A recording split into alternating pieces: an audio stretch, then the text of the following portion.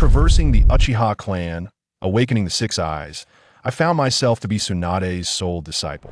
The higher-ups of Konoha rejoiced, believing they had secured the future of the Uchiha clan through the lineage of Hokage. Little did they know, I had already discerned the script. The death of Rope Tree? A conspiracy. The chaos of the Nine Tails? A frame-up. The annihilation of the Uchiha? A cleansing. When the third Hokage smiled and inquired about the will of fire, my Sharingan quietly began to rotate. Teacher, the village established by your grandfather is already infested with pests. That night, hand in hand with Tsunade, I entered the Hokage building, my six eyes locking onto the astonished and enraged third Hokage. Will you abdicate willingly, or shall I assist Konoha in changing the skies? Chapter 1. Leading Jonin, Tsunade. In Konoha's 37th year, at the Konoha Ninja Academy, the third Hokage, Sarutobi Hiruzen, was delivering a speech during the graduation ceremony. Wherever Konoha dances, the fire endures. This is the will of fire. The freshly graduated young genin, adorned with their headbands, listened with rapt attention, their faces alight with excitement and an unmasked longing for the battlefield. Only Uchiha Mu, amidst the jubilant crowd, feigned enthusiasm while harboring indifference within. As the third Hokage concluded his address, he surveyed the eager expressions of the graduates, nodding with satisfaction. After offering a few encouraging words, he departed amidst applause and cheers. Watching the third Hokage leave, Uchiha Mu sighed in relief, returning to the classroom to await his guiding Jonin. As a member of the Uchiha clan, Uchiha Mu possessed not only striking white hair, but also the clan's renowned legacy of both beauty and prowess. Of course, he also had the essential tool of a transmigrator, a system. However, it seemed that this system was malfunctioning. Recalling how, upon his arrival in this world, the system had granted him the singular boon of six eyes, only to become stuck at 99.99 loading, Uchiha Mu felt a wave of exasperation.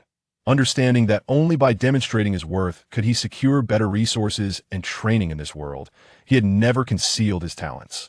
Over the past 8 years, with the aid of his six eyes and the innate gifts of the Uchiha, he had mastered the C-rank ninjutsu, fire release, great fireball technique. At the tender age of 4.by5, he was utilizing shadow clone jutsu in class, earning the reputation of the ideal child in the eyes of others. Even among the prodigious Uchiha clan, he stood out as the most exceptional.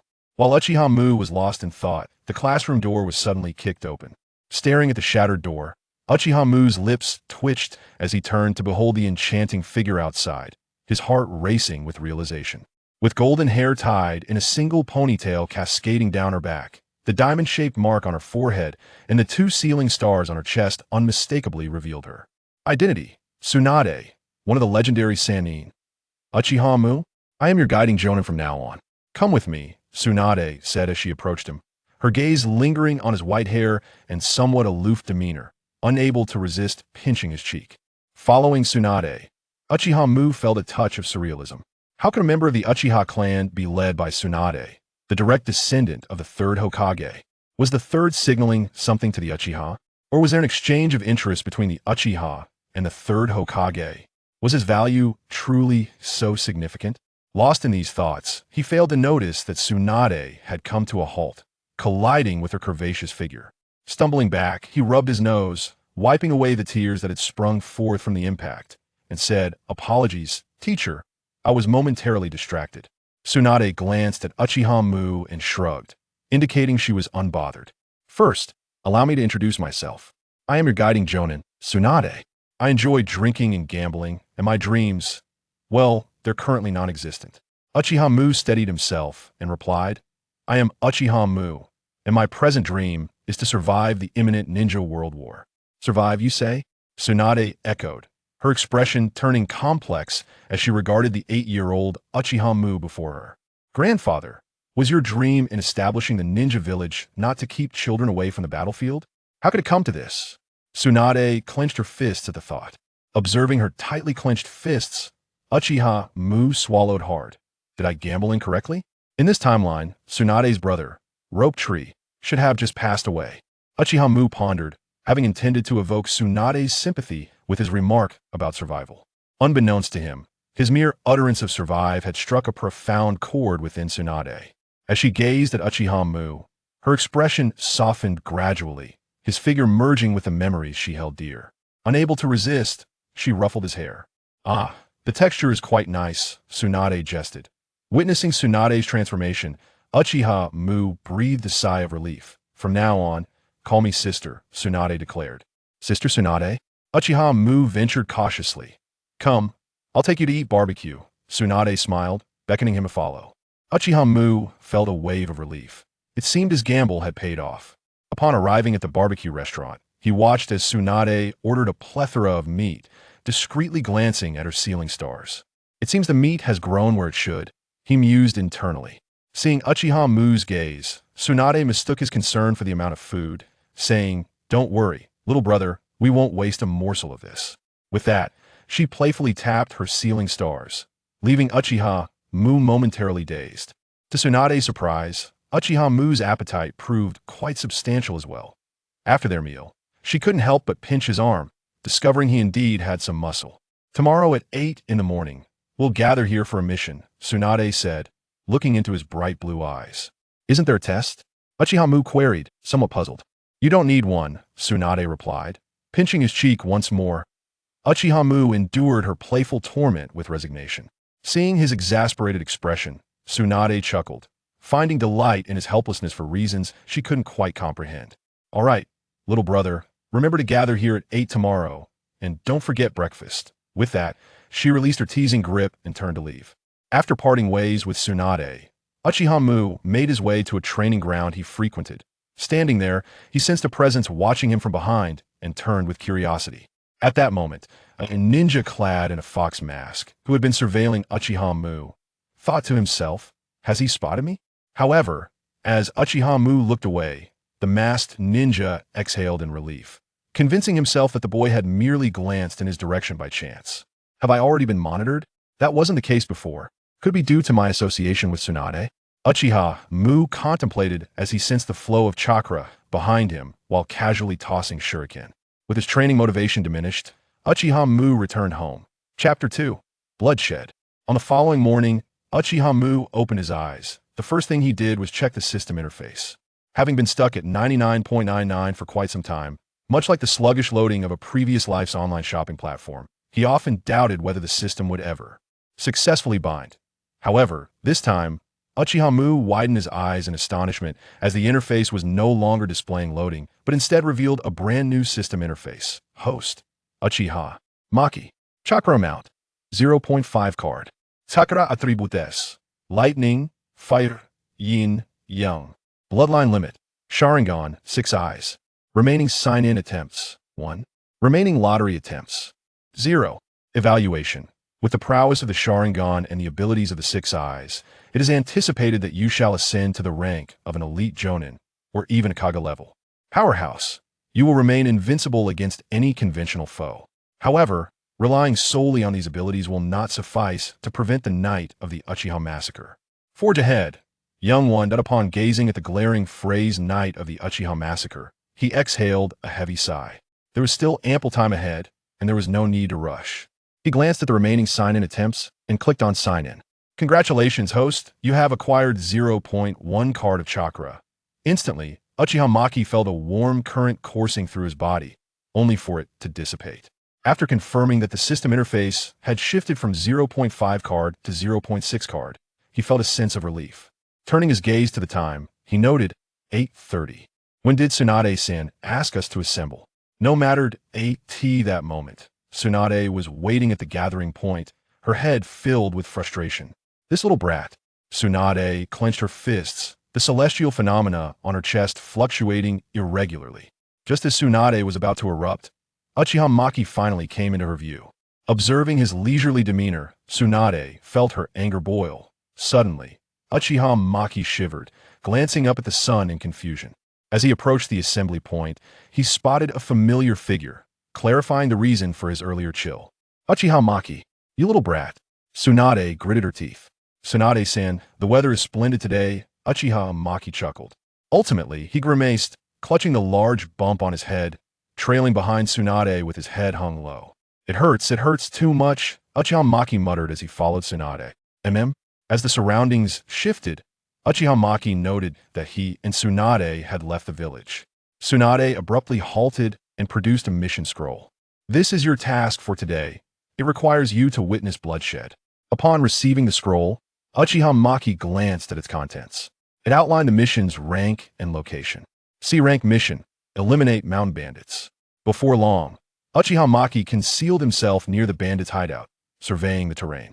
The landscape was easily defensible but challenging to invade, with only a single exit, thus making infiltration difficult. Contemplating this, Uchiha Maki resolved to employ a shadow clone to verify the intelligence. After all, revealing such an unconventional trump card as the limitless technique should be reserved for when he possesses absolute self-defense capabilities. Two bandits stationed at the entrance yawned. When do we change shifts? One of the long-haired bandits inquired impatiently. Just hold on a bit longer, replied the Scar Bandit. At that moment, a rustle emanated from the nearby bushes. The two instantly turned, alertly watching the foliage. Suddenly, a chicken burst forth from the underbrush, causing them to exhale in relief. It seems we can have a little extra for dinner tonight, the long-haired bandit chuckled, preparing to catch the chicken. Wait, why is my vision so blurry? Before collapsing with closed eyes, he vaguely saw a slender figure slip past him and enter their hideout. He wished to raise an alarm, but the blood surging in his throat rendered him voiceless. After dispatching the two sentinels with illusionary techniques, Uchiha Maki's shadow clone swept through the bandits' ranks like a wraith, reaping their lives with ease. Who? A towering bandit emerged with a thunderous roar. Surveying the carnage around him, his eyes widened in disbelief. After merely a short nap, his subordinates had been exterminated by this child before him. He could not fathom that a mere child could annihilate his men, even if he were a ninja. Yet the scene before him compelled him to accept this grim reality. Wait, he is not a child. He rubbed his eyes, only to find a group of armored, towering warriors before him. Samurai of the Land of Iron? How could they? As he prepared to fight to the death, he was startled to feel his head growing increasingly dizzy. What was happening? Technique of Hell's Gaze, a genjutsu that amplifies the target's inner fears. These were the last words he heard before collapsing in a pool of blood. As the shadow clone dissipated, Uchiha Maki learned of the bandit's complete annihilation. At that moment, Tsunade arrived behind Uchiha Maki, her expression complex as she gazed at him. Previously, when the third Hokage claimed that Uchiha Maki's talents surpassed those of his contemporaries, including Orochimaru, she had been skeptical. However, based solely on this mission's performance, she realized that her peers were far outmatched by this young child. At the very least, in the realm of genjutsu, he had already reached or even surpassed the level of a Chunin, and it seemed he had yet to hit his limits. She glanced at the still motionless Uchiha Maki, assuming he was merely adapting to his first kill, and gently patted his head as a means of comfort, saying, "You'll adjust in time." At that moment, the reason for Uchiha Maki's stupor was the alteration in his system panel. Host: Uchiha Maki. Chakra amount: 0.6 card. Chakra attributes: lightning, fire. Bloodline limit: Sharingan 6 eyes. Remaining sign-in attempts: 0. Remaining lottery attempts: 1 C-rank lottery. So this is what the remaining lottery attempts signify. Uchiha Maki's heart raced with excitement. As he was lost in thought, the gentle sensation atop his head snapped him back to reality. Seeing Tsunade's concerned gaze upon him, he shook his head, signaling that he was fine. Yet in Tsunade's eyes, it appeared merely as a facade of strength. She then spoke, "Let us conclude for today. Rest well at home." Afterward, almost instinctively, she pinched Uchiha Maki's cheek. Accepting Tsunade's goodwill without reservation, Uchiha Maki returned home, contemplating the remaining C-rank lottery attempts. Without a moment's hesitation, he clicked on the lottery, his face alight with anticipation as he gazed at the system interface before him. Chapter 3.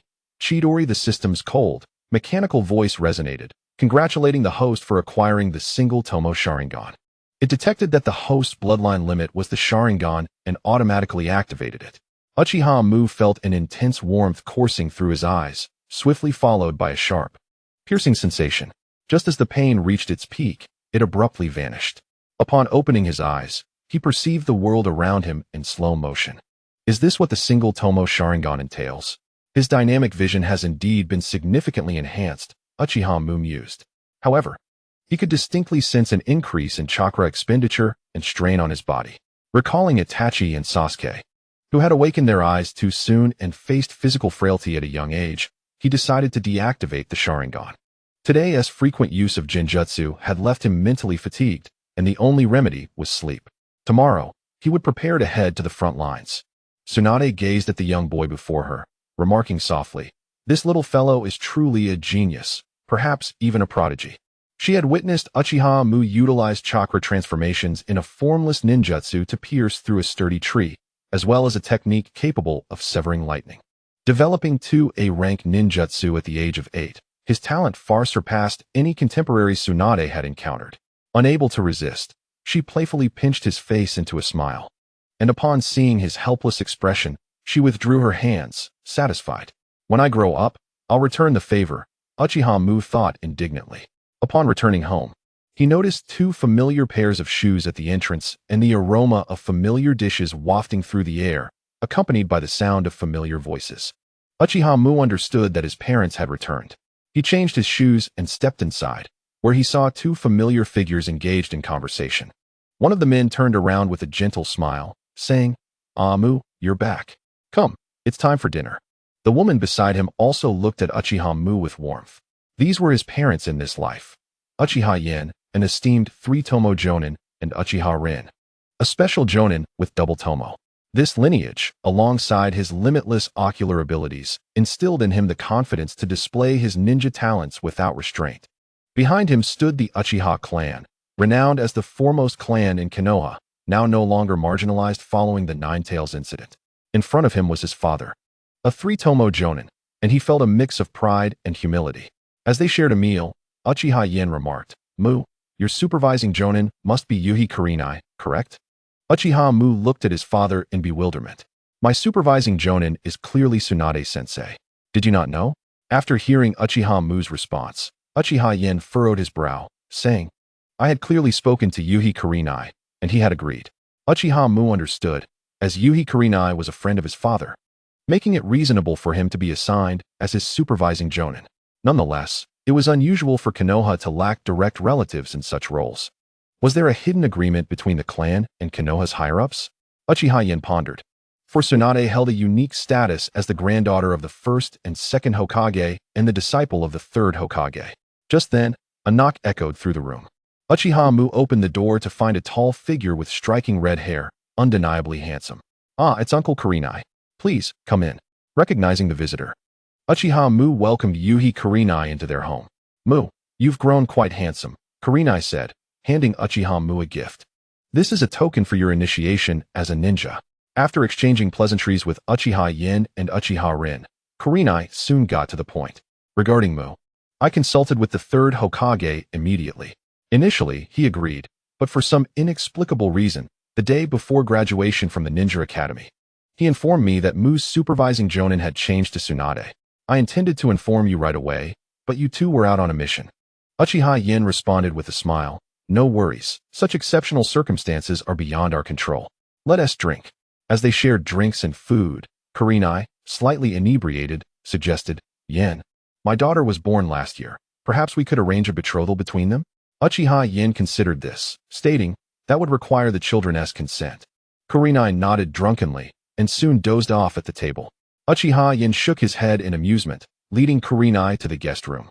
Turning to Uchiha Mu, he inquired, "Have you drawn blood?" As an experienced Jonin, he could sense the subtle changes in his son, who had transformed over time. Uchiha Mu nodded, prompting a sigh from his father. "I wonder if such extraordinary talent is a blessing or a curse." Uchiha Rin, hearing this, rushed to examine her son for injuries. Reassured by Uchiha Mu's confirmation of his safety, she finally relaxed. Seeing blood is a good omen, especially with the battlefield approaching, Uchiha Yen consoled. "By the way, I've developed a new ninjutsu that I'd like to teach you." Uchiha Mu, recalling something, spoke up. The eyes of both parents brightened. Their son was indeed a genuine prodigy. The last ninjutsu he had developed, the Rasengan, had immense power, but they had only managed to learn it through the Sharingan's copying ability. They approached a waterfall, where Uchiha Mu explained, "This technique is called Chidori, named for the sound of 1,000 birds chirping as it is unleashed." With that, Uchiha Mu formed the necessary hand seals: ox, rabbit, snake. Instantly, chakra visibly surged from his hand, enveloped by crackling lightning. He then stimulated his cells with lightning chakra, and, like an arrow released from its bow, propelled himself at remarkable speed towards the waterfall. Upon impact, the waterfall momentarily ceased its flow. Uchiha Yin and Uchiha Rin were left awestruck by the display. Such a powerful technique must have its drawbacks, Uchiha Yin queried, perplexed. Of course, it does, Uchiha Mu replied. Utilizing Chidori requires rapid movement and the stimulation of one's body with lightning chakra to reach maximum speed. For an ordinary ninja, such a linear charge could easily invite counterattacks from foes. However, the Uchiha clan Sharingan provides exceptional dynamic vision, perfectly compensating for this vulnerability. Chapter 4. Ambush on a winding forest path. A team advanced steadily. Sunlight filtered through the dense trees, casting dappled shadows upon the ground. As Uchiha Mu escorted his team, he reviewed his system panel. Chakra level, 1 card. Before this escort mission, Tsunade had taken him on 2 C-rank tasks. Unfortunately, his luck with the rewards was rather poor. He had only received a 0.1 card chakra reward. He glanced at the newly appeared information on the system interface. Sharingan Evolution Progress, 2 Tomo, 36. In recent days, aside from the meager chakra reward, he had made progress in evolving his Sharingan. This meant that Uchiha Mu could awaken the eternal Mangekyo Sharingan without incurring significant costs. Uchiha Maki felt a surge of elation within. Suddenly, he sensed a formidable chakra approaching rapidly from the distance towards their group. Just as he was about to issue a warning, a member of the sensory team exclaimed, "An unidentified squad is advancing towards us swiftly. Remain vigilant." With those words, everyone, including the caravan, came to a halt, assuming a defensive stance. The escorting ninjas drew their kunai, or other weapons, ready for combat at a moment's notice. The horses exhibited signs of unease, their hooves softly tapping against the ground, the sound muffled yet resonant in the stillness. Observing this, the driver hurriedly dismounted to soothe his steed.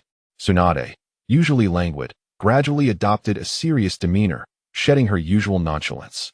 Uchiha Maki silently activated his limitless state. After all, it was a state of no consumption. Why not make use of it and avoid the fate that befell the 25 previous iterations of Wuji? They have arrived. Maki sensed their proximity and instinctively tightened his grip on the kunai. This was his first encounter in a life-or-death struggle against ninjas, and he felt an unexpected pang of anxiety. Tsunade noticed Maki's tension and instinctively reached out to pat his head to calm his nerves. However, a sharp shout from the sensory team interrupted her motion. "Enemy attack. Prepare for battle." As the warning echoed, a contingent of ninjas adorned with the Sand Village forehead protectors emerged from the woods. Sand ninjas? Maki murmured to himself. Simultaneously, the Sand ninjas recognized that their ambush plan had been compromised. However, based on their intelligence, this escort team comprised 1 Jonin, 1 special Jonin, 5 Chunin, and several Genin. On their side, 2 Jonin, 3 special Jonin, and 10 Chunin, giving them a distinct advantage. The leading Sand ninja glanced at the group of fresh-faced newcomers, easily identifiable as recent graduates from the Ninja Academy, particularly noting the white-haired Uchiha boy, a target explicitly marked for elimination by higher authorities. The only variable was the Sand ninja's fleeting glance at Tsunade. Nevertheless, considering his mission to disrupt Konoha supply lines and eliminate the boy named Uchiha Maki, rather than annihilate the entire escort, he felt considerably more at ease. Meanwhile, the atmosphere on the Konoha side grew instantly somber, with some individuals even displaying despair. The disparity in numbers made it painfully clear that this was a battle with little chance of victory. This was a premeditated ambush. The enemy likely knew their escort configuration inside and out. Reflecting on this, some cast sympathetic glances towards Maki and the freshly graduated Genin. This is the nature of war.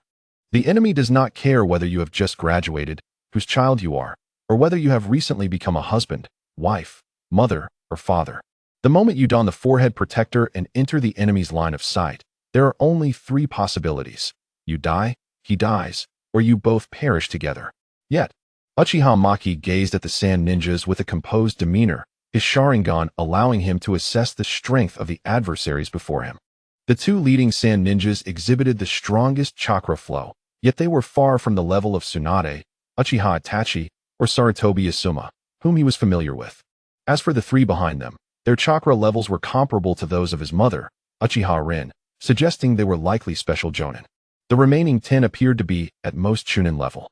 However, Sensing the prevailing atmosphere of despair around him, Maki understood. After all, in terms of both numbers and the overall quality of ninjas, Konoha was at a disadvantage compared to the Sand. But did they not recognize Tsunade's prowess? Unable to fathom it, he decided to let it go. Maki tightened his grip on the kunai, intently watching his opponents, awaiting their next move. At that moment, Tsunade took the initiative, charging towards the two leading Sand Jonin. The chaotic battle had officially commenced, due to the Uchiha clan emblem emblazoned on Maki's attire. It was no surprise that he became the focal point of the assault. Surrounded by 3 Chunin and 1 special Jonin, Maki shook his head with resignation. They truly hold me in high regard.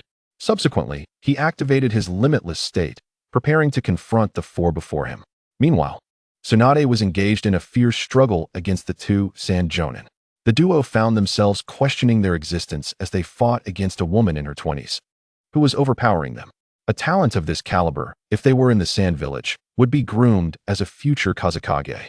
This is Konoha, truly deserving of its title as the foremost of the 5 great ninja villages. The Sand Ninjas mused, struggling to keep pace with their opponent. While they could not suppress Tsunade, they could at least stall until their comrades dealt with the others. With this in mind, they frequently employed wind techniques to buy time. Meanwhile, Uchiha Maki, encircled by 3 Chunin and 1 special Jonin, muttered, "You truly hold me in high esteem." Chapter 5. First kill. The leading Sand Ninja spoke coldly. Uchiha Maki, at 4 years old, learned the fire style, great fireball technique with a mere glance. At 5, he mastered the shadow clone technique. The intelligence report was quite clear. Maki smiled at him knowingly. "Oh, as a ninja, you should be aware of something, right?" "What?" The smile unsettled the special Jonin, Sato. It was supposed to be they who were hunting this Uchiha brat. Why did it feel as though he were the hunter, and they were the prey? Maki replied, that intelligence is often outdated. He unleashed the fire style, great fireball technique. What? He can release ninjutsu without hand signs. Sato's mind raced in shock. Dragon, ox, rabbit. Water style, water chaos wave. Although surprised, he did not hesitate. He swiftly suppressed the fire technique, extinguishing it. While the clash of fire and water created a thick cloud of steam, obscuring their vision, Maki utilized the shuriken shadow clone technique, sending forth several shuriken that transformed into a multitude of solid projectiles, hurtling through the steam towards them. The other 3 Chunin quickly coordinated. 2 used wind style, great breakthrough to disperse the steam, while 1, his face adorned with paint, invoked earth style, earth wall, to block the shuriken. Immediately after, Maki executed fire style, phoenix fire technique. As their vision cleared, they were met with multiple fireballs hurtling towards them. The barrage caught them off guard, solidifying their resolve to eliminate Uchiha Maki. A child capable of using ninjutsu without hand signs at 8 years old, such a monster, if allowed to mature, could surpass even Konoha's White Fang and the legendary Sannin. Each of them employed their techniques to evade the onslaught. Suddenly, Maki appeared before them, accompanied by the sound of chirping birds. "Nanny, this chakra is visible to the naked eye. If we cannot evade, we will surely perish." This was the collective thought of the group. The dread of death compelled them to retreat hastily, using kunai rigged with explosive tags in an attempt to delay Maki's advance. Wind style, vacuum sphere. Sato unleashed his B-rank wind technique in a bid to thwart Maki. However, Maki effortlessly dodged their attacks, his Sharingan granting him extraordinary dynamic vision. In the blink of an eye, he closed the distance to one of the slower retreating Sand Ninjas. The Chidori pierced through his body. The Sand Ninja still clutching the shuriken he had prepared to throw as a delaying tactic. His eyes widened in disbelief as he gazed at Maki, unable to comprehend that his life was ending. So this is the Uchiha? If I had a chance to start over, I would surely target others. This was his final thought before death. Sato reacted swiftly, continuing to employ wind style, vacuum sphere, a powerful gust rushing towards Uchiha Maki. On the other side, the oil paint ninja and another Chunin had successfully blocked Uchiha Maki's retreat. At first glance, this appeared to be a doomed situation. Uchiha Maki deftly evaded the wind release attack, yet it seemed inevitable that he would fall prey to the oil paint ninja's kunai. Tsunade, observing this with her peripheral vision, felt her heart race, recalling her conversation with Uchiha Maki. Let us talk about dreams. For now, her dream was merely to survive the impending war. Was she truly destined to witness her younger brother, Shoju, perish before her eyes, only for her first disciple to meet a similar fate? At the moment the kunai struck Uchiha Maki's body, he transformed into a crackling bolt of lightning that ensnared and incapacitated the oil paint ninja. Tsunade breathed a sigh of relief, continuing to suppress the two Sand Village Jonin, who were on the verge of collapse. Meanwhile, Uchiha Maki ruthlessly pierced the vital spot of the other Chunin with his lightning release, Chidori sharp spear. Remarkably, less than a minute had passed since the onset of combat, resulting in 2 casualties from their 4-member team. Sato, now stripped of his earlier determination, was left only with an overwhelming sense of dread. The cacophony of Chidori and the peculiar lightning clones derived from it shattered his comprehension entirely. Their so-called combat experience and intricate coordination appeared utterly laughable before Uchiha Maki. Uchiha Maki observed them with an expressionless demeanor. His chakra remained plentiful, and his 6 eyes allowed him precise control over chakra flow and consumption. Gazing at the immobile Uchiha Maki, Sato felt a flicker of hope. Could it be that this young boy was depleting his chakra? The recently unleashed A-rank lightning technique, combined with the nature transformation and form alteration, should have consumed a significant amount of chakra. He had also cast fire release twice. Therefore, he must have little chakra remaining. At that moment, Sato sneered, "Uchiha brat, while you are indeed powerful, how much chakra do you have left?" Uchiha Maki looked at him, bewildered. "Huh?" Observing the astonishment on Uchiha Maki's face, Sato grew bolder in his assumptions and confidently articulated his analysis. Uchiha Maki found himself at a loss. Realizing that he had been underestimated, Sato glanced at the nearby Chunin, who immediately understood the signal. With a series of hand seals, the Chunin unleashed Wind Release, Great Breakthrough, subsequently throwing shurikens to block Uchiha Maki's retreat. Under the cover of the Chunin, Sato formed hand seals for Wind Release, Vacuum Sphere, while simultaneously tossing explosive tags to further constrict Uchiha Maki's movement, forcing him to retreat. However, their entire strategy was predicated on the belief that Uchiha Maki's chakra was nearly exhausted. Fire Release, Great Fire Destruction. With the assistance of their wind techniques, Uchiha Maki's fire release gained formidable strength. Sato reacted just in time, narrowly avoiding being engulfed by flames. Unfortunately, the Chunin beside him was not so fortunate.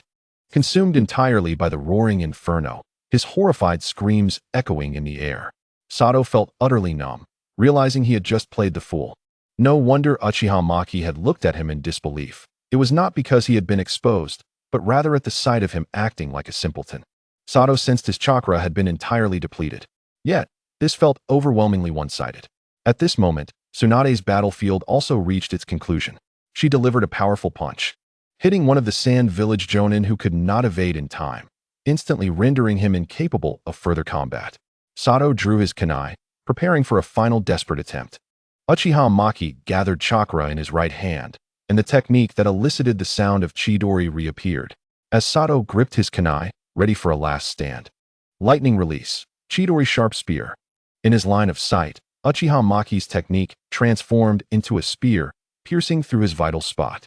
Sato lay helplessly on the ground, feeling the life drained from him, reflecting on the family who awaited his safe return.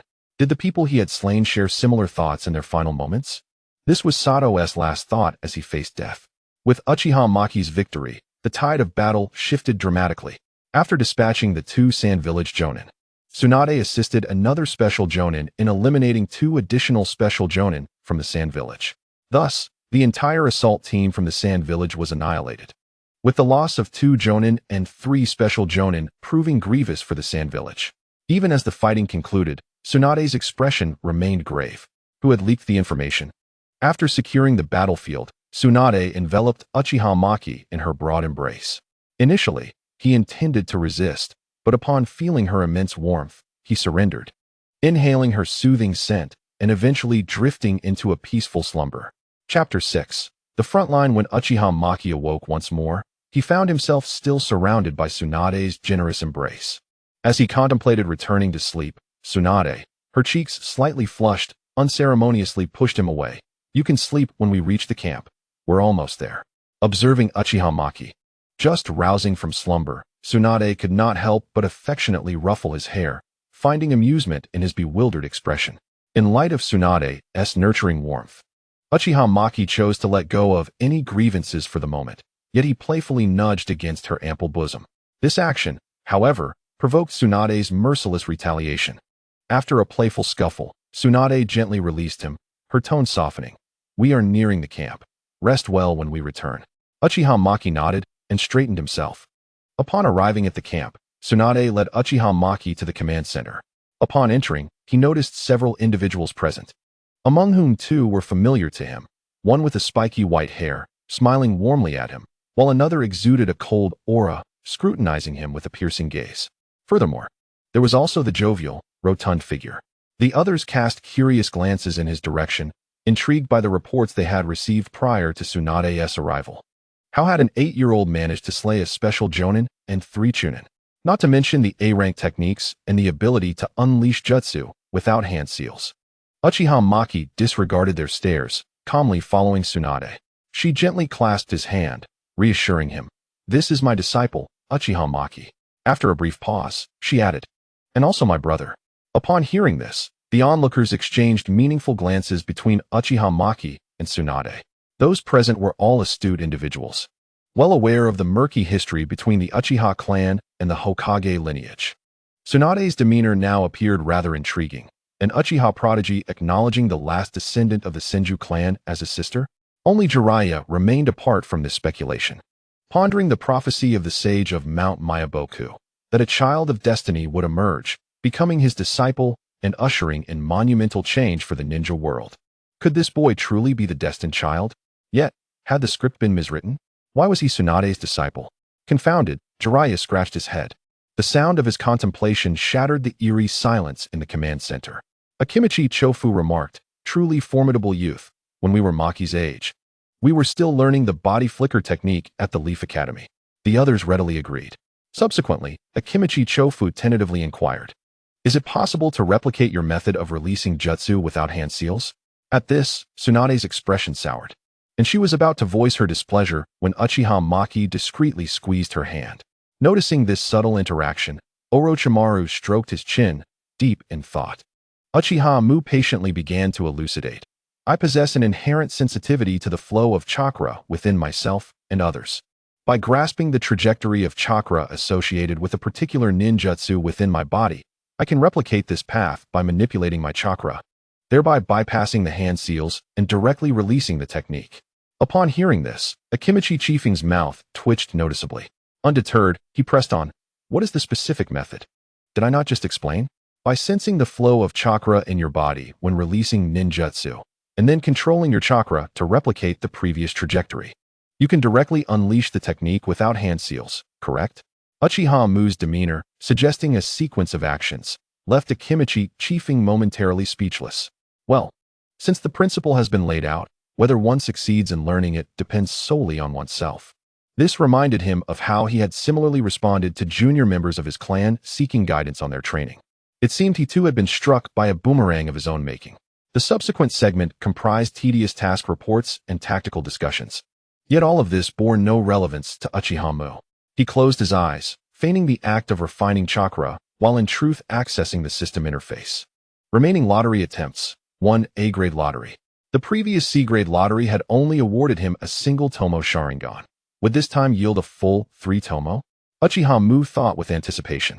Lottery draw. Congratulations, host, you have obtained the Zanpakuto Senbenzakura, initial release limited, to be granted in a reasonable manner. What a stroke of luck. Uchiha Mu mused inwardly. It is both striking and formidable, truly perfect. Yet, a tinge of regret washed over him, for it was merely the initial release. Nevertheless, one ought not to expect too much from an A-grade lottery. He reassured himself that receiving an initial release was already a significant boon. Exiting the system interface, he resumed his focused meditation, refining his chakra. Eventually, after the discussions reached their conclusion, the meeting dispersed. Tsunade led Uchiha Mu to meet her old comrades, Orochimaru and Jiraiya. This rather unscrupulous-looking individual is Jiraiya. Keep your distance to avoid being led astray. This impassive-faced man is Orochimaru. Tsunade introduced the two to Uchiha Mu. As for myself, I have already introduced him, Tsunade remarked, gently stroking Uchiha Mu's hair. Her tender demeanor led Jiraiya to mistakenly believe that this old comrade was possessed by some filthy entity, while Orochimaru appeared equally astonished. By the way, Tsunade, I should have mentioned the child of destiny, You are aware, correct? Jiraiya spoke up at this moment. Did you not search the ninja world for a long time without finding anything? Tsunade inquired, puzzled. Ahem. I suspect Uchiha Mu is indeed the child of destiny foretold by the sage of Mount Myaboku, Jiraiya asserted earnestly. Tsunade looked at him skeptically. Do not hastily assume that someone with notable talent is the child of destiny, all right? Jiraiya scratched his head awkwardly, falling silent thereafter. Chapter 7. Yin-Yang release. Sensing the awkward atmosphere, Orochimaru interjected. By the way, as this is our first meeting, here is a token of greeting. No sooner had he spoken than he produced a blade from an unknown source. A small gift. I hope Mu does not find it unworthy. Orochimaru said with a calm tone. Uchiha Mu examined it closely and realized that it was none other than the Senbonzakura he had won in the lottery.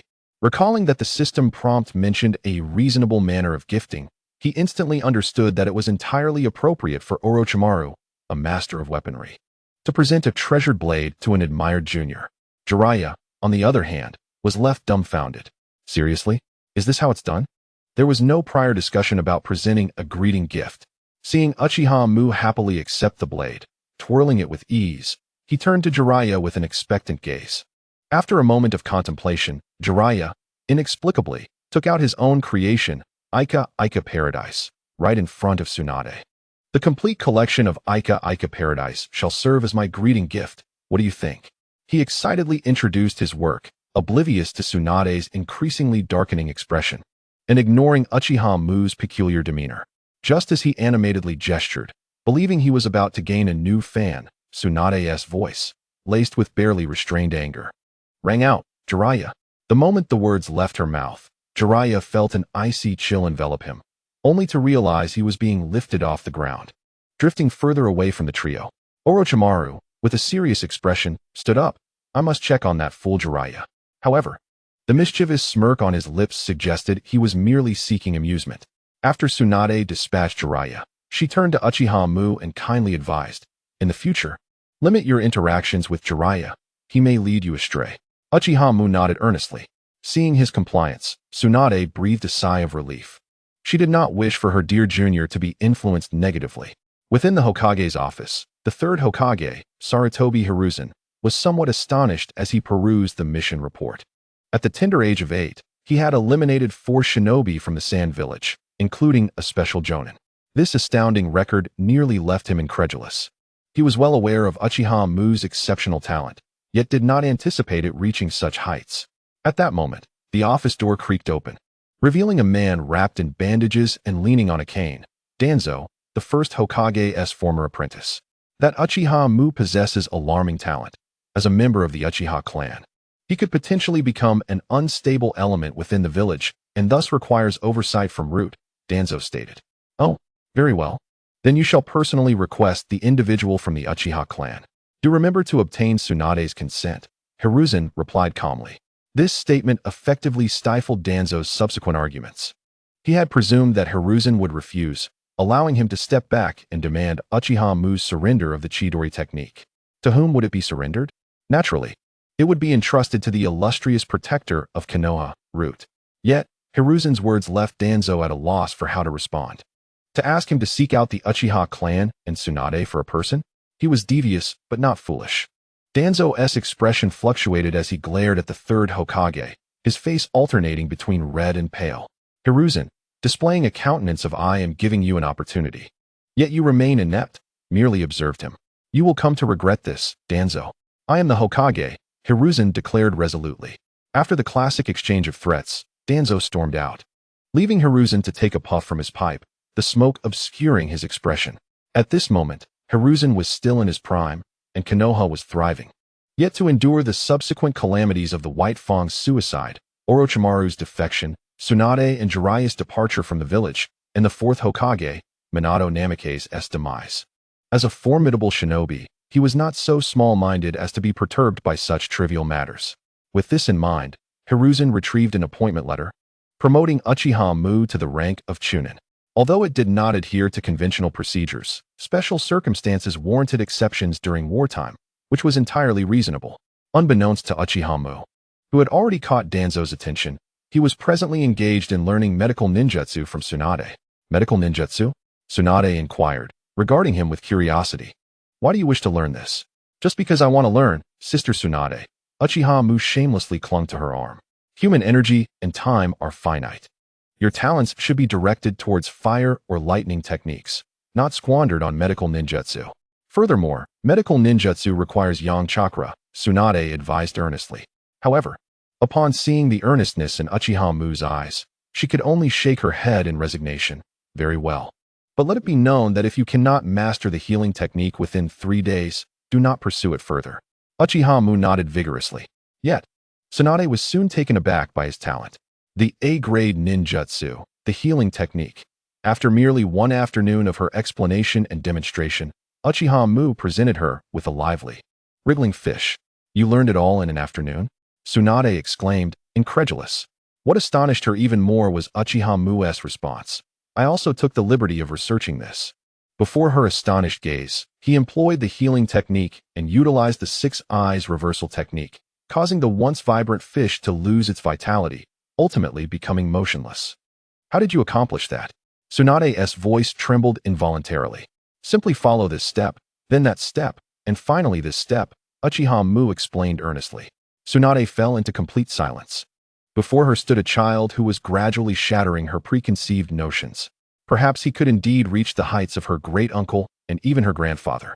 Her grandfather, Hashirama Senju, was the most gifted individual she had ever known, while Uchiha Maki was the most talented person she had witnessed with her own eyes.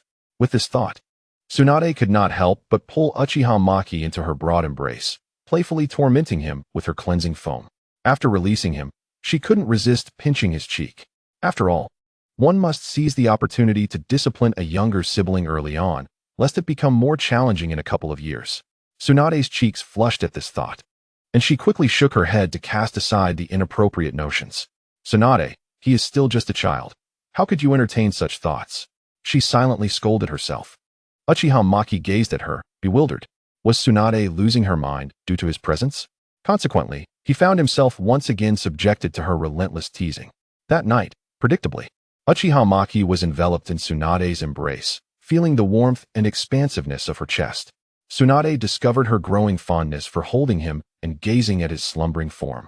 Unable to resist planting a gentle kiss on his forehead before succumbing to sleep herself. The following morning, a suffocating sensation abruptly awakened Uchiha Maki. Chapter 8.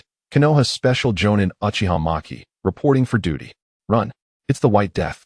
The Sand Shinobi were engulfed in terror, fleeing for their lives. However, despair soon consumed them as a tall, handsome boy with white hair emerged, blocking their only escape route. He bore a long sword on his back, and his crimson Sharingan eyes revealed his identity. Konoha's Special Jonin, Uchiha Maki. With an unperturbed tone, he declared, for our first meeting, I shall take your lives as a greeting. The Sand Shinobi frantically attempted to flee in different directions, only to find their paths sealed by his shadow clones. Desperately, they hurled shuriken at him, but as they struck Uchiha Maki, he dissipated into a flurry of cherry blossoms, reconstituting in another location.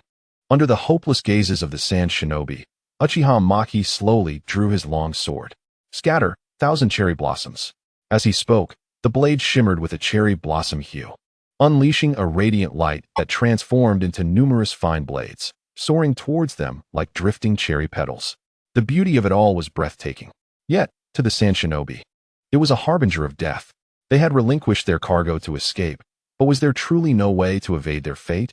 One Sand Shinobi shouted, Earth-style ninja. Use Earth Wall for defense. His voice roused the others. Earth-style, Earth Wall.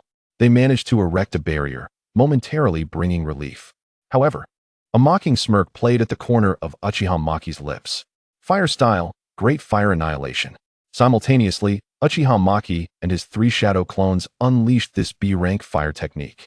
With overwhelming chakra fueling it, the B-rank ninjutsu transformed into a firestorm that consumed everything, turning the Sand Shinobi's earthen wall into their tomb. Amidst their screams, silence descended. Dismissing his shadow clones and deactivating his Sharingan, Uchiha Maki's gaze swept over the pile of corpses, landing on one with a derisive expression. This exemplified the advantage of asymmetric intelligence. The enemy was utterly unaware of the formidable perception capabilities of his 6 eyes. Among the extinguished chakra of the corpses, The chakra of a feigning sand shinobi shone like a beacon in the night. Uchiha Maki feigned ignorance, approaching slowly. Suddenly, the sand shinobi erupted into action, thrusting a kunai towards his throat. Yet, under the terrified gaze of the assailant, the kunai halted just inches from its target, unable to advance any further. Realizing his exposure, the sand shinobi gritted his teeth and pulled out 3 explosive tags, intending to take them both down. To his surprise, Uchiha Maki did not intervene, but instead revealed a peculiar smile. Boom, boom, boom. 3 deafening explosions erupted, limbs flying and dust swirling. Yet, at the center of the blast, Uchiha Maki emerged unscathed, untouched by the chaos. It had been 3 years. Even Uchiha Maki had lost count of the blood on his hands. But now, it would finally come to an end. Just yesterday, Tsunade had informed him that Tsunade was preparing to submit a ceasefire agreement to Konoha. The war was finally nearing its conclusion. During the Second Shinobi World War, Uchiha Maki had been exceptionally promoted to Special Jonin, completing 13 A-rank missions and 60 B-rank missions, with a success rate of 100%. After 3 years of diligent research, he had also made significant progress in his concept of combining fire and lightning styles to develop a bloodline limit. With the arrival of the ceasefire agreement at the front lines, the protracted conflict that had lasted 3 years drew to a close, with Konoha emerging as the ultimate victor. This brutal war would later be recorded as the Second Shinobi World War. Throughout it, Tsunade, Jiraiya, and Orochimaru battled Hanzo the Salamander. Earning the title of the legendary 3 ninjas, Kakashi Hitaki slayed the parents of Sasori, solidifying the reputation of the Konoha White Fang. System Interface Host Uchiha Maki Chakra Amount 606 Calories Chakra Attributes Lightning, Fire, Yin, Young Bloodline Limit, Sharingan. 6 Eyes Next Evolution of Sharingan. Regular Mangekyo, 365. Remaining Sign-in attempts, 0 remaining lottery attempts, 0 evaluation, Shadow Level Powerhouse, capable of overwhelming conventional foes. On the road back to the village, Uchiha Maki felt the reverence of a hero. Crowds lined the streets, cheering for their champion. Among the cheers, some suppressed their tears, mourning loved ones who would remain forever on the battlefield. Finally, a ceremony was held to honor the fallen of the Second Shinobi World War, where leaves danced. Fire would burn. The shadow of fire would illuminate the village, allowing new leaves to sprout. As the 3rd Hokage, Hiruzen Sarutobi, concluded his speech, the crowd offered flowers to the deceased. The cries of the families of the fallen echoed distinctly in the stillness. After the ceremony, Uchiha Maki walked alongside Tsunade. She instructed him to seek her out the next day. Parting ways with Tsunade, Uchiha Maki returned home. His parents, Uchiha Haya and Uchiha Rin, were still on the front lines and had yet to return. At that moment, a gentle knock echoed from outside. Uchiha Maki opened the door to find Uchiha Makoto standing there.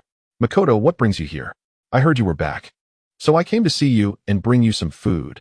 Uchiha Makoto replied with a warm smile, shaking a bento box in her hand, then gently ruffling his hair. "You've grown so tall." Uchiha Maki grasped her small hand, giving it a gentle squeeze, eliciting a playful glare from her. "Still as mischievous as ever," she remarked, poking his forehead. "Stop teasing me, let's eat." Having gone from the welcome ceremony to the subsequent memorial, Uchiha Maki was famished and devoured the food voraciously. Uchiha Makoto rested her chin on her hand, smiling as she watched him, timely offering a cup of water. "Eat slowly, don't choke." Uchiha Maki gulped down the water and continued his feast.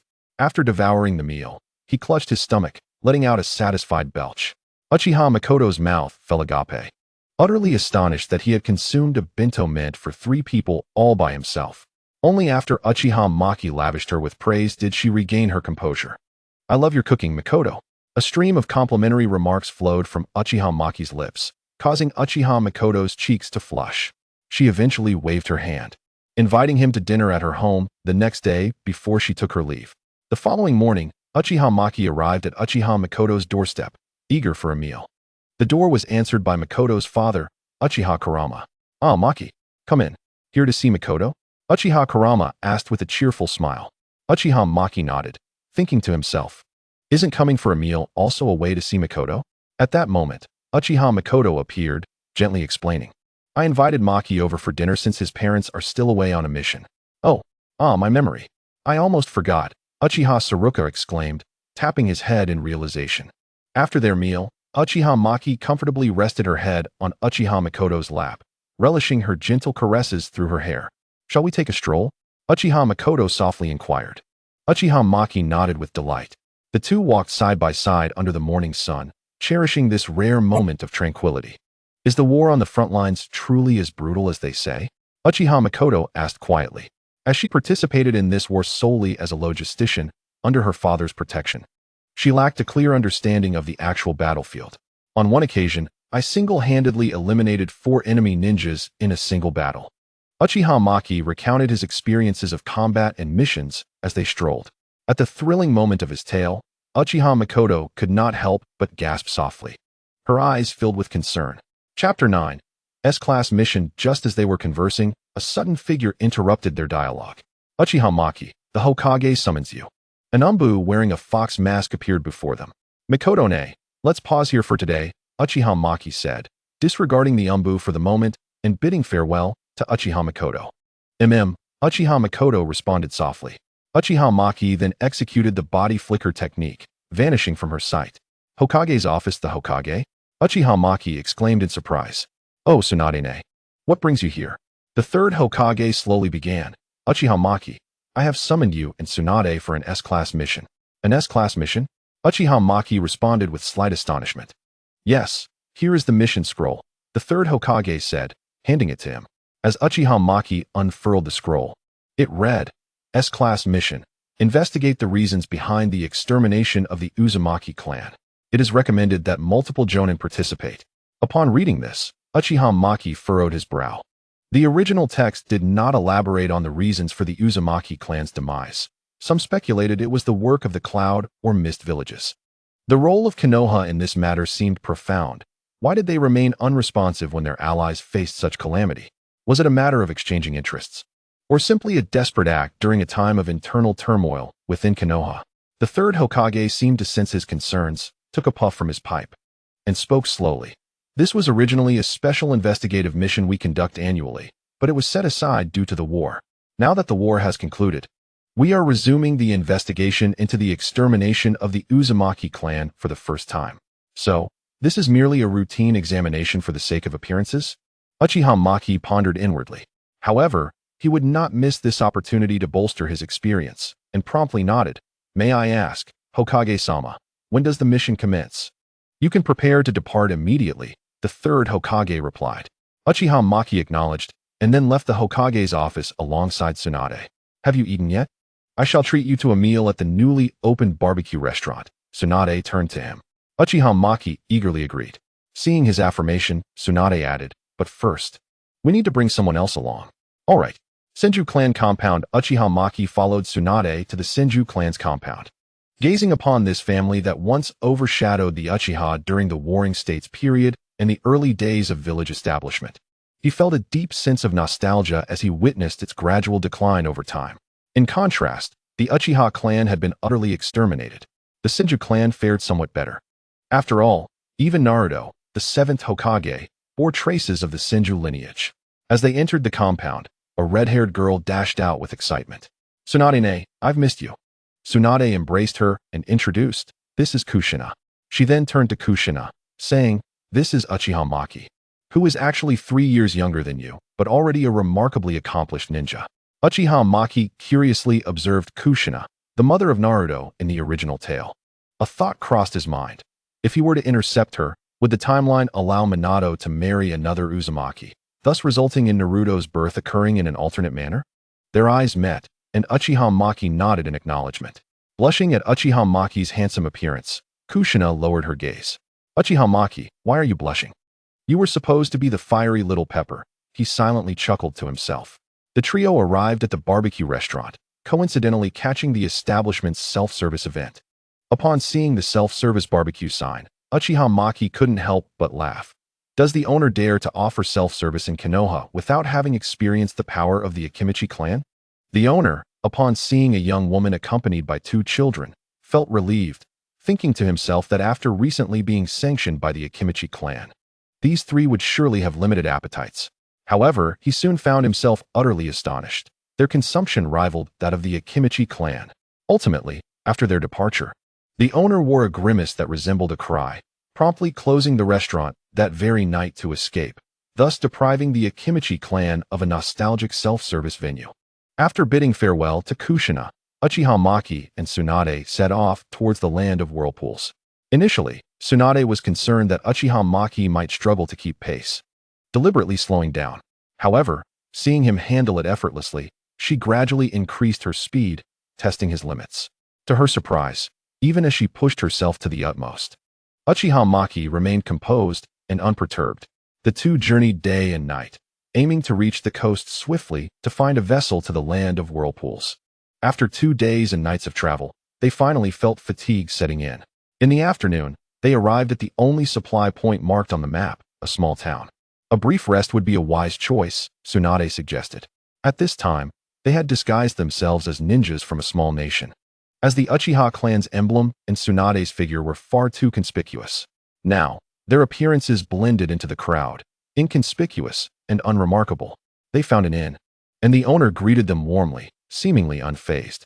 "Are you two also here to seek treasure in the land of whirlpools?" Since the Uzumaki clan's extermination, small nation ninjas and wandering warriors had continued to brave the risks to seek treasures. Warriors sought heritage, while ninjas hoped to acquire lost sealing techniques to sell in the black market or gain entry into one of the 5 great ninja villages. After all, it was challenging to receive decent mission commissions in a small nation. Tsunade nodded in response. Noticing their silence, the owner refrained from further conversation. In his experience, silent guests were often easier to manage, while talkative ones could be troublesome. The rooms for the 2 esteemed ninja lords are ready. Here is the key with the room number. If you wish to stay another night, please return by noon tomorrow to settle the payment, he said, handing over the key. Tsunade accepted the key and led Uchiha Maki into the room. Then, exhausted, she collapsed onto the bed, embracing him. "Let us rest. We must continue our journey early tomorrow." Uchiha Maki instinctively found a comfortable position within her warm embrace, closed his eyes, and drifted into a deep slumber. Chapter 10. The Land of Whirlpools in the Morning. Uchiha Maki awoke from a soft cocoon. Tsunade gently pinched his cheek, saying, "It's time to get up."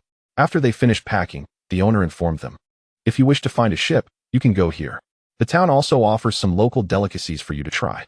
Early the next day, Uchiha Maki and Tsunade returned the key and received information from the owner. As for food, it was a common practice among ninjas to avoid consuming anything outside their village. Uchiha Maki and Tsunade primarily sustained themselves on soldier pills, and, growing weary of them, occasionally hunted wild game. They deliberated and decided to first check the location indicated in the intelligence for ships. If they found any, they would proceed as planned. If not, they would adjust their course to the place mentioned by the innkeeper. However, upon arriving at the location indicated for the ships, they found only remnants of destruction. 3 years of war had obliterated the area, leaving nothing but debris. "It seems we must head to the place the innkeeper mentioned," Tsunade remarked. Uchiha Maki lowered his head, marking the location on the map with a stroke. Immediately, they set off toward the alternative location where ships were rumored to be present.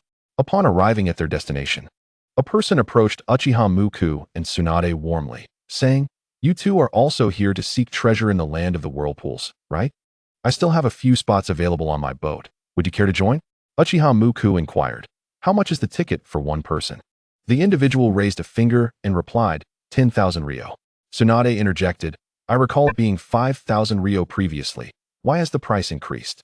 This was not mere conjecture on Tsunade's part, as that had indeed been the rate during their earlier missions.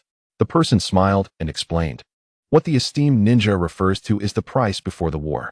Before hostilities began, it was indeed 5,000 ryo. However, since the outbreak of war, numerous monsters have emerged on the islands of the land of the whirlpools, raising the risk and consequently, the fare." The two exchanged glances, recognizing that this information aligned with the intelligence from Konoha, which had also indicated the presence of monsters in the land of the whirlpools. It was surmised that after the nation fell, the seals maintaining these creatures had weakened due to a lack of upkeep. Nodding in agreement, Tsunade asked, "When do we depart?" "As soon as you pay, we can set off right now," the individual replied promptly. In the land of the whirlpools, Tsunade and Uchiha Muku jumped off the vessel, accompanied by a wandering samurai and a ninja from the Bear Country.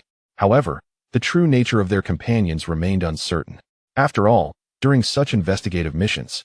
Unless it was a special circumstance, no one would willingly disclose their identity. The boatman wished them well, stating, "May the four of you have a smooth journey.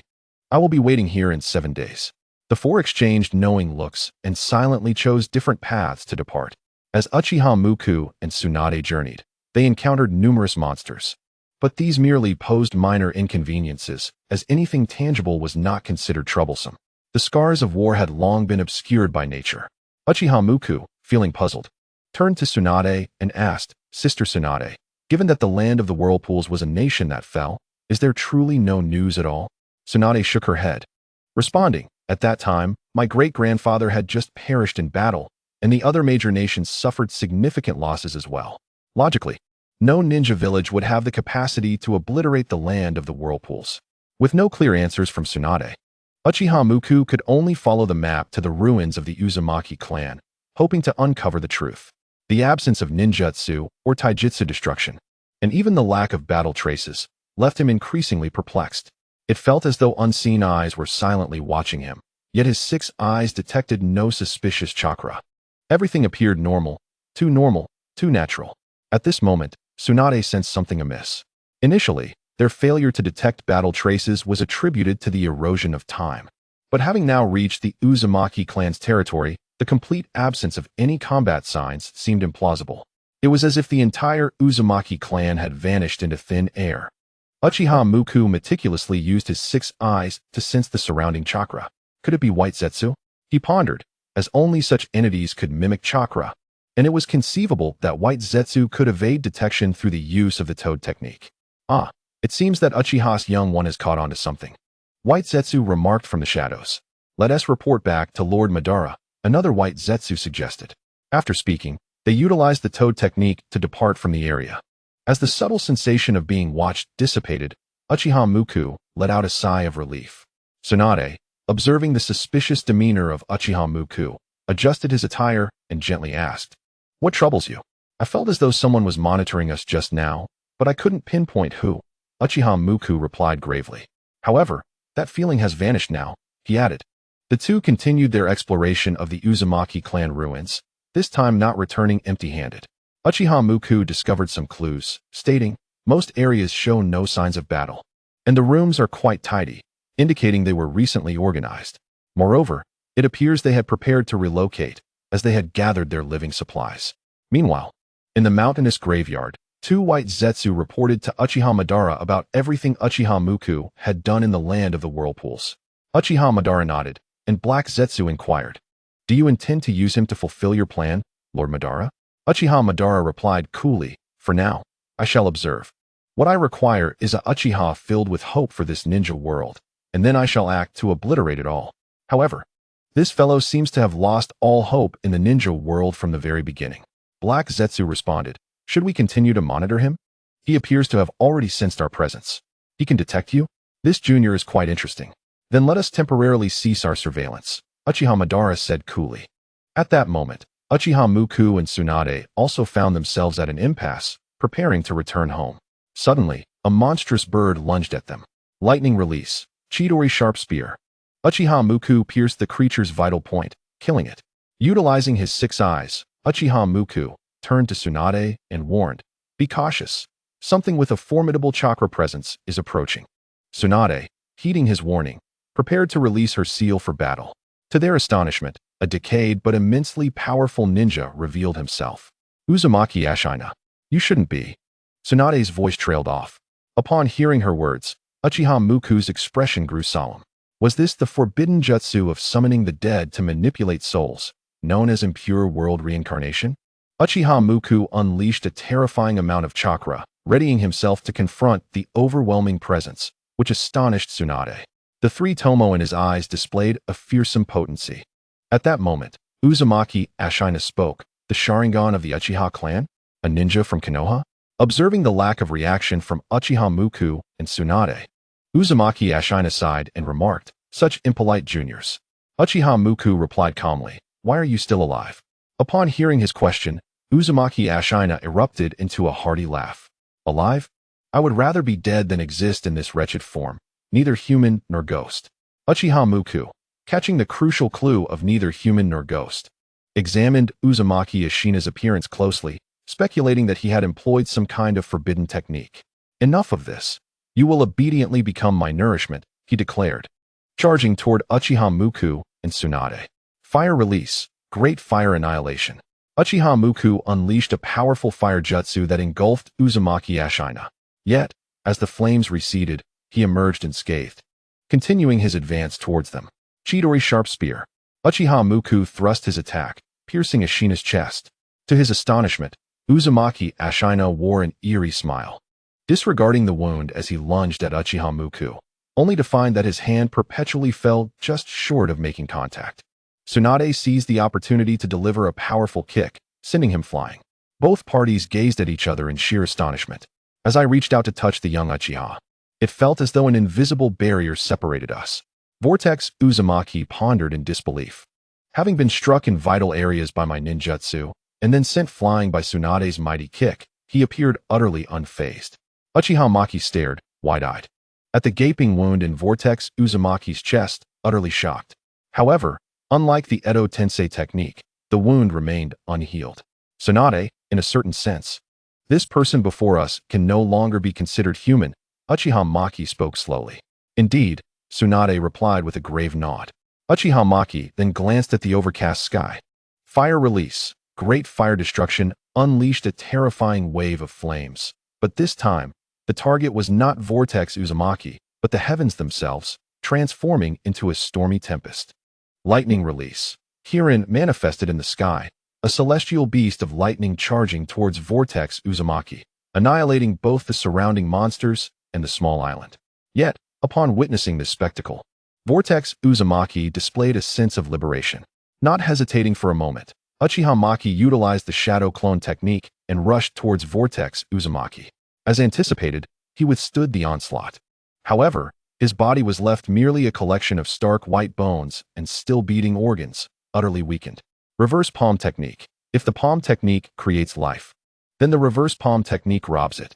Indeed, as the reverse palm technique made contact with Vortex Uzumaki, his life force was siphoned away by Uchiha Maki's shadow clone until it was completely drained. Ultimately, as Vortex Uzumaki's life force dissipated, so too did his bones and organs. Upon dispelling the shadow clone, Uchiha Maki felt a chaotic surge of life energy within himself. Unperturbed, he employed the formidable control of his 6 eyes to imprint hand seals onto the nearby trees. As he sensed the life energy within him fade, Uchiha Maki exhaled in relief. Let us investigate the shrine. There may be clues, Tsunade suggested, approaching Uchiha Maki with a complex expression. It seemed her younger brother had long surpassed her in strength. After a thorough search of the shrine, they finally uncovered a crucial lead, a forbidden technique named Beyond the Yellow Springs, detailing how to absorb another's life and chakra. They exchanged knowing glances, concluding that the clan leader of the Uzumaki had practiced forbidden techniques, leading to the demise of the Land of Waves. In the Hokage's office, the third Hokage, Sarutobi Hiruzen, perused the mission report from Uchiha Maki and Tsunade. A forbidden technique led to the fall of the Land of Waves. You too may learn a forbidden technique. Whenever you decide what you wish to learn, come find me. Here is the list. Uchiha Maki and Tsunade nodded and departed the Hokage's office. Upon returning home, Uchiha Maki eagerly opened the system interface. Remaining lottery attempts, 1 S-class draw. Congratulations, host, you have obtained the Mangekyo Sharingan. Upgrading for the host is in progress. Uchiha Maki felt a surge of immense power infuse his Sharingan.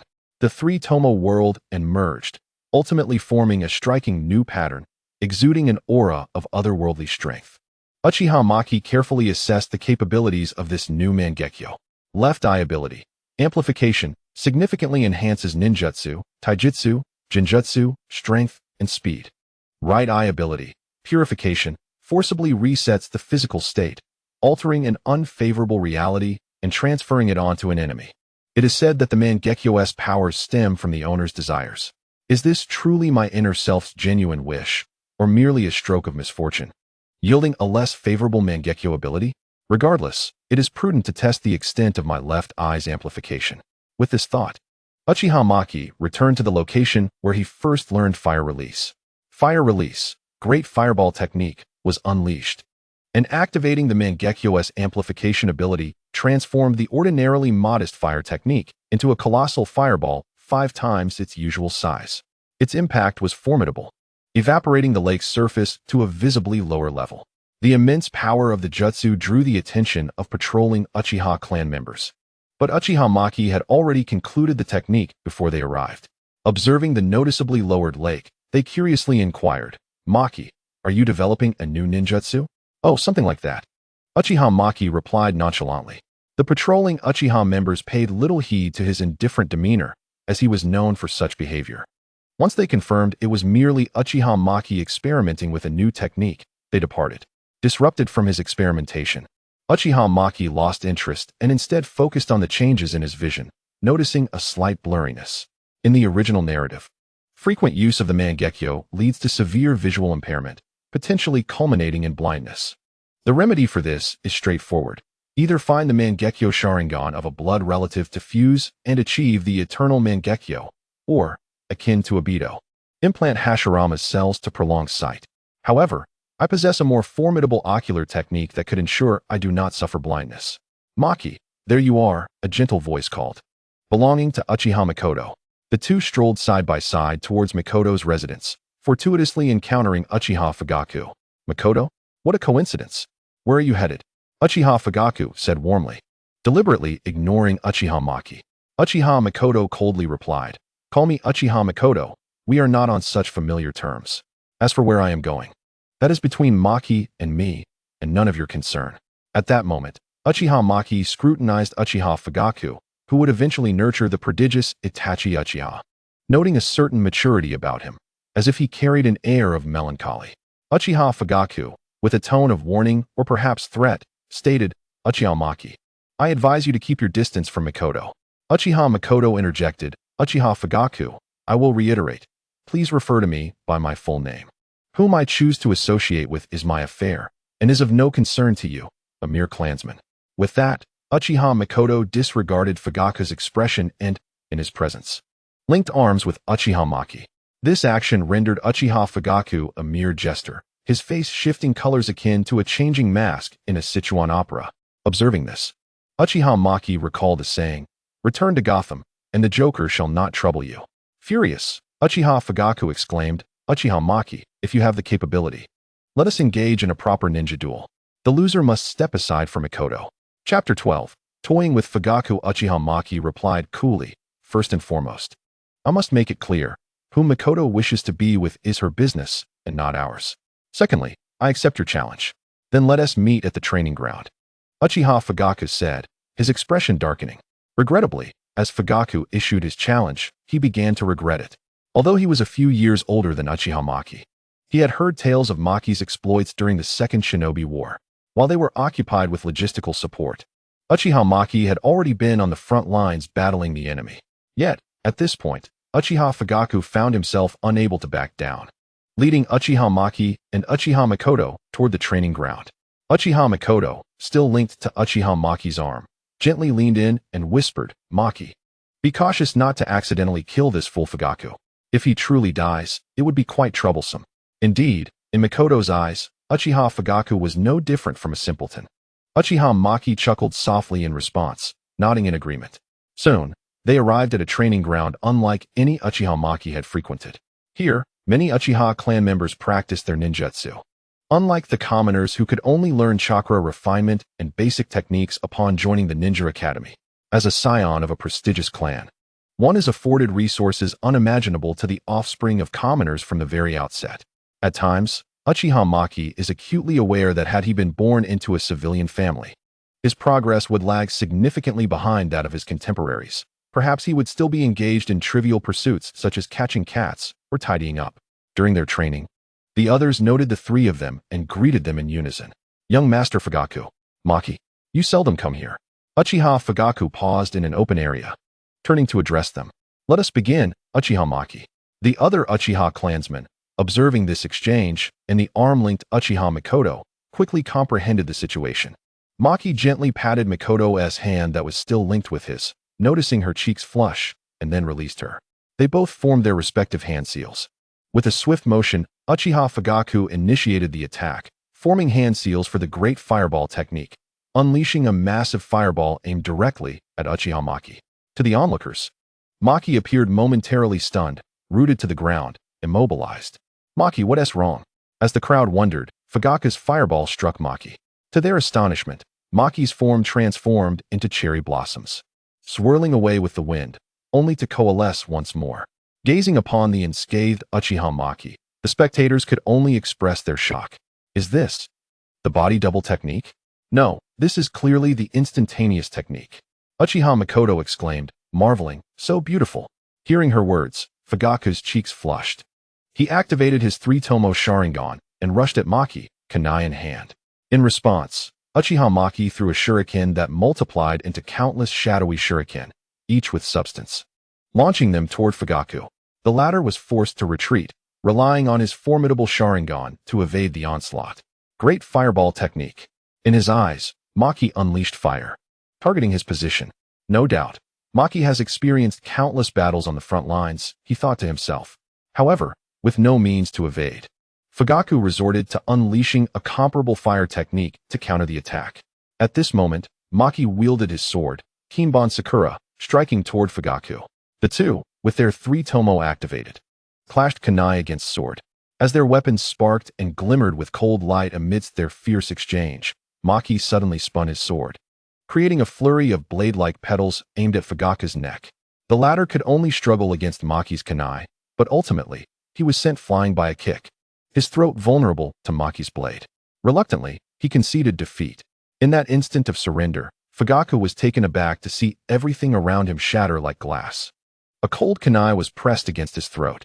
"Game over, Uchiha Fugaku." Maki's chilling words echoed in his ears. Has young Master Fugaku fallen under a jinjutsu? Maki's jinjutsu is truly formidable. Is ninjutsu isn't even that strong, is it? When did young Master Fugaku fall under a jinjutsu? It must have been when Maki transformed into cherry blossoms to evade the great fireball. Uchiha Fugaku, flustered by the murmurs of the crowd, felt a deep embarrassment, wishing to vanish into the earth. "Uchiha Maki, do you perceive our battle merely as a child's play? Isn't it so, young Master Fugaku?" Maki extended his voice mockingly, adding, "I merely wished for you to see the disparity between us, that is all." Fugaku shot an indignant glare at Maki before turning away. After his departure, the crowd's ridicule grew louder. What a farce. He usually acts like the next Uchiha leader, only to be bested by Maki's jinjutsu. He boasts of his strength, but when faced with a true warrior, he falters.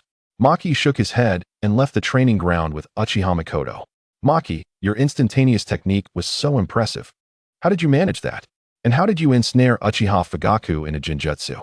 Makoto's inquiries provided Maki with ample emotional fuel. He subsequently explained, "There are many varieties of instantaneous techniques, such as sand, water, and fire instantaneous techniques. They are merely tricks to deceive the eyes." Maki elaborated on the nature of jinjutsu, leaving Makoto gazing at him with starry-eyed admiration. Before long, they found themselves at home. After a meal, Maki enjoyed the luxury of resting his head on Makoto's lap while she tenderly stroked his hair. Observing their closeness, Uchiha Kiri couldn't help but tease, causing Makoto to blush profusely. "Makoto, it's getting late. I must return to rest." "All right." Makoto accompanied Maki to the door, watching him until he vanished from her sight. Seeing his daughter in such a state, Uchiha Kiri shook his head helplessly, sighing, "A daughter grows too soon," before retreating to his room. He maintained an open attitude toward the union of his daughter and Maki, considering both to be legitimate Uchiha and imagining the formidable offspring their union might produce. As for Uchiha Fugaku, that foolish lad, he had been swiftly defeated by Maki's jinjutsu. As Uchiha Kiri pondered the absurdity of Fugaku, who had awakened his three-tomo Sharingan only to be bested by a jinjutsu, he felt a sense of confusion. Each word made sense, yet together they eluded comprehension. Never mind, let the younger generation find their own fortune. Uchiha Kiri shook his head, dismissing further thoughts. Chapter 13. Close protection of the Princess of the Bear Country. After receiving the mission briefing, Uchiha Maki regarded the third Hokage, Sarutobi Hiruzen, with a hint of confusion. "A escort mission? Am I the sole participant in such a significant task?" He jested, considering the gravity of escorting the daimyo of the Bear Country and his family. A misstep could render him the Uchiha version of Konoha's White Fang. As the third Hokage reached for his pipe, he awkwardly discovered it empty of tobacco. Filling it, he replied, "Of course not. You will also be accompanied by Kakashi Hatake and Hinata Hisashi." After filling the pipe, he took a deep puff. At that moment, a knock sounded at the door. "Come in," the third Hokage called. Kakashi Hatake and Hinata Hisashi entered the room, with Maki appearing somewhat perplexed. Kakashi seemed familiar, as they had met in the Land of Wind, exchanging nods of acknowledgement. "This is your mission. Take a good look," the third Hokage said, handing them the mission scroll. "Oh, escorting the daimyo of the Bear Country?" the two exclaimed in unison upon reviewing the scroll. "Since everyone is present, I shall elaborate on the mission. As certain details are not clearly stated in the scroll, the daimyo of the Bear Country will visit the Land of Fire, primarily to meet with the daimyo of the Fire Country. Your task is to ensure the safety of the Bear Country's daimyo until he reaches the daimyo's residence. Kakashi Hatake will serve as the team leader. Are there any questions?" After explaining the mission and objectives, the third Hokage inquired, "Is it just the three of us?" Maki asked, "Certainly not. The daimyo of the Fire Country will also dispatch a private army to assist you, along with 3 squads of Chunin. Any other inquiries?" "None," the trio replied in unison. Upon exiting the Hokage's office, Hinata Hisashi regarded Maki with a hint of curiosity, pondering how this evidently youthful child could accompany him on a mission. Upon closer inspection of Maki's attire, emblazoned with the Uchiha clan emblem and his striking white hair, Hisashi finally recognized him and inquired, "Are you Uchiha Maki?" Upon hearing Hisashi's inquiry laden with uncertainty, Maki nodded affirmatively. Kakashi Hatake spoke up, "As this is our first mission together, we may be unfamiliar with each other's strengths. Let us introduce ourselves." Uchiha Maki began, "I excel in fire release, lightning release, jinjutsu, and medical ninjutsu, as well as sage techniques." His introduction was quite standard. He had considered mentioning his sensory abilities, but ultimately decided against it, leaving that for Hinata's clan member to handle. Hinata Nichi responded, "I specialize in sensory perception and taijutsu." Kakashi continued, "I am skilled in swordsmanship and ninjutsu, particularly adept in lightning release and earth release." Uchiha Maki could not help but glance at Hinata Nichi, recalling a saying, "The son of a scapegoat is forever a scapegoat." While the son of a Hokage remains a Hokage, everything seemed to have changed, yet nothing had truly altered. Kakashi's voice interrupted Maki's thoughts. "Now that we have a basic understanding of one another, let us proceed to assign tasks. Nichi, you will handle reconnaissance. If you spot any suspicious targets, inform me, and I shall deal with them. Maki, due to your medical ninjutsu, you will be responsible for the close protection of the daimyo of the Bear Country and his family." This arrangement, though simple, maximized the trio's capabilities. 2 days later, at the border of the Bear Country and the Fire Country, all three, possessing the strength of Jonin, traveled swiftly, arriving a day early to await the arrival of the daimyo's escort. "They're here," Nichi announced, activating his Byakugan, casting a discreet glance at Uchiha Maki. After inadvertently witnessing Maki's chakra levels, Nichi was left utterly astonished. The chakra of the 11-year-old Uchiha was several times greater than that of the two combined, and this was still far from Maki's peak. If Maki were to reach his full potential, he would likely be unmatched in the shinobi world. This realization prompted Nichi to draw closer to Uchiha Maki. In response to Nichi's overtures, Maki reciprocated warmly, understanding the value of allies over enemies. Over the past few days, he had also inquired about swordsmanship from Kakashi, who indicated that he could teach anything aside from the family techniques of the Hatake clan. As a result, the trio grew more familiar with each other. At that moment, a long procession approached. Kakashi led the two to greet them. "Thank you for your efforts. We will now escort the daimyo." "Understood." The vanguard spread out, and Uchiha Maki examined the scene closely. The display was impressive, featuring several hundred armored troops wielding long spears and dozens of ninjas adorned with forehead protectors. However, Maki was unfazed, knowing that despite being a small nation, the Bear Country possessed its own ninja village, the Star Ninja Village. Based on chakra intensity, he estimated at least 2 individuals here possessed Jonin-level chakra. Soon, a lavish carriage rolled forward, and a voice from within inquired, "Are you the ninjas escorting the daimyo?" Kakashi nodded. "Indeed, I am the captain of this mission, Kakashi Hatake." Upon hearing this, the voice from the carriage grew enthusiastic. "Ah, so you are the White Fang of Konoha. My safety rests in your hands." After the exchange, it was determined that the Bear Country's army could not enter the Fire Country and could only bring a few ninjas. The daimyo decided that, perhaps due to Kakashi's reputation, he would bring only his strongest Jonin, Yamakawa, and a Jonin named Hanako. Under Kakashi's guidance, everyone took their designated positions.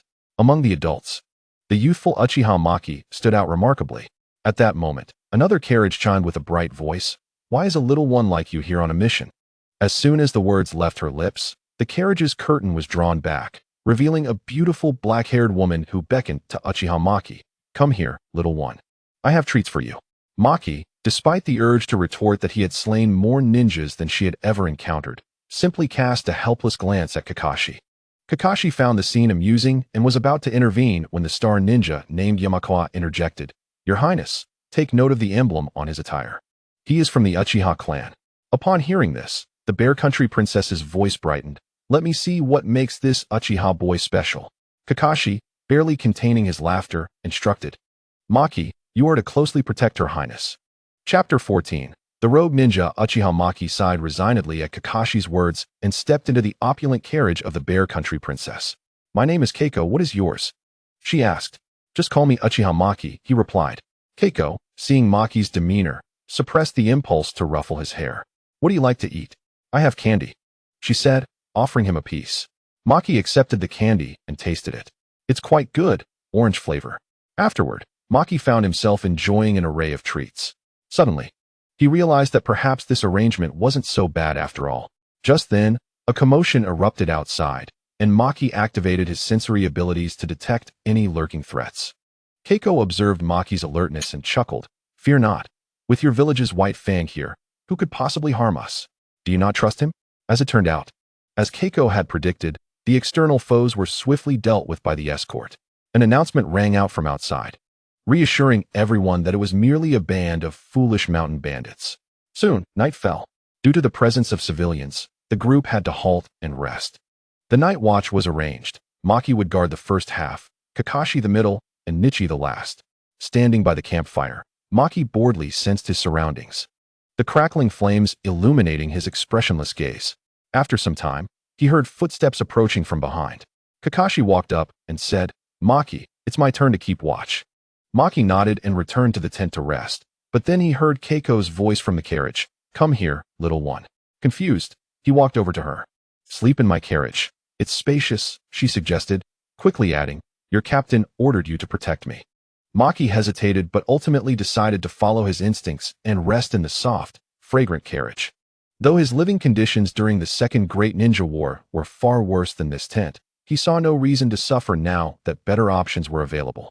In truth, Keiko need not have added the latter part, for before she finished speaking, Maki had transformed into cherry blossoms, swirling around her before coalescing back into his form. This display left Keiko starry-eyed. "Maki, that was so cool. Can you teach me?" After a moment of hesitation, Maki asked, "Can you gather chakra?" "Yes." Keiko eagerly nodded. "Then, that's good. The essence of my technique is a D-rank ninjutsu called Body Flicker Technique, and its principle is..." Maki rambled on, only to discover that the princess had fallen asleep mid-explanation. Resigned, Maki shook his head and found a spot to rest. The next morning, Maki awoke to find a remarkably soft pillow beneath his head. Unable to resist, he rubbed against it, only to realize something was amiss. Opening his eyes, he quickly sat up, embarrassed. Keiko was already awake, smiling at him. "You fell asleep while explaining the body flicker technique yesterday. Could you go over it again?" It was as if none of the previous events had occurred. Uchiha Maki exhaled in relief and promptly continued his explanation. After listening attentively, Huizi nodded and finally posed a question that had perplexed her for quite some time. "How old are you this year?" Uchiha Maki, momentarily taken aback by the inquiry, replied, 11 years old. Is it true that such a large ninja village like Konoha has fallen to the point of having children undertake missions?" Huizi asked. Uchiha Maki hesitated for a moment before revealing that he had participated in combat since the age of 8. "Have you ever taken a life?" Huizi inquired. Uchiha Maki nodded, acknowledging that his hands were stained with blood. After all, causing others to bleed was preferable to bleeding himself. Huizi sighed softly, her inherent maternal instinct eliciting a twinge of sympathy as she gazed at Uchiha Maki. She refrained from pressing further, and an eerie silence enveloped them. Uchiha Maki shifted the conversation. "Do you know what your chakra attribute is?" Huizi nodded and replied, water release. Uchiha Maki asked, "What jutsu do you know?" "Only the most basic of techniques, the body replacement technique," Huizi responded, adding, "I lack any exceptional ninja talents, so I've merely dabbled." Uchiha Maki was not surprised by this explanation. Many individuals possessed mediocre talents, and as a princess, Huizi likely did not prioritize such skills. As they engaged in casual conversation, Uchiha Maki suddenly sensed a disturbance in the chakra beneath them, coinciding with the urgent voice of Hinata Hayashi calling out, "Enemy attack." Realizing the approaching chakra was drawing nearer, Uchiha Maki uttered a quick apology and scooped Huizi up, swiftly departing from the carriage. At that moment, a shadowy figure erupted from beneath the carriage. The proficiency of the earth release technique indicated it was a ninja from a Wagakure. Aware of this, Uchiha Maki activated his sensory abilities and refrained from recklessly advancing. After all, his mission was to protect, not to kill. The potential injury or death of Huizi, the princess of the Bear Country, would be a substantial blow to his political career in Konoha. As more Wagakure ninjas emerged, Konoha's white fan continued to wield his formidable blade, wreaking havoc, while others found themselves embroiled in fierce battles. Uchiha Maki summoned a shadow clone to assist on the battlefield, while he continued to escort Huizi toward the daimyo's carriage. He remembered that 2 ninjas from the Star Village were tasked with ensuring the daimyo's safety, so there should be no concerns there. At that moment, he discerned 2 earth ninjas, one behind and one to the side, closing in on him, preparing to launch an attack. Uchiha Maki remained composed, intending to lure them closer. Under normal circumstances, he possessed countless methods to eliminate them swiftly and escape unscathed. However, he could only leap away from their seamless ambush at the last moment. With a merciless strike of lightning release, Chidori sharp spear, he dispatched the 2 attackers, continuing to shield Huizi as they moved toward a safer location. With the aid of Uchiha Maki's shadow clone, the other battles were nearing their conclusions. Thanks to the coordinated protection, no one was able to approach the daimyo of the Bear Country, those detestable Iwagakure ninjas. Hinata Hayashi exclaimed in frustration, kicking the ground as he added, "I will definitely report this to Hokage-sama and demand an explanation from Iwagakure." Kakashi Hitaki replied nonchalantly, "Don't hold your breath. They are likely already rogue ninjas." He emphasized the term rogue and added, "The Umbu from Iwagakure will be here shortly. Just wait and see." As a seasoned ninja, he was well versed in the undercurrents of such affairs. Chapter 15, Flying Thunder God Technique. As everyone prepared to tidy up the battlefield, an unexpected group arrived. A cadre of Umbu clad in fox masks appeared before them, led by a figure who approached with a somber tone, stating, "I apologize, Konoha.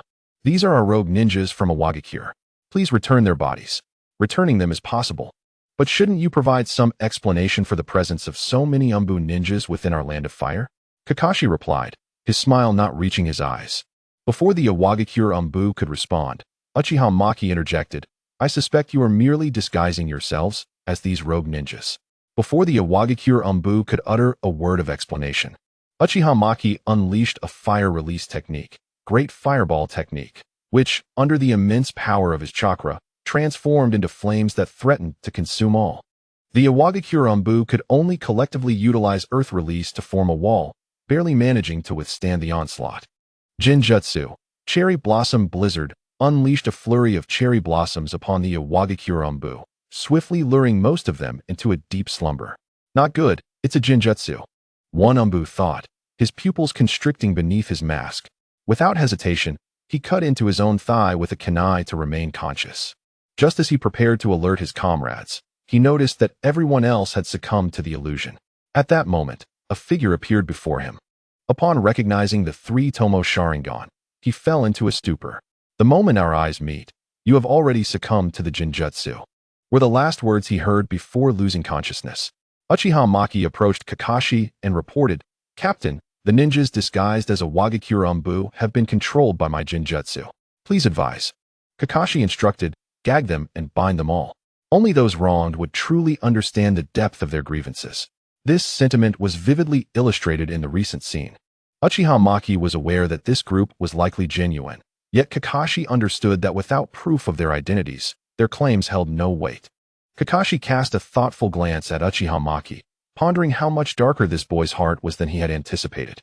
After dealing with the rogue ninjas from Iwagakure, the escort mission progressed smoothly.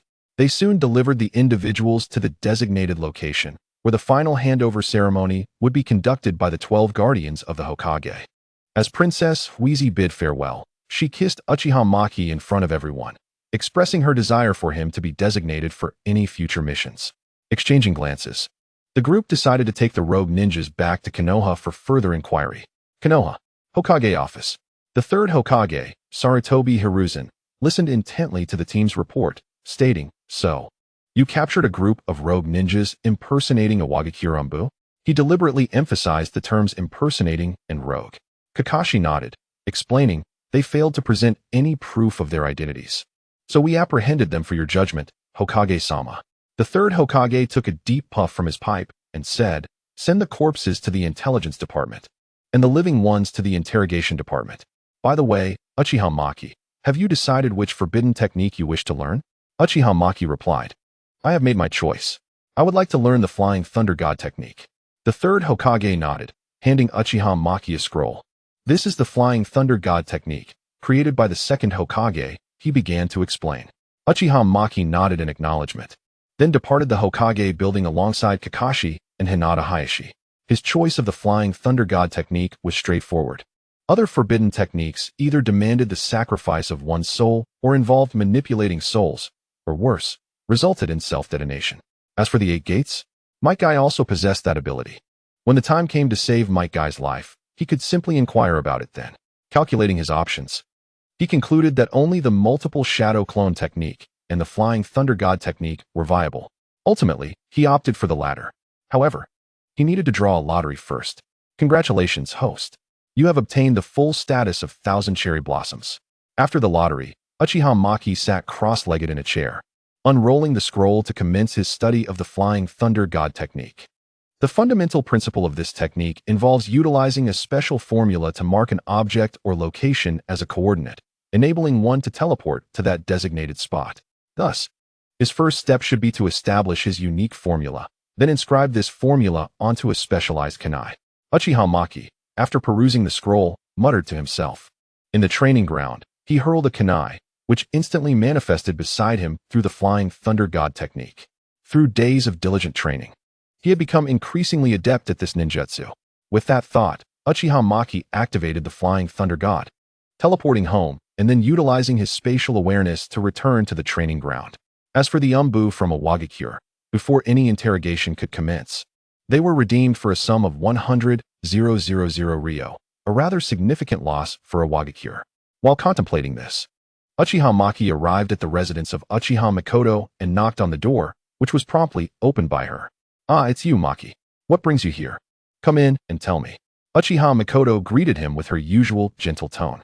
Uchiha Maki graciously declined her invitation to sit, instead presenting her with a specially marked Flying Thunder God kunai, stating, "Sister Mikoto, this is my custom-made kunai. If you infuse it with chakra when in danger, I shall arrive promptly." Flying Thunder God technique. "It's impressive that you have mastered such a ninjutsu," Uchiha Mikoto exclaimed, unable to contain her admiration.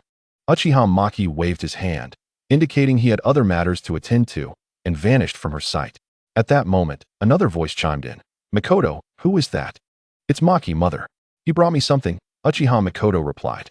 "Oh, let me see." Uchiha Hanako, Mikoto's mother, approached and upon seeing the kunai, couldn't he help but jest. "What kind of gift for a girl is a kunai?" Uchiha Mikoto quickly retorted. "This is a custom Flying Thunder God kunai for Maki. Even if it's custom, it's still a kunai," Uchiha Hanako began, only to realize suddenly. "Are you saying it's a Flying Thunder God kunai? That's a unique technique of the second Hokage. It's remarkable that Maki has learned it." Uchiha Hanako marveled. Subsequently, Uchiha Maki presented another of his specially crafted kunai to Tsunade. "A Flying Thunder God kunai? You've mastered the technique of my great-grandfather," Tsunade remarked, her surprise evident. After confirming his achievement with a nod, she sighed, "Maki, as your teacher, I fear I have only one ninjutsu left to impart to you." Chapter 16. Princess carrying Kushina. Uchiha Maki opened the scroll given by Tsunade and mused aloud. "Is this the creation rebirth technique?" Tsunade nodded and proceeded to teach him the intricacies and precautions associated with the technique. She further advised, the number of times a person can split their cells is limited. Avoid using it unless absolutely necessary. Then, She summoned a slug using the summoning technique. Lady Tsunade, is there something you require? The slug inquired. Tsunade pointed at Uchiha Maki and asked, can he form a contract with you? The slug nodded affirmatively. Of course, Lady Tsunade. Thus, Uchiha Maki entered into a contract, acquiring his first summoning beast. After bidding farewell to Tsunade, Uchiha Maki had a sudden thought upon seeing the slug. Could he potentially cultivate sage techniques? His 6 eyes could effortlessly perceive natural energy. At worst, he had the Mangekyo Sharingan, a formidable ability that could serve as a safety net. Without further ado, Uchiha Maki sought a tranquil spot to attune himself to sage arts and balance his chakra. Before long, Uchiha Maki opened his eyes, finding a clear body of water to gaze into. The surface reflected his visage. Apart from the faint shadows around his eyes, he appeared unchanged. Have I succeeded? He wondered aloud. 1 year later, under the cover of night, Uchiha Maki wandered the village with purpose when he suddenly sensed something amiss. A sardonic smile creeping across his lips. The Cloud Village was indeed adept at seizing opportunities. Tsunade had left on a mission, leaving Kushina vulnerable without the Umbu's protection. Coincidentally, Cloud Village ninjas had infiltrated Konoha. These coincidences led Uchiha Maki to entertain conspiracy theories. Even if Tsunade had departed, did Konoha not have measures in place to safeguard the Jinchuriki of the Nine Tails? With this in mind, he stealthily followed, witnessing Kushina stumble as she had already ventured some distance. Resolutely, he approached and employed the illusion technique, Cherry Blossom Snow, causing the Cloud Ninjas to succumb to slumber amidst a flurry of cherry blossoms. Kushina, being the Jinchuriki, remained unaffected by the Jinjutsu, gazing up at Uchiha Maki with admiration. Just as she attempted to speak, her weakened state caused her to collapse into his arms, her body enveloped in a visibly vibrant red chakra of the Nine Tails. Not good. Maki, the seal of the Nine Tails. Kushina exclaimed anxiously. Uchiha Maki grasped her hand, his 3-tomo Sharingan activated, delving into her consciousness. The Sharingan. Accursed Uchiha? The Nine Tails snarled. Uchiha Maki remained silent, merely revealing his Mangekyo Sharingan, stating coolly, Nine Tails, if you wish to avoid being controlled by these eyes, remain docile. The Nine Tails, incensed yet astonished, mused inwardly, eyes akin to Madara's? Uchiha Maki continued, remember, Nine Tails, what Madara can achieve, so too can I. Meanwhile, Kushina found herself drawn into her own consciousness, captivated by the imposing presence of Uchiha Maki. After a prolonged contemplation, the Nine Tails reluctantly withdrew the chakra released due to the instability of the seal. Observing this, a subtle smile graced Uchiha Maki's lips. You've made the right choice, Kurama. What? How do you know my name? Before the Nine Tails could retort, Uchiha Maki returned to the real world, gazing down at Kushina. Can you walk? He inquired, just as she was about to affirm her ability. The words that escaped her lips were, Maki, I can't move now. Uchiha Maki nodded and lifted Kushina into a princess carry. She gasped in surprise, instinctively encircling her arms around his neck. He tied the 3 captured Cloud Ninjas together and instructed them to lead the way. As they walked, they engaged in conversation. Maki, how did you know I was kidnapped? I intended to find Tsunade to chat, only to discover the entire Umbu was absent. I could surmise Tsunade was on a mission. But as a Jinchuriki, your disappearance left little room for other explanations, Uchiha Maki explained, his reasoning somewhat tenuous yet plausible. As for why he didn't simply return via the Flying Thunder God, it was merely because Uchiha Maki wished to hold Kushina a little longer. Kushina paid no heed to such details. By the way, your red hair is stunning, Uchiha Maki remarked. Really? Kushina asked, gazing at him. Uchiha Maki met her eyes and nodded, not lying. She truly was beautiful. As they approached the village's outskirts, a group of masked ninjas materialized before them. Uchiha Maki, we request that you hand over the Nine Tails Jinchuriki, the leading ninja declared. Such a chilling chakra, root is it? Uchiha Maki inquired. They neither denied nor confirmed, their silence tacitly acknowledging the truth. And if I refuse? Uchiha Maki responded with a light chuckle. Then I shall assume you intend to use the Sharingan to control the Nine Tails Jinchuriki, the Root Ninja articulated deliberately. Uchiha Maki was well aware of Root's true nature. Merely a private militia under the 3rd Hokage, Hiruzen Sarutobi, and Danzo's command.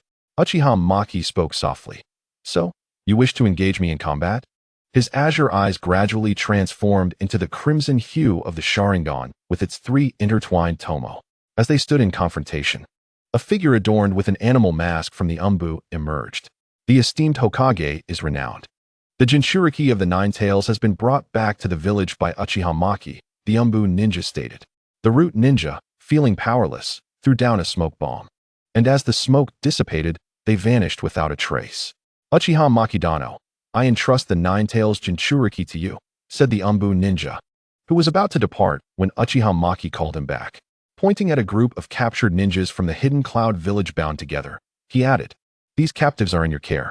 Understood, the Umbu nodded before leading the prisoners away. As they approached the village, Kushina expressed that her strength had mostly returned and stepped out of Uchiha Maki's embrace.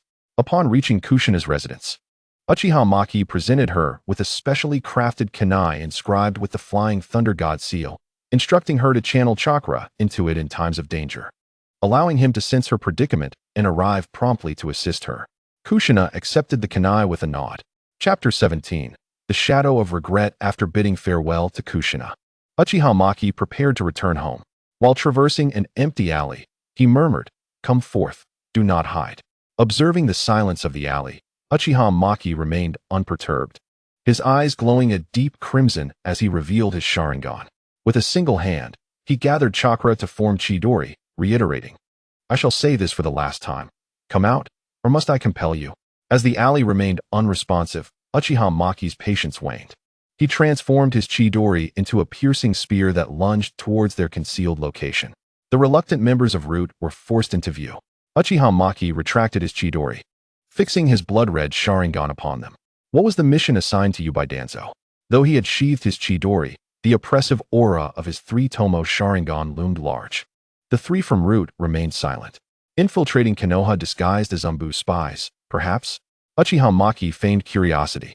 He then concentrated chakra in one hand and stated, Since you are spies infiltrating Konoha, let us ensure you remain here. Before they could respond, Uchiha Maki hurled 3 kunai, one bearing his unique Flying Thunder God seal. The 3 scattered to evade and retaliate with ninjutsu. However, as they unleashed their techniques, Uchiha Maki utilized the Flying Thunder God technique to teleport behind them. He unleashed a Rasengan, swiftly eliminating one of the Root members. With his other hand, he formed a Chidori spear that pierced through another Root member's vital points. As another Umbu turned, he was met with the sight of Uchiha Maki's piercing crimson eyes, marking the end of his life. In mere moments, the 3 trained Root ninjas were slain by Uchiha Maki. At that moment, the tardy Umbu, drawn by the sounds of the recent skirmish, arrived on the scene, only to be greeted by a landscape of corpses and the unscathed Uchiha Maki. One Umbu, familiar with Uchiha Maki, approached him and inquired, Uchiha Maki, what transpired here? Who are these individuals? Uchiha Maki, retracting his Sharingan, replied coolly, I merely dealt with a contingent of spies sent by enemy nations. The Umbu said nothing further, moving closer to inspect a corpse's mask. Upon revealing a somewhat familiar face, his pupils constricted in realization. He understood the gravity of the situation. These were not mere enemy spies, but members of Root. Yet, he recognized the need to placate the Reaper before him to avoid drawing his ire. Indeed, these are spies from enemy nations, but the corpses must be verified by the intelligence department. The leading Umbu nodded. In the Hokage's office, the 3rd Hokage, Hiruzen Sarutobi, examined the 3 bodies, taking a puff from his pipe. Let us proceed as if they were enemy spies, he concluded. Just then, the office door swung open, and Danzo stormed in, furiously declaring, The malevolent Uchiha brat has slain 3 of my Root members. Do you possess any evidence? Hiruzen Sarutobi replied coolly. Danzo fell silent. He could hardly claim that Root held exclusive seals. Although Hiruzen Sarutobi had maintained a taciturn stance, this matter could not be brushed aside. At that moment, the 3rd Hokage stated, Danzo, you have overstepped your bounds. Danzo, fully aware he referred to the recent Jinchuriki incident, slammed his hand on the table, exclaiming, The Nine Tails Jinchuriki must remain under Root's control. I am the Hokage, Hiruzen Sarutobi asserted calmly. Danzo, rising in fury, retorted, You will come to regret this. With that, he stormed out. Hiruzen then turned to the Umbu, who dared not breathe, instructing, Inform Uchiha Maki that this shall not occur again.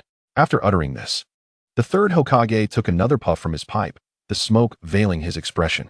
Upon hearing this news at home, Uchiha Maki was taken aback. He had not anticipated the usually indecisive third Hokage to take such a firm stance this time. Shortly after Hiruzen Sarutobi issued this command, two others appeared before him. Hiruzen, are you truly going to indulge this Uchiha brat? Koharu Uchiha entered the room, speaking up. Mito came in, who remained silent, confirmed his stance by accompanying Koharu. The third Hokage sighed gently, remaining silent. Observing his silence, Koharu pressed on. What wickedness from the Uchiha! How dare you show your face to the teacher? Finally, the third Hokage slammed his hand on the table, his voice resonating with authority. Remember, I am the Hokage. Seeing Hiruzen's unyielding demeanor for the first time, the two exchanged glances before departing. Days later, the elders of Konoha convened once more. Danzo, observing the quietude of the two, began, this malevolent Uchiha brat. I wonder what Hiruzen is thinking. With that, he struck the ground twice with his staff. Koharu then spoke up. Indeed, Hiruzen's behavior this time is truly peculiar. Mito came and interjected. Danzo, you did not summon us merely to vent your frustrations, did you? Of course not. I am contemplating how to eliminate this malevolent Uchiha brat. Danzo said, his expression dark and voice chilling. At that moment, Mito inquired. It is said he dispatches root ninjas instantaneously. Is that true? Indeed, according to the Umbu's account. They had arrived at the scene immediately after hearing the sounds of battle, only to find 3 corpses remaining. Upon hearing this, Koharu and Mito furrowed their brows. Noticing their concern, Danzo chuckled softly. You two are not afraid, are you? Koharu and Mito shook their heads. Danzo, standing with his staff, said coolly, fear not. I have devised a meticulous plan. First, I will assign Uchiha Maki to a mission at the sea between the land of fire and the land of water. I have already contacted the land of water, and upon learning it is Uchiha Maki, they have agreed to dispatch 3 squads, including a sealing team, to prevent Uchiha Maki from escaping using the Flying Thunder God. Lastly, we will hire a renowned ninja to handle the front lines. Who is this ninja? The two inquired with curiosity. The one who once assassinated our first Hokage, Kisame, Danzo replied. Upon hearing Danzo's words, Mito's eyes widened in shock. The one who assassinated the first Hokage and escaped unharmed? Koharu added, if that is the case, it should be secure. I have already dispatched Root to instigate further chaos. Remember, Uchiha Maki will not be able to jump around for much longer, Danzo said with a sinister expression. The absence of retaliation from Danzo over the next few days puzzled Uchiha Maki. Could this old fool be planning something substantial? He mused to himself. Chapter 18. The price of life on the coastline of the Land of Fire. Uchiha Mu wandered aimlessly. According to intelligence reports, a group of unidentified ninjas was active in this area, and his mission was to investigate the true nature of these ninjas. Of course, exterminating them was not out of the question. Essentially, it was a straightforward investigation task of little difficulty. However, prior to this mission, Danzo's various peculiar behaviors cast a shadow over Uchiha Mu's heart. He even suspected that this task was part of Danzo's conspiracy. After all, that old rascal relished in deception. Nevertheless, his own formidable strength allowed him to disregard such schemes. Unless Danzo collaborated with Madara or Kagaya Otsutsuki, there truly was no one in this world capable of threatening him. After an extensive search yielded no results, Uchiha Mu muttered to himself. The efficiency of this search is too low, it needs improvement. With this thought, he utilized the summoning technique to call forth a giant eagle, which he had tamed in the Forest of Death. His message was simple, submit or perish. Thus, the giant eagle willingly became his summoning beast. He mounted its back, instructing it to soar to a reasonable altitude. Uchiha Mu meticulously observed everything below and finally spotted several suspicious figures in an abandoned village, suspected to be his targets. Upon further scrutiny with his Rinnegan, he detected numerous chakra signatures in the vicinity, the weakest of which possessed elite Jonin strength, while the strongest rivaled the chakra of Danzo himself. However, such strength was still insufficient to threaten his life. Could it be that they had erroneous information about him? With this thought, Uchiha Mu summoned a shadow clone, marking it with his symbol to signal it to investigate the situation. The shadow clone, rolling its eyes in resignation at Uchiha Mu's astonished gaze, proceeded to enter the village. Indeed, it walked right in. Seriously? You're just going to walk into such an obvious trap? Uchiha Mu thought. However, it was merely a shadow clone, it mattered little. As Uchiha Mu entered the village, he found himself surrounded by several ninjas. Sealing technique, void seal. 6 masked figures appeared, simultaneously forming hand seals from 6 directions to create a massive barrier. What? Uchiha Mu was momentarily stunned upon the barrier's appearance. He could no longer sense the time-space mark he had left on his shadow clone. Could it be a barrier that isolates space-time ninjutsu? It appeared they were quite knowledgeable about him. As this technique activated, Uchiha Mu became further convinced that this was a carefully orchestrated ambush by Danzo. Inside the barrier, the shadow clone felt its connection to the outside world severed entirely. It seemed that trouble had escalated. Observing the unidentified ninjas before him, the shadow clone pondered, fire release, great fireball technique. A massive fireball surged towards them. Water release, water barrier. The ninjas from the Mist Village unleashed water ninjutsu, causing a collision between fire and water that generated a thick mist, obscuring both sides' vision. Fire release, wind style, red lotus flower claw. Combining fire ninjutsu with shuriken, the attacks surged towards the enemy ninjas, utilizing the shuriken shadow clone technique to multiply their numbers. The Mist Village ninjas, unable to see through the mist, failed to notice the shuriken hidden within the fire release. They continued to release water barrier to defend themselves, only to be struck by the shuriken. One unfortunate ninja was fatally hit, while several others sustained injuries. Uchiha Mu's shadow clone unleashed Chidori, rushing forward to eliminate the opponent. Just as he was about to conclude the battle, he suddenly sensed a powerful airwave nearby. Wind release, vacuum sphere. The shadow clone barely evaded the attack thanks to the dynamic vision granted by his Sharingan. However, just as it was difficult to maneuver in midair, it was captured by Kakazu's Earth Grudge Fear, dispelling the shadow clone. After the shadow clone was defeated, Uchiha Mu gathered information about the enemy.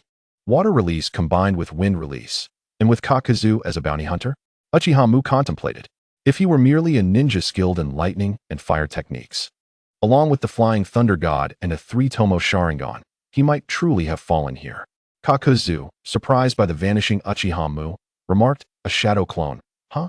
Having grasped the number of enemies and basic intelligence, Uchiha Mu decisively chose to strike.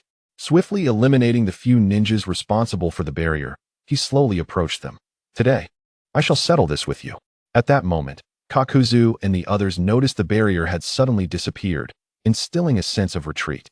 They hadn't expected Uchiha Mu to use the shadow clone technique to occupy all 4 corners. 4 purple flames formation encircled them heavily. "You received a commission to kill me. Similarly, I have no intention of allowing you to leave alive." Uchiha Mu calmly drew his sword. "Sakura, kid, I once fought against the first Hokage, known as the god of shinobi, Senju Hashirama, and survived," Kakazu stated coolly. Uchiha Mu, suppressing a laugh, replied, "Was that from 800 miles away with a thrown shuriken?" Kakazu remained silent. Fire release, head cutter, wind release, pressure damage. The 2 powerful jutsu fused together to create a formidable inferno that surged towards Uchiha Mu. Immediately, he was enveloped by a sea of flames. "Is it over?" "Foolish Junior," Kakazu commented nonchalantly, preparing to check if his heart was still usable. As the flames dissipated, Uchiha Mu stood unharmed before the astonished eyes of Kakazu and the Mist Ninjas. "What?" The technique clearly hit, Kakazu exclaimed, his eyes widening in disbelief. With decades of combat experience, he had never encountered such an enigmatic existence. "Is it over? Now it's my turn." Uchiha Mu unsheathed Sakura. "Release, 1,000 cherry blossoms." The blades sank into the ground, forming countless massive blades around Uchiha Mu, transforming into a flurry of cherry blossoms that surged towards them, beautiful yet laced with lethality. As the blossoms faded, Sakura returned to Uchiha Mu's hand, and on the battlefield, only Kakazu barely survived the strike, left with just a single heart, barely clinging to life. Observing Kakazu's pitiful state, Uchiha Mu remarked coolly, "How much am I worth on the black market?" Kakazu slowly replied, 25 million ryo. Hearing this, Uchiha Mu burst into laughter, pointing Sakura at Kakazu's head and asking, "You mean to say you wanted to kill me for 25 million ryo?" After a pause, he looked meaningfully at Kakazu. "Kakazu, how much do you think you're worth?" Having given up all hope, Kakazu looked up at Uchiha Mu. "Is that true?" "Of course. What allowed someone to survive under Senju Hashirama's hand?" Uchiha Mu's words drew Kakazu into a deep reminiscence. Chapter 19. A performance Kakuzu was lost in profound recollection. Back then, as an elite Jonin of the Takigakure, he received a mission to assassinate the first Hokage, Senju Hashirama. This task appeared utterly impossible, yet as a ninja, he chose to obey orders. This was the role of a ninja, an obedient tool devoid of personal thoughts, regardless of how daunting or impossible the mission may seem. Naturally, he failed. Ultimately, he had to purchase his own life with the savings he had accumulated over the years. This was also the reason he had developed an affinity for wealth. So, how much do you believe your life is worth? Uchiha Mu's inquiry snapped Kakuzu back to the present. After a long contemplation, Kakuzu finally uttered a figure, 5 billion ryo. Uchiha Mu raised an eyebrow at this number, surprised it exceeded his expectations. How much had this old rascal managed to save? However, before he proceeded, Uchiha Mu sought to extract more from Kakuzu, stating, 5 billion ryo? That shows some sincerity, but Uchiha Mu elongated his voice deliberately, causing Kakuzu's heart to tighten. 550 million ryo is all my savings. Kakuzu felt as if his heart bled when he uttered these words. Uchiha Mu nodded and remarked, this indeed reflects sincerity. Exiting the underground exchange, Uchiha Mu gazed at the sunlit afternoon, flicking his fingers against the bankbook. Behind him stood a disheartened Kakuzu, his face barely able to suppress the mounting resentment. Do not be so dispirited, Kakuzu. Let us discuss a business deal, Uchiha Mu said nonchalantly. Upon hearing the word business, Kakuzu perked up and inquired, what kind of business? Uchiha Mu, while toying with the bankbook, replied casually, I wish for you to assassinate 2 elders of Konoha. Kakuzu narrowed his eyes slightly and responded slowly, their price won't be low. And what about Danzo? Do you not require him? I wish to personally eliminate that old dog. Danzo, Uchiha Mu stated while flicking the bankbook again, his tone bland. You are well aware of my financial situation, aren't you? This gesture left Kakuzu with a grim expression. 500 million ryo for a handover of both cash and lives, Kakuzu stated bluntly, seemingly uninterested in further conversation. No problem. Uchiha Mu agreed readily. At the root headquarters, Danzo sat in his chair humming a tune. Meanwhile, the summoned Konoha elders, Koharu and Hamura, could hardly contain themselves. Koharu finally exclaimed, Danzo, you did not invite us here merely to listen to your singing, did you? Hamura nodded in agreement. Danzo replied, you two are still so impatient. I summoned you to share some good news. Upon hearing this, both Koharu and Hamura's eyes brightened simultaneously. Is it that Uchiha Mu has perished? Observing his old comrade's eager expressions, Danzo smiled faintly and said, do you truly believe a ninja proficient in fire and lightning release could survive against 3 teams skilled in wind and water release? Alongside a Kakuzu who once battled Hashirama Senju, Hamura interjected, but he possesses the flying thunder god technique. He may not win, but he should be able to escape. Danzo's lips curled into a peculiar smile as he replied, of course, to prevent such an outcome, I have dispatched a sealing team to counter spatial ninjutsu. Then let us await Danzo's good news. Soon. Oh, what good news are you speaking of? Uchiha Mu suddenly appeared before the 3 of them. Danzo, upon seeing Uchiha Mu, displayed an expression of shock. Uchiha Mu, how on earth did you survive? Danzo asked, his face betraying fear, yet he remained undeterred. Why? I survived just as I did, first this way, then that way, and finally like this, Uchiha Mu replied with a hint of mockery. Impossible. How could 3 teams proficient in water and wind release, alongside a bounty hunter of equal strength, fail? Danzo still could not believe the reality before him. It is because my strength is formidable, Uchiha Mu declared, unleashing a terrifying amount of chakra. The overwhelming chakra waves forced the 3 to brace themselves with all their might. Danzo, surrender your bandaged arm and the eye concealed beneath those wrappings, and I shall spare your life. Uchiha Mu's crimson Sharingan bore into Danzo. At these words, Danzo's expression shifted dramatically. How could this boy possibly know of such things? He thought in astonishment. The immense chakra fluctuations also drew the attention of the Umbu, who swiftly reported the situation to the 3rd Hokage, Hiruzen Sarutobi. A terrifying chakra surge is emanating from the root headquarters? Hiruzen remarked in surprise upon hearing the news. He quickly regained his composure and, accompanied by a contingent of Umbu and the Inazuka, Nara, and Akimichi clans, made his way to the root headquarters. Upon witnessing Uchiha Mu confronting his 3 teammates, Hiruzen was taken aback and could not help but ask, Uchiha Mu, what is the meaning of this? Danzo, relieved to see Hiruzen and his entourage arrive, quickly explained, "This boy Uchiha Mu suddenly appeared at route, demanding I surrender my arm and my eye." Hiruzen's expression grew serious as he turned to Uchiha Mu and said, "Uchiha Mu, I require an explanation." Uchiha Mu surveyed the gathered crowd and remained silent, merely stating, "Lord Hokage, you must wait a moment longer. The audience is not yet sufficient." With that, he unleashed all of his chakra. A surge felt even by the ninjas in his clan's territory. In the Senju clan's domain, Tsunade sensed the familiar chakra fluctuation and pondered, has Mu encountered some peril? Nevertheless, she immediately set off towards the source of the chakra. Meanwhile, several Uchiha clan members, having sensed the familiar chakra, hurried in that direction. After a while, Uchiha Mu observed the growing crowd and remarked, "All who are meant to come have arrived. I now invite you all to witness a grand spectacle." "What has transpired?" Tsunade inquired upon her arrival. "No worries, Sister Tsunade. Your timing is perfect for you to witness a remarkable performance." Uchiha Mu emphasized the term performance with particular weight. The arrival of the Uchiha clan members intensified the already tense atmosphere. "Allow me to first provide Lord Hokage with an explanation as to why I seek Danzo's arm and eye." Uchiha Mu paused before continuing. "Because the eye concealed beneath that bandage belongs to our esteemed ancestor, Kagami." Uchiha Mu's declaration sent shockwaves through the crowd.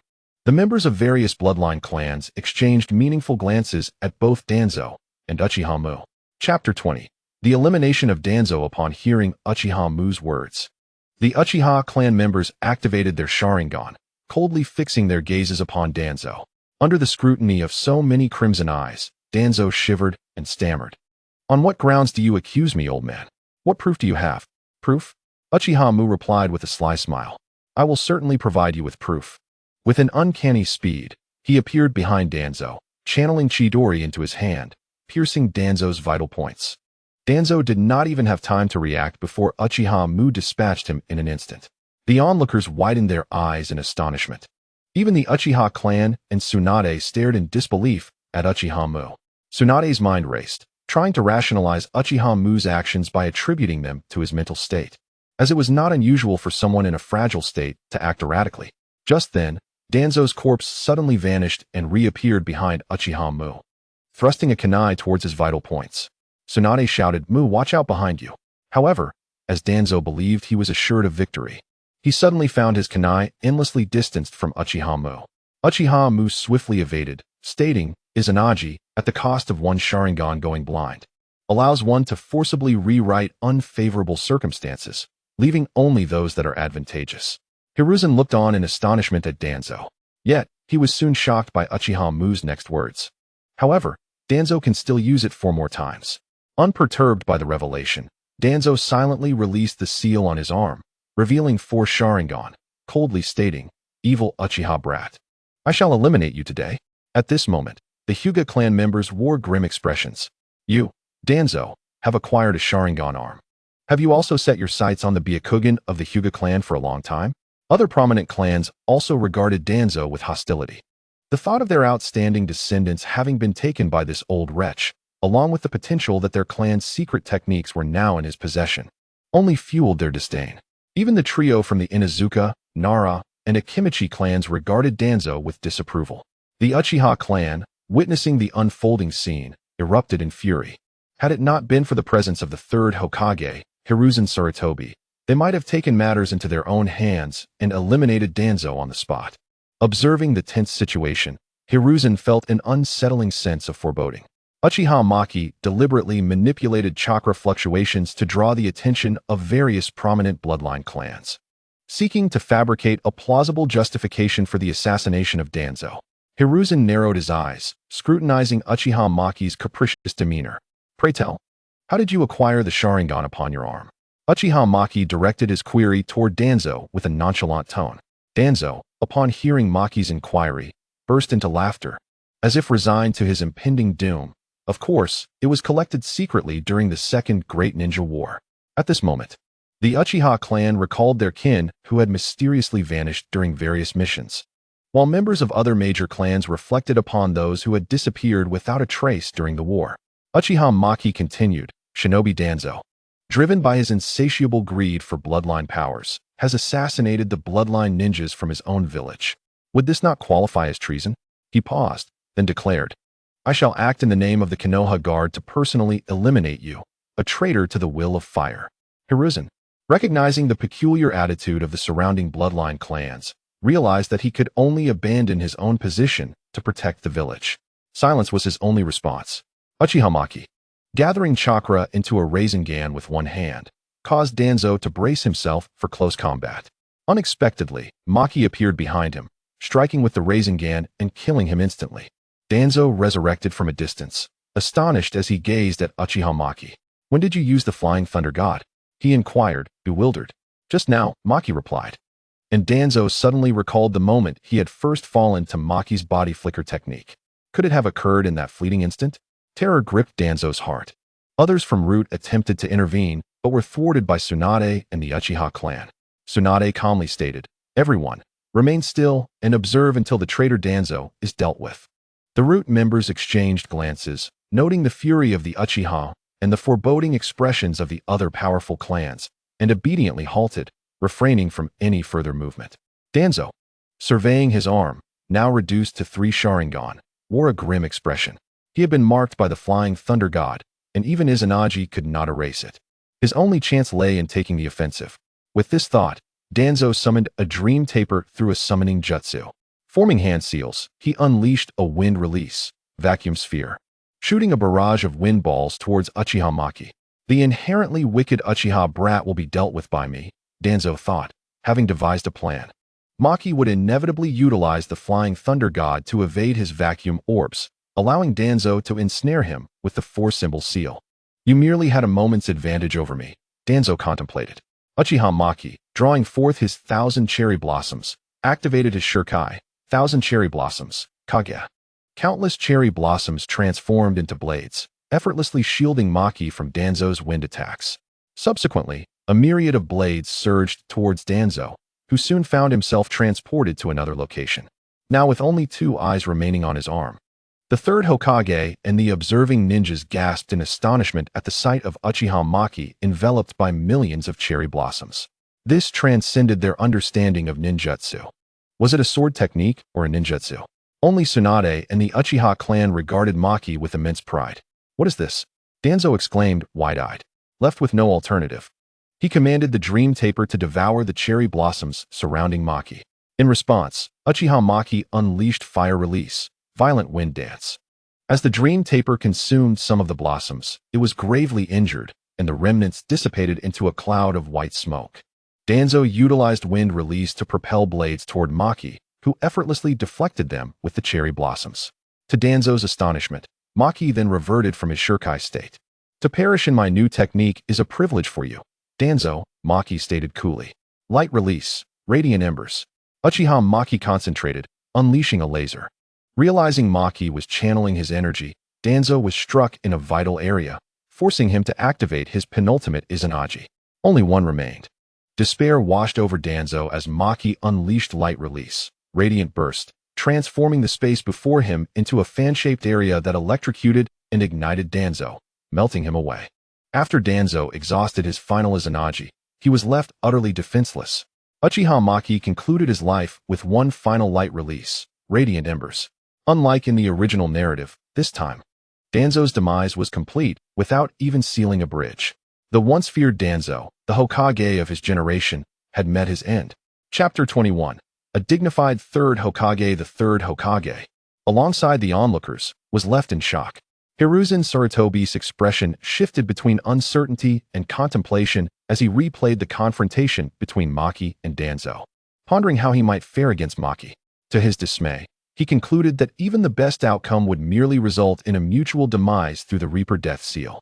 Given Maki's unpredictable body flicker technique and mastery of the Flying Thunder God, Hiruzen feared that he might not even manage to activate his Reaper Death Seal before being vanquished by Maki's elusive jutsu.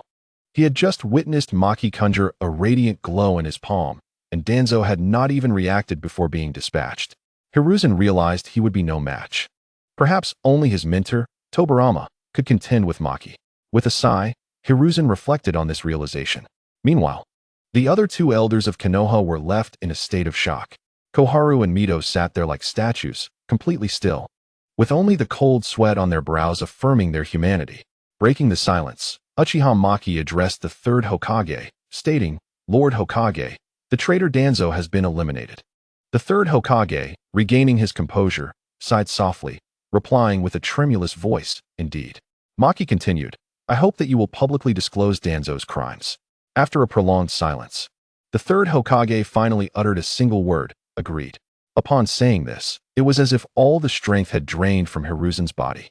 The once mighty ninja seemed to stoop considerably. "Very well, I shall leave the subsequent matters to you, Lord Hokage," Maki stated coolly. With a gesture towards Tsunade, Maki led the Uchiha clan away. As they departed, the third Hokage sighed deeply, his tone melancholic. "Let it be as Uchiha Maki advised." Tsunade felt no particular sorrow over Danzo's death, having long held disdain for the bandaged man. However, witnessing the despondent demeanor of the third Hokage, she too sighed softly before turning to leave. The following day, the villagers could scarcely believe the news. "Have you heard? Danzo has been executed as a traitor." The word spread rapidly, with rumors circulating that he had a Sharingan on one arm. "Nonsense. Tell me what happened," one impatient individual urged. "You all know my aunt's cousin's neighbor's son, who was in the same ninja academy class as an Ambu," he began, eager to boast of his connections. But upon noticing the unfriendly expressions of those around him, he quickly amended his statement. Danzo didn't just have one Sharingan. His other arm was covered in Byakugan.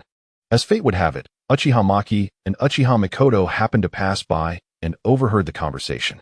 Mikoto, doubled over with laughter, leaned against Maki and inquired, "Maki, is what they said truly accurate?" Maki, with a twitch at the corner of his mouth, helplessly replied, "Sister Mikoto, you actually believe it?" "Haha. It's just that their claims are so vivid and detailed," Mikoto chuckled in response. Maki shook his head, having previously contemplated the terror of rumors. Yet he never anticipated them to be so absurd. In the gossip, Danzo was said to transform into a monstrous being with 3 heads and 6 arms, his body riddled with eyes.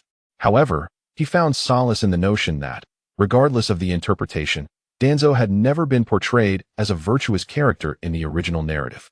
After spending an entire day shopping with Mikoto, Maki lay on his bed, gazing at the system interface.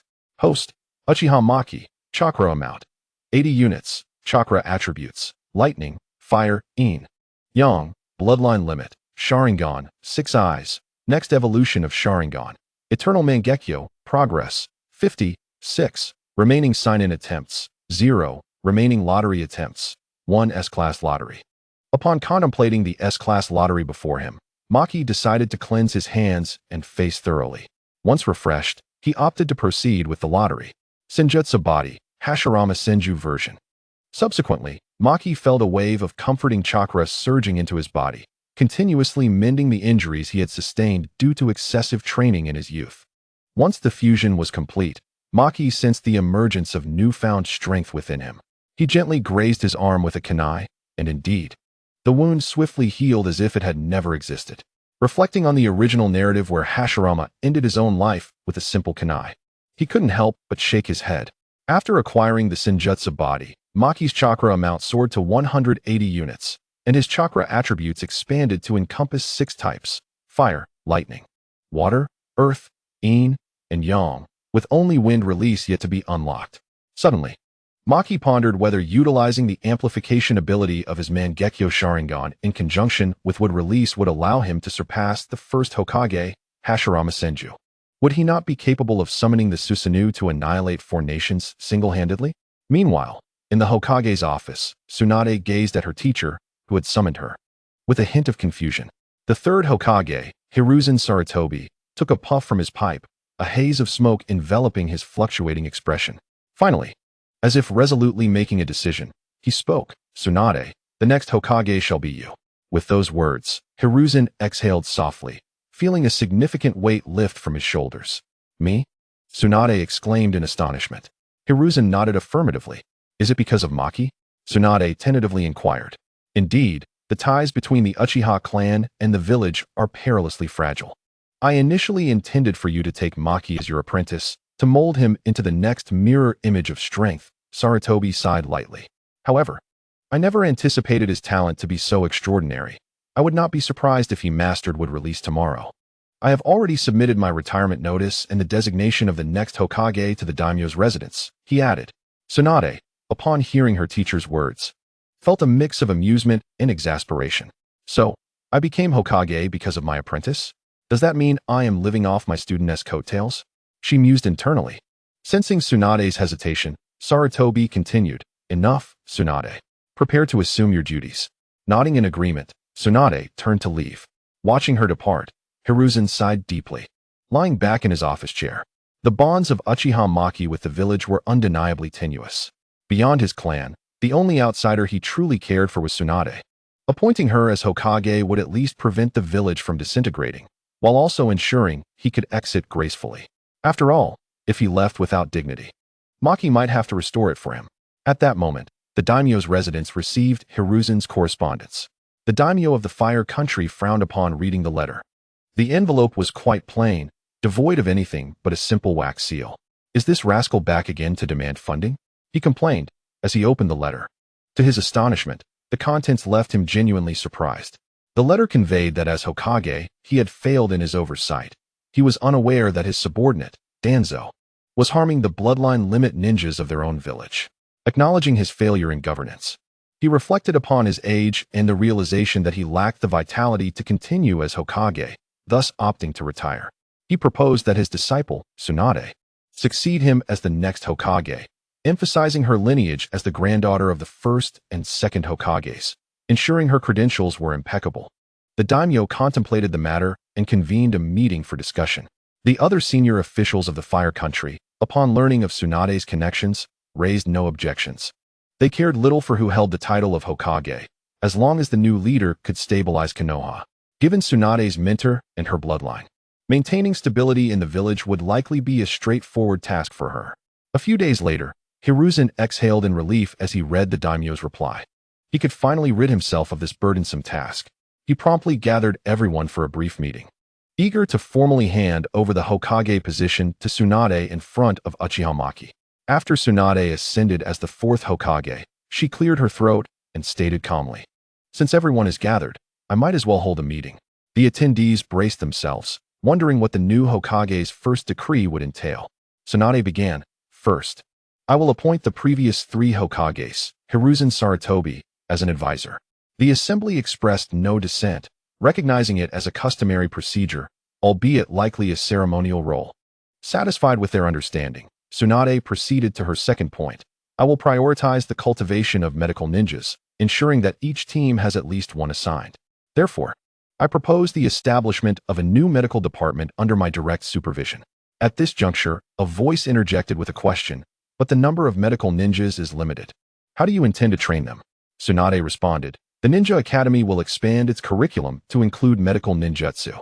Graduates who demonstrate aptitude will be directly placed into the medical department for advanced training. Observing no objections, Tsunade addressed the issue of root ninjas, suggesting that those from the major bloodline families should return to their clans, while commoners would be temporarily absorbed by the Umbu. Tsunade meticulously rolled out her policies, and as the prominent clans realized their interests remained intact, they heaved a sigh of relief. That will be all for now. I will provide further updates if necessary. Tsunade concluded, dismissing the assembly while retaining Uchiha Maki. Seated across from Tsunade in the Hokage's office, Maki grinned and asked, How does it feel to be Hokage, Sister Tsunade? Tsunade shot him an exasperated glance, then sighed at the mountain of paperwork before her, saying, This is all your fault. At that moment, Maki, glancing at the overwhelming stack of documents, immediately surmised that Tsunade intended to enlist him as free labor. In a flash, he performed a body flicker technique to escape, poking his head back in to cheerfully say, Good luck, Lady Hokage. With this many documents, I estimate you'll finish by midnight.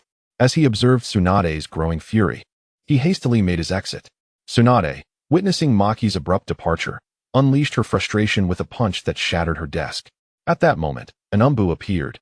Cautiously addressing the enraged Tsunade, Lady Hokage, you'll be responsible for the costs of any damaged property. The Umbu spoke delicately, wary of inciting her wrath. Tsunade looked at the split desk, resignedly nodding. Just deduct it from my salary next month. Let the finance department cover it for now. Before her stood a brand new desk.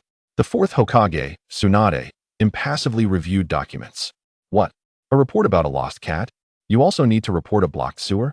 Tsunade gazed at the increasingly absurd reports before her, feeling a surge of frustration. 7 years remained until this Uchiha boy, Muku, came of age. She would hand over this position to him. Tsunade thought grimly. She then summoned the Umbu and pointed to the documents in her hand, inquiring, "What is the meaning of this? Why does every trivial matter, including lost cats, need to be brought to my attention?" The Umbu quickly explained. This was the policy of the previous Hokage. Well, that policy is now rescinded. Let Nara Shikadai handle these trivial matters, understood? Tsunade stated coolly. The Umbu nodded earnestly. Meanwhile, Uchiha Muku had found Kushina. "What is the matter, Muku?" Kushina asked, her cheeks slightly flushed. "I intend to have a serious discussion with the entity within you. Have you communicated with it recently?" Muku replied calmly. Kushina shook her head but replied with a light tone, "Since you spoke to it, it has been quite obedient. I plan to speak with it again." Muku gently placed his hand on Kushina's shoulder, then delved into the seal space within her. Before him was the Nine Tails, bound by chains. "Shall we have a chat, Kurama?" Muku proposed. The Nine Tails opened its eyes, filled with hatred, and glared at Muku. "I have nothing to discuss with the Uchiha clan. If Madara and Hashirama could do it, I can too. Can we finally have a proper conversation?" Muku gazed at the Nine Tails with his crimson Sharingan. The Nine Tails, seething with anger, retorted, "Not this cursed eye again, you detestable Uchiha."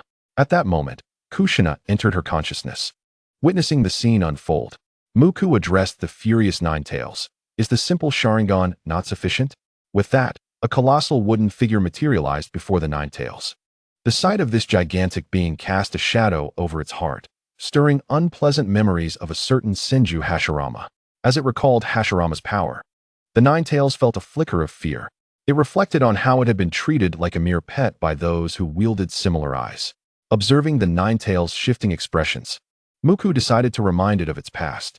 In Chapter 23, The Hard-Headed Nine Tails, Muku entered Sage Mode, summoning a colossal statue of Cannon, towering over the Nine Tails. "Can we have a proper discussion now, Kurama?" Muku inquired. The Nine Tails, dwarfed by the statue, asked, "How do you know my true name?" "How I know is unimportant." Muku replied, standing atop the statue, his Sharingan fixed on the Nine Tails. "What matters is that we have a discussion." The Nine Tails, resigned, lay on the ground. "What is there to discuss?" "About your freedom," Muku stated boldly. The Nine Tails, taken aback, lifted its gaze. "Freedom? I am sealed within a Jinchuriki. You understand the consequences of a Jinchuriki without a tailed beast, don't you? Are you truly willing to face that?" Muku smiled faintly at the Nine Tails' words. "When did I ever say I would release you? Are you mocking me?" The Nine Tails growled. Muku calmly observed the Nine Tails, bound by the adamantine chains. "Releasing you is out of the question, but I can't allow the chains to disappear." The Nine Tails' demeanor shifted slightly at Muku's words. "Aren't you afraid I might break free from the seal?" Muku replied coolly, "You can certainly try." The Nine Tails contemplated the towering cannon, its past fears resurfacing. "So, what is it that you wish for me to do?" it asked. Muku responded, "Assist Kushina." "Absolutely not." The Nine Tails retorted angrily. Muku, unfazed, stated, "It appears I need to reason with you." He then gestured for Kushina to temporarily remove the seal on the Nine Tails. As the adamantine chains vanished, the Nine Tails grinned. "What kind of reasoning will you present?" Witnessing the Nine Tails revel in its newfound freedom, Muku remarked, "It seems some creatures remain oblivious to their true nature." The Nine Tails, angered by Muku's words, felt its dark chakra surge. However, it soon paid the price for its defiance. Muku executed a technique, summoning countless fists from cannon to strike the Nine Tails. The Nine Tails, momentarily clear-headed, recalled its past terrors and attempted to concede, but the first punch landed squarely on its mouth, leaving it speechless. Muku observed the silenced Nine Tails and mused, "Truly, you are the leader of the tailed beasts." The Nine Tails lamented, "I was about to plead for mercy, but alas, I was too slow." Muku controlled his strength, ensuring the blows left the Nine Tails dazed but unharmed. After this round of discipline, Muku asked, "Are you calm now?" The Nine Tails, instinctively suppressing its pride, replied, "I am very calm. Therefore, esteemed Uchiha, could you please retract your cannon?" "Oh, using respectful language now? It appears you are genuinely calm," Muku noted, dissipating the cannon. He approached the Nine Tails, gently advising, "You became agitated before I even finished my sentence. Can you allow me to speak fully next time? The Nine Tails nodded, acknowledging its attentiveness. Muku pointed at Kushina and instructed, assist her in becoming the perfect Jinchuriki. The Nine Tails hesitated, expressing, becoming a perfect Jinchuriki requires cooperation from both the tailed beast and the Jinchuriki. Relieved that the Nine Tails was coming to terms, Muku pressed on, so, can you refrain from causing disruptions? The Nine Tails nodded in agreement. Muku, satisfied with the Nine Tails' response, turned to Kushina and instructed, lift the adamantine seal. He was unconcerned about the Nine Tails changing its mind, having prepared a double insurance in the form of the sealing technique that lay within Kushina. Emerging from the consciousness space, Kushina gazed at Muku with admiration. Muku, aren't you from the Uchiha clan? How can you utilize wood release? She asked, perplexed. Muku replied, consider it a secret between us. Kushina nodded in understanding. Without the need to distribute chakra to suppress the Nine Tails, your chakra capacity must have increased significantly, Muku observed. Kushina, feeling the surge of chakra, was thrilled to discover she no longer required the adamantine seal, which had caused her chakra to swell. Muku, sensing her chakra fluctuations with his 6 eyes, noted that without the Nine Tails, her chakra was already at 50 cards. Indeed, it is remarkable that even in a state of near demise after the extraction of the Nine Tails, the character from the original work can effortlessly suppress its existence and leave behind chakra within Naruto. Uchiha Maki said softly, without the disturbance of the Nine Tails. You should be able to devote yourself to training your ninja techniques. Kushina nodded in agreement. She had always wished to practice ninjutsu, but had been distracted by the need to suppress the Nine Tails, resulting in her inability to learn any sealing techniques or jutsu above B rank. Aside from the adamantine sealing technique. By the way, Kushina, what is your chakra affinity? Uchiha Maki inquired. Wind release, she replied. I cannot teach you wind release, but I can impart this technique to you, Uchiha Maki said, forming a Rasengan with one hand and addressing Kushina. Is that a ninjutsu without hand seals? Kushina exclaimed in surprise, observing Uchiha Maki as he molded the Rasengan. Uchiha Maki nodded, stating, this technique is called Rasengan. It is an attribute-less ninjutsu, roughly of A-rank difficulty. How do I learn it? Kushina asked. Uchiha Maki first left a space-time mark at the entrance, then placed his hand on Kushina's shoulder. In an instant, she found herself transported to a training ground. Next, I will instruct you on how to cultivate this technique and set your future goals, he continued, handing her water and rubber balls. The first phase of this technique is rotation, the second phase is power, and the third phase is maintenance. However, even after completing these, it is merely a transformation of chakra. You will also need to incorporate nature transformation. In Chapter 24, Subduing the Three Tails, Uchiha Maki infused a Rasengan with lightning release. To Kushina's astonishment, the Rasengan in his hand vanished. Where did the Rasengan go? Kushina asked, tilting her head. Uchiha Maki pressed the hand that had formed the vanished Rasengan against a tree. Before his hand even made contact, a massive hole appeared in the tree. Why? Kushina questioned in surprise. Because I infused lightning release into the Rasengan, Uchiha Maki explained, after which he asked her if she understood. Kushina managed a faint smile and replied, I suppose I understand. Observing her expression, Uchiha Maki shook his head in resignation and decided to let it be. He utilized the Flying Thunder God technique to send Kushina back. As he prepared to leave, he placed a hand on her shoulder, and his Sharingan gradually transformed from 3 tomo to the Mangekyo shape. As Kushina felt his gaze, her cheeks flushed and she closed her eyes. Watching her tightly shut eyes, Uchiha Maki's mouth twitched in exasperation as he said, Open your eyes. Oh, Kushina replied shyly, opening her eyes to see Uchiha Maki's crimson Sharingan. Uchiha Maki then retracted his Mangekyo Sharingan. Sensing the chakra fluctuations from his specially crafted kunai, he assumed something was amiss and immediately teleported using the Flying Thunder God technique. After Uchiha Maki departed, the Nine Tails spoke to Kushina. This Uchiha, wary of me, specifically applied a form of ocular power to your seal. Ocular power? What does that mean? Kushina asked, puzzled. The Nine Tails replied, in simple terms, if I attempt to break the seal, this ocular power will suppress me directly. Concerned, Kushina inquired, is that a heavy burden for Maki? The Nine Tails shook its head. This level of ocular power is merely a drop in the bucket for him. Relieved, Kushina waited for Uchiha Maki to teleport back, only to find herself in the Hokage's office. Observing Tsunade's puzzled expression, she asked, What is it? Tsunade replied nonchalantly. I wish to assign you a task. What task? Although Uchiha Maki felt an ominous premonition, he still inquired. To assist me in completing these documents. Tsunade pointed at the mountain of paperwork. Before she could finish, Uchiha Maki vanished with a flying thunder god technique. Frustrated, Tsunade contemplated smashing the desk, but recalled the costs and restrained herself, clenching her teeth as she dealt with the documents. Meanwhile, Uchiha Maki, having narrowly escaped, sighed in relief. Muttering to himself, I almost became a child laborer.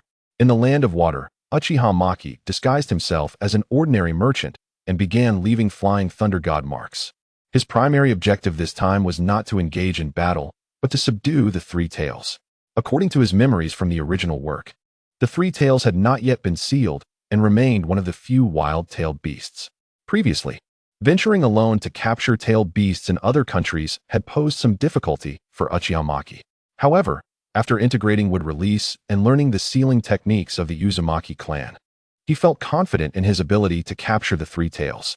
Upon arriving at a large lake, Uchiha Maki confirmed he was in the right place, as the vast expanse of water bore no signs of life. To be cautious, he utilized the six eyes to probe, discovering a massive chakra at the lake's bottom. Once assured of his location, he unleashed the fire release technique, Great Fire Destruction, which evaporated half of the lake's surface.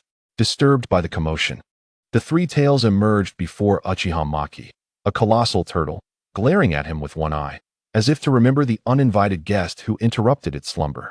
Uchiha Maki said nothing further and directly used the adamantine sealing chains to ensnare the Three Tails.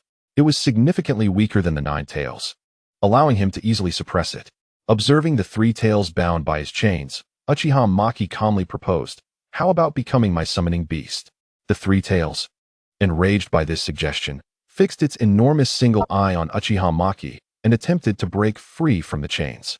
Uchiha Maki remarked, it seems you do not agree? Very well, I offer you two choices. The first is to have your chakra completely absorbed and perish. The second is to become my summoning beast. Choose one. Initially, Uchiha Maki intended to absorb the chakra within the Three Tails, but he was surprised at how weak it was. Even if he absorbed its chakra, it would not significantly enhance his strength. It was better to have the Three Tails as a summoning beast.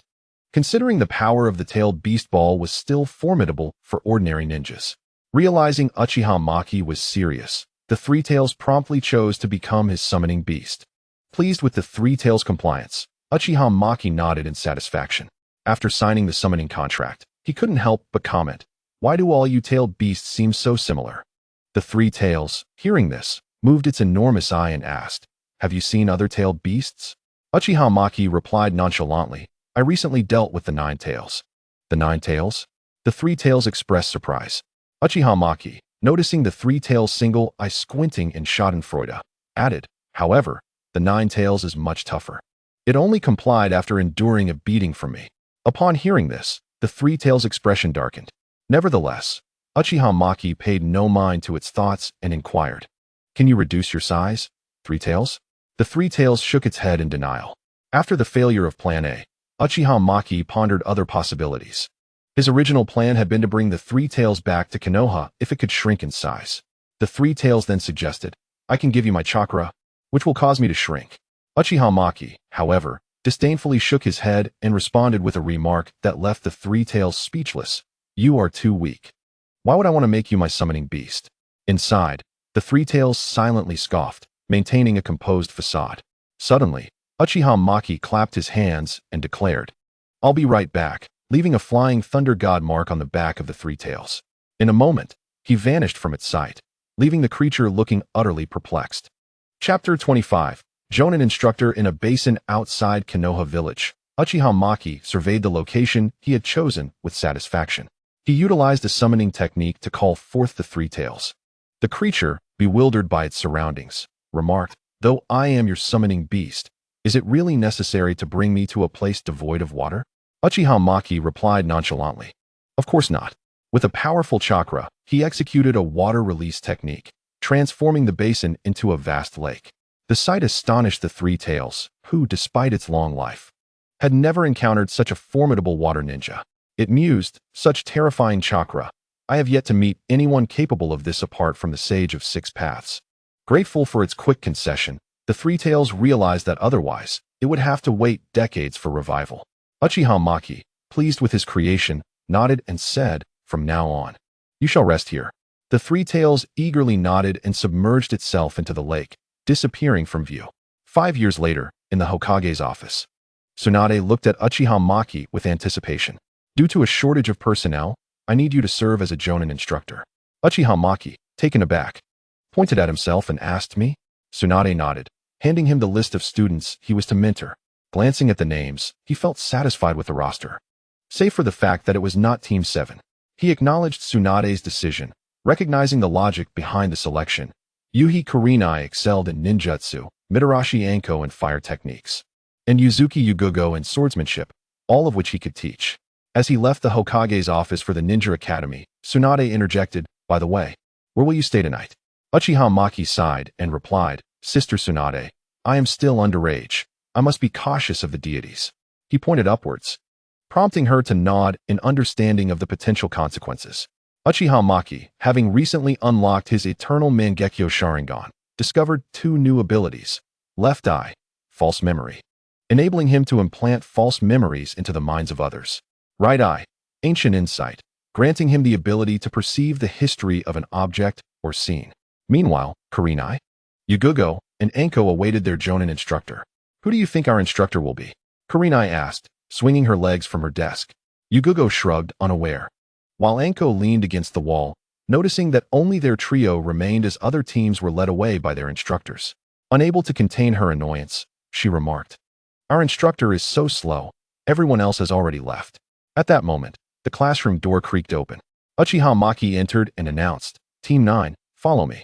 Upon realizing only 3 remained, he felt a twinge of embarrassment.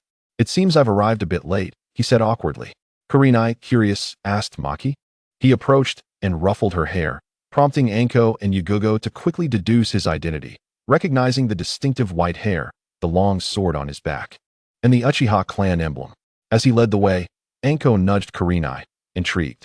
"You know Uchiha Maki?" Yugugo leaned in, eager for the gossip. Kurenai explained that her father and Uchiha Maki's father were teammates, and she had known him since childhood, omitting the detail about her near engagement. Arriving at a training ground, Uchiha Maki said, "Let's begin with introductions. My name is Uchiha Maki, proficient in Jinjutsu, lightning, fire, and sword techniques. As for my dreams, I currently have none." Kurenai excelled in Jinjutsu, Anko in fire and Taijutsu, and Yugugo in swordsmanship. Uchiha Maki nodded, stating, "Tomorrow, same place at 9 in the morning." With that, he vanished from their sight. The next day at the training ground, Uchiha Maki addressed the trio, "I will conduct a test. You are to attack me with the intent to kill. It's that simple." The 3 nodded solemnly. "You have 3 minutes to discuss your strategy," he said, pulling out an hourglass. As the sand trickled down, Uchiha Maki approached them after 3 minutes. "Have you finalized your plans?" he inquired. As he neared, Yugugo drew her sword and struck at Uchiha Maki, only to realize she had struck empty air as he transformed into a flurry of cherry blossoms, reappearing atop a tree. Following her failed attempt, Anko launched a massive fireball towards him. Uchiha Maki nimbly leaped aside to evade the attack.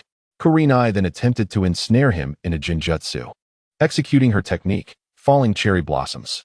Observing their coordinated efforts, Uchiha Maki remarked, "Impressive teamwork." He then distorted his form and vanished from their view.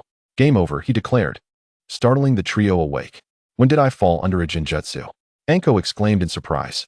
Yugugo remained silent, her expression reflecting shock, while Kurenai pieced together the realization that they had likely been ensnared the moment Uchiha Maki revealed the hourglass.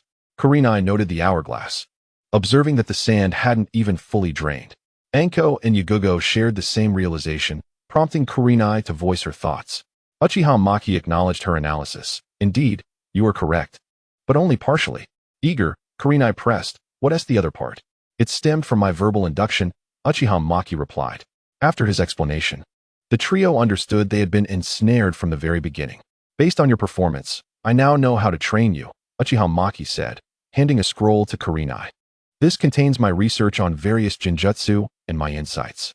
He tossed another scroll to Anko for her fire techniques. Finally, he glanced at Yugugo, who looked expectant. Chapter 26. Outdated intelligence. To be honest, I can only offer basic guidance in swordsmanship, he mentioned, causing Yugogo to feel a tinge of disappointment. However, Uchiha Maki elongated his tone, reigniting her anticipation. What is your chakra's nature? To his surprise, Yugogo shook her head, admitting she did not know. Uchiha Maki pulled out a chakra test paper and instructed her on its use. As she infused her chakra into the paper, it promptly crinkled. Teacher, is my chakra of the lightning nature? Yugogo inquired. In the recent explanation provided by Uchiha Maki, she had understood the variations in the chakra attributes that could affect the test paper, but still hesitated to ask a question. Uchiha Maki responded with a calm demeanor, stating, yes, your attribute is lightning release, which perfectly complements your swordsmanship.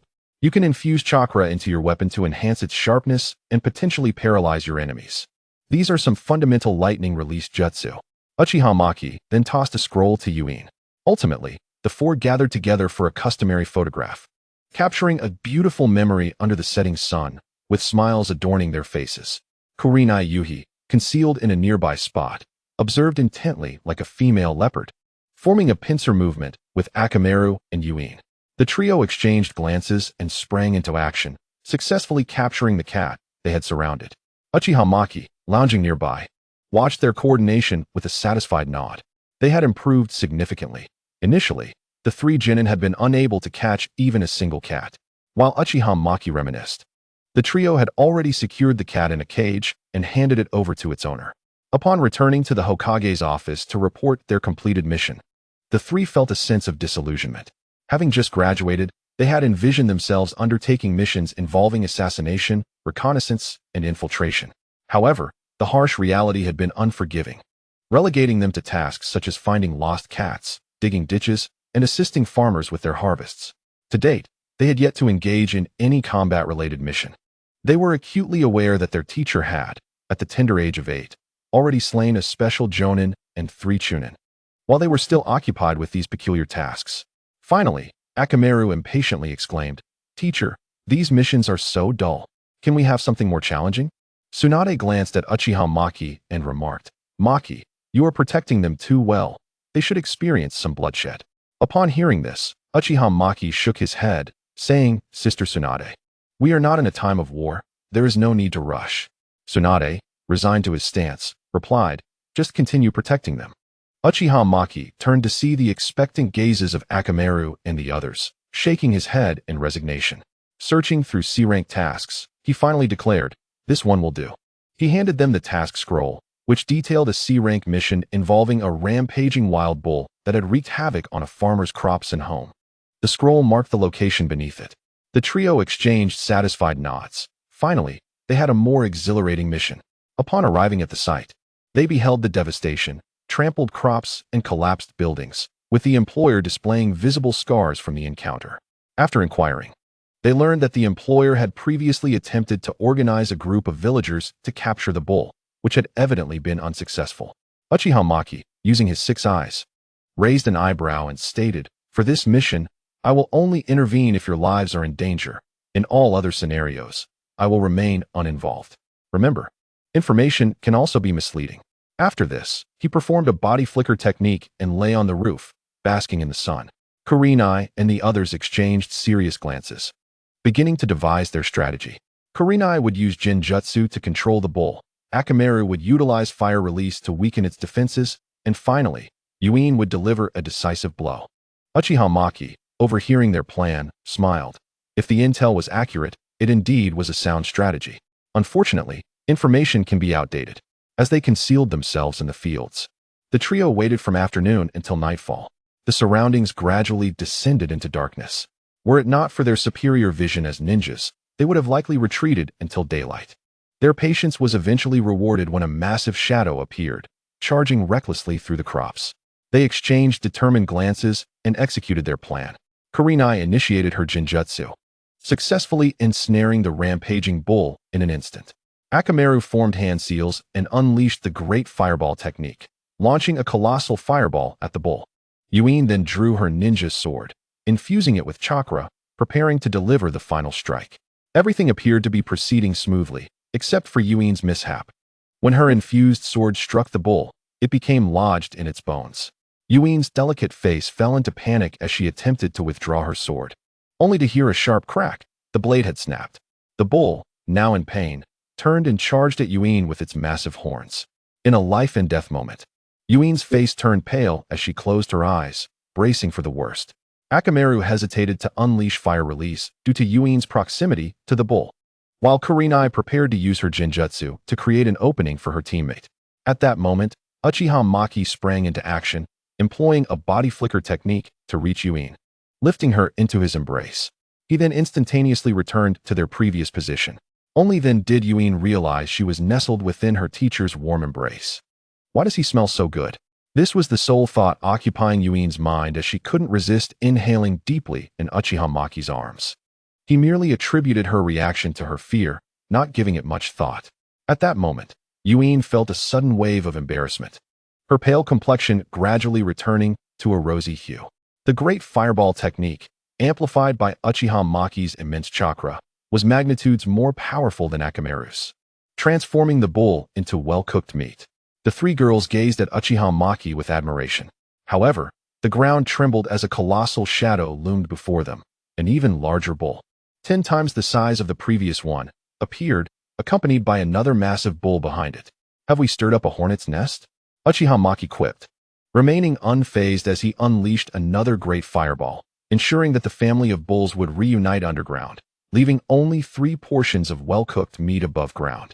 Uchiha Maki looked at the trio, ready to reprimand them. Had it not been for my intervention, at least one of you would have perished in the attempt to subdue that smaller bull.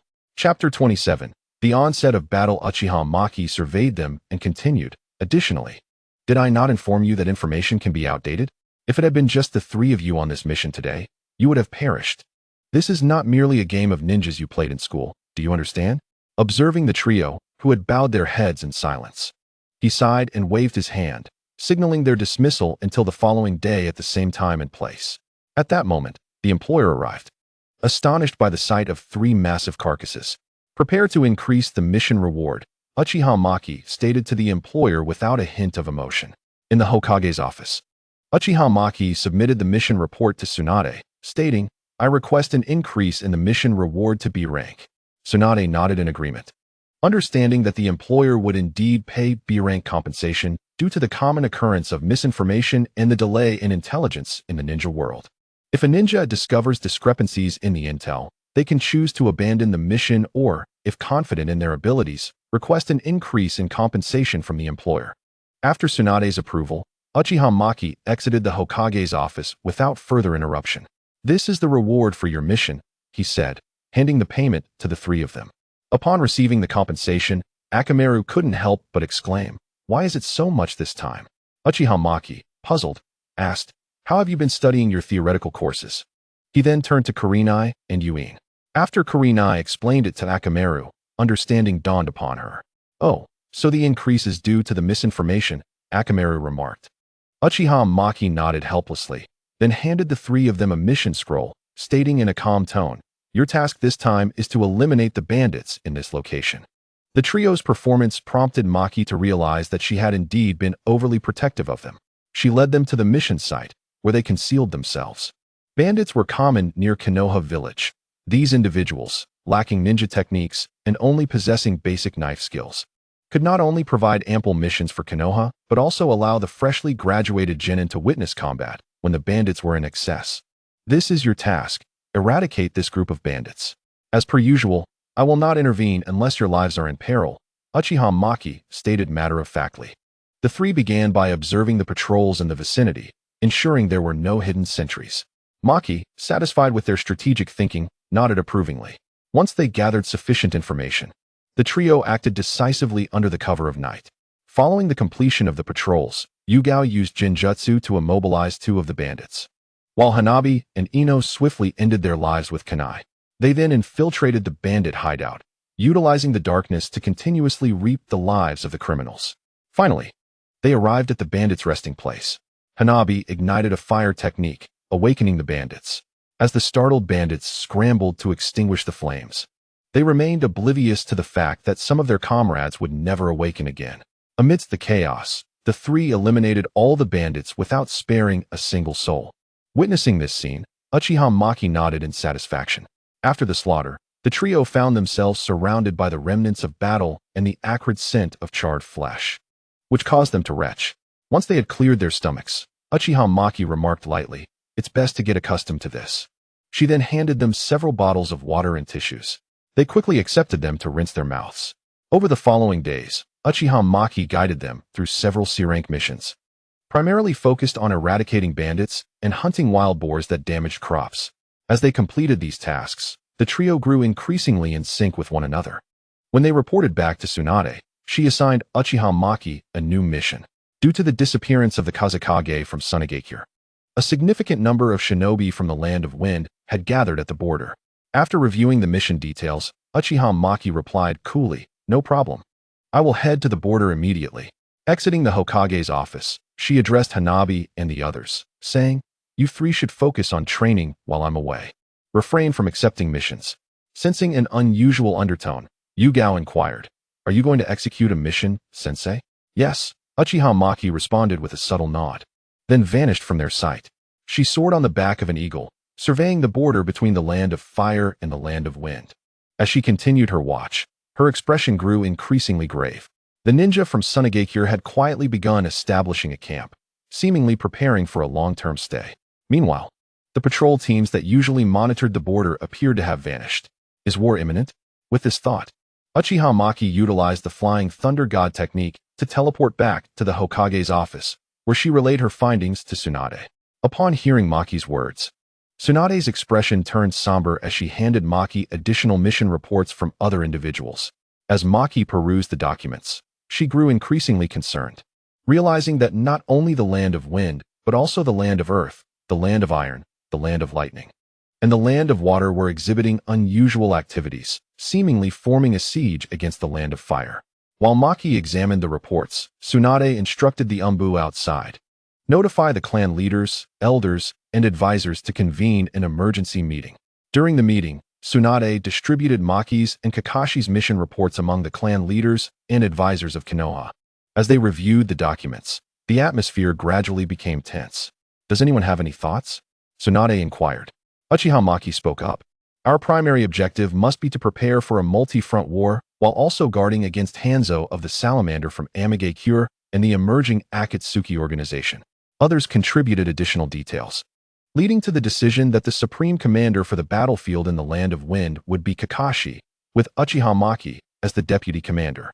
The supreme commander for the Land of Earth would be Orochimaru, with Jiraiya as the deputy. The Land of Lightning would be commanded by Sarutobi Hyjin, with Inazuka Kiba as the deputy. The Land of Water's main commander would be Minato Namikaze, with Hinata Hizashi as the deputy. The command for the Land of Iron was yet to be determined.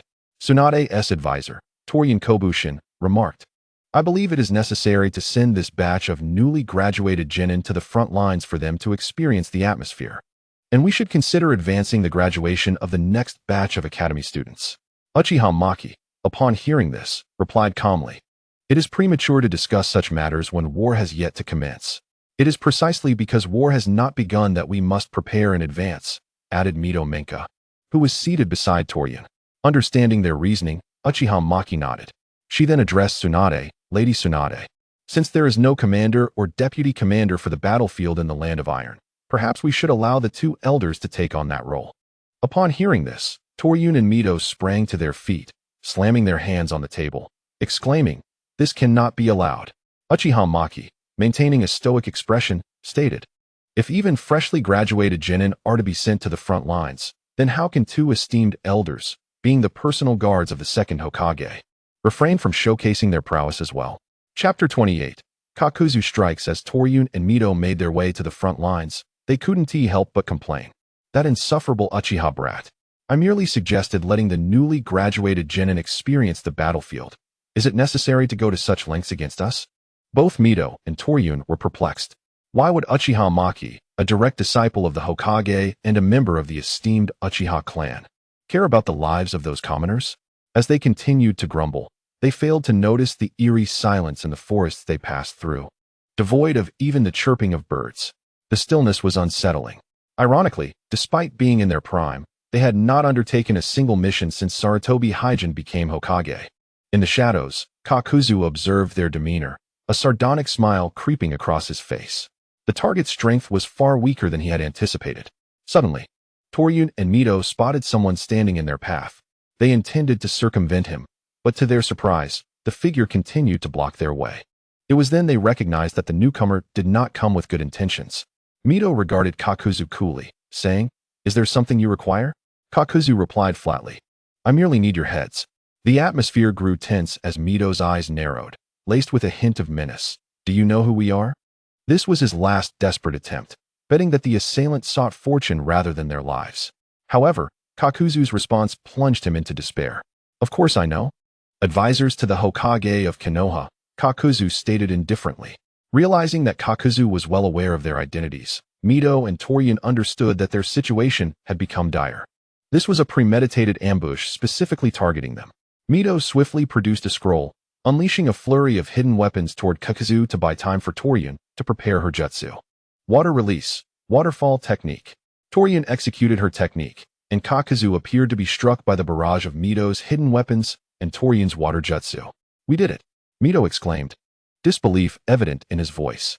Everything had gone too smoothly, leaving him incredulous. Just then, Toryun sensed a powerful punch coming from behind her. Attempting to evade, her body, having grown stiff from a life of luxury, moved like a marionette tangled in strings. Before she could escape, Kakuzu's fist connected with her. Kobushin. Mito Minyan let out an exclamation and quickly threw several shurikens in an attempt to provide assistance. However, Kakuzu did not dodge or evade. The shurikens struck his body with a metallic clang. Nonetheless, this did slightly hinder Kakuzu's speed in delivering a finishing blow. Seizing the opportunity, Toka Shorin adeptly utilized a substitution technique to evade. Kakuzu, with a single punch, shattered the wooden stump used for the substitution. Observing the scene with a detached remark, "It seems things have become a bit more serious." Having engaged in combat moments earlier, he had already gauged the strength of the two adversaries. Despite both possessing chakra levels akin to Jonin, their actual power was merely at the special Jonin level, far weaker than he had anticipated. However, he acknowledged that his heart was still more than sufficient. With this thought, Kakuzu initiated the technique Earth Release, Earth Spear. As Mito Minyan and Toka Shorin displayed expressions of terror, he unleashed his ninjutsu, Earth Release, Earth Spear, Wind Release, Wind Pressure, and Fire Release, Head Hardening. Kakuzu dragged the two lifeless bodies to a remote location. At that moment, Uchiha Maki awaited him there. Kakuzu presented the corpses to Uchiha Maki, stating, "The goods have arrived. Where's the payment?" Uchiha Maki produced a prepared box and handed it to Kakuzu. Kakuzu accepted the box, leisurely counting the money. Suddenly, a ninja blade from behind Uchiha Maki pierced Kakuzu's vital point. Kakuzu, having lost a heart in an instant, furiously demanded, "Why?" Uchiha Maki replied calmly, "Hiring others to assassinate ninjas from our village is an act of treason. I could never allow such a liability to remain." After saying this, he destroyed Kakuzu's remaining heart and obliterated the three corpses, scattering their ashes into the sea. Once assured of his success, he proceeded to the command center of the Leaf Village on the front lines of the Land of Iron. Observing the orderly proceedings, he nodded. Indeed, in certain situations, the role of leadership can be nearly negligible, often becoming a hindrance instead. In the world of Naruto, the disparity in numbers and strength between samurai and ninjas is staggering. Allowing those two to command the front lines could very well lead to disaster. Utilizing the Flying Thunder God technique, Uchiha Maki returned to the front lines of the Wind Country, following Tsunade's proposal to establish a medical department. The number of medical ninjas in the Leaf Village had significantly increased. The casualties on the front lines had decreased considerably compared to the Second Shinobi War. Moreover, Chiyo's poisons had been repeatedly neutralized by Tsunade in the rear. The situation on the Wind Country front was nearing collapse. Uchiha Maki decided it was time to deliver a significant blow. He and Kakashi Hatake ventured to the outskirts of a sand village encampment. "Maki, what is our purpose here? Are we executing a decapitation operation?" Kakashi inquired, puzzled. Uchiha Maki replied nonchalantly, "I merely wish to deliver a severe shock to the Wind Country." With that, he summoned the Three Tails using the summoning technique. Kakashi, astonished by the sight of the Three Tails, exclaimed, "Your summoning beast is actually the Three Tails?" Uchiha Maki nodded affirmatively, leaving Kakashi utterly astonished. He believed he had seen it all, Yet Uchiha Maki shattered his expectations. In his understanding, only the legendary figure, whom the village forbids discussing, could summon a tailed beast. Kakashi remarked, "Truly, you are an Uchiha." Uchiha Maki made no attempt to deny this. The name Uchiha had indeed afforded him many advantages early on. Pointing towards the encampment, Uchiha Maki commanded the three tails to attack. The beast nodded, gathering a vast amount of chakra within its mouth. Using In release, it coalesced the chakra into a sphere, meticulously controlling the ratio of Yin to Yang to 2:8. Soon, the three tails unleashed a fearsome tailed beast bomb. The sentries of the Sand Village detected the terrifying chakra fluctuation, shouting enemy attack, and triggering the alarm. This cry startled most of the camp's occupants, who hastily attempted to use Earth Release to shield themselves from the tailed beast bomb. However, before they could complete their hand seals, the bomb surged towards them with apocalyptic force. In the despairing eyes of the Sand Ninjas, the tailed beast bomb obliterated their encampment, many perishing without even a scream. Observing the devastation, Uchiha Maki nodded in satisfaction and inquired how many more bombs of similar potency the three tails could unleash. Approximately 8 times, the three tails responded. Satisfied with this answer, Uchiha Maki nodded again. After destroying 3 Sand Village encampments, he dismissed the three tails, allowing it to return for rest. Chapter 29. Kushina and Mikoto. Uchiha Maki recognized that such a surprise attack could only be executed while the enemy remained unaware of his capabilities. Should the Sand Village gather intelligence, an assault would not be so easily carried out. At the Sand Village's Kazekage building, in the conference room, Chiyo slammed her hand on the table, exclaiming, "In just one day, we have lost 1/3 of our forces at the front. What is the intelligence department doing?" The head of the intelligence department trembled as he raised his hand. The intelligence indicates that the Leaf's White Fang, Kakashi Hitaki, and the White Death, Uchiha Maki, are leading the opposing forces. Get to the point, Chiyo impatiently urged, tapping the table. Having fought for so many days, she was already well aware of the enemy's command figures. The intelligence chief quickly abandoned unnecessary words and focused on the crux. According to our intelligence, neither Kakashi Hitaki nor Uchiha Maki possesses any jutsu of such catastrophic power. Thus, we suspect that the Leaf Village has deployed the Nine Tails Jinchuriki. Upon uttering the term Jinchuriki, the atmosphere in the conference room noticeably grew tense. Jinchuriki? It seems the Leaf is truly on the brink, the higher-ups of the Sand Village lamented. Upon hearing the term, Chiyo fell into contemplation. In this war, the Leaf was simultaneously being besieged by 5 nations. Mobilizing a Jinchuriki to swiftly conclude the battle on a chosen battlefield was within the realm of reason. Ero Sennin stated calmly, "Since the Leaf has deployed a Jinchuriki, we too should send our Jinchuriki to counter."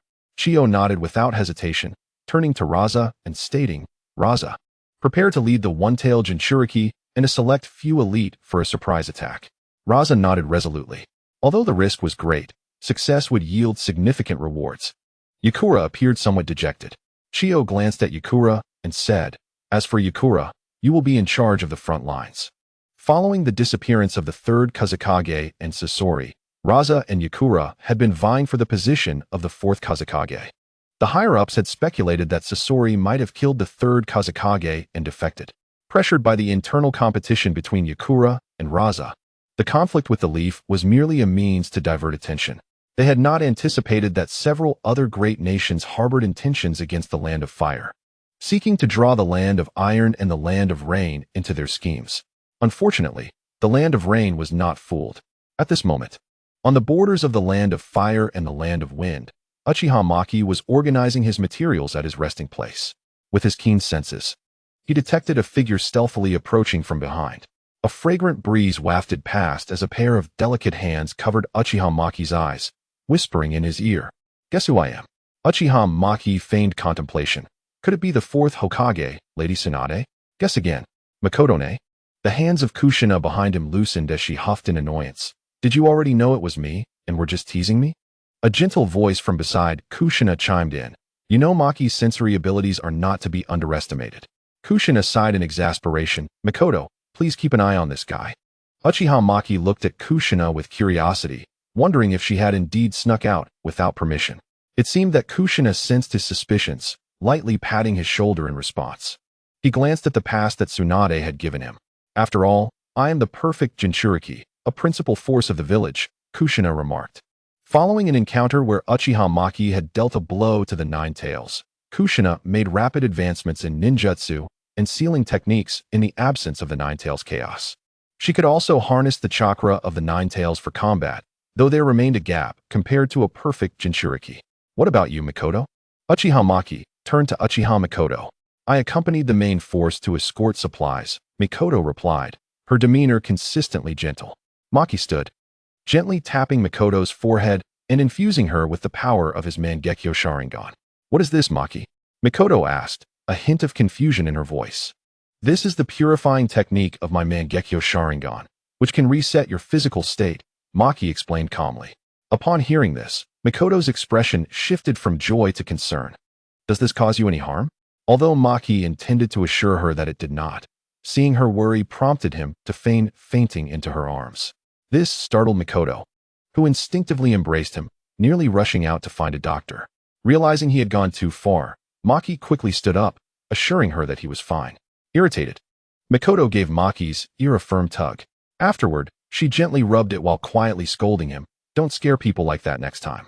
Kushina, observing, remarked with exasperation, Mikoto, you coddle him too much. Maki took the opportunity to nuzzle closer to Mikoto, only to be lightly swatted away, reluctantly leaving her embrace. Kushina settled beside Maki. Have you been on the front lines all this time? Maki inquired while playing with Kushina's red hair. Yes, Kushina nodded. What about you, Mikoto?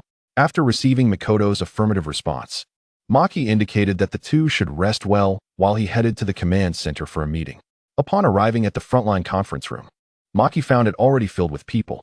Shikaku Nara nodded at Maki and said, Uchiha Maki, the ambush plan was highly successful. However, intelligence indicates that Yakura is leading a large force toward us, attempting to initiate a grand battle.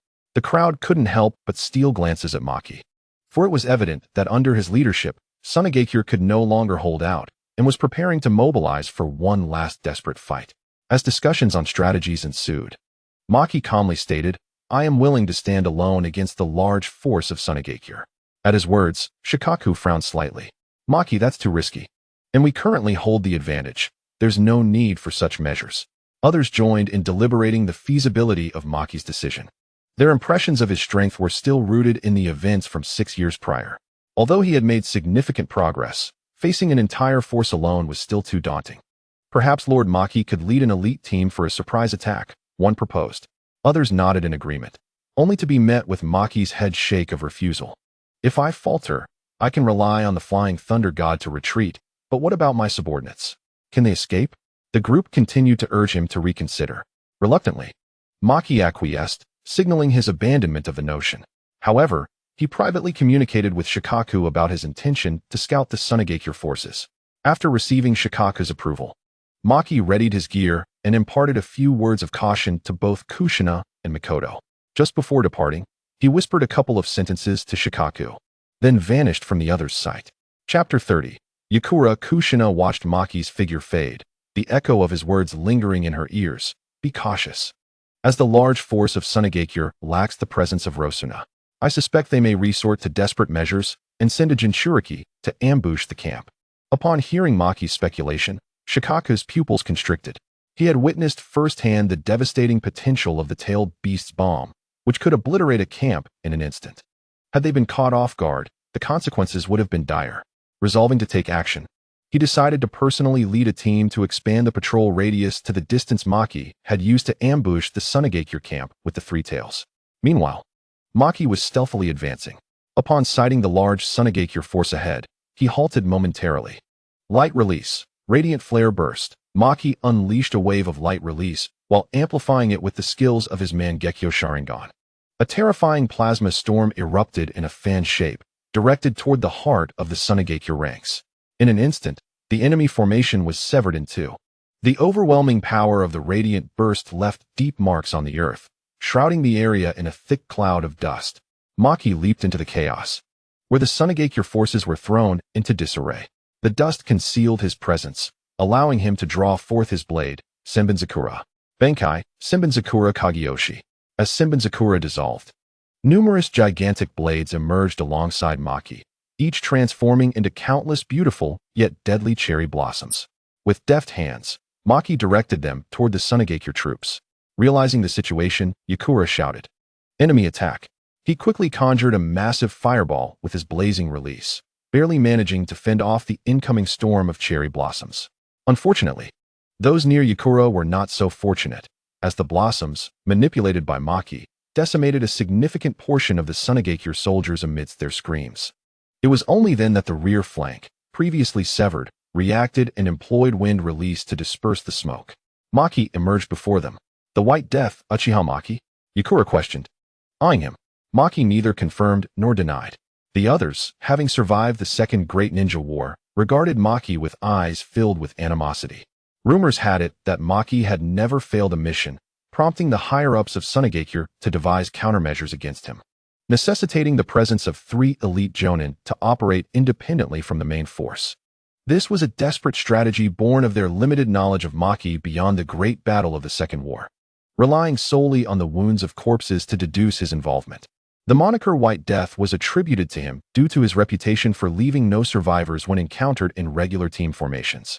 As the remaining Tsunade troops surveyed their surroundings, they realized there were no ambushes aside from Maki.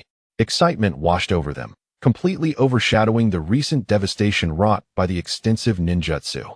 Blinded by vengeance, the Tsunade soldiers chose to ignore any warnings, their minds consumed by memories of comrades and loved ones who had perished at Maki's hands. With their foe standing alone before them, they could not let this opportunity for revenge slip away. Unable to contain their hatred, they charged at Maki. Their eyes glazed with crimson fury, even disregarding Yakura's commands. Maki observed the oncoming wave of Tsunade soldiers with an impassive expression, drawing his Senbonzakura and rushing toward them.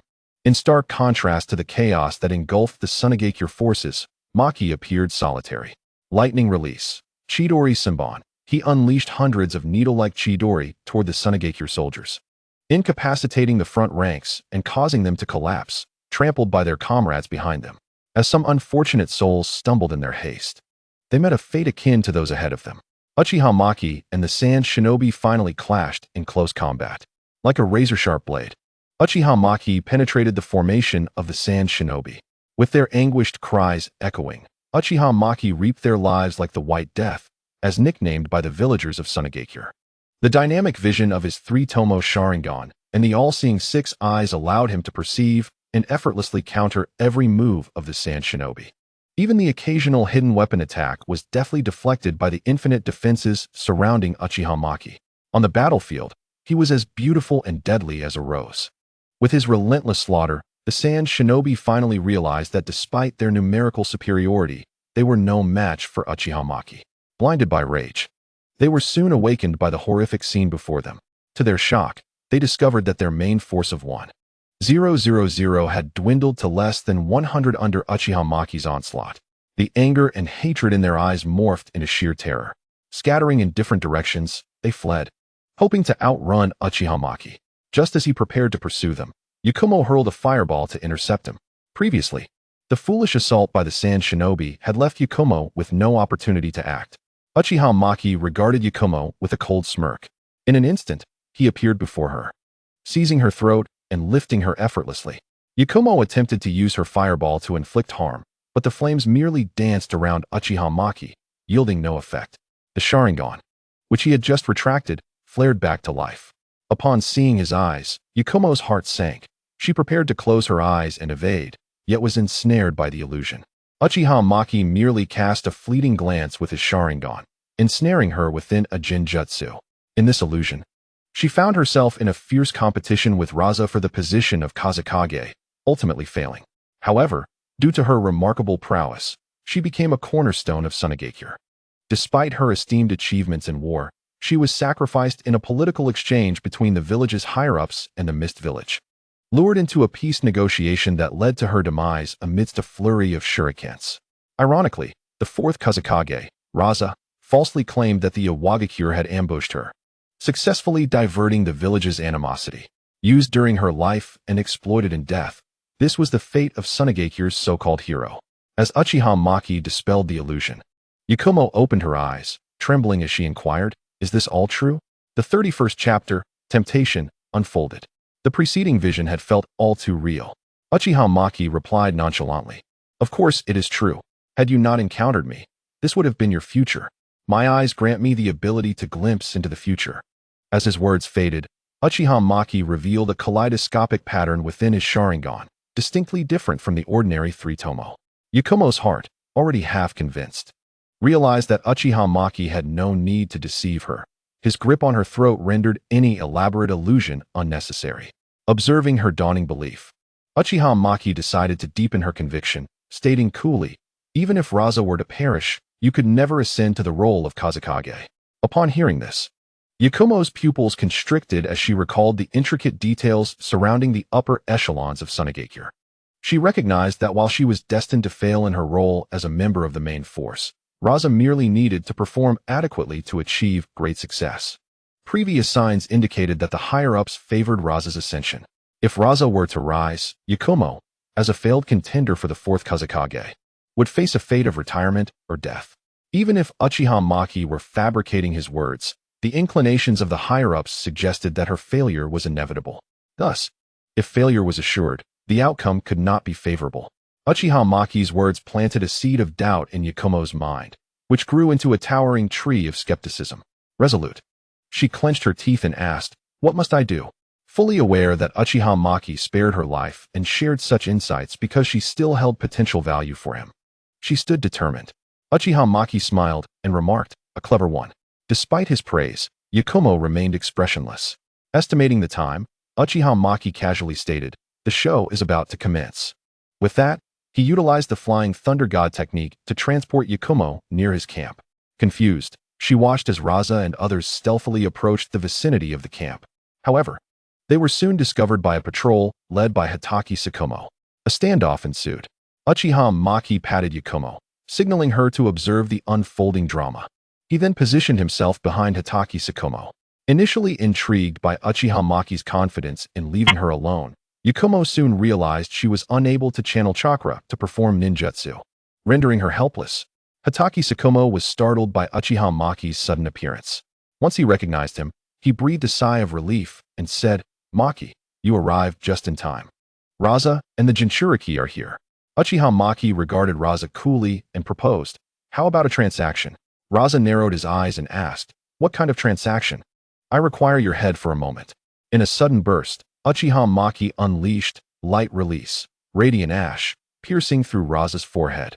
From Raza's perspective, he merely glimpsed a flash of light before losing consciousness. Hatake Tsukumo reacted swiftly, employing his elusive body flicker technique alongside the swordsmanship of the Hatake clan to decimate nearly all the elite Sand Shinobi, except for the Jinchuriki. Had Uchiha Maki not instructed him to leave two alive, Tsukumo would have likely finished the job. Afterward, the Jinchuriki, Shikaku, had only just freed itself from its seal. To the astonishment of Tsukumo and the patrol team, Shikaku appeared before them, towering and resembling a tanuki. However, having weathered many storms, Tsukumo quickly regained his composure. He believed that with Uchiha Maki summoning the three tails, they could easily subdue or even capture the one tail. Uchiha Maki stared impassively at the emerging one tail. At last, "I have emerged. I shall annihilate everything before me." Shikaku's frenzied voice echoed. Looking down upon the assembled foes like ants, Shikaku sneered, preparing to employ its sealing technique. However, just as it was about to act, multiple chains materialized behind Uchiha Maki. Diamond Lock ensnared Shikaku, rendering it immobile. "What is happening? Why can't I move?" Shikaku exclaimed, its expression a mix of surprise and defiance as it attempted to use its chakra to break free from the confinement. Tsukumo's pupils constricted at the sight. Diamond Lock, a secret technique of the Uzumaki clan? Maki.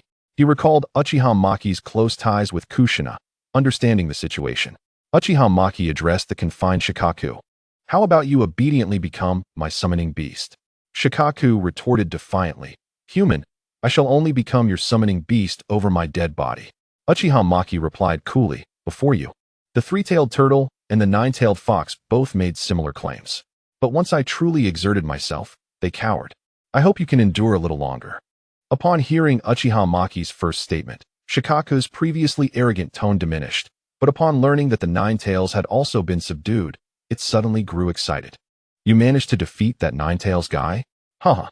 At this moment, Shikaku, bound and unable to move, would have rolled on the ground laughing heartily.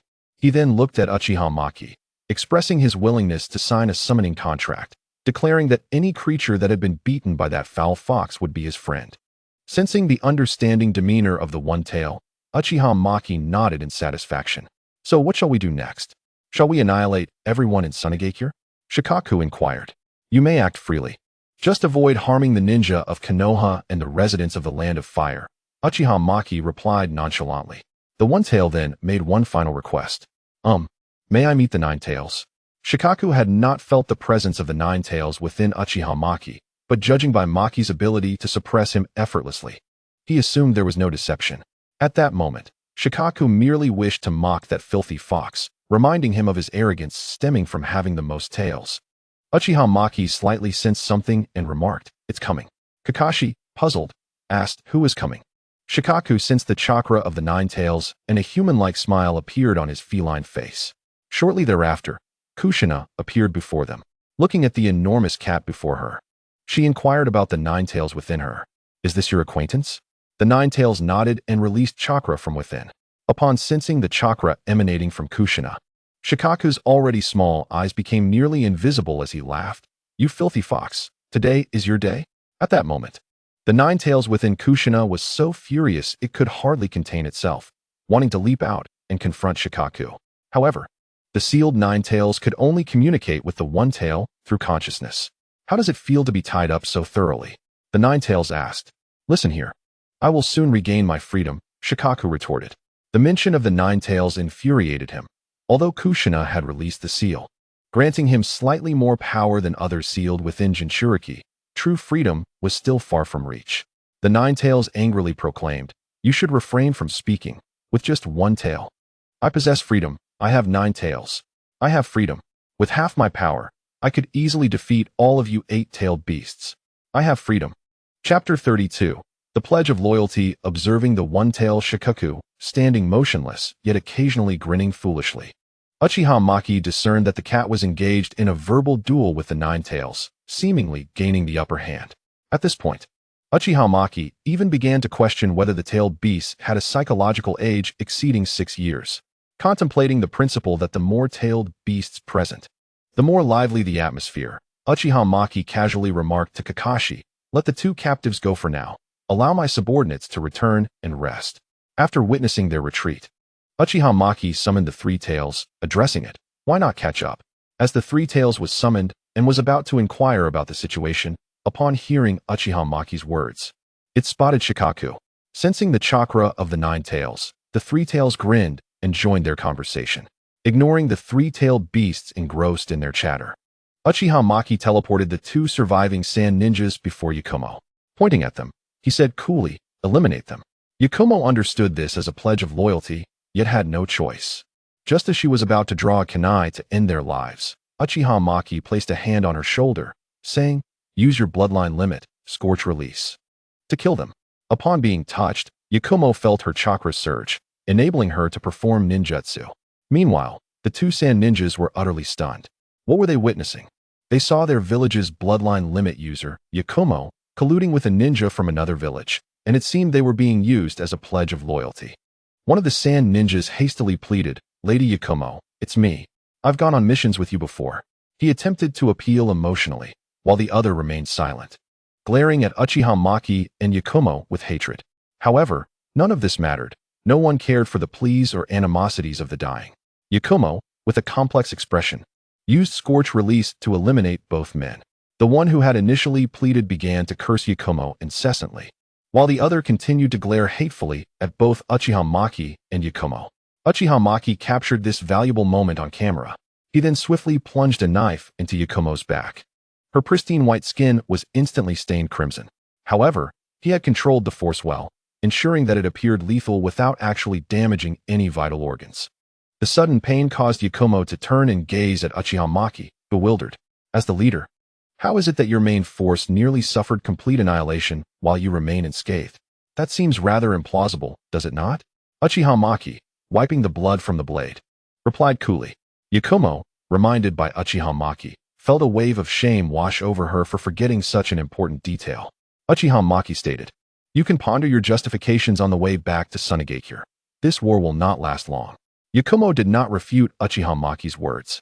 Aware that the loss of the One Tail, along with a significant number of elite sand ninjas, would take at least 2 decades to recover from. After sending Yakumo away, Uchiha Maki returned to the area where the three-tailed beasts were conversing mentally, observing the one-tailed Shikaku with its tail slightly raised. He understood it was in a good mood. The three tails lay lazily on the ground, motionless. Upon seeing Uchiha Maki return, it asked, "Do you require anything else from me?" After enjoying the amusement of the 9 tails being thoroughly mocked by Shikaku, the 3 tails felt exceedingly content. Uchiha Maki shook his head, indicating that all was well. The 3 tails, noticing the arid surroundings, decided to return to its comfortable lake. After delivering one final taunt to the 9 tails, Shikaku departed in search of a suitable resting place. The pain from the wounds on Yakumo's body continually stimulated her nerves. With every movement, the wounds tore further, leaving no chance for scabbing. Each motion was a torment. To make matters worse, on her journey back to Tsunade, she encountered a patrol team from Konoha. Currently, Yakumo was covered in wounds on her arms, thighs, and back. As she approached the village gate, the tension within her remained taut. Upon noticing Yakumo's pitiful state, the guards exclaimed, "Lady Yakumo, what happened?" Yakumo, succumbing to blood loss, fainted without answering. When she awoke, she found herself in a hospital, her wounds beginning to scab, the air permeated with the scent of antiseptic. The nurse, seeing her awake, quickly notified Chiyo and Ebizo. Soon, the two entered the room. Chiyo, gazing at Yakumo, asked with concern, why did the main force suffer such heavy casualties? During Yakumo's unconsciousness, Chiyo had learned that the one-tailed Jinchuriki and the 4th Kazakage's heir, Raza, along with his elite forces, had also gone missing. Only a few remnants of Yakumo's main force had returned to the village, and they were frantically claiming that one person had slaughtered them all. A notion so unbelievable that it left Chiyo with a dreadful premonition. Inquiring about Yakumo was Chiyo's last act of desperation, though hope was fleeting. She clung to the fantasy that Yakumo's main force had merely lost their way. However, Yakumo's subsequent words extinguished all hope. Our intelligence was leaked, and we fell into an ambush by Konoha, suffering a reduction of about 1/3 of our forces right from the start. Ultimately, one individual slaughtered our main force. I chose to stay behind to buy time for my comrades to escape, and I thought I was mortally wounded, but fortunately, he missed the vital spot. Then, I woke up and returned to the village. Upon hearing Yakumo's account, Chiyo's face darkened. The losses incurred by the Sand Ninja village will take at least 20 to 30 years to recover from. Meanwhile, as other villages grow stronger, their own village grows weaker. It won't be long before the 5 great ninja villages diminish to 4. Chiyo harbored no doubts about Yakura's claims, as the doctor had clearly stated that Yakura's wound was a mere centimeter away from his heart. All signs pointed to Konoha producing yet another Hashirama Senju. With this thought, Chiyo's gaze sharpened, and she swiftly made a decision. It was time to negotiate. The main forces had suffered devastating losses, and the elite troops were missing. At this point, Tsunade had no leverage left at the negotiating table. If they did not concede, they would find themselves devoured. Bowing now would mean Konoha would take a bite, and soon other ninja villages would join in. Soon, Tsunade's request for peace talks was delivered to Tsunade's desk. Tsunade, upon reading the request, was not surprised. Having received frontline reports days earlier detailing the death of Raza and the disappearance of the One Tail, alongside the near-total loss of the elite forces and Jinchuriki. In response to Tsunade's request for peace talks, Tsunade merely replied, "Konoha will only accept unconditional surrender." Chapter 33. Does someone need me? Unlike the one-sided battle line of the Sand Ninja village, the other fronts were fiercely contested. Uchiha Maki had yet to catch a moment's rest before following the main forces to the most dire fronts in the Land of Fire and the Land of Lightning, leaving only a portion of his men with Hatake Tsukumo to guard against Tsunade's potential betrayal. Uchiha Maki, undeterred, swiftly made his way to the front lines, capitalizing on his speed advantage. In the Land of Lightning, the perfect Jinchuriki, Killer Bee, was overwhelming Sarutobi Hizashi, Inazuka Kiba, and Nara Shikamaru. Were it not for Sarutobi Hizashi's exceptional combat experience and the proficient teamwork of Inazuka and Nara, along with the medical ninja's desperate support, this front would have collapsed long ago. At that moment, In a war room in the land of lightning, Sarutobi Hisashi spoke gravely to those present. As of now, we have not found a method to counter the Jinchuriki's transformation into tailed beasts. Nara Shikaku furrowed his brow, pondering strategies, while Yamenka Ino remained silent, arms crossed. Amidst such a heavy atmosphere, Akimichi Choza, battered and bruised, silently set aside his snacks.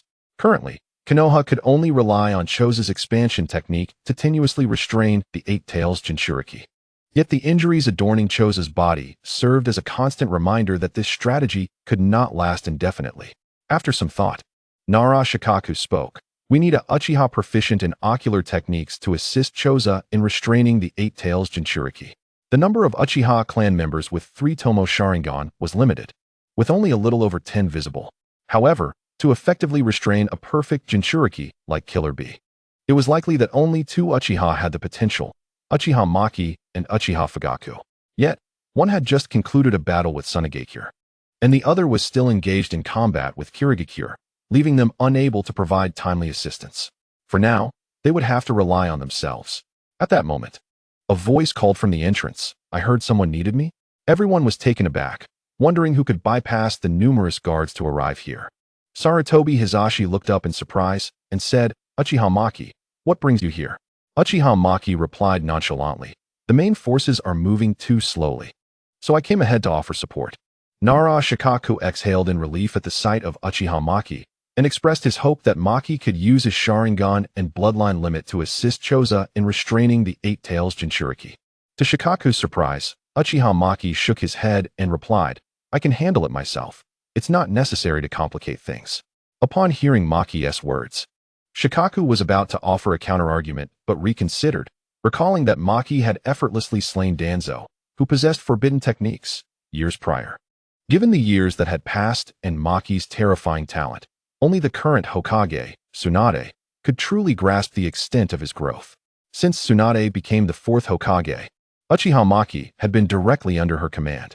With this thought, Shikaku nodded in agreement with Maki's plan. Observing that the most intelligent individuals present had no objections, the others, including Sarutobi Hisashi, voiced their approval. Perhaps the most relieved was Akimichi Choza, who had endured a lengthy beating and could finally rest. As the group discussed strategies, sounds of battle erupted from outside. Uchiha Maki swiftly utilized the body flicker technique to reach the camp's exterior. Witnessing the future 4th Raikage and Killer Bee directing the forces of Kumogakure in a surprise attack. However, Konoha's patrolling ninjas detected them in time, preventing their success and leading to a fierce clash. Upon seeing Uchiha Maki adorned in the Uchiha clan's attire, Killer Bee and the young Raikage immediately formulated their own plans, intent on capturing this Uchiha clansman to obtain his bloodline limit. Nara Shikaku quietly remarked, that guy in sunglasses rapping is the Eight Tails Jinchuriki. Uchiha Maki observed the hip-hop-styled Killer Bee and calmly stated, leave him to me. Suddenly, he executed the body flicker technique, appearing behind Killer Bee to launch a Chidori to test the capabilities of this so-called perfect Jinchuriki. At that moment, the Eight Tails within Killer Bee swiftly warned, be careful behind you. Killer Bee swung his blade backward but struck nothing. With no time to evade, Killer Bee could only summon the Eight Tails tentacles to block the incoming attack. This C-rank ninjutsu, augmented by Uchiha Maki's formidable chakra, transformed into an S-rank technique's might. Killer Bee, upon witnessing the charred tentacles, lost all interest in rapping. The Eight Tails spoke gravely. He is the most oppressive presence I have felt, aside from the Sage of Six Paths. Upon hearing this, Killer Bee's pupils narrowed slightly. He was well aware of the legends surrounding the Sage of Six Paths, and having battled the 3rd Raikage, his acknowledgement of Uchiha Maki's superiority was evident. Wait a moment. White hair, Uchiha, powerful lightning and fire techniques, and the ability to perform ninjutsu without hand signs. Killer Bee discerned Uchiha Maki's identity. You must be the renowned Uchiha Maki of Konoha, he stated emphatically. The young Raikage's expression grew serious upon hearing Killer Bee's words. Uchiha Maki did not deny it. Instead, using fire techniques to confirm the enemy's assumption, the young Raikage swiftly activated his chakra with the lightning armor, moving at incredible speed to position himself behind Uchiha Maki. Together, Killer Bee and the young Raikage unleashed a terrifying combination technique. Having fought countless battles, their synergy was flawless. As the young Raikage reached behind Uchiha Maki, Killer Bee instinctively understood that his brother was about to execute this move. Against such an adversary, they had to strike with the ferocity of lightning before he could fully engage. Everything proceeded smoothly, and Killer Bee couldn't help but rap a line. However, they were suddenly horrified to discover that their usually infallible combination technique had utterly failed. Their arms seemed to be infinitely far from Uchiha Maki's neck, unable to graze a single hair. Witnessing this scene, both Killer Bee and the young Raikage's initial reaction was that they had fallen victim to a jinjutsu. For everything before them was too bizarre, too contrary to reason. It was a fortunate coincidence that every member of the Uchiha clan was a master of illusion techniques. Killer Bee immediately inquired of the Eight Tails whether he had been ensnared in a jinjutsu, receiving a surprising response. "I can assure you, you have not." The Eight Tails spoke gravely. As AI attempted to disrupt his own chakra, he discovered his efforts were in vain. Observing that Uchiha Muku had no intention of pursuing them, the two retreated cautiously, keeping a vigilant eye on him. Karabi inquired of the Eight Tails whether he had ever encountered such a peculiar situation. Despite being in close proximity, they found themselves unable to make contact with their adversary. After a moment of contemplation, the Eight Tails replied affirmatively. In Chapter 34, Charcoal Grilled Octopus, the Eight Tails gravely informed Karabi that, having lived for many years, he had indeed witnessed similar techniques. However, those who wielded such powers typically possessed the legendary Rinnegan, rendering this individual's circumstances entirely distinct. Just as Sarutobi Hizashi and others were about to assist Uchiha Muku, he halted them with a calm assertion. "You need not concern yourselves with me. Focus on dealing with the foot soldiers." After a brief discussion, they promptly obeyed his command and set forth to clear the lesser foes of Kumogakure. As Karabi and the young AI prepared to assist, they were intercepted by Uchiha Muku, who expressionlessly stated, "Your opponent is me." A radiant wave of plasma emanated from Uchiha Muku, fanning out towards the two. The young AI and Karabi, already on high alert, reacted swiftly. One enhanced his speed with lightning release armor to evade the lethal strike, while Karabi, unable to match the speed of AI, resorted to encasing himself with 8 tentacles to withstand the blow. As the clash between Uchiha Muku's radiant burst and the Eight Tails' tentacles unfolded, the battlefield was soon enveloped in a charred aroma. Charcoal Grilled Octopus. One of the ninjas could not help but exclaim, for the scent was unmistakably reminiscent. Meanwhile, Uchiha Muku pondered whether he should capture the Eight Tails and establish a restaurant in Konoha specializing in charcoal grilled octopus and takoyaki, envisioning a booming business. Given the Eight Tails' remarkable regenerative abilities, even if every citizen of Konoha purchased a serving, it would surely recover by the next day. He mused about renting a shop on Kushina Street, saving on rent, and ensuring a lucrative venture. Karabi, eyeing the thoroughly charred tentacles, remarked, "It smells delicious." The Eight Tails, upon hearing this, felt a wave of annoyance. "I shield you from harm, and you lust after my form? How disgraceful." Uchiha Muku interjected, "Without amplification, this technique's power remains rather mediocre." Karabi, his expression grave, regarded Uchiha Muku. The speed and potency of that last technique were indeed formidable. A standard ninja would surely find it impossible to survive. After all, these were the tentacles of a Jinchuriki of the Eight Tails, whose defensive capabilities far surpassed that of an ordinary beast. Suddenly, Uchiha Muku exclaimed, "Eight Tails Jinchuriki. Quickly utilize your tailed beast transformation. I have yet to witness the perfect Jinchuriki's full transformation." He disregarded the young AI entirely. The young AI, feeling belittled by such disregard, could not contain his fury. He unleashed his lightning release chakra, charging towards Uchiha Muku with a strike capable of shattering Susanoo in the original storyline.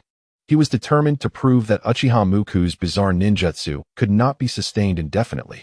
Upon witnessing this, Karabi shouted, "Brother!" Without hesitation, he prepared for the final confrontation, harnessing his tailed beast transformation. To Uchiha Muku, AI's speed appeared sluggish as a tortoise. With a slight sidestep, he evaded the young AI's strike and effortlessly pierced through his proud lightning release armor, severing his spine. The young AI suddenly felt a wave of weakness wash over him, crashing heavily onto the ground. "What? My spine is broken? How is that possible?" He was astonished by the fragility of his lightning release armor. Ignoring AI's astonishment, Uchiha Muku casually kicked him back into his own ranks. Under the leadership of Sarutobi Hizashi and Inazuka Kiba, the surprise attack led by AI and Karabi was utterly decimated. leaving only the tailed beast-transformed Karabi standing. Uchiha Muku utilized the adamantine ceiling chains to ensnare Karabi. He sensed an unexpected frailty, as a perfect Jinchuriki. He was weaker than even the wild Three Tails. Contemplating this, Uchiha Muku activated his ocular powers to perceive the surroundings. Aware that this individual possessed the ability to escape by substituting his form with tentacles. Soon, a playful smile crept across his face as he dispatched the foe 8 tails, revealing it to be a mere tentacle before the astonished onlookers. The young AI, witnessing this spectacle, could not suppress a loud laugh. Once this technique is unleashed, you will never catch him. Uchiha Muku glanced over, remarking, "Return and increase the power. I wish to see if the people of the Land of Lightning are more resilient to electricity than those of other nations." He then vanished from their sight. At that moment, Karabi believed he had successfully evaded capture. Just as Uchiha Muku unleashed that enigmatic ninjutsu, he exchanged a knowing glance with his brother. Understanding the intention was to allow him to flee. Uchiha Muku's radiant technique afforded Karabi a transformative opportunity. Just as Karabi intended to return for the third Raikage support, a voice filled with despair echoed behind him. "Where do you think you're going? 8 Tails Jinchuriki?" Uchiha Muku stated nonchalantly. Karabi turned to face Uchiha Muku, astonished. "How could you possibly catch up to me? Nothing can deceive my eyes." Uchiha Muku, with his crimson Sharingan, gazed at Karabi. The latter remained silent, opting to activate his tailed beast transformation for one final desperate struggle. Uchiha Muku did not hinder him, merely observing as he completed the transformation. "Since you choose to confront me with all your might, I too shall unleash my full strength, allowing you to meet your end with dignity." Would release 1,000 hands of the true god. As the tailed beast transformation culminated, Karabi beheld the massive visage of the 1,000-armed cannon, feeling utterly insignificant before its grandeur. He watched helplessly as the deity's hand descended to suppress him, forcing the 8 Tails Jinchuriki back into human form. Uchiha Muku, with an impassive expression, watched Karabi draw a kunai, effortlessly unleashing a wave of blade energy that ended his life. After the Jinchuriki's demise, the 8 Tails emerged from its seal. "You are free." Hearing these words, the 8 Tails felt a moment of disorientation. Freedom, how distant that concept had been, yet it seemed he had truly attained it. Contemplating this, the 8 Tails found his fury diminished. Having lived for an indeterminate span, he felt anger towards Karabi's death, but lacked the desire or courage to confront Uchiha Muku. With this in mind, the 8 Tails inquired, "Is there truly no cost?" "Indeed, there is," Uchiha Muku replied calmly. The 8 Tails, upon hearing this, scoffed internally, aware that humanity had long coveted his power. "Become my summoning beast." Upon hearing this, the 8 Tails fell into deep contemplation. He had initially thought that death in battle would suffice. However, this human offered the allure of freedom. The 8 Tails began to weigh the options. The lifespan of humans paled in comparison to that of tailed beasts. If he could outlast this human, not only would he attain freedom now, but also in the future. Uchiha Muku remained patient, quietly observing him. Ultimately, the 8 Tails nodded his massive head in agreement. Chapter 35. The diminished young AI after signing the summoning contract with the 8 Tails. Uchiha Muku sealed Karabi's corpse within a scroll and returned to the camp. Entering the interrogation room, he regarded the young AI, who remained expressionless despite having been subjected to the highest electric currents. Uchiha Muku, before his very eyes, unsealed the scroll. As a cloud of smoke dissipated, Karabi's lifeless body appeared before the young AI. Upon witnessing this, the young AI's eyes widened in horror. His previously impassive expression transformed into one of intense fury. His crimson eyes fixed fiercely upon Uchiha Mu. Uchiha Mu remarked nonchalantly, "How do you like this welcoming gift?" The youth, uttered not a single word, his red eyes glaring at Uchiha Mu, radiating a sense of deep resentment. In response to A's furious gaze, Uchiha Mu wore a playful smile. "Why the silence? Are you too enamored with this gift I've presented you?" Observing the still mute A, he shook his head and addressed the interrogators beside him, saying, "Squeeze out his final value." He then turned and departed. At that moment, a ninja from the Sarutobi clan approached Uchiha Mu, stating, "Lord Mu, clan leader Sarutobi and the others are awaiting your presence in the conference room." Uchiha Mu nodded, acknowledging the message. Utilizing the flying thunder god technique he had left in the conference room, he arrived there promptly. "Apologies for the delay, everyone," he said. Sarutobi Hisashi cleared his throat and noted, "You've arrived just in time. We were about to discuss the handling of Youth A." One individual proposed, "Let us exchange prisoners. We can trade Youth A for the other captured Leaf Village ninjas." This suggestion was a standard approach on the battlefield. Sarutobi Hisashi nodded in agreement, adding, "However, we must fully exploit Youth A's ultimate value." Uchiha Mu then remarked, "I have also brought back the body of Killer B. I would appreciate it if the analysis team could examine it for methods to become the perfect Jinchuriki." This statement stirred a significant commotion within the conference room, akin to a stone cast into a tranquil pond. Initially, everyone had assumed Uchiha Mu had failed to capture Killer B, only to learn he had returned with the very body of the perfect Jinchuriki. Yamashiro Kai, astonished, could only nod in acknowledgement. In the world of shinobi, the deceased hold immense value as sources of intelligence, especially a perfect Jinchuriki like Killer B. The expressions of Sarutobi Hisashi and Nara Shikaku shifted as they contemplated the potential benefits of possessing these two valuable assets. Observing the varied expressions around him, Uchiha Mu chose to remain silent and found a seat. Meanwhile, upon receiving news of Killer B's death and Youth A's capture, the higher-ups in the Cloud Village were incensed, with the third Raikage contemplating a direct intervention to teach the Uchiha boy a lesson. Yet, after the initial fury, they began weighing the pros and cons. Capturing Youth A and slaying the perfect Jinchuriki was no feat any individual from the Cloud Village could achieve alone. Although the third Raikage was reluctant to admit it, the reality was that even his presence would merely result in another captive or corpse. One member of the Cloud Village's leadership cautiously suggested, "Should we propose a peace talk to gauge the Leaf Village's stance?" After some discussion, they agreed to send an envoy to inquire about the terms for redeeming Youth A and Killer B's body. Upon receiving the Cloud Village's request for negotiations, Tsunade scoffed. She was all too aware of the Cloud Village's ambitions. Any sign of weakness from the Leaf Village would prompt the Cloud Village to pounce like a wolf on the opportunity to devour its prey. Tsunade then reviewed the Cloud Village's request for the redemption of Youth A and Killer B's body, formulating a response. The first demand, methods to become a perfect Jinchuriki. The second, training techniques for the lightning armor. The third, a ransom of 100 million Ryo. The fourth, the return of all captured ninjas. As for the peace talks, she offered no response, as the reports from the front lines compelled the Cloud Village to make a choice. To deal with the Cloud Village, one must strike them where it hurts. At that moment, the third Raikage received the first reply from the Leaf Village, infuriating him to the point of smashing his desk in half. Observing the scene, his secretary sighed, "Raikage-sama, that's the third desk this month. Please deduct it from my salary." The third Raikage, in his rage, said nothing. The secretary discreetly exited, awaiting his calm. Meanwhile, two Umbu operatives appeared in the Raikage's office, expertly replacing the shattered desk with a new one. Outside, the secretary received the third Raikage's directive, which bore thoughtful implications. A meeting. Shortly thereafter, the third Raikage disclosed the terms from the Leaf Village. As his words echoed, the higher-ups in the Cloud Village did not react with anger, but rather with contemplation. One queried, "Is this a ceasefire agreement and ransom? If so, it is not entirely unacceptable." The third Raikage shook his head with a cold smile. "It is merely a ransom." What? The high-ranking officials were stunned by this revelation, but some astute individuals began to weigh the implications. One self-proclaimed wise individual voiced his thoughts.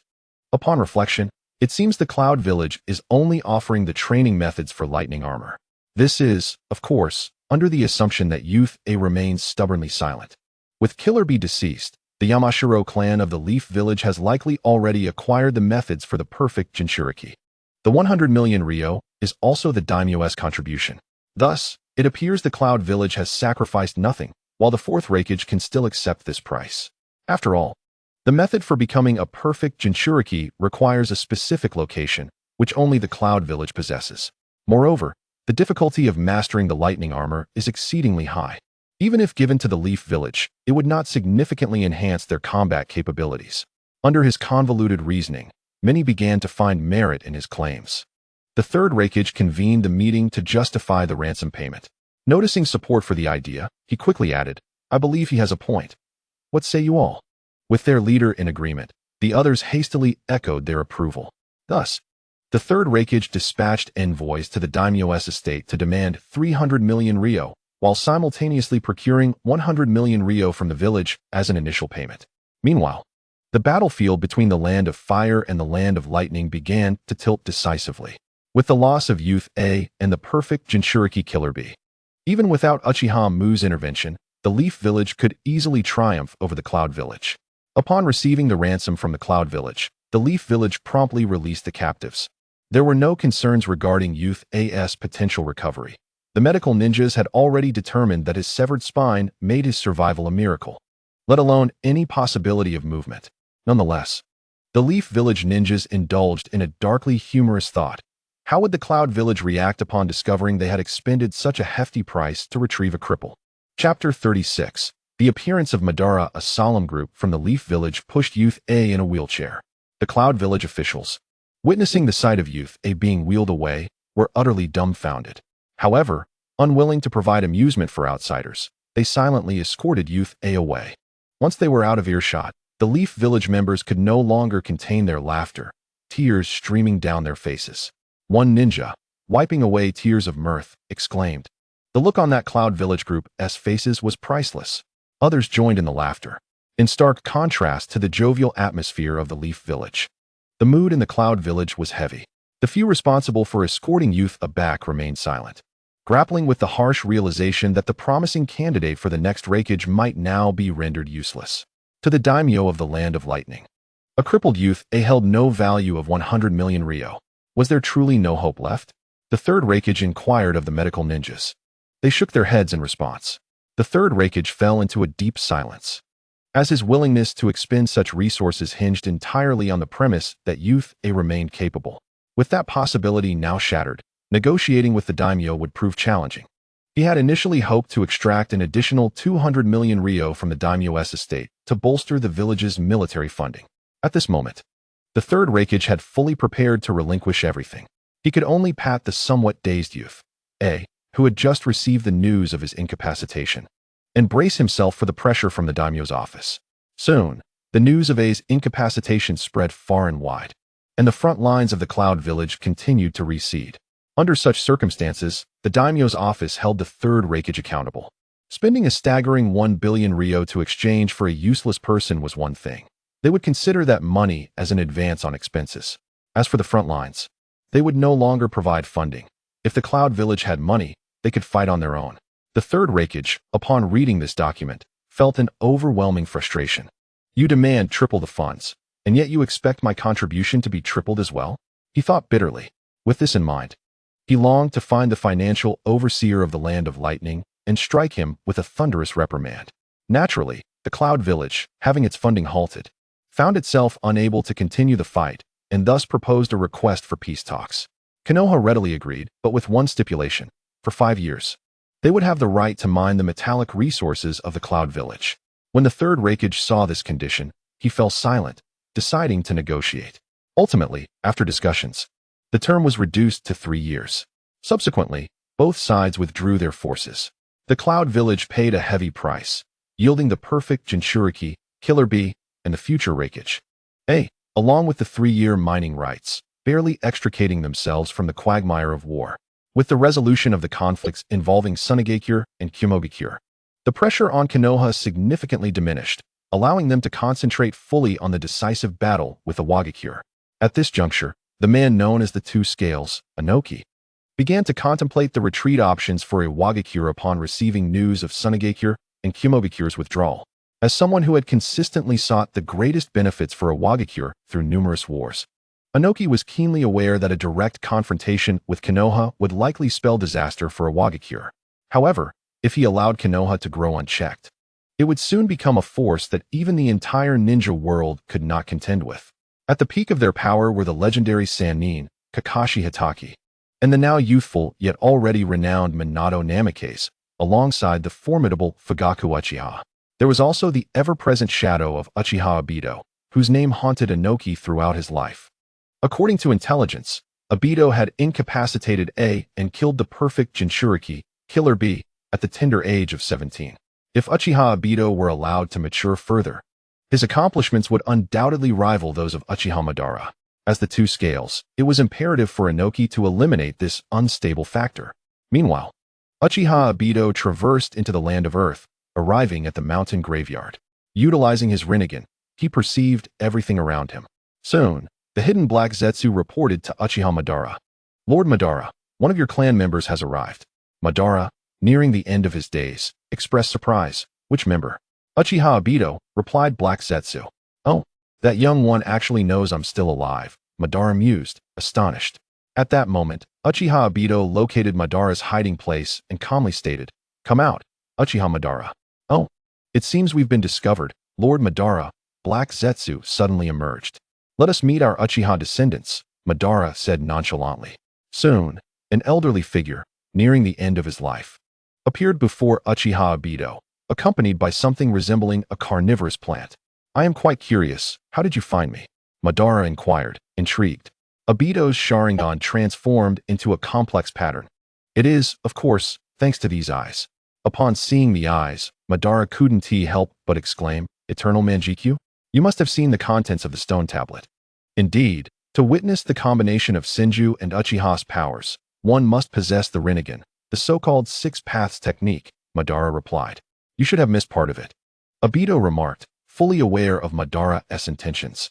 However, that portion can only be perceived through the Rinnegan. Obito suddenly interjected. To become the Jinchuriki of the Ten Tails and initiate the infinite Tsukuyomi? Madara responded, somewhat astonished. You should not have activated the Rinnegan. How do you know about the infinite Tsukuyomi? Obito replied coolly. Are you aware that the ninjutsu you have so desperately sought to activate, the infinite Tsukuyomi, is merely a ruse? With that, he cast a glance at the carnivorous plant beside Madara. Haha, Madara laughed heartily upon hearing this. An intriguing descendant. How I wish you had been born a little earlier. Join us, Uchiha Obito, and let us bring true peace to this ninja world. Obito, observing the now frenzied Madara, replied calmly, What is that carnivorous plant behind you? It is the embodiment of my will, my shadow. Madara's expression revealed a hint of mania. Is that so? Obito revealed his crimson Sharingan, gazing intently at Madara. What if everything you initially witnessed has been altered? Impossible. Madara gazed at Obito in disbelief. Obito stated matter-of-factly, Because these eyes can see through everything. When I looked at that stone tablet, I saw the traces of alteration. Through these eyes, I witnessed your conversations with Hashirama before the tablet, and the shadow you mistakenly believed to be yours tampered with that stone. Chapter 37. What is the true dream? Black Zetsu, upon hearing Obito's words, felt a jolt of surprise. However, having lived for thousands of years, he quickly regained his composure. Even feigning confusion as he looked at Madara, Lord Madara, I believe your descendant is somewhat delusional. Madara merely cast a cold glance at Black Zetsu, unwilling to accept Obito's claims. After all, how could his own shadow betray him? Sensing Madara's disbelief, Obito remarked, But with your current frail state, what gives you the right to contend with me? His purpose in coming here was to deal with both Madara and Black Zetsu. Obito had no desire to be scrutinized by two hidden figures lurking underground. Madara chuckled at Obito's words, Though I have long since aged, I can still unleash my full strength at any cost. With that, one of Madara's dark pupils transformed into a vibrant crimson, shifting from a simple Sharingan to a complex Manjikyu Sharingan. The white hair of the feeble old man gradually fell away, replaced by a thick mane of black hair. Wrinkles vanished, revealing skin as fresh as that of a newborn. Having had more time to live, Madara concluded, Since you, my descendant, are so provocative, I shall have to show you my true power. He paused and added, This is your final chance. If you join us, there will be no repercussions. Deep down, he harbored admiration for this fellow clansman, yet the actions of Obito ultimately led to his disappointment. Obito, maintaining his stoic expression, revealed his own eternal Manjikyu, silently communicating his choice to Madara. Displaying his similarly crimson pupils, he locked eyes with Madara. Seeing Obito's obstinacy, Madara shook his head in disappointment. I once thought you were different from those unwilling to follow me, but you are just the same as before. Obito replied evenly. What if the one in error this time is you? Madara, taken aback by this statement, soon laughed. It seems we are fundamentally the same. Obito remained silent, but his acquiescence served as the best response. Throughout their conversation, Obito recognized that both he and Madara were exceedingly stubborn individuals. Once they settled on a belief, it was unlikely that mere words would sway them. Obito said calmly, In the world of ninjas, ultimately, fists speak louder than words. Oh. Upon hearing this, Madara expressed surprise, then laughed. This statement captures the essence of the ninja world. That Hashirama fellow was too naive, believing that balance among the 5 great nations could bring about peace. It has been proven that he was mistaken. Once the pillar falls, the ninja world will plunge into chaos. And what about you? What is your dream? Madara inquired, gazing at Uchiha Maki. Uchiha Maki did not respond. Instead, he fortuitously picked up a fallen leaf, gazing at it and softly uttering, "What truly constitutes a dream?" This seemingly irrelevant question left Madara momentarily stunned before he burst into laughter. How reminiscent. You seem to be treading a path strikingly similar to mine. As he looked at Uchiha Maki, Madara saw a reflection of himself choosing an alternative path. Upon hearing Madara's words, Uchiha Maki replied calmly, "I have never been anyone but myself." "Indeed, you are simply yourself," Madara remarked, his smile fading as he produced the Uchiha clan's fan. "As you said, let us communicate through our fists." Fire release, great fire annihilation. Uchiha Maki remained silent, opting instead to demonstrate his intentions through action. "Is this the no prince ninjutsu that White Zetsu spoke of?" "Remarkable, Junior," Madara complimented, noting that despite being of the same age, he felt significantly inferior to Uchiha Maki. Madara wielded his fan to block the terrifying fire technique. The intense heat warped the air around him. The fire rebounded swiftly, hurtling back towards Uchiha Maki, who soon found himself engulfed by flames. Did he not evade? Black Zetsu expressed surprise, as such a technique should have been incapable of reaching him. No. Madara's eyes narrowed as he scrutinized the flames. It appeared as though space around Uchiha was infinitely expanded, allowing the flames to merely pass by without inflicting harm. Did he employ some technique to elongate the surrounding space? An astonishing jutsu. As the flames dissipated, Uchiha Maki emerged unscathed before Madara, observing the fan in Madara's hand. Uchiha Maki remarked, "Is this the Uchiha clan's divine artifact, the Uchiha fan? Then let us see if you can rebound this technique." Uchiha Maki retrieved his Senbonzakura. Bankai. Senbonzakura Kageyoshi. Madara watched as the blade in Uchiha Maki's hand sank into the ground, vanishing, only to be replaced by countless towering blades. Another self-created ninjutsu? Madara queried, perplexed, as he beheld a technique he had never encountered before. Having fought numerous battles since the Warring States period, he considered himself a master of swordsmanship. However, he had never witnessed a technique like Uchiha Maki's. Although reports existed in White Zetsu's intelligence, only first-hand experience could provide a true understanding of a ninja's prowess. If Uchiha Maki had been born in the Warring States era, he might have indeed attempted to unify the ninja world, Madara mused. At that moment, the enormous blades around Uchiha Maki dispersed, transforming into thousands of razor-sharp cherry blossoms that formed a whirlwind, racing towards Madara. As Madara beheld the beautiful yet perilous cherry blossoms, he unsheathed his fan, preparing to use Uchiha's rebound technique once more. Just as the cherry blossom whirlwind was about to make contact with the fan, it suddenly scattered and surged towards Madara. Can it be manipulated through sheer will? Madara's eyes narrowed at the sight. At that moment, a blue skeletal figure appeared beside him, intercepting the attack. While the transformation is impressive, the power is still somewhat lacking, Madara commented blandly. Is that so? Bankai, Senbonzakura Kageyoshi. The cherry blossoms coalesced into a spherical formation, enveloping Madara. As the blossoms relentlessly assaulted him, Madara was astonished to discover that even his Susanoo had sustained damage. Suddenly, from Uchiha Maki's perspective, a blue giant burst through the sphere he had created.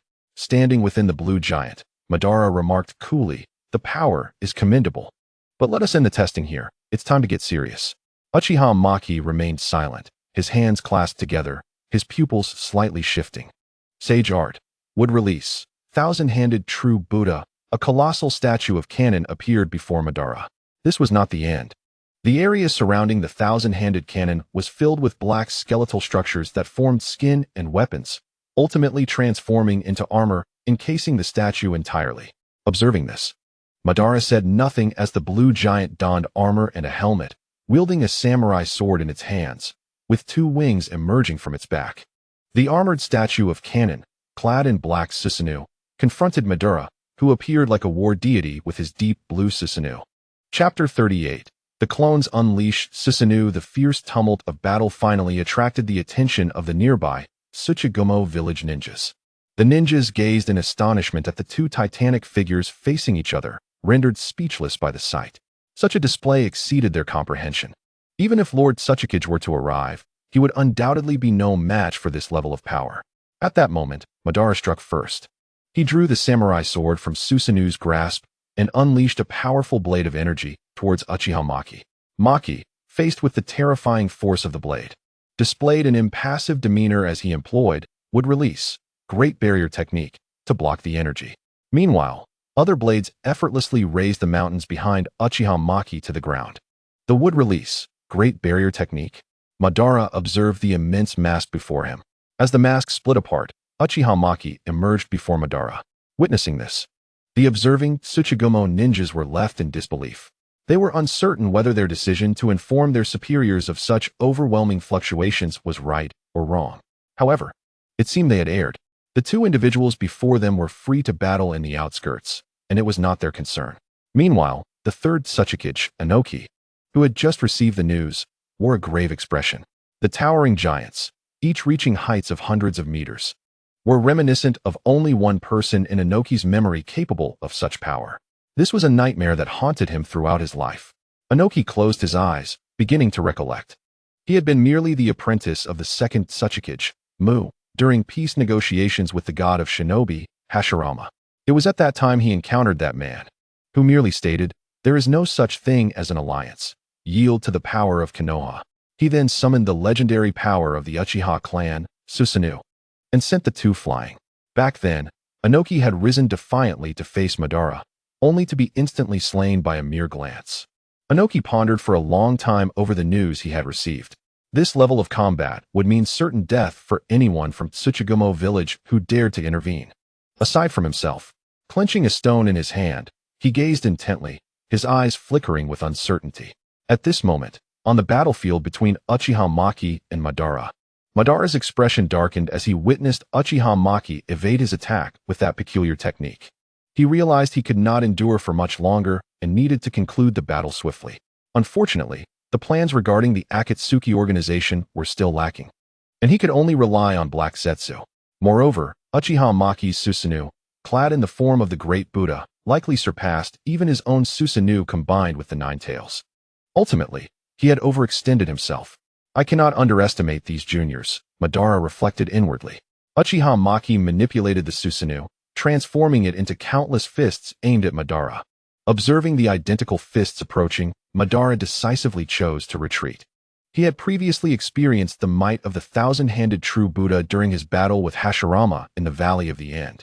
At that time, his Susanoo, empowered by the Nine Tails, had attempted to contend with Hashirama. What he did not anticipate was that Hashirama would unleash sage art, would release thousand-handed true Buddha, effortlessly dismantling his Susanoo. Back then, he had the Nine Tails support, yet Uchiha Maki had likely surpassed even Hashirama of that time. As he took to the skies using his wings, Madara unleashed powerful blade energy against Uchiha Maki, intending to suppress him by exploiting Maki's inability to fly. Simultaneously, he released wood clones, instantly creating 4 wooden clones that summoned their Susanoo. Suddenly, 5 complete Susanoo manifested on the battlefield. Witnessing this, Uchiha Maki's gaze sharpened. Such a display had never occurred in the original narrative. 5 complete Susanoo released a continuous wave of blade aura towards Uchiha Obito, who could only deploy an unlimited defense to withstand the relentless onslaught. Uchiha Madara, observing the scene, furrowed his brow, recognizing the troublesome technique at play. Meanwhile, Uchiha Obito, gazing at Madara soaring in the sky, unleashed a laser beam from the fingertips of his Susanoo with the technique, Light Release, Radiant Ember. Amplified by his Mangekyo Sharingan and combined with Sage Art, the laser morphed into a streak of black lightning aimed at Madara. In an instant, it pierced through Madara's body. But to Obito's astonishment, the tangible form of Madara transformed into a wooden clone. Could this technique truly penetrate the defenses of a complete Susanoo? Madara pondered this as he assessed the situation. The ability to breach a fully realized Susanoo indicated a power surpassing that of a tailed beast bomb. With a grave expression, Obito turned his gaze towards the remaining 4 Susanoo of Madara. The perceptive capabilities of his 6 eyes allowed him to ascertain Madara's true location. Why had he failed to land a hit moments ago? Was it a unique ability of Madara's Mangekyo Sharingan? The original text provided no insights into the capabilities of Madara's Mangekyo Sharingan. If one attempt failed, then he would eliminate 4. Obito commanded his Susanoo to extend 4 fingers, gathering chakra, reinforcing its power through sage techniques and the Mangekyo Sharingan. This time, he unleashed 4 lasers, intent on dispatching Madara in an instant. However, Madara, ever cautious, narrowly evaded the onslaught as the other wooden clones were not so fortunate, struck in vital areas and reduced to mere wooden statues. Madara, with a lingering sense of dread, noted how close he had come to having his heart pierced. Obito remarked coolly, after such a prolonged engagement, it is time to eliminate the trivial distractions. With that, he cast a cold glance at Black Zetsu, who trembled under Obito's gaze. Black Zetsu, attempting to flee with the technique of ephemeral escape, was ensnared by massive chains extending from Obito's Susanoo. Obito found it perplexing why Black Zetsu chose to remain and observe rather than escape. Reflecting on the original narrative, this seemed to be Black Zetsu's habitual behavior, particularly during Sasuke's confrontation with Itachi, where Black Zetsu played the role of a commentator throughout.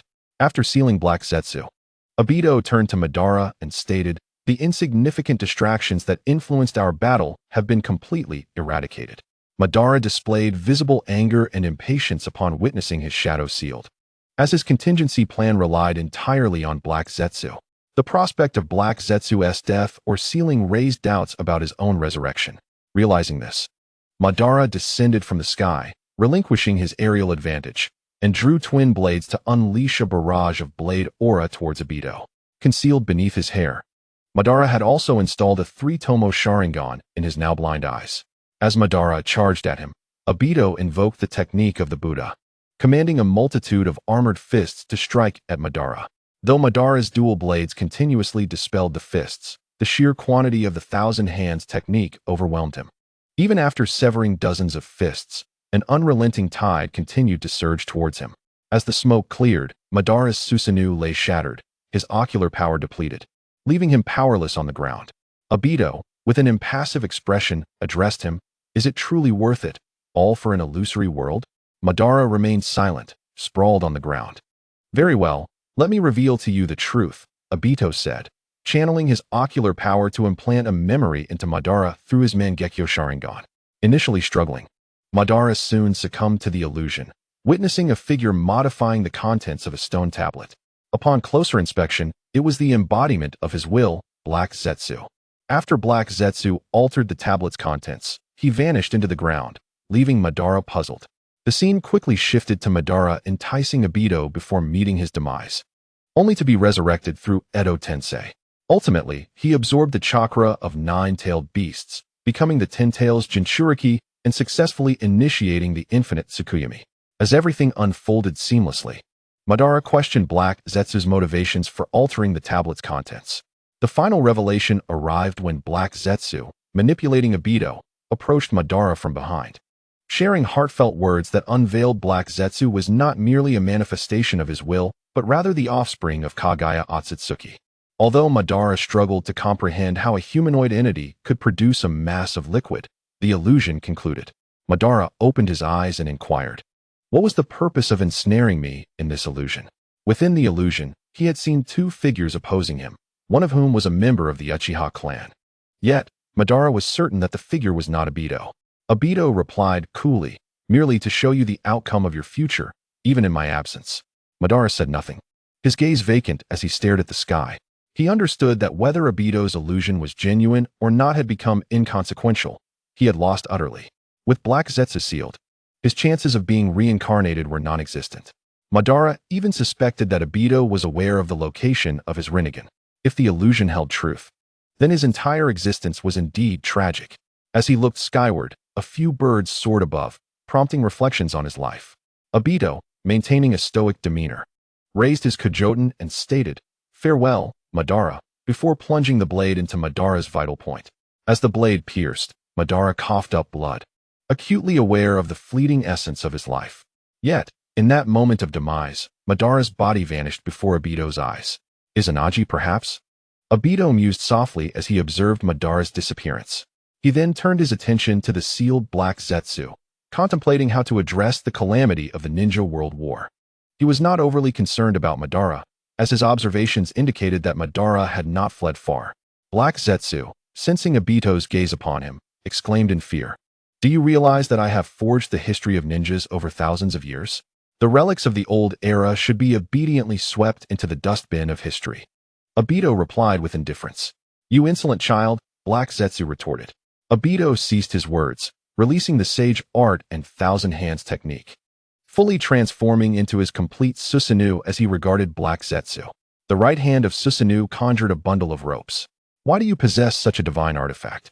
Black Zetsu exclaimed in astonishment at the sight of the ropes in Obito's hand. "It is an honor for you to be bound by this technique," Obito stated coolly.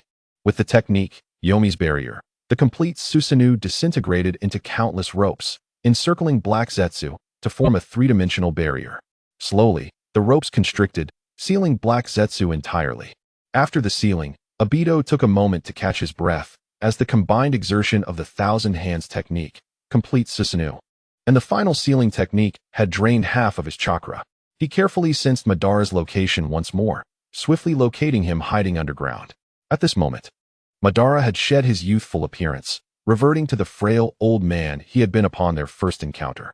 Gazing at the emaciated figure before him, Obito stated calmly, "It is all over, Madara." Madara, as if having anticipated Obito's arrival, replied nonchalantly, "Fortunately, you came early, otherwise, I would not have lasted until your arrival." Obito frowned slightly, sensing that Madara had been waiting for him, deliberately lingering in this spot for their confrontation. Uchiha Obito gestured towards the Otsutsuki statue behind him and spoke. "This is the Otsutsuki statue, which can assist you in becoming the Ten Tails Jinchuriki." Uchiha Maki gazed at Obito, his expression unchanged.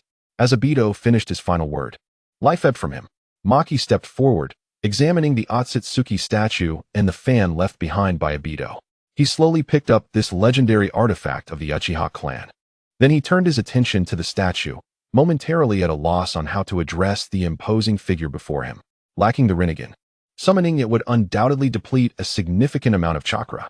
Yet, the critical point was that this Otsutsuki statue, which had not absorbed a tailed beast, would likely be of little use. With that thought, Maki resolved to seal Obito's body within a scroll to prevent any unforeseen occurrences. Returning to his previous position, he noticed Kurizetsu had made the same decision. At that moment, he sensed someone approaching from that direction.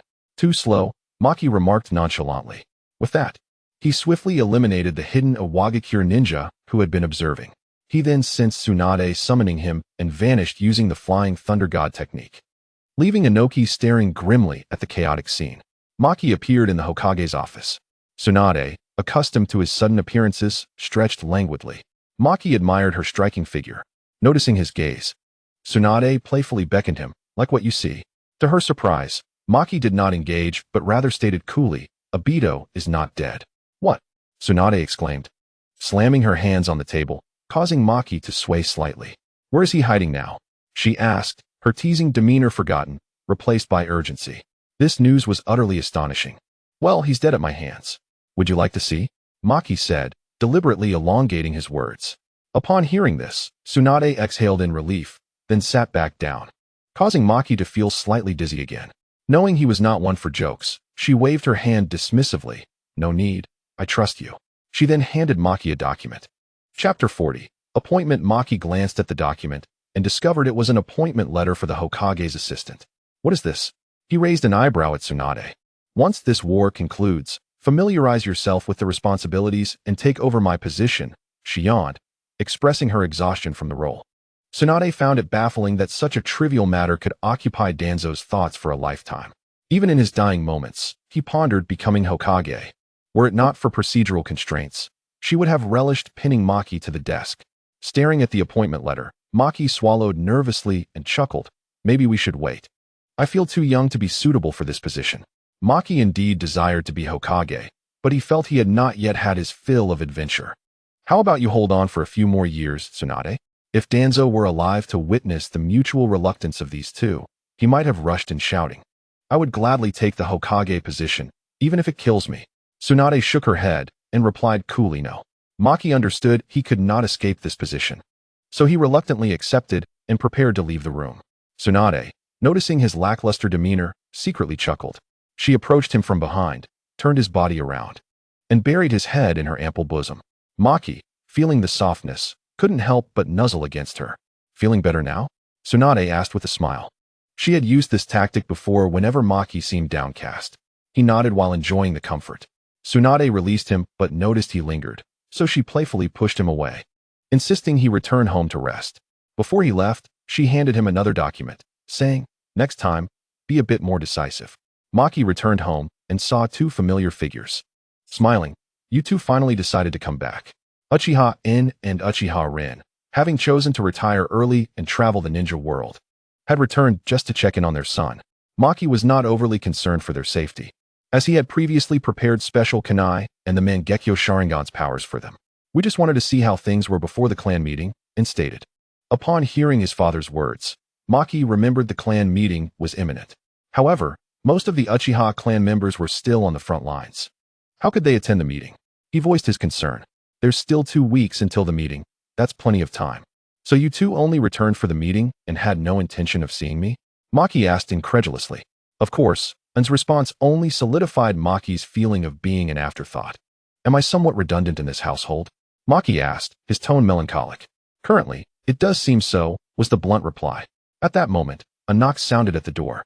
Maki went to answer it and found Kurenai, Yuhi, and Akamichi, 3 young ones, looking surprised. "What are you doing here?" Kurenai smiled brightly. "We heard our teacher was back, so we came to check on you," Akamichi said, handing Maki a carefully prepared gift. Yuhi also presented a gift, a handmade scarf. Upon receiving it, Maki noticed the craftsmanship and asked, "Did you make this yourself?" Before Kurenai could respond, Akamichi chimed in, "Of course." Kurenai worked on it for a long time and pricked her fingers several times. Maki gently held Kurenai's other hand, noticing the scars on her fingers, and used a healing technique to remove them. How thoughtful, Maki expressed his gratitude. Hearing this, Kurenai's cheeks flushed, contrasting sharply with her future self in the original story. Not wanting to tease her further, Maki turned his attention to Yuhi, who, upon finally getting his notice, hurried over to present her gift. Although puzzled by the trio's gifts, Maki assumed they were merely welcoming him back from the battlefield. At that moment, Akamichi bounced beside Maki, demanding a meal on his tab. Reluctantly, Maki agreed, greeting his parents before leading his 3 students out to eat. "Teacher, I want to eat those." Akamichi pointed at a shop displaying colorful dango. Maki, recalling the future version of Akamichi from Boruto, shivered slightly. "No, eating those is likely to make you gain weight." Akamichi silently gazed at his teacher without protest. When Maki noticed Akamichi's pleading brown eyes, he finally relented. "All right, just 1 skewer." "You're the best, teacher," Akamichi exclaimed, jumping up to kiss Maki on the cheek, then pulled him toward the food stall. Kurenai and Yuhi exchanged amused glances and followed suit. Just as the two excitedly approached, a group of unexpected guests blocked their path. The leader pointed at Maki and questioned, "You vile scoundrel, where have you taken the head of the Mito clan?" Another stepped forward, asking, "May I inquire about the whereabouts of our clan leader, Sukin?" Uchiha Maki calmly remarked, "These matters are better directed towards Lord Hokage rather than myself." One of the individuals, filled with rage, retorted, "Who does not know that it was you, Uchiha Maki, who sent the 2 clan leaders to the front lines? They vanished before even reaching the battlefield. Perhaps you are the one pulling the strings." Uchiha Maki responded with a smile. "Are you suggesting that a mere Jonin like myself could influence the elders' decisions?" In truth, they had surmised correctly that Uchiha Maki was indeed involved, but lacking evidence and power. Their fury was rendered impotent. Uchiha Maki stated nonchalantly, "If you wish to take this to court, I shall await you in the Hokage's office." The individual opposite him was momentarily speechless with anger. "Who does not know that you, Uchiha Maki, are the sole disciple of the 4th Hokage Tsunade? What good would it do to report this to the Hokage?" They often relied on the positions of Mitarashi, Un, and Toketsu Kamaru to assert their dominance, causing distress to many. At that time, due to their connections with Minato and Toketsu, several clans had no choice but to endure their tyranny. However, the disappearance of the 2 clan leaders only worsened their plight. Those who had suffered under their bullying began to reveal their sharp fangs, leading to a decline in their business. As the leader contemplated this, Uchiha Maki coolly remarked, "It seems the Shimura clan has instigated your actions." Upon saying this, he cast a glance at 2 figures lurking in the shadows. A flicker of crimson flashed in his eyes. The 2 individuals, sensing his gaze, changed their expressions, and quietly melted away into the crowd. Ignoring these two rodents, Uchiha Maki fixed an impassive stare on the leader, whose throat involuntarily moved, silenced by the oppressive intensity of Maki's gaze. Recalling Uchiha Maki's notable achievements on the battlefield, the group departed without uttering a single harsh word, their retreat marked by shame. TCH, cowards. Akane made a face at the retreating figures, while Akane and Yuin looked on with disdain. Turning, Akane bought a skewer of dumplings and offered it to Uchiha Maki. Teacher, try these dumplings, they are incredibly sweet. Uchiha Maki lowered his head to take a bite, finding them overly sweet for his taste. He had never quite understood Akane's fondness for such sugary treats. Seeing her attempt to offer him more, he waved his hand, signaling her to enjoy them herself. As they made their way to a barbecue restaurant, the group stumbled upon a weapon shop and decided to enter. As their teacher, Uchiha Maki felt it was only fitting to reciprocate the gifts from his disciples. Upon entering, a middle-aged woman clad in a white martial arts uniform stood up, greeting them with a warm smile. What weapons might you be interested in? Her eagerness stemmed from recognizing the Uchiha clan emblem on Maki's chest. For the Uchiha were the foremost clan in Konoha. Uchiha Maki surveyed the array of weapons adorning the walls and casually said, "Bring out something genuine." The woman quickly nodded, inquiring, "What type of weapon does the guest desire?" Maki pointed to Yuin, indicating, "A long sword would suit her." "A long sword, you say?" The woman mused to herself as she pulled out a scroll from her robe, summoning a long sword. "What do you think of this blade?" Maki gestured for Yuin to give it a try. As the woman began to elaborate on the sword's history and materials, Yuin examined it closely. Drawing the blade, a glint of cold light flashed, and she immediately recognized it as a fine weapon, admiring it as if it were an intriguing toy. Uchiha Maki observed her fascination and remarked, "If you like it, then purchase it." Yuin nodded, then hesitated. Seeing her indecision, Maki smiled and asked, "How much is this?" "A mere 1,000,000 ryo," the woman replied cheerfully.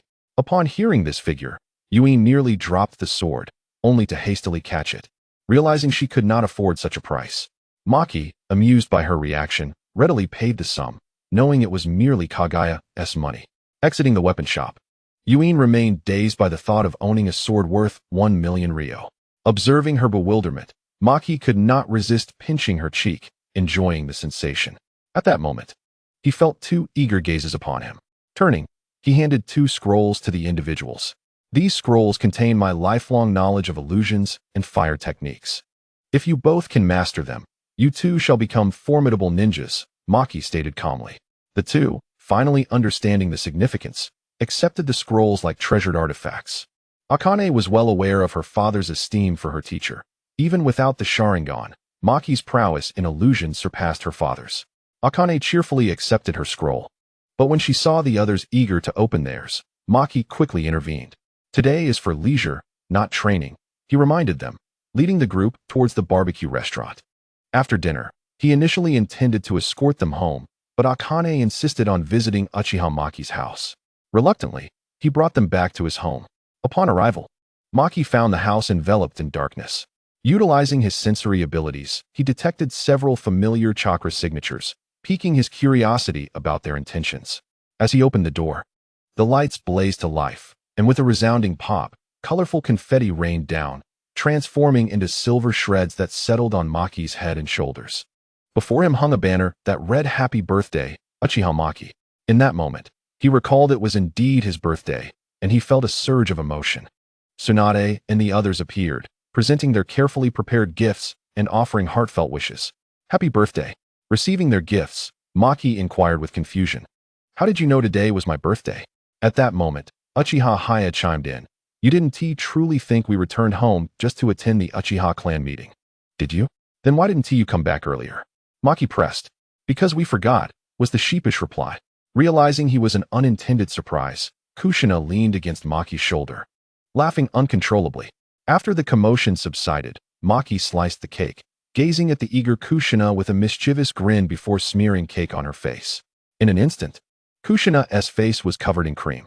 "Uchiha Maki," she exclaimed, her red hair standing on end in shock. Seizing a cake piece, she retaliated. And soon everyone joined the playful chaos, leaving all of them adorned with cake and cream. As the guests departed and Maki cleaned up the room, he reclined on the rooftop, opening the documents Tsunade had handed him. The pages detailed the recent activities of the Shimura clan, as well as Mitarashi Haya and Toketsu Kamaru's clans, including their theft of medical supplies from the front lines for black market sales and the replacement of quality explosive tags with inferior ones. It also mentioned multiple instances of selling critical information that caused significant losses. Flipping through the documents, Maki noted that these issues could be traced back to a leak during the Second Great Ninja War. It appeared Tsunade had not taken action herself, but rather delegated this task to him. Was it a way to enhance his reputation? After all, the consequences of these actions could have led to the deaths of both clans on multiple occasions.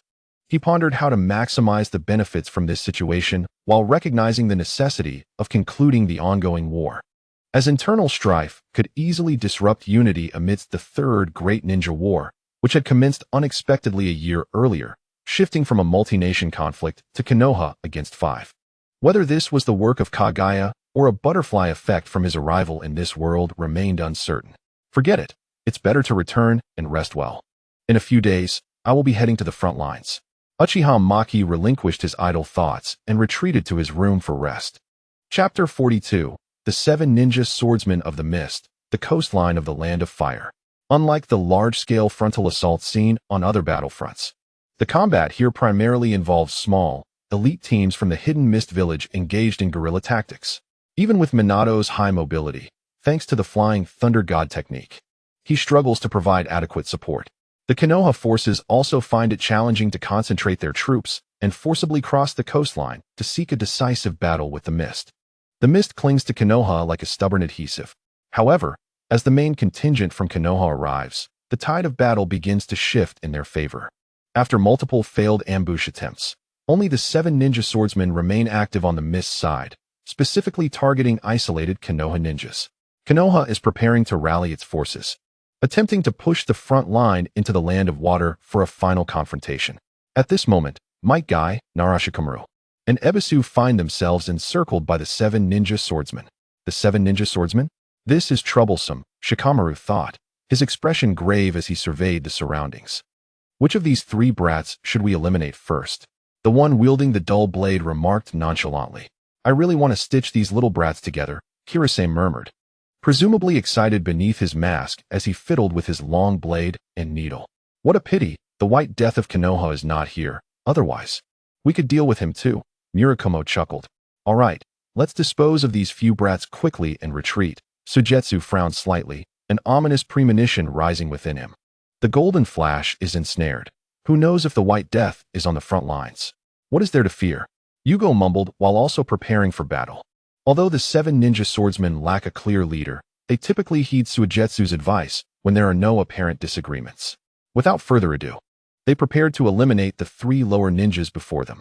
I seem to have heard someone calling for me. A voice emerged from behind them. Murakumo turned. Smiling, another reckless brat has arrived. Facing the 7 ninja swordsmen without fleeing is commendable bravery. State your name. Uchiha Maki. The newcomer proved his identity with a pair of crimson Sharingan. Upon hearing this name, the expressions of the other members of the 7 ninja swordsmen turned grave. The illustrious reputation is not without merit. The war has raged on, and Uchiha Maki's name has echoed throughout the shinobi world. Rumors abound of him single-handedly slaughtering a large contingent from the sand, incapacitating the next Raikage, and even slaying the perfect Jinchuriki, Killer Bee. However, these remain mere rumors. They do not genuinely believe that an underage boy could achieve such feats. Perhaps he was merely a competent commander. Uchiha Maki observed the 7 before him, who displayed no fear, and remarked with an impassive expression, "You encounter me and do not consider fleeing, yet attempt to retaliate. Very well. Let me demonstrate the power of the Uchiha. You 3 Konoha brats, step back and be cautious not to be caught in the crossfire." Upon hearing this, Guy and his companions swiftly retreated to a safe distance. Once they were at a secure range, Uchiha Maki created a shadow clone, and together they established the 4 purple flames formation, raising a barrier to prevent the 7 ninja swordsmen from escaping and alleviating the need for pursuit. His 3 Tomo Sharingan gradually rotated, coalescing into a new pattern. This is bad. It's the Sharingan. Do not look directly into his eyes. The 7 ninja swordsmen, seasoned elite Jonin with rich combat experience, immediately averted their gazes from Uchiha Maki. Observing their defensive stances, Uchiha Maki calmly stated, "As I said, I will show you the power of the Uchiha. And it will not be so simple." Susanoo. A pitch-black skeletal figure emerged beside him, swiftly enveloped in muscle and skin. "This is bad. He is performing some kind of technique. We must interrupt him." Murakumo shouted, swinging his explosive blade towards Maki, only to have it effortlessly blocked by Susanoo. At this moment, Uchiha Maki's Susanoo donned armor, conjuring a weapon in hand. The self-proclaimed well-informed Suigetsu looked horrified. "What is that?" Uchiha Maki remained expressionless. His voice still flat. "This is the power of the Uchiha. I told you from the beginning." Before he finished speaking, Susanoo expanded once more. Ultimately, a towering, fully formed Susanoo, clad in the armor of the Tengu, loomed before them like a mountain. The 7 ninja swordsmen, witnessing this sight, completely abandoned any notion of resistance. Raiga, trembling, could barely hold on to his lightning blade, staring at the divine Uchiha Maki. Are we in the same dimension? The other 6, though not as paralyzed by fear, were equally dumbfounded. Uchiha Maki commanded Susanoo, drawing the massive chakra sword and striking down towards the 7 ninja swordsmen. After dispelling Susanoo, Uchiha Maki surveyed the chaotic ground, where 7 bodies could still be vaguely recognized, alongside 7 uniquely shaped ninja swords embedded in the earth. There was no so-called explosion of power before absolute strength. Any skill astonishment is futile. He stepped forward, picking up a ninja sword, confirming that it indeed bore a summoning technique. After casually erasing the technique, he sealed all 7 swords into a scroll. Then, he turned to the 7 bodies, feeling somewhat troubled. Logically, these corpses should possess some research value. Sighing, he retrieved a blank scroll and sealed the 7 bodies within. "Hey, you rough-browed brat, come here with your companions," Uchiha Maki beckoned. Guy and the others hurried over. Just as Uchiha Maki was about to inquire about their leading Jonin, a figure enveloped in green steam rushed towards them. Finally caught up. "Guy, you all need to run." Might Dewey, surrounded by surging green energy, shouted. Upon reaching them, he found the area in disarray, yet Guy and the others were unharmed. Might Dewey, puzzled, asked, "Where are the 7 ninja swordsmen?" Guy thought for a moment, pointing to the scroll in Uchiha Maki's hand. This left Might Dewey even more bewildered. Uchiha Maki observed the still glowing Might Dewey and mused. Did he open the 6th gate of the 8 gates? Although Might Dewey was filled with questions, upon seeing his son safe, he dispelled the state of the 8 gates. Only then did he notice Uchiha Maki standing nearby. With white hair and a long sword on his back, "Could you be the esteemed Lord Kakashi Hitaki of Konoha?" Might Dewey inquired. Uchiha Maki was taken aback by this statement. This is not right. In the original story, Might Dewey should have recognized Kakashi Hitaki. How could he make such a mistake?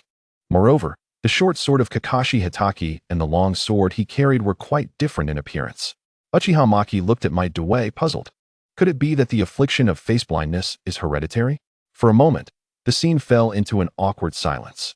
"This is Senior Uchiha Maki," Nara Shikamaru broke the silence. "Uncle Dewey, you wouldn't be mistaking him for someone else, would you?" With his reminder, Might Dewey scrutinized Uchiha Maki closely and then realized. Scratching his head and laughing awkwardly, "Oh? Ha ha ha. It seems I made a mistake, my apologies."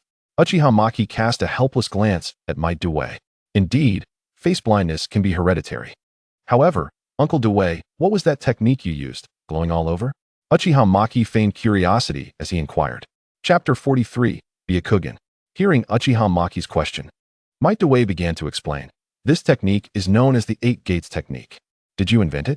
Upon hearing Uchiha Maki's words, Might Dewey shook his head, indicating that he had discovered it in an ancient text. He then began to explain the principles of the technique. The human body has 8 gates, and the 8 gates technique aims to open these gates. The ancient texts record that upon opening the 8th and final gate, one can harness the power of dozens of shadows through the sacrifice of life. Might Guy briefly explained this and then inquired, "Uchiha Mu, would you like to learn this technique?" Uchiha Mu, without hesitation, nodded to express his desire to learn. Might Guy, not one to shy away, promised to provide Uchiha Mu with the ancient book for him to make a copy. Subsequently, he opened 6 gates, allowing Uchiha Mu to experience the flow of chakra. Just as he was about to open the 7th gate, Uchiha Mu interrupted him, saying, "From your description, the burden on the body after opening this technique is too great. There is no need for a demonstration. Might Guy was momentarily taken aback, but then replied, "You saved my son. This burden on my body is nothing in comparison." Ultimately, Might Guy's good intentions were declined by Uchiha Mu.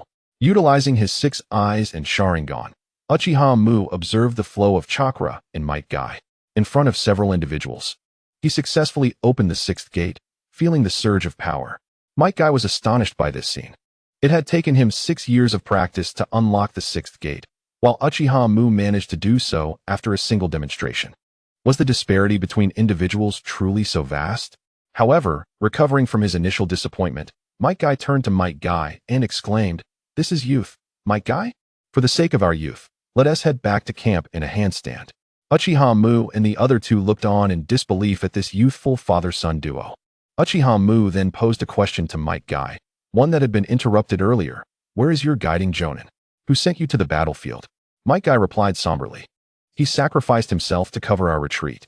In the ensuing conversation, they learned that although Konoha did not mandate this group of freshly graduated ninja to engage in battle, some students chose to go to the front lines voluntarily, either to support their families or to hone their skills. Thus, Might Guy and his companions found themselves on the front lines. Following the direction indicated by Might Guy, Uchiha Mu located the body of the guiding Jonin and, using a simple burial cloth, handed it over to the 3 of them. "I must check for any activities of the Mist Village ninjas elsewhere. I now command you in the name of the Jonin to return to camp immediately with your comrade's body," he declared before vanishing before their eyes using the body flicker technique. Watching Uchiha Mu depart, Might Guy called to Kai, "Kai, for the sake of our youth, let us go." He then led the way, performing handstands toward the camp, leaving behind an exasperated Inuzuka Kiba and Ebisu, who sighed. However, the antics of these 2 lively characters somewhat alleviated the gravity of their Jonin's demise, and the 2 took turns carrying their teacher's body. Trailing slowly behind Might Guy, Uchiha Mu wandered along the coastline board. After circling the area, he found no trace of the Mist Village ninjas. It seemed that aside from the 7 ninja swordsmen, the rest of the Mist Village had retreated. It appears that aside from the 7 ninja swordsmen, the rest of the Mist Village has withdrawn, Uchiha Mu mused. He then decided to return the favor and teach them a lesson. Summoning an eagle using the summoning technique, he mounted its back and headed toward the land of water. Within the land of water, Uchiha Mu, through his sensory abilities, detected a small squad ahead. He maneuvered the eagle to pursue them. The squad he had discovered was led by Ao. Suddenly sensing a surge of killing intent, Ao turned instinctively and activated the Byakugan he had recently acquired through theft. A seasoned warrior, Ao trusted his instincts implicitly, which had allowed him to survive numerous battles and even slay members of the Hyuga clan to obtain this Byakugan. However, upon observing Uchiha Mu through the Byakugan, despair washed over him. "Nanny, is this chakra truly that of a human and not a tailed beast?" As he recognized the immense chakra of the approaching figure, cold sweat broke out on his forehead, and he urgently shouted to his comrades, "Split up and run in different directions. I'll provide cover." His companions, responding to his anxious tone, immediately scattered, fleeing in all directions. Uchiha Mu, sensing their movements, raised an eyebrow and sent 3 wood clones after them. At that moment, Ao noticed 3 additional chakra signatures appearing next to Uchiha Mu, his face falling into despair. Uchiha Mu then stood before him. "Uchiha clan white hair." As Ao recognized Uchiha Mu, he opened his mouth to speak, but was instantly ensnared in a jinjutsu, losing consciousness. Uchiha Mu, expressionless, gazed at the entranced Ao and reached out to pluck the Byakugan from his eye socket, carefully storing it in a bottle. The sudden, intense pain jolted Ao from the jinjutsu. He looked at Uchiha Mu, and as he attempted to channel chakra for a desperate fight, he realized that his chakra had already been sealed by Uchiha Mu and he could not muster even a fraction of it. Before long, the 3 wood clones returned, each carrying a body. Satisfied with the haul, Uchiha Mu nodded and used Jinjutsu to interrogate Ao for information about the Mist Village. After acquiring the general locations of other squads, he disregarded Ao's vengeful glare, striking him unconscious with a swift chop. Binding Ao securely, Uchiha Mu tossed him into a cave. Following the leads provided by Ao, he sought out other squads and annihilated them. Returning to the cave, Ao had regained consciousness. His face contorted in rage as he glared at Uchiha Mu with his remaining eye. Uchiha Mu, unfazed by Ao's wrathful gaze, remarked, You should consider yourself fortunate that you still hold some value. He then took Ao to the eagle still circling above and rode it back to camp. On the way back, he fortuitously encountered the handstanding Might Guy and his son. They shouted about youth as they advanced, prompting Uchiha Mu to reflect. No wonder Might Guy had wanted to join the route. He couldn't imagine how bizarre the organization would become if he did. Upon returning to camp, Uchiha Mu stumbled upon Hyuga Hayashi, who appeared flustered as he spoke to his clan members. How can you all fail to protect even the head family? Hearing Hayashi's words, Uchiha Mu approached and smiled. Hayashi. Chapter 44. The belligerent Kagaya clan. Upon hearing Uchiha Mu's voice, Hyuga Hayashi turned in surprise. Mu? Noticing the bound individual Uchiha Mu was carrying, he inquired, "Who is this person you have?" Uchiha Mu replied nonchalantly, "This fellow possesses a Byakugan from your Hyuga clan, so I brought him along." He then produced the bottle containing the Byakugan and handed it to Hayashi. Trembling, Hayashi accepted the Byakugan, scrutinizing it for a moment before bowing deeply. "I am immensely grateful. If you ever require assistance from our branch family, please do not hesitate to ask." Uchiha Mu nodded, casually dropping Ao to the ground. He turned to Hayashi and said, "This is the individual who stole the Byakugan from your clan. Please ensure he is handed over to the interrogation department." Hayashi nodded, a peculiar smile creeping onto his face as he regarded Ao. 3 days later, after Ao spoke, Konoha was prepared for the final battle. Meanwhile, the third Mizukage stared grimly at the intelligence report, particularly the last piece that filled him with dread. He slammed the report onto the table, bellowing, "5 squads composed of Jonin have simply vanished?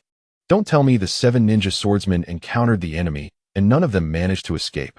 With that, he fell silent in his chair, while the other high-ranking officials of the Mist Village were equally stunned by the news.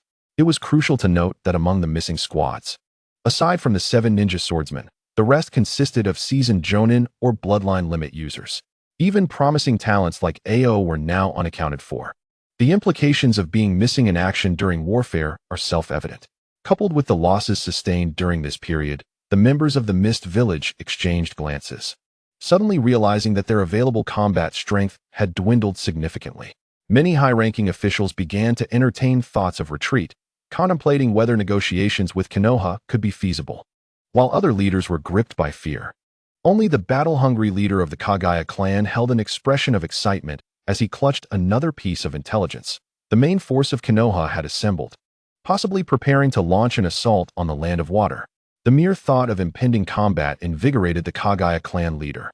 At the moment when the Mist Village received this intelligence, Konoha had also mobilized its entire military force, intending to engage in a grand confrontation with the Mist. When Uchiha Maki volunteered to scout ahead and crossed into the territory of the Land of Water, he was met with an interception from the Kagaya clan. While other high-ranking officials in the Mist were preparing for negotiations, the warmonger Kagaya clan leader, in a fit of impulsiveness, brought his kin to confront Konoha's advance party. The Mist's higher-ups, adopting a taciturn attitude, sought to gauge Konoha's capabilities. However, they were taken aback when they were only able to stop a mere child.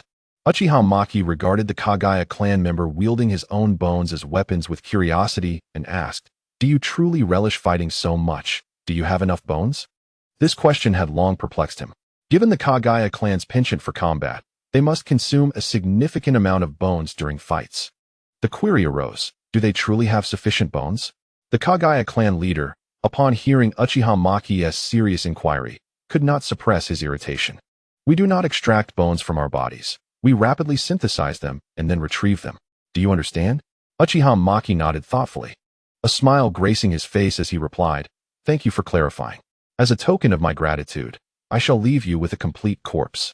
The Kagaya clan, already known for their combative nature, found their leader's fury ignited by such provocation, and he charged forward. Uchiha Maki, wielding his sword, engaged the Kagaya clan leader, commenting, "As expected of a clan second only to the Hozuki, your bone-synthesized weapons surpass most ordinary arms in hardness." The Kagaya clan leader was infuriated by the comparison, particularly the implication of being inferior to the Hozuki. Noticing the Uchiha clan emblem on Maki, he realized this child was able to hold his own against him despite lacking the Sharingan. In a fit of rage, he summoned an array of bones to grow outward from his body, forming a skeletal armor.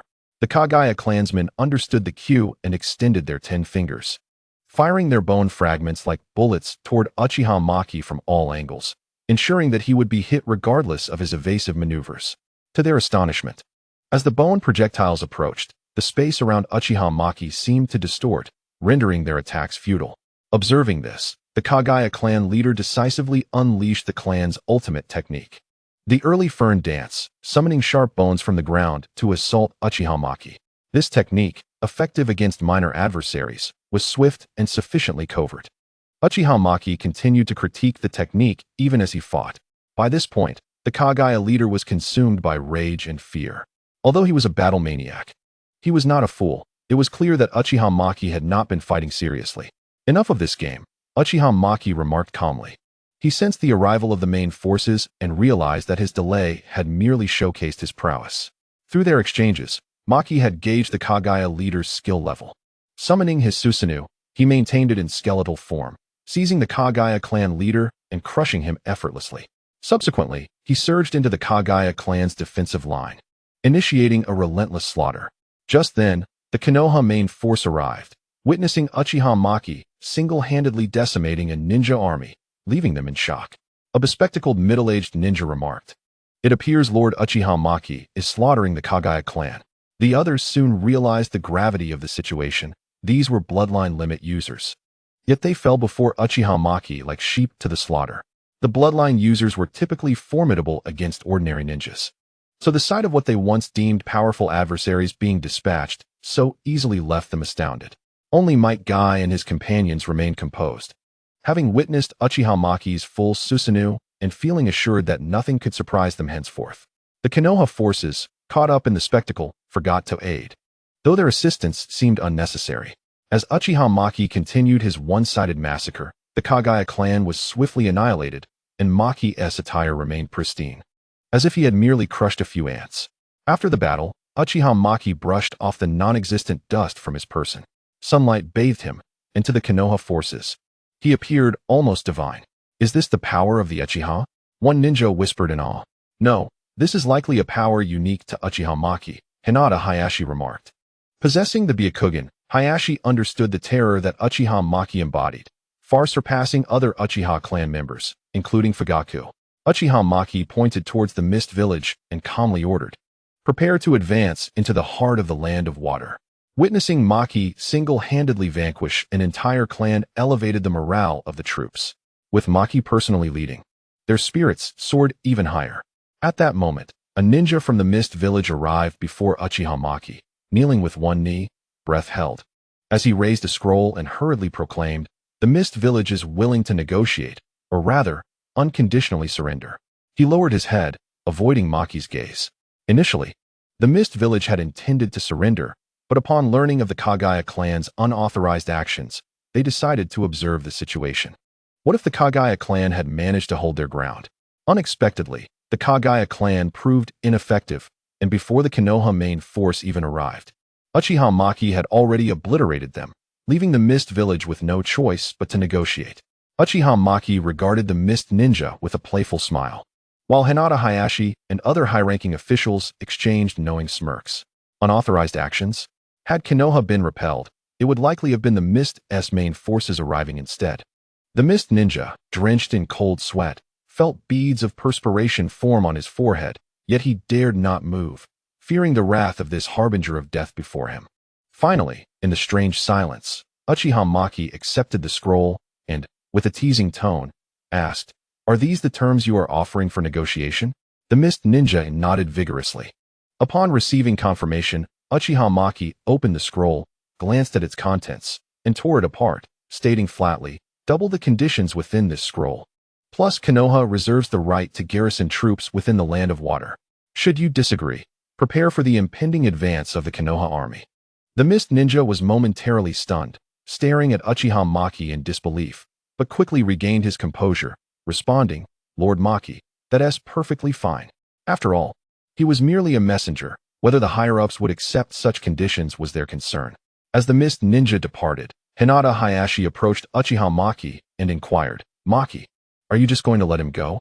Uchiha Maki turned to him, regarding him as if he were a fool, and replied, "If I don't let him go to deliver the message, do you intend to do so?" As the sun began to set, Risha suddenly reflected on his solitary entry into the hidden mist village, an involuntary shiver coursing through him, prompting a shake of his head. Days later, amidst fervent discussions among the higher echelons of the mist, he gritted his teeth and conceded to the terms set forth by the Leaf Village. In the Hokage's office, Uchiha Maki presented a scroll to Tsunade, stating with a measured tone, "This is the goodwill from the hidden mist village regarding peace talks. Sister Tsunade, what do you think?" Tsunade, opening the scroll, was taken aback by the conditions laid before her. "The mist has actually agreed to allow Leaf's military presence? How did you manage that?" Uchiha Maki casually seated himself on Tsunade's desk, replying, "If the higher-ups of the mist refused, I would simply replace them." A few days later, the Leaf Village and the Hidden Mist officially signed a peace agreement. Observing the Mist's capitulation, the Land of Iron swiftly surrendered as well, complying with all of the Leaf's demands. The only holdout remained the Land of Earth, caught in a dilemma of whether to surrender or resist. Tsuchika Jinoki, his expression grave, sat in the command center contemplating strategies. Despite his extensive experience in warfare, he found himself at a loss. Suddenly, an idea struck him. He would engage the recently renowned Akatsuki mercenary organization. By extending the Leaf's battlefront and employing them, he could attempt to sever the Leaf's supply lines. With this plan in mind, Inoki meticulously directed the war front while hiring Akatsuki to fulfill his strategic objectives. Meanwhile, the Leaf Village mobilized its forces in preparation for a decisive battle. Orochimaru, with a chilling tone, remarked to Jiraiya, "The other ninja villages have surrendered. Only this obstinate and stubborn stone remains." Jiraiya nodded in reluctant agreement, contemplating the life of travel and adventure that awaited him post-conflict. A sly grin crept across his face. Orochimaru, observing Jiraiya's expression, shook his head in resignation, refocusing on the map as he prepared to deliver a crushing blow to Inoki once reinforcements from the Leaf arrived. Days later, after receiving Inoki's hire, Akatsuki swiftly arrived on the battlefield. Inoki, casting a critical eye at the youthful faces of Akatsuki's leaders, felt a pang of dissatisfaction, seriously questioning the accuracy of the Iwagakure intelligence system. Upon seeing Nagato, however, his eyes widened in shock as he thought, "Is that truly the eye of the legendary sage of six paths?" Instantly, his discontent dissipated, replaced by a bright smile. "So, these are the members of Akatsuki. Truly impressive youth." Yahiko humbly inquired about their mission. Inoki informed him that he had received intelligence indicating that a crucial shipment of medical supplies from the Leaf was en route to the front lines and required Akatsuki's intervention to intercept and destroy it. However, he suggested they conserve their strength for when their stealth was truly needed. As Inoki was paying Akatsuki daily, Yahiko readily consented. Even upon witnessing Akatsuki's possession of the fabled Rinnegan, Inoki had no intention of directly confronting the Leaf. Instead, he adhered to his previous strategy, continually retreating to extend the Leaf's supply lines, ultimately enabling Akatsuki to attack and sever those lines to achieve a favorable negotiation. Inoki was acutely aware that Iwagakure had no chance of victory in this war. Thus, he sought to maximize his bargaining power through this method. With the facade of defeat crafted by Inoki, the impatient Orochimaru dispatched a large force to pursue victory, oblivious to how significantly his front lines had been extended. Observing the success of his initial strategic step, Inoki ordered that Akatsuki could commence their plan to intercept the medical supplies. Akatsuki lay in ambush along the route the Leaf forces would traverse with the medical supplies. Yahiko addressed his comrades, "Let us destroy the supplies while minimizing casualties." The others nodded in agreement. At this time, Akatsuki was still a group of passionate youths yearning to bring peace to the ninja world, accepting contracts merely out of financial necessity. Soon, a convoy came into view. Chapter 47, Conan. Yahiko and his companions exchanged glances and, as the convoy entered their encirclement, they struck decisively. However, they were perplexed as the escort team, upon spotting them, unfalteringly abandoned the supplies and retreated. Although Yahiko and his group were puzzled, they confirmed the authenticity of the medical supplies and proceeded to destroy them without hesitation. Following Inoki's intelligence, Yahiko and Akatsuki repeatedly disrupted the Leaf's supply caravans. Yet, a nagging doubt lingered in Yahiko's mind. Each time, the Leaf ninjas offered no resistance, a stark contradiction to the will of fire they were supposed to embody. Uchiha Maki, upon receiving news of the attacks on the supply lines, displayed not anger but a cold smile, taken aback by the extent of the Shimura clan's madness, which exceeded what he and Tsunade had anticipated. The information regarding the attacked convoys had been intentionally leaked to the Shimura clan through various means. Unsurprisingly, every convoy that had been informed by the Shimura clan met with disaster. As Maki meticulously catalogued the transgressions of the Shimura clan, he murmured to himself, "This should be sufficient for their annihilation." With that thought, he deliberately disclosed another convoy's information to the Shimura clan. However, this time, he resolved to personally escort the convoy, leaving only a shadow clone to mislead. As Yahiko and his companions lay in ambush, they observed the convoy approach their trap. Following their experience, they expected the Leaf Ninjas to retreat the moment they launched an attack. However, this time was different. The escort comprised a single individual. Upon noticing the ambush, this person did not retreat, but rather halted, seemingly waiting for them. Uchiha Maki regarded them with indifference, stating, "I've been waiting for you." Yahiko and his comrades' pupils contracted as they scanned for potential ambushes. Only Konan looked at Maki in astonishment, her hand nervously fidgeting with the somewhat worn kunai hidden in her clothing, although her expression and actions went unnoticed by the tense group. Yahiko, his tone serious, cautiously probed, "You have quite the audacity, coming here alone to set a trap for us." Having sensed no hidden threats in the vicinity, he felt compelled to approach Maki cautiously. However, the pressure emanating from this man far surpassed anyone Yahiko had encountered before. Meeting Yahiko's serious gaze, Maki smiled faintly and said, "Do not be alarmed. If I intended to strike, you would not be standing here conversing with me." Before Yahiko could respond, Nagato interjected, "You should not be so arrogant."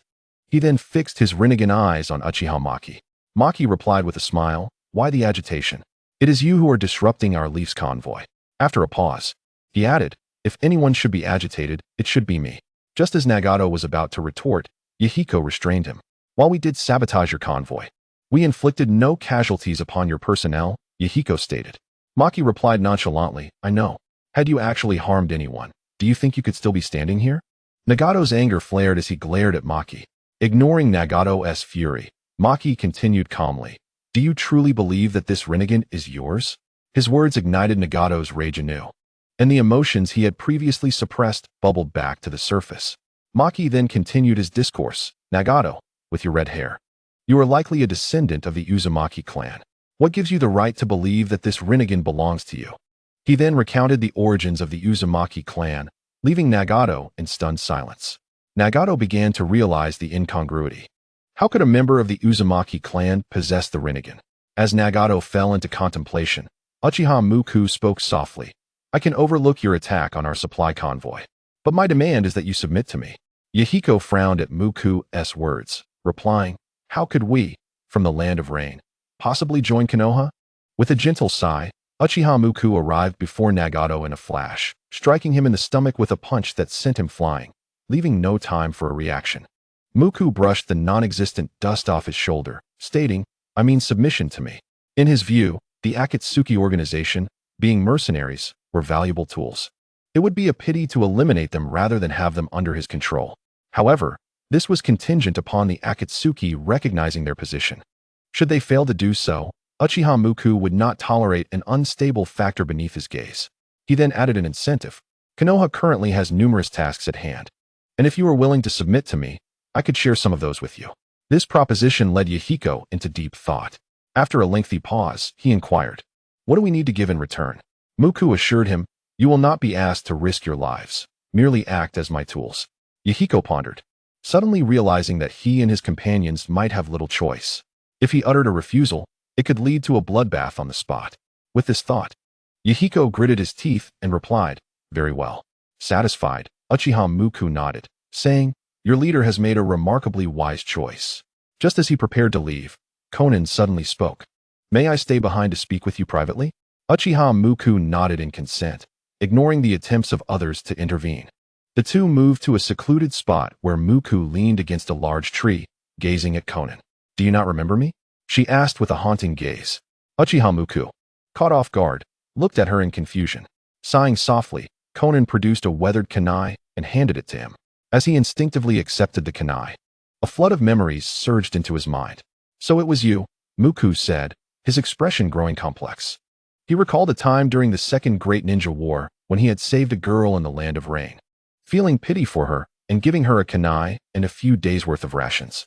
Observing Muku lost in recollection, Konan asked, "Do you remember now?" Her gaze remained fixed on him. Muku rubbed his nose, feeling somewhat guilty. "You were just a little girl then.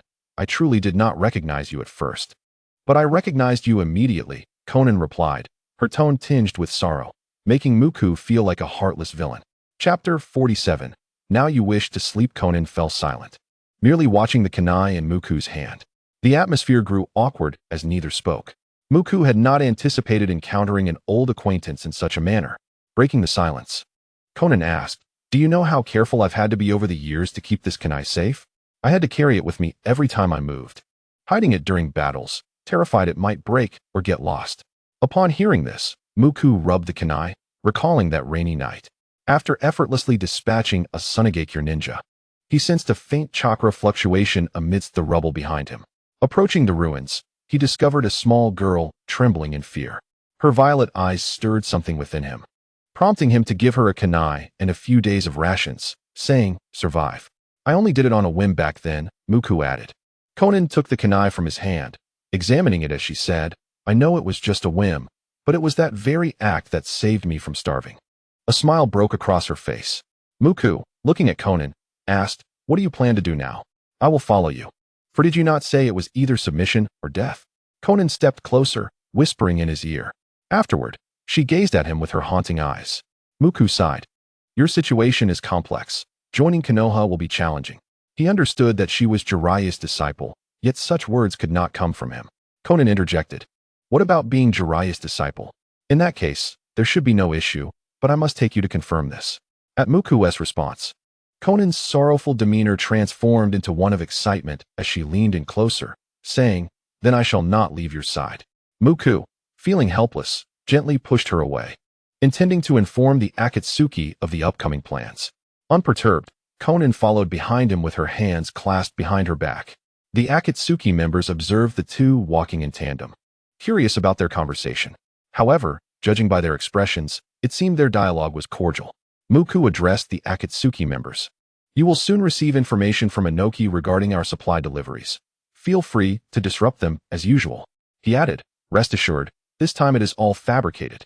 The Akatsuki members nodded, preparing to depart, but suddenly noticed Konan standing behind Muku, not moving. Yahiko regarded her with confusion. Konan pointed to Muku, stating, "I will now be by his side." Noticing her lack of intimidation, Yahiko and the others ceased to question further. Muku watched the Akatsuki depart, then turned to Konan, saying, "Come with me." She nodded and followed him. After several days of travel, they finally arrived at Orochimaru's encampment. Due to time constraints, the camp appeared rather rudimentary. Upon seeing Uchiha Muku, the guard at the entrance bowed, "Lord Muku," before retreating to inform Orochimaru. The guard paid no mind to Konan, assuming she was merely a subordinate. Muku nodded and entered the camp, where he promptly handed over the supplies to the designated personnel. Just as the exchange concluded, a chilling voice called from behind, "Muku-kun. It has been a long time." Recognizing the familiar voice and address, Muku turned to see Orochimaru approaching. "It has indeed been a while, Orochimaru-senpai," Muku replied. Orochimaru smiled, yet did not respond, instead pointing to Konan behind Muku with a puzzled expression. "And who might this be?" Muku clarified, "She is a disciple of Jiraiya-sensei." Orochimaru nodded, losing interest. "Just a disciple. Perhaps you merely offered her a few casual instructions." Finding the conversation dull, Orochimaru coldly suggested, "Let us proceed to the command center, Muku-kun." Muku nodded, signaling for Orochimaru to lead the way. Under Orochimaru's guidance, they soon arrived at the command center, which was currently occupied solely by Jiraiya. At that moment, Jiraiya had his feet crossed on the table, a book covering his face as he snored loudly. Observing this, both Muku and Konan felt the temperature in the room drop significantly. Orochimaru, visibly frustrated, approached Jiraiya and kicked his chair, exclaiming, "Wake up and stop sleeping." Awakened abruptly, Jiraiya sprang upright. Who dares to ambush the great sage of Mount Myaboku? He then noticed Orochimaru's increasingly icy demeanor, along with the barely contained laughter from Muku and Konan. Feeling somewhat embarrassed, he scratched his head and said, "I was out gathering materials. I was scouting enemy positions late into the night. So I just fell asleep." Orochimaru exhaled a deep sigh, deciding against lowering himself to argue with such a person. Jiraiya gazed at Konan, who stood beside Uchiha Maki, and felt a sense of familiarity. He pointed and inquired, "Who is this?" Konan replied, "Master Jiraiya, do you not recognize me?" Suddenly recalling something, Jiraiya tapped his head and tentatively said, "You are Konan. How is it that you are following Maki?" Konan quickly fabricated a story, explaining that she had become separated from Yahiko and the others due to the war, and had fortuitously encountered Uchiha Maki, who saved her life. Upon hearing this, Jiraiya let out a deep sigh, falling silent. Orochimaru, noticing Jiraiya's recognition of Konan, suddenly recalled and asked, "Are you one of those 3 kids from the Land of Rain?" Konan nodded affirmatively. With the confirmation of her identity, Orochimaru's lingering doubts dissipated, reassured by the presence of Uchiha Maki, who would ensure no disturbances arose. Seeing that Konan had secured a legitimate identity for the time being, Uchiha Maki escorted her to the resting quarters arranged by Orochimaru. Inside, 2 beds were thoughtfully prepared. Uchiha Maki glanced at Konan and said casually, "I am going to rest now. Feel free to do as you wish." Bored, Konan sat by Maki's bedside, watching him. Maki, with his keen senses, realized he was being observed and found it difficult to sleep. Opening his eyes, he looked at Konan and asked, "Aren't you going to sleep?" His tone tinged with a hint of exasperation. To Maki's surprise, Konan shook her head, indicating she was not tired. Consequently, Uchiha Maki firmly pressed her onto the bed, stating, "Now you will sleep." He then moved to the other bed to continue resting. Chapter 48. The Demolition Unit. Once Uchiha Maki had fallen asleep, Konan quietly approached his bedside. After confirming he was indeed asleep, she nestled beside him, drifting into slumber herself. Meanwhile, the Akatsuki organization had returned to the Tsuchi no Kuni encampment. Inoki surveyed the disheveled group and inquired, "Did you fail?" Yahiko nodded, then angrily retorted, "Your intelligence nearly cost us our lives." Inoki was initially taken aback, followed by indignation. "Aren't you just a mercenary leader? What gives you the right to reprimand me?" However, Yahiko's next words left Inoki feeling somewhat embarrassed. "The number of personnel dispatched by Konoha was 3 times that given to me." Yet, as a seasoned veteran of numerous ninja world wars, Inoki had developed a thick skin. Indeed, this was a mistake on the part of our intelligence department, he conceded. But setting aside the facts, did you not make any errors as well? Inoki shamelessly continued. Did you create any contingency plans? If not, why did you not devise solutions for unexpected situations? His barrage of criticisms left Yahiko momentarily stunned. He had never encountered someone so brazen, blaming others for his own intelligence failures. After delivering his lecture, Inoki sighed and added, "However, considering your struggles, how about this? I will double your remuneration. Does that sound agreeable?" Upon hearing this, Yahiko eagerly agreed, only to realize something seemed amiss. Shouldn't this be something Inoki was obligated to provide? Why did it feel as if they were being bestowed a favor? Nevertheless, as they secured the payment, Yahiko chose not to voice his concerns and quietly withdrew. Behind Inoki, his son Kuratsuchi inquired with confusion, "Father, why are we making it seem like the Akatsuki made the mistake when it was clearly ours?" Inoki sighed softly, recognizing the disparity between the great ninja villages, despite Tsuchi no Kuni being among the 5. Konoha stood at the pinnacle, followed by Kumogakure and Iwagakure. Suna and Kirigakure were merely present to round out the list. Inoki felt a pang of concern regarding Iwagakure's dwindling talent pool. His son, Kuratsuchi, possessed adequate ninja potential, but it was far from sufficient to lead a village. The thought of his explosive, yet reckless apprentice Deidara only added to his headache. Sighing deeply, Inoki addressed Kuratsuchi. "Do you know what is most important for a Kage?" Kuratsuchi scratched his head, replying, "Strength." Inoki shot him a look of disappointment. "Incorrect.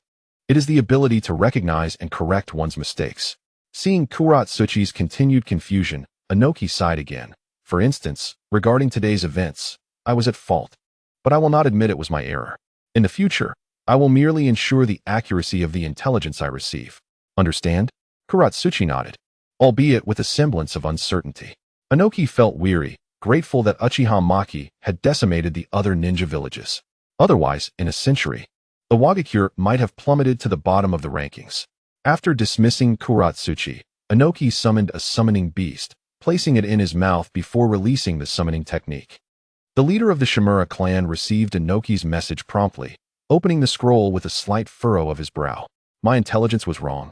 Have I been compromised? Shimura Kuriko pondered, though he quickly dismissed the notion, assuring himself that his actions had been sufficiently discreet. With that thought, he retrieved another scroll containing intelligence and placed it in the summoning beast's mouth. After receiving the new information, Inoki meticulously analyzed it, relying on his extensive experience to conclude that it was reliable. He then handed the intelligence to his subordinates for delivery to the Akatsuki, intending to continue disrupting their supply lines.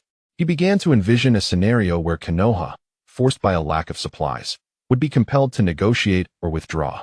Unbeknownst to Inoki, Konoha's supplies had already been stealthily transported to the front lines. In the meeting room, Orochimaru addressed the gathered individuals in a cold tone.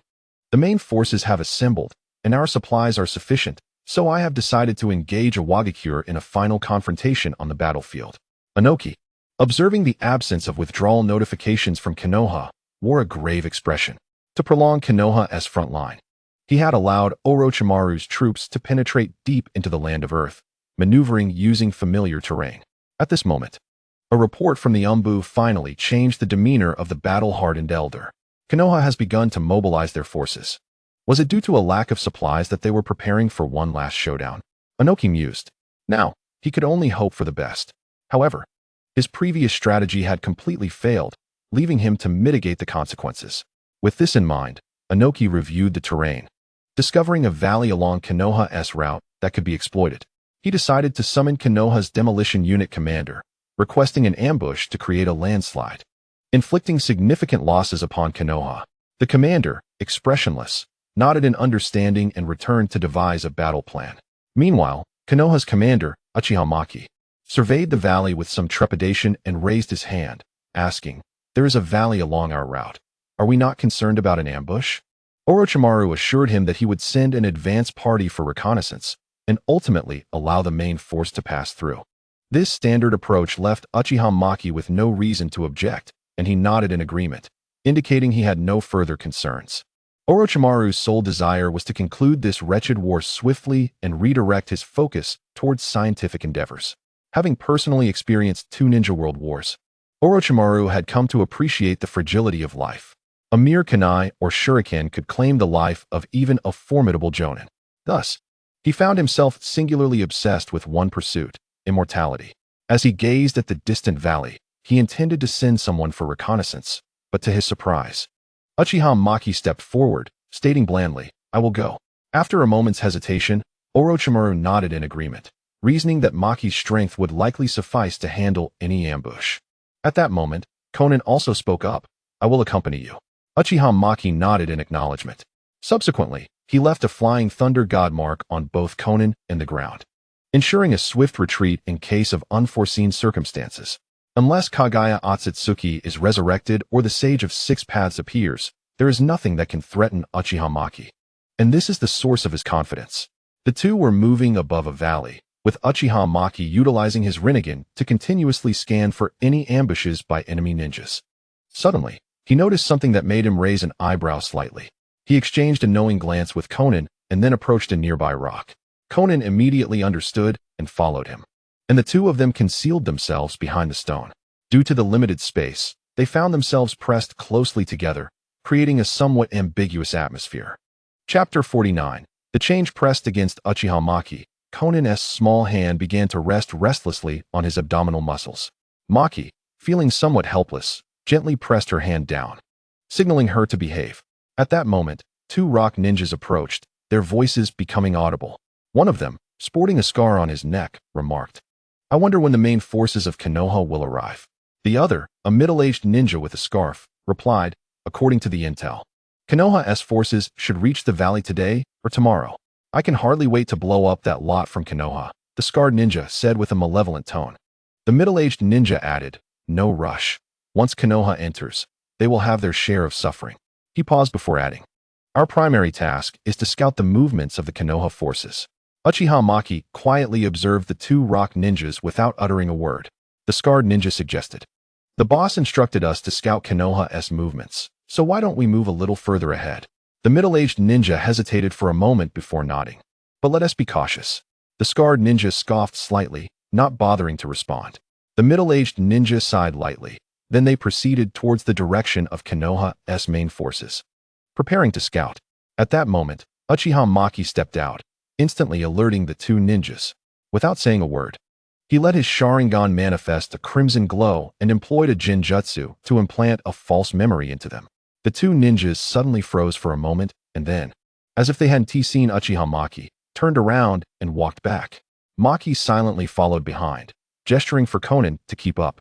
On the way, Konan, puzzled, asked, "Why do they act as if they didn't see us?" Uchiha Maki replied nonchalantly, "It's merely a Jinjutsu from my Sharingan." Konan nodded, somewhat understanding, and then clung tightly to Maki's arm, refusing to let go. Maki attempted to free his arm, but after several tries, realizing how tightly she was holding on and worried about hurting her, he gave up. Seeing Maki's helpless expression, Konan smiled, her eyes narrowing playfully like a mischievous little fox.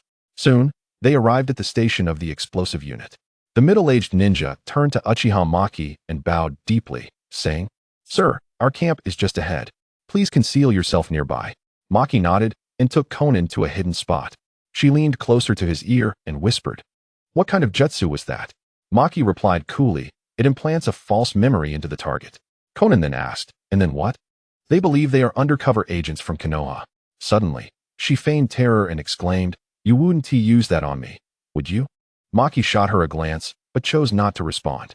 To be honest, after getting familiar with Konan, he found that this character, often referred to as an angel in the original story, had a tendency to chatter and was rather theatrical.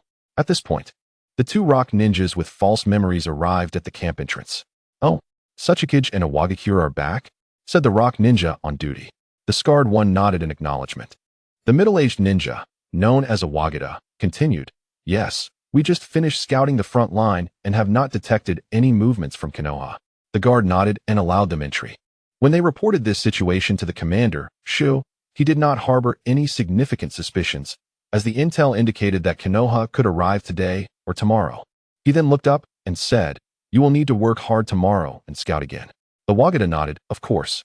After leaving Shu's tent, the two exchanged glances, each sensing something amiss, yet unable to articulate it.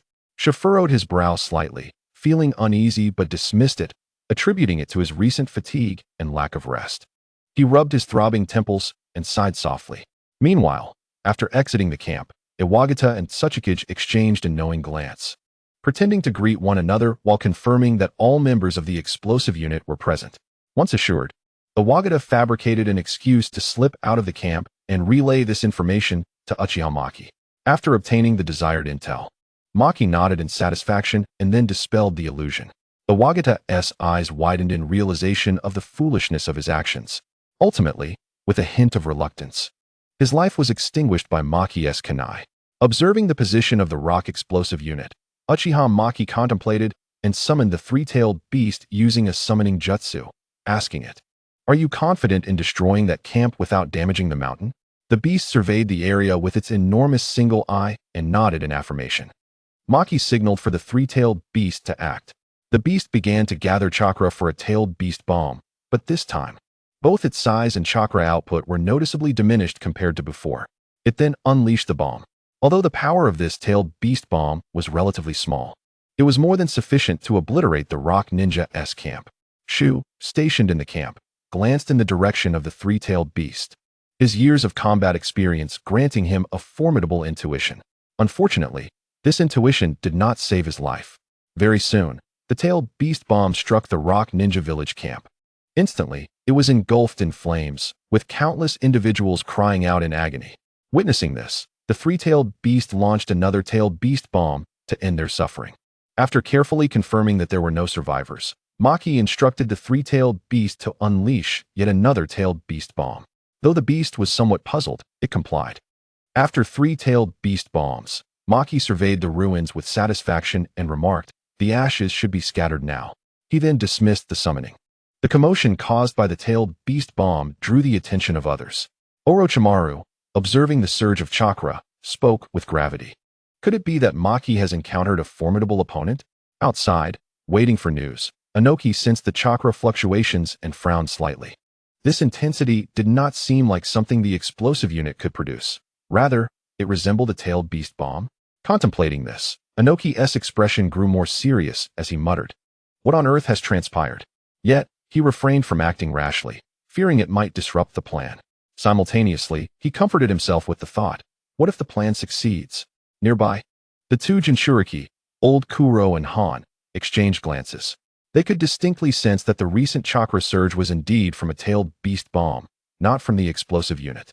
Chapter 50. Tailed beast bomb. After completely annihilating the rock explosive unit, Uchiha Maki first took Konan back to the Konoha camp using the Flying Thunder God technique. Upon seeing Maki unscathed, Orochimaru breathed a sigh of relief and inquired, "Maki, what was the situation over there?" The commotion sounded akin to that caused by a tailed beast. Maki did not deny it and nodded, "I summoned a tailed beast." "Ah, then that's no concern." "Wait, what?" Orochimaru finally processed this, his pupils quivering in disbelief as he pressed, "Maki, you can summon a tailed beast?" In response to Orochimaru's astonishment, Maki nodded again in affirmation. Jiraiya, who had overheard the conversation between the two, was utterly astounded. Had he misheard? Could Uchiha Maki truly regard the three tails as his summoning beast? He scratched his head, recalling the prophecy of the great sage frog, and glanced at Uchiha Maki, pondering to himself, could he truly be the one to bring about a transformation in the shinobi world? When he initially took Nagato and others as his disciples, it was partly out of compassion, but primarily because Nagato possessed the legendary Rinnegan, the eyes of the Sage of Six Paths, which compelled him to teach them the ways of ninjutsu. Later, he also accepted Minato Namikaze as his pupil, whose exceptional talent and warm personality led Jiraiya to believe that he might be the one capable of altering the future of the shinobi world. However, it seemed that both of these individuals paled in comparison to Uchiha Maki. Jiraiya shook his head, dismissing the thought. Meanwhile, Orochimaru was strategizing the forthcoming tactics. Uchiha Maki spoke calmly. "Leave that Tsuchikage and those two Jinchuriki to me. The rest of you may act freely." Orochimaru initially objected vehemently, but in the end, both sides compromised. Jiraiya and Orochimaru would restrain one Jinchuriki, while Uchiha Maki would confront the other Jinchuriki and Tsuchikage Inoki alone. After finalizing their strategy, the Leaf forces advanced robustly into the heart of the Land of Earth. On the other side, Inoki grew increasingly sullen as he awaited news from the explosive squad, his last shred of hope dissipating. He understood that the first phase of their plan had failed, yet the cost of negotiations was too steep. He could only gamble everything in an attempt to turn the tide on the battlefield. Just as Inoki organized the defensive line, the Leaf Army appeared before them. Aji and Han immediately entered their half-tailed beast transformation, forming black orbs in their mouths as they continuously infused and compressed chakra. The sheer energy emanating from them exuded a terrifying pressure. Inoki stood by, ensuring that the process of forming the tailed beast bomb would not be interrupted. Finally, two tailed beast bombs were launched in rapid succession, hurtling toward the Leaf's camp. The expressions of the Leaf shinobi shifted under such a formidable assault. Only a select few elite, like Uchiha Maki, stood a chance of survival. Yet, Uchiha Maki remained unfazed, forming hand seals, 5 red gates of resurrection. 5 massive iron doors with demonic faces surged forth, erecting a barrier before the group. Had the tailed beast bomb been released in its entirety, the 5 red gates might not have sufficed, but as Aji and Han were not perfect Jinchuriki and their half-tailed beast transformation was their limit, the power of their tailed beast bombs was significantly diminished. After the 2 tailed beast bombs pierced through the first 4 gates, Orochimaru, for safety's sake, summoned the 3 red gates of resurrection as well. However, his concerns were unwarranted. The tailed beast bombs, after breaching the initial 4 gates, ultimately failed to penetrate the final line of defense. Uchiha Maki exchanged glances with Jiraiya and Orochimaru before charging ahead. Noticing that Aji and Han seemed poised to gather their tailed beast bombs again, Uchiha Maki dashed forward, intent on interrupting them. Seizing the opportunity, Inoki formed a cubic barrier with his hands. Dust release. World of dust separation. He did not expect this attack to eliminate Uchiha Maki. It was merely to buy time for the 2 Jinchuriki. As anticipated, Uchiha Maki effortlessly evaded the attack. Just as Aji and Han were about to complete the formation of their tailed beast bombs, Yahiko and Nagato, who had been lurking within the rock-hidden camp, suddenly launched their assault. Wind release, Gale Palm. Water release, Water Chaos Wave. As they struck, The entire Akatsuki organization turned against the rock-hidden shinobi, initiating a surprise attack. The defenses of the rock-hidden were thrown into disarray. The intricate control required for forming the tailed beast bomb was interrupted by Nagato and Yahiko's onslaught, which, while insufficient to severely injure the Jinchuriki, was more than adequate to disrupt the release of the tailed beast bombs. Inoki was taken aback by the betrayal of the Akatsuki until he caught sight of Konan among the Leaf forces, realizing he had fallen into a trap. Previously, he had not seen Konan within Yahiko's group and had assumed she had perished. Little did he know she had long since returned to the Leaf. Enraged, Inoki swiftly manipulated his dust release, intending to eliminate these traitors first, but was intercepted by Uchiha Maki. "Your opponent is me." Gazing into those crimson Sharingan eyes, Inoki's expression darkened as memories of past fears under Uchiha Madara's domination flooded back. Yet, he quickly scoffed. "I am no longer the Inoki of old. And this brat cannot possibly be Madara." He resolved to deal with Uchiha Maki first. Gathering his dust release, he aimed to deliver a fatal blow. However, Uchiha Maki was exceedingly swift, consistently disrupting him just as he was about to unleash his technique. Even when he took to the skies, various long-range jutsu precisely hindered him, plunging Inoki into a fierce struggle. In contrast, Uchiha Maki appeared to be in complete control. With the insight granted by his 6 eyes, he could clearly perceive the flow of Inoki's chakra, interrupting any signs of his technique before it could manifest. To Uchiha Maki, Inoki, unable to successfully unleash his dust release, was merely a flying, ordinary ninja. Meanwhile, Aji and Han, witnessing Inoki's plight, sought to break free from their tailed beast transformation to provide support, only to be simultaneously intercepted by Jiraiya and Orochimaru. Orochimaru spoke coldly, "Your opponents are us." Aji and Han exchanged glances, deciding that Aji would attempt to break through quickly to assist Inoki, while Han would engage Jiraiya and Orochimaru alone. Elsewhere, the earth beneath the Akatsuki's sudden betrayal left buried puzzled, forcing him to fully engage Yahiko. Upon contact, he was astounded. The strength of this youthful leader was not inferior to his own. While the rock-hidden forces were initially caught off guard, they quickly steadied themselves. However, as the main forces from the Leaf pressed forward, coordinating seamlessly with the Akatsuki, the tide of battle began to shift once more. Aji, having failed to break through, joined the fray alongside Inoki and Uchiha Maki. Lava release, scorching river of lava. He unleashed multiple searing magma orbs towards Uchiha Maki at high speed. To Aji's surprise, Uchiha Maki did not even cast a glance in his direction.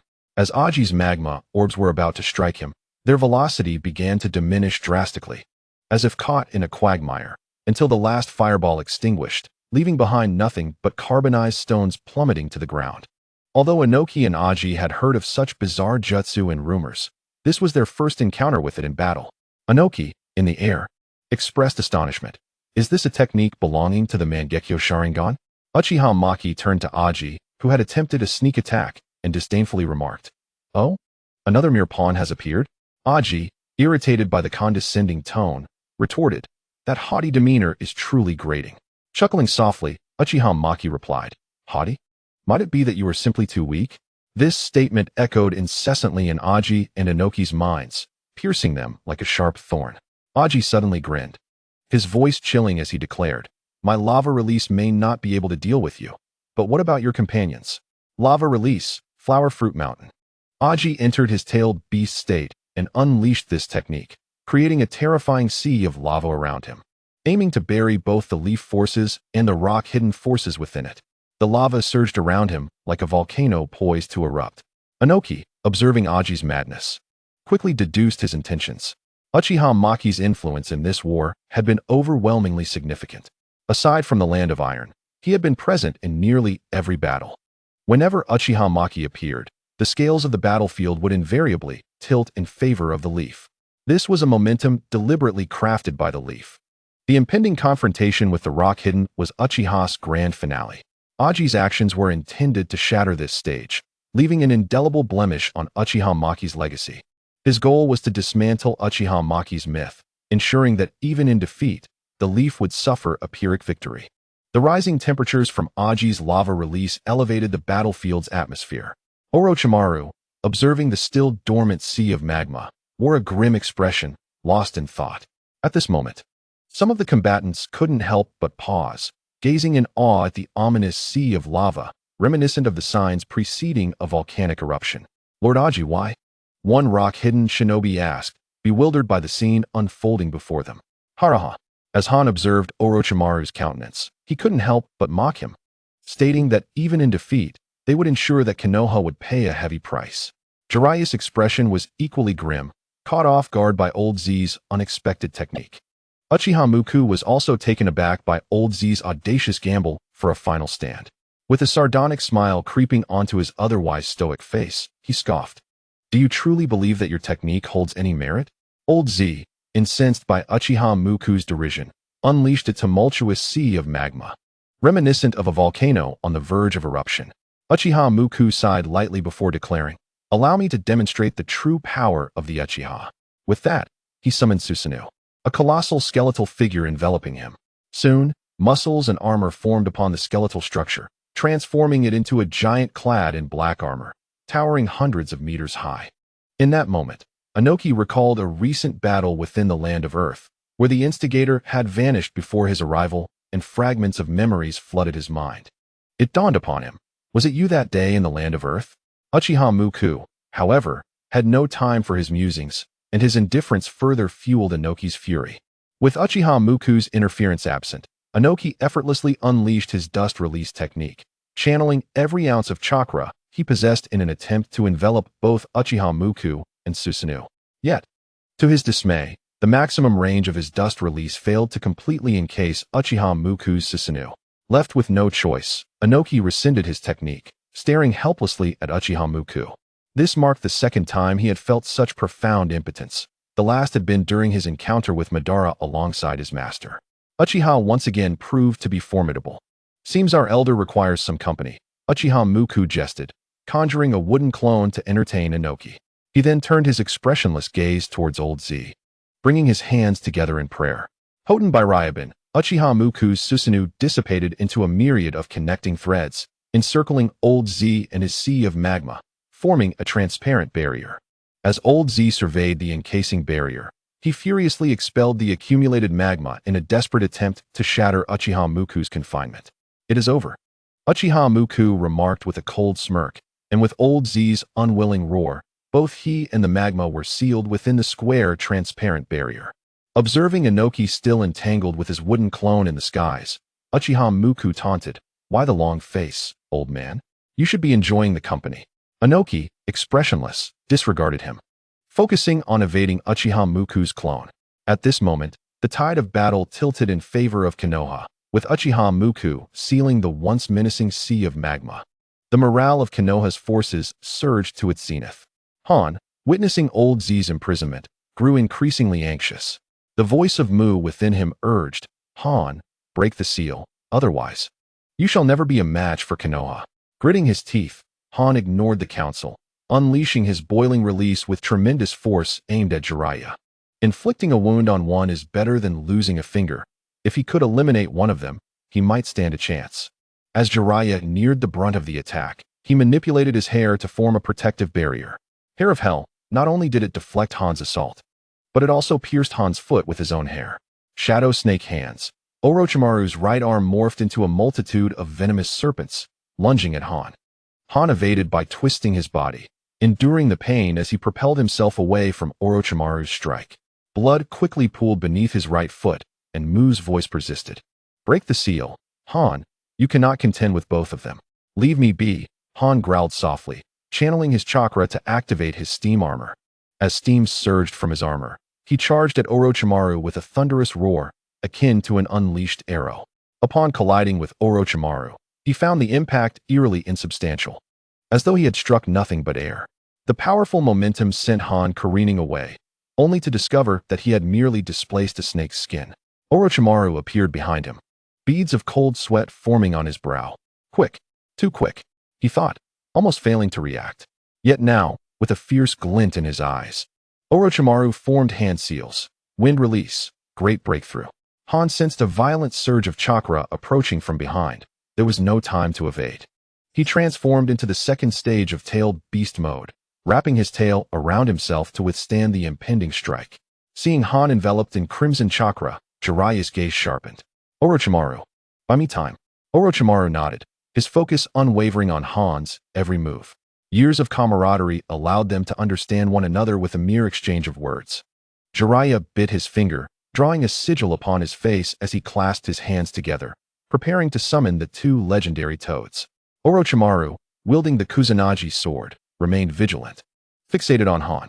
At that moment, Han surged forward, disregarding Orochimaru to charge directly at Jiraiya, knowing that he must interrupt whatever forbidden technique Jiraiya was about to invoke. Orochimaru summoned the great serpent, Manda.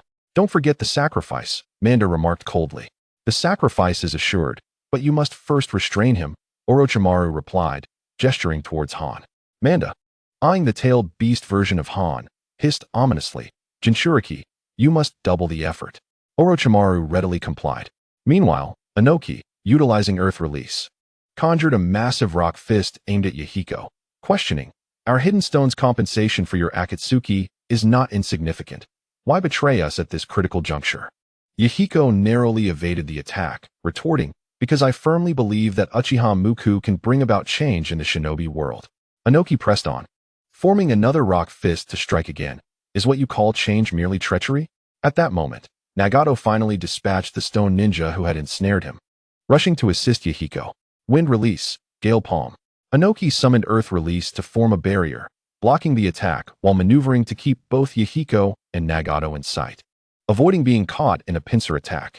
Gazing at Nagato's Rinnegan, Inoki's expression darkened. He was uncertain of the peculiar abilities possessed by the eyes before him. Nagato and Yahiko exchanged glances, both forming hand seals simultaneously. Fire Release, Great Fireball Technique. Wind Release, Great Breakthrough. The fusion of wind and fire, two ordinary techniques, erupted into an unparalleled force. Inoki, realizing the gravity of the situation, began forming seals. Earth Release, multiple earth flow walls. As the walls took shape, the flames struck, eroding the barrier and causing it to crack. Understanding that even the multiple earth flow walls would not withstand the ferocity of the fire, Inoki decisively formed seals once more. Earth Release, Earth Dragon Hidden Technique. He burrowed underground, moving swiftly like an earth dragon. His judgment proved to be astute, for as he dove beneath the surface, Nagato and Yahiko's combined technique breached his earth flow wall. Breathing a sigh of relief, Inoki felt fortunate to have narrowly escaped calamity. Yet, Nagato and Yahiko, having identified his location, resumed their assault, leaving Inoki to rely on his extensive experience for evasion, unable to counterattack. Meanwhile, a thunderous rumble echoed from the clash between Orochimaru and Han. At this moment, Jiraiya found himself assisted by two mighty toads, successfully entering Sage Mode. Orochimaru exhaled a sigh of relief upon witnessing Jiraiya's transformation. Thank you for your efforts, Orochimaru, Jiraiya said, turning to him. Now, provide support beside me. I shall handle the rest. With that, Jiraiya unleashed the Sage Art, 5 Right Gate. He expelled a copious amount of oil from his mouth, while Fukasaku employed Wind Release and Shima utilized Fire Release. The synergy of their techniques culminated in a scorching torrent of oil, reaching temperatures in the thousands, charging towards Han. Han, confronted with Jiraiya's Sage technique, realized he could not withstand it. He could only evade, unleashing steam in a desperate attempt to dodge Jiraiya's onslaught. Meanwhile, the ordinary ninjas engaged in battle around them instinctively distanced themselves from the trio's conflict to avoid being caught in the ensuing waves of energy. Dying at the hands of one's own allies was a fate too unjust to bear. Upon seeing Han attempt to flee, Orochimaru seized the opportunity to ensnare him with his shadow serpent hand. At that moment, the searing oil surged toward Han. Meanwhile, King Mu continued to tempt Han. Even if you do not break the seal, upon your demise, I shall escape it. Why not give it a try? Mu's words echoed in Han's ears like a sinister melody. Ultimately, driven by a flicker of hope and an intense desire to survive, Han released the seal. Observing Han's decision, Mu grinned widely. Orochimaru soon noticed Han's body expanding, breaking free from his grasp. A colossal figure materialized before them. The boiling oil continued to sizzle against Mu's form as he shook off the residue and charged towards Jiraiya and Orochimaru. Both understood well that this was a dire situation. Fukasaku and Shima exchanged glances, remarking, "It seems young Jiraiya has truly stirred up a hornet's nest." The freshly emerged King Mu was intent on wreaking havoc among the detestable humans, showing no distinction between the ninjas of Awagakure and Konoha. He sought only to vent the fury accumulated over decades of confinement. Jiraiya, witnessing the chaos, bit his finger and performed the summoning technique, calling forth the three toads of Mount Myaboku. As the smoke dissipated, the three toads appeared before them. Fukasaku, pipe in mouth, regarded the uncontrollable Mu with a grave expression. The Five Tails. Jiraiya, you certainly have a knack for attracting trouble.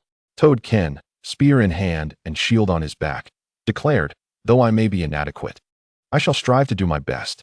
Toad Gamma drew forth dual blades, asserting, so shall I. Vungsh, regarding Mu with a cold demeanor, remarked, a complete-tailed beast requires additional compensation. Orochimaru could only acquiesce for the moment. As Mu charged towards them, Toad Ken readied his shield for the impending impact. Mu lowered his head, aiming his horns at Toad Ken. The collision between the shield and Mu's horns produced a shower of sparks and a thunderous sound, forcing Toad Ken to stagger backward, deep gouges forming in the earth beneath him. Vungsh then slammed into Mu, halting his advance with sheer force. Simultaneously, Fukasaku leapt from above, crashing onto Mu's back, attempting to restrain him. Chapter 53. Respecting the elderly and cherishing the young, Toad Gamma wielded his dual blades, weaving shadows as they struck against Mu. After entangling Mu, Vungsh bared his fangs, injecting venom into Mu's body. In agony, Mu thrashed violently, ultimately flinging the three toads and Vungsh away. Fukasaku, still with his pipe in mouth, surveyed the scene, realizing that the Five Tails Mu was far more formidable than they had anticipated. Even 4 against 1 could not subdue him. This predicament weighed heavily on Fukasaku's mind, casting a discontented glance at Jiraiya, who perpetually found himself in trouble. Uchiha Muku observed the inability of the 4 summoned beasts to restrain the Five Tails and shook his head in resignation. He turned to the sky, where Inoki loomed restlessly, and remarked indifferently, if I were you, I would refrain from rash actions. As his words echoed, Uchiha Muku summoned colossal creatures before the Konoha and Awagakure ninjas. As the smoke cleared, Inoki's pupils contracted in shock, exclaiming, three-tailed beasts? How is that possible? In Inoki's understanding, tailed beasts were inherently volatile entities. How could they be easily tamed as summoned beasts, especially 3 at once? Everything before him surpassed his comprehension, and the pressure exuded by Uchiha Muku far exceeded that of Madara. Everything had changed, yet it felt as if nothing had changed at all. The only apparent alteration was the passage of time. Confounded, Inoki inquired, why did you not summon these three-tailed beasts at the onset of battle? Uchiha Muku feigned sincerity, replying, what adult would anger the elderly? Disregarding Inoki's impotent fury above, he directed the three-tailed beasts to reconnect with their kin. Inoki nearly twisted his back in indignation at Uchiha Muku's words. Truly, Uchiha Muku epitomized respect for the elderly and cherishing the young. The Konoha ninjas watched in astonishment, exclaiming, Lord Muku summoned tailed beasts? 3 of them? Clang. Some Awagakure ninjas, witnessing the scene, were rendered so petrified they could not even grasp their weapons. Are we still on the same level? One Awagakure ninja trembled. However, no one paid him any heed. Just moments before, a giant towering hundreds of meters had appeared, and the Awagakure ninjas believed their end was nigh. Yet, in no time, the giant disintegrated and vanished, rekindling their hopes. However, hope quickly turned to despair. The three-tailed beasts before them were undeniably real. The liberated Five Tails Mu stared in bewilderment at the 3 summoned tailed beasts surrounding him. Is the outside world truly this chaotic? How have tailed beasts transformed into summoned beasts? The 3 Tails Isabu approached Mu, its massive form moving gracefully as it spoke. Mu, I advise you to surrender willingly to avoid suffering. The 1 Tail Shikaku added, that foul fox was soundly beaten simply for hesitating. Perhaps you should try your luck. Mu gazed at the 3-tailed beasts, his expression grave. The hierarchy among tailed beasts was determined by the number of tails. With the 8 Tails Gyuki in their midst and the 1 Tail Shikaku proficient in sealing techniques, it appeared he was doomed. As for the 3 Tails Isabu, its combat prowess was negligible at best.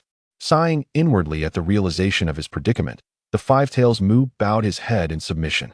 It seemed that after regaining his freedom, he would soon be sealed away within another host as a Jinchuriki. In his dazed state, Mu could not fathom why Gyuki and the other tailed beasts could roam freely. The 8 Tails Gyuki, observing Mu's reluctant submission, chuckled softly. Why not take a moment to sense our current state? The Eight Tails words struck Mu like a thunderclap, prompting him to carefully assess the conditions of the three-tailed beasts. To his astonishment, he found no signs of being sealed or restrained. As Mu pondered in confusion, the one-tailed Shikaku grinned and said, "We are willingly serving as Lord Muku's summoned beasts, naturally free from any sealing techniques." Upon hearing Shikaku's words, a flicker of humanity crossed Mu's features. In his understanding, humans and tailed beasts were bound by exploitation and sealing. How could they attain freedom? Yet, the existence of these three-tailed beasts compelled him to confront this absurd reality. With the consciousness of Han thoroughly devoured, the five tails Mu settled into a place of compliance, ceasing his erratic movements. Observing the now docile Mu, the three tails Isabu felt a tinge of disappointment, having anticipated the opportunity to unleash some pent-up frustration by thrashing the five tails. Its hopes were dashed. On observing the humbled Mu King, Inoki's heart sank as he gazed at the crumbling front lines, resigning himself to despair. "I declare that a Wagakure surrenders," he stated, descending to the ground. Acknowledging Inoki's timely realization of reality, Uchiha Maki nodded in satisfaction, the chakra he had gathered dissipating in tandem. Inoki had genuinely contemplated appointing a new Tsuchikage for a Wagakure, even if it meant plunging the village into chaos. He landed slowly on the ravaged terrain, gritting his teeth, and reiterated, "I announce that a Wagakure surrenders." As his words echoed, the ninjas of a Wagakure dropped their weapons and raised their hands in capitulation. Having witnessed the emergence of the three-tailed beasts, their fighting spirit had already evaporated, and with their leader's declaration, laying down arms was a foregone conclusion. Uchiha Maki, devoid of any discernible emotion, acknowledged this surrender as a matter of course. Specific terms regarding the surrender would be discussed by designated representatives of a Wagakure. But Uchiha Maki delineated the following fundamental conditions. First, the Wagakure must publicly acknowledge its defeat. Second, war reparations would be discussed further, but a Wagakure must bear all losses incurred by Konoha during this conflict. Third, regarding the tailed beasts, Uchiha Maki's gaze swept over Mu King, the five tails, and the four tails, declaring that they would be under his control, and a Wagakure could not pursue them by any means. Fourth, a Wagakure must deliver at least 30% of its mission quota over the next 10 years. Each condition struck Inoki and the Wagakure ninjas like a heavy hammer to the chest. He understood all too well that acquiescing would likely bind a Wagakure under Konoha's stringent constraints for a decade. Moreover, these were merely the basic conditions. More onerous stipulations were likely lurking ahead. Yet, with the balance of power glaringly against him, he realized that failure to comply could spell doom for all present. Clenching his fists and exhaling a heavy sigh, he conceded, "The Wagakure has no objections to these fundamental conditions." With those words, the already aged figure of Inoki appeared further hunched. As if all vitality had been sapped from him, cheers erupted among the Konoha forces in celebration of their victory. Jiraiya, with a mischievous grin, could hardly contain his excitement at the prospect of embarking on a carefree journey across the ninja world. Meanwhile, Orochimaru observed Uchiha Maki with an inscrutable expression, his eyes glimmering with unspoken thoughts. The specifics of the surrender would be left to the respective parties for deliberation. Uchiha Maki then turned to face the five tails, who, recognizing the insignificance of its human counterpart, lowered its massive head in a gesture of submission. It understood that the truth spoken by the one tail was likely the iron fist of Uchiha Maki. The five tails doubted that mere words could compel its unruly kin to obey. Were Uchiha Maki able to read minds, he would have refuted the five-tail skepticism. After all, there were indeed those who could persuade tailed beasts through words, although whether they could be born remained uncertain. After signing the summoning contract with Mu King, Uchiha Maki instructed the one-tail, Shikaku, to convey the basic rules before sending them back to their respective homes. Once the matter of the tailed beasts was settled, he turned his attention to the injured Konoha ninjas, summoning a slug with the summoning technique. The slug, appearing with a gentle demeanor, inquired, "What troubles you, Lord Maki?" "Please heal the wounded of Konoha," Uchiha Maki replied. Upon hearing his request, the slug immediately multiplied into countless smaller slugs that crawled onto the injured, providing treatment. Initially, some were unsettled by the slimy creatures on their bodies, but soon they surrendered to the soothing sensation of the slug's healing. Observing a few injured members of the Akatsuki staring at him expectantly, Uchiha Maki sighed inwardly, recognizing them as his subordinates, and signaled for them to approach for treatment. As the Akatsuki members were tended to, they expressed their relief audibly. The Iwagakure ninjas, witnessing this, realized that the Akatsuki had been aligned with Konoha all along, leading to their betrayal. Yahiko and Nagato shivered under the scrutinizing gazes. Yahiko stepped forward to Uchiha Maki and whispered, "Perhaps we should accompany Konoha." At that moment, Jiraiya approached, placing a hand on Yahiko's shoulder and saying, "You have done well this time."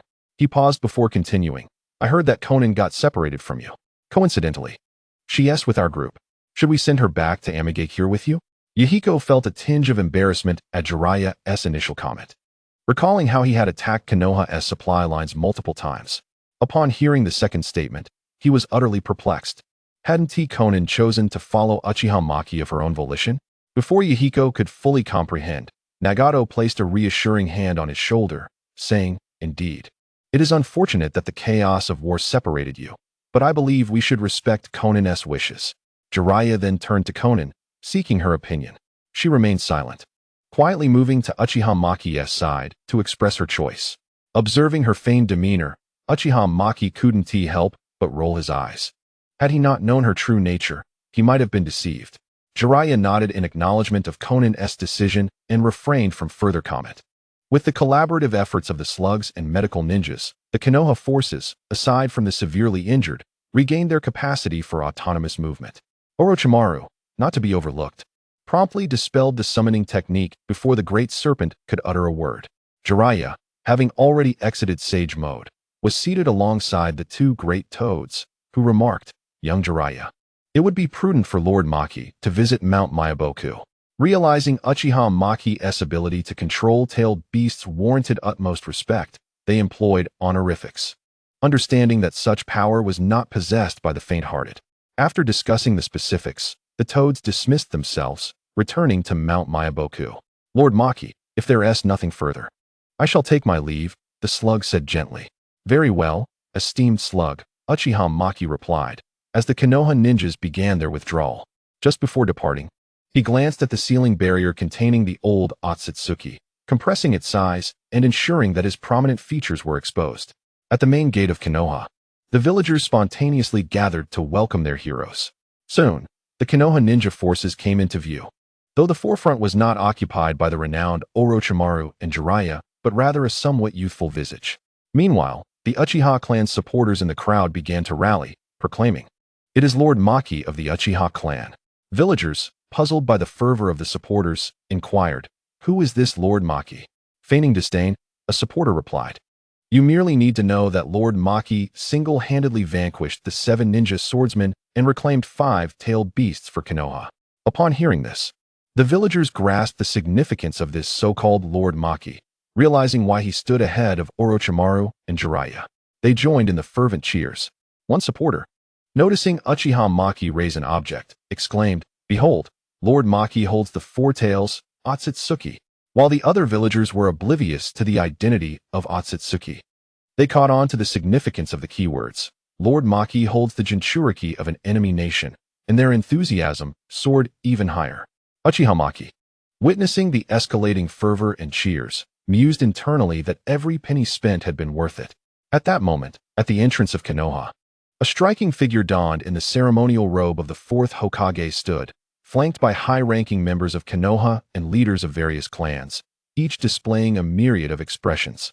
Tsunade gazed calmly at the jubilant crowd returning from victory, her attention lingering softly on Uchiha Muku, whose eyes met hers with a hint of warmth.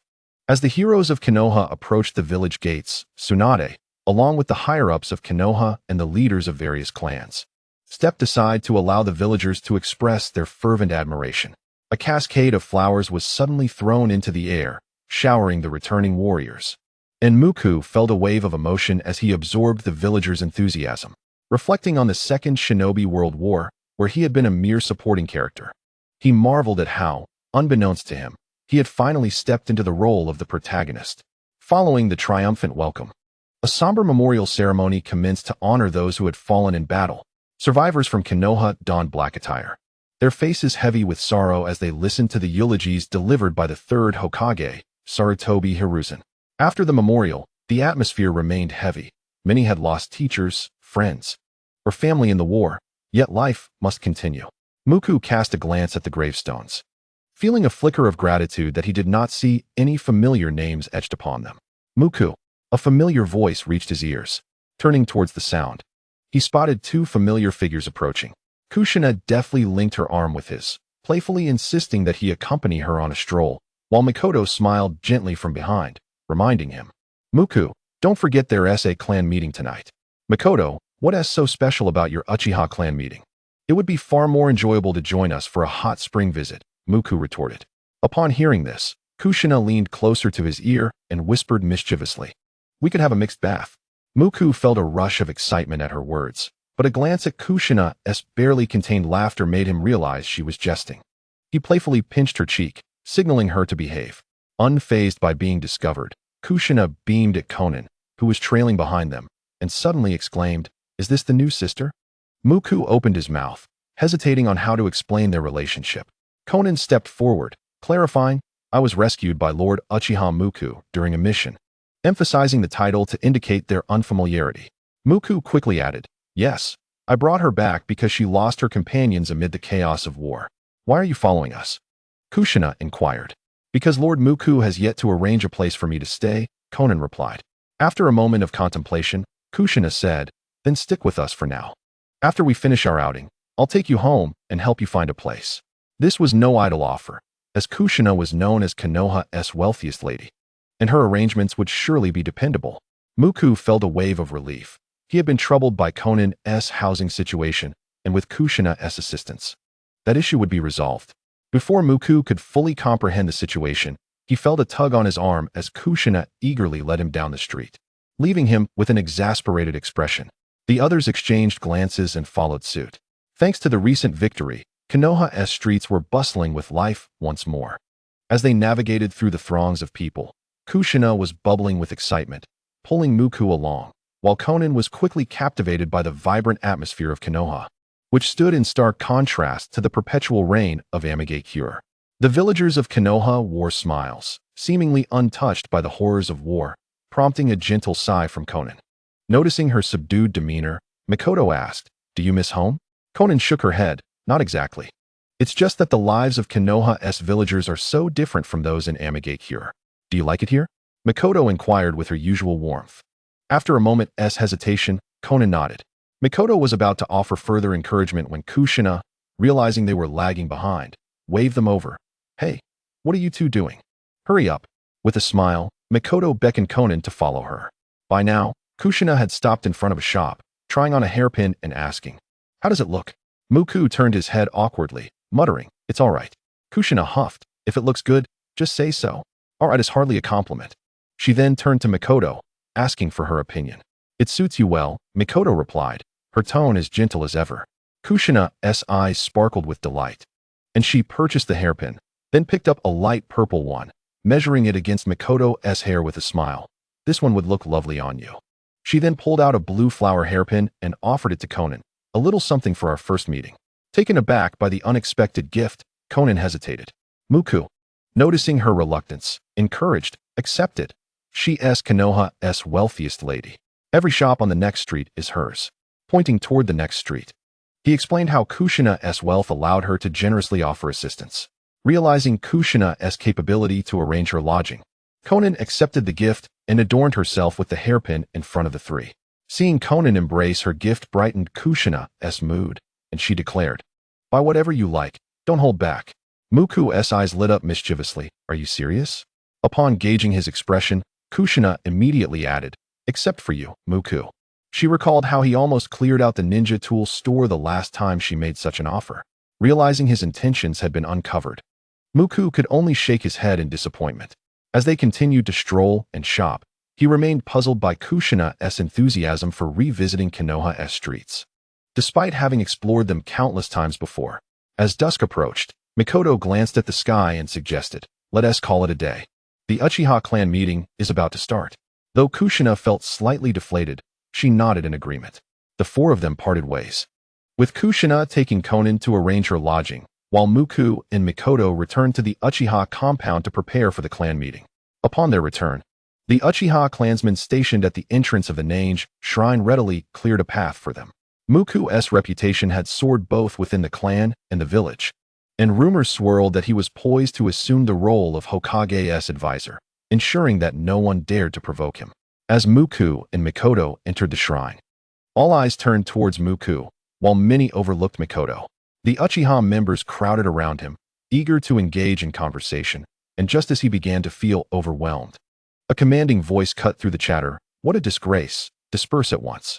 Recognizing the speaker as Uchiha Shana, a respected elder of the hawkish faction, the crowd scattered. Though aged, Shana exuded an air of authority with every word and action. Approaching Muku, he spoke kindly. "I hope that ruckus did not disturb you." Muku shook his head, indicating that all was well. With the arrival of Shana and the other elders, the clan meeting officially commenced. Uchiha Hodo, serving as both the clan leader and captain of the Konoha Guard, stood before the assembly to convene a clan meeting. His subsequent declaration sent shockwaves through the Uchiha clan. Feeling overwhelmed by the dual responsibilities of his roles, he announced his decision to resign from the captaincy of the guard, designating Uchiha Maki, a valiant hero of the Third Great Ninja War, as his successor. Observing the astonished faces around him, Uchiha Hodo added, "Of course, I am merely proposing a candidate. The final decision rests with the fourth Hokage." This statement was almost redundant, for the Uchiha clan had enjoyed a degree of autonomy since the founding of the village, and the Konoha Guard had long been firmly under their control. Submitting the choice to the Hokage was merely a formality, especially since Uchiha Maki was also the Hokage's apprentice, making his appointment virtually assured. After concluding his speech, Uchiha Hodo cast a glance at Uchiha Maki, offering a smile and a nod before declaring the meeting adjourned. Initially intending to leave promptly, Uchiha Maki was called back by Uchiha Hodo.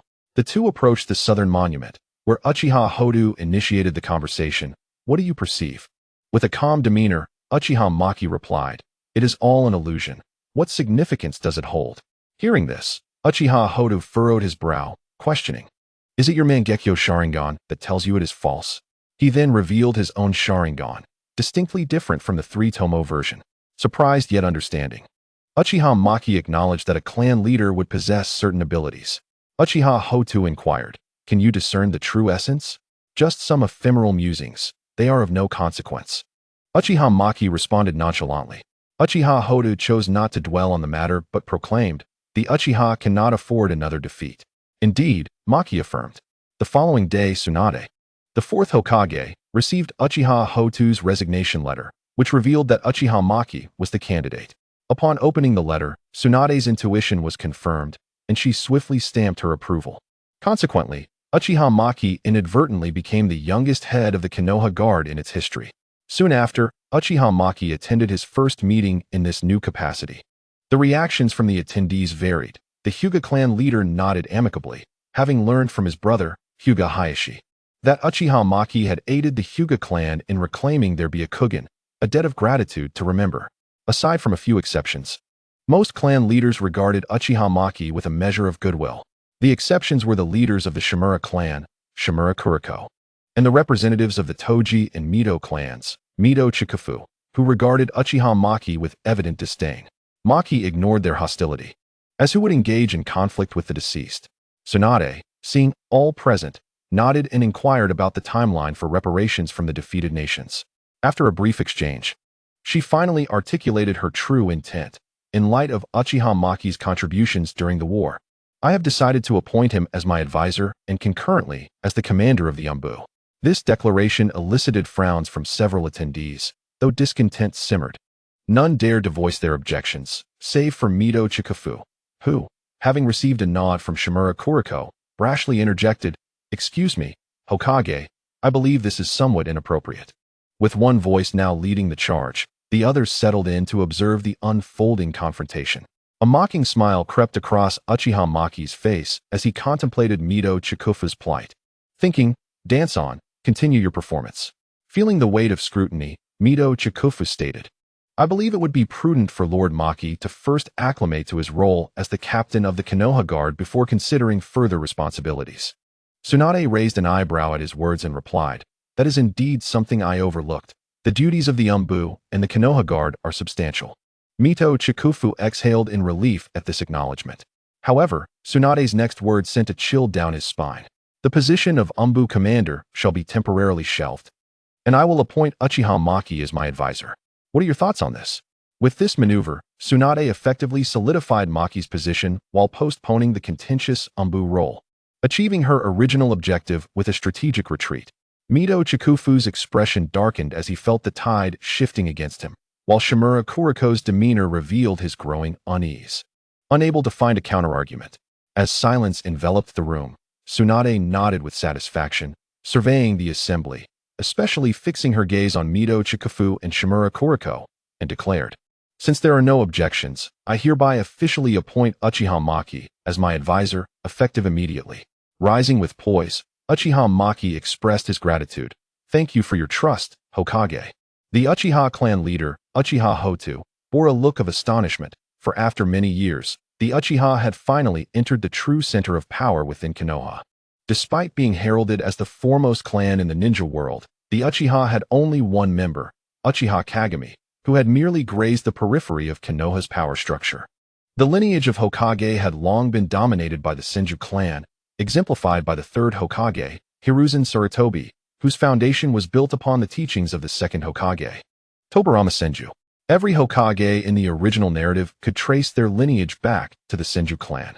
After the meeting concluded, the assembly dispersed, leaving only Shimura Kuriko and Mito Chikufu, their eyes flickering with unspoken thoughts. On his way back, Uchiha Maki encountered Hiruzen Sarutobi, who appeared to have been waiting for him. Upon seeing Maki approach, Hiruzen Sarutobi said, "Shall we have a word?" He then turned towards a nearby pavilion, and Maki, raising an eyebrow, followed him. Once seated, the third Hokage remarked, "I hope this does not extend to other clans." This seemingly nonsensical comment elicited a smile from Uchiha Maki, who replied, "Rest assured, no innocents will be harmed." The political acumen of Hiruzen Sarutobi was acutely attuned to the undercurrents of discontent. His visit was driven by a desire to secure a future for his old friends' families. Though the hope was tenuous, he felt compelled to try. However, Uchiha Maki's resolve would inevitably lead to disappointment. "No," he stated, his voice cold and resolute, echoing ominously in Hiruzen's ears. Upon hearing this frosty response, Hiruzen sighed softly, recognizing that this answer fell within his expectations. Given Uchiha Maki's vengeful nature, it was clear he intended to eliminate all threats. Are the women and children to be spared? Hiruzen Sarutobi made a final attempt. Uchiha Maki shook his head impassively. Realizing there was no room for negotiation, Hiruzen rose and departed, his posture increasingly stooped. Uchiha Maki watched his retreating figure, expressionless, aware that the Uchiha would face the same fate. It was now his turn to wield the knife, ensuring none would remain, root and branch. With this thought, Uchiha Maki's gaze sharpened as he approached the Hokage's office. "What brings you here, Maki?" Tsunade inquired, puzzled by his unexpected presence. By this point in the timeline, Maki's character would typically have returned home, avoiding the paperwork that burdened her. Without a word, Uchiha Maki first glanced at the hidden Umbu operatives. Tsunade gestured for them to withdraw. "Sister Tsunade, do you now command the Umbu?" he queried. "What is it? Are you contemplating action?" After listening to Uchiha Maki, Tsunade's expression slightly tightened. Uchiha Maki stated calmly, "Yes, it's time to tighten our net. Otherwise, they will become too unruly." Tsunade pondered for a moment, nodded, and inquired, "How can I assist you?" Uchiha Maki replied, "Utilize the Umbu to monitor the Shimura, Mito, and Toko clans, ensuring their members remain within their clan grounds. Then, impose a curfew." Upon hearing Uchiha Maki's words, Tsunade nodded, stating, "I have also trained a few trusted Umbu." Uchiha Maki was not surprised by Tsunade's response. After all, if she hadn't developed any confidence during her 6 years as Hokage, she would have little place in this role. The two then briefly discussed their plan. The strategy was straightforward. Uchiha Maki would lead the Uchiha clan to quell the rebellion, while Tsunade's trusted allies would guard the periphery to prevent any escapees. To be cautious, both Tsunade and Uchiha Maki decided to commence their operation the following night.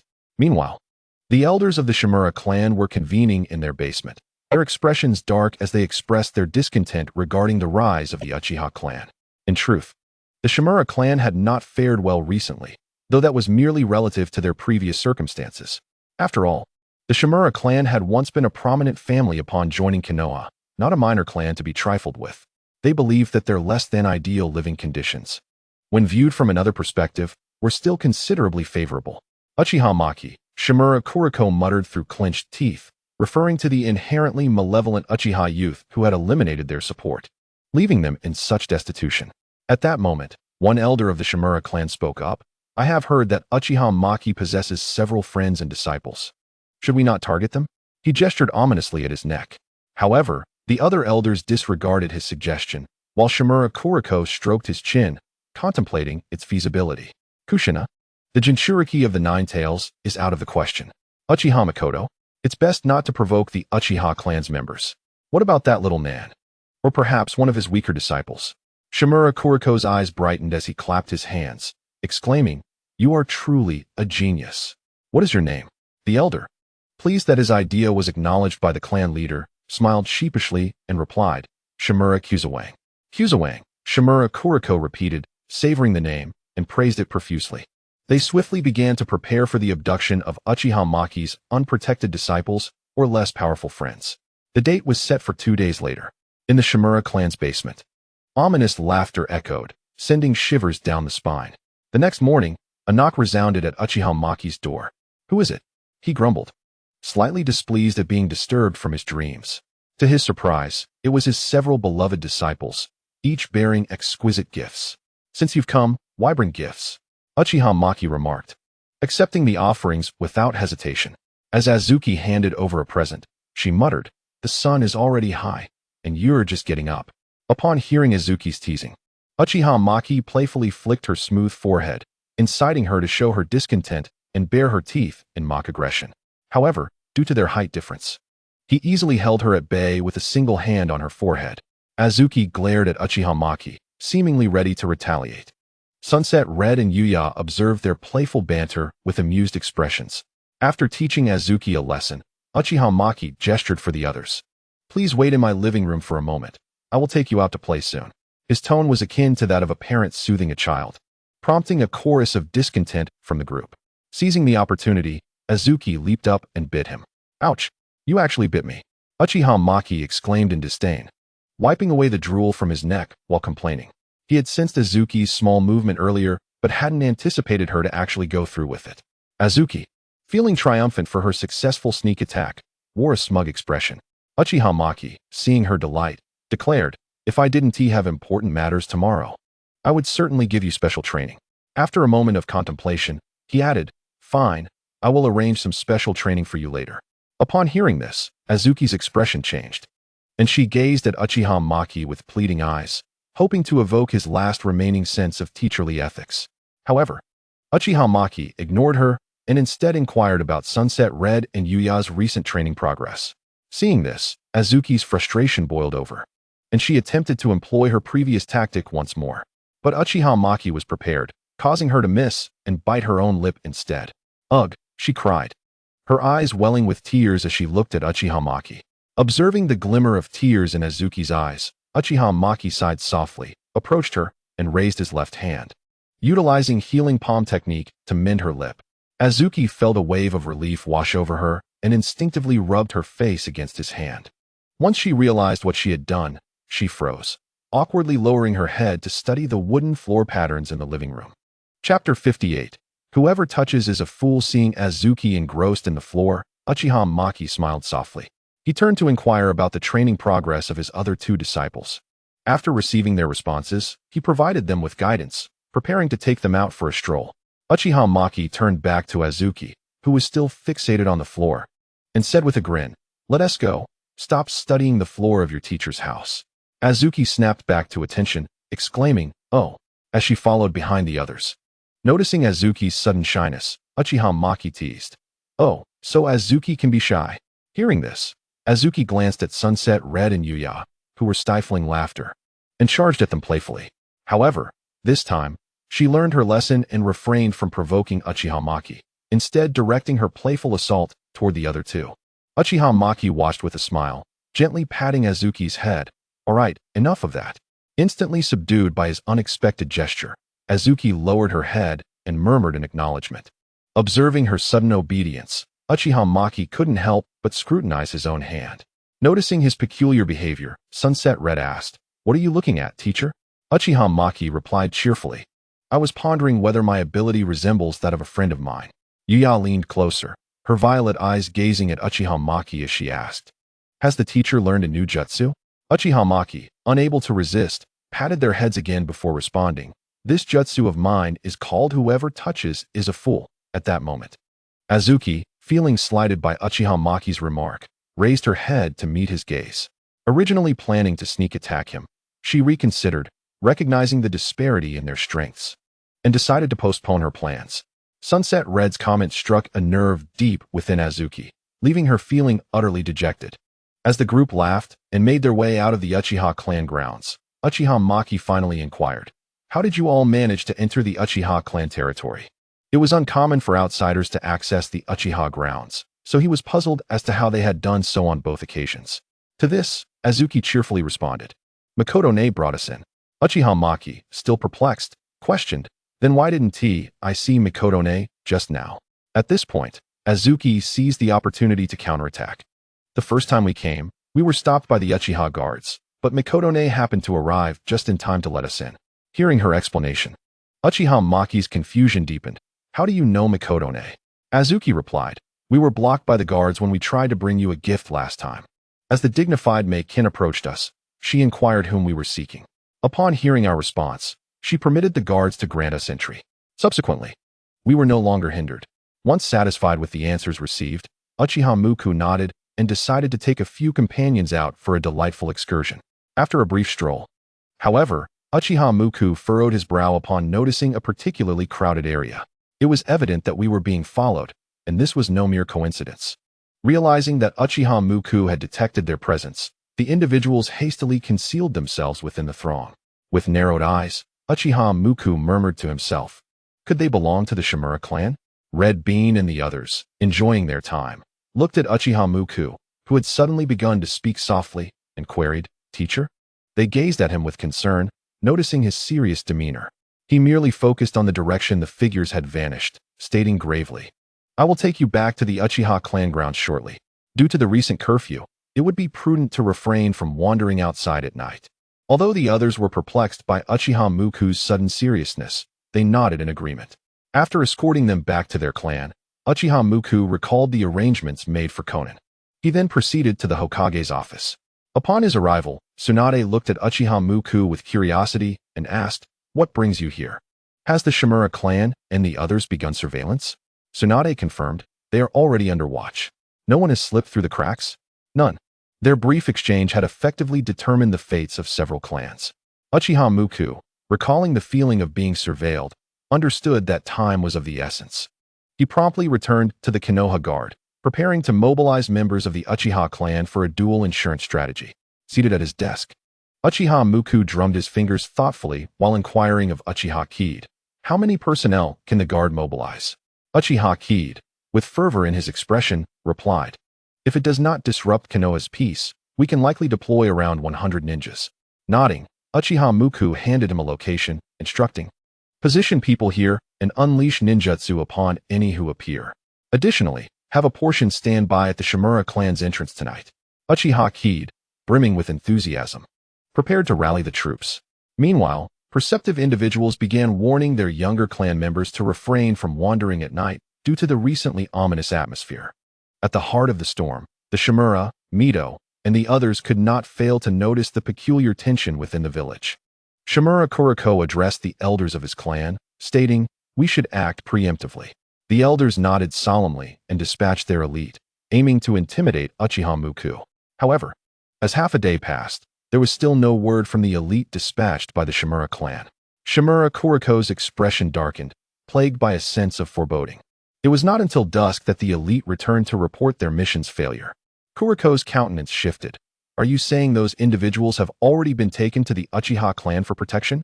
Meanwhile, Uchiha Muku stood resolutely before the entrance of the Shimura clan, his demeanor imposing. The guards, suppressing their disdain, approached with deference, inquiring, "Hokage's assistant, do you have matters to discuss with the Shimura clan?" Uchiha Muku, expressionless, glanced at them and coldly uttered, "Wait for the time." With that, he fell silent, standing before the Shimura clan's gates, attracting curious eyes from passers-by. Chapter 59, A Moonless, windy night. As night fell, the imposition of the curfew rendered the streets eerily quiet, devoid of pedestrians, save for the dim, yellowish light that cast its glow upon Uchiha Muku. With his eyes now open, he addressed the two guards. The time has come. Before the guards could comprehend the situation, a flash of cold light surged, plunging the world into darkness. Uchiha Muku, observing the scene with an impassive expression, mused, a dark night, perfect for murder. After dispatching the two guards and leaving behind a mark of flying thunder god, Uchiha Muku's form was enveloped by the night. Utilizing the shadow clone technique, several clones stealthily infiltrated the Shimura clan's territory. A team of elite Shimura clan members maintained vigilance atop the rooftops, arranged in a formation to ensure there were no blind spots. A cold wind swept through, prompting one of the guards to tighten his clothing and grumble. "What is going on lately? The nighttime patrols have intensified." Another reassured him, "There has been an unusual tension in Konoha. It will pass soon." However, there was no need to wait. After tonight, they would find peace. What was that? The two immediately grew alert, one reaching into his pocket for a signal flare. "Those who seek your lives," a chilling voice echoed. They instantly felt their vital points struck, struggling to turn and recognize a familiar, yet foreign face. Beside him lay the lifeless form of a Shimura clan member, his silent companion. A clone appeared in the heart of the Shimura clan territory. Fire release, great fire annihilation. Flames erupted, plunging the Shimura clan into chaos. Fire. Quickly. As Uchiha Muku strolled leisurely through the tumultuous streets, occasionally tossing shurikens to claim lives, some clan members finally took notice. With crimson eyes aflame, they encircled Uchiha Muku, shouting, "It is he who has slain our kin. Kill him." Uchiha Muku, expressionless, activated his three-tomo Sharingan, transforming it into the pattern of the Mangekyo Sharingan, amplifying his Jinjutsu. The clan members at the forefront suddenly froze, turning their weapons upon their comrades. "Chingha, what are you doing?" The air filled with screams and curses. Uchiha Muku paid no heed to the ensuing chaos, continuing his advance. Shimura Kuriko and the others, hiding in the basement, were alarmed by the turmoil above and prepared to escape through the secret passage. Just then, a cold voice interjected, "Where do you think you're going?" Turning, Kuriko and the others were met by Uchiha Muku. They glanced at the blade in his hand, the cold tip of the 1,000 cherry blossoms dripping with fresh blood that splattered onto the ground. Kuriko could not help but question, "You demon. Do you realize that your actions amount to betrayal of the village?" The Shimura clan had repeatedly leaked crucial intelligence during the Second and Third Shinobi Wars, inflicting great losses upon Konoha. Yet, they remained unrepentant, contemplating a coup. The fourth Hokage, Tsunade, had no choice but to dispatch Anbu to assist the Konoha guard in quelling the insurrection. "What do you think of this tale?" Kuriko's face turned pale with fear. "Impossible. We merely leaked information. We would never dare to conspire."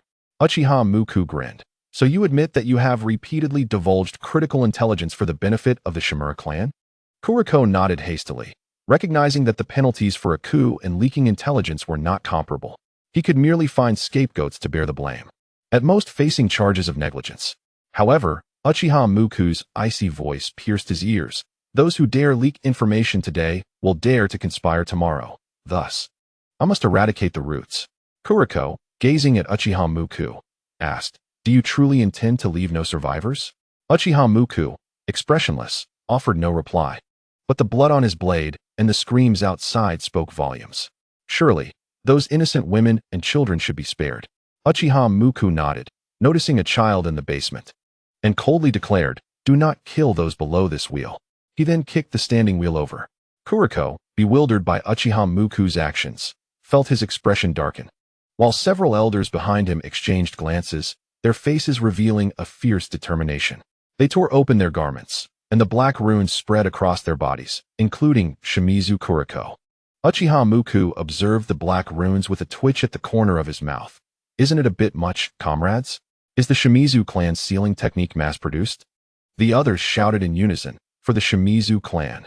Black blood erupted from their bodies, generating a tremendous suction, attempting to take Uchiha Muku down with them. Muku, unwilling to underestimate the situation, utilized the flying thunder god technique he had prepared outside, vanishing before their despairing eyes. As he wiped the blood of Sakura Haruno from his weapon, he gazed at a massive pit. The potency of the sealing technique had indeed increased significantly due to the number of participants. In contrast to the original story, where Danzo sealed only a bridge, the Shimizu clan had sealed a plethora of items: bricks, flowers, trees, and several unfortunate clan members. They had indeed made considerable progress. At that moment, Uchiha Kid arrived with the security forces. The blazing fires illuminated the night as if it were day, and the air was thick with the scent of blood and charred remains. Once a prominent clan of Konoha, the Shimizu clan was now reduced to ruins and dismembered bodies. Alongside a deep pit, Uchiha Muku sheathed his sword, addressing the gathering. The Shimizu clan's coup attempt has been thoroughly eradicated. His tone was remarkably calm, as if he were merely quenching his thirst. Uchiha Kid, witnessing the scene, swallowed hard and led the others in cleanup efforts. At the Mito clan's territory, a furious roar echoed. Uchiha Muku, may you meet a dreadful end. The Mito clan was annihilated. Uchiha Muku shook his aching arm from too much swordplay and turned to the now numb-faced Uchiha Kid, saying, "Handle the aftermath." With those words, Uchiha Muku proceeded to his final destination. As he exited the territory of the Torin clan, dawn was breaking. Uchiha Kid, having waited outside, readily led the Konoha security forces to conduct the final cleanup. At that moment, a member of the Umbu appeared before Uchiha Muku, kneeling and reporting. "Lord Hokage summons you for an urgent matter." Nodding, Uchiha Muku shook the blood from his blade and vanished before the Umbu, leaving only a faint trace of blood. In the Hokage's office, Tsunade, accustomed to Uchiha Muku's sudden appearances, inquired, "Is everything cleaned up?" The Shimizu, Mito, and Torin clans have all been dealt with according to the charges of rebellion. In the span of a single night, 3 significant clans had vanished from the annals of Konoha's history. The third update, Chapter 60, Reform. Tsunade observed the bloodstains on Uchiha Muku's fingertips, gently grasping his wrist to wipe them clean. The primary industries would be taken over by the Konoha security forces. Pausing briefly, she continued, "You should return and rest." Uchiha Muku nodded, glancing at Tsunade, who had also been awake all night, and advised, "You should rest early, too." With that, he exited the Hokage's office. On his way back, he encountered Uchiha Kid and others. "Is everything cleaned up?" "All taken care of. The eggs are scrambled, and the worms are cut vertically." Satisfied with this response, Uchiha Muku nodded and declared, "In the name of the security forces, take control of the 3 clans' primary industries." "Understood, Lord Muku." 3 days later, Uchiha Muku surveyed the industries of the 3 clans, nodding in satisfaction. The Torin clan had long monopolized the operation of Konoha's medical system. Even though Tsunade's establishment of a medical department had inflicted some disruption, the primary medicinal materials and medical instruments still originated from the Torin clan. The Shimizu clan's enterprises were more complex, with deep ties to the black market, encompassing intelligence, assassination, and sabotage, and they monopolized Konoha's ninja tools, even possessing their own factories. The Mito clan controlled vast tracts of land in Konoha. With military, medical, and land holdings, these 3 clans could thrive off Konoha like parasites. Had it not been for his decisive actions, the elimination of these 3 clans would have been uncertain. An Umbu member appeared before Uchiha Muku with a swift movement. "Lord Muku, the Hokage has called a meeting. Please attend promptly." Nodding in acknowledgement, Uchiha Muku rose to prepare for the walk to the Hokage building. Since mastering the Flying Thunder God technique, he had not traversed the village on foot for quite some time. The news of the 3 clans' annihilation, although swiftly managed and contained, had already spread among the villagers and lower-ranking shinobi. As for the Jonin and the major clans, they had long been aware of the truth and were ready to divide the spoils. "Hey, did you hear? The Shimizu clan has been wiped out." "What? No way. I was just at their shop yesterday buying ninja tools. Didn't you notice that all the staff have changed?" The individual who claimed to have shopped at the Shimizu ninja tool store recalled this fact. "Why? They were the Shimizu clan. I heard they conspired with the Mito and Torin clans and were suppressed." Uchiha Muku, hearing the rumors swirling around, was not surprised.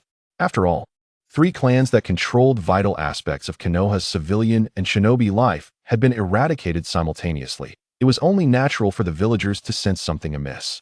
Upon arriving at the meeting room, Uchiha Muku was unsurprisingly the last to arrive. He took note of the time, ensuring he was not late, and sat down in his designated spot amidst the gazes of the assembly. Seeing that the key officials and clan heads had gathered, Tsunade cleared her throat and stated, "Today we primarily discussed the suppression of the coup attempts by the Shimizu, Mito, and Torin clans." She distributed copies of the documents in her hands to everyone.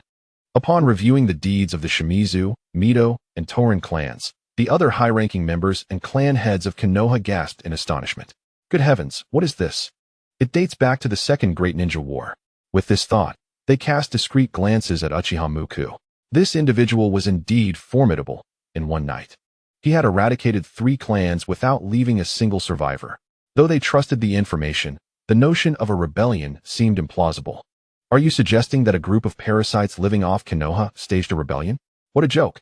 At this moment, Uchiha Muku stood, calmly stating, "The fact of the 3 clans' rebellion is established. Does anyone oppose this?" The assembly exchanged glances, yet none voiced dissent. Uchiha Muku added, "Then let us move on. Next, I wish to discuss the reforms of the Konoha security forces. Due to the Konoha security forces being solely managed by the Uchiha clan, the law enforcement capabilities of the village had been severely lacking. Therefore, I have decided to lift restrictions for reinforcements. Naturally, the promotion criteria will be uniform. Resources will not be withheld from outsiders." Upon hearing Uchiha Muku's words, many high-ranking Konoha officials began to contemplate the potential benefits they could gain. Other major clans had, to varying degrees, invested in their members' recruitment. Additionally, the Konoha security forces were one of only 2 units with enforcement authority. Yet this force had always been under Uchiha clan control. Opening the security forces signified the Uchiha clan's willingness to cede power, allowing other clans and civilian shinobi the opportunity to enter this department. This was undoubtedly a significant adjustment to the existing law enforcement structure. Nara Shikadai inquired, "Are there specific strength requirements?" Uchiha Muku replied, "Newly graduated Jonin will suffice." This statement incited further discussion among the assembly. The Uchiha clan has undoubtedly absorbed the industries of the 3 clans. Otherwise, it would be inconceivable for them to set such lenient standards. Nara Shikada cast a discerning glance at Uchiha Maki, who was cleverly trading insignificant favors for a favorable reputation among the commoners. This strategy is truly astute. The heads of the other prominent clans, upon hearing Uchiha Maki articulate his criteria, realized that his true aim was always the common ninja, rather than the so-called clan ninjas. Clan ninjas possess their own heritage and resources, and their involvement in the security forces only serves as an embellishment. Conversely, for common ninjas, this could be the sole avenue for promotion outside of undertaking missions. Uchiha Maki was extending a gesture of goodwill towards the common folk of Konoha through his positions within the security forces, thereby cultivating loyal vassals for the Uchiha clan. The leaders of Konoha's prominent clans, being astute individuals, after contemplating the implications, regarded Uchiha Maki with less eagerness and more caution. Uchiha Maki, undeterred by the shift in their gazes, continued to elaborate. Although the requirements for ninja strength are not high, the standards for character must remain uncompromised. The security forces are an enforcement body, necessitating patience, fairness, and above all, discipline. His words confirmed the suspicions of others. He was indeed filtering for pliable and obedient common ninjas to join the security forces, rather than allowing those marked by familial legacies. Thus, what appeared to be a reform was, in reality, a means to seize the resources of common ninjas. Tsunade surveyed the silent assembly and inquired, "Does anyone have any objections to this reform?" The expressions of the crowd varied, but no one voiced dissent. Enveloping the conference room in silence, Uchiha Maki outwardly advocated for decentralization, yet in reality, he was casting aside a hot potato. Since the tenure of the second Hokage, the Uchiha clan has wielded law enforcement power, which, while not entirely unfavorable among the commoners, is certainly not esteemed. By relinquishing authority, they aim to dilute their adverse influence. At this moment, Nara Shikada broke the silence. "I speak on behalf of the Inuzuka, Nara, and Akamichi clans. We have no objections." As the intellect behind their coalition, his words naturally represented the other 2 clans. Meanwhile, the expressions of some other clan heads flickered, yet no one chose to be the scapegoat who would challenge Uchiha Maki. Observing the lack of opposition, Tsunade nodded and instructed Uchiha Maki to promptly present the assessment criteria for recruitment. Uchiha Maki responded immediately, "Certainly, Lady Hokage." After the meeting concluded, the attendees exited the Hokage building. Uchiha Maki hurriedly prepared to employ the Flying Thunder God technique to swiftly return to the Konoha security forces to address pressing matters. Lord Uchiha, Nara Shiketa called out, stopping him. Uchiha Maki turned, puzzled. Is there an issue, clan leader Nara? I would like to request a moment of your time to discuss matters at the Nara clan, Nara Shiketa said respectfully. Uchiha Maki nodded, indicating for him to lead the way. With Uchiha Maki's agreement, Nara Shiketa exhaled in relief and guided him. To Uchiha Maki's surprise, Yamenka Inoichi and Akamichi Chofu also followed along. The group soon arrived at the Nara clan's territory, under Nara Shiketa's guidance. Uchiha Maki seated himself at a table adorned with a shogi set. Do you play shogi, my lord? Nara Shiketa inquired. I know a bit of the rules. Does that count? This response momentarily took Nara Shiketa aback, before he chuckled. A basic understanding is sufficient. He signaled for a servant to bring a pot of tea and personally poured a cup for Uchiha Maki, subsequently teaching him the intricacies of shogi step by step. After several rounds, Uchiha Maki found the game quite engaging and insisted on continuing. Observing Uchiha Maki's enthusiasm, Nara Shiketa felt somewhat bewildered. He had never encountered someone so unorthodox in their approach. The initial plan was to wait until Uchiha Maki grew impatient and asked about the matter. However, at this rate, he might remain silent until evening. Contemplating this, Nara Shiketa took a few quick moves that led to Uchiha Maki's defeat. Noticing the disappointment on Uchiha Maki's face, he spoke. The reason I invited you here is to discuss an important matter. Uchiha Maki lifted his teacup and took a sip. What is it? Nara Shiketa, Akamichi Chofu, and Yamenka Inoichi exchanged glances. Akamichi Chofu spoke. Your initiative to reform the security forces is, in essence, an attempt to offload this hot potato, is it not? Uchiha Maki finally exhibited a flicker of interest. I would like to hear more. The Uchiha clan has held dominion over the Konoha security forces since the second Hokage's era. This institution, one of the two with enforcement authority, appears prestigious on the surface, but has indeed offended many. Am I incorrect, my lord? Uchiha Maki refrained from answering, merely sipping his tea and signaling for him to continue. Akamichi Chofu proceeded. Thus, while you appear to be dividing the cake, you are essentially dissipating the grievances of the common folk and minor clans towards the Uchiha. People tend to be nostalgic. When other commoners and minor clans encounter unjust cases, they will reminisce about the Uchiha clan, even if an outsider performs better than most Uchiha members. Consequently, as long as the Uchiha clan exercises a modicum of restraint, their reputation can significantly improve. Uchiha Maki slowly placed his teacup down and gazed at them. So, you have come to discuss these matters? That is not all. Nara Shiketa interjected. Our primary request is for Captain Uchiha to reserve a few slots for us. He deliberately referred to him as captain to denote the seriousness of his request. To their surprise, Uchiha Maki nodded in agreement without hesitation. However, he swiftly shifted the conversation. Catching the three off guard, slots can be reserved, but candidates must pass the assessments. The three exchanged glances, comprehending Uchiha Maki's implication. Slots could be internally designated, but the individuals sent must be those of potential within their clans. Nara Shiketa nodded. Rest assured, Captain, we will not disappoint you. Very well, Uchiha Maki rose. I must take my leave. Upon reaching the door, he suddenly paused and turned to Nara Shiketa. By the way, clan leader Nara, I will win next time. With that, he waved his hand and vanished from their sight. Watching Uchiha Maki's departing figure, the three exchanged silent glances. Nara Shiketa remarked, Captain Maki's intentions are quite clear. Internal slots are acceptable, but the requirement is that they be the elite of our three clans. Akamichi Chofu and Yamenka Inoichi nodded in agreement.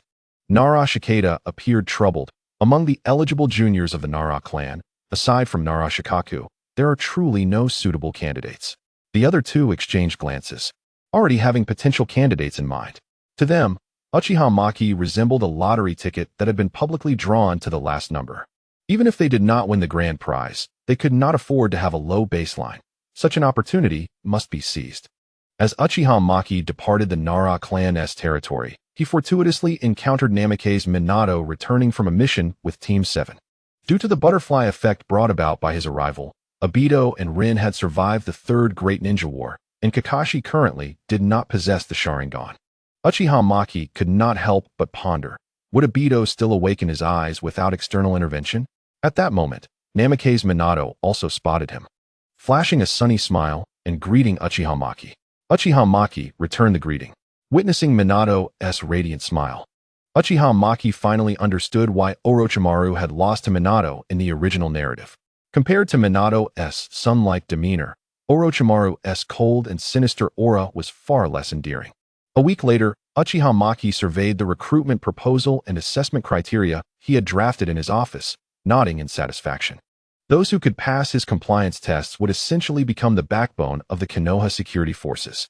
Meanwhile, the Uchiha clan would be able to allocate more personnel to manage the industries of the three clans. He summoned Uchiha Kid, who was on standby outside. Uchiha Kid promptly entered, saying, "Lord Maki, you called for me?" Uchiha Maki handed him the documents and instructed, "Please ensure that recruitment and selection adhere strictly to these requirements." Uchiha Fong took the document, nodded solemnly, and turned to leave. Watching his departing figure, Uchiha Mu gently tapped the table, his eyes glimmering. Soon, the news of the recruitment by the security forces sparked a significant uproar. Common ninjas engaged in fervent discussions about the matter. "Did you hear? The security forces are hiring." "Of course, I know, and the requirements aren't too high. Even a Jonin can apply. Shall we give it a try together? Let's do it. I've heard they even provide a meal even if you don't pass." "They provide a meal? Then I will try as well." At that moment, Uchiha Fong looked at the densely packed crowd at the registration area and felt a surge of anxiety. By evening, he set down his pen, shook his sore arms, and stood up, squinting at the long line that had become monotonous. He exchanged glances with a few others and shook his head helplessly. Chapter 62. Verbal education. The next morning, after the last person had registered, Uchiha Fong stood up, stretched lazily, and moved his stiff neck. "You've worked hard." A familiar voice sounded beside him. He turned to see Uchiha Mu and exclaimed fervently, "Lord Mu." He then handed the list to Uchiha Mu. Uchiha Mu accepted the list, nodded, and returned to the office for a quick glance. He discovered that most of the applicants were merely fillers, with only a few possessing any potential for development. Uchiha Mu addressed Nara Shikahisa, who had just arrived, saying, "The subsequent review and selection process will be entrusted to you." Nara Shikahisa nodded and took the assessment criteria to proceed with the selection. Half a month later, the assessments were officially completed, and Uchiha Mu reviewed the list, finding the ratio of commoners to clan ninjas perfectly balanced at 5-5. Among them were core members of other prominent clans, such as the Hyuga and Yamanaka. Uchiha Mu teased, "It seems they are quite honest." The open recruitment by the security forces, whether for inclusion or exclusion, felt like 2 cups of poison to members of other clans, as neither option promised favorable outcomes. After handing the list to Shikahisa for further arrangements, he added a note to have clan members patrol near their clan's residence. With Nara Shikahisa's assistance, Uchiha Mu finally experienced the joy of delegation, only needing to make high-level decisions rather than scrutinizing every detail himself. Months later, the Uchiha clan had smoothly absorbed all the industries left behind by the 3 clans. However, a recent incident thrust the security forces into the limelight. The cause was simple: a small vendor, pushing his cart past the Yamanaka clan's vicinity, accidentally collided with a member of the Yamanaka clan, causing both the vendor's goods and the jar of insects held by the Yamanaka clan member to shatter. When the Yamanaka security forces arrived, they disregarded the facts and demanded compensation from the vendor. Faced with a silent crowd of Yamanaka clansmen defending their own, the vendor ultimately had no choice but to comply. The commoners of Konoha began to reminisce about the days when the streets were patrolled by members of the Uchiha clan. In the past, while the Uchiha clan's control over the Konoha security forces was strict and somewhat aloof, it was also marked by an impartiality that was fair to all.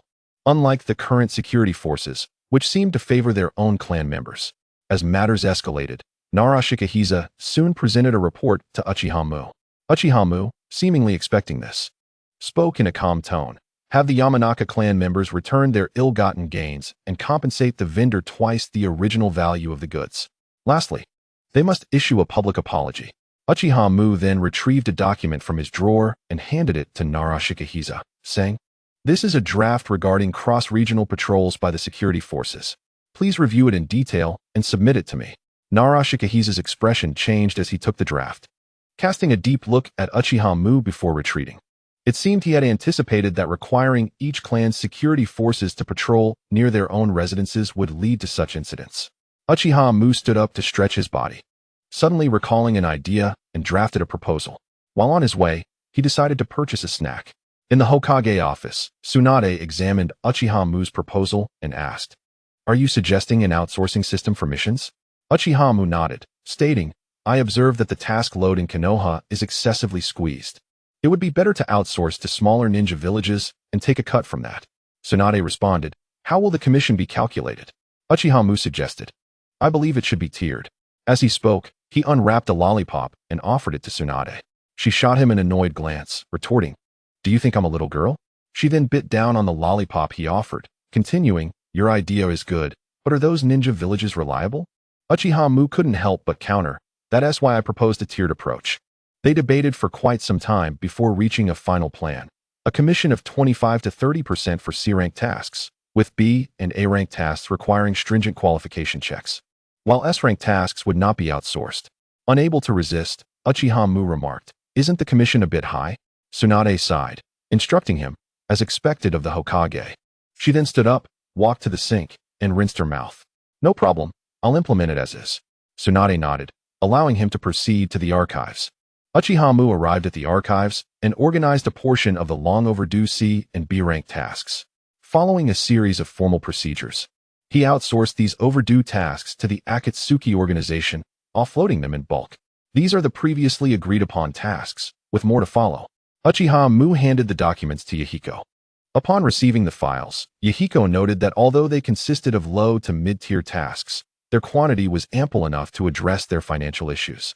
Uchiha Mu stated, "As long as your Akatsuki can successfully complete these tasks, there will be another batch for you." Yahiko nodded and was about to get up to leave when Uchiha Mu tossed him another document. "These are tasks from the black market, with your Akatsuki's capabilities. You should be able to handle them as well." Yahiko paused for a moment, then gratefully accepted it.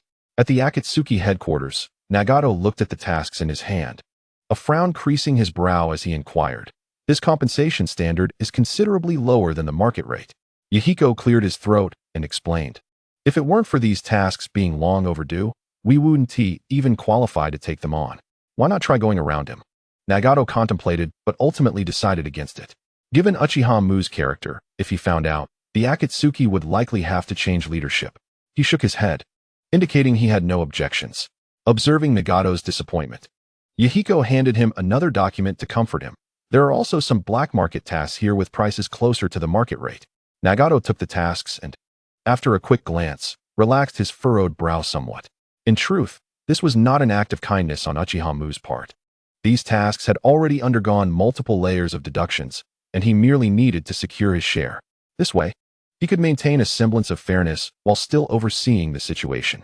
After outsourcing the tasks, Konoha's burden significantly lightened, and Uchiha Mu deliberately selected time-consuming and labor-intensive tasks. After all, how else could these tasks have lingered in the archives for so long? Chapter 63, Eternal Life. Days later, Uchiha Mu's reforms within the Konoha security forces began to yield significant results. A resident read the announcement aloud, word by word. "Regarding the recent negative impacts of the Konoha security forces, we hereby issue this announcement." Other villagers nearby gathered around, intrigued. Upon observing the stark black letters inscribed upon the white paper, the first directive announced the implementation of cross-regional patrols, mandating the reassignment of patrol teams and the dispersion of personnel. The second directive introduced an anonymous suggestion box, encouraging villagers to voice their opinions with enthusiasm. At the conclusion of the announcement, a penalty was imposed on the Oil Woman clan. The captain of the involved patrol team was dismissed and required to apologize to the merchants, providing double compensation for their losses.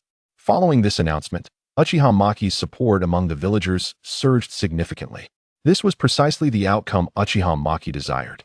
He did not covet the position of Hokage, but rather sought to establish a necessity for him to assume that role in Konoha.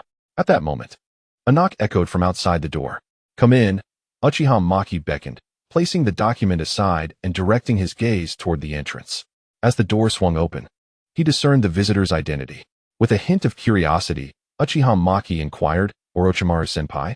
Despite his bewilderment, he gestured for Orochimaru to take a seat. Once seated, Orochimaru earnestly expressed, "Maki-kun, I have an unusual request." Uchiha Maki was about to suggest that if it was indeed an unusual request, it might be best left unspoken. But Orochimaru's subsequent words captivated his attention. Maki-kun, as you are aware, no matter how formidable a ninja may be, even one as powerful as you or the first Hokage, death is inevitable. Hence, I am fervently inclined to research immortality. Uchiha Maki regarded Orochimaru, whose expression was imbued with fervor and queried with a hint of skepticism. Your purpose in seeking me is not merely for sponsorship, is it? Sponsorship?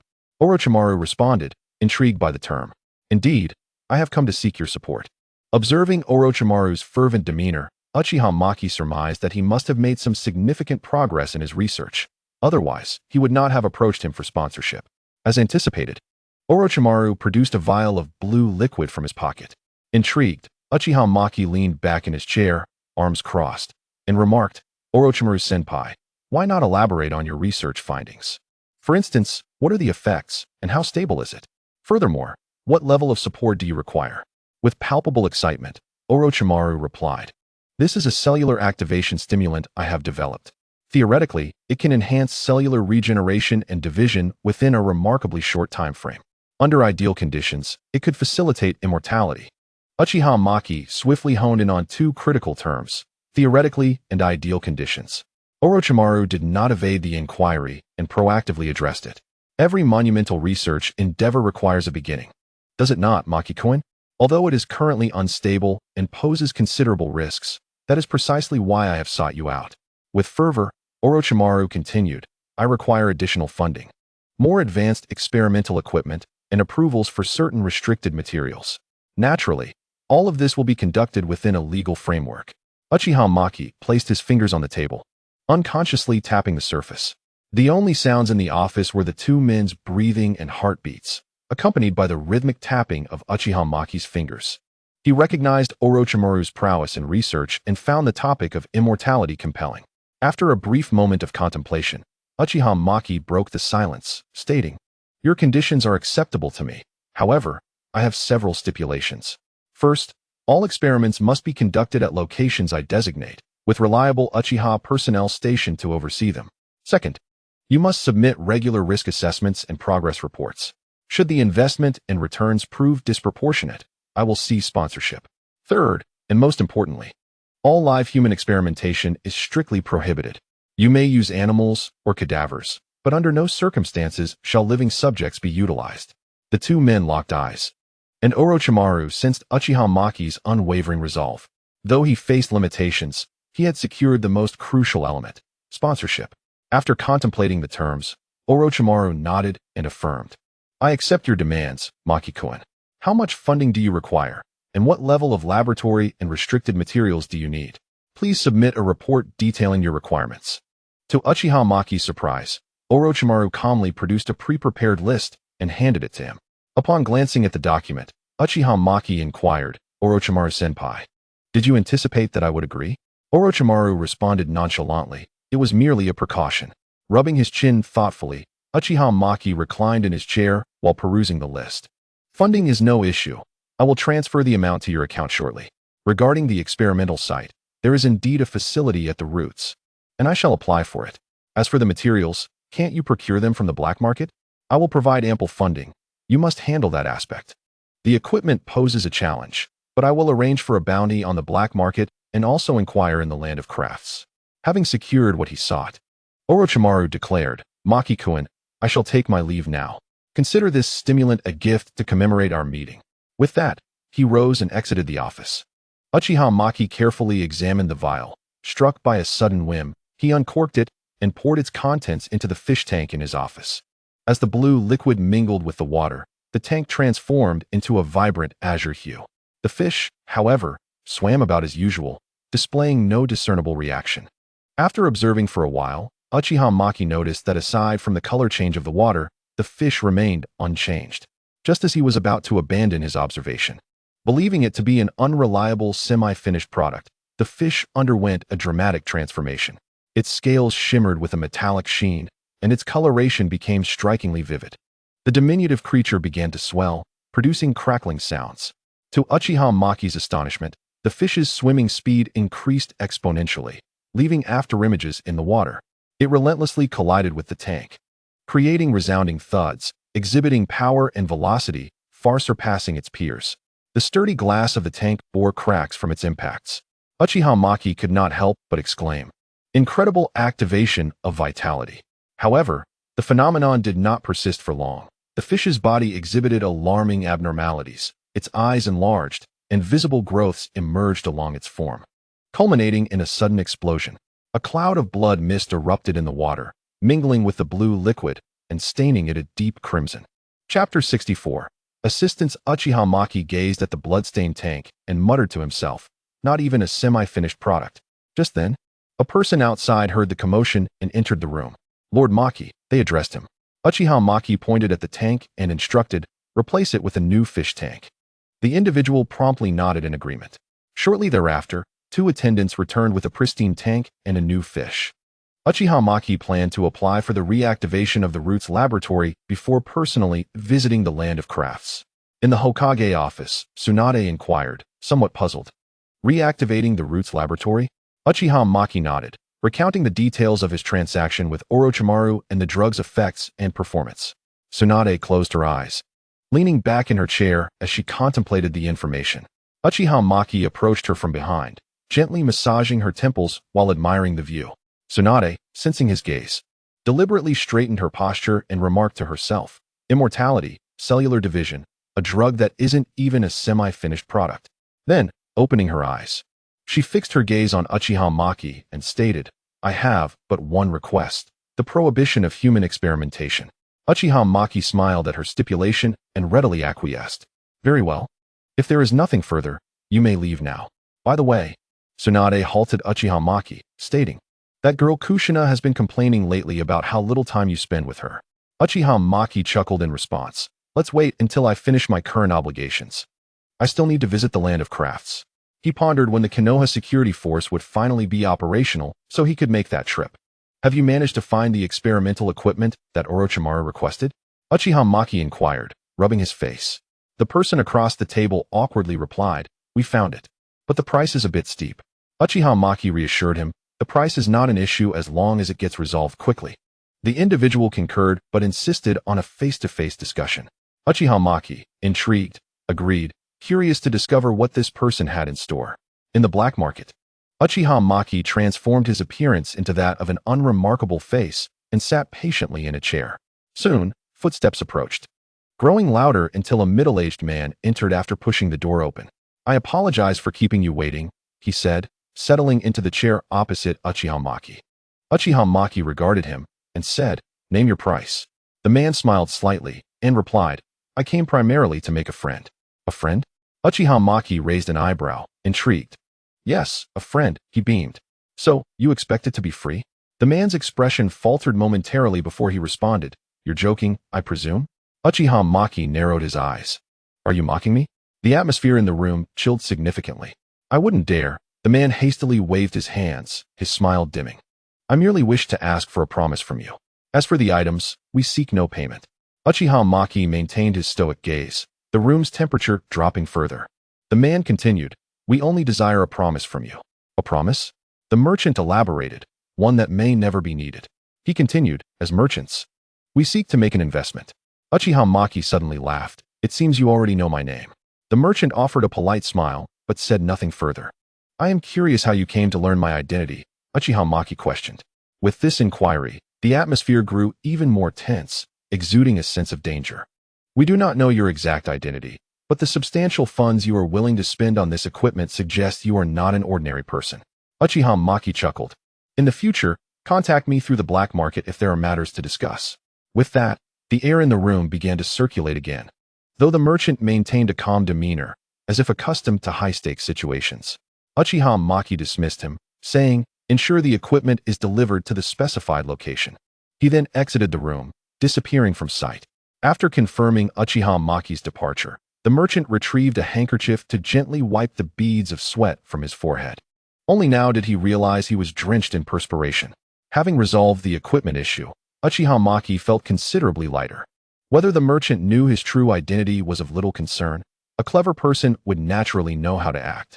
Upon returning to Konoha, Uchiha Maki chose not to return to the security forces office, but instead decided to rest. After an indeterminate amount of time, He was roused by a series of knocks at the door. Rubbing his eyes and yawning, he opened the door to find Mikoto standing there. "What brings you here, Mikoto?" he asked. Mikoto, her cheeks slightly flushed, averted her gaze as she observed Uchiha Maki, who had just awakened, revealing chiseled muscles. Unaware of Mikoto's flustered state, Uchiha Maki pulled her inside.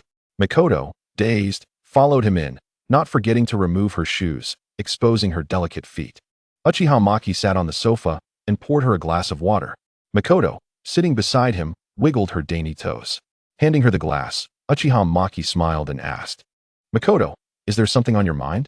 Taking the glass, Mikoto nervously fidgeted with it before replying, "I do have something to discuss." "What is it?"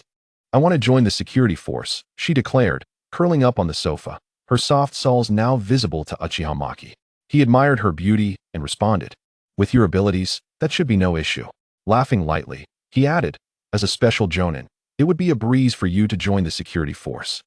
Mikoto bit her lip and said, "I want to be by your side." "All right," Uchiha Maki replied, slightly taken aback but still agreeing. However, he added a caveat that instantly made Mikoto tense up, her toes curling involuntarily. With Mikoto's assistance, certain lively matters finally calmed down. Uchiha Maki took a deep breath, dispelling the irritation from being disturbed earlier, and assured her, "Leave it to me." Just as Mikoto exited the bathroom, she gently embraced Uchiha Maki, then turned and slipped on her shoes, disappearing from his view. Chapter 65. The assistant Uchiha Maki stretched lazily, having just donned his clothes when he was interrupted by another series of knocks at the door. Upon opening it, he was greeted by his 3 young apprentices. Haruno, the first to step in, kicked off her shoes and entered barefoot. Welcoming them inside, Uchiha Maki inquired, "What brings you all here?" Haruno did not respond immediately. Instead, she sniffed the air in the room and remarked, "Red, Yuhi, do you smell something odd?" Uchiha Maki speculated, "It's probably just the lack of ventilation today." He lightly flicked Haruno's smooth forehead while walking to the window to push it open, allowing a refreshing breeze to flow in, quickly dissipating the scent of the azaleas. Haruno rubbed her forehead and complained, "Sensei, why do you always flick me?" Uchiha Maki chuckled and patted her head. "If you take issue with it, feel free to retaliate." Haruno, momentarily at a loss for words, merely sat on the sofa, her expression defiant as she gazed at Uchiha Maki. "Speak up. Why have you 3 come to find me?" Uchiha Maki asked while pouring water for the trio. He typically adopted a hands-off approach with his apprentices, and they would not seek him out without good reason. Haruno, observing the hesitant expressions on her companions, shook her head in frustration and said to Uchiha Maki, "We VE signed up for the Chunin exams." "The Chunin exams?" Uchiha Maki, just about to sip from his water cup, set it down and looked at them in confusion. Haruno shot him a disdainful glance. "As the Hokage's aide and the head of the Konoha security force, how could you be so out of the loop?" Uchiha Maki felt a bit embarrassed, scratching his nose. He had been preoccupied with Orochimaru's experimental apparatus and hadn't kept up with such news. Clearing his throat to ease the awkwardness, he stated, "I was merely testing your information-gathering skills as ninjas. Consider yourself successful." Haruno continued to regard Uchiha Maki with exasperation, while Red and Yuhi exchanged skeptical glances at him. Realizing their disbelief, Uchiha Maki swiftly added, "With your skills, passing the Chunin exams should be well within your capabilities."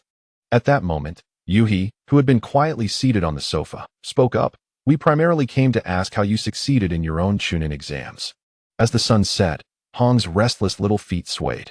The following words from Uchiha Maki left them momentarily speechless. "An exam? I was promoted right after completing my escort mission."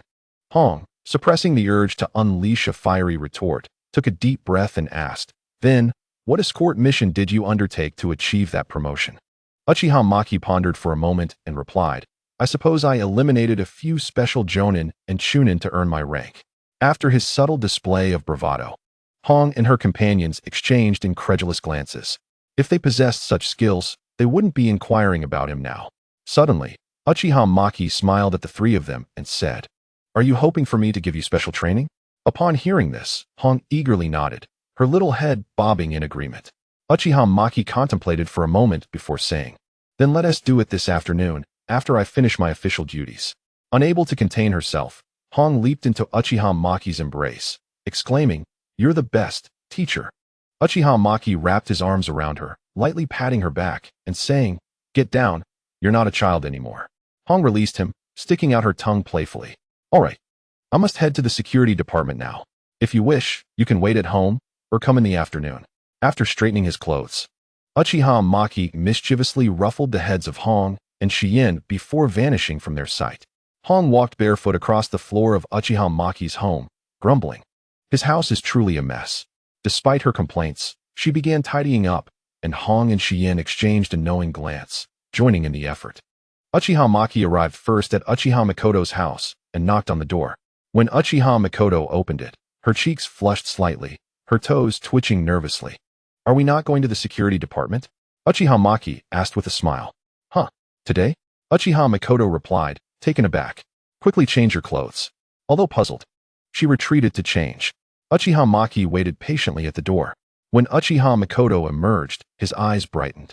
Uchiha Mikoto, feeling his intense gaze, blushed and lowered her head shyly. Is there something on my face?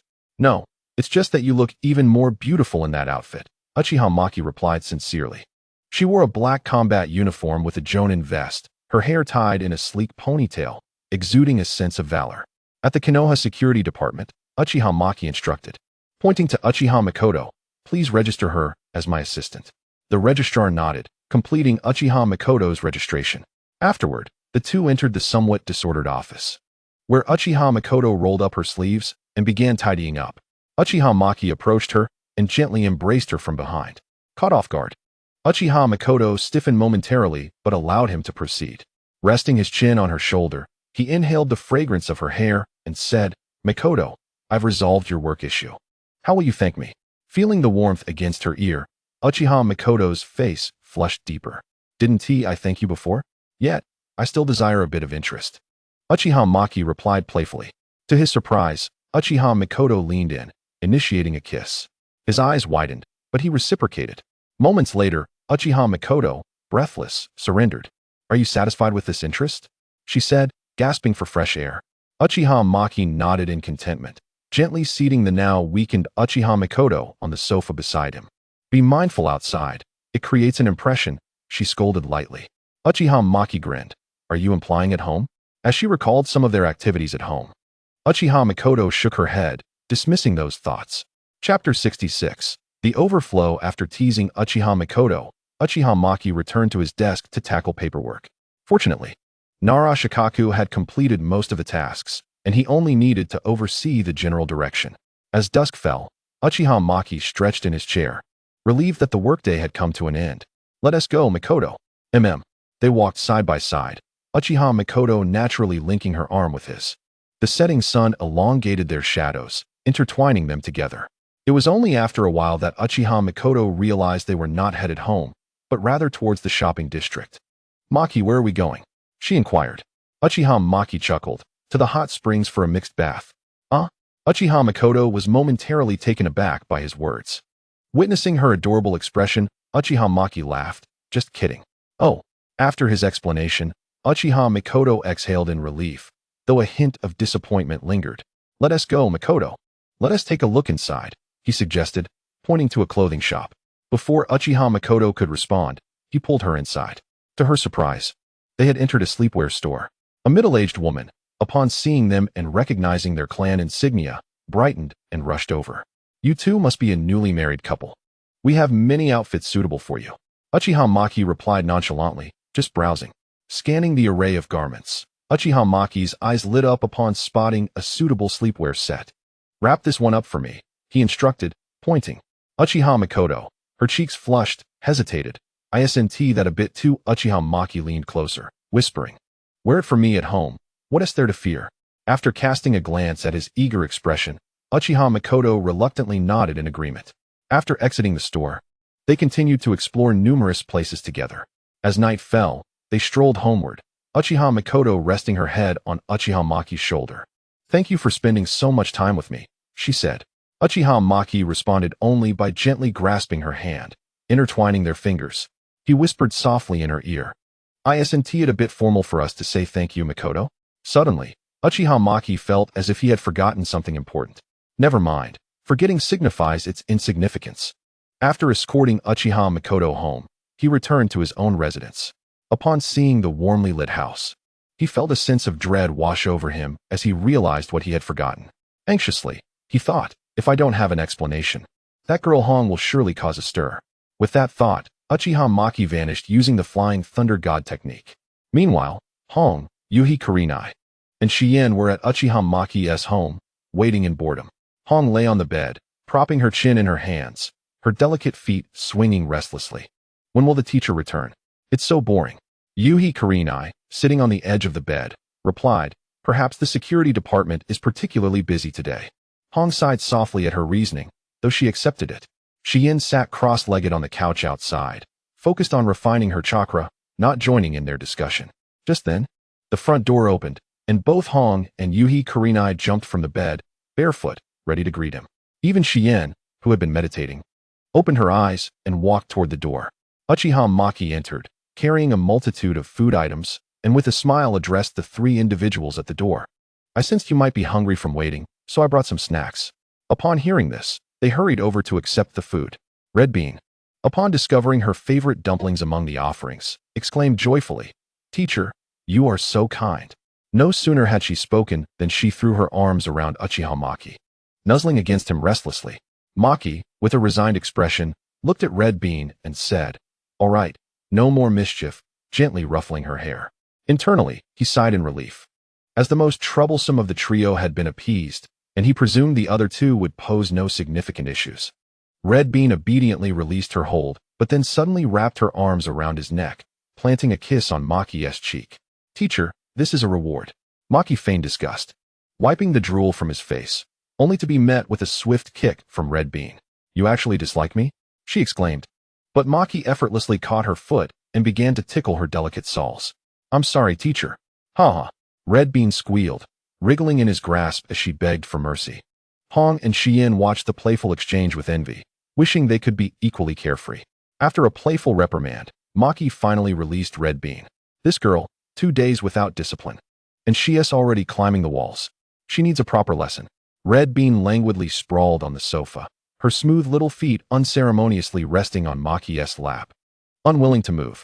Observing her demeanor, Maki suddenly donned a mischievous grin, stood up, and approached her, playfully pinching her cheek. Caught off guard, Red Bean exclaimed, Teacher, what are you doing?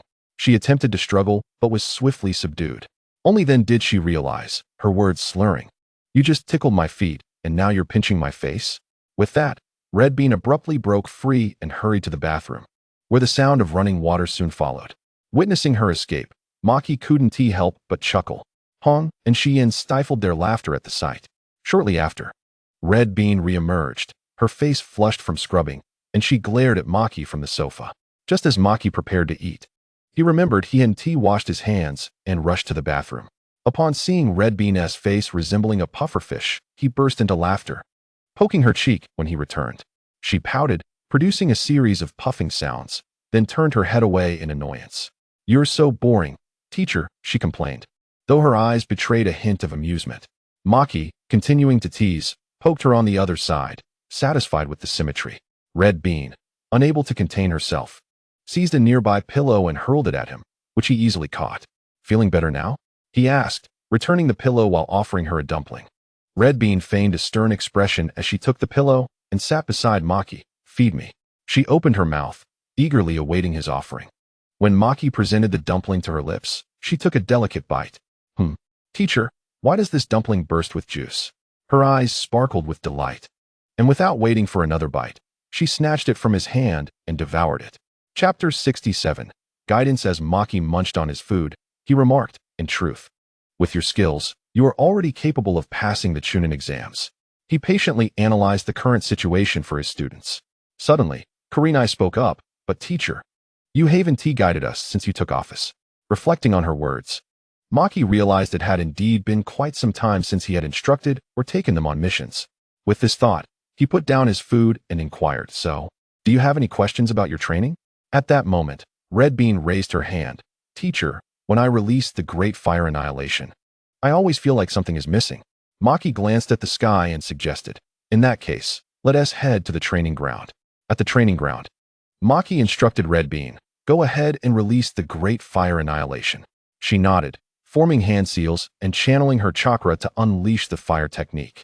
Maki, Using his 6 eyes, observed the flow of chakra within her. Everything seemed smooth, but the power was lacking. Your chakra volume is too low. Have you only practiced ninjutsu without focusing on refining your chakra? Also, your chakra utilization is too inefficient. Red Bean, initially able to follow, appeared bewildered by the latter half. Tilting her head in confusion, she asked, "What do you mean by utilization?" Seeing her adorable expression, Maki couldn't resist patting her head. Recalling that not everyone possessed the 6 eyes, he placed a hand on her shoulder and said, "Try releasing the Great Fire Annihilation once more. This time, I will guide your chakra flow." Red Bean nodded in agreement, forming the seals again. This time, she noticed the flow of chakra within her felt much smoother. Great Fire Annihilation. The fire technique she unleashed was evidently at least twice as powerful as before. Astonished, she gazed at the marks left by the flames. Maki then released his hold, advising her, "Now, take a moment to feel the chakra within you." Red Bean concentrated and remarked, "The amount of chakra I just used feels almost the same as the first time." Maki nodded, explaining, "This is what we call utilization." Realization dawned on Red Bean as she vigorously tapped her forehead. "I must remember that feeling and try again tomorrow. Tomorrow isn't necessary. I can do it today," she declared, but as she prepared to form the seals, she realized her chakra was nearly depleted, causing her to feel a bit embarrassed. Maki, maintaining a calm tone, reassured her, "You haven't reached the pinnacle of your ninja abilities yet. Being able to release 2 B-rank techniques at your age is already impressive." Upon hearing Maki's encouragement, Red Bean nodded, but not wanting to give up, she asked, "Teacher, how many times could you release such fire techniques at my age?" To her surprise, Maki pondered for a moment before holding up a finger and wiggling it. Red Bean, watching his finger, speculated, "As expected of my teacher. You can release B-rank techniques 10 times. Maki shook his head. "I meant, continuously." "Huh? What?" Red Bean felt a wave of existential crisis wash over her, regretting her inquiry. Silently, she moved aside to draw circles in the dirt with a twig.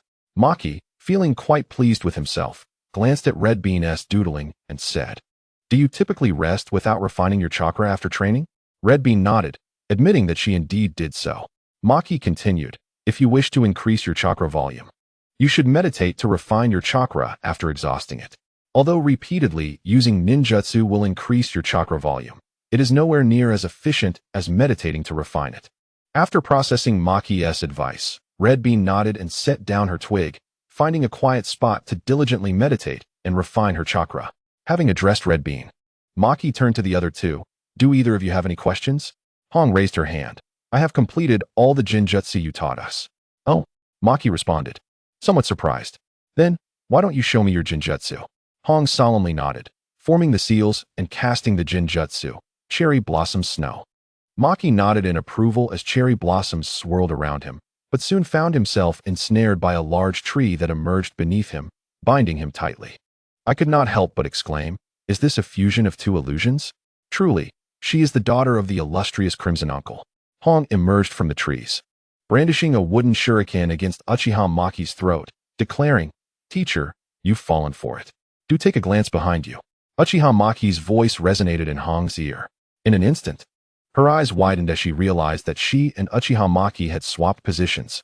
The trees firmly restrained her, while Uchiha Maki appeared within the foliage. Soon, Hong sensed the background crumbling behind her, frozen in place. Uchiha Maki softly remarked, "Hong, your talent for illusion is commendable. However, if you encounter someone with superior mental strength, you may easily suffer backlash." Puzzled, Hong inquired, "Then, teacher, how should I avoid that?" Uchiha Maki gently tapped her head, saying, "When you embark on missions, you will mostly have teammates. The essence of teamwork is to maximize an individual's strengths. Naturally, when you ascend to the rank of Jonin, you can properly train in physical and ninjutsu to compensate for your shortcomings. Your primary task now is to enhance your mental fortitude." Hong nodded, acknowledging that the rank of Jonin felt distant, yet she grasped one vital lesson. She must fortify her mental strength to elevate her illusions. Shiyuan then unsheathed her long blade, stating, "Teacher, I have recently comprehended a new technique. Please instruct me." Observing Shiyuan's serious demeanor, Uchiha Maki nodded, turning his gaze toward her. Dance of the Crescent Moon. Shiyuan formed hand seals, and 2 figures materialized, standing on either side. Under Uchiha Maki's 6 eyes, the chakra flowed, one clone solidifying while the other remained ethereal, muttering. One shadow clone, and one clone, is it? Just as the clone took shape, Shiyuin dashed toward Uchiha Maki with incredible speed, her blade enhanced by lightning chakra. In an instant, 3 figures surrounded Uchiha Maki, Shiyuin's sharp edge descending from 3 cunning angles, sealing off all possible escape routes. Chapter 68. Concerned Uchiha Maki faced the 3 figures charging at him. He swiftly employed the earth-style, earth-embedded fish technique, merging with the earth before reappearing elsewhere. Shiyuin narrowed her elongated eyes, forming hand seals to execute lightning release, Thunder Tiger's assault. Then, utilizing the body flicker technique, she positioned herself behind Uchiha Maki, forming a pincer with the Thunder Tiger. Witnessing this, Uchiha Maki mused to himself, utilizing lightning release and shadow clones to attack, while the true self remains hidden to deliver the final blow. Is it? However, this time, I have no intention of evading. He swiftly turned, seizing Shiyuin's wrist, pulling her in front of him. As the Thunder Tiger struck, Shiyuin's shadow clone dissipated. To Uchiha Maki's astonishment, Shiyuin had employed a lightning release shadow clone, which transformed into electricity, temporarily paralyzing him. Shiyuin then appeared before him, raising her lightning-enhanced kunai to strike. She bore no concern of injuring her teacher. Shiyuin was acutely aware that even at full strength, she would struggle to harm Uchiha Maki in the slightest. And as expected, her strike met only emptiness. As Uchiha Maki's form transformed into cherry blossoms, reconstituting behind her, stating, "You have made considerable progress, Shiyuin." He lightly placed the wooden shuriken against her neck, signaling the end of their sparring session. Recognizing that had this been a real battle, she would have met her demise, Shiyuin quietly sheathed her kunai. "Well, observing your subsequent performances has given me insight into how to conduct your special training," Uchiha Maki said with a smile. He then gestured for Hinata and the quietly meditating Hondo to return home. Once they gathered before him, Uchiha Maki declared, "Let us conclude for today. Come to my home tomorrow morning." After ensuring they understood, he prepared to escort them home. After seeing Hinata and Shiyuin safely back, he turned to escort Hondo. However, Hondo proposed, "Teacher, may I rest at your home?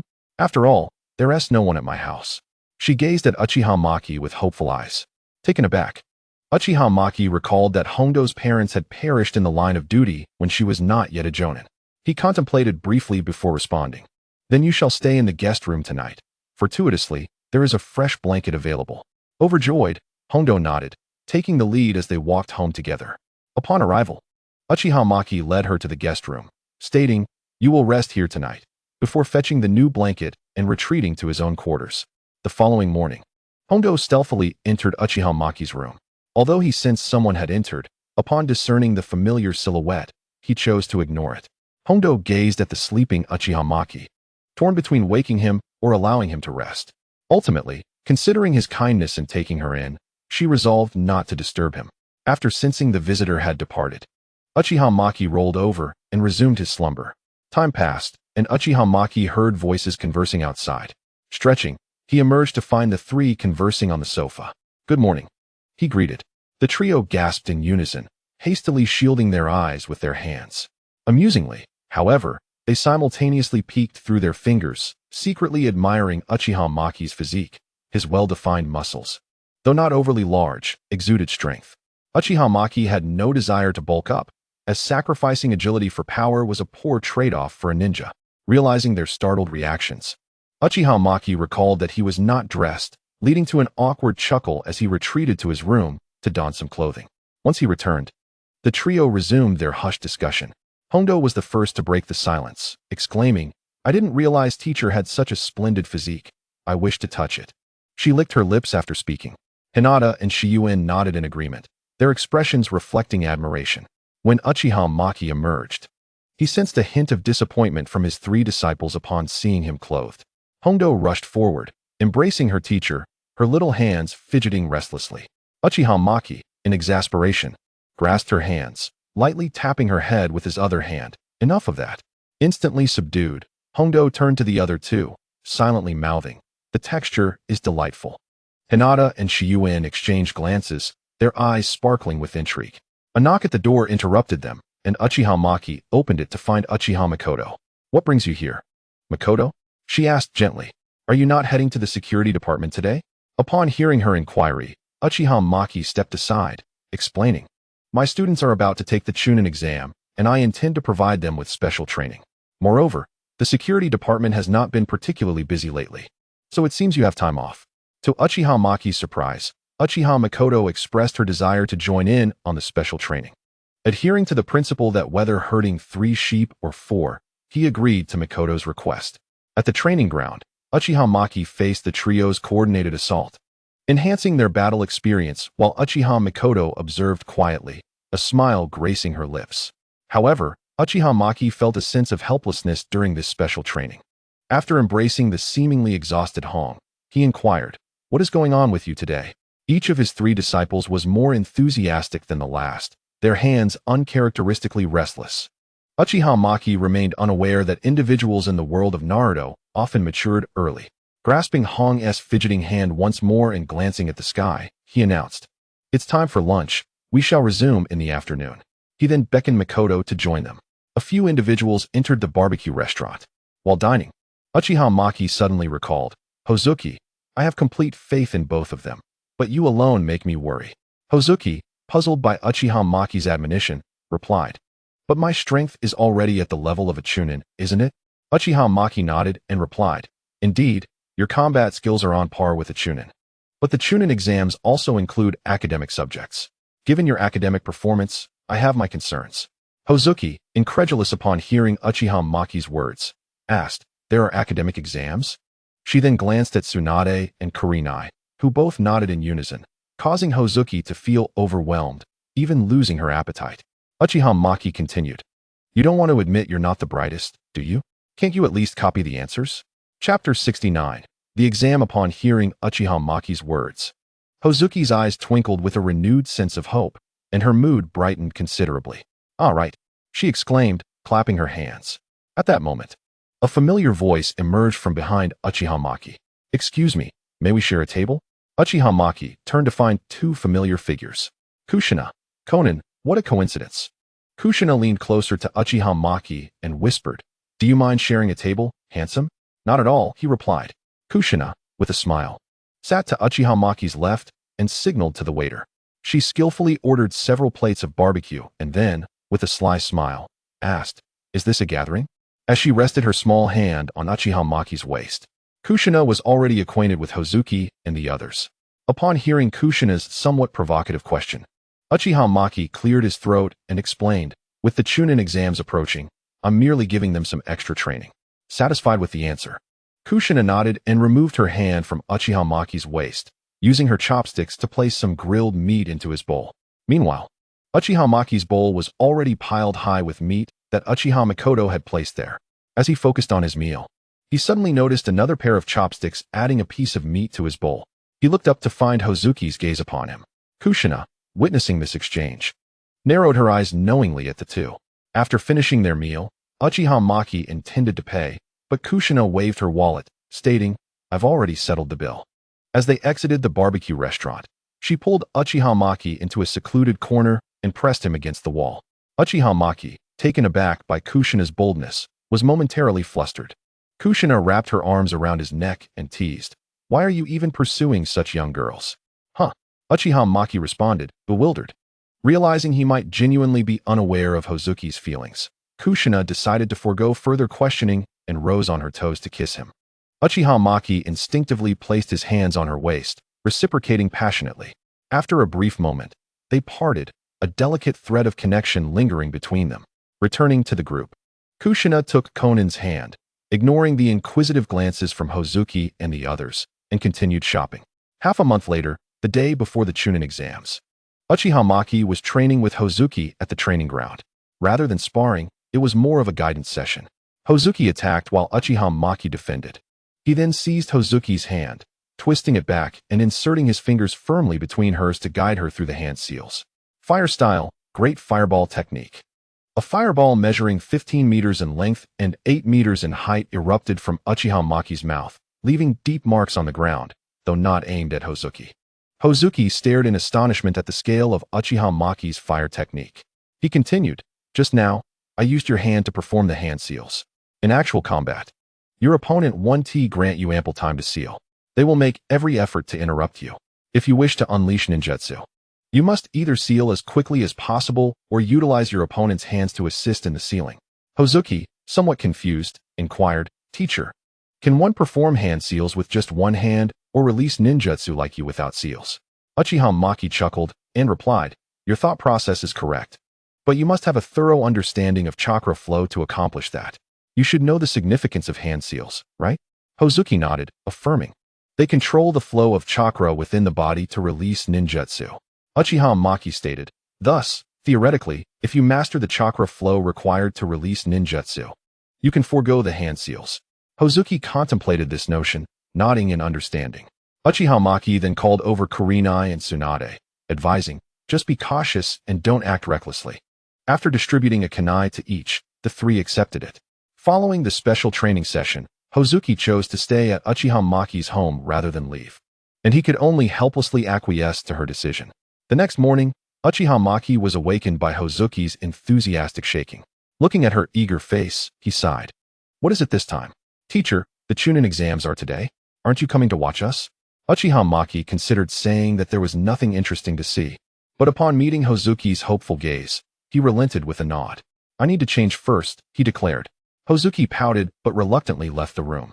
After changing, Uchiha Maki emerged to find Hozuki waiting outside. Let's go, he said, and she happily grabbed his hand, leading him to the exam venue. Kurenai and Tsunade were already waiting there. Hozuki, teacher, you both arrived quite late, Kurenai remarked, somewhat displeased. Uchiha Maki observed the school before asking, so, you have written exams today? Hozuki nodded affirmatively.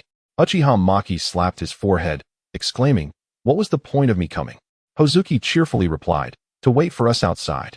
Hearing this, Uchiha Maki playfully pinched Hozuki's face, and she obediently allowed him to do so, feeling slightly guilty. After a while, he finally released her. At that moment, the exam proctor approached and announced, the exam has begun. Hozuki and the others followed the crowd inside. Uchiha Maki then found a swing under a tree to sit on and began to sway back and forth. Time passed, and when he was feeling quite bored, he heard a familiar voice behind him. Oh, Maki, are you here to accompany your students during the exam? Without needing to turn around, Uchiha Maki recognized the voice. Yes. Minato-senpai, they dragged me out early this morning. He yawned and added, are you also here to accompany your students, Minato-senpai? Minato nodded, saying, indeed. I am especially concerned about Obito. Uchiha Maki agreed. Obito certainly keeps us on our toes. As they conversed, the exam concluded, and the students approached Uchiha Maki with smiles. Observing their cheerful demeanor, he asked, it seems you did quite well? Hozuki nodded first, stating, Rin was right next to me, so I could just copy her answers. Kurenai and Tsunade exchanged knowing smiles. Their clear and coherent responses reassured Uchiha Maki. Minato couldn't help but comment. It seems Maki's students are indeed the easier ones to worry about. Uchiha Maki tousled Hozuki's hair, saying, it's just that two of them are relatively easygoing. At that moment, Kakashi and the others emerged. Kakashi walked alongside Rin, while Obito trailed behind, feeling somewhat awkward. Chapter 70. The 8 Gates of Doinjia. Minato, noticing his students, cheerfully asked, how did it go? Kakashi, with a stoic expression, replied, the content was quite simple. I was the first to turn in my exam. Rin nodded in agreement, indicating it wasn't difficult. Only Obito, feeling slightly embarrassed, admitted, thanks to Rin, I was almost ready to submit a blank paper. He cast a grateful glance at Rin. Originally, I believed that the Chunin exams would solely involve ninjutsu and taijutsu, but to my surprise, there was also a written examination. Lin noticed something and turned to Tobi, smiling and nodding. Uchiha Maki inquired, so, when does the second round of the exam commence? Yuhi Kurenai responded to Uchiha Maki's question, stating, tomorrow morning, teacher. Tomorrow morning? Uchiha Maki's spirits immediately sank. So, we have to rise early, do we? Akamichi Roto playfully jabbed him in the chest, saying, of course, teacher. I will ensure you wake up on time. Uchiha Maki approached the 3 girls, who were all beaming with joy, and playfully tousled their hair. Satisfied only when he saw their displeased expressions, he retracted his mischievous hands. Then, see you tomorrow. Just as Uchiha Maki was about to leave, he was called back. Captain Maki.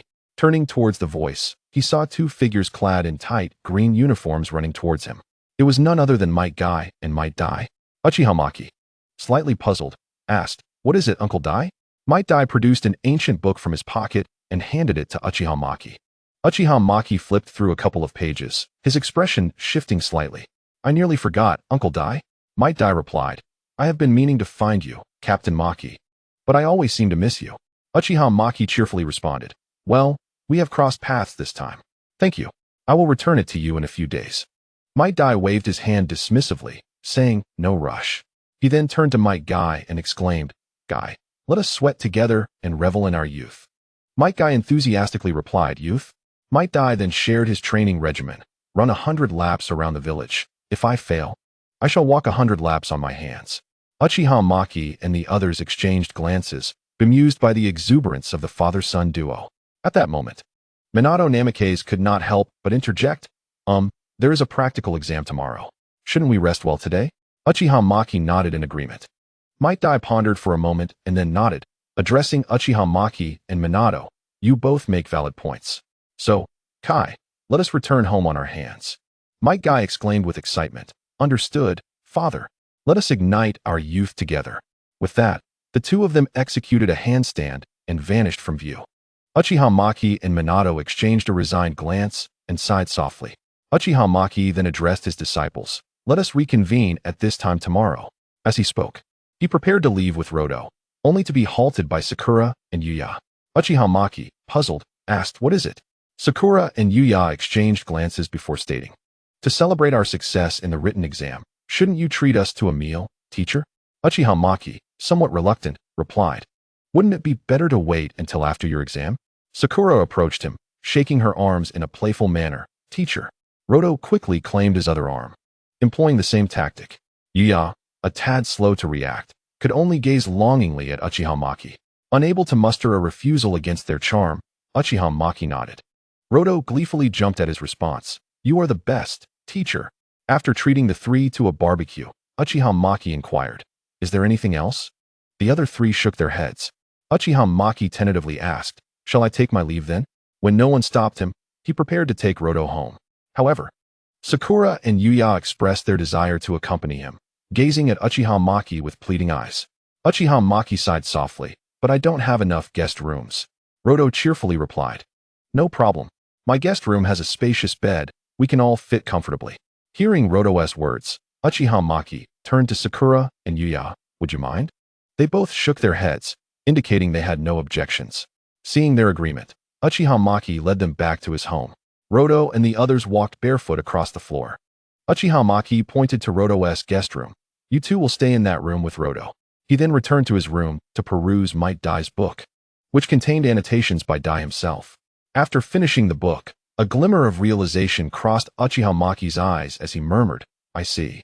In an instant, he utilized the Flying Thunder God technique to teleport to the training ground, opening the 6 gates: open, rest, life, injury, death, and view. Uchiha Maki recalled the sequence from memory, continuously unlocking the 6 bodily gates. As the 6 gates opened, a terrifying surge of chakra erupted from him, causing the ground beneath his feet to crack. The 7th gate, the shock gate, open. As he unlocked the 7th gate, a torrent of blue steam shot skyward, ruffling Uchiha Maki's hair. He focused intently on this newfound power. However, his situation differed slightly from Might Dai's. With the control of the 6 eyes, he maintained the burden at a minimal level. In other words, Uchiha Maki could regulate the intensity of the 8 gates amplification at will. Upon sensing the load, he mused, if it is merely this degree, the side effects are negligible. As for the 8th gate, he was not yet inclined to attempt it. After all, he was uncertain if his Mangekyo Sharingan's ability to reverse could restore him from the state of the 8 gates.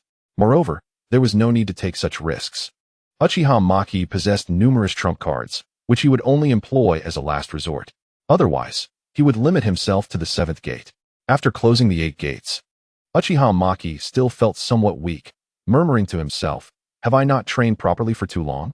With that thought, Uchiha Maki approached a cliff and gazed upward. Grasping a protruding rock with one hand while the other remained behind him, he hung in the air, utilizing only one hand's strength to ascend. After 6 trips back and forth, he merely broke a light sweat. Thanks to the Sage Body's enhancement, His physique was significantly superior to that of an ordinary person. Such training did not pose a considerable challenge for him. Assessing his physical state, Uchiha Maki remarked to himself, "It seems I must incorporate weights into my training to elevate my strength." Chapter 71. Evaluation the following day at the Chunin exam venue. Uchiha Maki stood on the platform alongside Roto and Yuya, observing Roto's battle. Who was Roto sparring with? Uchiha Maki inquired, slightly perplexed. To his surprise, both Yuya and Roto shook their heads. Roto commented, "Judging by his age, he likely surpasses even our teacher." On the arena, Roto's opponent introduced himself. "Allow me to introduce myself. I am Lu Rinjia. And you are?" Roto replied coolly, "Yuhi Kurenai," exhibiting none of the vulnerability she displayed before Uchiha Maki. Observing Lu Rinjia's chakra levels from the stands, Uchiha Maki quickly lost interest. Given Roto's proficiency in Jinjutsu, this level of a genin was merely fodder, akin to a lethal weapon in her hands. The outcome was precisely as Uchiha Maki anticipated. The moment the judge called for the match to begin, Roto formed hand seals and unleashed her Jinjutsu. Lu Rinjia watched in disbelief as a tree sprouted from beneath him, ensnaring him completely. Realizing he was trapped in a Jinjutsu, he attempted to disrupt his chakra flow to escape. To his astonishment, Lu Rinjia found himself still ensnared in the illusion. Desperate, he bit his tongue to break free, only to find Roto standing over him, kunai poised at his vital points. The judge then declared, "Match concluded. The victor is Yuhi Kurenai." Roto and Yuya cheered joyously from above for their friend. Uchiha Maki smiled and applauded. When Roto returned, he gently ruffled her hair, praising, "Well done." Hong lowered her head slightly, her voice soft and melodic, entirely devoid of the earlier chill. Below, the arena welcomed two new challengers. Kai and Obito locked eyes from opposite sides. Obito declared, "Allow me to demonstrate my prowess, to avenge our previous encounter." Kai, resting his chin in his hand, asked, "Who are you? Have I wronged you in any way?" At that moment, Rin shouted from the stands, "Go for it, Obito." Upon hearing Rin's voice, Obito glanced up at her. The referee announced, "The match begins." Just as Obito turned to react, Kai launched a swift flying kick. Might Guy emerged victorious. Subsequently, Hondo effortlessly triumphed over Rukazu with her fire release technique. Upon her arrival, she gazed expectantly at Uchiha Maki, who praised her efforts with a gentle pat on the head. Next, Shien easily defeated Noera Kakurin, advancing to the next round. In the upcoming match, Hong faced Asuma. Asuma's excitement was palpable as he exclaimed, "Hong, would you like to grab a meal together after the Chunin exams?" To which Hong, with a cool demeanor, replied, "Are we acquainted?" Asuma clarified, "We are classmates." However, Hong retorted, "I am not familiar with you."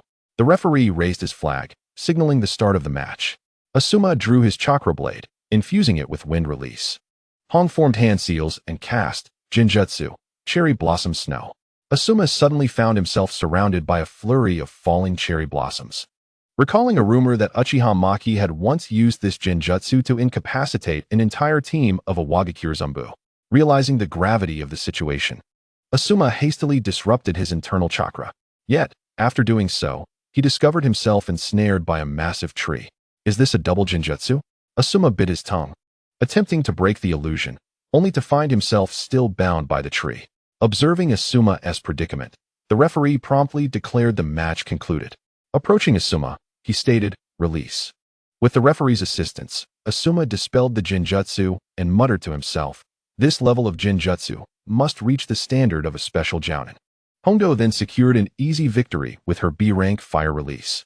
However, Shien's luck took a turn for the worse as she faced Hatake Kakashi. The two stood opposite one another in the arena. Since Tsukumo Hatake had not perished, Kakashi inherited all of his father's sword techniques. Tsukumo had even forged a chakra blade for his son, akin to his own. Shien, gripping her long sword tightly, appeared solemn. The match commenced with the referee's command. As both Kakashi and Shien charged at one another, the clash of their weapons echoed, sparks flying with each strike. The metallic sounds resonated as they met blades one final time, both retreating to gain distance. Shien formed hand seals and unleashed lightning release, lightning tiger's assault. Kakashi, witnessing this, quickly erected a mud wall to shield against the impending attack, though lightning was inherently strong against earth. Kakashi's wall crumbled swiftly, releasing a cloud of dust that obscured everyone's vision. The referee, coughing from the dust, waved his hands to disperse it. Uchiha Maki activated his Sharingan to monitor the situation within the arena. Amidst the haze, Shien infused her ninja sword with lightning chakra, remaining vigilant. As the dust settled, she suddenly sensed something and swung her sword backward, blocking Kakashi's surprise attack from behind. Hondo exclaimed in astonishment. When did he get behind Shien? Meanwhile, Maki's Sharingan detected Kakashi's chakra fluctuations underground. Observing the two combatants, he furrowed his brow. After blocking Kakashi's ambush, Shien pivoted, seizing the initiative and unleashed Dance of the Crescent Moon in an attempt to conclude the battle. Maki sighed softly. He understood that her chances of victory were slim. Just as Shien struck Kakashi's vital point, he transformed into a plume of white smoke, a mere shadow clone. At that moment, Kakashi's true attack emerged, surfacing from the ground and targeting Shien's critical area. The outcome was clear. In the blink of an eye, a figure appeared beside Shien. Maki swiftly wrapped an arm around her waist, using the Flying Thunder God technique to transport them to the stands. The referee, witnessing Maki's intervention, declared, "Hatake Kakashi is the victor." As Shien landed on the stands, she realized she had fallen prey to Kakashi's tactical maneuver and, feeling a mix of dread and gratitude, said, "Thank you, Sensei." Maki shook his head, replying, "It's nothing.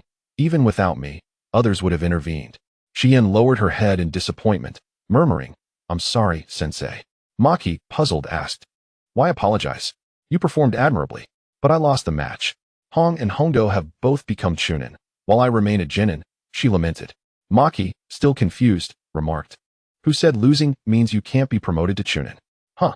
Seeing the perplexity in Shien's expression, Maki began to clarify. "First, those who win in the 2 rounds will certainly become Chunin. However, even those who lose can be promoted if they demonstrate sufficient Chunin capability." After saying this, he affectionately ruffled her hair, asking, "Do you understand now?" Chapter 72. Striving for great heights. Uchiha Maki glanced at the arena, his tone calm as he said, "Let us go." With his apprentice's matches concluded, there was no need to linger any longer. Furthermore, the announcement of new Chunin would take several days. Hondo and the others nodded obediently, following Maki as they departed the stands. After they left, Kakashi intercepted them. Maki looked at Kakashi, puzzled, and inquired, "What is the matter?" Kakashi, somewhat awkward, stated, "I would like to seek your guidance on lightning release." Seeking guidance on lightning release? Maki asked, perplexed. "Haven't you completed the sword techniques of the Hatake clan?" Kakashi shook his head. Maki replied, "Then return to me after you've mastered your family's techniques." With that, he vanished from Kakashi's sight, taking Hondo and the others with him. As they walked along the street, Shien, still grappling with her earlier defeat, asked, "Sensei, what do you think I need to improve upon?" Maki pondered for a moment before replying, "Your swordsmanship is already exceptional within the realm of shinobi. Additionally, your development of Dance of the Crescent Moon is quite refined. However, your greatest challenge lies in your physical frailty, which is detrimental given the demands of your combat style." Shien gazed thoughtfully at her hands. In that case, Maki's voice reached her ears. "I will arrange some training sessions for you at our usual training grounds over the next few days." Shien nodded, indicating her understanding. He then offered brief guidance to the other 2. Days later, as Maki predicted, Hong, Hondo, and Shien were all promoted to Chunin. Upon receiving their Chunin attire and bringing the news to Maki, he nodded in satisfaction. At that moment, an Umbu approached Maki, kneeling on one knee, and reported, "Lord Maki, the Hokage requests your presence." Maki nodded in acknowledgement and turned to the trio, saying, "You all wait here for a moment. I will return shortly." In the Hokage's office, Maki entered to find Tsunade glancing up at him, saying, "Maki, wait by the side while I finish this document." She resumed her focus on her paperwork. Maki approached her, massaging her shoulders while appreciating the view. Seemingly aware of his gaze, Tsunade leaned back in her chair and looked at him, asking, "Is it beautiful?" She then subtly adjusted her posture. Uchiha Maki gazed intently as he climbed higher, nodding in appreciation of the view. "Beautiful, simply beautiful," he murmured to himself. He handed a cup with a straw to Tsunade, who accepted it and began sipping. Meanwhile, Uchiha Maki continued his ascent, relishing the breathtaking scenery. Tsunade then spoke up. "The reason I called you here is to assign you a mission." Uchiha Maki, perplexed, replied, "But I already hold such a high position. Why must I take on a mission?" Tsunade proceeded to enlighten Uchiha Maki verbally, emphasizing that rank was irrelevant. It was about the will of fire, do you understand? Uchiha Maki, feeling defiant in response to Tsunade's admonition, retorted. Finally, satisfied after quenching her thirst, Tsunade returned the cup to its place, while Uchiha Maki concluded his climbing adventure. She handed him the mission scroll, stating, "This is your task." Uchiha Maki examined the scroll, reading aloud, "Guard duty in the land of snow?" Tsunade nodded, saying, "Your mission is to ensure the safety of the feudal lord of the land of snow." Uchiha Maki stroked his chin and declared, "I accept this mission." Before departing the Hokage's office, upon meeting the others, he announced, "The Hokage has assigned us a task to protect the feudal lord of the land of snow. Prepare your gear, we depart tomorrow. Let us gather at my home." The others, including Akane, nodded excitedly, as it would be their first mission in another country. "All right, you're dismissed," he said. Akane and Yuin acknowledged him and prepared to head home to organize their supplies. Uchiha Maki then took Akane to a shop along the streets of Konoha. "Shopkeeper, bring out your thickest clothing," he instructed upon entering. The shopkeeper complied and presented the warmest garments available. Uchiha Maki inspected the thickness with satisfaction and pointed to Akane, saying, "Please bring out 3 sets according to her size." After the shopkeeper inquired about Akane's measurements, he produced the requested clothing. Uchiha Maki made the payment and left with the garments, then proceeded to a boot store. Recalling their shoe sizes, he purchased thick, slip-resistant boots for both himself and the others. Finally, he returned home with Akane. As they walked back, Akane curiously asked, "Sensei, aren't we going to buy food?" Uchiha Maki gently replied, "For long missions, we usually rely on soldier pills and don't carry much food. At most, we might hunt for some game along the way." Akane nodded but expressed her disappointment. "So, I can only eat soldier pills? For someone who loves sweets. That's a terrible fate." Uchiha Maki promptly corrected her, "It's not just me. It's us." Hearing this, Akane spotted a dumpling shop and attempted to head over. But Uchiha Maki firmly held her back. She struggled, but the disparity in strength was too great for her to escape. His words reached her ears, "If you don't want to become a sweet potato instead of Akane, you ought to refrain from such treats." Akane ceased her struggles. Pondering aloud, what is the connection between Akane and sweet potatoes? Uchiha Maki continued, "Sweets will make you gain weight, likely doubling your size." This struck a chord with Akane, who ceased her resistance, envisioning herself as a ball and shivering involuntarily. She turned to Uchiha Maki with a conciliatory smile. "Sensei, I see your point." Uchiha Maki tentatively released her, relieved to see she had abandoned the idea of buying dumplings.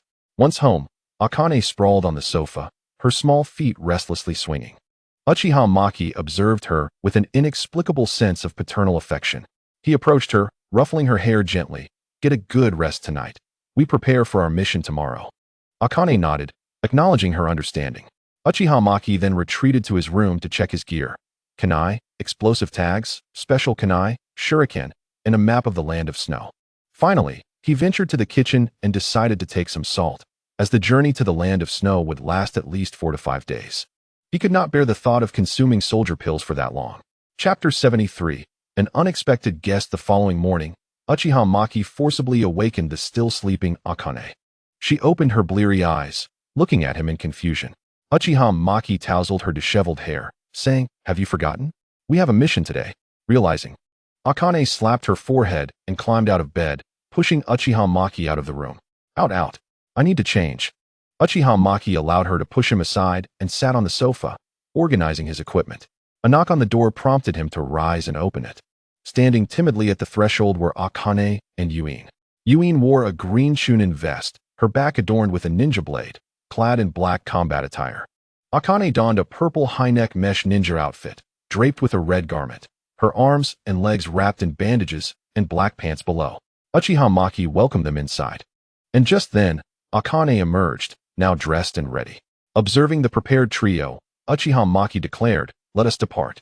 As they journeyed toward the land of snow, Uchiha Maki reminded them, "At our current pace, we should arrive in approximately 5 days." Akane looked up and asked, "Should we speed up?" Uchiha Maki shook his head. "We are already maintaining our optimal combat speed. Any faster could compromise our readiness." The trio nodded obediently, advancing at the pace he suggested. Nightfall arrived quickly. Uchiha Maki surveyed them and asked, "Is it acceptable for us 4 to take shifts guarding the night?" Seeing no objections from the 3, he nodded in satisfaction. "Tonight and in the future, I will take the second watch. The rest of you may choose freely. With that, he reclined on a tree branch and fell asleep. As a ninja who had faced 2 wars, falling asleep in various environments was a fundamental skill. The others exchanged glances, and, after discussing their watch order, Akane and Yuin leaped onto the branches as well. Unlike Uchiha Maki, they fashioned a makeshift hammock for a more comfortable rest. Soon, Uchiha Maki sensed someone approaching. Instinctively opening his eyes, his heightened sensitivity was warranted. Those who lacked it had perished. It was Akane, come to wake him for his watch. He nodded, leaping down and glancing at the hammock where the others rested, unable to suppress a smile. He added 2 logs to the fire, which crackled cheerfully. The flames illuminated his expressionless face, and as dawn broke, Uchiha Maki roused the others, stating, "Prepare to set off." Yuin rubbed her eyes, noticing the brightening sky, and inquired, "Sensei, why didn't you wake me?" "Because I forgot to ask who was on the final watch," he replied. On the 3rd day, as midday approached, Uchiha Maki spotted a deer along their path. He swiftly dispatched it with a kunai. The others gazed at the deer with gleaming eyes. Having endured countless meals of soldier pills, naturally, they were thrilled at the prospect of venison. Uchiha Maki, impassive, cut the deer's throat to let it bleed, then opened its abdomen to remove the entrails. Finally, he meticulously skinned it. When Akane and the others attempted to assist, he shooed them away. "You 3, don't cause me any trouble." After speaking, Uchiha Maki used 1,000 cherry blossoms to divide the venison into several pieces, skewering them with wooden sticks to roast. He did not forget to apply salt to the meat while educating the others. During wartime, lighting a fire in the wilderness is prohibited. Even now, it is advisable to refrain from doing so, as it may attract unwanted guests. Uchiha Maki's tone turned cold as he focused his Sharingan on the nearby bushes. "Come out, if you please." His presence exuded a chilling aura, causing even those not directly targeted to feel as though their throats were being constricted. Red Bean murmured to herself, "Is the teacher serious about this?" Shien and Hong remained silent, taken aback by Uchiha Maki's murderous intent. The 3 of them had an abstract understanding of his strength, only grasping it through his occasional guidance and the sporadic release of ninjutsu. At most, they would hear about his wartime exploits. In their minds, Uchiha Maki was a teacher with a cold exterior but a warm interior, somewhat indulgent towards them. It was only when touched by his unintentional killing intent that they realized the true terror of the figure before them. As the bushes remained still, Uchiha Maki's patience wore thin. He gathered a terrifying amount of chakra in his right hand. "Chidori." Red Bean could not help but exclaim, "It's the teacher's signature jutsu." Uchiha Maki turned to Shien and said, "Your chakra affinity is also lightning. You may wish to observe and learn from the upcoming jutsu." A brilliant white spear of lightning shot forth from his hand, piercing through the dense underbrush. A figure tumbled out from the thicket. Uchiha Maki's voice grew frosty as he addressed the newcomer. "Who exactly are you?" With that, he fixed his Sharingan on the individual. The emerging figure, a man in his 30s clad in a gray cloak, stumbled back 2 steps, attempting to maintain composure under the intense gaze of Uchiha Maki. Shien had already half-drawn her ninja blade, the lightning chakra flickering along its edge. Red Bean and Hong also brandished their kunai, forming a protective arc around their teacher. "Forgive me," the man croaked, sensing Uchiha Maki's growing impatience. "I mean no harm. I was merely ordered to confirm your whereabouts." He produced a token of identity and placed it on the ground, gradually retreating. Uchiha Maki used his 1,000 cherry blossoms to lift the token, instructing the 3 to avoid direct contact in such situations. Then, activating his Manjikyu Sharingan, he employed the ability of the ancient oracle to ascertain its authenticity. He witnessed the token's entire journey from its creation to its delivery and finally to this man's possession, confirming everything was in order. After verifying its legitimacy, Uchiha Maki stated, "You may leave now," before tossing the token back to the man. The man accepted it with a slight bow. "Please, make haste. The situation in the land of snow is dire." Uchiha Maki nodded in acknowledgement as the ninja from the land of snow vanished from sight using body flicker technique. At that moment, the dripping fat from the venison sizzled upon the fire. Chapter 74. Protection. As they gazed at the roasting venison, Red Bean and the others could not help but swallow hard. Uchiha Maki cut into the meat with his kunai, confirming that there was no blood remaining before handing it to them. Red Bean eagerly took a bite, only to emit a hissing sound. "It's too hot," she cried, clutching her blistered mouth. She then looked at Uchiha Maki with pleading eyes. The teacher chuckled at her pitiful expression and shook his head in amusement, extending his palm, which glowed with a green aura that enveloped her burned lips. As the healing technique took effect, the blisters gradually subsided. Next time, be more careful and don't be so reckless, he advised. Red Bean nodded, cautiously nibbling the venison this time, taking smaller bites. Before long, the four had devoured the entire roast. Uchiha Maki stood up, declaring, "Let us continue onward, but we must hasten our pace." A day later, under Uchiha Maki's deliberate acceleration, the group quickly reached the border of the land of snow, where the temperature noticeably dropped. Even Uchiha Maki felt a hint of discomfort in the frigid air. He accelerated the flow of chakra within himself to raise his body temperature, while Red Bean, Hong, and Xian shivered uncontrollably. Red Bean, quick to react, donned the thick clothing she had purchased in Konoha, leaving the other two trembling. Uchiha Maki chuckled. "Didn't I tell you to prepare your gear? How could you forget warm clothing?" Achoo! Hong sneezed just as she attempted to reply. Hugging her arms, she stammered, "I was so excited about my first mission abroad that I completely forgot about the weather in the land of snow." Red Bean, now clad in her thick coat, looked on with delight at her friend's plight. At that moment, Hong inadvertently moved closer to Uchiha Maki, exclaiming, "It's so warm next to you, teacher." Without hesitation, she snuggled against him, burying her head in his embrace and rubbing against him for warmth. Xian followed suit, wrapping her arms around Uchiha Maki and basking in his warmth. Meanwhile, Red Bean, who had been observing, suddenly felt self-conscious about her own attire, wishing to discard it entirely. Uchiha Maki, sensing their discomfort, decided to stop teasing them and retrieve the warm clothing he had prepared for them. "I'll deduct this from your next wages," he stated. Red and Xian quickly took the garments and changed into them, dispelling the chill that had settled within them. Hours later, they arrived at the palace of the Land of Snow. Upon stating their purpose, the king emerged, accompanied by a delicately crafted young girl who followed closely behind. "You must be Lord Uchiha Maki. I have long awaited your arrival. My name is Kazahana Sayuki, and this is my daughter, Kazahana Koyuki." Uchiha Maki nodded, assuring them, "During this mission, I will ensure your safety." Sayuki beamed with joy at his promise. Red Bean and her companions, charmed by Koyuki's adorable demeanor, could not help but crouch down to play with her. Observing their camaraderie, Uchiha Maki remarked, "Your task is to provide close protection for Princess Koyuki. I shall take on the responsibility of safeguarding King Sayuki." The trio nodded in agreement as Koyuki led them eagerly towards the palace to play.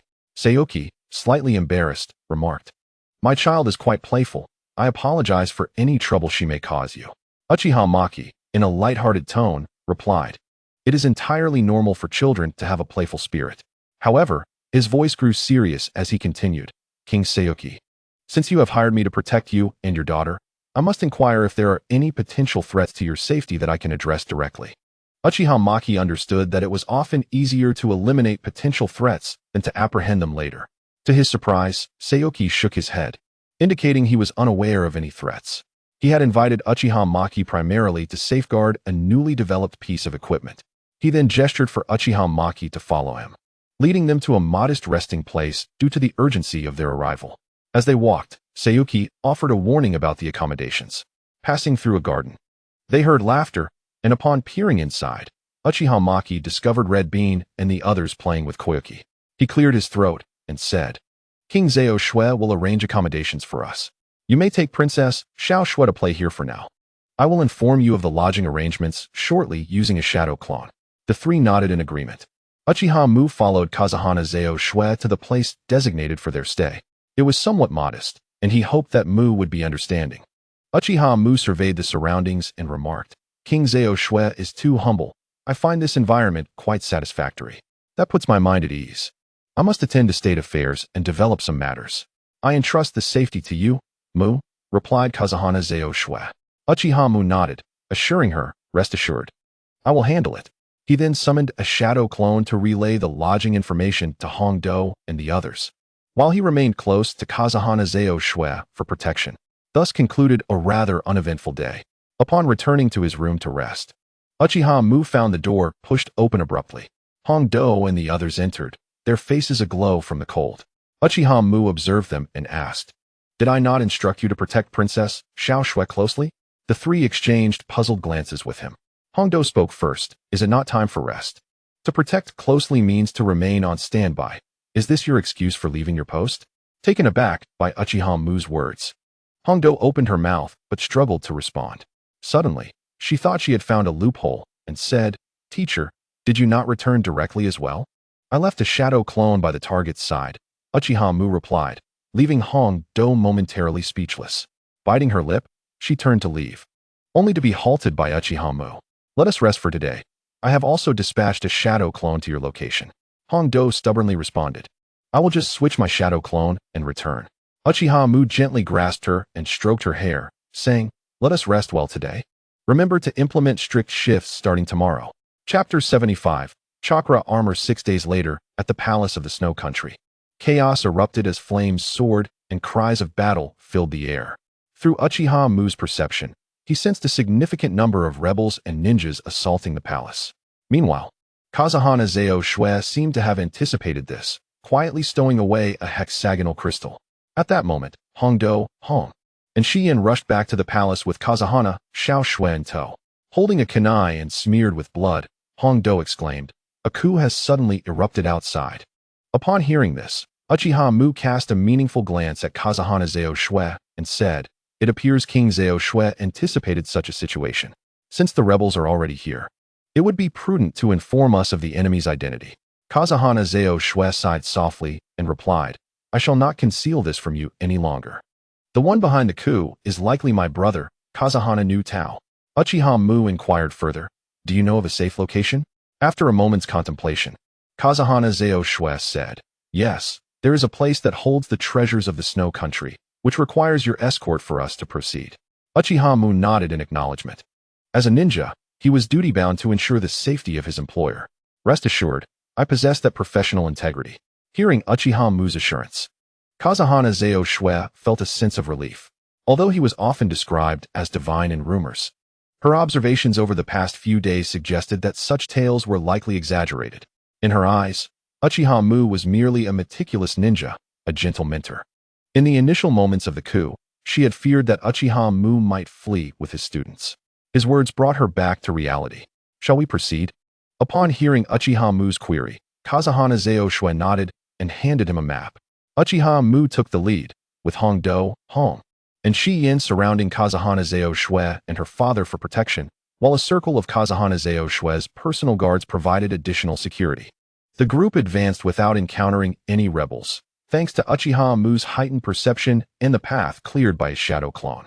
Even sporadic rebels were silently dealt with by Uchiha Mu.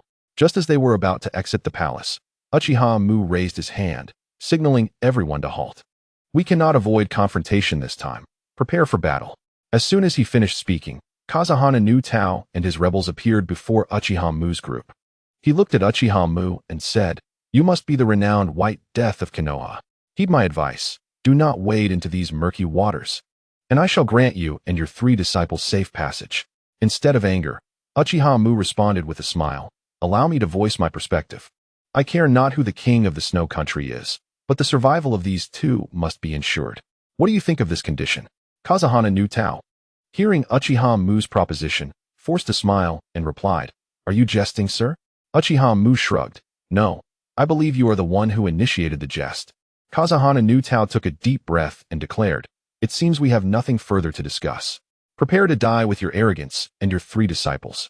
Uchiha Mu muttered to himself, It appears negotiations have failed. Truly, I am ill-suited for diplomacy. Without hesitation, he unleashed the fire release, great fireball technique. A colossal fireball surged toward Kazahana Nu Tao. Impressed, he exclaimed, Such powerful fire chakra. You are indeed a Uchiha. However, as the fireball struck, an invisible barrier emerged before him. Uchiha Mu, utilizing his Sharingan, discerned that this barrier seemed to absorb and disrupt his flames rather than merely block them. He quickly deduced the essence of the chakra armor. In that case, let us test its capabilities with a Genjutsu. Uchiha Mu activated his Crimson 3-Tomo Sharingan, attempting to ensnare Kazahana Nu Tao in an illusion. To his astonishment, there were no signs that Kazahana Nu Tao was affected by any Genjutsu. Observing this, Uchiha Mu murmured, A chakra armor that can withstand ninjutsu and Genjutsu possesses immense potential if mass-produced. Next, he decided to test the armor's durability. Instead of utilizing his usual technique, he engaged Kazahana no Tao in taijutsu using kunai. With the enhancement of his Sharingan, Kazahana no Tao's movements appeared to be in slow motion. The kunai struck the chakra armor, sparking flames, yet to Uchiha Mu's surprise, no marks were left. Witnessing this, Uchiha Mu continued his musings, immunity to ninjutsu and jinjutsu, along with commendable physical defense. If mass-produced, the Snow Country would no longer remain obscure. There must be some limitations. After testing the fundamental hardness of the chakra armor, Fenghua no Tao utterly lost his value. Utilizing the fire release technique, fire style, storm dance, amplified by the ocular technique, the might of this S-rank ninjutsu surged several-fold. This formidable fire release caused the entire palace and the snow outside to begin melting. Observing this, Fenghua no Tao dared not underestimate the situation and swiftly formed hand seals. The more potent jutsu, Ice Release, Twin Dragon Blizzard, emerged as two ice dragons sought to counter Uchiha Muku's fire release. However, despair engulfed him as his prideful ice release proved utterly inadequate against such an overwhelming fire technique. Following several encounters, Uchiha Muku had not only grasped the level of the chakra armor, but also discerned Fenghua no Tao's capabilities. In terms of pure strength, he barely equated to a special Jonin. And, with the chakra armor, he reached the elite Jonin tier. Such an opponent truly failed to pique much interest. Chapter 76. The stubborn Fenghua no Tao Uchiha Muku now merely desired to capture Fenghua no Tao alive to inquire about the origins of this chakra armor.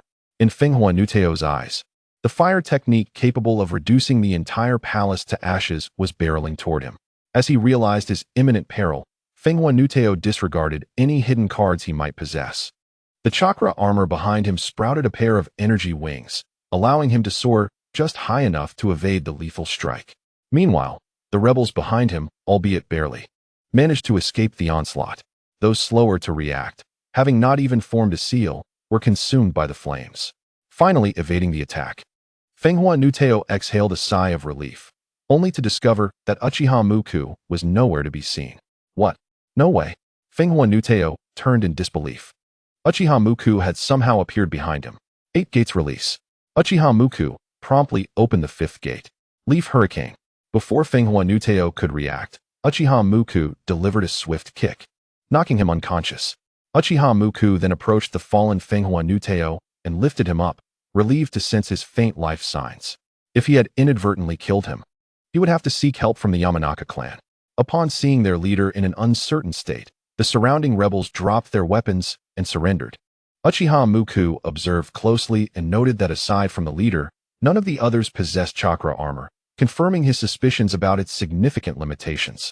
Turning, Uchiha Muku addressed King Zhaoxue, stating that the rebel forces had been quelled. Fenghua Zhaoxue cast a complicated glance at the unconscious Fenghua no Tao. "Thank you for your efforts, Muku." Uchiha Muku, with one hand hoisting the unconscious Fenghua no Tao, replied, "It was my duty." With the danger averted, King Zhaoxue could return to the palace to rest. However, Fenghua Zhaoxue shook his head, requesting, "Muku, please escort us to the location we previously planned." Though puzzled, Uchiha Muku nodded. First, he stripped Fenghua no Tao of the chakra armor, binding him securely before sealing him away in a prison cell. He then summoned a shadow clone to keep watch over him while he continued to escort the father-daughter duo to their destination. Throughout the journey, Uchiha Muku remained vigilant. Though fortunately, all proceeded without incident. The group swiftly arrived at their target location, the Rainbow Ice Wall, reputed to be atop the snowy mountain. This vast ice cavern featured a hexagonal pedestal at its center, surrounded by runes etched into the stone. Fenghua Zhaoxue approached, inserted a key into the hexagonal recess at the pedestal's center. The moment the crystal key was inserted, it emitted a faint glow, illuminating the ancient inscriptions on the pedestal one by one, casting a blue radiance. As the light intensified, tremendous heat was directed towards the ground. The surrounding ice, which had remained frozen for millennia, began to melt rapidly. The heat spread throughout the entire land of snow, causing the ice and snow to dissolve at a visible pace, revealing long frozen soil beneath. Grass sprouted from the earth, and flowers began to bloom. The land of snow, once shrouded in frigid temperatures, transformed into a land of eternal spring. Uchiha Muku and the others shed their heavy outer garments, relishing the warmth. Witnessing this transformation, Fenghua Zhaoxue turned to Uchiha Muku with a smile, stating, "Muku, this is the geothermal device I developed to change the weather in the land of snow." He sighed, seemingly recalling his brother. "My brother, Fenghua Nuteo, always believed I had developed a top-tier weapon. Even if I fully revealed the truth to him, it would have made no difference. Ultimately, this is the outcome." Uchiha Muku, reflecting on Fenghua Zhaoxue's words, expressed, "It seems your brother has been blinded by power." Fenghua Zhaoxue sighed bitterly, choosing not to respond. Upon returning to the palace, Fenghua Nuteo had already regained consciousness. His gaze towards Uchiha Muku was filled with trepidation. Uchiha Muku approached, sitting cross-legged before him. "I will ask, and you shall answer." Fenghua Nuteo nodded, then shook his head. Observing his reaction, Uchiha Muku furrowed his brow slightly. Is he not yet convinced? Yet his eyes are clearly filled with fear. With a gentle sigh, Uchiha Muku's fingertips crackled with lightning. "Since you are so defiant, I shall have to press you further." Fenghua Nuteo struggled even more vigorously at this moment. Uchiha Muku, seeing his predicament, resolved to act without hesitation. Lightning release, lightning serpent. In an instant, Fenghua Nuteo was electrified, paralyzed and twitching, yet he still remained silent. Uchiha Muku, witnessing his state, could only laugh in frustration. "Very well, since you are so obstinate, I shall exert my full strength." At this moment, Hinata Yakumo spoke up weakly, "Teacher, that." Uchiha Muku turned to her, suddenly clapping his hands. "Of course, Yakumo. How did I not think of this? If he is so unyielding, I can employ Jinjutsu to make him speak." Yakumo had finished her thoughts, but he seemed unable to voice them. Hearing Yakumo's words, Fenghua Nuteo's eyes sparkled with hope as he vigorously nodded in affirmation, making sounds of agreement. Uchiha Muku recalled that he had not sealed Fenghua Nuteo's mouth. Meanwhile, the shadow clone, feeling awkward, silently dispelled the technique. Upon receiving the memories from the shadow clone, Uchiha Muku was left speechless. It turned out that the clone, frustrated by Fenghua Nuteo's incessant shouting, had directly sealed his mouth. Realizing this, Uchiha Muku felt rather awkward. Approaching, he undid the seal on Fenghua Nuteo's mouth. The moment the seal was lifted, Fenghua Nuteo hastily began, "My lord, please ask away. I assure you, I will speak freely and thoroughly." Uchiha Muku chuckled, "I preferred your previous defiant demeanor. Please revert to that." "My lord jest," Fenghua Nuteo thought bitterly, pondering who had informed them that Uchiha Muku was merely formidable in name but weak in reality. Uchiha Muku then swiftly pulled him from his thoughts with his next inquiry. "Can this chakra armor be mass-produced? If not, what are the limitations?" Fenghua Nuteo promptly replied, "This item can currently only be produced on a small scale. Mass production is not feasible. The main issues stem from the scarcity of materials and skilled craftsmen. The technical challenges are no longer significant." Upon hearing this, Uchiha Muku pondered for a moment. Producing it on a small scale is still a positive outcome. He continued, "If it can be produced in small batches, how does the functionality of the chakra armor compare to your own?" "Approximately 60%. I believe you can see that this is customized." Chapter 77. The Progress of Orochimaru. Uchiha Maki nodded in acknowledgement. If it could be mass-produced on a small scale, and the armor's functionality could reach 60% of the Windflower Fury, it would indeed possess considerable strategic value. So, how much funding would be required to manufacture such armor? Uchiha Maki inquired further. If the costs were exorbitant, the strategic value of this chakra armor would diminish significantly. After pondering for a moment, Windflower Fury provided a figure. Each set would cost approximately 10 million ryo, and we could currently produce around 20 to 30 sets. Upon hearing the price, Uchiha Maki's furrowed brow relaxed, and he remarked, "That is quite reasonable. If 10 million ryo could grant Konoha an additional special Jonin level of combat power, it is indeed a worthwhile investment." Windflower Fury, who had been preparing for a reprimand, gasped in astonishment. Is this the extravagance of great nations? 10 million ryo is considered a small sum? Uchiha Maki looked at Windflower Fury and said, "From now on, you shall diligently manufacture chakra armor for Konoha. If you perform well, you shall not be neglected." Uchiha Maki proceeded to paint a grand vision for Windflower Fury, irrespective of its feasibility. Windflower Fury nodded appreciatively, feeling a sense of relief that he had survived this ordeal. A few days later, Uchiha Maki bid farewell to Hongdo and the others, as well as to the father-daughter duo of Windflower Early Snow. The mission time had come to an end, and it was time for us to retreat. Windflower Early Snow expressed her gratitude, saying, "Thank you, Maki. Without you, we might have." Meanwhile, Windflower Little Snow, witnessing this scene, felt her eyes welling up. Her thoughts were innocent. To her, it was merely a group of handsome older brothers and sisters who often played with her leaving. And she felt a strong sense of reluctance. Uchiha Maki knelt down and gently patted Windflower Little Snow's head, saying, "Farewell, Princess Little Snow." He then departed the land of snow with Windflower Fury and several carts. Due to the carts, Uchiha Maki and his companions took a week to reach Konoha village. Upon their return to their destination, Uchiha Maki turned to Yuhi Kurenai and the others, saying, "Disband and take a good rest." He then sighed, casting a glance at Hondo before tossing her the house key. It seemed he was now completely reliant on her. Following this, he brought Windflower Fury to Orochimaru's laboratory and said, "Orochimaru-senpai, this is your future colleague." He then shared his plans to mass-produce chakra armor. Orochimaru nodded in response. "Maki-kun, this is an excellent idea. I will pay close attention to it. My recent research has yielded some progress. Would you like to take a look? After all, seeing it firsthand is far more enlightening than reading through tedious reports." Uchiha Maki nodded and followed Orochimaru through 3 layers of doors into the laboratory. Windflower Fury was sealed of chakra and guarded by members of the Uchiha clan. Orochimaru pointed to a laboratory cabinet containing a small white mouse and said, "Maki-kun, this is my latest research achievement." He then employed a mechanical arm to immobilize the mouse. Uchiha Maki observed the ordinary white mouse, utilizing his Byakugan and Sharingan, and remarked, "Orochimaru-senpai, this seems no different from a regular mouse." Orochimaru smiled and replied, "Patience, Maki-kun." He pressed a button, and the mechanical arm captured the mouse. Placing it on a transparent experiment table, the mouse began to struggle restlessly. Orochimaru continued to manipulate the control panel, explaining, "The previous serum was too volatile, so I made some modifications." His snake-like eyes gleamed with fervor.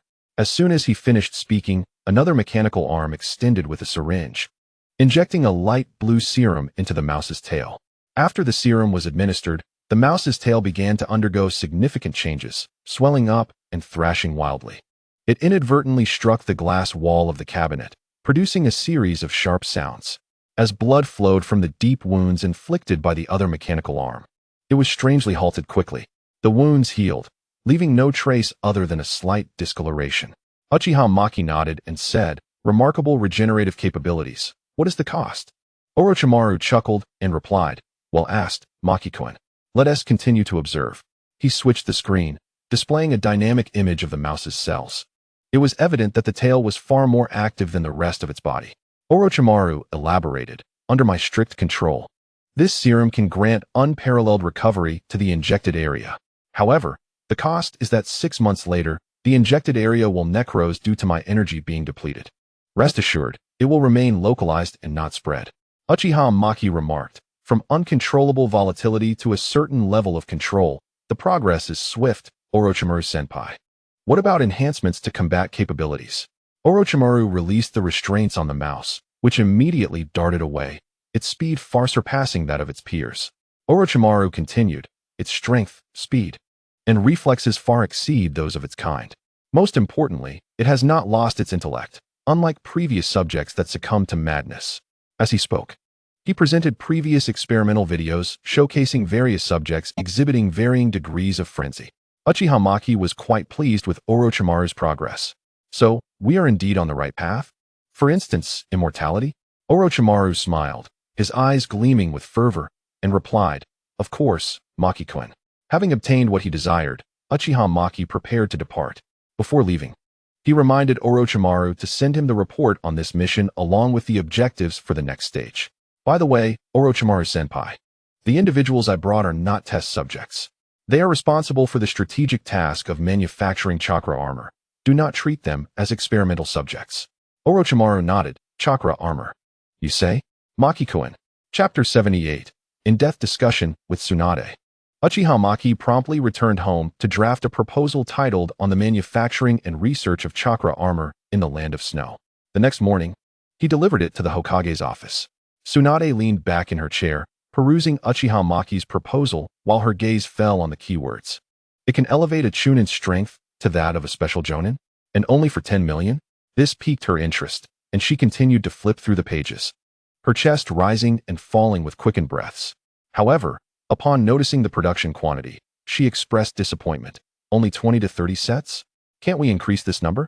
Uchiha Maki approached her from behind, massaging her shoulders as he explained, currently, we can only produce this amount due to insufficient raw materials. If we can resolve the raw material issue, we could produce at least 100 sets. Tsunade, not one to be easily swayed, directly asked, when will the raw material issue be resolved? Uchiha Maki awkwardly replied, that ultimately depends on the progress of the research department. Tsunade smiled and said, so? You are merely painting a rosy picture for me. Are you, little brother Maki? Uchiha Maki felt a bit embarrassed and scratched his head. Tsunade continued, you've taken over the industries of 3 clans. Are you telling me there is no funding? Subsequently, Tsunade pointed to the draft and continued, moreover, you prioritized the production of chakra armor for your own security forces? How can you then have the audacity to ask me for funds? Uchiha Muku timidly replied, so? Does that mean? Tsunade slammed her palm on the table, causing her ample bosom to sway, diverting Uchiha Muku's gaze. At the very least, half must be allocated to the Umbu. Uchiha Muku, looking resigned, responded, but these chakra armors are produced on our production line. Tsunade scoffed. Yet you are the one asking for money. If you have such wealth, why not fund it yourself? Hearing Tsunade's inquiry, Uchiha Muku explained, these 3 companies, except for the land owned by Mizuto, all need to expand their production lines. Orders are in place, but the funds have not fully returned. Tsunade smiled knowingly, saying, if you wish to invest, come to my house tonight, and we shall discuss it in detail. Uchiha Muku nodded, then I shall await tonight. Just as he was about to leave, Tsunade caught him. First, a little interest. With that, she began to verbally educate Uchiha Muku. Initially, he attempted to argue back passionately, causing Tsunade to roll her eyes in exasperation. Ultimately, after her clear and structured admonishment, Uchiha Muku had no choice but to relent and admit his mistakes, expressing his contrition with tears. After her lecture, Tsunade absent-mindedly brushed a stray lock of hair from her lips with elegance. Wait a moment, there aren't that many documents today. Uchiha Muku sat patiently beside her as she completed her official duties, and when they returned home, Tsunade brought out some meticulously prepared delicacies along with floral wine. She expertly warmed the wine and offered a glass to Uchiha Muku, then filled one for herself. Tsunade lifted her glass, somewhat nostalgic. It has been ages since we had such a quiet heart-to-heart. Uchiha Muku also raised his glass, reminiscing, indeed. It has been a long time since we faced each other like this. Tsunade lifted her glass, and Uchiha Muku followed suit, clinking their glasses together. As he inhaled the rich aroma of the wine, he frowned slightly. He took a tentative sip, discovering it was not overly strong. Rather, it had a hint of sweetness, though he felt a fiery sensation as it entered his stomach. Uchiha Muku was about to take another sip when Tsunade stopped him. Have something to eat, or it will upset your stomach. He nodded, chatting with Tsunade while nibbling on food. They conversed for quite some time. At first, Uchiha Muku thought little of the floral wine, considering it merely a low-alcohol rice wine. However, as he drank more, he began to feel increasingly disoriented, and before long, he was dizzy. Just as he intended to circulate his chakra to sober up, Tsunade interrupted him. Are you cheating when drinking with me? Observing the playful smile on her face ignited Uchiha Muku's competitive spirit. He decided against using chakra to counteract the effects, instead continuing to toast with her. As they drank, he suddenly perceived 3 Tsunades gazing at him. Huh, why are there 3 Tsunades? Seeing this, Tsunade stood up, revealing her curvaceous figure, and plopped down beside Uchiha Muku. Leaning against him, she said, would you like to try some imported wine, little brother? Uchiha Muku's mind took a moment to process her words. Imported wine? Is it foreign wine? Tsunade chuckled, then took a sip of wine, pressing her soft lips against his. It was then that Uchiha Muku comprehended the meaning of her imported wine. His eyes widened, and he fervently reciprocated. The crystalline liquid flowed between their lips until they parted. Whether it was the alcohol's effect or the lack of breath, both of their faces flushed. Uchiha Muku instinctively pulled Tsunade close, gazing at her with an assertive expression. Tsunade, witnessing her little brother's intense gaze, couldn't help but laugh. What? Are you thinking of eating me? Uchiha Muku replied in a low tone, I want to eat you. Tsunade wrapped her arms around his neck, smiling. Then let's see how well you perform. Here, many words are omitted. The next day, The throbbing headache from the hangover and the ache in Uchiha Muku's waist roused him. The outside world was shrouded in darkness. He struggled to reach the clock beside the bed, glancing at the time. Could yesterday have been a dream? As this thought crossed his mind, Uchiha Muku turned to glance at Tsunade. The pain in his waist reminded him that the events of the previous night had indeed transpired. Due to Uchiha Muku's commendable performance, he had scored 9 times on the football field the night before. A terrifying realization echoed in his mind. Uchiha Muku caught a whiff of the strong scent of alcohol lingering on him, causing him to wrinkle his nose. Just then, Tsunade stirred awake, groggily asking, "What time is it?" 10 o'clock. Tsunade, still dazed, responded, 10 in the morning? That's good. Uchiha Muku awkwardly clarified, "It's 10 at night." Tsunade suddenly became alert, sitting up as the blanket slipped from her shoulders, revealing her radiant form. Huh. She shot Uchiha Muku a glare. "This is all your fault." Uchiha Muku, looking innocent, rubbed his nose. Tsunade, catching the scent of alcohol on herself, also frowned. Seeing this, Uchiha Muku scooped her up and carried her to the bathroom. Chapter 79. Funding. After Uchiha Muku and Tsunade sparred in the bathroom, he wrapped her in a towel as if she were a rare treasure, placing her gently on the bed. Just as he intended to initiate a second round, Tsunade playfully stopped him with her petite foot, looking at him with feigned innocence. She said, "I'm hungry, little brother." Uchiha Muku grasped her delicate ankle, a smile deepening on his face, just in time. "So am I, Tsunade." Upon hearing his suggestive remark, Tsunade shot him a playful eye roll. "You haven't eaten all day, and you're still thinking about that?" Hearing her words, Uchiha Muku's stomach growled in agreement. The intense hunger following their vigorous activities prompted him to ask, "Tsunade, do you have anything to eat at home? I think there's some instant noodles left." Moments later, Uchiha Muku brought over all the prepared instant noodles. He served one bowl to Tsunade while he slurped down the other. Tsunade observed Uchiha Muku's eating habits. In the stillness of the night, a formidable Sannin, the current Hokage, and the true power behind the Uchiha clan were enjoying the simplest yet warmest of meals like an ordinary couple. Anyone who has eaten instant noodles knows that while one packet is delectable, consuming 2 in one go can be overwhelming. Uchiha Muku and Tsunade were in the former state. Tsunade's home had nothing left to eat apart from the 2 bowls of instant noodles, and the dishes from the previous night had long been ruined by spilled wine. After finishing the noodles, Uchiha Muku, feeling overly full and lustful, gazed at Tsunade. Startled by his look, Tsunade quickly dove under the covers, revealing only her small head. Watching him warily, seeing her like this made Uchiha Muku chuckle. He reached out, gently caressing Tsunade's delicate face, saying, "Tsunade, about that funding." Feeling his touch and hearing his words made Tsunade's cheeks flush slightly. "Given your performance, I approve it. Energy is conserved. However, under certain circumstances, energy may not be conserved. For instance, Uchiha Muku lost billions, yet regained millions. This phenomenon is also referred to by Uchiha Muku as Uchiha Maki." Having received Tsunade's approval, disregarded her reluctance and dove into the bed. "Allow me to express my gratitude once more, Sister Tsunade." As Tsunade began to speak, "You ungrateful brat." She was silenced by Maki's lips. Here, 1,000 words are omitted. The following morning, Tsunade awoke feeling as though her body had been thoroughly exhausted by Uchiha Maki's exuberance. What was she to do about her overly energetic brother, whom she had raised? Seeking a solution, she glanced down at Maki, who was playing the role of an infant foraging for food, and her gaze softened. At that moment, Maki also stirred awake, lifting his head to meet Tsunade's eyes. They exchanged glances, and Tsunade pinched Maki's face, saying, "Good morning, little brother." Maki mumbled, "Good morning," instinctively nuzzling against her.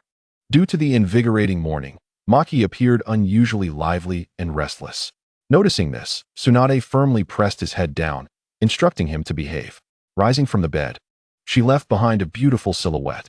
"Enough of this. The Hokage has been missing for an entire day, and I suspect the Umbu have gone mad." Maki suddenly smacked his forehead, realizing right. "The Konoha guard must be in chaos without me." The two exchanged a knowing look, abandoning flirtation as they hastily dressed and departed. Upon arriving at the guard headquarters, Maki discovered that far from being chaotic, everything was remarkably orderly. Witnessing this, he pondered, could it be that I am the unnecessary one? Meanwhile, Tsunade entered the Hokage's office, astonished to find everything functioning seamlessly, even more smoothly than when she was present. "Tsunade, couldn't he help but feel a mix of amusement and exasperation.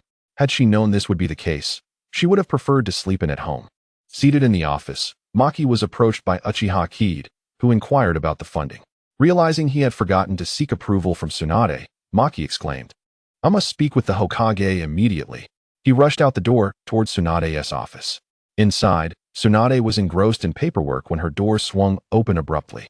Without needing to guess, she knew who it was. Looking up at Maki with a weary expression, she asked, "What is it?" Maki hurried over to her desk, downing a cup of tea in one gulp, followed by another 2 cups. Once his thirst was quenched, he extended his hand, asking, "Money?" Tsunade feigned confusion. "What money?" Upon seeing her attempt to evade, Maki's eyes widened. "The funding for the chakra armor. Didn't you promise yesterday?" With a smile, Tsunade replied, "Yesterday was yesterday. Today is today." Recognizing her playful demeanor, Maki plopped down on the floor, declaring, "Hokage, if you don't allocate the funds today, I shall sleep on your office floor and never leave." Chuckling, Tsunade retorted, "Then our esteemed advisor can sleep here as well, and he needn't return home." At this, Maki sprang to his feet, moving behind Tsunade to gently massage her temples. Seeing this, she ceased her playful banter and handed him the prepared documents. "Go find the finance department." Eagerly accepting the documents, Maki planted a kiss on Tsunade's delicate face. "You're the best, Tsunade." He dashed off toward finance. Tsunade shook her head, bemused by the childlike Maki. With the check obtained from finance, Maki arrived at Orochimaru's laboratory, tossing the check to him while reminding, "This is for the chakra armor. Ensure it is used solely for that purpose." Orochimaru nodded, assuring, "Rest assured, Maki-kun." Immediately after, he summoned Kazuhana Nudo to inform him that the funds were ready and production could commence. Nudo, having spent days with Orochimaru, had witnessed true madness and could confidently say, "Have you ever seen someone extend their neck 5 meters? I have." Chapter 80. The sample. After some contemplation, Nudo cautiously suggested, "Should we produce a sample first to assess the effectiveness?" Maki pondered briefly and nodded in agreement. After resolving the urgent funding issue, a wave of drowsiness washed over him. Prompting a yawn, he decided against returning to the guard and instead planned to head home for a nap, dragging his weary body home. Maki opened the door to find Akane curled up on the sofa like a lazy cat. Her delicate feet rested on the armrest, one hand cradling her head while the other reached for chips, engrossed in a television program. Upon hearing the door, Akane looked up with delight. "Teacher." Maki nodded at her call, approached, and retrieved a chip, offering it to her. "This is for you. Snacks aren't good for children." Ignoring her bewildered gaze, he snatched the chips and plopped down beside her. Akane's initial joy shifted to displeasure as she glared at Maki, extending her hand toward him. Perplexed, Maki wondered if she was upset over his taking her chips. Realizing this, he offered her another chip. Akane promptly bit into it, then reached out again. "You haven't given me the reward for the Snow Country mission yet." Maki suddenly recalled the matter and handed her the payment. As she accepted it, Akane couldn't help but exclaim, "Why is there so much?" Maki gently pinched her cheek, explaining, "That's the commission for you 3. Remember to share equally." Akane nodded, understanding, and eagerly left the room barefoot, lifting her delicate feet off the ground as she changed shoes. Maki, feeling bored, returned to his room and collapsed onto the bed for a nap. He was unaware of how long he had slept until a delightful aroma wafted through the air, waking him. Opening his eyes, he saw Akane. "Teacher, you've slept for a long time. It's time to get up for dinner." Maki, still groggy, rubbed his eyes and asked, "What time is it?" Akane, admiring his physique, handed him his bedside alarm clock. As Maki took it and focused, he realized it was already 8 in the evening. Nodding, he stood up, revealing his entire form, causing Akane's eyes to widen. Unintentionally glancing at a certain area, she gasped, "Isn't that going to break?" Realizing he was only in his underwear and feeling her gaze, Maki pointed at her head, saying, "All right, stop looking." He quickly donned his clothes. "Oh," Akane replied reluctantly, exiting the room. Maki soon emerged, pleased to see the table laden with food. "You've done well, Akane." He unabashedly devoured his meal, and Uchiha Muku consumed the last piece of meat. Afterwards, he stood up and donned his outerwear. Seeing this, Akamichi questioned with a hint of confusion, "Teacher, are you going out at such a late hour?" Uchiha Muku replied while opening the door, "Yes, I've been quite busy lately." He closed the door and headed towards Tsunade's home. Upon hearing a knock at the door, Tsunade inquired, Who is it? It's me, Sister Tsunade. Upon recognizing the familiar voice, Tsunade opened the door, and Uchiha Muku entered with a cheerful grin. Observing him, Tsunade feigned confusion and asked, "What brings you here at this hour?" Uchiha Muku playfully lifted Tsunade into his arms. Startled, she wrapped her arms around his neck, then playfully smacked him, saying, "Hurry and take a shower. Or else do not expect to touch me." Uchiha Muku chuckled awkwardly, gently set her down, and proceeded to undress and enter the bathroom. Tsunade's cheeks flushed slightly as she returned to her bedroom to read a book. Uchiha Muku showered quickly, before Tsunade could turn the pages of her book. The sound of water ceased. Wrapped in a towel, he burst into the room and lunged towards Tsunade. The next morning, the two were awakened by the sound of an alarm clock. Tsunade was the first to awaken, while Uchiha Muku buried himself in her ample bosom, reluctant to rise. Tsunade gently nudged him awake, saying, "Wake up, do not linger in bed." Uchiha Muku begrudgingly lifted his head to look at her, but his expression suddenly changed as he said, "Sister Tsunade, for the past few days." Tsunade touched her abdomen and replied, "Yes, what should we do?" She then glanced at the flustered Uchiha Muku, smiling as she added, "Are you foolish? I am a medical ninja, after all." Relieved by her words, Uchiha Muku exhaled deeply. 3 days later, Uchiha Muku sat in the office of the Leaf Village's security department.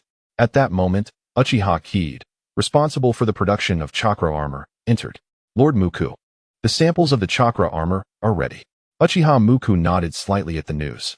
"Lead the way." Uchiha Kid guided him to the laboratory, where Kazahana and Nato had been waiting outside for some time. Upon seeing them, they hurried over. "Esteemed lords, the samples are inside." Uchiha Kid instinctively looked at Uchiha Muku, who nodded in acknowledgement. "Let us proceed." Kazahana and Nato quickly took the lead. Before long, the trio arrived at a room. The Uchiha clan member guarding the area greeted them, "Lord Muku, Lord Kid." As Uchiha Muku entered the room, he patted the shoulders of the two guards. "Keep up the good work." The two stood straighter at his words. "Yes, Lord Muku." They entered the room, and Kazahana and Nato carefully presented a set of chakra armor. Uchiha Muku examined the armor before asking, "How effective is it against Genjutsu?" Kazahana promptly responded, "It has been tested by Uchiha clan members with 3 Tomo Sharingan. It can fully resist visual-type Genjutsu, but is less effective against body-control Genjutsu. What about physical and ninjutsu defense?" Kazahana answered readily, "In simulated tests, it can withstand standard kunai and shuriken attacks. Regarding chakra-level defenses, it can repel all common C-rank to B-rank ninjutsu. It also performs well against the residual effects of A-rank ninjutsu." Uchiha Muku approached and stroked the armor, saying, "This is indeed a remarkable piece. When can we resolve the issue regarding the materials?" Kazahana fell silent for a moment. This cannot be resolved in the short term. Although Uchiha Muku had anticipated this, he still sighed upon hearing the response. "Then let us proceed with production based on this standard. Please provide me with a detailed report on the armor's specifications and other issues." Chapter 81. Kushina. Upon hearing Uchiha Muku's words, Kazahana immediately saluted, "Understood, Lord Muku."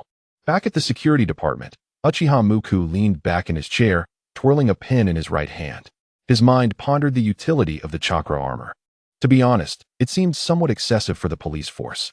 Suddenly, Uchiha Muku clapped his hands, struck by a brilliant idea. At that moment, Narashikaku entered, carrying a stack of documents. "Captain Muku, here are the recent files requiring approval from the Leaf Village Security Department." Uchiha Muku's eyes widened at the sight of the documents, and he halted the motion of his pen. The pen dropped to the floor with a clatter. "Wait, I was only gone for 2 days. How could there be so many files?" Narashikaku chuckled. "Is it possible that these are the files that have piled up since you began your mission in the Land of Snow?" Reflecting on his words, Uchiha Muku realized he had indeed accumulated quite a backlog. He then took the opportunity to complain. "Then why didn't you hand me the files yesterday?" Narashikaku could not help but laugh at Uchiha Muku's shamelessness. "Yesterday, you were in the office for less than an hour before vanishing. How could I have given you the files, Captain Muku?" Uchiha Muku was left speechless, awkwardly staring at the floor. In moments of embarrassment, one tends to feign busyness. Spotting the pen on the floor, Uchiha Muku muttered to himself, "How did this pen end up on the floor?" He picked it up and pretended to scrutinize the documents. Narashikaku, observing Uchiha Muku's antics, sighed, "Captain Muku, what is it?" Uchiha Muku replied. You have the documents reversed. Unfazed, Uchiha Muku calmly flipped the papers over and began to review them sincerely. Nara Shikaku quietly exited the room. As Uchiha Muku gradually processed the documents, he realized Nara Shikaku was indeed thoughtful. Nearly every file contained his insights and opinions, significantly reducing Uchiha Muku's workload.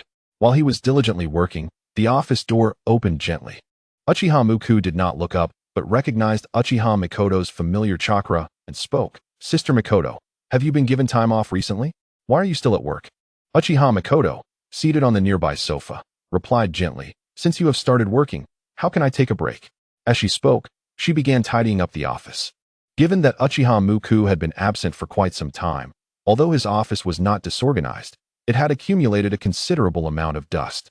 An hour later, Uchiha Muku finally finished the last document and leaned back in his chair, stretching lazily. Observing Uchiha Mikoto, who was just finishing her work and glistening with sweat, he could not resist and approached to embrace her. Uchiha Mikoto stiffened momentarily at the unexpected gesture, but soon relaxed, allowing him to hold her. Uchiha Muku rested his chin on her slim shoulder, the warmth of his breath causing her ears to flush. What's wrong, Muku? Uchiha Mikoto inquired. Uchiha Muku responded, I just wanted to hold you. To which Uchiha Mikoto replied, it's not proper to do this in the office. Uchiha Muku quickly picked up on the loophole in her words, retorting, so does that mean it's acceptable at home? Just as Uchiha Mikoto was about to explain, Uchiha Muku released her and cheerfully said, let us save that discussion for when we get home. Uchiha Mikoto swallowed her words of explanation, thinking to herself that as long as Uchiha Muku did not disturb her in private moments, she could let him be. Before long, it was time to leave work. Uchiha Muku wrapped his arm around Mikoto's slender waist as they stepped outside. Following Mikoto's instructions, they located the residence of Kushina.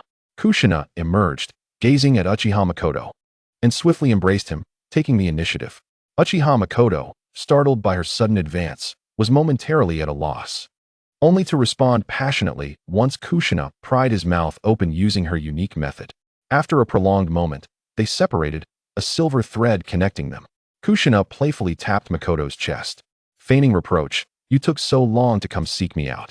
Aware of his own shortcomings, Mikoto sheepishly replied, I'm sorry, it's my fault, and began to comfort her. After a while, he managed to appease her.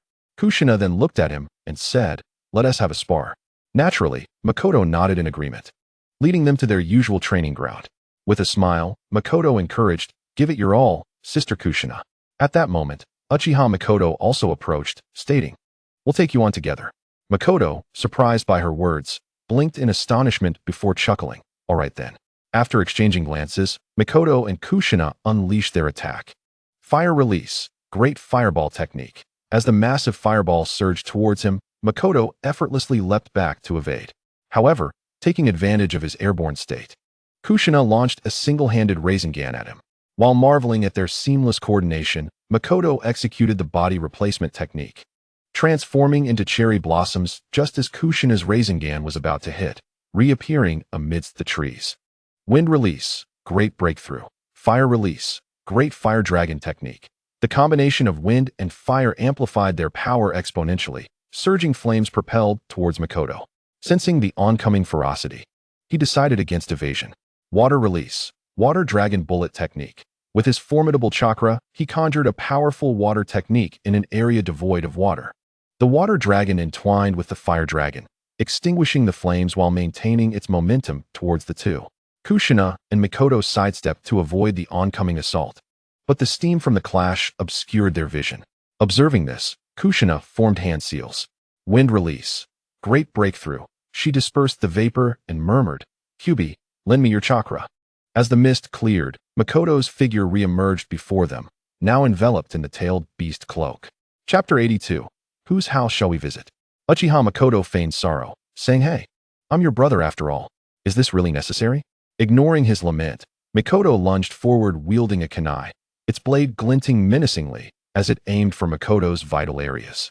Despite Mikoto's fierce assault, Mikoto did not even activate his Sharingan. Instead, he skillfully evaded while blindfolded with a black cloth. In the meantime, Kushina, now clad in the chakra cloak of the three tails, propelled herself from the ground, leaving cracks in the earth as she charged at Makoto like a released arrow. Her claws sliced through the air towards his head, a strike far surpassing Makoto in both strength and speed. Makoto leapt back, narrowly avoiding the blow, teasing, "Sister Kushina, are you being serious?" Kushina remained silent, extending her claws, enhanced by wind chakra, to extend her reach for another attack. Simultaneously, Makoto hurled a gigantic wind shuriken to restrain him. As Makoto dodged skillfully, avoiding the claws and shuriken, Makoto deftly yanked back the shuriken, ensnaring him. With her hands forming seals, she unleashed Fire Release, Dragonfire technique, sending flames racing along the wire towards Makoto. Almost instantaneously, Kushina gathered her Rasengan, which was no ordinary sphere but infused with wind and tail beast chakra, transforming it into Wind Release, Rasen Shuriken. Sensing the overwhelming chakra, Makoto dared not underestimate it. His eternal Mangekyo Sharingan activated, and he summoned the armored form of his Susanoo, shattering the wire and blocking Kushina's Rasen Shuriken. The violent clash produced dense clouds of smoke. As the dust settled, Kushina reverted from her tailed beast transformation. Makoto gazed at her and said, "Are you feeling better now, Sister Kushina?" He approached and embraced her. He understood that her request for a spar was a sign that his previous attempts at comfort had fallen short. After a spirited battle, she seemed more at ease, merely leaning against his chest without further resistance.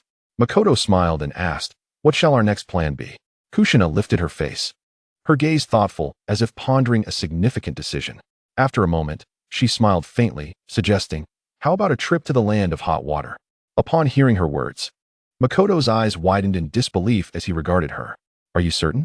Kushina nodded vigorously in his embrace, then whispered enticingly in his ear, "Let us take Makoto along. They have mixed bathing there."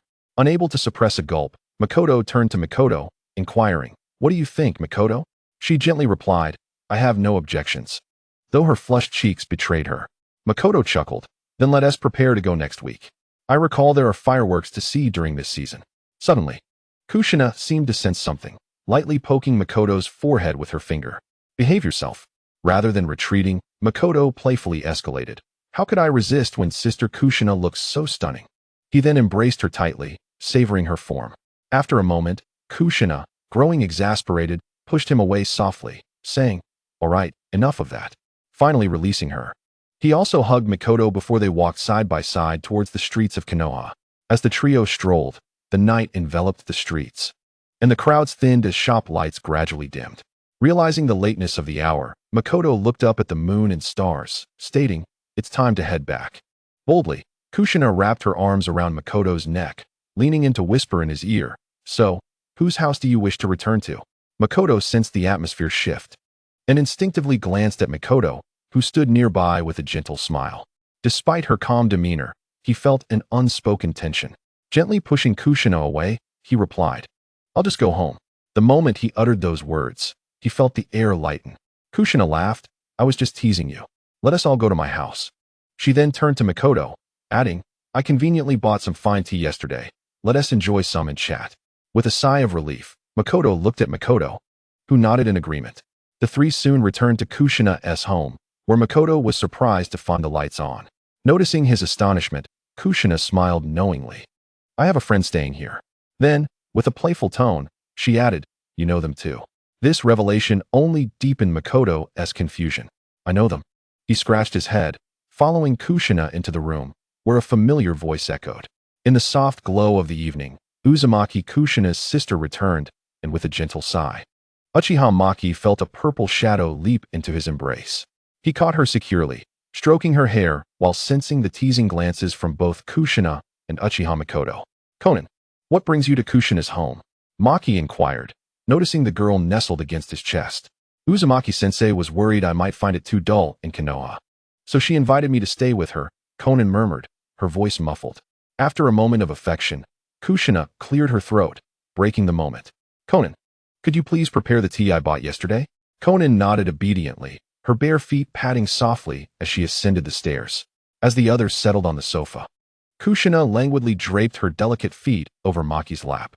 From his perspective, her pristine toes, adorned with vibrant crimson nail polish, created a striking visual contrast. Sensing Maki's gaze, Kushina smirked, playfully wiggling her toes. Could you give them a gentle massage? She requested, her voice sweetly coaxing. Maki obliged, one hand grasping her slender ankle while the other kneaded the sole of her foot. Kushina reclined, lifting her head and squinting her eyes in blissful enjoyment of Maki's ministrations. Meanwhile, Konan descended the stairs, tea leaves and a teapot in hand. Upon her arrival, Kushina swiftly withdrew her feet, smoothing her vibrant red locks into a more composed appearance. Konan delicately placed the teapot on the table, her movements fluid as she began brewing the tea, captivating Maki with her graceful technique. When did you learn to do this? Konan? Maki asked, intrigued. She turned her head, a flicker of amusement in her cool eyes. Well, I had some spare time at Kushina's house, so I thought I'd give it a try. As she poured a cup of tea, she gently extended it toward Maki. Would you like to taste? Maki accepted the cup, taking a moment to savor the aroma before cautiously sipping. He examined the flavors, hoping to detect the delicate notes of orchid within.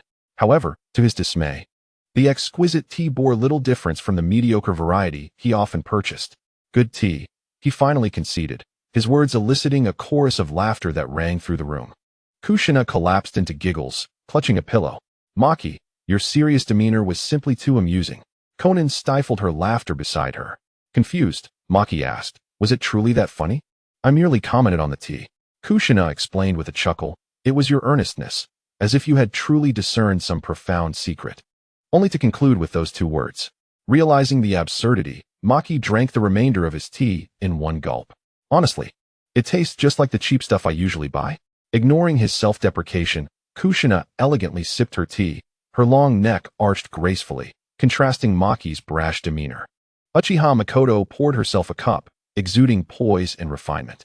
As the three women relished their tea in serene silence, Maki felt like an outsider, awkwardly scratching his nose before pouring himself another cup, muttering, it's just tea. Why all the fuss? It serves its purpose. His words, though softly spoken, resonated in the quiet room, catching the attention of the attentive ninjas. Kushina and Makoto exchanged glances, their smiles reflecting a shared understanding of his obliviousness, then returned to their enjoyment of the fragrant tea and tranquil atmosphere. Maki, feeling comfortable, shifted and rested his head on Makoto's lap. Seeking comfort, he nestled against her warm abdomen, burying his face to inhale her soothing scent. Makoto stiffened momentarily at his unexpected gesture, her gaze softening with a mix of tenderness and resignation as she allowed him to settle in, though a faint blush crept across her cheeks. Kushina observed the scene with amusement, watching as Makoto tidied Maki's tousled hair, while Konan quietly savored her tea, occasionally catching the delicate origami cranes that danced through the air. Curiosity piqued, Kushina finally inquired, is your paper technique a bloodline limit or a secret art? It's a secret technique, Konan replied softly. At that moment, Maki's gentle snores broke the tranquility. Makoto smiled softly, carefully lifting him to carry him to the guest room. Upon her return to the living room, Kushina continued her line of questioning. How did you and Maki become acquainted? Makoto perked up, intrigued, as she had only heard Maki's side of the story. Konan gazed into the distance, lost in memories. It was during my childhood, amidst the Second Great Ninja War. My parents perished in the conflict, leaving me cold and hungry, huddled in the ruins. Then he appeared. She produced a cherished kunai. Continuing, he offered me this kunai along with some rations, gently patting my shoulder and urging me to survive. Without his provisions, I likely would have perished from starvation. Kushina and Makoto exchanged glances, their previous uncertainties dispelled. After hours of conversation, Konan curiously asked, and how did you two meet Maki? Makoto replied, her teacup swaying gently, I've known Maki since we were children. Konan's gaze shifted back to Kushina. Kushina smiled softly, I was saved by him. Intrigued, Konan leaned forward, captivated by Kushina's tale, which promised more excitement than Makoto's. Even Makoto, usually composed, displayed a glimmer of curiosity in her eyes. Kushina, seeing their eagerness, recalled that this story had been sealed away by the Umbu for many years. It was understandable that they were unaware. Taking a sip of tea, she began, it was a dark and stormy night. I was living with Tsunade, who had unfortunately gone out on a mission. The Hidden Cloud Village seized this opportunity to invade my home and abduct me. Pausing for a moment, she sipped again to moisten her throat before continuing. I was weak, and the seal on the nine tails had weakened. In my moment of peril, Maki placed a hand on my shoulder, entered my consciousness, and subdued the nine tails, threatening it to refrain from causing chaos. A warm smile graced Kushina's face as she concluded. If not for him, I might never have been able to train in ninjutsu properly. The trio conversed for quite some time until the invigorating effects of the tea began to wane, yielding to drowsiness. Kushina yawned and declared, "Let us rest for the night." With a mischievous grin, she teased Mikoto, "How about you sleep with Maki tonight?" To her surprise, Mikoto readily agreed without hesitation. Sure. No trace of shyness or doubt crossed her features, leaving Kushina momentarily stunned. Embarrassed, she merely chuckled awkwardly before retreating to her room, chiding herself for her impulsiveness. Meanwhile, Mikoto approached Maki's resting chamber, gently pushing the door open. She slid into bed beside him, pulling back the covers. Maki, startled by this sudden intrusion, initially believed it to be a dream, only to find himself embracing Mikoto, slipping back into slumber. Chapter 84. Morning Education. The following morning, Uchiha Maki awoke abruptly as an itch tickled his nose. Upon opening his eyes, he discovered Uchiha Mikoto playfully brushing her hair against his nose. At that moment, Maki realized that everything was not merely a dream. He instinctively wrapped his arms around Mikoto, drawing their bodies close together. Feeling the warmth, Mikoto's cheeks flushed slightly as she gently tapped Maki on the head, teasing him about knowing such things at such a young age. Maki, with a grin, replied, "Well, it's because you, Mikoto, are rather audacious." After saying this, he tightened his embrace and whispered something in her ear. Mikoto, taken aback, playfully struck him, her face now as red as a sunset. "Where did you learn these tricks?" she exclaimed, shooting him a playful glare before beginning her verbal reprimand. Despite Maki's protests, he accepted Mikoto's gentle admonitions. Just then, Kushina knocked on the door. "Maki, may I come in?" Without waiting for a response, she pushed the door open. Upon seeing Maki sitting on the bed, engrossed in a book, she raised an eyebrow in confusion. "Maki, it seems you've got your book upside down." Maki, with a stoic expression, dropped the book. Unfortunately, Mikoto seized this opportunity to escalate her verbal chastisement due to Kushina's arrival. Maki couldn't help but wince, drawing in a sharp breath.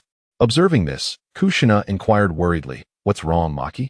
Maki chuckled, implying, "It's nothing, just a little bite." At that moment, Kushina noticed something was amiss and asked, "Where's Mikoto?" Maki felt Mikoto's reprimanding cease, and he quickly added, "Mikoto? I haven't seen her." His earnest demeanor startled Kushina. Relieved, Kushina said, "Oh, that's fine then. I thought she was looking for you this morning. I noticed she wasn't here, so she must have gone home." Maki nodded in agreement. "She must have gone home. I didn't see her when I got up." Hearing this, Mikoto resumed her gentle admonishment. Kushina, taking a seat on the bed, casually remarked, "Since Mikoto is gone, how about we?" Maki interjected with a serious tone, "Kushina, please, don't make such jokes." Kushina couldn't help but chuckle at his earnestness. All right, I won't tease you anymore," she said, playfully stepping out of the room. Maki, undeterred by Mikoto's reprimands, continued to retort, causing Mikoto to roll her eyes. The sound of running water echoed from the bathroom as Mikoto emerged, her smile hiding a hint of menace. "If you dare to retort again while I'm educating you." Then, she extended her delicate hand to gently flick Maki on the forehead. Just as she was about to leave, Maki grabbed her arm. "Mikoto, Kushina just came to my room looking for you. If you leave like this, Kushina will definitely know what happened." Realizing the implication, Mikoto quickly asked, "What should we do?" Maki pondered for a moment before suggesting, "How about I use the flying thunder god technique to send you home? And you can buy something outside to pass off as breakfast?" Mikoto, seeing the practicality of this plan, nodded in resignation. It was indeed the best course of action at that moment. After Maki sent Mikoto on her way, Kushina returned to the room, increasingly suspicious.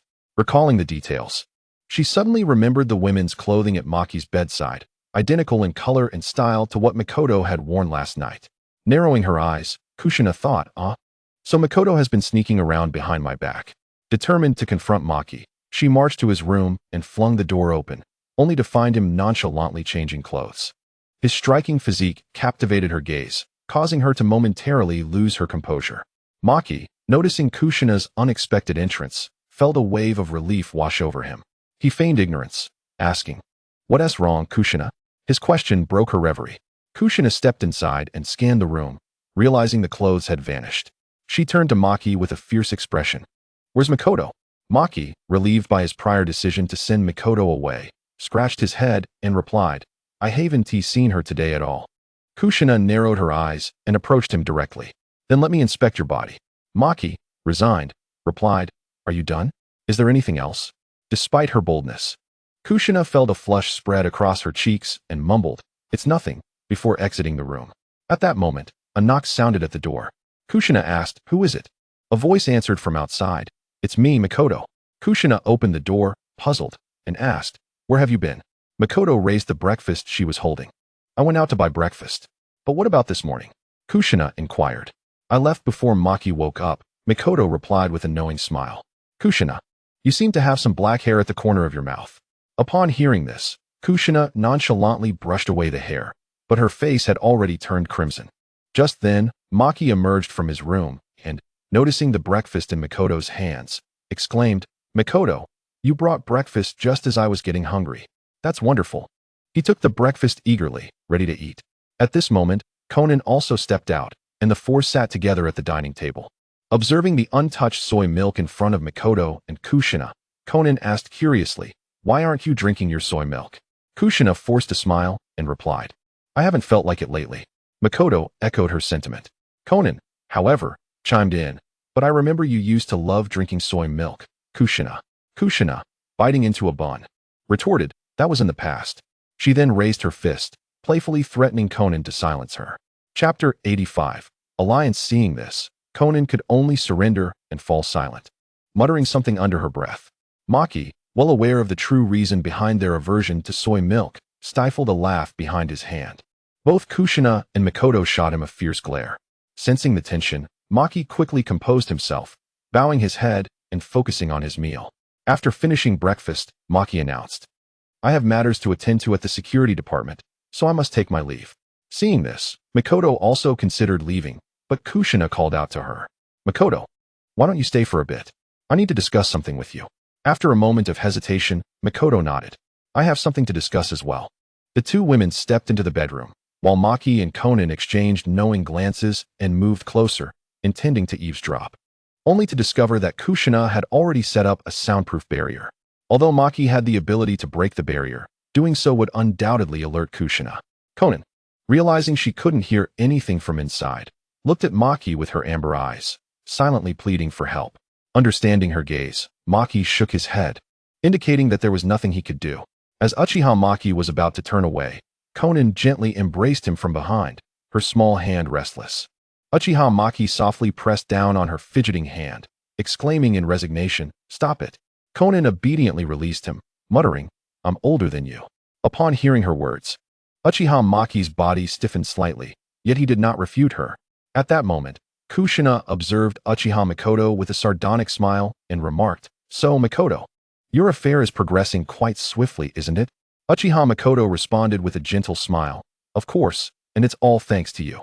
A frown appeared on Kushina's brow as she clenched her fists.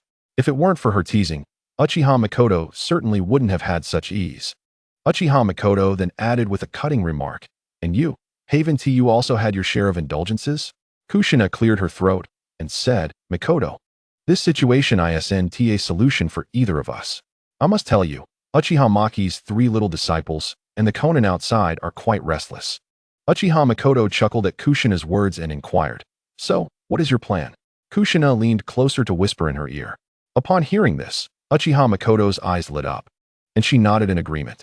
Just as Uchiha Maki was about to lean in to eavesdrop, the door swung open. Under the teasing gazes of the two women, Uchiha Maki felt a bit embarrassed and lowered his head as if searching for something, muttering, Not here. I'll check elsewhere. With that, he left the scene. Seeing this, Konan contemplated an excuse to depart, but was stopped by Uchiha Makoto and Kushina. Wait, don't leave just yet. We have a few things to discuss with you. Reluctantly, Konan halted her steps and followed them into the room. Kushina took her seat first and smiled at the somewhat uneasy Konan. She then stood up, pulling Konan to sit beside her, saying, You must like Maki, right? The unexpected closeness caught Konan off guard, leaving her unsure of how to respond. All she could do was lower her head and stammer, I do. Kushina gently patted Konan's shoulder, encouraging her, Relax, there's no need to be so tense. Honestly, we are indifferent, but it ultimately depends on Maki's wishes. Just as Konan had prepared her response, She was interrupted by Kushina's words, letting out an awe as she looked at the two. Uchiha Makoto nodded. Everything depends on Maki's consent. As long as he is fine with it, we are indifferent. Konan looked at them incredulously. At this moment, Kushina added, however, we have a condition. Konan slightly pouted but listened intently. Kushina smiled. It's simply to stand by our side.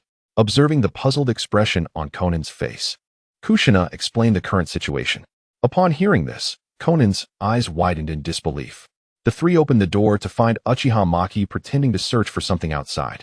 Upon hearing the door open, he whistled nonchalantly and walked away.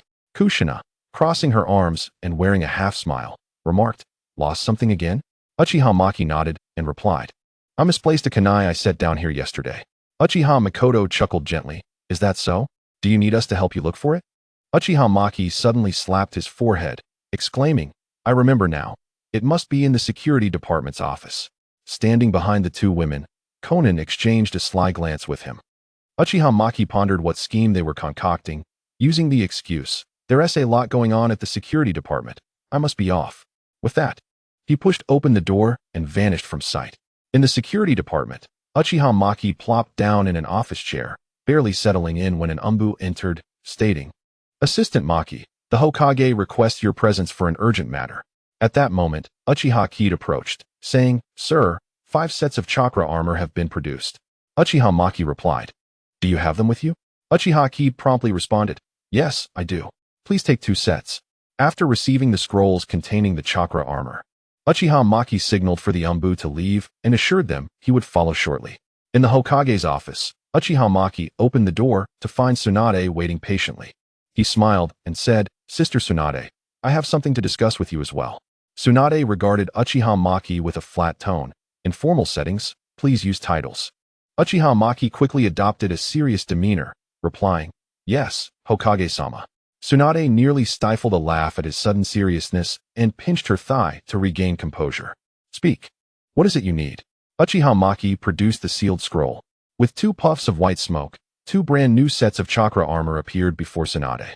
She accepted the armor, examining it closely. Is this what you meant? Uchiha Maki nodded. Indeed, this is the chakra armor I previously mentioned. It has reports on its physical properties, ninjutsu, and jinjutsu. Tsunade scanned the report, noting it can defend against B-rank ninjutsu and is immune to most physical attacks. She then exclaimed in surprise, Is this real? Uchiha Maki assured her, Absolutely. If you doubt it, Hokage-sama, you may test it yourself. He handed her a kunai. With Tsunade's agreement, she took the kunai without further ado. Chapter 86. Testing. As Tsunade made a decisive slash with the kunai, sparks flew from the chakra armor, emitting a sound reminiscent of nails on a chalkboard. The armor only bore a faint white mark. Tsunade raised an eyebrow. Impressive. This physical defense far surpasses that of the Umbu's iron armor. Next, Tsunade intended to test an explosive tag, but was halted by Uchiha Maki. Although the chakra armor can withstand the explosion, it is powerless against the shockwave. Tsunade remarked, Why isn't this noted in the report? Uchiha Maki explained, Typically, explosive tags are used in conjunction with kunai. It is practically impossible for a tag to stick directly to someone.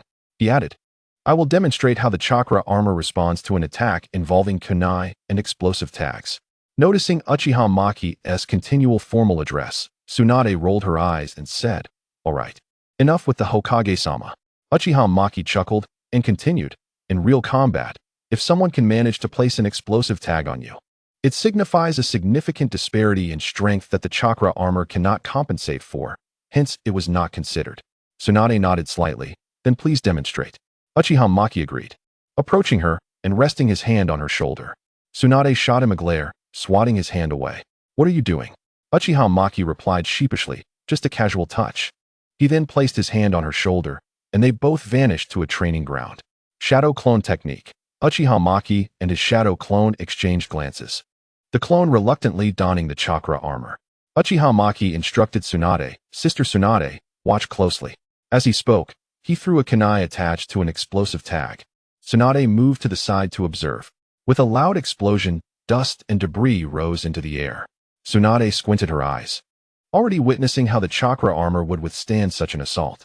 Just as the kunai with the explosive tag was about to strike Uchiha Maki's shadow clone, an invisible barrier emerged from the chakra armor, absorbing both the explosion and the shockwave's force. As the dust settled, Uchiha Maki turned to Tsunade and inquired, "What do you think, Sister Tsunade?"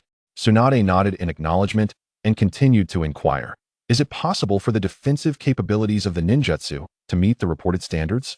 Uchiha Maki replied, "Next, I will control the power to that of an average Chunin to demonstrate for you, Sister Tsunade."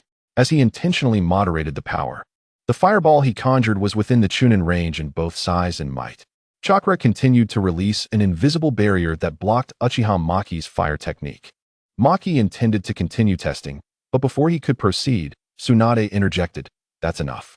I have a fundamental understanding of this armor. Let us return to the Hokage's office." Uchiha Maki dispelled his shadow clone and used the Flying Thunder God technique to escort Tsunade back to the office. As Tsunade regarded Uchiha Maki, she asked, "Is there truly no solution to the raw material issue?" Maki candidly responded, "That will depend on how the research department resolves it." Upon hearing his words, Tsunade nodded in resignation. "If it can indeed be mass-produced, let me know." Maki grinned. "Of course, Sister Tsunade, I might need your sponsorship then." Tsunade waved her hand dismissively. "Enough with the banter. Remember to come to my house tonight." Maki nodded, just as he was about to leave when Tsunade called out, "First, let me collect some interest." Maki finally felt like a sandwich. He glanced at Tsunade and joked, "Once you've collected your interest, may I take my leave?" Tsunade, while washing her face, gestured for him to go. Maki returned to the Konoha garrison to handle official duties. At that moment, Nara Shikaku brought over a pile of brand new documents. Maki, perplexed by the stack, asked, "Where did this come from?" Nara Shikaku smiled and replied, "This is the workload expected of you as the newly appointed Hokage's advisor. It's just officially yours starting today." Maki, exhausted, leaned back in his chair, covering his face with one hand while motioning for Shikaku to set the documents down. After a considerable amount of time, Maki finally revitalized himself to continue processing the files. That evening, at Tsunade's residence, Maki remarked with a smile, "I see, Sister Tsunade. You intentionally increased my workload, didn't you?" Tsunade feigned ignorance and asked, "What do you mean? I'm not clear." Maki said nothing further and swept her up into his arms, carrying her into the bath. The following morning, Maki's hand rested on Tsunade's curvaceous thigh.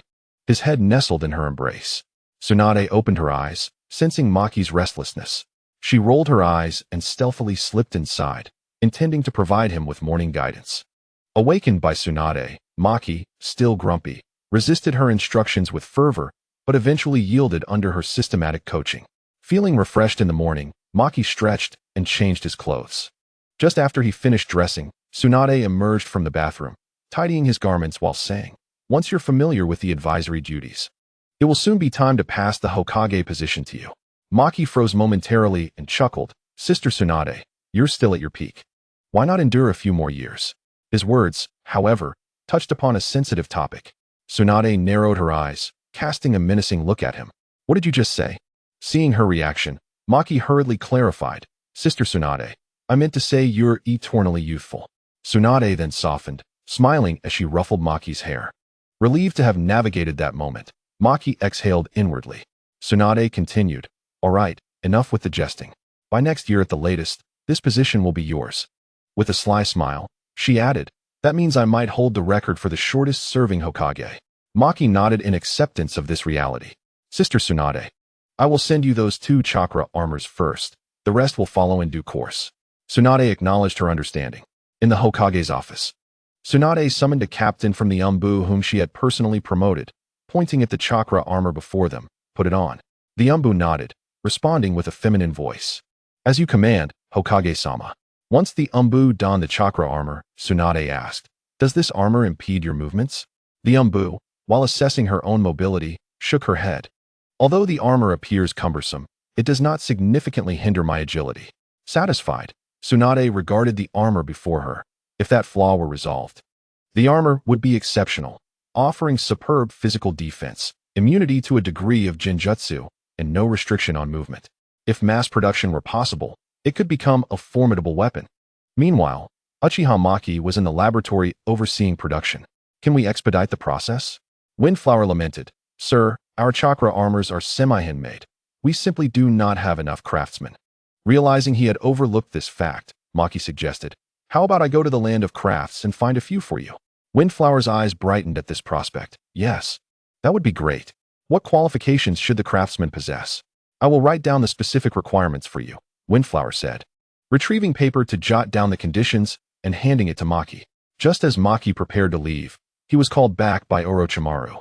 Maki-kun, hearing that familiar, chilling voice. Maki turned. Is there something, Orochimaru-senpai? Orochimaru continued in his characteristic cold tone. The funding is insufficient, and we are running low on experimental materials. Maki pulled out a prepared bankbook and handed it to Orochimaru. I will resolve the raw material issue. Just remember to provide me with the financial report. Orochimaru took the bankbook, stating, the financial report is with me in the lab. I will fetch it for you. He then turned and left. Curious, Windflower asked, Sir Maki, what kind of experiments are you conducting? Maki glanced at him, his tone flat. If you're interested, you'll find out when you become a test subject one day. Windflower shivered at the thought, laughing nervously. On second thought, I'm suddenly not interested. After that admonition, Maki did not forget to keep hope alive. Once you resolve the raw material issue, you might just earn your freedom. Windflower feigned surprise, thumping his chest, promising to resolve the issue. Observing his reaction, Maki sighed inwardly. This old hand was good at everything except being easily deceived. Unlike the younger generation, who would be eager to risk everything upon hearing such promises. As Maki mentally grumbled, Orochimaru returned with the financial report. Accepting it, Maki stated, I'll ask one last time. If there are no other issues, I will take my leave. Seeing both shake their heads in affirmation, Maki departed with the financial report in hand. Once Maki disappeared from view, Windflower turned to Orochimaru, questioning, Orochimaru-sama, might I inquire about your experimental project? Orochimaru, amused by the inquiry, elongated his neck to scrutinize Windflower. What, do you wish to try it yourself? Windflower, trembling at the sight of Orochimaru's bizarre form, stammered, never mind, I truly am not interested. Hearing this, Orochimaru returned to his normal posture, his tone laden with meaning. Remember, curiosity can be fatal in this line of work. Windflower nodded vigorously, deciding that Maki was far easier to deal with than the peculiar Orochimaru. Uchiha Maki returned to his office and summoned Uchiha Foam, instructing him to procure a group of renowned artisans from the land of crafts and the land of iron. He handed him a note detailing specific requirements. Upon receiving the note, Uchiha Foam promptly inquired, is there a deadline? No specific deadline, but the sooner, the better. Uchiha Maki replied, emphasizing, this is the funding. How much you secure depends on your abilities. Given their camaraderie, a little extra was inconsequential. Uchiha Foam accepted the funds and asked, is there a specific number of craftsmen required? No fewer than 15, Uchiha Maki specified, with a glint in his eye. Uchiha Foam glanced at the funds and assured, rest easy, Lord Maki. I will ensure the task is completed within 2 weeks. He left the office with a determined military oath. Uchiha Maki resumed his idle activities, occasionally pretending to review documents. Just as he was about to leave for the day, Nara Shikaku knocked and entered, stating, Captain Maki, there has been a significant case. The mention of a major case quickened Uchiha Maki's pulse. Why did it have to arise just as he was about to finish for the day? With a resigned tone, he asked, what is the case? Nara Shikaku replied gravely, a large number of children have gone missing from the orphanage. Uchiha Maki's expression hardened. How many are missing? Has the information been suppressed? A rapid stream of questions escaped his lips. Nara Shikaku responded, approximately 20 children are missing, but the information has been temporarily contained by the Umbu. Uchiha Maki sprang to his feet, commanding, summon Yamashiro Kai and Akimichi Choza. Also, gather a team from the Uchiha clan. I will head over first, hurry. Upon his arrival, he found the scene under the control of the Umbu. As he attempted to enter, he noticed a familiar figure clad in chakra armor approaching him to explain the situation. 2 children had gone missing from the orphanage 2 days prior. Uchiha Maki, puzzled, asked, why was I not informed sooner? Initially, it was believed the situation could be contained. Thus no notification was sent. So, now that over 20 children are missing, you come to me to clean up your mess? Uchiha Maki's annoyance was palpable. The Umbu operative bowed her head, too intimidated to respond. Observing her demeanor, Uchiha Maki waved his hand and asked, what is your name? You can call me Zimao. She replied. Uchiha Maki noted her purple hair and cat mask, reflecting that the name was quite straightforward. So, does the Umbu have any leads on the missing children? Zimao lowered her head in shame. Uchiha Maki, witnessing her demeanor, sighed, and said, "Let us call the director." Soon, the director of the Konoha orphanage, Hashirama, arrived. With Danzo deceased and Root disbanded, she was now merely an ordinary orphanage director. Chapter 88. Barrier. Uchiha Maki fixed his gaze on Hashirama, his tone somber. "Disclose everything you know." Yena, looking downcast, stammered, "I." Uchiha Maki, growing impatient, gestured dismissively. "You are a revered priestess. Can you not be more forthcoming? If you know, say so. If not, admit it." Taking a deep breath, Yena recounted, "Initially, only 1 or 2 children went missing sporadically, typically due to mischief, and we eventually found them. Later, when 2 more children disappeared, we sought assistance from the security forces. But as you can see, not only were those 2 children not found, but many more have now gone missing." After hearing this, Uchiha Maki inhaled deeply. "How many children remain in the orphanage now?" Yena replied, "Approximately 20. Uchiha Maki understood that blaming them was futile. He could only advise, keep a close watch on the remaining children. Ensure they do not go missing as well. After cautioning Yena, Uchiha Maki turned to Zimao, asking, "Do you have any information regarding the missing children?" Zimao produced a somewhat tattered teddy bear and handed it to Uchiha Maki. Inspecting the bear, he noted its worn condition and several patched areas, one of which was a peculiar red fabric sewn onto its face. Furrowing his brow, Uchiha Maki asked, "Is this the property of one of the missing children?" Zimao nodded. "This is the only clue we found on a nearby street."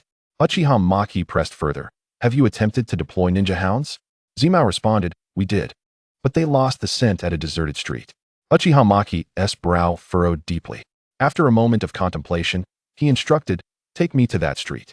Leave a small team of Umbu to secure the orphanage." At that moment, Inuzuka, Nara, and Akimichi arrived with a squad from the Konoha security force. Uchiha Maki decided to have another team from the Konoha security force remain as a precaution. Following Zimao's lead, they approached the street she indicated. Zimao pointed to a nearby fork, stating, "The hounds lost the scent just ahead." Ignoring her, Uchiha Maki activated his Sharingan, employing the Kodoame Tsukumi technique to scrutinize the teddy bear in his hand. He witnessed a multitude of images, from the bear's production to its first owner, then to subsequent owners, culminating in the last individual donating it to the orphanage. The vision settled on a child named Nakamura Hikaru, who was seen holding the teddy bear and walking towards the street with another child. In the next moment, a shadowy figure emerged, abducting both children, leaving the abandoned bear on the cold street. Uchiha Maki's Sharingan returned to normal, but the haunting images lingered in his mind. He murmured, "Danzo is dead. Orochimaru lacks motive. Who could be responsible for the abduction?" Turning to Zimao, he asked, "Were there any anomalies at the last known location of the missing children, such as wind direction, scents, or unnatural shadows?" Zimao pondered for a moment and replied, "At the time, there was an odd chill. I couldn't tell if it was merely a sensation or something more." Uchiha Maki mused aloud. "A chill?" He focused intently on the teddy bear once more, this time scrutinizing the red fabric on its face. After examining it, he murmured, "I see." He turned to Zimao and the others, declaring, "Establish a lockdown with a radius of 100 meters around me. No one approaches without my command." Understood. Uchiha Maki vanished into the shadows without employing any body flicker technique. Utilizing his Sharingan, he pinpointed the source, his gaze locking onto a peculiar wall. Instinct told him something was amiss. This was the confidence of a master of sealing techniques. Cautiously, Uchiha Maki dispatched a shadow clone to investigate. The clone approached and touched the wall, which rippled in response. Observing this, Uchiha Maki murmured, "Indeed, a barrier lies hidden within." With that, he swiftly retreated, positioning the shadow clone before him. When dealing with the unknown, caution was paramount. He tossed a specially crafted kunai to the clone, signaling it to enter. The clone shot him an irritated glance before stepping through the barrier. Uchiha Maki then created a wood clone, directing it to follow suit. As the shadow clone entered the barrier, Uchiha Maki felt a wave of surprise wash over him. He realized he could not sense any coordinates. This implied that the interior of the barrier might constitute an alternate space. With this revelation, Uchiha Maki felt immense relief at his decision. The shadow clone ventured into the barrier, gazing around the cold cave with a sense of disorientation. As he turned around, he discovered that the only escape route behind him had vanished, leaving behind a desolate silence. At that moment, his wooden clone had also touched the barrier and entered it. while Uchiha Maki gradually tested the absorption range of the barrier, realizing that only upon contact would objects disappear. With this thought in mind, Uchiha Maki set up a barrier within a 10-meter radius to prevent others from approaching. Once the preparations were complete, he summoned another shadow clone. Uchiha Maki conveyed his observations to the clone, instructing it to inform Zimao and Nara Shikaku of this information. The shadow clone moved swiftly, reaching Zimao and Nara Shikaku to deliver the message. Upon seeing this, Zimao's Umbu and Nara Shikaku exchanged glances. Nara Shikaku suggested, "Let Yamashiro Kai lead a team over." Zimao nodded in agreement. When Yamashiro Kai arrived with his team, Uchiha Maki, without turning back, instructed, "Stand guard outside the barrier and do not let any outsiders enter." Yamashiro Kai and his team immediately implemented a lockdown. Meanwhile, Uchiha Maki's shadow clone had already delved deep into the cave, exploring its depths. At that moment, someone else entered from the opposite side of the cave, his wooden clone. Observing the emptiness behind him, he furrowed his brow and chose to proceed further into the depths. At this time, another of Uchiha Maki's shadow clones encountered an enemy. The shadow's speed was astonishing, eluding even the Sharingan's gaze. In response, he summoned Susanoo and struck down with a powerful punch. The shadow, realizing the threat, quickly retreated deeper into the cave. Uchiha Maki's shadow clone summoned a humanoid Susanoo with long legs, relentlessly pursuing the shadow, causing the cave to tremble. The wooden clone also sensed the vibrations and knelt down, placing his hand on the ground. What has the other Susanoo encountered?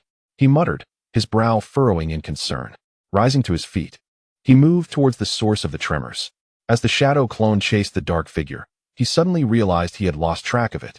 Exhausted from chakra depletion, he reluctantly dispelled Susanoo and ventured deeper. The air grew increasingly damp and cold, with strange moss and bizarre stones adorning the cave walls.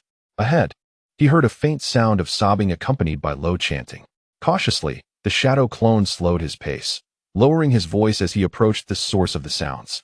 Turning a corner, his vision widened, revealing a figure clad in a black robe standing before him. On the ground lay dozens of trembling children. The robed figure appeared oblivious to the shadow clone, absorbed in forming hand seals. An eerie pattern began to emerge on the ground, radiating a red glow, as if a certain ritual was being conducted. At that moment, the shadow clone stealthily positioned himself behind the robed figure, preparing to strike. However, the robed figure suddenly turned, gazing at him and murmuring, "The Uchiha clan, are they?"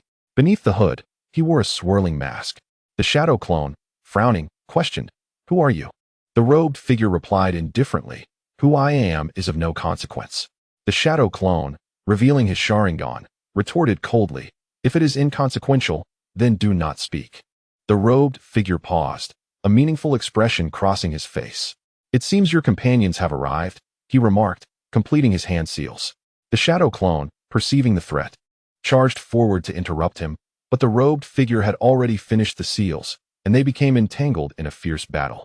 From the perspective of the wooden clone, the cave began to shift erratically. The once clear path before him astonishingly restructured and moved.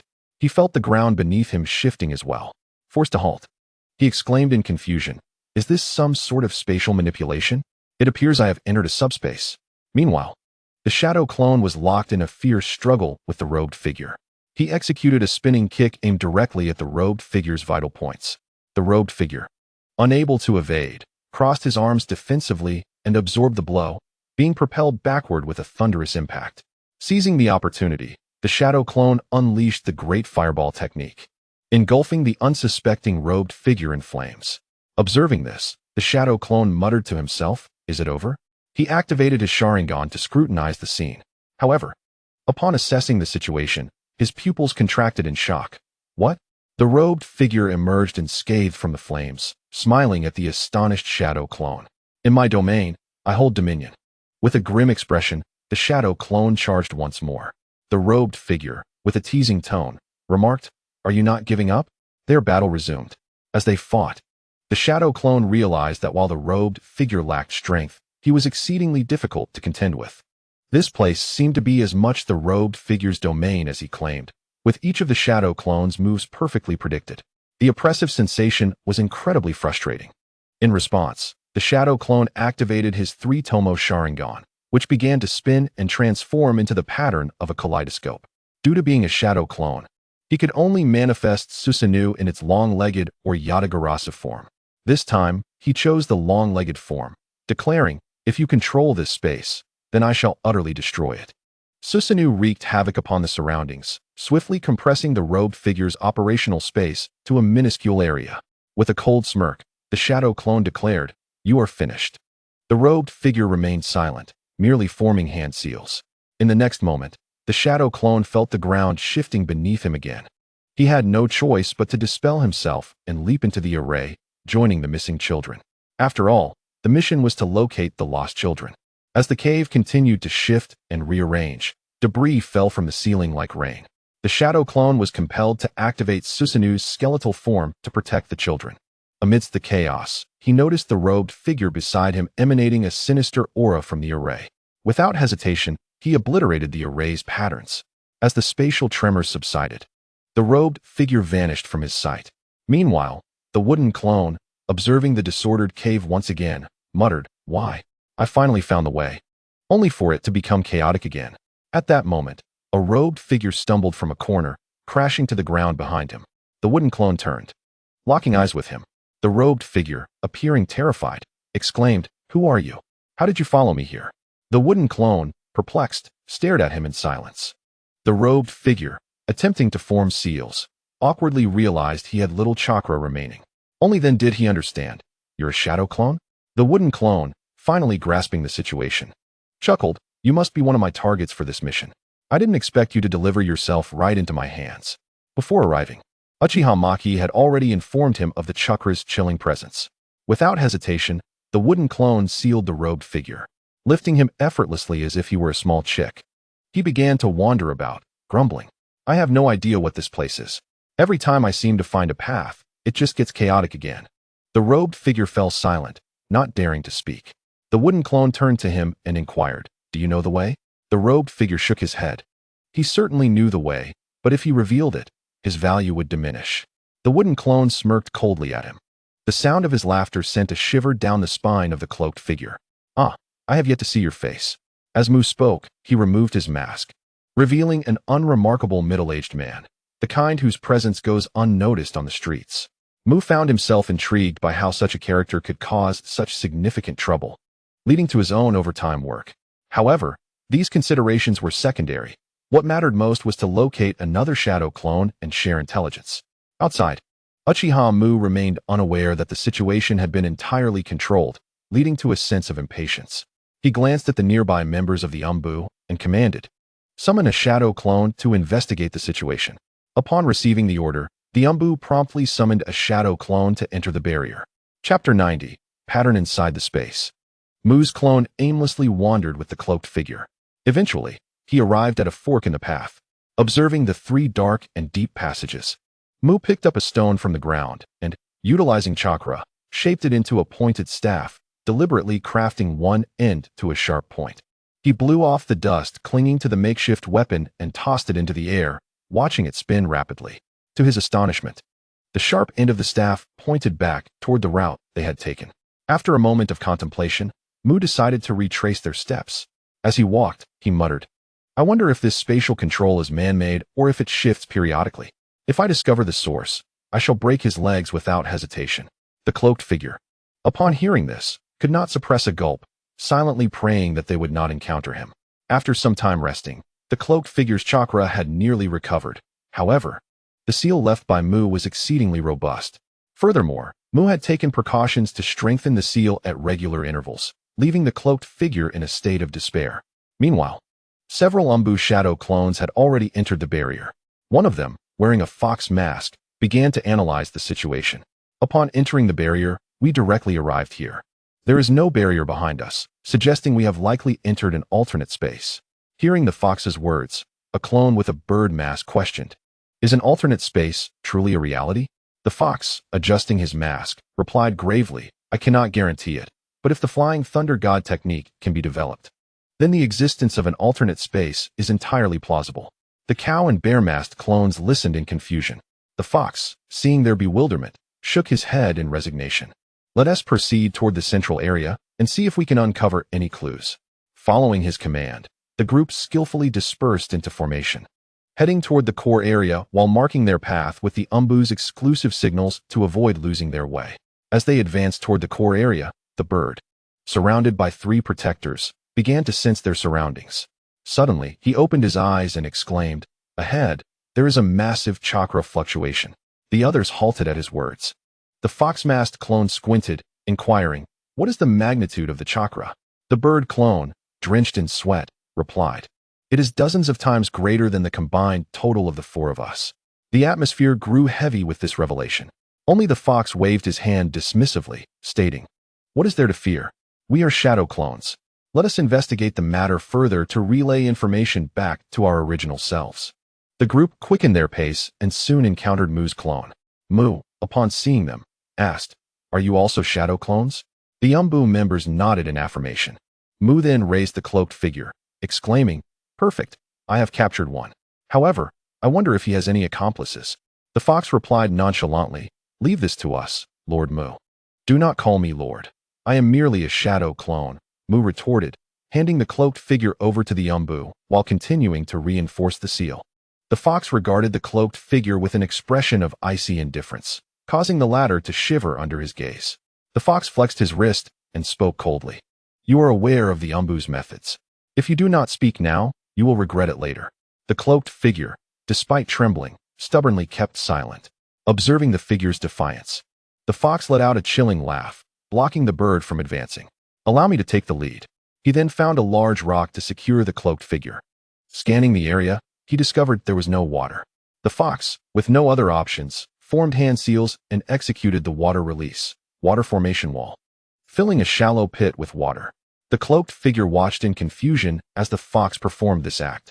At that moment, the bear clone approached, securing the cloaked figure's head. The fox then produced a tissue, placing it over the cloaked figure's face. Following this, he took out a piece of mulberry paper, wet it, and laid it across the figure's face. Initially, the cloaked figure maintained a calm demeanor, but as the damp paper layered upon his face, fear swiftly enveloped him. As the layers thickened, the sensation of suffocation intensified, causing the cloaked figure to thrash violently, akin to a fish out of water. Yet he could not escape the slow approach of death. Seeing that it was nearly time to intervene, the fox removed the mulberry paper. Once freed, the cloaked figure gasped greedily for air, emitting desperate wheezes. The fox's voice, reminiscent of a demon, echoed, "Will you speak, or will you remain silent?" The cloaked figure gritted his teeth, shaking his head. Witnessing this stubbornness, the fox smiled coldly. "Let us try something different. We shall take our time with this." With that, he bound the cloaked figure's legs, constructing a simple torture device. He then placed stones beneath the figure's legs. Mu's clone grimaced from the sidelines, reflecting on the darkness of the Umbu's methods. Ultimately, as the 3rd stone was placed, the cloaked figure cried out in desperation, "I will speak. I will tell you everything." The fox responded, "Had I known it would come to this, I would have acted differently." "Speak your name." "Tanaka Shoda," the cloaked figure replied. "And your gender? Can't you tell?" He retorted irritably. The fox, icy in tone, warned, "I possess other methods. Do you wish to test them?" The cloaked figure promptly complied, stating, "Male. Do you have any accomplices?" "No. Where are the kidnapped children?" "In a remote location." Upon hearing this, the fox snapped his notebook shut and exchanged glances with the bird. The bird nodded and utilized a secret technique of the Yamanaka clan to verify the cloaked figure's claims. The bird's eyes slowly closed as he formed a unique seal with his hands. Moments later, he opened his eyes and nodded at the fox, indicating he did not lie. The memories confirm he acted alone, and the children are being held in a natural cave located at the northwestern edge of this space, in relatively stable condition. Upon hearing this, the fox efficiently stowed away his notebook. "Lead the way," he commanded Tanaka Shoda, signaling the bear to release the restraints of the torture device. Though the seal upon him remained secure, Mu's clone and the Umbu team maintained a vigilant formation behind him. Leaning closer to the fox, Mu asked in a hushed tone, "Does his memory contain any information regarding this space? Perhaps methods of control or movement patterns?" Chapter 91, where the fox shook his head at Mu's inquiry. He had only stumbled upon this space and gleaned some control methods and general routes. As for anything else, he was entirely uninformed. Mu, not easily dissuaded, pressed on. "Is there a way to exit?" The fox nodded affirmatively, "Of course. After sharing the incantation and hand seal techniques with the wooden clone, he turned to the bull-masked figure beside him and instructed, "You should dispel your shadow clone and inform the outside about our situation." The bull-masked Umbu immediately obeyed the order, dispelling his shadow clone. Meanwhile, the wooden clone, upon hearing this, cast a displeased gaze at Tanaka. "So it was you causing all this trouble," he remarked, stepping forward to discipline him, only to be halted by someone. The fox, holding him back, reassured, "Calm down, wooden clone." It took him a while, but he eventually quieted down. Outside, one of the Umbu wearing the bull mask suddenly appeared dazed, then exclaimed with excitement, "We captured the person."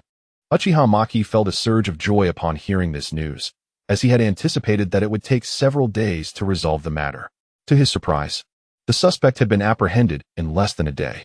Thinking of this, Uchiha Maki inquired, "Is there no news regarding the missing children?"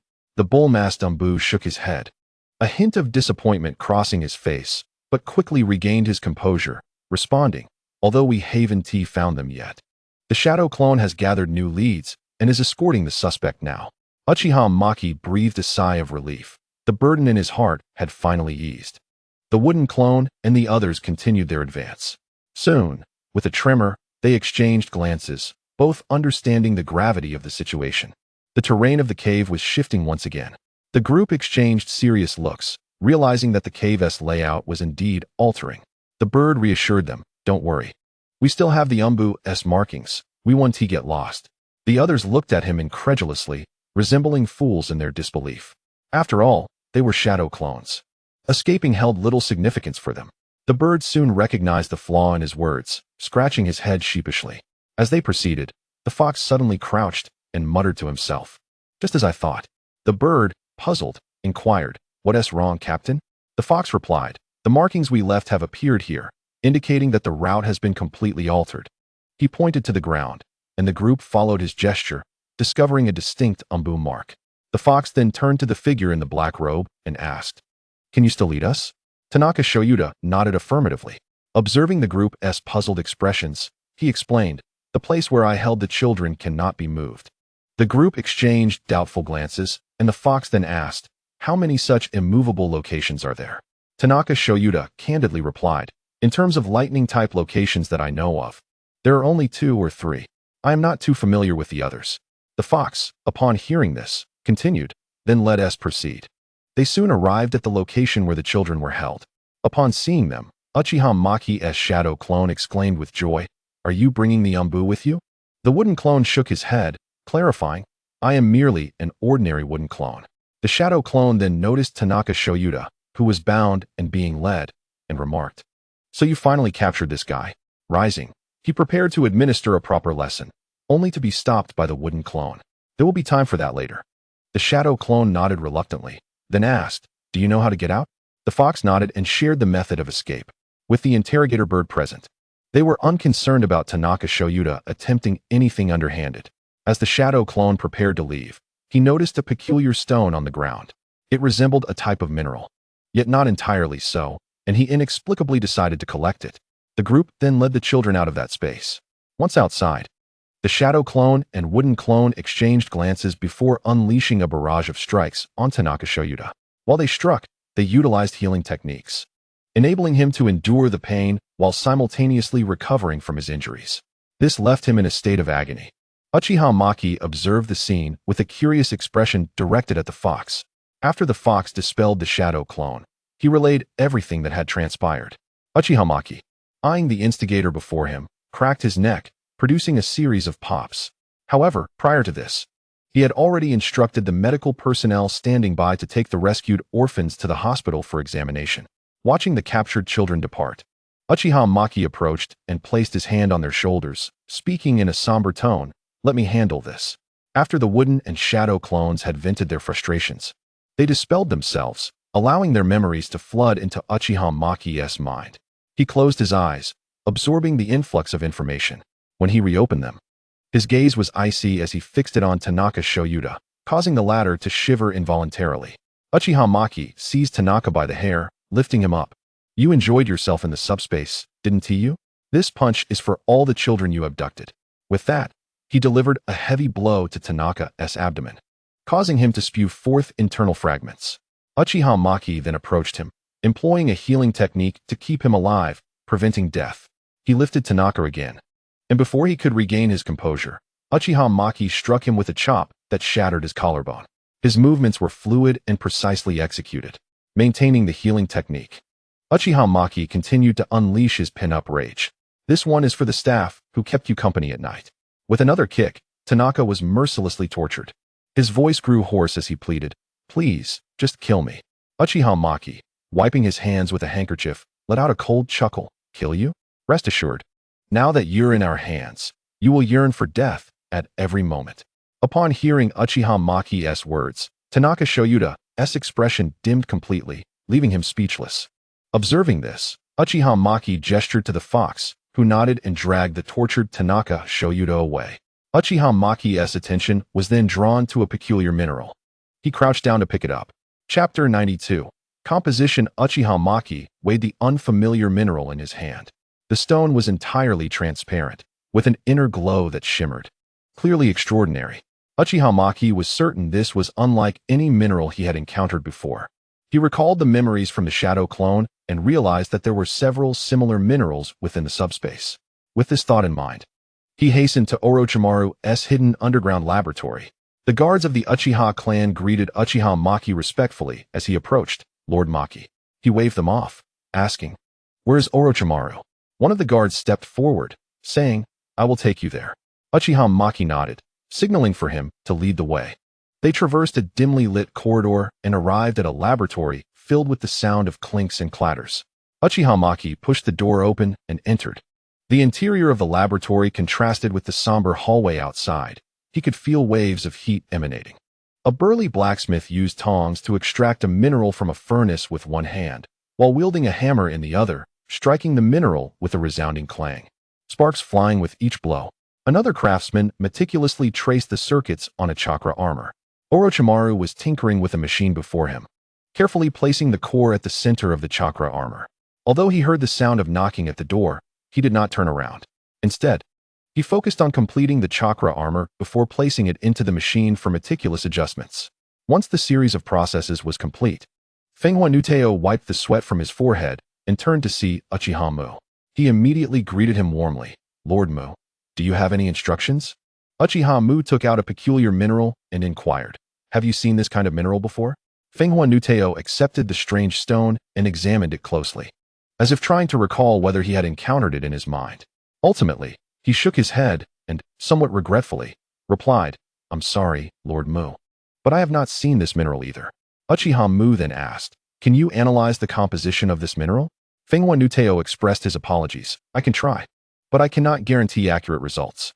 Uchiha Mu reassured him, "It's all right. If you cannot detect it, then it's fine." At this moment, Fenghua Nuteo tentatively suggested, "Lord Mu, I have a batch of chakra armor to manufacture. Should I prioritize making the armor or researching the mineral?" Uchiha Mu responded, "There's no rush. The primary focus should remain on producing the chakra armor." Fenghua Nuteo nodded in understanding. Uchiha Mu then surveyed the laboratory and asked, "Is there anything else you need?" Fenghua Nuteo quickly replied, "Lord Mu, not for now. The equipment here is far superior to that of the Land of Snow." Uchiha Mu felt relieved by this. He then turned and left for home. Upon entering his house, Uchiha Mu discovered Hondo curled up on the sofa, intently watching television. However, her little head bobbed as her long eyelashes fluttered with each breath, battling drowsiness. The sound of the door creaking open startled her, and she abruptly lifted her head, shaking off her fatigue. When she recognized the figure at the door, surprise enveloped her. She rushed forward, barefoot, and embraced Uchiha Mu while asking where he had been for the past few days. Uchiha Mu staggered back slightly from her sudden impact, running his fingers through her hair as he sheepishly explained, "I've been quite busy lately, so I returned home." He then shifted the topic, asking, "Have you eaten?" Hondo nodded, then shook her head. Uchiha Mu, bemused, asked, "So did you eat or not?" Hondo replied in a subdued tone, "I ate, but I'm hungry again." Uchiha Mu opened the refrigerator to see what food remained, only to find it utterly bare. He turned to Hondo and inquired, "What have you been eating these past few days?"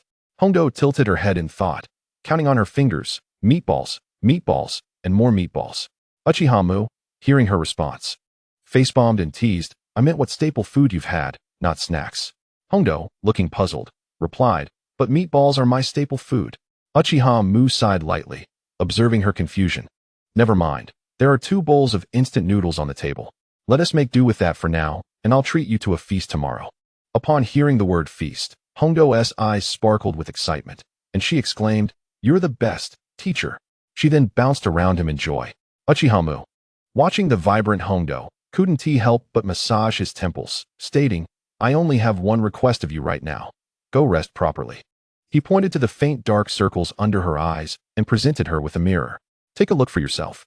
Once Hondo saw her prominent dark circles, she gasped and hurriedly agreed to go rest. Later, Uchiha Mu lay on his bed, staring at the ceiling and contemplating life, having intentionally turned off the alarm for the next day. Eventually, his eyelids grew heavier, and he drifted into slumber. The following morning, Uchiha Mu awoke naturally, stretching leisurely. After changing his clothes and stepping out of his room, he was startled to find Hondo gazing at him with her amber eyes filled with longing. Uchiha Mu approached her, gently ruffling her hair and asking, "What's with that look?" Hondo sighed, hungry. Uchiha Mu, observing her as if she had been starved, chuckled and replied, "Let us set off now." At the barbecue restaurant, Uchiha Mu watched as Hondo devoured her food with fervor, unable to resist asking, "How long has it been since you've had a proper meal?" Hondo innocently replied, "I eat meatballs every day." Uchiha Mu covered his face, gesturing for her to continue eating. Just as he picked up his chopsticks and had a couple of bites, he noticed that Hondo had cleared all the meat from the surrounding plates. With a resigned expression, he signaled to the waiter to bring more grilled meat. In the end, amidst the waiter's astonished gaze, Uchiha Mu and Hondo left the restaurant, while the waiter silently gazed at the towering pile of empty plates. As they walked down the street, Hondo took out a tissue to wipe the grease from her mouth, trailing closely behind Uchiha Mu. Sensing her childlike behavior, he turned around to tease her but caught himself, realizing she truly was just a child, and remained silent. Soon, Uchiha Mu arrived at the Konoha security force. Turning to Hondo, who was still following him, and smiled, "Are you hoping to help me with paperwork?" Chapter 93. Materials. Upon hearing Uchiha Mu's words, Hondo stuck out her tongue and quickly scampered away. Uchiha Mu watched her retreating figure, chuckling as he shook his head. He then entered the Konoha security force. On his way to the office, the Uchiha clan members around him looked at him with fervent admiration, respectfully greeting him, "Lord Mu." Although some members from other clans were puzzled, they echoed their respect. Uchiha Mu smiled and nodded in acknowledgement. Upon entering the office, he found his desk piled high with documents. Just then, there was a knock at the door, and Naruto entered, handing him a sealed file. "This is a confidential document from the Umbu." Uchiha Mu accepted the file and opened it right in front of him. Observing this, Naruto quietly backed out of the room. Uchiha Mu began to read the contents of the document, which detailed the testimony of the suspect, Tanaka Shoda, involved in the recent child abduction incident. The file explained how he entered the subspace and the accidental discovery of the means to traverse it. His so-called ability to control the subspace was merely the capability to predict and relocate to the position where he would appear in that space. His motive for abducting children was simple. There was a core in the so-called central area. When he approached, a voice informed him that gathering the souls of 1,000 children would grant him the power of the Sage of Six Paths. However, it all ended before it even began. As for his background, the Umbu had thoroughly investigated and found him to be an ordinary person. After reviewing the document, Uchiha Mu frowned slightly and murmured to himself, "The Sage of Six Paths? Interesting." Though his tone was casual, his solemn gaze indicated that the matter was far from simple. At that moment, he noticed a small note in the corner of the document, "Burn after reading." He placed the document into a shredder, and as the machine whirred, the file was reduced to confetti-like shreds. Uchiha Mu's expression remained stoic as he observed this scene. Meanwhile, the Umbu members arrived at the barrier, which Uchiha Mu had already dispelled. The members exchanged glances and nodded at each other before touching the barrier with one hand, entering the subspace. However, upon entry, they realized they were not in the same location as one another. The leader, Zimiao, looked back at the 3 remaining team members, her brows furrowed. Originally, an entire squad of Umbu had entered for the investigation, and now only a small team remained. She gazed up at the dim sky of the subspace, then fixed her determined gaze on the entrance of the cave, leading her team inside. Their mission was quite simple: to investigate whether there existed any patterns of time and direction within this subspace. As the group advanced, they marked their path with unique identifiers. Simultaneously, personnel from the orphanage were discreetly cataloging recently received mysterious donations. Before long, they discovered numerous items reminiscent of teddy bears. According to Shota Tanaka, these objects resembled attractors that would guide their holders towards the barrier, ultimately leading to their capture. However, the covert department remained skeptical of his claims. Despite the Mountain Clan having accessed only his superficial memories through brain invasion, they firmly believed he had accomplices. Shota Tanaka's memories had been tampered with, after all. What could account for an ordinary person's physical prowess being nearly on par with that of a Chunin? After sealing the items, the covert department thoroughly searched the orphanage again, ensuring nothing was overlooked before departing. These objects would be handed over to the analysis team for further examination. At that moment, the group, led by the purple cat, felt the ground tremble beneath them, prompting them to halt and regain their balance while evading falling debris, creating a chaotic scene. Once the tremors subsided, the surrounding environment had transformed once more. Just as the purple cat intended to check the time, she realized the hands of her watch remained still in this space. With a furrowed brow, she attempted to use a compass, only to find it rendered useless as well. Noting this anomaly, the purple cat resolved to time her pulse instead, placing her hand on her neck while slowing her pace. During the second spatial shift, she documented the time and subsequently decided to retreat. Upon exiting the subspace, they discovered several members of the covert department waiting outside. The purple cat counted the heads and found 3 individuals were still unaccounted for. Her expression darkened beneath her mask. Hours later, the remaining 3 finally returned. The purple cat inquired, "Why the delay?" One replied, "Captain, we have discovered certain patterns within this space." The purple cat's voice held a hint of anticipation. "What sort of patterns?" The individual cleared his throat and stated, "Based on our observations, the cave undergoes a reconfiguration approximately every 4 hours. The purple cat nodded with satisfaction. "Well done. How did you keep track of time?" "By pulse. In this place, both the compass and watch are ineffective." At that moment, Uchiha Maki had just finished processing documents when a knock echoed at the door. Responding, he said, "Come in." The visitor was Orochimaru. Uchiha Maki looked at him with a hint of confusion. Orochimaru spoke in his distinctive tone. "Feng Nuda asked me to inquire about the origin of these ores." Uchiha Maki replied, "I stumbled upon them by chance."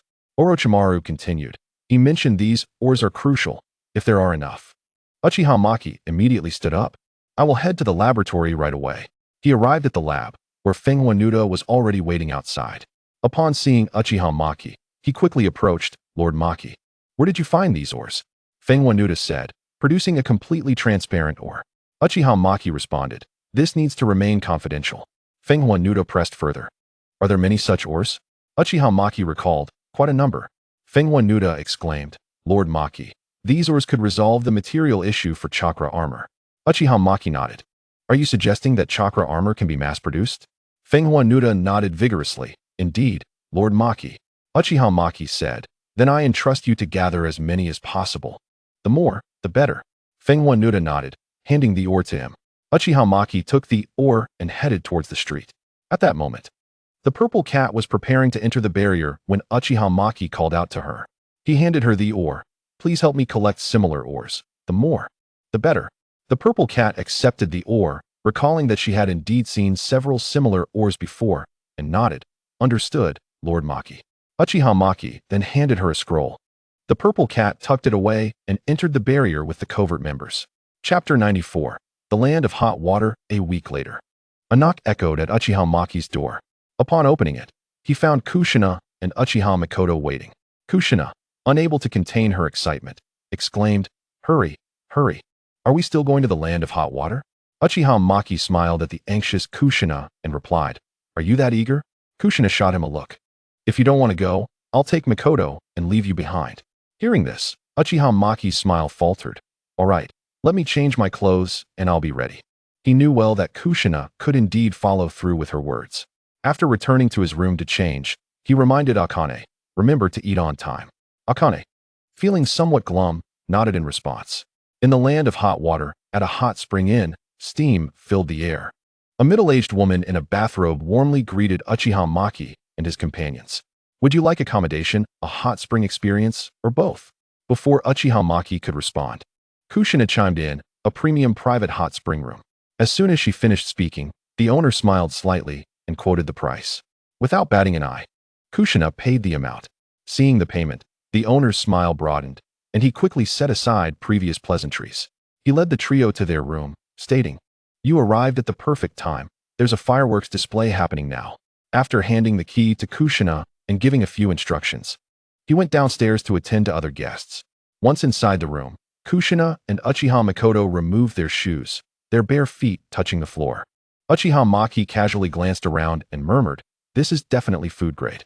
Kushina overheard and leaned in to ask, "What do you mean by food grade?" Uchiha Maki stammered, momentarily at a loss for words. Just then, he noticed the fruits already prepared in the room. "I was just saying this apple looks very sweet," he said, picking one up to take a bite. Meanwhile, Mikoto's face turned crimson. Kushina, noticing Mikoto's reaction, asked, "Mikoto, is it hot in here?" Uchiha Mikoto nodded quickly, fanning herself. Kushina looked at her skeptically before heading to the changing room. With Kushina gone, Uchiha Maki, with mischief in mind, approached Uchiha Mikoto and teased, "Mikoto, why is your face still so red?" Mikoto shot him a glare but remained silent. Uchiha Maki, undeterred, pressed further, preparing to take things further. Mikoto firmly pushed his hand away. "Be serious. Kushina is still here." Uchiha Maki, unperturbed by the rejection, leaned in to whisper near her ear, "So, does that mean as long as it's just the two of us?"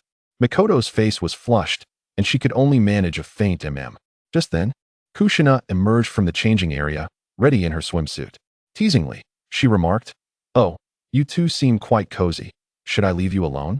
Her voice startled both, and Mikoto pushed Uchiha Maki away, exclaiming, "I'm going to change." She hurried into the changing area, as if fleeing. Kushina, seeing this, approached Uchiha Maki with a smile. Wrapping her arms around his neck, she slightly tiptoed, her soft body naturally pressing against him. With her bright eyes fixed on him, she inquired, "Why aren't you changing?" Uchiha Maki naturally placed his hand on her waist and replied, "How can I change clothes like this?" Kushina boldly suggested, "Why don't you change right here?" After saying this, she felt the changes in Uchiha Maki's body and teased, "Maki, you are quite naughty." Uchiha Maki gently stroked Kushina's hair and leaned down to whisper in her ear. Unexpectedly, Kushina turned his head towards her and initiated a kiss. Uchiha Maki widened his eyes in surprise, but soon responded fervently. As they lost themselves in their exchange, Uchiha Mikoto emerged from changing her clothes. Upon witnessing the two locked in an embrace, she couldn't help but clear her throat. Maki and Kushina immediately separated at the sound. A delicate silver thread lingered between their lips, ultimately severing silently as distance grew. Maki chuckled, saying, "I'll go change now," before hurriedly leaving. Both Kushina and Mikoto covered their mouths, giggling at his eager demeanor. The two then walked in unison to the hot spring. The steam rising from the spring concealed their exquisite figures as they leaned against its edge. Kushina smiled and said to Mikoto, "Who do you think he'll run to?" Mikoto laughed and replied, "I bet he'll squeeze right between us." The two exchanged knowing glances and erupted into laughter. Soon, Uchiha Maki emerged, his chiseled muscles exposed to the air. Kushina whistled and remarked, "What a handsome physique." As Maki entered the hot spring, he observed the two, seemingly contemplating where to go. Ultimately, he boldly squeezed himself between them. Kushina subtly shifted her body against Maki's and leaned in to whisper in his ear, "We were just guessing who you'd come to." Her warm breath tickled his ear. Maki turned to her with a smile and asked, "Did you guess correctly?" Kushina replied, "I knew you'd do something like this." Maki, hearing her words, did not refute, but rather closed his eyes, reclining contentedly against the edge of the spring, enjoying the embrace of both women. Noticing his blissful expression, Kushina playfully pinched Maki. Startled by the sudden attack, Maki looked at her, bewildered. Seeing his perplexed face, Kushina laughed. "Wake up." Maki, with a helpless expression, replied, "I'm not sleeping." Just then, the sound of splashing water caught his attention. He turned to see Mikoto playfully splashing water onto her fair arms. Maki, unable to resist, leaned closer to her. Mikoto jumped in surprise, exclaiming, "What are you doing?" Maki smiled and said, "Just wanted to see you." His gaze roamed over Mikoto's graceful figure. Chapter 95. The hot spring. Mikoto felt his lustful gaze and couldn't help but roll her eyes, muttering, "Little pervert." Upon hearing her remark, Maki moved closer and embraced her. Mikoto stiffened momentarily, but then allowed him to have his fun. Maki, reveling in the warmth of the spring, enjoyed their playful antics. The three continued their revelry until late into the night, growing somewhat weary. After showering, Maki dried himself and returned to his room to rest. At that moment, the door to his room was pushed open, and Kushina dove under the covers. Her small hands began to wander restlessly over Maki's body. Startled by this sudden intrusion, Maki instinctively caught her mischievous hand. He turned to find Kushina smiling at him. Maki quickly rolled over, pulling her close, asking, "Why are you back in my room?" Kushina replied, "Don't you like it?"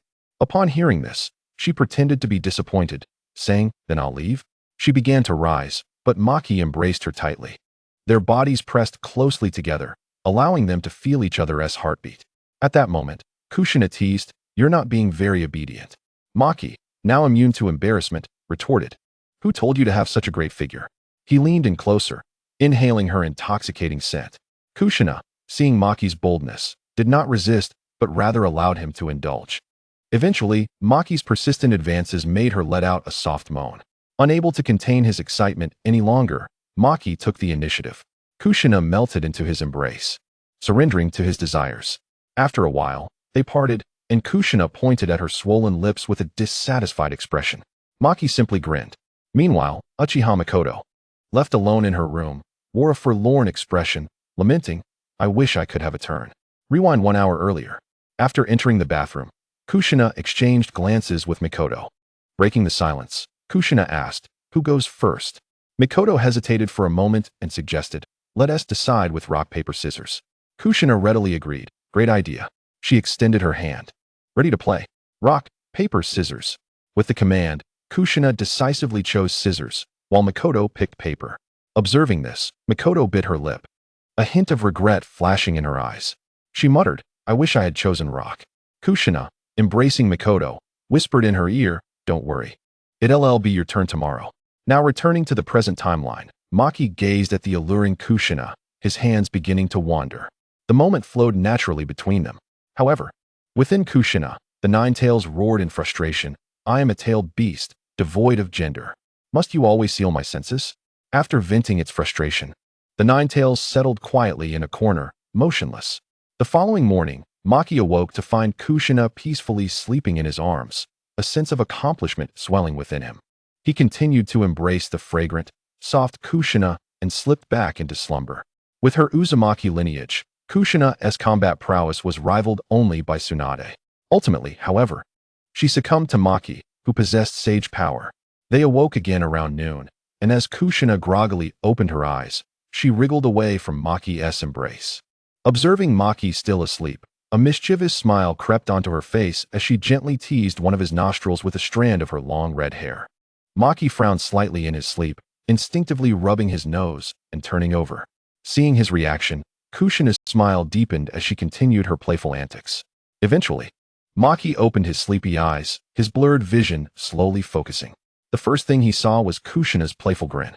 Maki, with a reluctant sigh, pulled her into his arms, mumbling, "Stop messing around." After being embraced, Kushina softly remarked, "Have you seen what time it is?" Hearing her playful banter, Maki opened his eyes to check the time. He slapped his forehead in exasperation, realizing it was already noon. He swiftly lifted Kushina and carried her into the bathroom, where they washed away the remnants of the previous day. After a bit of playful chaos, they finally began to change clothes, as they still intended to explore the land of hot water. At this moment, Kushina prepared to change in front of Uchiha Maki. Uchiha Maki gazed at the splendid scenery before him with both eyes. After the two had changed their attire and stepped outside, a melancholic voice echoed, "I thought you both would never rise today." Uchiha Mikoto sat on the sofa, speaking softly. Kushina reassured her, "Rest assured, Mikoto, I made sure to wake Maki this morning." Uchiha Mikoto turned to Maki and inquired, "Is that so, Maki?" Maki, feeling a bit embarrassed, nodded slightly. The trio then ventured into the streets of the land of hot water, where the initially eerie atmosphere dissipated amidst the lively street ambience. The two women walked excitedly together, marveling at the peculiar trinkets around them. While Mikoto remained composed, Kushina, as the Nine-Tails Jinchuriki, had never encountered such curiosities before and was momentarily overwhelmed. As they strolled, they encountered a little girl selling flowers. Her eyes lit up upon seeing the three of them, and she approached, saying, "Big brother, would you like to buy a bouquet for your girlfriends?" Maki, captivated by her exuberance, waved his hand, purchasing all the flowers. He then distributed them to the two women. At that moment, Kushina had already acquired an assortment of odd items. Mikoto glanced at her and, with a hint of exasperation, asked, "Kushina, why have you bought so many things?" Kushina smiled and explained, "I'm just indulging Mikoto. These unusual trinkets are truly rare." The trio continued their shopping until nightfall. They found a secluded spot to seal their various purchases with scrolls before returning to their inn. Upon arriving, Maki's first instinct was to kick off his shoes and collapse onto the sofa. Seeing this, Kushina laughed and asked, "What's wrong, exhausted from shopping?" Maki replied, "The fatigue is more mental than physical." Kushina chuckled at Maki's complaint, teasingly asking, "Are you up for it?" Maki, sensing her provocation, retorted, "Do you doubt my capabilities?" In playful retaliation, Kushina playfully punched him, to which Maki dramatically closed his eyes and exclaimed, "Attempted murder." Kushina then placed her delicate foot on his chest. Silently observing Maki's antics, Maki seized her slender ankle with one hand and began to tickle her foot, prompting Kushina to plead for mercy as she collapsed onto the sofa, laughing, "Haha, stop it." Satisfied with her pleas, Maki released her delicate ankle. Kushina tidied her hair and retreated to her room, leaving the two some space. As Maki watched Kushina leave, a mischievous glint appeared in his eyes as he turned to Mikoto. Noticing his gaze, Mikoto instinctively took a couple of steps back. However, Maki was not one to let an opportunity slip by. He seized her wrist and gently tugged her towards him. Startled, Mikoto fell into his embrace. Maki gazed into the eyes of the intellectually alluring Mikoto, unable to resist swallowing hard. He leaned in and captured her enticing red lips with his own. Mikoto's eyes widened in surprise, but soon she wrapped her arms around Maki's neck, responding fervently. Just as she felt breathless, Maki released her, and she gasped for fresh air. Seeing Maki lean in again, Mikoto playfully pressed her soft hand against his mouth, saying, "No, don't be silly. We haven't eaten yet." Maki, unable to resist, playfully licked her palm, causing her to retract her hand in disgust, wiping it on his clothing. She then stood up, straightened her attire, and declared, "Time to eat," before hurriedly exiting the room. Maki decided to let her escape for now, as she couldn't run far. They had already purchased some ready-made rice balls and sushi along the way.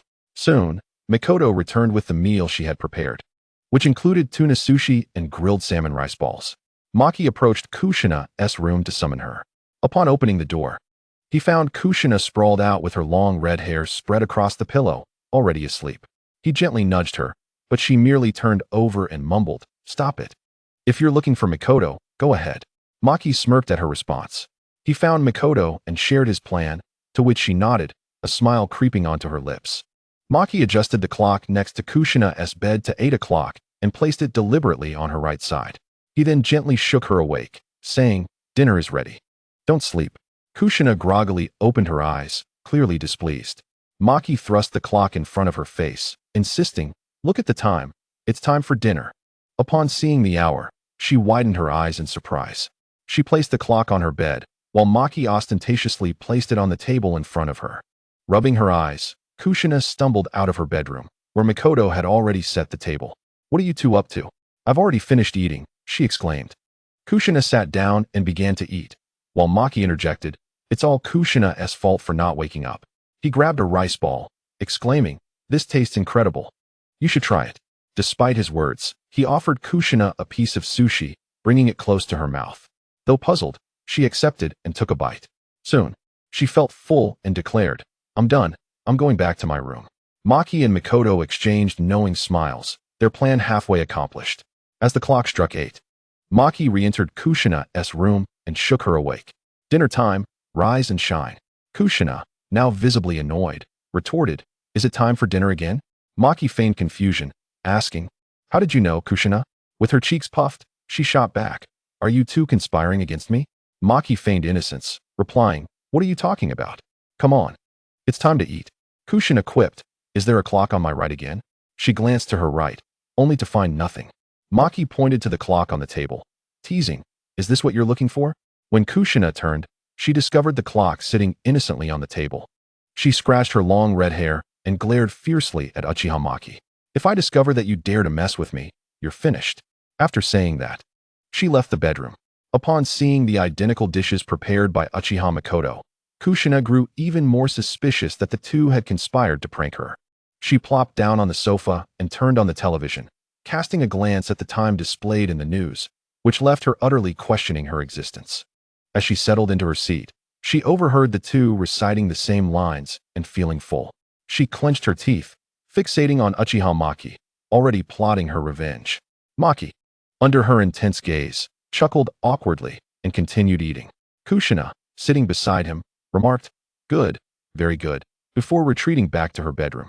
Chapter 97. Makoto seeing Kushina return to her room, Uchiha Maki finally breathed a sigh of relief. Uchiha Makoto looked at him with glee. "What's wrong?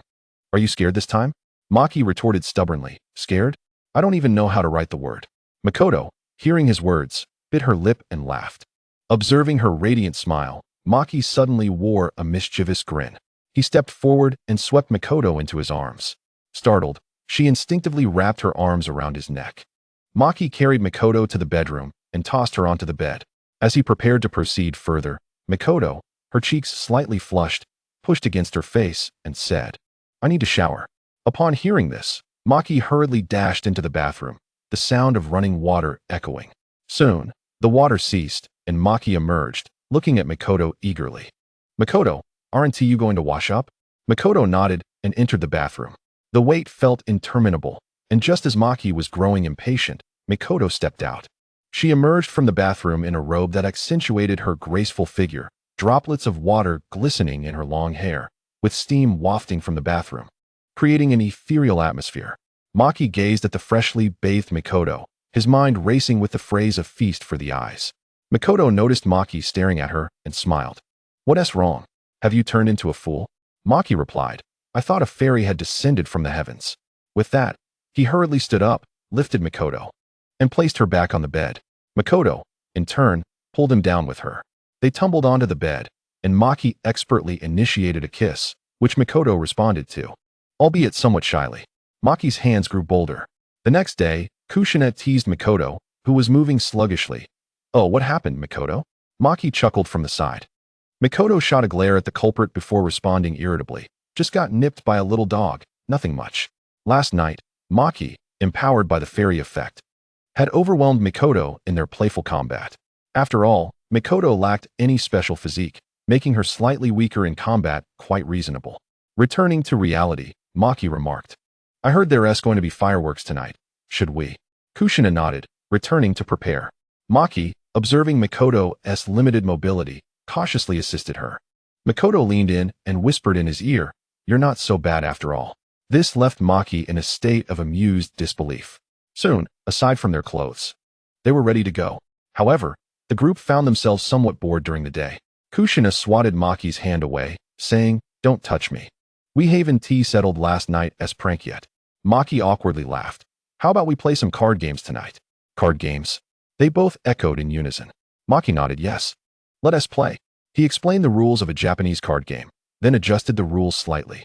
After finishing, Kushina and Makoto's eyes lit up. Seeing their excitement, Maki proposed, "Let us start with a round so you can get the hang of it." The rules were simple, and both women, being intelligent, quickly grasped the gameplay. After a few rounds, Kushina suggested, "This is getting dull. Why don't we add some stakes?" Maki agreed, asking, "What do you think would be a good stake?" Kushina pondered briefly, then suggested, "How about sticking a note on the loser?" Maki nodded in agreement and checked with Makoto, who had no objections. Under Kushina's urging, he went to fetch some paper notes. Kushina leaned in closer to Makoto and whispered, "Let us do it this way." Makoto, sensing Kushina's intent for revenge against Maki, shivered at the thought. Kushina, noticing Makoto's apprehension, smiled reassuringly. "Don't worry. If you cooperate, you won't be punished." Makoto nodded vigorously. When Maki returned with the notes, they officially began the game. Under their guidance, Maki easily won the first 2 rounds, proudly sticking notes on the 2 women's fair faces. They exchanged glances, as if to say, "The prey has taken the bait." However, Maki soon began to lose several rounds, dismissing it as mere luck. Gradually, he sensed something amiss. "Wait, Makoto, we're both farmers. Why are you deceiving me?" Makoto, hearing Maki's complaint, awkwardly stuck out her tongue but remained silent. Then, the moment that would truly unnerve Maki arrived. Makoto, his immediate opponent, played a sequence of cards while shooting him suggestive glances. Maki, half convinced, played a bomb card in retaliation. Subsequently, he dismantled a trio. Seeing Makoto shake her head in denial, Maki hesitated, but upon meeting her bright, pleading eyes, he found himself softening. He could only lower his head as Kushina placed a note on him. As the game progressed, Maki gradually discovered the underlying scheme. Although they all took turns winning, he found that the notes on his face multiplied while the girls had only a few. By the afternoon, Maki's face was covered in notes, while Makoto and Kushina had far fewer combined. Realizing the time was running out, Maki hastily discarded his cards. "I'm done," he exclaimed, escaping to the bedroom, only to hear the two women laughing unabashedly behind him. After washing his face, Maki returned, looking dejected. "Did you two conspire against me?" Kushina unabashedly admitted, "Indeed. I teamed up with Makoto to get back at you for last night." Maki buried his head in Kushina's chest, begging for mercy, even rubbing against her. This action caused Kushina to blush deeply. Chapter 98. Fireworks. Kushina pushed his head away, saying, "All right, enough." Maki continued to act spoiled, burying his head in her soft embrace and refusing to budge.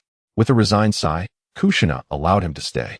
Makoto watched this amusing scene from the side. Eventually, Maki reluctantly detached himself from Kushina, lying on the sofa in anticipation of the evening's fireworks. With nothing to do, the three began to gossip. Kushina remarked, "Did you all know? I heard that Minato has found a member of the Uzumaki clan." Upon hearing this, Obito's spirits were instantly lifted as he inquired, "Is that true?" Kushina rolled her eyes at him and replied, "Could it be false? They say they are getting married soon." Michiru, taken aback, exclaimed, "So fast?" Obito also leaned closer, but Kushina, with a look of disdain, pushed him away, saying, "Keep your distance." Unfazed, Obito shamelessly reclined on Kushina's lap, eagerly munching on snacks from the sofa. Kushina attempted to push him again, but realized she lacked the strength to budge him. Instead, she playfully pinched his face, saying, How have you lost your childhood charm?" Michiru nodded in agreement beside her. Obito, hearing their teasing, sighed deeply and buried his head into Kushina's abdomen. She gently stroked his white hair, smiling as she asked, "What's wrong? Feeling sad? You're old enough to act like a child." Obito mumbled, "You know how old I am." At his audacious retort, Kushina playfully slapped him. "What nonsense are you spouting?" Obito continued to nuzzle against her, falling silent, soon drifting into a peaceful slumber.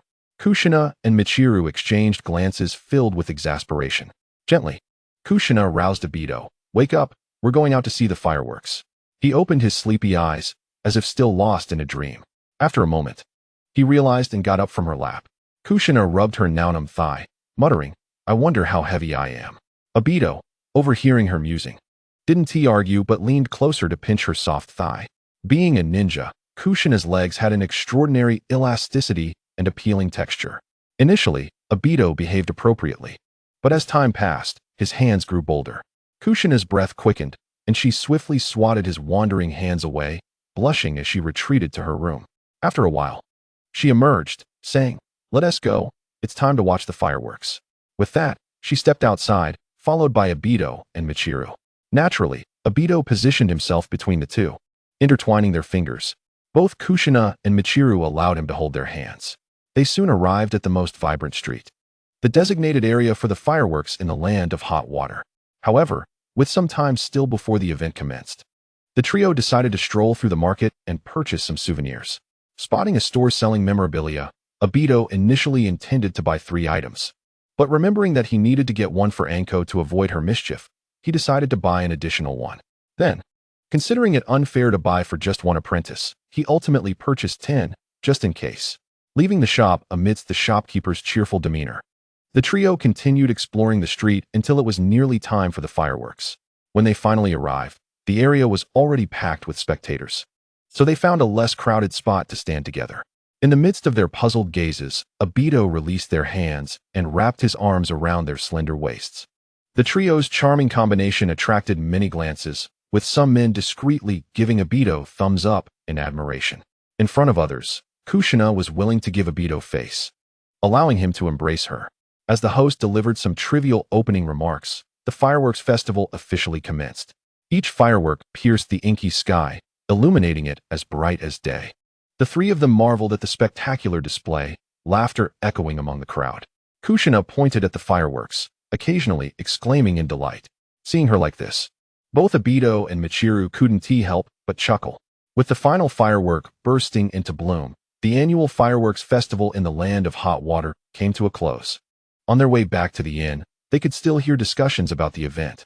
Once back, they continued to reminisce about the festival. It was then that Obito voiced a long-standing curiosity. How did Minato meet that woman from the Uzumaki clan? Kushina, lounging on the sofa, replied lazily. It was during the Third Shinobi World War, a classic case of a hero saving a damsel in distress. As for the specifics, I'm not too sure. At that moment, Michiru chimed in. I heard that our Uchiha clan's Fugaku is getting married too. Obito's interest peaked immediately as he asked, who is it? Michiru replied, I've heard it's the daughter of some elder, but I'm not familiar. Upon hearing this, Obito felt a sense of melancholy. The convergence of timelines was so powerful that even though he had influenced many events, some significant occurrences remained unchanged. Noticing Obito's contemplative expression, Kushina teased, what's wrong? Are you feeling anxious seeing others get married? Obito almost retorted that he wasn't anxious, but upon catching Kushina's teasing gaze, he quickly amended. I might be a little anxious, but I'm still young. Kushina, hearing his vague response, pouted in dissatisfaction but chose not to press further. That evening, Obito found himself torn about which room to visit. Understanding the situation, Michiru said kindly, All right, why don't you stay with Kushina tonight? I'll head back to my room. With that, she stood and returned to her bedroom. Kushina looked at Obito, naturally extending her hand. He, seeing her curled up on the sofa, smoothly slid his hand under her knee and behind her shoulder, lifting her effortlessly into a princess carry. Kushina instinctively wrapped her arms around his neck. Obito carried her to the bedroom door, halting to signal her to open it. Kushina extended a hand to push the door ajar. As Obito entered, he cleverly used his leg to nudge the door shut behind them. Chapter 99, returning home this time. Obito directly carried Kushina into the bathroom. Watching his impatient demeanor, she couldn't help but chuckle. The bathroom water soaked their clothes, and soon they found themselves in a state of undress. He reveled in the sensation of her delicate skin as they transitioned from the bathroom to the bed. The next morning, Kushina was the first to awaken, observing Obito unconsciously seeking her out, a smile playing on her lips as she stroked his white hair. Obito, in turn, snuggled closer, gently nipping at her, expressing his displeasure. Kushina let out a soft gasp, both amused and annoyed as she gazed at him. Realizing something was amiss, Obito woke up, looking at Kushina. With a smile, she pinched his cheek, saying, Why are you so restless in your sleep? Obito understood her initial comment, but the latter part left him puzzled. He couldn't help but squeeze her a bit. Embarrassed, Obito finally released his grip with a sheepish smile. Kushina playfully tapped his forehead, chiding, You've really become quite the nuisance. Obito then lifted her up again and carried her back into the bathroom. Ultimately, Obito emerged from the bathroom, looking refreshed, with Kushina blushing deeply in his embrace. Once he laid her gently on the bed, Kushina hoarsely requested, Water. The very cause of this predicament, Obito sprinted to fetch her a large glass of water. Feed me. Kushina languidly lay on the bed, unwilling to move. Obito carefully cradled her neck, bringing the glass to her lips. Kushina gulped down the drink in one swift motion. Uchiha Maki set his cup aside and prepared to retire for the night. However, Kushina mustered her last ounce of strength and pushed him away with determination, insisting, If you seek amusement, go find Mikoto. As Uchiha Maki exited the bedroom, he found Mikoto had already prepared a meal. Approaching her, he planted a quick kiss on her cheek. Startled by the sudden gesture, Mikoto wiped the moisture from her face with disdain, urging him to wash his hands and eat. And Kushina? She inquired. Still asleep, Maki replied. Mikoto, slightly annoyed, asked, How long have you been at it? Maki chuckled silently, offering no response. By midday, after they had finished their meal, Kushina finally emerged, rubbing her eyes. Mikoto remarked, There's sushi and rice balls, just heat them up. Famished, Kushina wasted no time and began devouring the food, leaving nothing behind. Having watched the fireworks festival, Isn't it time to head back? Maki suggested. Reluctantly, Kushina acknowledged him with a non-committal "oh." Maki leaned closer, reassuring her. We can go out and have fun whenever we find the time. Upon hearing this, Kushinai's eyes sparkled with excitement as she declared, "It's a promise. You must not back out." Maki, smiling broadly, replied, "I won tea, until you tire of it." With a small pinky promise, Kushinai proposed, "Then let us seal it." Maki reciprocated with his own pinky. Observing the childish exchange, Mikoto rolled her eyes. "All right, you two children, it's time to return to your rooms." They then rose to gather their belongings. In the familiar scenery of Konoha, Uchiha Maki stretched and mused. There's south truly no place like home. Turning to the two girls, he asked, "Do you have any other plans? Shall I escort you home first?" Kushinai replied, "No further plans. Please take us home." Maki nodded and escorted Kushinai back to her house. On the way back to the Uchiha clan compound, he walked alongside Mikoto, who took the initiative to hold his hand. Her hand felt slightly cold, prompting him to adjust his grip for a closer connection. They walked in silence, cherishing the tranquility that enveloped them. Soon, they arrived at Mikoto's new residence. She turned to him with a smile. "Would you like to come in for a while? Then I shall graciously accept your invitation," Maki said, stepping inside without hesitation. The following morning, as Uchiha Maki was tidying his clothes, Mikoto inquired, "Are you leaving so soon?" Maki nodded and approached her. Gently kissing her forehead, she accompanied him to the door, watching as he disappeared from her sight. Upon returning home, he pushed the door open and noticed 2 additional pairs of shoes by the entrance. Laughter, like the tinkling of bells, echoed from the bedroom. Frowning slightly, Maki approached and knocked on the door. "Who is it?" came the voice of Akane from within. "It's me," Maki replied, a hint of irritation in his tone. Akane opened the door, revealing both Akane and Yuin inside. Maki pulled a chair closer, puzzled, and asked, "What brings you two here?" Feigning sadness, Akane responded, "What's wrong? Sensei, can we not visit your home?" Yuin looked at him with her most pitiful expression. Realizing the flaw in his words, Maki waved dismissively, "It's my fault." He then produced 3 souvenirs from his pocket, stating, "These are from the land of water, a little something for you." The 2 girls beamed as they accepted his gifts. Akane, leaning in, kissed Maki on the cheek, exclaiming, "You're the best, sensei." She then knelt on the bed to unwrap her souvenir, asking, "What did you get for us?" Maki shook his head. "These are blind boxes. The contents are random. Even I don't know what's inside." Just then, Yuin's delighted voice rang out. "What a beautiful bracelet." Carefully, she extracted a pristine white bracelet from its box, intricately adorned with delicate patterns. A blush crept onto her cheeks, revealing her undeniable affection as she softly expressed, "Thank you, sensei. I truly love it." Seeing this, Akane eagerly tore open her own blind box, exclaiming, "What could mine be?" She unwrapped it to discover a small ceramic jar filled with a local delicacy from the land of water.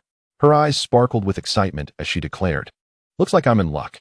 After tasting a piece, she remarked, "Delicious." Meanwhile, Akane unveiled her gift, revealing a finely crafted tea set, a petite white porcelain teapot accompanied by 2 matching cups. After admiring the teapot, she smiled, "It's lovely. Next time, when you visit my home, we can brew tea with it." Akane then offered Maki a spoonful of her treat, bringing it to his lips. He leaned down to taste, commenting, "Not bad at all." Her amber eyes narrowed with satisfaction as she indulged in her treat. Maki, noticing her displeasure as he playfully took the jar away, couldn't help but chuckle at her pouting expression.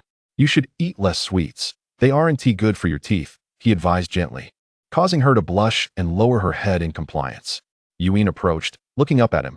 "Sensei, could you help me put this on?" She extended the bracelet toward him with hopeful eyes. Seeing her anticipation, Maki swallowed the words "You can do it yourself" and gently lifted her delicate wrist to fasten the bracelet. Yuin admired the adornment on her wrist and hugged Maki lightly. Whispering, "Thank you, sensei." Maki stroked her long hair with a smile. "No need for formality with me." At that moment, Akane interjected, "Sensei, do you have tea leaves at home?" She raised the teapot in her hand.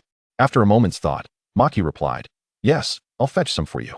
He then headed to the kitchen, followed closely by Akane.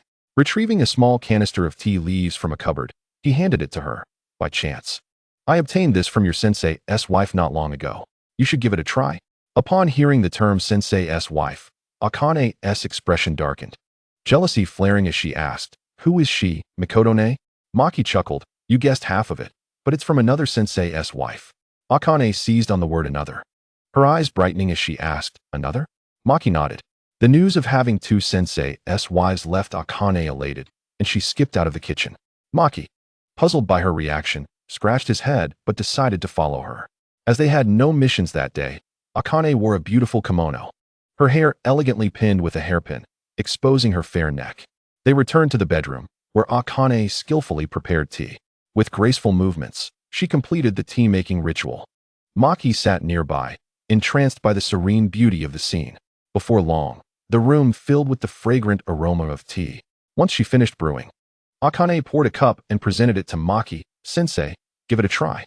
Maki accepted the cup, savoring a sip. As the tea entered his mouth, a delightful aroma enveloped him. Though slightly bitter, a nuanced sweetness lingered upon reflection.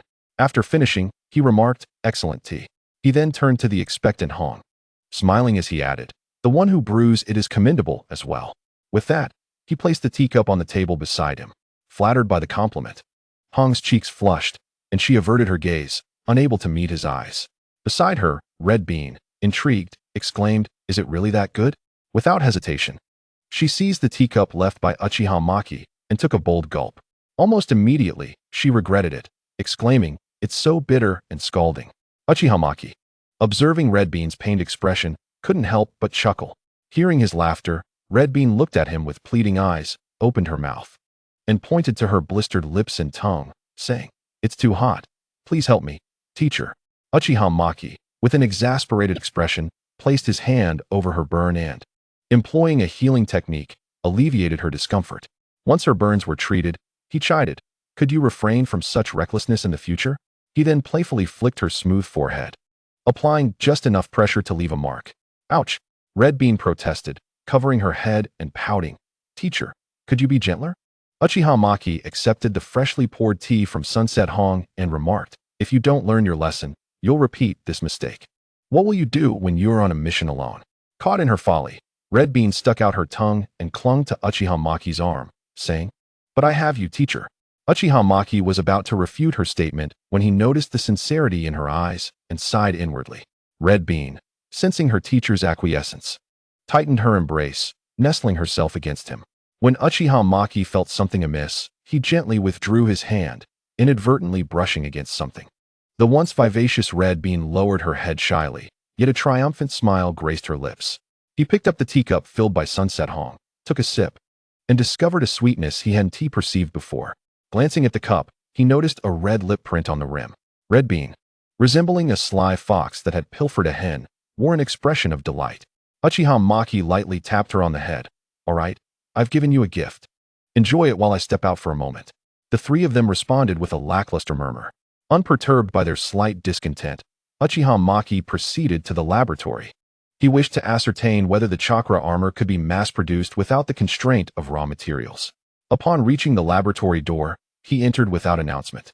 As he was the head of this facility, the guards of the Uchiha clan greeted him with genuine respect.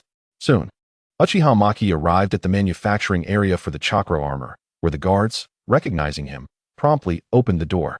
Upon entering, he observed a remarkable transformation since his last visit. The once barren laboratory was now bustling with activity, and the number of staff had significantly increased. Fengwanuteo, who had initially been hands-on, had evolved into a supervisor, directing others while offering guidance. When he spotted Uchiha Maki, he hurried over, respectful and eager to inquire, "Lord Maki, how may I assist you?" Uchiha Maki inquired, after resolving the raw material issue, "Is the chakra armor ready for mass production?" Fengwanuteo replied promptly, "Indeed, Lord Maki. With the raw material concerns addressed, we can now produce approximately 100 sets per week, and costs have drastically decreased." He added sheepishly, "Though we do need to secure funding." Uchiha Maki raised an eyebrow. "How much is required?" Fengwanuteo held up one finger. Uchiha Maki responded, 100 million Ryo, correct? I will cover it for now." He began to reach for his wallet. Fengwanuteo quickly interjected, "Lord Maki, it's not 100 million, it's 1 billion Ryo." He then assured him, "As production capacity increases, we will ultimately be able to reduce costs to around 3 million Ryo per set." Uchiha Maki pondered for a moment. "Very well. However, this funding must be allocated through the finance department of the security forces. I will personally cover 100 million Ryo, and the rest will be provided by the finance department." Fengwanuteo nodded earnestly and led Uchiha Maki to a storage area. "Lord Maki, here are the 20 sets of armor you requested earlier. The remaining 16 sets are also ready. Uchiha Maki nodded and instructed the guards. Please pack them into the sealing scroll and hand them to me. He then produced a scroll. The guards promptly responded, Yes, Lord Maki. Fenghua Nuteo presented a financial report. Lord Maki, here are the financial expenditures for the project thus far. Uchiha Maki reviewed the thorough report with satisfaction, patting Fenghua Nuteo's shoulder in encouragement. As he perused the document, he asked a few questions regarding areas he found unclear. Having dealt with numerous documents, he could now comprehend these basic accounts. And since the procurement was overseen by the Uchiha clan, it would be nearly impossible for Fenghua Nuteo to commit any deceit. Once he confirmed the financial accuracy, Uchiha Maki returned the report. The remaining 900 million ryo will be credited next week. Fenghua Nuteo acknowledged with a nod.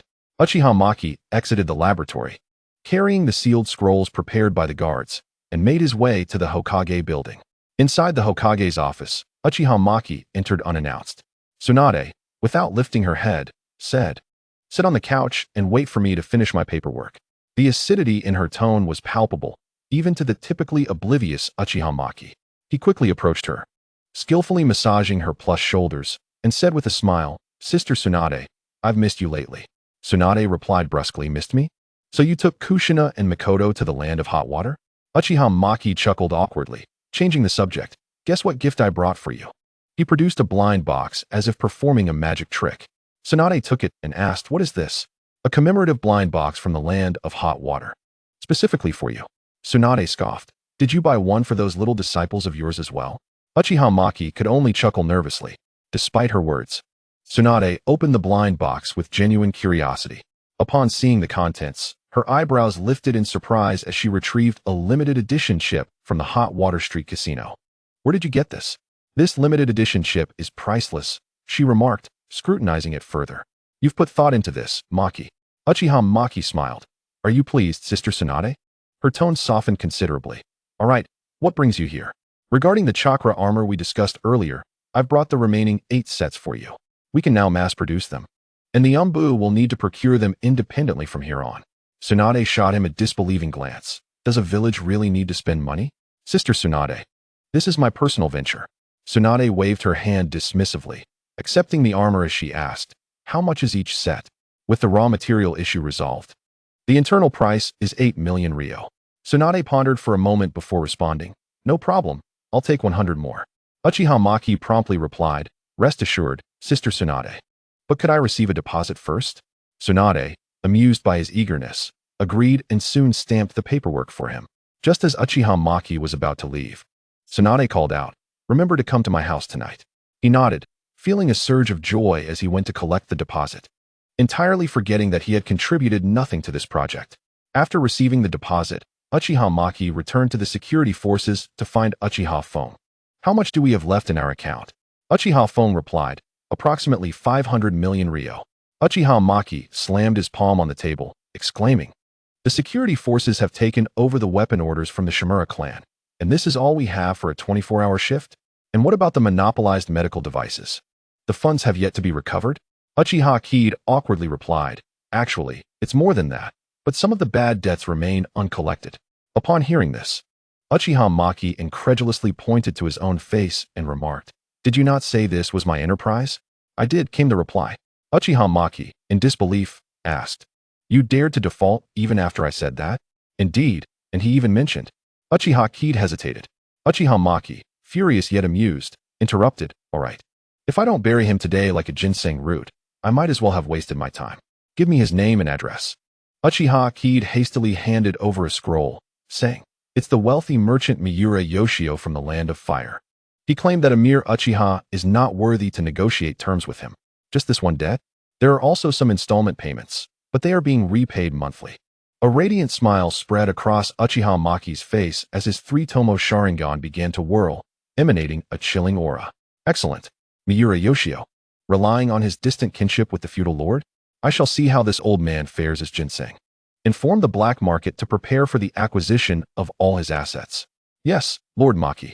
With that, Uchiha Maki utilized the body flicker technique, vanishing from Uchiha Kid's sight. That night, Uchiha Maki stood atop a tree, expressionless as he gazed at the opulent estate of Miura Yoshio, shrouded in darkness. At that moment, A figure resembling a butler emerged. Uchiha Maki's demeanor shifted. He stealthily approached from the shadows. The butler tightened his coat and muttered to himself, "Why is it so cold lately?" Soon, in a deserted corner, Uchiha Maki approached and tapped the butler on the shoulder. As the butler turned around, his gaze fell upon a pair of crimson eyes, rendering him momentarily paralyzed. Uchiha Maki inquired, "Do you know where Miura Yoshio resides?" The butler, still dazed, replied, "He lives at." Once satisfied with the answer, Uchiha Maki implanted a new memory with a genjutsu before knocking him unconscious. Uchiha Maki then vanished from the scene. The unconscious butler rubbed his head and muttered, "I really messed up by drinking. Wait, I still have an important matter to attend to." With that, he continued on his way.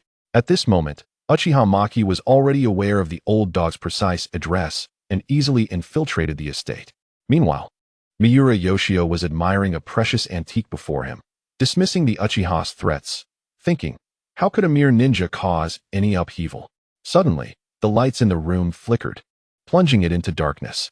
Miura Yoshio, puzzled, remarked, "Is there a power outage?" He began calling for his servants. "Someone, what happened to the lights?" Yet, no one responded to his frantic calls. Panic gripped him as he pushed open the door and fled. Due to his long neglect of physical fitness, he was panting heavily by the time he reached the entrance. When he lowered his head to wipe the sweat from his brow, he found himself back in the room.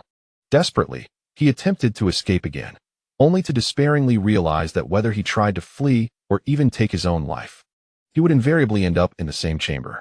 His body trembled uncontrollably, a chill creeping into his heart. In the darkness, a cold voice laced with mockery pierced through. "Miura Yoshio, I hear you believe the Uchiha are unworthy of negotiating terms?" Terror-stricken, Miura Yoshio turned to face the source of the voice. By the light of the moon, he saw Uchiha Maki seated behind him, nonchalantly toying with the very antique he had just been admiring, his otherworldly crimson Sharingan fixed intently upon him. Miura Yoshio, in a state of fright, stammered, "How did you get in?" "Guards! Guards!" To safeguard against Uchiha retaliation, he had lavishly hired several ninjas, including some who had previously served as elite bodyguards. Uchiha Maki, amused, casually tossed aside several severed heads. "Are these the ones you speak of?" Upon seeing the heads, Miura Yoshio staggered back, collapsing onto the floor. The blood on the necks had yet to dry, their eyes wide open as if they had witnessed something horrific. Uchiha Maki, with an apologetic expression, said, "Please, stop shouting. I took care of a few nuisances before coming here, and I inadvertently set up a soundproof barrier." He then placed the antique down and approached Miura Yoshio, striking his head with the scroll in hand. "I am here for two primary matters. First, to reclaim my money, principal and interest included." Miura Yoshio, trembling, asked, "What is the second matter?" Uchiha Maki grinned, his voice frigid, "That is, my debt is not something you can simply default on." With that, he seized Miura Yoshio's hair, forcing him to meet his gaze. Miura Yoshio, now dazed, revealed the location of his primary assets. Once the genjutsu was lifted, he stared in horror at Uchiha Maki. Uchiha Maki, smiling, assured him, "Do not be afraid. I am quite skilled at this." With that, he deftly snapped Miura Yoshio's neck and seized the majority of his wealth and property deeds, leaving behind only a small sum of cash. He then created a shadow clone, instructing it to transform into Miura Yoshio's likeness. After relaying the necessary precautions, he stealthily exited the estate. Meanwhile, the black market operatives had been waiting patiently. Uchiha Maki handed over the property deeds, cash, and some items difficult to liquidate. "Be swift," he commanded. The Uchiha clan member in charge of the black market accepted the items with alacrity, replying, "Yes, Lord Maki. In 3 days, these will be completely laundered and deposited into the security forces account." Uchiha Maki raised a hand to correct him. "Incorrect. The principal and interest of the debt should be deposited into the security forces account. As for the rest," the operative quickly understood, "No problem, Lord Maki. By the way, how much does he actually owe?" Uchiha Maki, having full confidence in their capabilities, returned to the security forces to inform the eagerly awaiting Uchiha Kid. "The principal and interest will be credited within 3 days at the latest." At that moment, the black market was rife with hidden currents. Countless shell orders and tasks were issued and instantaneously accepted. The funds generated from these transactions flowed through numerous accounts. On the periphery of the black market, a plethora of counterfeit antiques were sold at exorbitant prices. In the end, All the funds were consolidated into a single account. Even if others accepted tasks, they were met with a mere, "Apologies, sir, we issued this task by mistake," leaving them with no recourse but to accept the formulaic response. Meanwhile, Miura Yoshio's enterprises were rapidly sold off in the form of loans. His family's three-generation legacy of a business empire swiftly reduced to mere shells. At this juncture, Uchiha Maki arrived at Tsunade's door, a bottle of fine wine in hand. Tsunade opened the door, mumbling, "I thought you wouldn't come." Upon seeing the wine, she brightened, eagerly taking it and leading the way. Uchiha Maki admired Tsunade's figure, her slender waist and curvaceous hips. Dressed simply in home attire, she poured a glass for him before filling one for herself. As they drank, Uchiha Maki, captivated by Tsunade's radiant beauty, pulled her close. Tsunade, shaking her empty glass, requested, "Pour me another." Uchiha Maki downed the contents of his glass in one go before abruptly sealing her lips with his, the fiery liquid passing between them. They soon found themselves entwined in the sheets. The following morning, Uchiha Maki awakened to a sensation of suffocation, realizing his face was buried between two mountainous peaks. Rising, remnants of a hangover pulsed in his head, bringing a dull ache to the back of his skull. Shaking his head, he dispelled the effects of alcohol with chakra. Feeling considerably better, he descended and took a large gulp from a glass of water. At that moment, Tsunade, still slightly dazed, awakened. She looked at Uchiha Maki and helplessly remarked, "I'm thirsty." Uchiha Maki handed her a cup, and Tsunade eagerly drank. Water spilling from the corners of her mouth and cascading down the mountain peak. This drew Uchiha Maki's attention, and he reached out to help wipe it away. Under Tsunade's teasing gaze, he solemnly stated, "I was merely concerned about you catching a cold." Tsunade rolled her eyes at him, and after donning her attire, they embraced before stepping out of the house. As Uchiha Maki settled into his office at the Konoha Guard, Uchiha Kid entered with an expression of excitement. "Lord Maki, Miura Yoshio's debts have been settled with both principal and interest." Uchiha Maki waved his hand dismissively. "That's sufficient. The funds are in place." At that moment, Uchiha Kid, curious, inquired, "Lord Maki, weren't you the one who planted Miura Yoshio in the ground like ginseng?" Uchiha Maki cleared his throat and replied with gravity, "This is a time of peace. We must abandon the mindset of wartime." "Yes, Lord Maki, I will heed your guidance," Uchiha Kid responded. Meanwhile, vast sums of money were accumulating in Uchiha Maki's account. 3 days later, Konoha Television reported a news story. The wealthy merchant Miura Yoshio had been betrayed by his housekeeper. A horde of wandering warriors and rogue ninjas had ransacked his home. Tragically, Miura Yoshio and all his immediate family members perished in the incident, while the housekeeper had vanished with a substantial amount of money. Uchiha Kid watched the news on television, a chill running through him as he recalled Uchiha Maki's earlier words. He muttered to himself, "It seems I have underestimated Lord Maki." Chapter 103. Reform. Uchiha Maki's ruthlessness exceeded his expectations. Uchiha Kid had initially thought it would suffice to bankrupt Miura Yoshio, but instead, it resulted in utter devastation. Reflecting on Lord Maki's various actions, he warned himself to avoid crossing him, suppressing any thoughts of dissent. The following morning, Uchiha Maki found amusement in Uchiha Kid's respectful demeanor and asked, "Do you have something to request of me?" Startled, Uchiha Kid stood at attention. No, Lord Maki." Uchiha Maki waved his hand again, continuing, "Make sure to allocate 500 million to the laboratory. The remaining funds will be for the daily maintenance of the guard. Additionally, let the black market operate discreetly for now. The sheer volume of capital flowing through it has attracted attention, and we must tread carefully." Uchiha Kid quickly nodded in agreement. "Yes, Lord Maki." In the Hokage's office, the news of Miura Yoshio's downfall instilled fear among the high-ranking officials and wealthy merchants of the Fire Nation. They hastily paid handsomely for the protection of Konoha's elite shinobi. The Fire Nation's daimyo soon demanded that Konoha swiftly apprehend the culprits. Uchiha Maki set down the letter, saying, "Is that all?"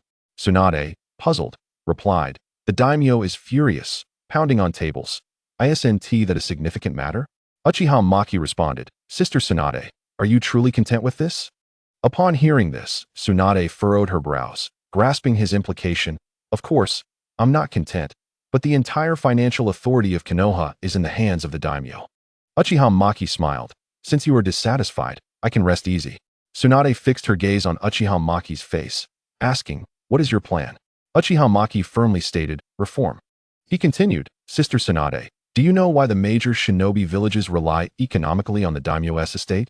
After some contemplation, Tsunade shook her head. Uchiha Maki elaborated. The daimyo is responsible for land, capital, resources, and political legitimacy, while ninjas handle military power, task execution, and national security. Ninjas are tasked with fulfilling both national military objectives and various civilian commissions, maintaining stability and earning their rewards. Do you understand this? Tsunade nodded, indicating her comprehension. Uchiha Maki pressed on. This model, as far as I know, existed before the formation of the shinobi villages, organized by clans. And now, it remains the same. Tsunade then asked, so how do we break this cycle? Uchiha Maki's tone grew fervent. The majority of ninjas, even the lower ranks, possess physical capabilities that can yield production efficiencies tenfold compared to ordinary people. So why do they not engage in such endeavors? The answer is simple. The 5 great nations exist in a dark forest of mutual suspicion. Any shinobi village that drastically reduces its military capacity to shift ninjas into production would immediately fall behind militarily. Konoha has no such concerns. The other nations have been incapacitated, and our chakra armor is entering mass production. If necessary, I could unleash Susanoo and take a few tailed beasts on a tour of their villages. He stood up, gazing out the window at Konoha village. We can gradually establish our own industrial system, allowing ninjas to participate in production during peacetime. By leveraging chakra and ninjutsu, we can achieve groundbreaking advancements in construction, agriculture, and various fields. We could start with small-scale pilot projects, such as using earth release for construction and water release for irrigating farmland. We should also reform the Ninja Academy, sending those with mediocre talents to learn these skills. I will also develop techniques suited for these scenarios. Tsunade listened intently, yet expressed her concerns, but this requires substantial startup capital, and if the daimyo becomes aware. Uchiha Maki flashed a knowing smile. I have already made some arrangements regarding funding. He grinned. Or did you think the incident with the Miura family was merely a coincidence? Tsunade gasped, covering her mouth in astonishment. Maki, how could you dare? Uchiha Maki replied coldly. I carved out a reputation as the White Reaper in the shinobi world, and yet some distant relative of the daimyo dares to default on my debts. Upon hearing this, Tsunade's initial shock settled into calm. She tapped her fingers on the table. You are right. Konoha cannot remain subject to others. Uchiha Maki proposed. In that case, I will provide a comprehensive reform plan and specific methods. What do you think? Sister Tsunade? No need. Tsunade waved her hand. Since you are so eager, why not take on the role of Hokage? Noticing Uchiha Maki about to object, she quickly interjected. This way, your reform progress will be expedited. After a moment of hesitation, Uchiha Maki nodded in agreement. Very well. Tsunade clapped her hands on the table. I will submit an application to the daimyo immediately. Then she realized and shook her head. Yes, but Konoha must still consult them about the change in leadership. Uchiha Maki scoffed. Who says we need their approval? The appointment of Konoha's Hokage has never required the daimyo's sanction. Tsunade hesitated. Is that truly acceptable? It's merely a formality. Uchiha Maki countered. Formality? Sister Tsunade, it is this very formality that has bound Konoha. Since the time of the first Hokage, we have instinctively accepted that the Hokage's legitimacy hinges on the daimyo's endorsement. However, the Hokage should be determined by Konoha itself, not by those distant figures in the daimyo's estate. He approached the desk, gazing intently at Tsunade. Sister Tsunade, I understand your reservations, and I am willing to share my forthcoming ideas. Tsunade nodded, listening attentively. Uchiha Maki then posed a question. Why do we rely on oxen and horses for transportation of goods instead of utilizing the more efficient ninjas? Tsunade responded, due to cost considerations. Employing ninjas for such tasks is fundamentally a waste. The transportation efficiency of ninjas surpasses that of cattle, making their involvement in more valuable endeavors essential. At this moment, Uchiha Maki spoke meaningfully. What if there existed a solution that harmonized the cost of cattle with the efficiency of ninjas? Tsunade furrowed her brow at Maki's words, expressing skepticism. How could one possibly reconcile the costs of cattle with the efficiency of ninjas? Maki smiled mysteriously. Such a solution certainly exists. Give me 3 months, and I shall create it for you. Tsunade regarded the spirited Uchiha Maki with a hint of doubt. He clarified, of course, the development and implementation of this innovation cannot be completed in such haste. However, I assure you that within 3 months, You will witness the foundational model of this technology. Tsunade, observing Maki's enthusiasm, nodded. Then let us not delay. From this moment forth, you shall assume the mantle of the 5th Hokage of Konoha. The following day, the high-ranking officials of Konoha, alongside clan leaders and numerous Jonin, awaited in the conference room. They speculated about the significance of the gathering. Soon, the door swung open, and all eyes turned towards it.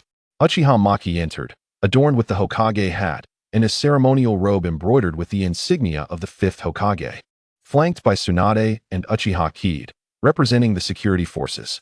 The previously noisy room fell into an abrupt silence as the unexpected scene unfolded. Despite Maki's unparalleled reputation and power in Konoha, none had anticipated his sudden and unceremonious rise to the position of 5th Hokage, bypassing all traditional protocols. Even the customary handover ceremony. Many participants instinctively glanced at Nara Shikadai and his companion Nara Shikaku, though they maintained outward composure. Internally, they were engulfed in tumultuous waves of surprise. As other clan leaders urged them with frantic glances to inquire further, Nara Shikadai and Nara Shikaku chose to remain silent, avoiding the role of the scapegoat. Meanwhile, the head of the Uchiha clan felt an overwhelming surge of elation. This long-awaited day had finally arrived. Were it not for the inappropriateness of the occasion, he might have laughed joyously to the heavens. He suppressed the urge to smile and was the first to speak up. "Lady Tsunade, may I inquire about this matter?" Tsunade approached the main seat of the conference room, tapping her fingers on the table with a steady tone, "Effective today. Based on the needs of Konoha's development and my personal considerations, I will resign from the position of Hokage, and Uchiha Maki shall succeed me as the 5th Hokage." She emphasized, "This matter is not open for discussion." A wave of astonishment swept through the room, and Nara Shikadai, steeling himself, raised his hand to ask, "Lady Tsunade, Lord Maki, is this decision not rather hasty? Moreover, what of the daimyo's office?"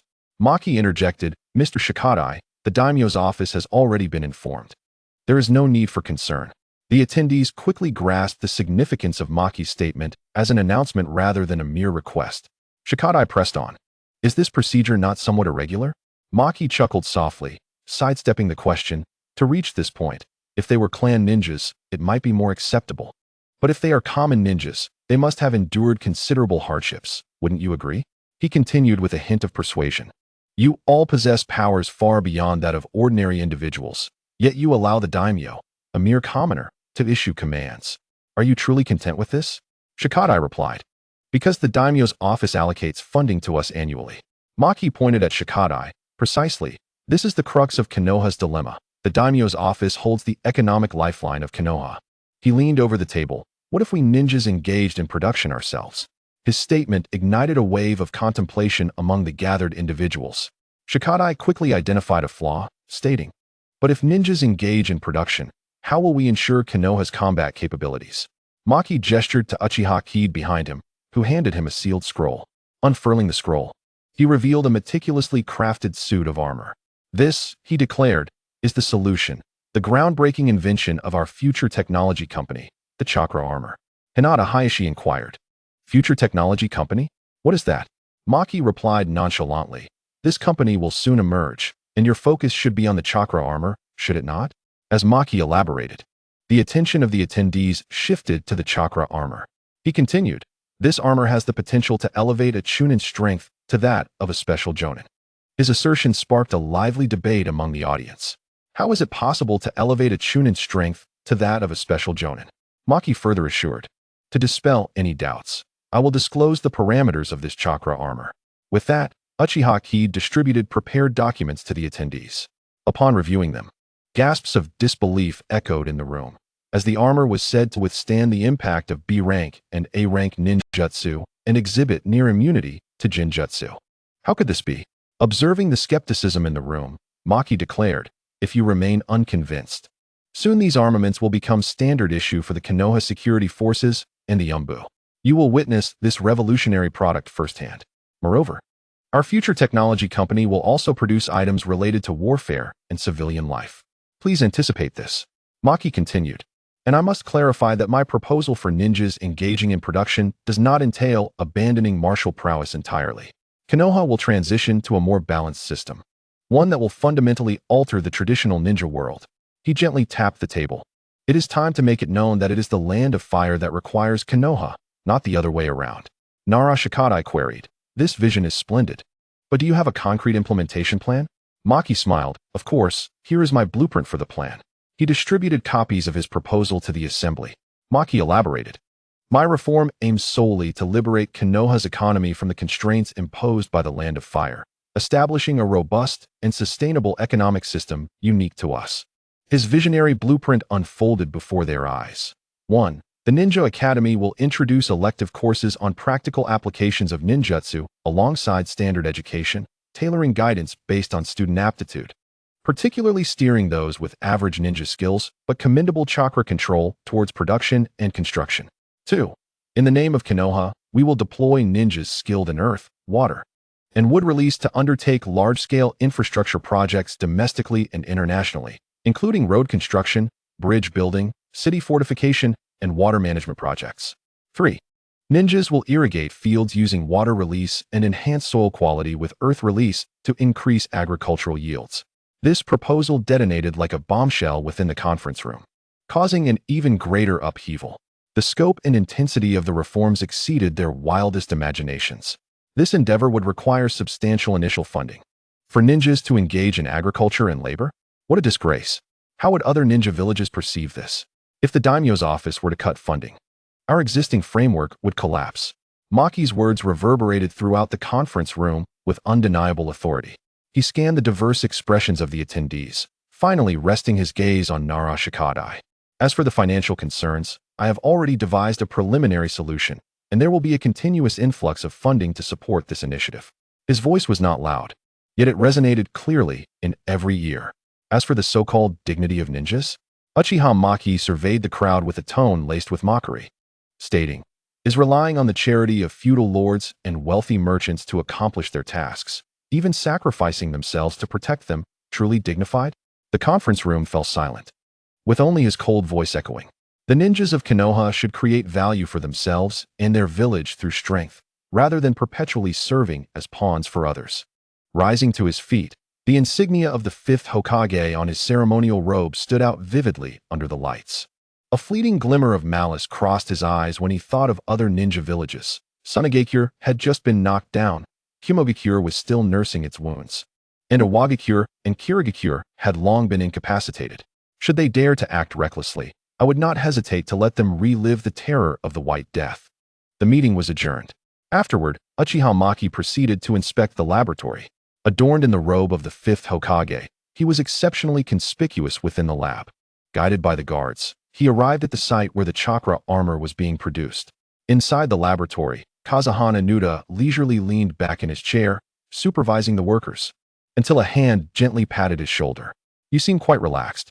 The familiar voice startled Kazahana Nuda, and upon turning to see Uchiha Maki, he quickly wiped his chair with his sleeve. Lord Maki, what brings you here? Uchiha Maki sat down naturally, his gaze sweeping over the busy production line. What is the output of the chakra armor? Only then did Kazahana Nuda notice the ceremonial robe draped over Uchiha Maki, his eyes widening in shock. Lord Maki, you have become Hokage? When did this happen? Recently, Uchiha Maki replied nonchalantly, reiterating his previous question. Now, answer me, what is the output? We will be able to deliver 100 sets of armor by tomorrow, Kazahana Nuda replied hastily. The costs are also significantly lower than expected. Only 2 million ryo per set. So low? Uchiha Maki raised an eyebrow. After resolving the core technical challenges, production costs have naturally decreased substantially, Kazahana Nuda explained. If the raw materials are sufficient, we can produce 40 to 50 sets daily, depending on the craftsman's condition. Uchiha Maki nodded in satisfaction, indicating his approval of this output. Konoha's ninja population in peacetime is around 5,000. In his envisioned future, ninjas would be categorized into production types and combat types. Both would complement each other. One would provide the basic safety and security for Konoha, while the other would focus on production. Thus, he believed only about 1,000 to 2,000 sets of chakra armor would be necessary, with the remainder dedicated to maintenance. At this moment, Uchiha Maki inquired, can we produce some stripped-down versions of the chakra armor? Although puzzled, Kazahana Nuda answered, of course, which aspects would you like to strip down? Uchiha Maki replied, which has the highest cost? After a moment of contemplation, Kazahana Nuda retrieved some data files from his desk and handed them to Uchiha Maki. As Uchiha Maki perused the documents, he listened to the report. Lord Maki, the highest costs are associated with immunity to Jinjutsu and enhancing ninjutsu power. While flipping through the pages, Uchiha Maki continued. If we were to moderately reduce defensive capabilities while enhancing ninjutsu power after eliminating immunity to Jinjutsu, how much would the cost decrease? Kazahana Nuda responded, conservatively estimated. It would only require 500,000 Ryo, and it might even go lower. Hearing this price, Uchiha Maki asked in astonishment, can the cost be reduced to such an extent? Kazahana Nuda assured him, it can definitely go lower. Uchiha Maki nodded, stating, let's first produce 10 sets that can withstand C-rank ninjutsu. Kazahana Nuda slapped his chest confidently. No problem, Lord Maki. In Orochimaru's laboratory, the air was thick with the mingled scents of potions and metals. Uchiha Maki stood quietly at the door, awaiting Orochimaru to complete his ongoing experiment. After a considerable time, Orochimaru finally set down his instruments and turned around, his golden slit pupils narrowing slightly upon seeing Uchiha Maki's ceremonial robe. Maki-kun, congratulations on becoming Hokage, he rasped, amusement lacing his voice. What brings you to my lab today? Uchiha Maki got straight to the point. How is the project progressing? We've encountered some bottlenecks. Orochimaru licked his lips, but from this project, I have glimpsed countless possibilities. Sensing Orochimaru about to embark on a lengthy monologue, Uchiha Maki interjected, I have an idea that could transform the ninja world. Would you like to hear it? A spark of excitement flickered in Orochimaru's eyes. Is Maki-kun finally going to shatter the decaying ninja world? Utilizing chakra to drive trains. Establishing a transportation network covering the entire land of fire, Uchiha Maki stated succinctly. Orochimaru frowned slightly. It's a splendid idea, but it requires a vast chakra source. Have you heard of the ancient kingdom of Lulan? A kingdom from fairy tales? Orochimaru chuckled lightly. Surely you don't believe in such legends, Maki-kun? What about the Grayling Stone? Orochimaru's smile froze, his slit pupils narrowing. Could the legendary mine truly exist? What if all these legends are true? Uchiha Maki responded enigmatically. A brief silence enveloped the laboratory, punctuated only by the soft hum of machinery. The fervor of a scientist confronted with the unknown ignited in Orochimaru's eyes. If the Grayling Stone does exist. His voice trembled with excitement. Then Maki-kun's vision will no longer be a mere dream. A smile crept onto Uchiha Maki's lips. I assure you, I will locate the Grayling Stone within a month, ensuring that this vision does not remain a fantasy. Uchiha Maki's promise sparked excitement in Orochimaru's eyes. However, he quickly regained his composure. Maki-kun, the legend of the Grayling Stone has circulated for over 1,000 years. Countless explorers have sought its trace, yet all have returned empty-handed. Are you certain you can find it within a month? Legends often have a basis in reality. Uchiha Maki produced an ancient scroll from his robe. I found this in the secret chamber of the Miura family. It documents the connection between the royal family of Lulan and the Grayling Stone. Orochimaru eagerly unfurled the scroll, his golden pupils narrowing in excitement. This is the secret map of the Lulan royal family. Chapter 106. Pressures. Uchiha Maki nodded. Of course. The authenticity remains to be verified, but I have dispatched someone to investigate. Despite this statement, Uchiha Maki was 120% confident that the scroll was genuine. Orochimaru remarked, Then I will await good news from you, Maki-kun. It is said that the Grayling Stone possesses formidable healing and cellular activation properties, which would greatly aid my experiments. Uchiha Maki nodded and subsequently left the laboratory. As a newly appointed Hokage, he had many tasks ahead. In the Hokage office, Uchiha Maki stared at a mountain of paperwork, feeling overwhelmed. At that moment, Tsunade entered, carrying a stack of documents. As she set the files down, her ample bosom swayed back and forth, causing Uchiha Maki to feel slightly dizzy. Tsunade noticed his gaze and, with a playful smile, exaggeratedly puffed out her chest. What's wrong, Hokage-sama? You seem quite interested. Uchiha Maki waved his hand, feigning exasperation. Enough of that. Tsunade, looking at these papers is giving me a headache. Tsunade feigned surprise. Indeed, there are so many documents. It seems someone won't finish them even by nightfall. Hearing her words, Uchiha Maki felt a twitch at the corner of his mouth, reminiscent of a boomerang effect. A few years ago, when Tsunade had just become Hokage, he had mocked her in a similar manner. Observing Tsunade's triumphant demeanor, Uchiha Maki gritted his teeth. I hope, Tsunade, that you can manage it tonight as well. Tsunade feigned fear, crossing her arms. Then I shall wait for you at home. But please finish your paperwork first, Hokage-sama. Uchiha Maki sighed lightly, refraining from retorting, and bent his head to tackle the documents. Uncertain of how long he had been at it, Uchiha Mu rubbed his stiff neck. Gazing at the neatly organized documents before him, he rose and vanished in a flash of the flying thunder god technique. In an instant, he found himself at Tsunade's residence. Upon seeing Uchiha Mu suddenly appear in her home, Tsunade feigned a gasp, dramatically placing a hand on her chest. This moment stirred a tempest within Uchiha Mu, whose eyes inadvertently drifted to her bosom. Tsunade, noticing his gaze, provocatively approached him, challenging, "What's wrong? Isn't the Hokage supposed to make me look good?" Uchiha Mu slumped onto the sofa, exclaiming, "There's nothing to eat. I'm starving." Tsunade rolled her eyes and replied, "There are rice balls in the fridge. Help yourself." With that, she swayed her slender waist and headed toward the bathroom. Uchiha Mu got up, briefly heated the rice balls from the fridge, and began devouring them. Just then, a fragrant breeze wafted in, and without turning, he instinctively knew who had arrived.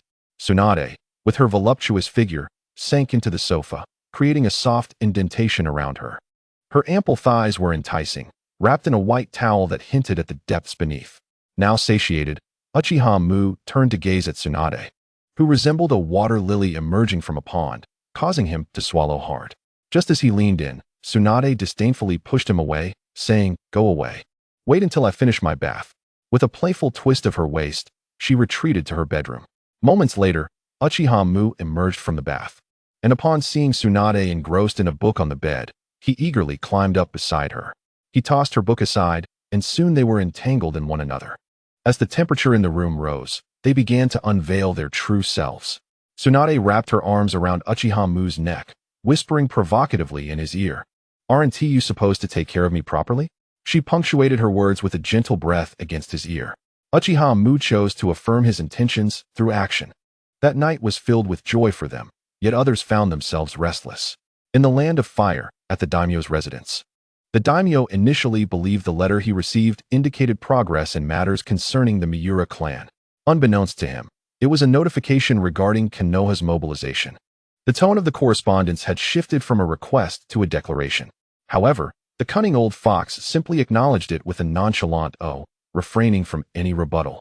While continuing to apply pressure on the Miura clan, his true sentiments remained concealed from all.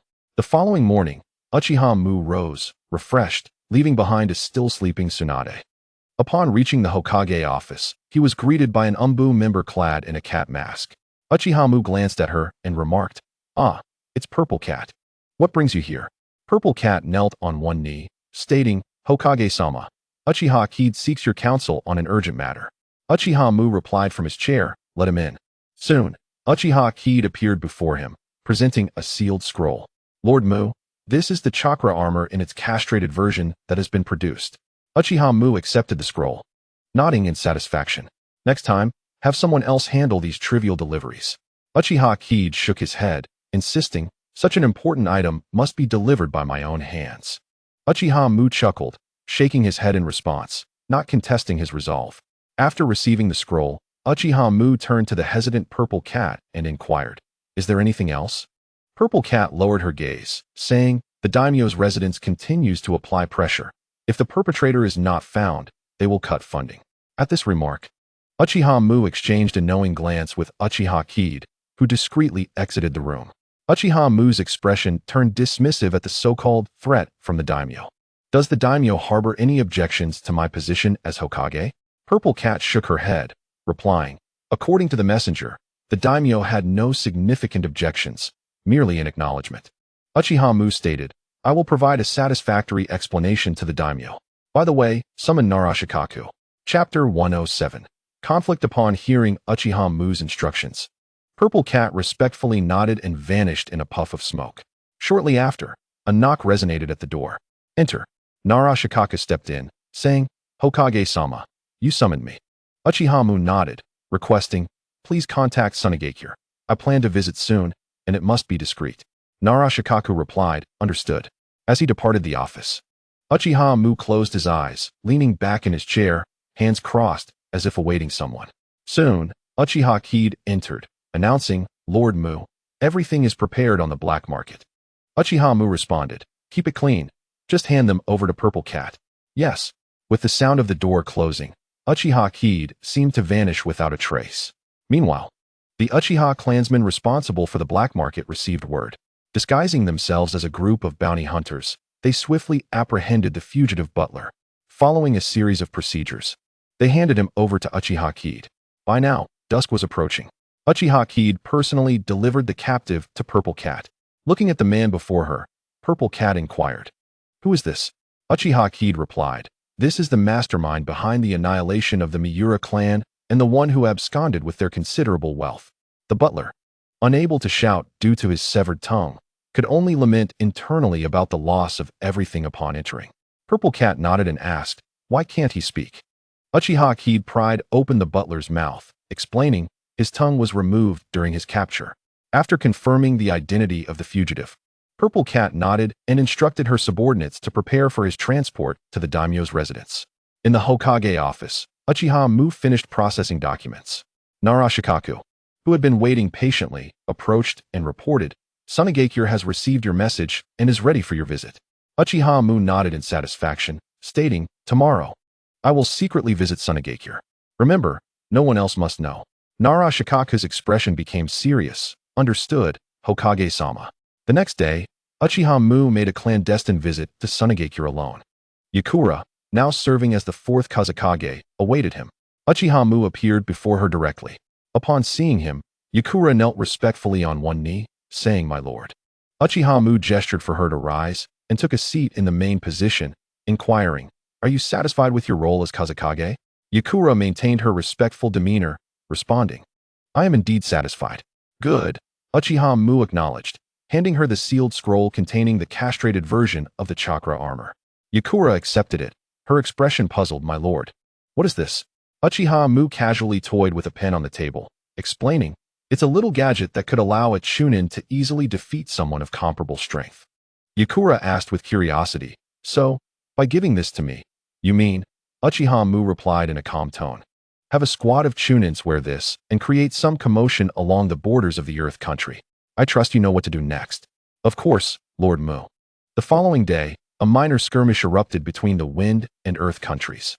A group of Tsunade ninjas clad in chakra armor moved stealthily along the borders of the Earth country.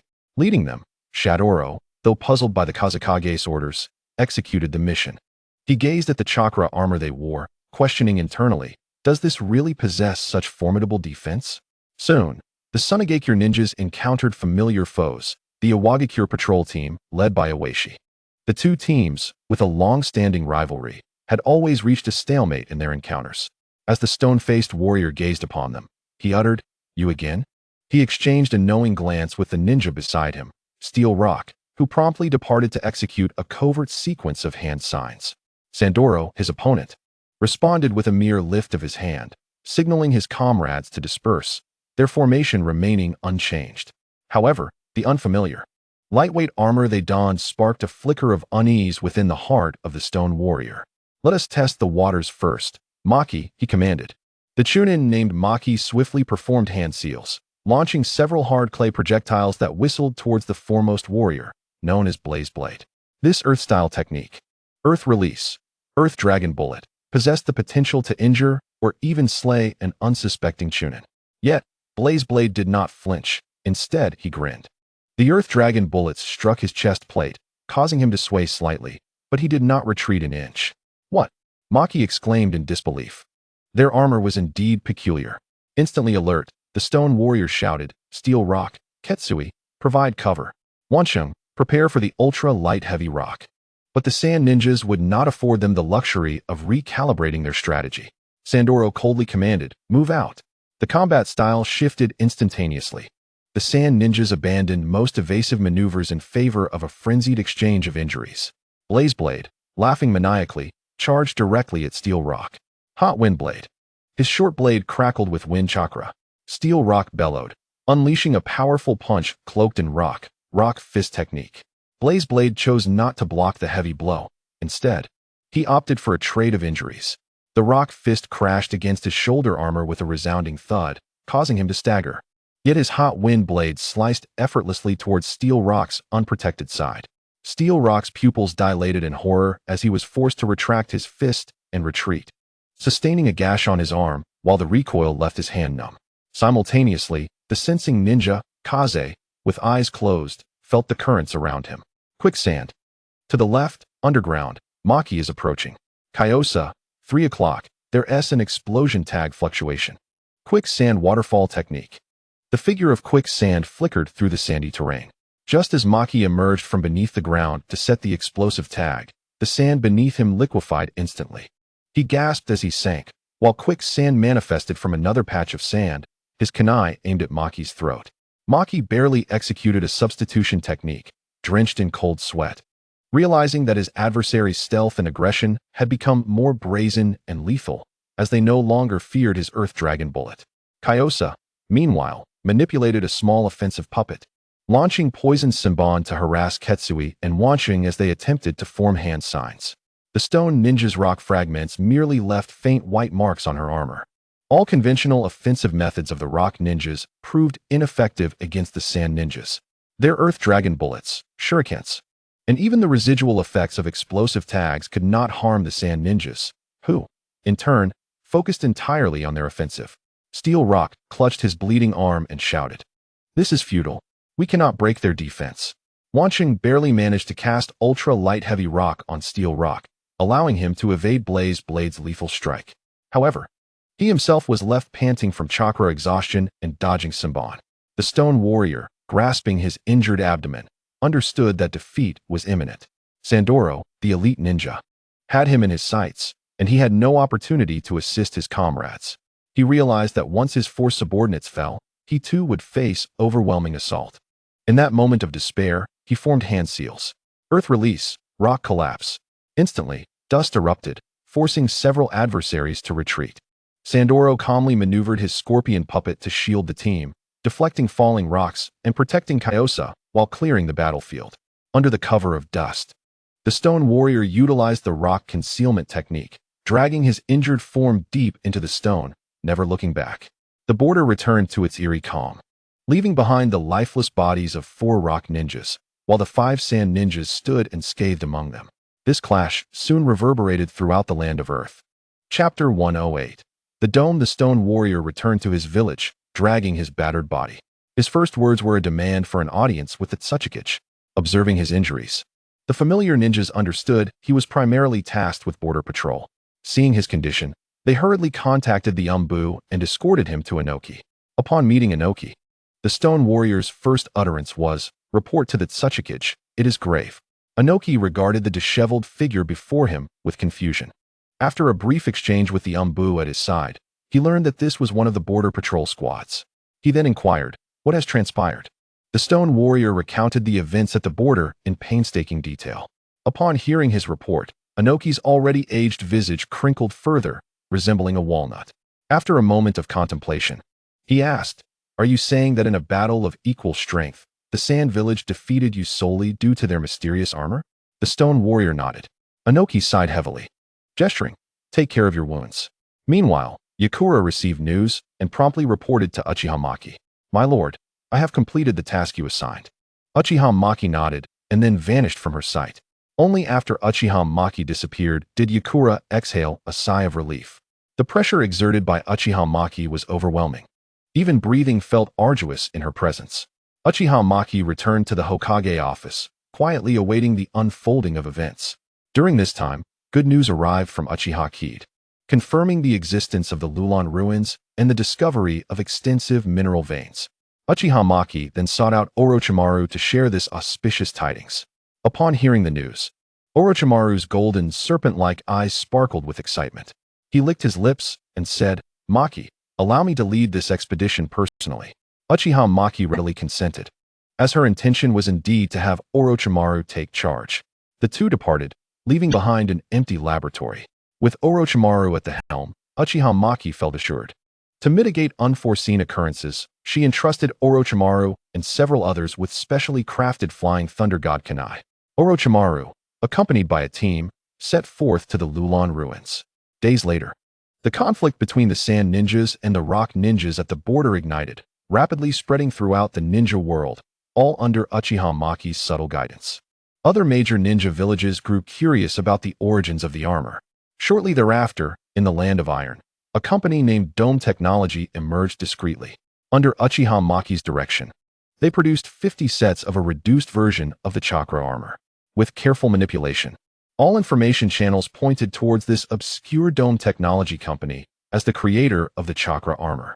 In the Hokage office, Uchiha Kid reported to Uchiha Maki, "My lord, according to your plan, Dome Technology has officially entered the public eye through the machinations of black market agents and neutral country representatives.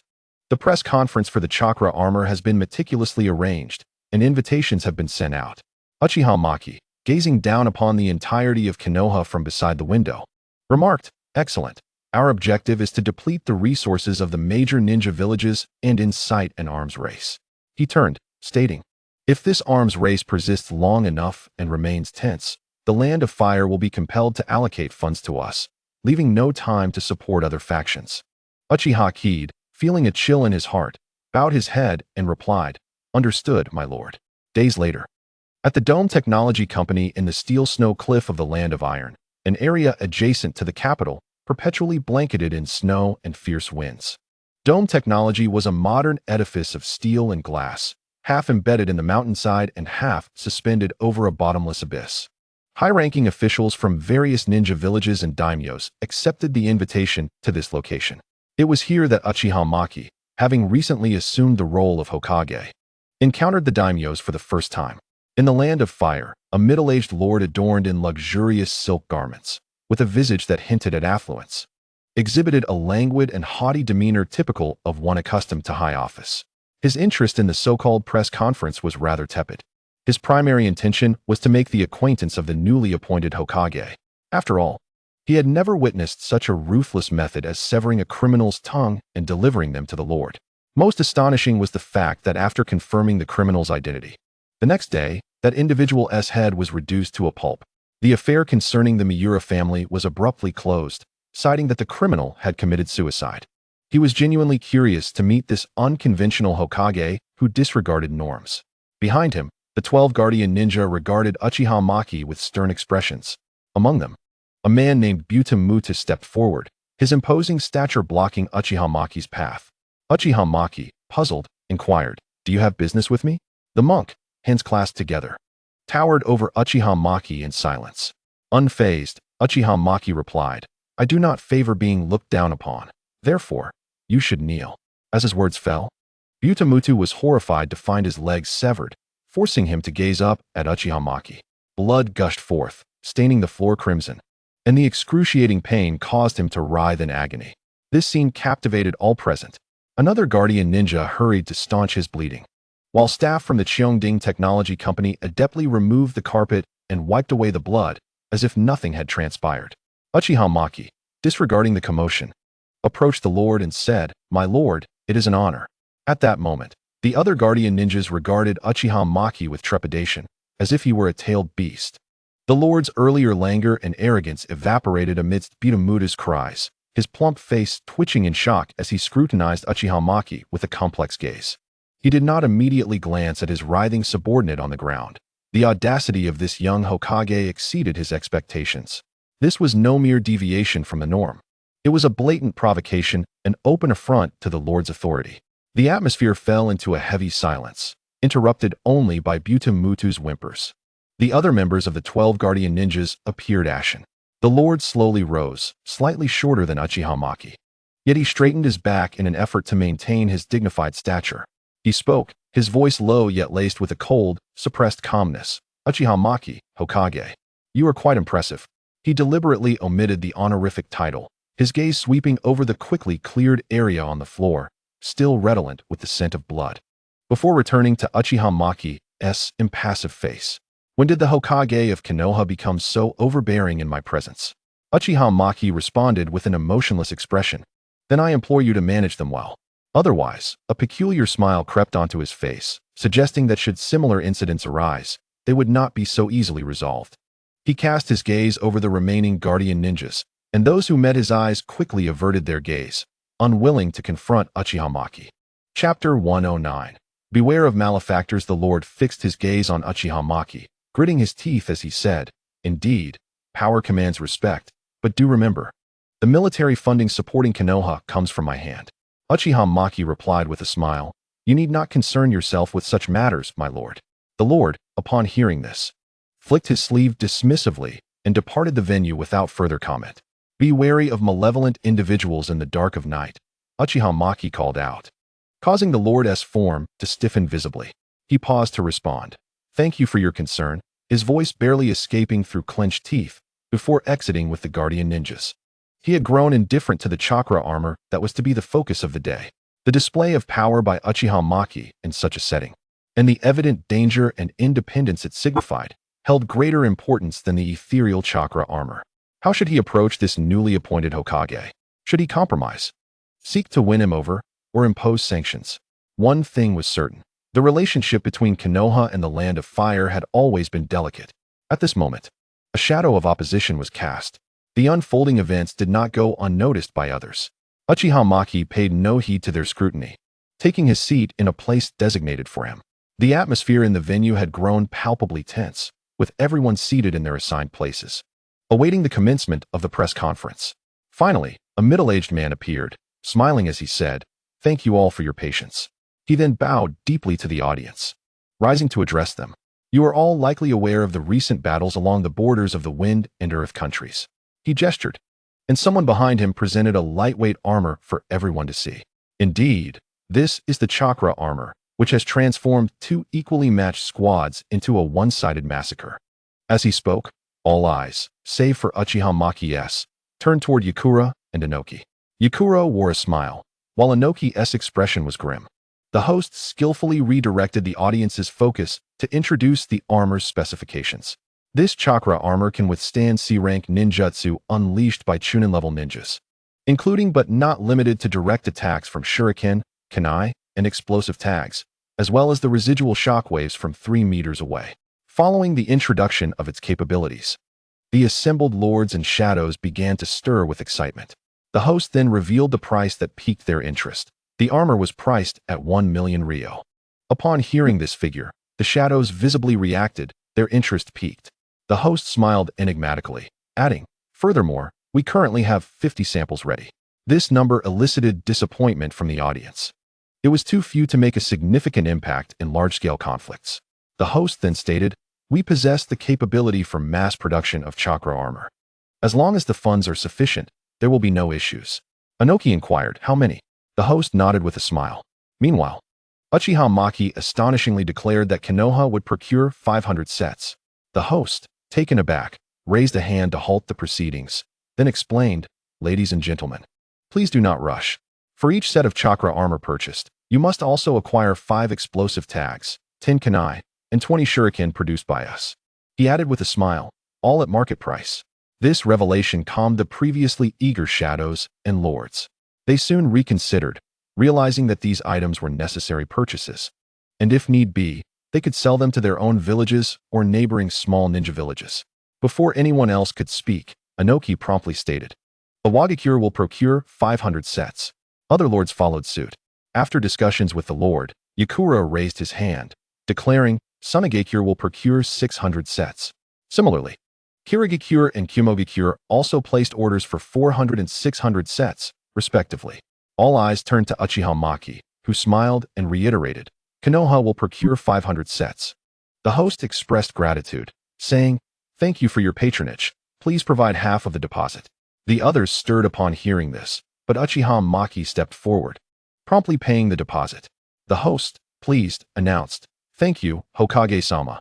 Your order of 500 sets of chakra armor will be prioritized for delivery." The others eagerly followed suit, submitting their deposits.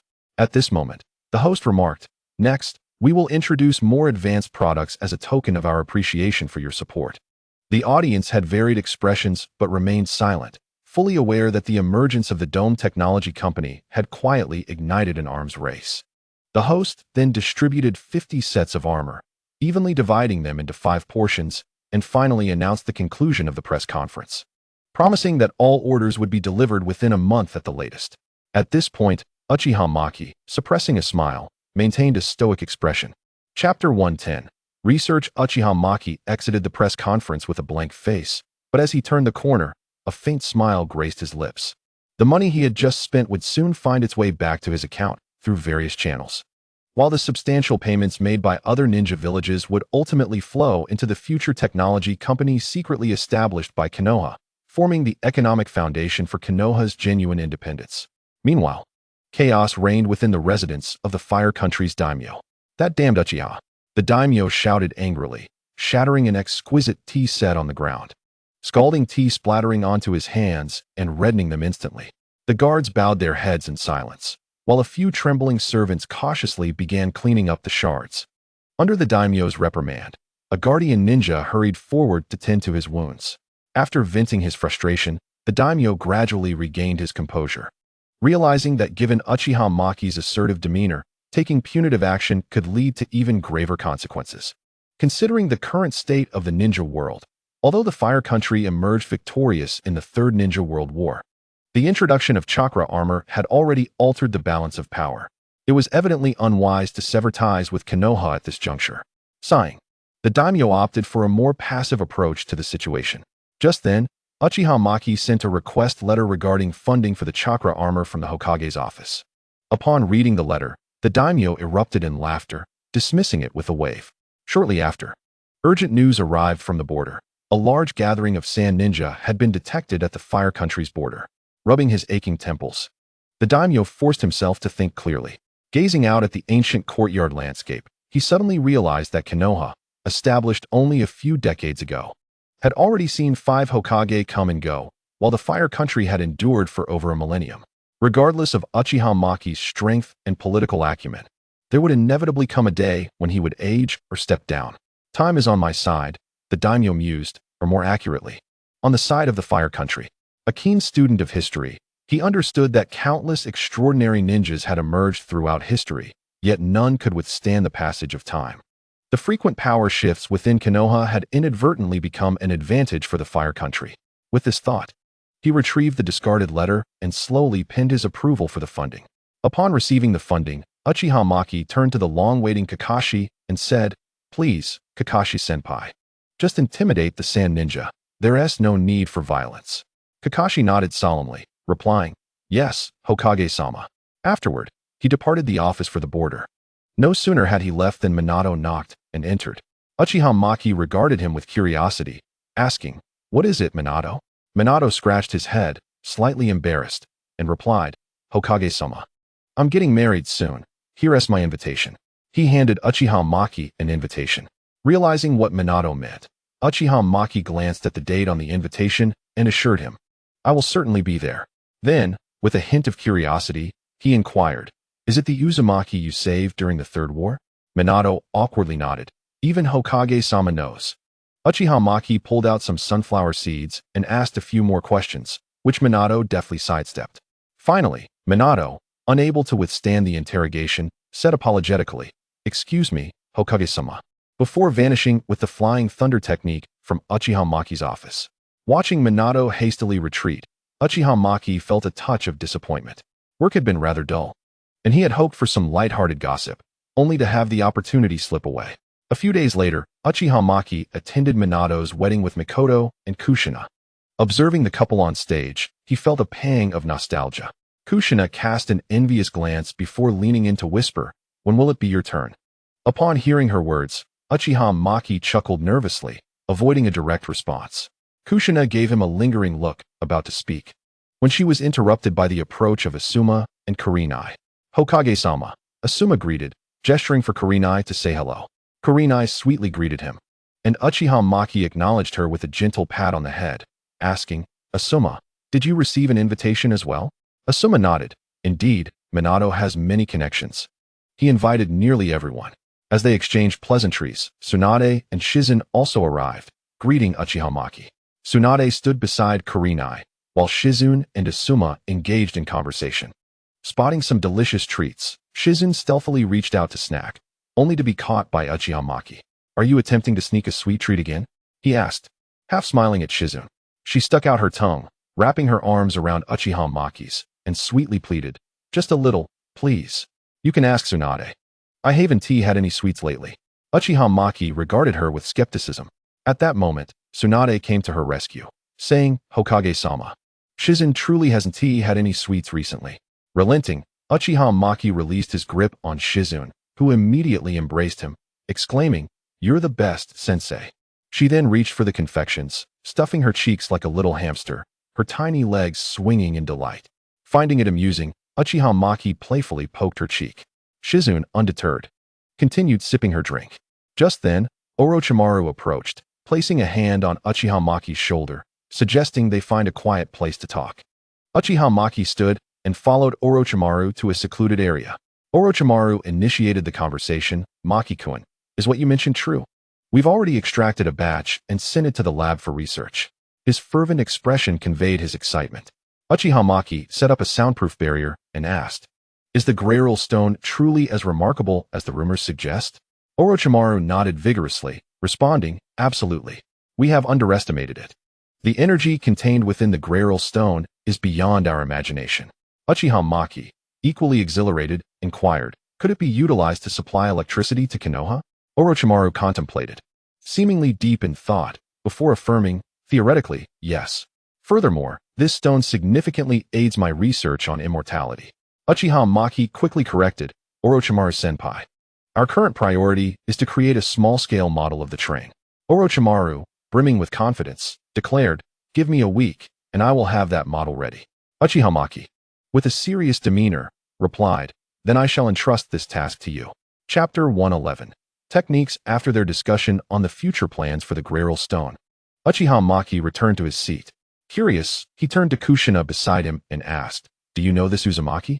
Kushina shot him a glance and explained, "After the Uzumaki clan was annihilated, only a few scattered orphans remained. How could I possibly know them?" Uchiha Maki nodded in understanding. It is indeed rather presumptuous to assume that Uzumaki Kushina would be acquainted with anyone on stage, considering that the Vortex clan has been extinct for countless years. As the wedding of Minato Namikaze came to a close, the guests began to disperse. Uchiha Muku observed the ever-hungry Akadama, perplexed by her seemingly insatiable appetite today. It was one thing to eat voraciously, but to be so feeble as well was rather unusual. Typically, a ninja's strength correlates with their food intake. However, Akadama, despite her considerable consumption, only displayed slightly above-average prowess compared to her peers, which was indeed rare. He wondered if her increased appetite was merely a result of the delectable food served today, or if she usually restricted her intake. With this in mind, Uchiha Muku seized the back of Akadama's collar and said, "Enough, it's all over now." She hastily stuffed the last morsel into her mouth before he effortlessly lifted her away from the banquet. Curiosity piqued, Uchiha Muku inquired, "Have you always had such a hearty appetite?" He quickly added, "Do not misunderstand. It is beneficial for a ninja to eat well." Doubts began to creep in regarding whether Akadama's feebleness stemmed from insufficient nourishment. Akadama nodded and then shook her head. Uchiha Muku, feeling a sense of exasperation, first escorted Kushina and Mikoto home before deliberately taking Akadama to a barbecue restaurant. As he handed her the menu, he stated, "Order anything you desire. As long as you do not waste, it will be on me." Akadama took the menu without hesitation and began to order generously. When the meat arrived at their table, Uchiha Muku realized the substantial quantity she had requested. "So, you've been going hungry until now?" he queried. Akadama nodded, explaining, "If I want to be full, I fear my mission earnings won't suffice." This predicament was common among lower-tier ninjas. Many of them could only aspire to the rank of Chunin, necessitating team formations for B-rank missions. A B-rank mission typically yielded between 80,000 to 200,000 Ryo, but after fierce battles with other ninjas, one might only earn a few thousand Ryo. If there was a Jonin in the mission squad, they would take half the earnings, resulting in even less. With explosive tags costing 2,000 Ryo each, the expenses hardly allowed for any profit. After painstakingly saving a bit of money, they would have to spend it on ninjutsu. After years of struggle, one might only acquire 2 or 3 B-rank techniques, leaving them with nothing but expenses. Of course, the acquired ninjutsu could be inherited by offspring or, if generous, passed on to disciples. Luckily for Akadama, Uchiha Muku had taught her all the B-rank ninjutsu he could, allowing her to barely fill her stomach, which was far better than those from common ninja families or smaller clans. Once Akadama finished her meal, Uchiha Muku settled the bill and began to inquire about her training progress on their way home. Akadama had reached a plateau in her basic fire techniques and could only focus on body techniques and chakra refinement. Unfortunately, progress in these areas required time and perseverance.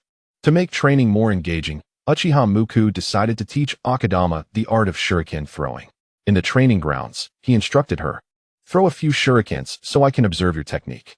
Akadama nodded and simultaneously launched 5 shurikens, all of which struck the target dead center, much to Uchiha Muku's mild surprise. After all, as a Chunin, such proficiency was expected. He approached her and remarked, "Not bad, but you could improve further." Pointing to a target behind a tree, he asked, "What would you do if an enemy were hiding there?"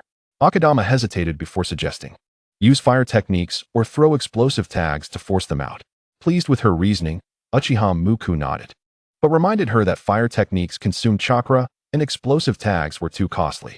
He then demonstrated an alternative method, using a unique throwing technique to strike enemies concealed behind the tree. "Watch closely," he instructed, gripping the shuriken's central hole with his thumb and index finger while the other 3 fingers supported the blade. With a subtle flick of his wrist, the shurikens traced an unusual arc, with one plummeting just before the tree trunk and the other soaring high, altering its trajectory at the treetop. Remarkably, both shurikens collided behind the tree, producing a crisp sound. Akadama's eyes widened in realization. Uchiha Muku led her around the tree to reveal the 2 shurikens embedded in the target. Utilizing collision to alter the trajectory? She exclaimed. He retrieved the shurikens and explained, "Not only that, but you must also calculate the angle and force required, which varies based on position." Afterward, he patiently guided her, demonstrating the proper grip and wrist motion. Initially, Akadama struggled and even nearly injured herself. Uchiha Muku continued to offer corrective advice. "Your grip is incorrect. Adjust your thumb and reduce the wrist flick." Standing, he said, "Just throw, and I will help you find the feel of the flick." Akadama nodded and threw the shuriken. At that moment, Uchiha Muku gently tapped her wrist, and the shuriken successfully struck the target after a series of ricochets. Through this attempt, Akadama discovered the correct technique, and her subsequent throws were consistently accurate. Uchiha Muku, satisfied, nodded and remarked, "Well done, but remember, this is merely one option available to you in battle. Chakra will deplete, and explosive tags will run out. However, this throwing method can become second nature with diligent practice." Akadama nodded in comprehension. "All right, I shall teach you other ninjutsu when time permits. For today, this will suffice," he concluded, gesturing for her to return home. Akadama, puzzled, asked, "What about you, teacher?" Uchiha Muku replied earnestly, "I have some important matters to attend to and will not be returning just yet." With that, he vanished from her sight. Akadama pouted and made her way home. Meanwhile, Uchiha Muku arrived at the laboratory, preparing to investigate the so-called Greer Stone. Chapter 112. Data. Upon entering the lab, Orochimaru was adjusting the parameters of the experimental apparatus. He carefully used a mechanical arm to grasp the Greer Stone and gently placed it onto the energy control platform. His hands moved swiftly over the control panel as slender probes extended from either side of the device, delicately making contact with the stone's surface. As Orochimaru adjusted the energy output, the Greer Stone began to emit a soft glow. He meticulously recorded the experimental data displayed on the panel. However, as the energy output increased, the data began to fluctuate dangerously. The stone's surface flickered violently. Orochimaru promptly cut off the energy supply and swiftly retracted the probes. Noting the recent data, he murmured to himself, "Once energy injection reaches a certain threshold, the internal energy field of the stone becomes unstable." With this in mind, he repositioned the stone on another experimental platform, opting for a gentler approach by surrounding it with a constant energy field. This time, the data appeared significantly more stable, and Orochimaru documented this valuable information. However, as the stone absorbed more energy, its surface began to exhibit signs of instability once again. After calmly recording the maximum energy value, the experimental apparatus emitted an alarm. Orochimaru activated the emergency protocol, ceasing the stone's energy absorption before finally placing it into a specially designed box, concluding his notes. As he concluded his experiment, Uchiha Muku approached and inquired, "What is this about?" Orochimaru turned to face him and replied, "Ah, it is you, Mukukan. I am attempting to observe the effects of external energy on the Grial Stone and its stability." Uchiha Muku continued to question, "And how is its stability?" Orochimaru responded, "As you can see, Muku-kun, the Grial Stone becomes unstable once it absorbs a certain amount of energy." A look of concern was evident on Uchiha Muku's face. Noticing his expression, Orochimaru reassured him, "Do not worry, Mukukan. We have discovered blueprints for a mobile castle within the ruins of Lulan, reminiscent of the trains you mentioned. However," he added, "if this technology is applied for civilian use, the cost will be significantly higher, making it less advantageous than military applications." Uchiha Muku firmly stated, "Let us utilize it for civilian purposes first. The potential profits of this technology are beyond our imagination." Orochimaru, taken aback, replied, "Very well, Mukukan, after all, you are the investor." He then assured that a basic model would be completed within a month. Satisfied with this timeline, Uchiha Muku sought out Kazahana Nato to inquire about production issues. "My lord, the standard version has already been partially produced. Perhaps." Uchiha Muku raised his hand to halt Kazahana Nato's words. "Once the complete production is finished, we shall begin creating the modified version." Kazahana Nato nodded in understanding.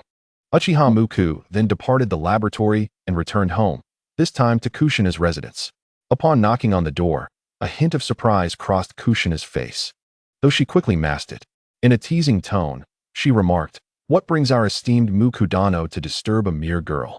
Uchiha Muku boldly embraced her, but was promptly pushed away. Kushina adjusted her disheveled attire and feigned annoyance, saying, "Enough of this, Konan is still here." At that moment, Uchiha Muku noticed Konan still present in the living room and entered the room. Kushina remarked, "I will prepare something for you," before heading into the kitchen to cook. Meanwhile, Konan quietly exited, and as Uchiha Muku was left in a state of bewilderment, she emerged with a tea set. With delicate grace, she placed the tray on the coffee table and knelt before it, retrieving a small ceramic jar from her sleeve. Upon opening the lid, a fragrant aroma of tea wafted through the air. She lifted the kettle, allowing the water to cascade slowly from the spout, creating gentle whirlpools within the teapot. The tea leaves unfurled in the water, releasing a deeper, more profound scent. The entire process was seamless, with even the sound of her sleeves brushing the table being nearly inaudible. Just then, Kushina peeked out from the kitchen. Her curiosity piqued as she inhaled the delightful aroma, exclaiming, "How fragrant! Is this tea made by you, Konan?" Konan nodded gently and offered the first cup of tea to Uchiha Muku and the second towards Kushina. This time, Uchiha Muku did not feign ignorance. He drank eagerly, as his thirst was genuine. Konan poured herself a cup as well, savoring it with quiet delight. Even the typically boisterous Kushina displayed a rare demure demeanor as she savored her tea. Uchiha Muku continued to refill his cup, drinking steadily. After Kushina brought him a plate of simple tuna sushi, he enjoyed it while sipping tea. Observing this, Kushina couldn't help but quip, "What a waste of fine tea on you." Despite her words, her actions were honest as she refilled Uchiha Muku's cup. Soon, he finished his meal. As the saying goes, a full stomach brings contemplation. Uchiha Muku's gaze turned toward Kushina, whose cheeks flushed slightly as she turned to retreat to her bedroom. Just as the door was about to close, Uchiha Muku swiftly placed his hand against the door, holding it open. Kushina protested, asking what he was doing, yet allowed him entry into her room. Without waiting for her to speak, Uchiha Muku took it upon himself to head to the bathroom to wash up. Kushina lay on the bed, engrossed in her book.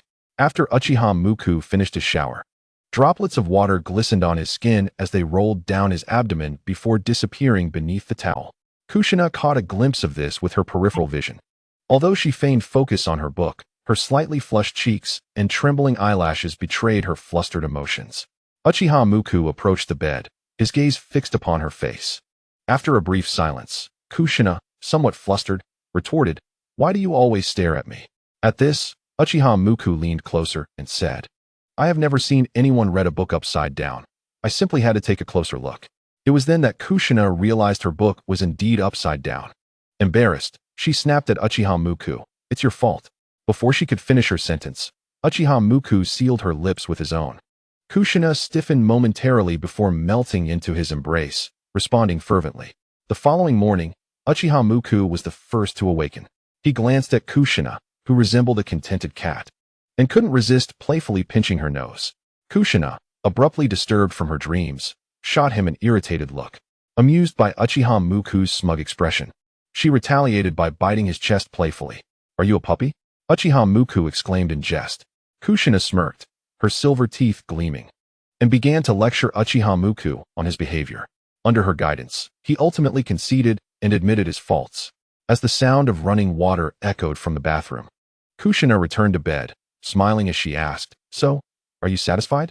Uchiha Muku, stroking her smooth back, nodded in approval. "Indeed, it is all thanks to you, Kushina." Hearing his praise, she playfully traced circles on his chest, saying, "Such a good boy. You finally resemble the child who used to carry me." With that, she stood up and began changing clothes before entering the bathroom. Uchiha Muku exchanged a glance and then pushed open the bathroom door, stepping inside. "What are you doing?" Kushina exclaimed. After an hour, Uchiha Muku returned to the bedroom, cradling Kushina in his arms. Kushina playfully smacked his chest, saying, "I want my words back. You are not behaving at all." Uchiha Muku gently placed her down as if she were a rare treasure and pressed a soft kiss on her forehead, saying, "I must take my leave now." Kushina waved her hand weakly before letting it drop. Observing this, Uchiha Muku stepped forward, tucking her hand beneath the covers before exiting. 3 weeks later, Uchiha Muku had settled into a routine, alternating between visits to Mikoto's home, the Hokage office, and Kushina's residence. At last, Uchiha Kid knocked on the door of the Hokage's office, announcing, "Mukudano, the chakra armor has been fully produced."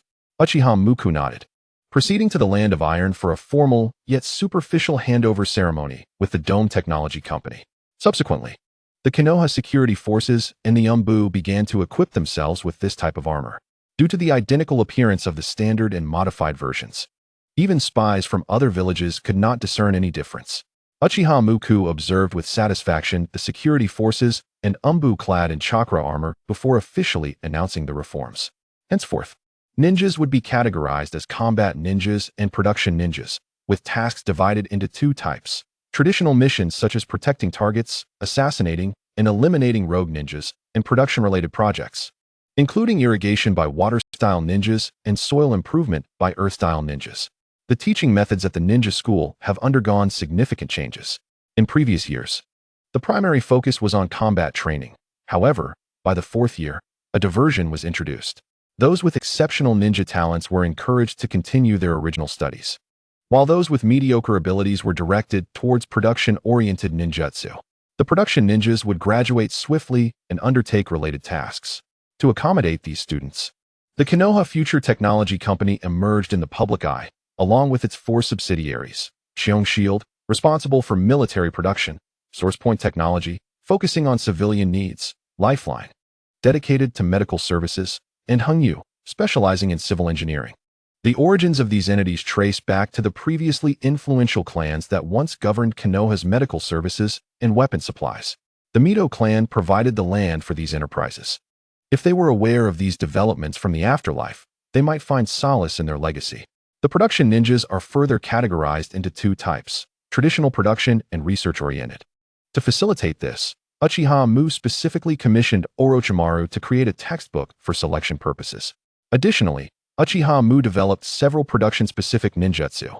Water release, gentle rain technique, creates a localized rain cloud in the sky, releasing gentle rain imbued with yang chakra that not only irrigates, but also promotes plant growth and heals certain ailments. Earth release, fertile fields technique, drastically transforms soil structure, converting barren wastelands or hard, saline land into rich, loose, and fertile fields. There is also a set of construction-related ninjutsu. Foundation and structure technique is a combination technique where earth release ninjas shape the foundation and wall framework. Fire release ninjas center bricks and tiles. Lightning release ninjas reinforce with metal and weld, and wind release ninjas perform precise cuts. With the collaboration of multiple ninjas, a sturdy multi-story building can be erected within hours. Under Uchiha Mu's careful modifications, these techniques are straightforward and comprehensible, with the only limitation being the chakra capacity of the user. To prevent leaks of this knowledge, a restriction was implemented. Anyone attempting to disclose these techniques would lose all memory related to them. At this juncture, another piece of good news arrived. Uchiha Mu visited Orochimaru's laboratory, where Orochimaru presented the lightning vehicle model. He remarked, "As you envisioned, I am unsure how you conjured such peculiar ideas, Mukuen. This lightning vehicle operates on energy provided by the Greer stone, and when energy is low, simply replacing the stone suffices." Uchiha inquired, "Are there any risks associated with it?" Orochimaru replied candidly, "The Greer stone is inherently unstable, necessitating further research into appropriate containment." Uchiha nodded. "Then I leave this to you." Orochimaru, with a smile, responded, "To be frank, Mukuen, I am beginning to find this so-called lightning vehicle intriguing. I am curious whether it can indeed transform the ninja world." Uchiha smiled and affirmed, "Certainly." After bidding farewell to Orochimaru, he proceeded to the location where Fenghua Nuda was manufacturing chakra armor. Uchiha inquired, "How is the production of this stripped-down version progressing?" Fenghua Nuda quickly responded, "It's exceeding expectations. We can produce 100 sets in a day." He continued, "Moreover, the costs are significantly lower, only requiring 400,000 Ryo." Satisfied, Uchiha nodded and departed the laboratory. The lucrative profits from the stripped-down chakra armor were remarkable. Furthermore, the Akatsuki organization, aside from the less desirable, low-commission tasks, allowed Konoha to benefit from a share of the profits, resulting in a healthy financial state for the village. The feudal lord seemed to tacitly endorse this arrangement, opting to provide funding as usual. Chapter 114. Cheating. Following Uchiha official announcement of reforms, it was unsurprising that the ninjas of Konoha were not entirely in agreement. In their view, a ninja should engage in battle rather than cultivate land or construct buildings. What a disgrace.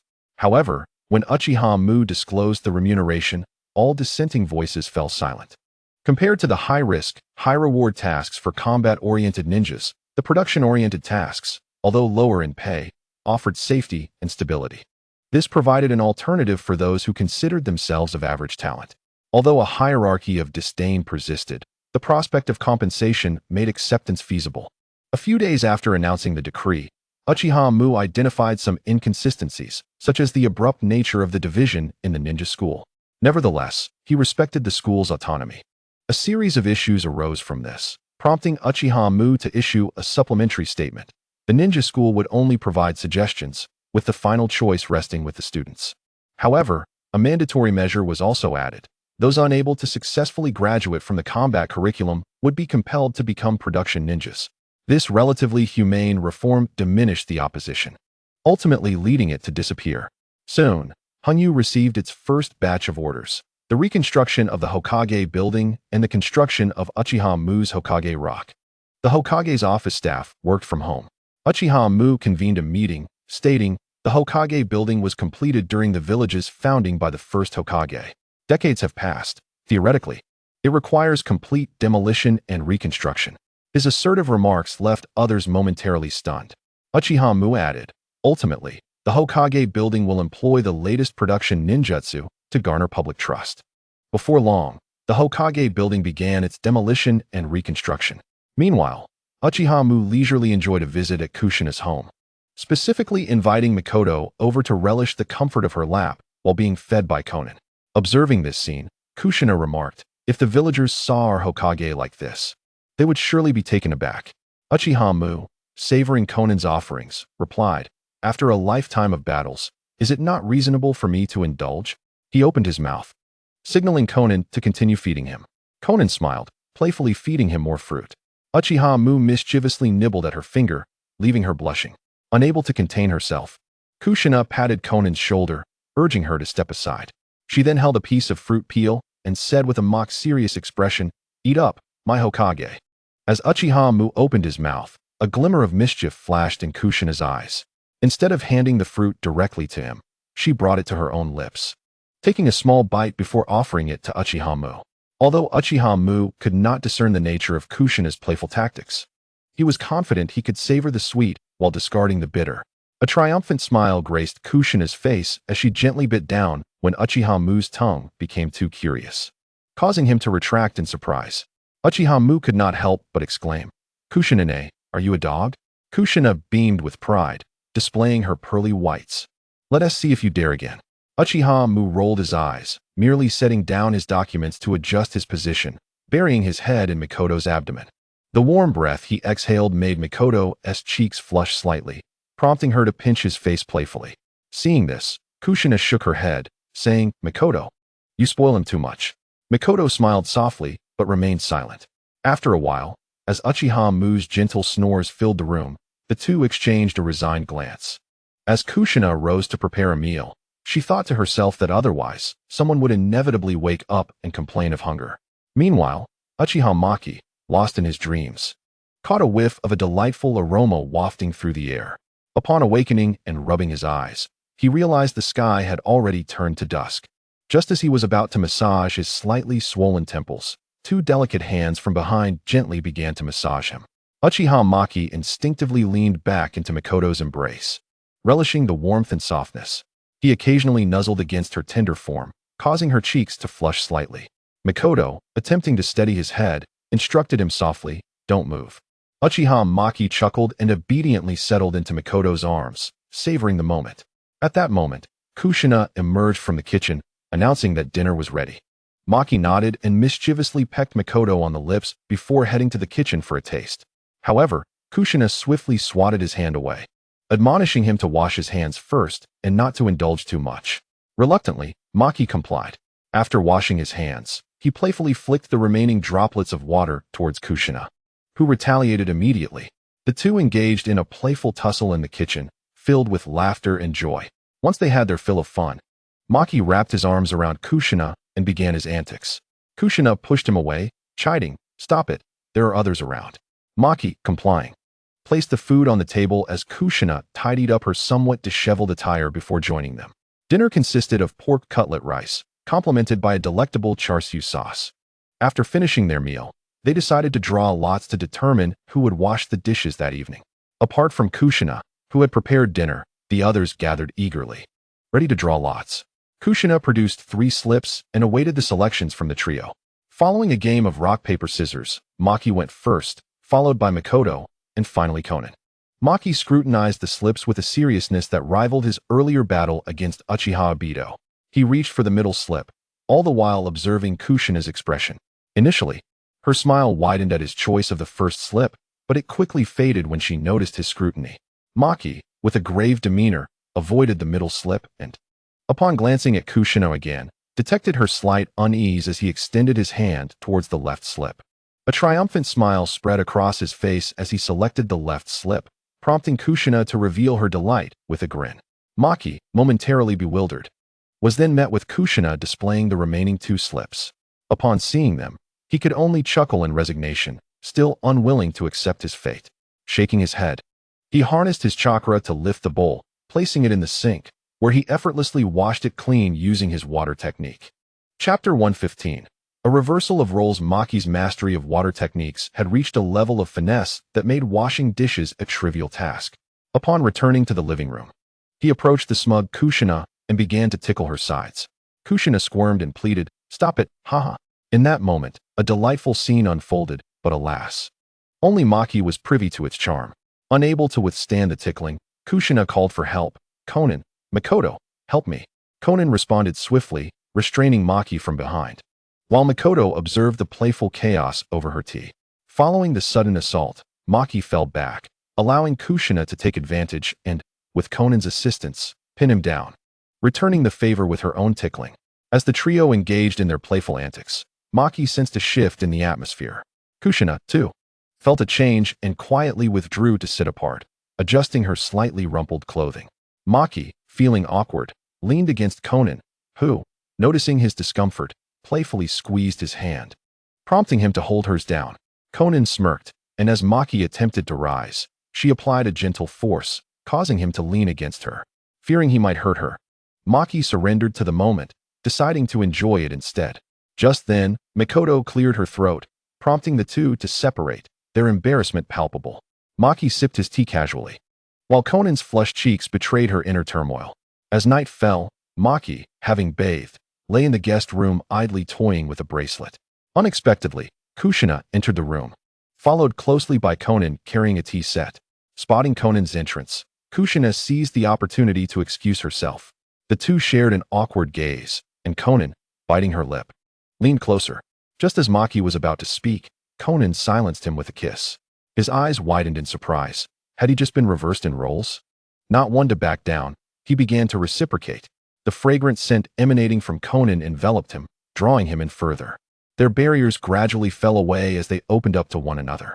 The following morning, Maki awoke first, unable to resist wrapping his arms around the slumbering Conan, thinking to himself, so playful and innocent. After this internal assessment, he treated her like a large plush pillow, continuing to sleep peacefully. Conan, still drowsy, nestled closer to him, reluctant to leave the warmth. Strangely, the sweet fragrance emanating from her always made Maki feel a bit dizzy. They remained entwined in slumber until midday. Meanwhile, Kushina and Mikoto, having begun their lunch, grew increasingly concerned. Kushina stood at the door, lightly knocking before entering the room. Upon seeing the two still asleep, she couldn't help but chuckle. Approaching Maki, she pinched his nose playfully. Maki, feeling a sudden lack of air, groggily opened his eyes to meet Kushina's teasing gaze. Releasing his nose, she quipped, "Lord Hokage. It's already noon, time to rise." Observing the two nestled together, Kushina felt a rush of warmth to her cheeks, but quickly nudged him. "Get up. Mikoto and I are almost done with lunch." At that moment, the commotion stirred Conan, who let out a sleepy whine, instinctively snuggling deeper into Maki's warm embrace. Her long eyelashes fluttering as if still lost in dreams. Maki's heart softened at her dependent gesture, and instead of getting up, he tightened his hold on her, murmuring in a drowsy voice, "Just a little longer." Kushina found the scene of Maki neglecting his duties both amusing and exasperating. She reached to tug at Maki's blanket, but he deftly caught her wrist, pulling her gently towards him. "Ah!" Kushina exclaimed, losing her balance and landing against Maki, enjoying the embrace. Maki buried his face into her side, murmuring, "Don't disturb us. Let us rest a bit more." His soft breath brushed against her, causing her body to stiffen and her cheeks to redden once more. After a moment of hesitation, she surrendered with a sigh, allowing him to hold her. Meanwhile, Kushina slyly slipped her hand to his waist, giving him a gentle pinch. As the pain in his waist jolted him awake, Uchiha Muku feigned innocence while casting a glance at Kushina. Pitying gestures were of no avail. Suppressing a smile, Kushina stood up and urged, "Get up and eat. Mikoto has saved you some grilled fish. If you don't hurry, it will go cold." The mention of grilled fish and Mikoto finally spurred Uchiha Muku into action. He carefully extricated himself from the slumbering Conan and rose quietly. When he emerged in the living room, clad in a bathrobe with tousled hair, he found Mikoto elegantly sipping tea, her eyes lighting up with a knowing smile. Mikoto gently remarked, "It seems you had a restful night." Her calm tone, however, made even the usually thick-skinned Uchiha Muku feel a bit bashful. He rubbed his nose and sat beside her, effortlessly accepting the bowl of miso soup she offered. Across from them, Kushina wore a deliberately stern expression as she dropped the largest piece of grilled fish into Uchiha Muku's bowl, grumbling, "Waking up this late. I thought you weren't going to eat it all." Observing her contradictory demeanor and feeling Mikoto's tranquil, gentle aura beside him, along with the thought of the still sleeping Conan in the bedroom, a wave of happiness washed over him. After finishing his meal, leaving a portion for Conan, Uchiha Muku willingly took on the task of washing the dishes. Having skillfully employed water release to clean the dishes, he noticed that Conan was still in her room. He decided to bring her the remaining grilled fish and miso soup. Entering the room, he found Conan just awakening, rubbing her sleepy eyes. Upon seeing Uchiha Muku, she instinctively reached out her arms. The sight of her adorable gesture melted his heart. He set the grilled fish down and gently embraced her. Chapter 116. The 5-year plan. Conan snuggled into Uchiha Muku's embrace and, catching the scent of grilled fish, murmured, "I'm hungry." Seeing her reaction, he released her and handed her the fish from the table. As she leaned against him, enjoying her meal, Uchiha Muku caught a glimpse of her long, delicate legs, which were restlessly swinging. Noticing his gaze, Conan playfully tugged at her collar. Uchiha Muku's eyes widened as he scrutinized the view before him, completely oblivious to the fact that Conan had already finished her meal and was observing him with an amused expression. She leaned closer, whispering in his ear, "Do you find it appealing?" The warm breath tickled his ear. Conan then pressed her entire body against him and said, "Carry me to the bath." Without hesitation, Uchiha Muku scooped her up, reveling in her delicate form. They quickly arrived at the bathroom, where Conan's laughter filled the air. "Stop it. Your beard is tickling me." With Uchiha Muku's assistance, a bath that typically took 20 minutes stretched into 2 hours. By the time they emerged, Conan's cheeks were flushed, and she seemed weak as he carried her. Meanwhile, the room had been tidied up, and Mikoto sat in a chair, observing them with a knowing smile. Realizing they were the subject of her amusement, Konan's face turned crimson as she buried it in Uchiha Muku's chest. She pouted, "It's all your fault." When Uchiha Muku finally set her down on the bed, she dove under the covers, avoiding eye contact.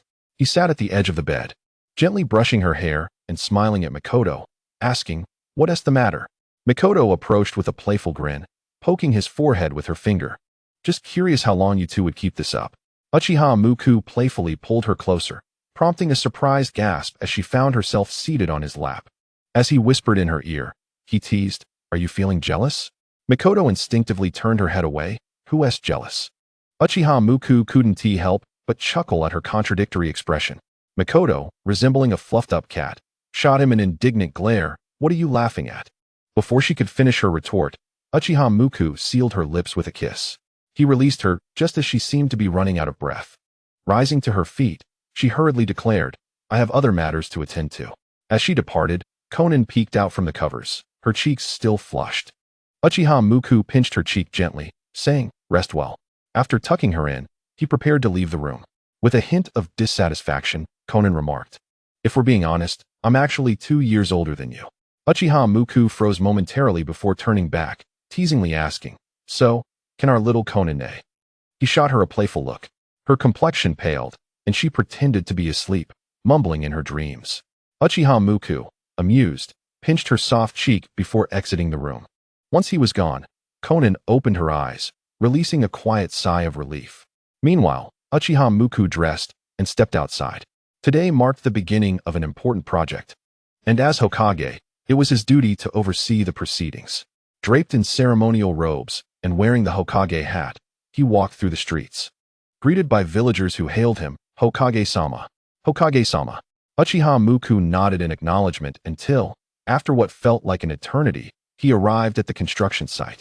The other high-ranking officials of Konoha parted ways upon his arrival, and the work officially commenced. Upon witnessing the progress, Uchiha Muku couldn't help but marvel. What would typically require months of labor was now advancing at an astonishing pace, thanks to ninjutsu. Dozens of Earth Release ninjas simultaneously performed hand seals. Earth Release, Earthquake Core. Earth Release, Soil Flowing Wall. Under the influence of Earth Release, a solid foundation began to rise. On the other side of the newly constructed Hokage building, an area had been designated for material preparation. This was no dusty, traditional mixing yard. Instead, a team of ninja engineers utilized precise chakra manipulation to efficiently prepare cement and concrete. Several Earth Release ninjas knelt, their hands pressing against mounds of limestone, clay, and iron ore. Earth Release, raw material decomposition.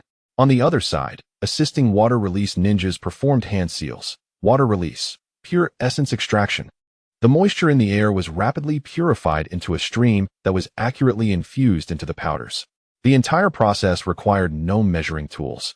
The ninjas relied on their chakra sensory abilities to achieve a perfect ratio of water to powder.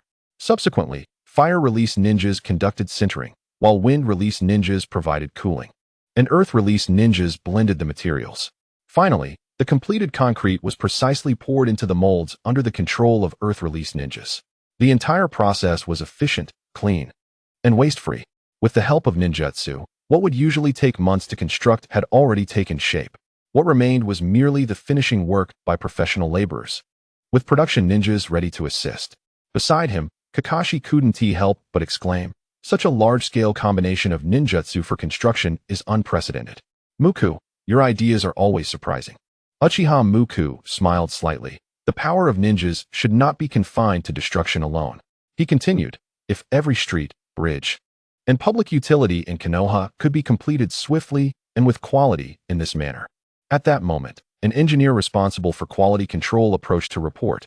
The quality meets all standards, with an expected lifespan of at least 100 years. Nara Shikaku, standing nearby, nodded in agreement, a glimmer of intelligence in his eyes, indeed. This will greatly shorten construction periods and reduce long-term costs. Hokage-sama, you are laying a solid foundation for Konoha's next century, not just in terms of infrastructure, but also in a new model of development. Uchiha Maki nodded and then remarked, "Let us convene a brief meeting regarding the future development trends of Konoha." He turned to Nara Shikaku and added, "We do not wait for a century. We strive for progress in the present moment." Soon, a gathering was held in a secluded clearing. Uchiha Maki addressed the assembly in a calm tone, stating, "I propose 3 5-year plans. The first 5-year plan aims for a comprehensive overhaul of Konoha's infrastructure. All roads, bridges, and public buildings will be constructed using chakra technology. By employing improved construction techniques derived from Earth-style ninjutsu, we will enhance efficiency by more than 5-fold. The second 5-year plan entails the establishment of a complete chakra industrial system. With the Grell Stone as our core energy source, we will create a transportation network that spans the entire region. Concurrently, our future technology company will introduce civilian chakra devices, allowing ordinary villagers to benefit from the conveniences afforded by ninjutsu technology." Nara Shikaku nodded thoughtfully, while Hinata Hayashi displayed a look of astonishment. The third 5-year plan was articulated by Uchiha Maki with unwavering conviction. "Konoha will achieve complete economic independence, utilizing the profits from our future technology company. We shall establish a self-sufficient financial system, no longer reliant on the allocations from the feudal lords." After hearing Uchiha Maki's plans, Nara Shikaku furrowed his brow and raised a hand to interject. "Is this plan not overly ambitious? It requires a substantial amount of initial funding." Others in the assembly nodded in agreement with Shikaku's concerns. In response, Uchiha Maki smiled gently and explained, "A plan is merely a framework. Deviations in timing are perfectly normal." Nara Shikaku then posed another question regarding the so-called chakra industrial system and the Grell Stone. Uchiha Maki replied, "Let Orochimaru, who is in charge of this project, provide a demonstration." Orochimaru approached with a model and began to elucidate. "This is the transportation network that Lord 5th Hokage Uchiha Maki intends to construct." He activated the model to demonstrate to the senior officials of Konoha. Nara Shikaku inquired with curiosity, "Is this powered by chakra? If so, even the chakra of a Jonin would be insufficient to sustain such a massive transportation system, would it not?" Orochimaru patiently clarified, "Of course, human power cannot be utilized. That would be prohibitively expensive and unstable. We will employ the aforementioned Grell Stone as the energy source, which is stable, efficient, and cost-effective." Upon hearing this explanation, Nara Shikaku and the senior officials of Konoha began to comprehend Uchiha Maki's motivations for such innovations.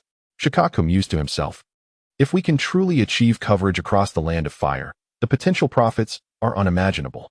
With his intelligence, Shikaku could foresee the tremendous potential of this project.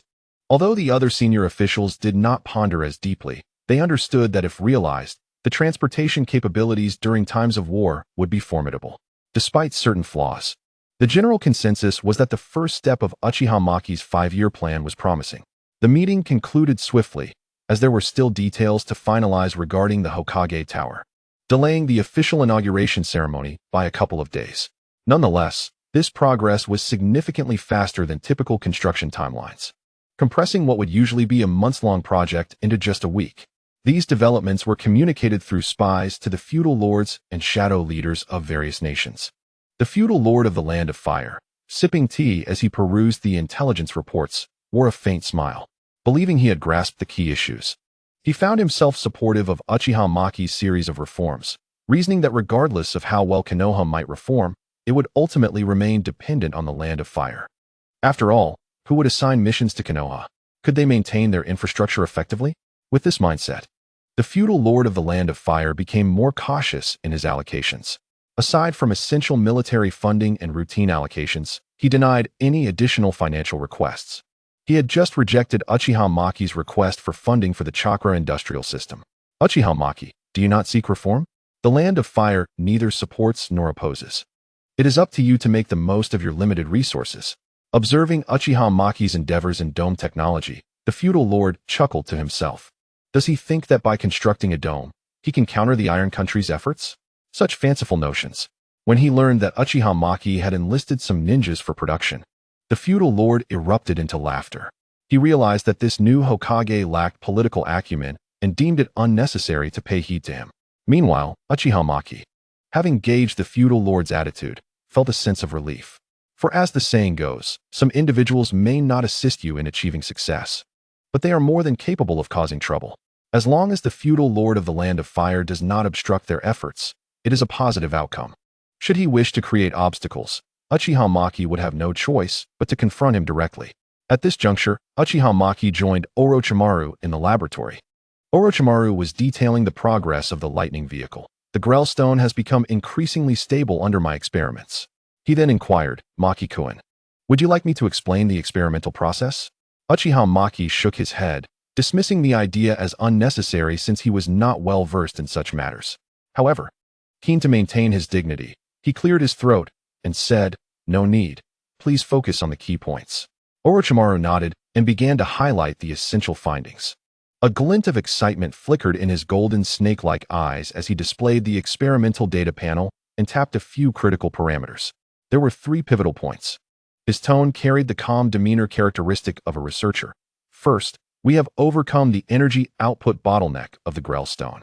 Through the application of a special energy field constraint, the stable output power of a single stone has reached 30 times its initial value. The screen displayed a comparative curve of the new and old data, which indeed showed remarkable growth. Second, the energy conversion efficiency has reached 70%. Orochimaru presented another set of data, indicating that the operational costs of the lightning vehicle would be reduced by more than half of what was initially expected. A standard car compartment would only require 3 Grell stones to operate continuously for a month.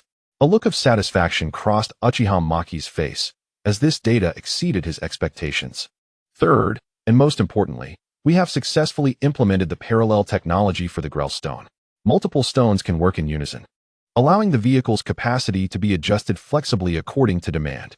The model illustrated the variations in energy output generated by different combinations of stones, displaying a smooth upward curve. Although Uchiha Maki understood only the aspect of cost reduction, he was nonetheless impressed by Orochimaru's ingenuity. If Orochimaru were to become Hokage, perhaps they would even colonize Mars. Uchiha Maki nodded and then inquired, how long will the trial run take? After a moment of contemplation, Orochimaru replied, first, we must construct the tracks, followed by the assembly of the trains. This process will take at least 6 months. Uchiha Maki was quite pleased with this timeline, as it significantly exceeded his initial expectations. He had anticipated at least a year before the trial run could commence, so this speed was a pleasant surprise. Orochimaru smiled and asked, Maki-kun, are you satisfied with this progress? Uchiha Maki responded, I am extremely satisfied. It now rests upon your capabilities. Orochimaru expressed his desire for a few assistants, to which Uchiha Maki promptly replied, whoever you wish, I shall procure for you. Orochimaru then suggested several names. Uchiha Maki reflected carefully and realized he had no recollection of these individuals. Puzzled, he asked, who are they? Orochimaru chuckled, Maki-kun, these individuals are born researchers. As a ninja, you would naturally be unfamiliar with them. Feeling somewhat embarrassed, Uchiha Maki touched his nose and personally set out to assist Orochimaru in locating these individuals. Before long, Uchiha Maki arrived at the residence of the first person on the list. Chapter 118. The assistance of Orochimaru. Uchiha Maki gently tapped on the door. After scrutinizing the name and details of the individual, he smiled and remarked, how intriguing. Soon, a short, disheveled middle-aged man emerged. Upon seeing Uchiha Maki, he was momentarily taken aback, then exclaimed in astonishment, Lord 5th Hokage, is that you? With a warm smile, Uchiha Maki inquired, is this the residence of Kazemaru Kanna? The untidy man nodded, confirming, indeed, that is me. Uchiha Maki continued, I have a new job opportunity that you might find appealing. He glanced at the documents again and added, it pertains to minerals, with an income potentially tenfold your current earnings. Kazemaru Kanna's mouth fell agape in surprise. Had he misheard? 10 times the income? If not for the fact that these words came from the newly appointed 5th Hokage, he would hardly dare to believe it. After swallowing hard, he replied, if that is true, I would certainly be interested. Are there any limitations? Uchiha Maki nodded, stating plainly, indeed, there are. As this is a confidential project, you would need to erase this portion of your memory upon your departure, and accommodations must be at the workplace. Kazemaru Kanna hesitated briefly before nodding in agreement. Observing his consent, Uchiha Maki smiled. Please gather your belongings. I have others to meet. Kazemaru Kanna returned to pack his things. Uchiha Maki proceeded to find the others. Despite some twists along the way, they all successfully joined. Although they were all chosen by Orochimaru for their research talents, Maki did not perceive this. Yet, it mattered little. Had he been able to discern their capabilities, he would have been the one conducting the research on lightning trains, not Orochimaru. When he brought the group to the laboratory, they instinctively recoiled at the sight of the heavily guarded area. Uchiha Maki glanced back at them, emphasizing that they could still reconsider. Even if they did, their employment issues would be resolved. Upon hearing this, they all shook their heads. What a joke it would be to backtrack after reaching this point. Uchiha Maki nodded, then led them into the laboratory. Orochimaru-senpai, I have brought the individuals you requested. The group was astonished to realize that their future superior was none other than the legendary Sannin. Excitement surged through them, and the weight of uncertainty lifted instantly. Orochimaru nodded and addressed them. For the foreseeable future, you shall serve as my assistants, understood? He then began assigning tasks. Kazamaru Kanna, he called precisely. Your responsibility will be mineral selection and energy mapping. He pointed to one side of the laboratory, where dozens of different colored and shaped or samples lay displayed. Utilize your unique auditory skills to select the batches of minerals with the purest and most stable energy. Kazamaru Kanna nodded eagerly. Next, he turned to the enthusiastic Chiya Shoda. Chiya Shoda, Orochimaru stated, your focus will be practical. You are to design a track structure adaptable to various terrains and simulate stress. A hefty scroll filled with preliminary designs unfurled before him. You must devise at least 3 designs that accommodate complex terrains, presenting optimal construction plans and foundational reinforcement techniques. Seeing that Orochimaru had entered work mode, Uchiha Maki discreetly exited the laboratory and returned to the home of Kushina. Upon arriving, he was greeted by the delightful aroma of food. As he stepped into the backyard, he inquired, "What is for dinner tonight?" Then, glancing around, he mused aloud. "Eating barbecue without waiting for me." He returned to fetch a chair, plopping down with anticipation. Kushina lightly tapped his head and asked, "Have you washed your hands, my Hokage?" Uchiha Maki shook his head. "Then may I kindly request our Hokage to wash his hands?" Uchiha Maki nodded and washed his hands beside the small courtyard. Upon returning, he found that Kushina had thoughtfully placed grilled beef in his bowl. He dug in enthusiastically. Kushina poured him a drink and remarked, "Little ones should drink their beverages obediently." Uchiha Maki shot her a playful glare, responding, "I am already an adult." Kushina burst into laughter, replying joyfully, "All right, you're an adult now." Leaning closer, Uchiha Maki whispered, "Then let us see how this little one manages you tonight." Blushing at his bold words, Kushina lowered her head and playfully patted his shoulder. "What nonsense are you speaking?" Noticing the giggling Mei and Konoha nearby, Kushina shot them an exasperated glance. The backyard was filled with laughter and the sizzling sound of barbecued meat.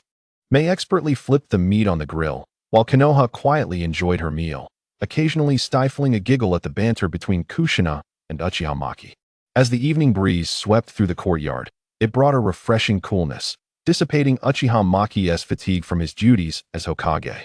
Later that night, after everyone had finished dining, Mei and Konoha helped clean up before returning to their rooms.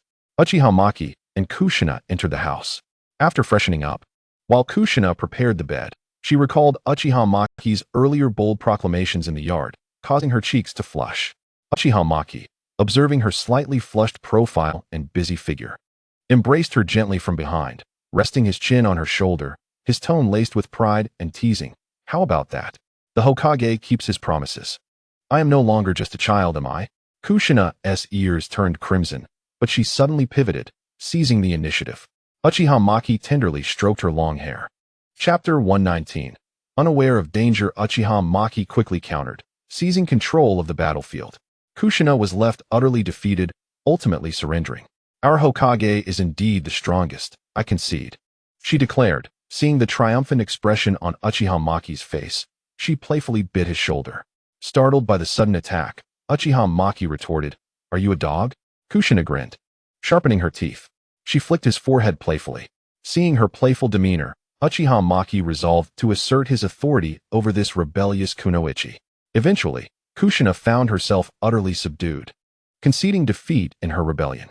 The following morning, Kushina awoke first, feeling her body sore and soft. She looked at Uchiha Maki, half amused and half annoyed. Extending her delicate hand, she pinched his nose. Uchiha Maki, still lost in dreams, savored the taste of milk tea. The sudden sensation of suffocation jolted him awake. Confused, he stared at Kushina, then buried his face in her embrace. Kushina, coaxing him like a child, urged, "It's time to rise. What time is it? She pinched his cheek gently.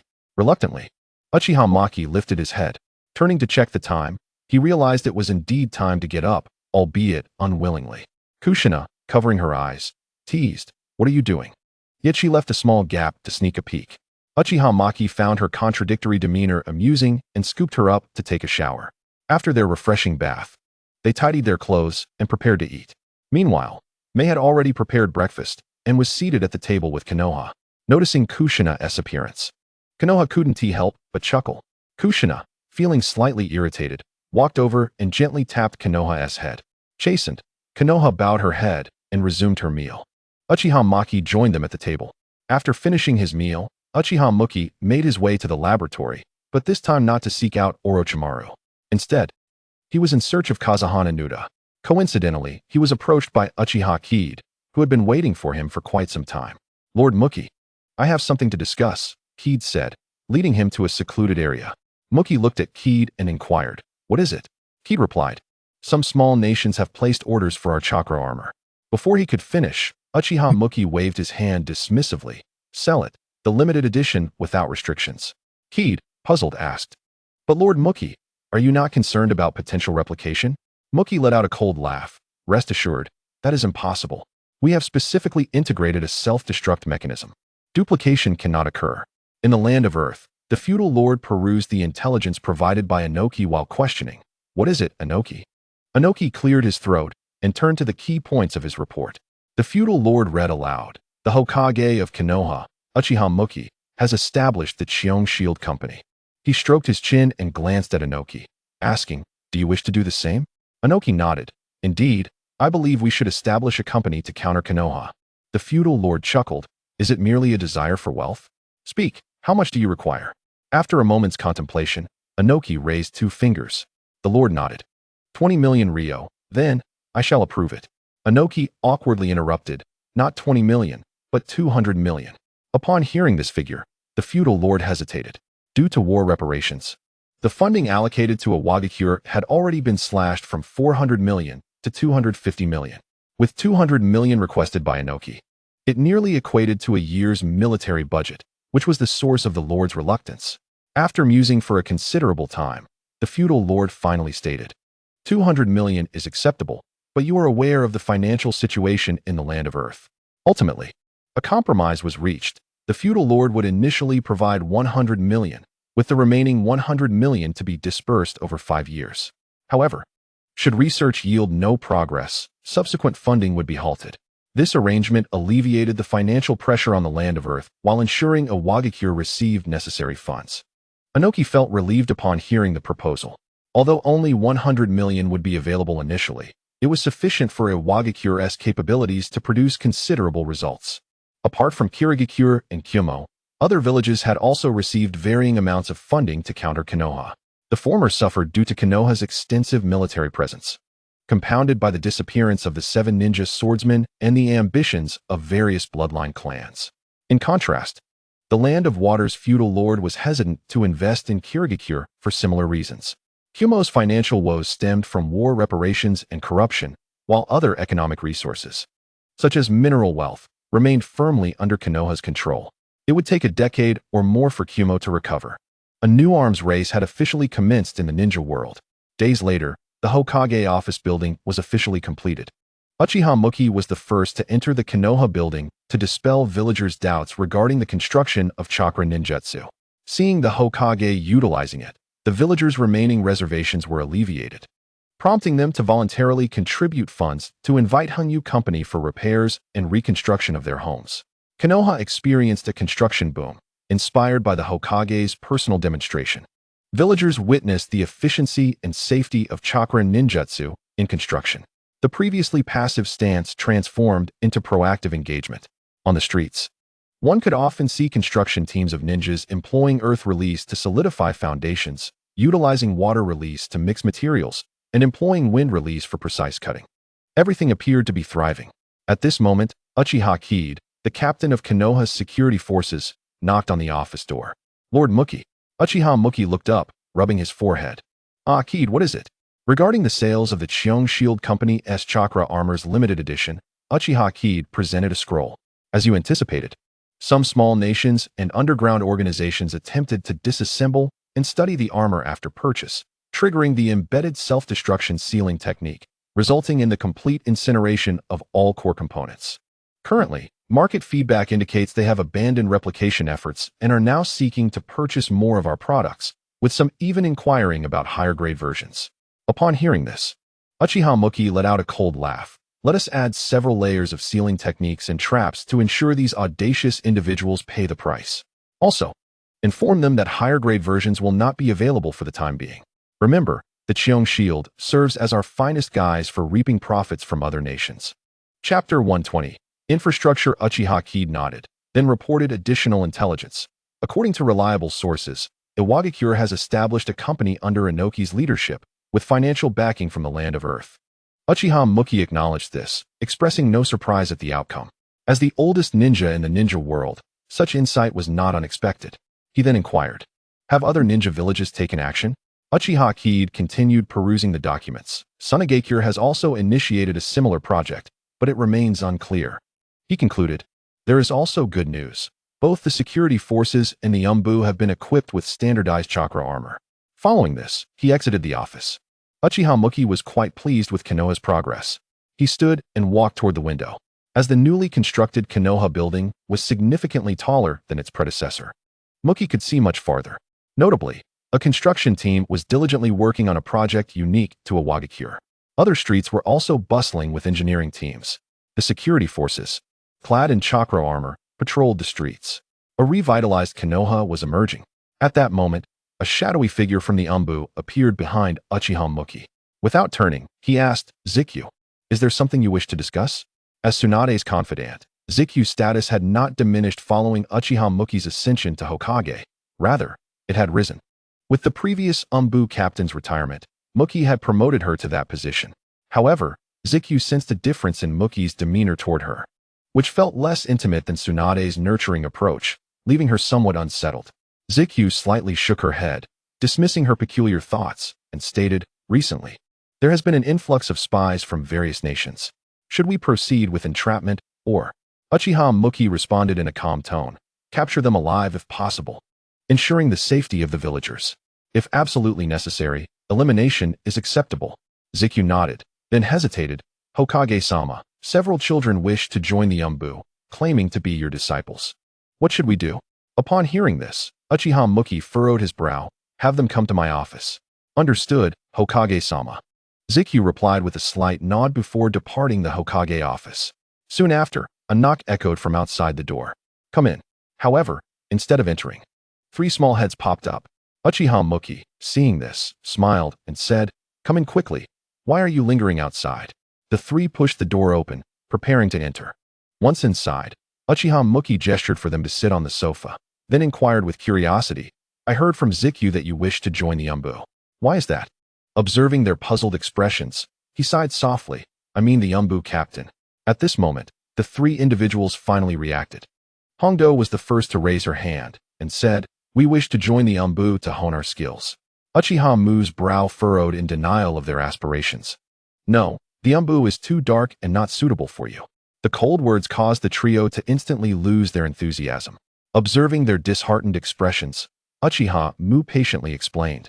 The tasks executed by the Umbu are too grim for you. Hongdo, puzzled, inquired why not. We have killed before. Uchiha Mu sighed softly in response.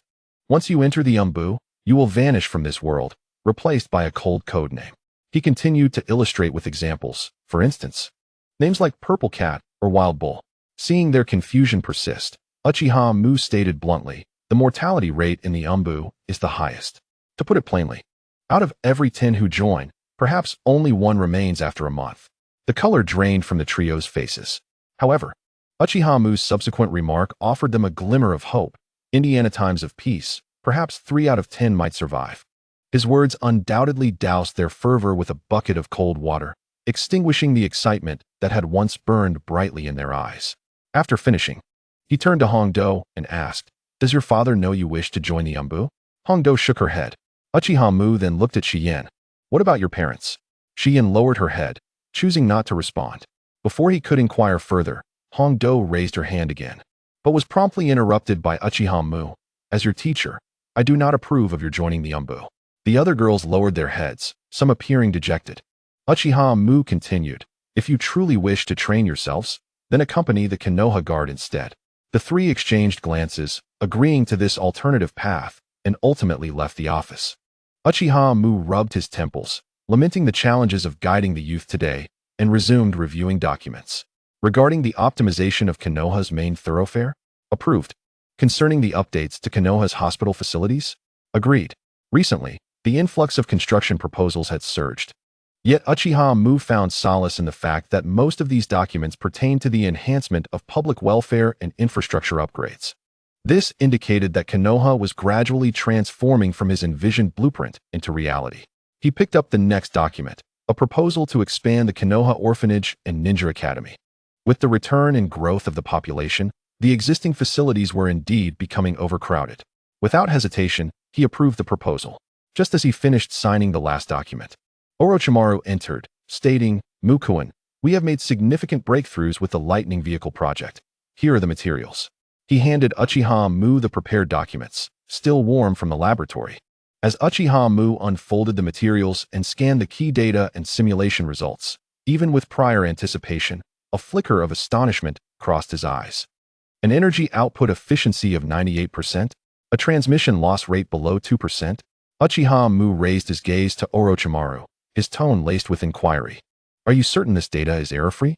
This was far better than his most optimistic projections. Such high stability and low loss indicated that the Lightning Vehicle could not only be realized, but its operational costs and efficiency would greatly exceed his initial expectations. Uchiha Mu could not help but exclaim, Geniuses, you truly are geniuses. Chapter 121.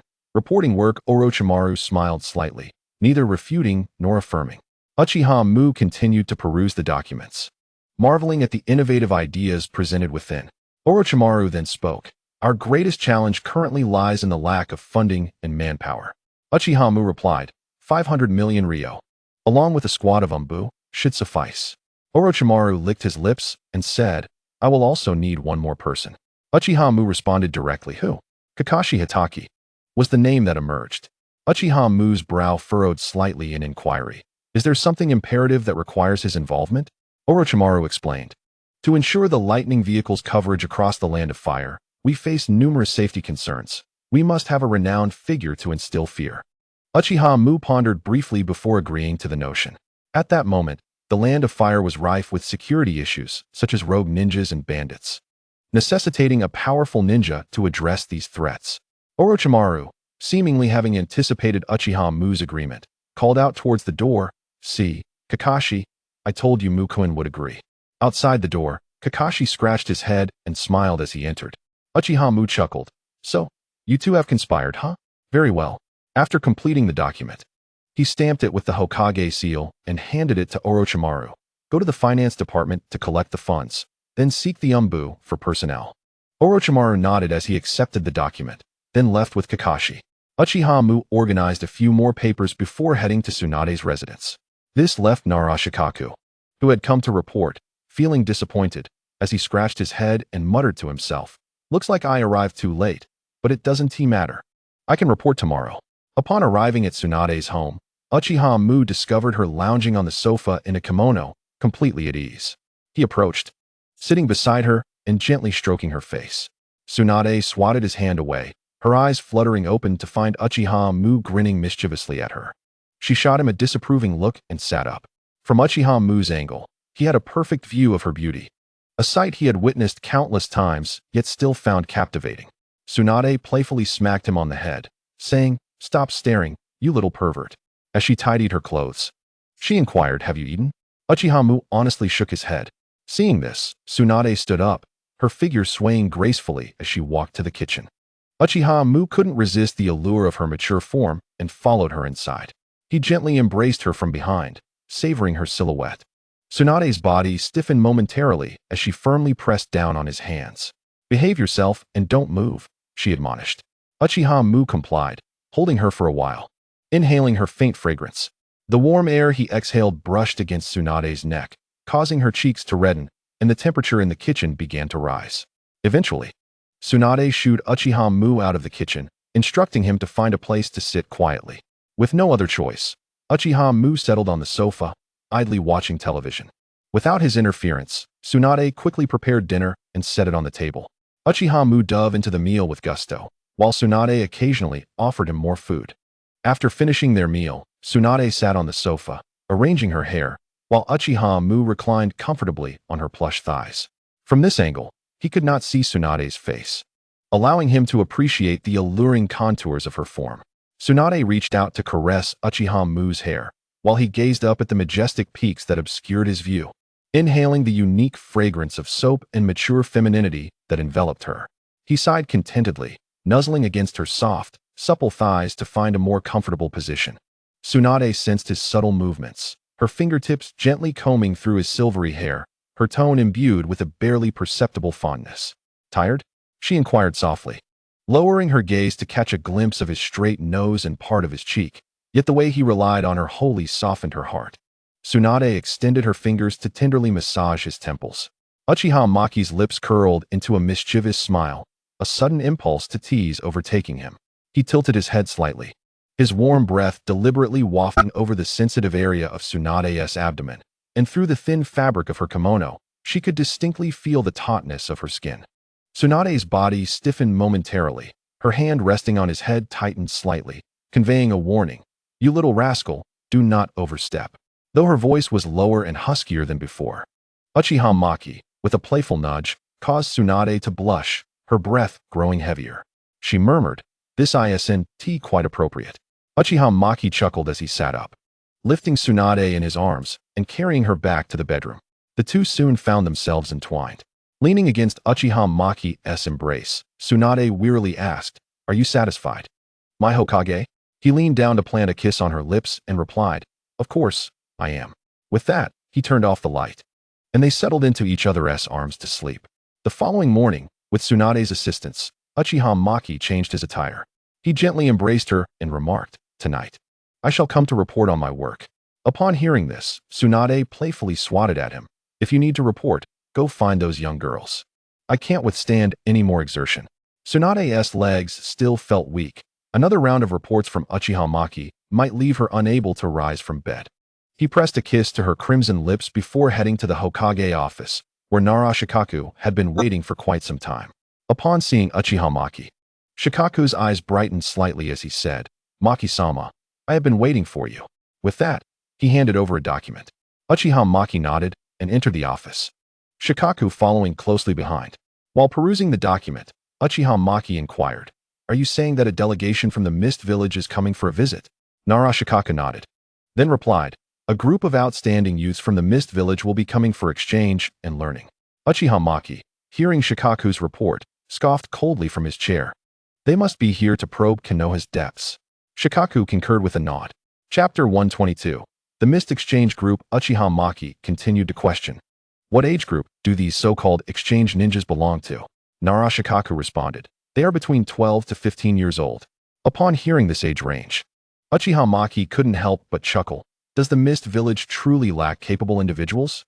His voice trailed off as he suddenly remembered that Terumi Mei from the Mist Village also seemed to fall within this age bracket. Taking a deep breath, he said, "Coordinate with the Mist side regarding the timing. As long as it is not too outrageous, we can accommodate." Shikaku nodded and then departed the office. Uchiha Maki turned his chair to gaze out the window. His rock shadow had been successfully established, overseeing the entirety of Konoha. Standing alongside the Hokage and witnessing the village's prosperity and changes. A few days later, the delegation from the Mist Village arrived in Konoha, with Nara Shikaku overseeing their reception. As several members of the Mist Village strolled through Konoha, they marveled at the city's infrastructure. On the broad main road of Konoha, Nara Shikaku wore a polite smile as he led the 5 visitors, reminiscing about their materials. The leader of the group, Haichiro Bunka, a lean and tall man in his 30s with neatly cropped black hair and a faint scar on his cheek, was currently awestruck by Konoha's prosperity. The newly constructed residences, patrolling armored police forces, and the shop signs along the roadside far surpassed those of the Mist Village. Behind him, Kirigakure's Jinjetsu strolled nonchalantly with his hands clasped behind his head, showing disdain for Konoha's construction as he muttered to Yukimura, "Tisish." All this ostentation, ultimately, it is strength that speaks for ninjas. Yukimura remained silent, instinctively pulling up the collar of her already high coat, trying to hide her inner unease. Her clear blue eyes were filled with complex emotions and discomfort at the unfamiliar surroundings, yet more so, a sense of bewilderment from the profound impression left on her. She observed the children laughing and running through the streets, the common folk conducting their trades with ease, and the apparent bloodline clans and ninjas blending into the crowd without any unusual stares or special attention. This attitude towards bloodline ninjas was strikingly different from what she had experienced growing up in the mist. She pondered, is it possible for those with bloodlines to lead such ordinary lives? At the back of the group, Terumi May admired the scenery along the way. As she watched the construction team deftly using earth techniques to solidify the ground, she noticed the genuine tranquility radiating from the villagers' faces. All of this far exceeded her previous imaginings of a powerful ninja village. Konoha's strength lay not merely in its military might, but in its ability to integrate chakra into daily life, thereby unleashing an overall vitality. Such prosperity was something the Mist Village could never provide. This was the singular thought in Terumi May's mind. Nara Shikaku observed their reactions closely and seized the opportunity to introduce, what you see is part of the reforms we are implementing in Konoha. The fifth Hokage believes that a ninja's strength should be used more for creation rather than mere destruction. Hachiro Bunka nodded slightly, his voice low. That is quite an impressive concept. His tone belied little emotion, yet internally, he was overwhelmed by conflicting feelings. The prosperity of Konoha instilled in him. A ninja who had struggled through harsh environments, and indescribable pressure. Genjutsu, however, scoffed and interjected, that sounds nice, but ultimately, a ninja must prove their worth through real combat. Shikaka-san, I wonder if we might have the opportunity to spar with Konoha's contemporaries? His eyes gleamed with fervor, his fighting spirit unabashedly apparent. Nara Shikaka's gaze flickered momentarily. Exchange and learning naturally includes practical combat sessions, which we will arrange for everyone. He understood that this Genjutsu boy from the Kirigakure clan could indeed be a handful. Yet he could also be utilized to showcase the abilities of Konoha's younger generation. At that moment, a white figure emerged from a nearby alley, accompanied by a languid voice. Shikaka-san, the Hokage asked me to inquire where the guests will be accommodated. Kakashi Hitaki approached, appearing as if he had just awoken. Genjutsu was immediately captivated by Kakashi. His instincts told him that this man was remarkable. Yukimura instinctively shrank her collar at the sight of the stranger, while Terumi May narrowed her eyes at Kakashi, recalling the intelligence she had on him. Hitaki Kakashi, the son of the White Fang of Konoha, one of the new generation's geniuses. Nara Shikaku replied, the guest will be arranged at the foreign guest quarters. He then introduced Kakashi to the group. This is Hitaki Kakashi, also a part of the team responsible for this exchange. Genjutsu, brimming with excitement, exclaimed, the white-haired guy looks strong. Shall we have a match? Kakashi glanced at him and replied, my duty is to take you to your accommodations, not to fight with you, kid. He deliberately elongated the word kid. As Kakashi led the way, Obito and Rin approached. Obito exclaimed, Kakashi, are you slacking off again? Didn't the Hokage ask you to come and pick them up? Are these the guests from the Mist Village? Uchiha Obito walked over, his goggles pushed up onto his forehead. Beside him stood the gentle and smiling Noara Rin.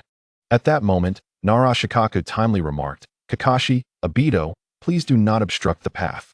First, let us escort our guests to the inn for their accommodation. Kakashi nodded and then addressed them, follow me, please. Soon, under Kakashi's guidance, they arrived at the inn and settled in. They were assigned 2 rooms, one for the males and one for the females. After Nara Shikaku and Kakashi moved away, Hachiro Bunka cleared his throat and said, let us convene in my room. The others nodded and entered Haichiro's room. Haichiro inquired, what are your thoughts on Konoha? The first to respond was Kirigakure's Jinya, asserting, it is all mere embellishment. A ninja should engage in battle. What significance do construction and agriculture hold for a ninja? Haichiro chose not to reply, instead directing his question to others. At this juncture, Kahaku Mei spoke. It is about strength and visible prosperity. Then he turned to Yakaina Hikari, who was perpetually buried in her collar, and asked, what is your impression of Konoha? Reflexively shrinking her collar, Yakaina replied, have you not noticed that the bloodline limit ninjas here are treated the same as ordinary people? Her words plunged the group into silence. Yakaina was indeed correct. They often observed Uchiha clan members and those bearing the distinctive Hyuga traits mingling with regular citizens. The populace of Konoha appeared unfazed and treated it as commonplace. Hachiro responded, "That is indeed true. In Konoha, bloodline limit ninjas are not that exceptional. Everyone is just an ordinary person." Jinya, propping his legs on the table, arrogantly declared, "Konoha revels in such trivialities. Should not a ninja let their fists do the talking?" Kahaku then remarked, "Perhaps you should address Konoha's military presence in the Land of Water." Jinya's lips twitched noticeably, but he refrained from responding. Currently, the management of Konoha's stationed forces was under Jiraiya. He should be on equal footing with him, perhaps. Jiraiya could easily beat him to a pulp. Kahakume, observing the meek Jinya, chuckled quietly, withholding further comment. To be frank, she held little respect for Jinya, whom she regarded as a brute with brawn but little intellect.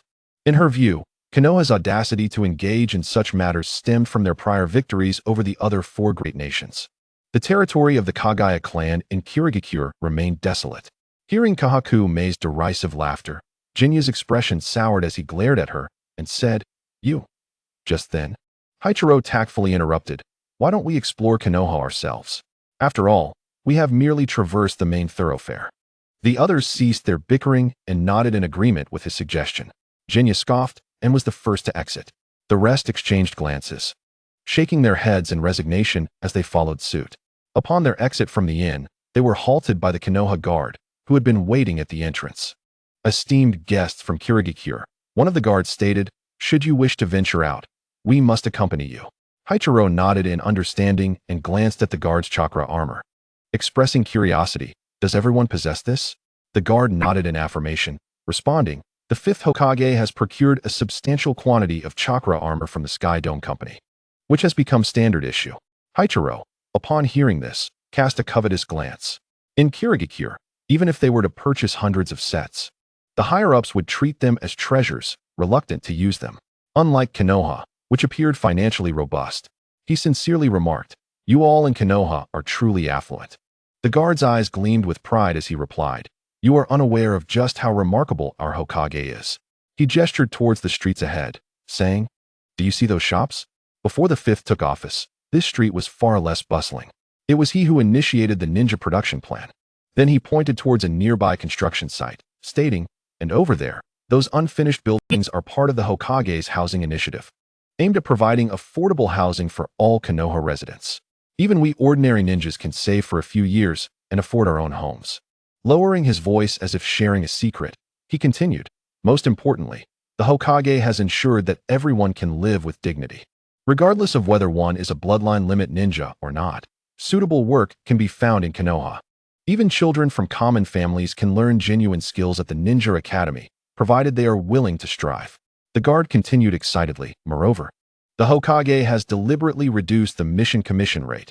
Previously, we would receive only 70% of the reward, but now it is 80%. The funds from the commission will be used to maintain city infrastructure and improve living standards. For instance, this road was renovated using mission commission funds." At this point, he sheepishly scratched his head, saying, "Have I said too much?" But the Hokage has indeed transformed Konoha and changed the lives of each one of us. The group exchanged glances, finding his words almost surreal, yet the thriving scene before them left them speechless. Hachiro cleared his throat and said, "We are merely here to take a casual stroll." The guard assured them, "As long as you do not venture into confidential areas, you esteemed guests from Kirigakure are free to explore." Thus, they began their exploration of Konoha's most prosperous streets. In stark contrast to the oppressive policies of Kirigakure, they could feel the relaxed atmosphere of Konoha. Every face bore a smile, and they were astonished by the sheer number of civilians present. Remarkably, half of the shop owners on each street were ordinary citizens. They observed Konoha's ninjas without fear, treating them as regular patrons. Such a sight would be unimaginable in Kirigakure, where lower-tier ninjas were often seen as mere resources exploited by the mid-tier. However, in Konoha, whether in terms of mission rewards or various other aspects, it seemed that they did not shun civilians becoming ninjas. Kahakume queried, "Are you not concerned about security issues by allowing civilians to train and become ninjas?" "Security?" The guard from the Konoha guard looked at her, perplexed, and replied, "Why should we be concerned about security?" He scratched his head, struggling to comprehend Kahakume's worries, and attempted to explain, "Firstly, in Konoha, whether a ninja or a civilian must adhere to the Konoha Code. intentional harm, robbery, destruction of property, regardless of who commits these acts. Our guard will apprehend them. Punishments will be meted out accordingly. Before the law, ninjas hold no special privileges. Chapter 124. Divergent Paths. He scratched his head and continued. Moreover, after becoming ninjas, whether they are production ninjas or combat ninjas, if they wish to take on missions, they are simply overwhelmed. Why then resort to illegal activities? Observing the disbelief etched on Terumi Mei and her companions' faces, he added what he considered the most crucial reason. Above all, Konoha is a shared home for all who reside here. Many ninjas from civilian backgrounds have family and friends who are also ordinary citizens. Protecting Konoha is tantamount to safeguarding their own loved ones. Having spoken, he gestured towards the patrolling teams, stating, "Among those patrols you see outside, many hail from civilian families. They uphold public order with utmost seriousness and responsibility, for everything here belongs to them. They are guarding their own possessions." The tone of this ninja from the security forces was unembellished yet imbued with a deeply rooted conviction. What he articulated was an order model based on a sense of identity and mutual interests rather than mere brute force. A concept almost incomprehensible to the members of the Kirigakure envoy. The Konoha security ninja continued proudly. All of this is thanks to the reform initiated by the 5th Hokage. Reform? Terumi Mei inquired, puzzled. Indeed, reform, the Konoha security member affirmed as he pointed to his arm insignia. You might find it hard to believe, but the Konoha security forces were previously monopolized by the Uchiha clan. It was only after Uchiha Kage assumed leadership that reforms were officially proposed to include civilian ninjas and those from small clans. The members of Kirigakure were now entirely numb to the revelations.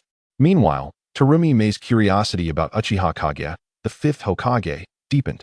In the eyes of the Kirigakure ninjas, Uchiha Kage was nothing short of a heinous demon. He had annihilated the Hashigaki clan, wiped out the 7 ninja swordsmen, and coerced Kirigakure into signing a series of unequal treaties. Moreover, his notorious temper was exemplified when a guardian ninja of the Land of Fire had his legs severed simply for looking down at him. Despite the dame's attempts to argue, he was threatened by Uchiha Kage to tread carefully. Most astonishingly, the dame did not penalize Konoha by cutting funding. Instead, he continued to provide financial support. Yet Terumi Mei never anticipated that this figure, perceived as nothing but sheer might in Kirigakure, possessed such formidable political acumen.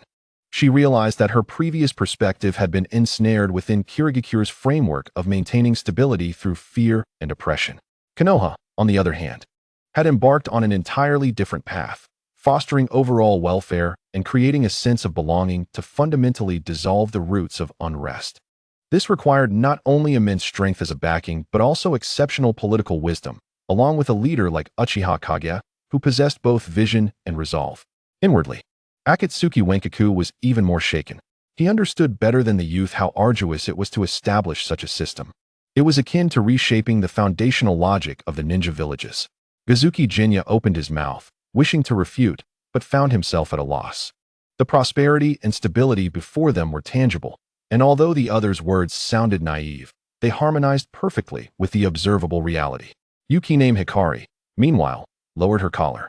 But this time not to conceal herself, rather to mask the collapse of her internal perceptions.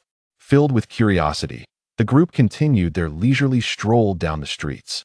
Soon, they found themselves at the Ninja Academy, observing students engaged in playful ninja games or practicing the most rudimentary shuriken throws. Gazuki Jinya scoffed. Can ninjas like these possess any combat capability? Is the true battlefield this gentle? The Konoha security ninja shot him an impatient glance and replied, "If your Kirigakure's approach to training ninjas were correct, Konoha would not even have a military presence in your village." His words pierced Jinya's heart like a sharp sword. Jinya opened his mouth to retort, but discovered he could not. The high-pressure system and bloodline limit ninjas that Kirigakure prided itself on during the Third Shinobi World War were rendered utterly ineffectual before Konoha. The Konoha security ninja continued. The 5th Hokage also proposed a theory known as ninja psychology. Ninja psychology? Terumi Mei echoed, inquiring. Is it a book that applies to predicting the enemy's psychological state during battles? In her view, Uchiha Kage was merely a Hokage who rose to power through military exploits. This so-called ninja psychology should be relevant to combat, she thought. However, the Konoha security ninja straightforwardly countered, not at all. The fifth Hokage, Uchiha Kage, believes that executing slaughter missions too early can lead to psychological breakdowns for those with weaker mental fortitude. Thus, upon taking office, the fifth Hokage extended the graduation period for combat ninjas by 3 years. As they listened to his narrative, the others felt as though they were immersed in a fairy tale. Extended by 3 years? Akatsuki Wenkaku instinctively repeated, his brow furrowing. To Kirigakure, which adhered to a system of rapid development and brutal elimination, this seemed an unconscionable waste and sign of weakness. Indeed, affirmed the Konoha security ninja, the fifth Hokage asserts that ninjas are the cornerstone of the village, not disposable commodities. A mentally sound ninja with a sense of belonging to the village is far more valuable than 10 twisted monsters who only know how to kill. He elaborated. The fifth Hokage refers to this as the buffering and shaping period, allowing them to develop clearer self-awareness in a relatively safe environment. That way, they will not become mere tools upon graduation. The term tools caused a barely perceptible shudder in Yukine Hikari. In Kirigakure, possessing ice release, she had been indoctrinated from a young age to become the village's sharpest weapon. Yet here, ninjas seemed permitted to retain more of their humanity. Terumi Mei was profoundly shaken. She suddenly recalled those from Kirigakure who had crumbled under brutal missions, defected, or even turned against their comrades in acts of betrayal. Konoha's approach, while seemingly requiring greater investment and a longer time frame, might fundamentally ensure the stability and loyalty of the lower ninja ranks. She realized she had once again underestimated the fifth Hokage. He understood not only destruction but also construction, the essence of power, and the intricacies of the human heart. At that moment, Kazuki Jinya opened his mouth, but was at a loss for words. He gazed at the Konoha students engaged in seemingly childish games, reflecting on the bloody scenes of Kirigakure's graduation exams, and for the first time, he began to doubt his own convictions. Was it truly the strongest path to select ninjas solely through the lens of slaughter? Chapter 125. Encounter. After touring the entirety of Konoha, the group returned to the inn, their hearts laden with profound confusion. Their understanding had been shaken by too many revelations. For instance, ninjas should not merely be tools or weapons, but rather individuals capable of independent thought. They sat together in silence. The Mizukage had harbored high hopes for them prior to their arrival, wishing they would learn something valuable. Yet the answers presented by Konoha lay before them. Did they dare to emulate them? Or could they even comprehend the implications of such an endeavor? Contemplating this, they felt a wave of despair wash over them. They were uncertain how to convey their findings to the Mizukage. At that moment, Akatsuki Wenkaku cleared his throat and spoke. Let us return to our rooms and rest for now. We shall discuss this tomorrow. Terumi Mei and Yukine Hikari nodded in agreement and returned to their respective chambers. The warm light within did little to dispel their bewilderment. Uncharacteristically, Yukine did not retreat to her usual corner, but instead approached the window, gazing out at the brightly lit streets of Konoha. After a considerable time had passed, as the lights on the Konoha streets began to dim, Yukine broke the silence with a trembling voice. Sister Mei, do you think all of this in Konoha is true? That ninjas can be more than just tools? That we can live like ordinary people, free from fear and excessive expectations? Terumi Mei moved to her side, the warm light illuminating her delicate features. She did not respond, but instead posed a question.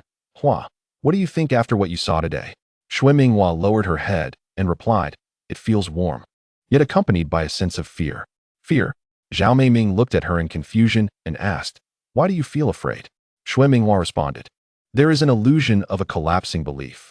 Everything we, the mist hidden, have insisted upon seems to be erroneous here. Zhao Meiming gently stroked her head and said, what they say is likely true, for with Konoha's strength, there is no need to fabricate such a monumental lie. As she spoke, Zhao Meiming's tone grew complex, even tinged with longing. Uchiha Maki is redefining the role of a ninja. He has pulled ninjas back from being mere weapons to becoming builders and guardians, rather than mere destroyers. At this moment, Shui Minghua raised her head to look at Zhao Meiming, her eyes filled with anticipation, and asked, can the mist-hidden village achieve that? However, Zhao Meiming's answer was destined to disappoint her. Zhao Meiming shook her head and said, it is very difficult, exceedingly so. There are too many vested interests opposing this. We need absolute power to suppress all dissenting voices, and we require a leader like Uchiha Maki, who possesses the might to break barriers as well as the wisdom and courage to rebuild. Zhao Meiming's response enveloped the room in a solemn silence. Shui Minghua silently buried her face in her collar, choosing not to speak further. Yet, Zhao Meiming's subsequent words reignited a spark of hope within Shui Minghua. Zhao Meiming stated, "Seeing is, in itself, the beginning of change." She forcefully grasped Shui Minghua's frail shoulders, compelling her to meet her gaze. Zhao Meiming's eyes held a chilling clarity and determination. Uchiha Maki can accomplish this because he possesses the absolute power to suppress all, coupled with political wisdom that surpasses the ordinary. We, the Mist Hidden, currently lack such power and leadership. Blind imitation will only plunge the village into deeper chaos, perhaps even civil war. She continued, "Thus, what we must do now is not despair, but to learn and remember everything here, to acknowledge this possibility. Then, we shall gather strength and await the opportune moment." Gather strength?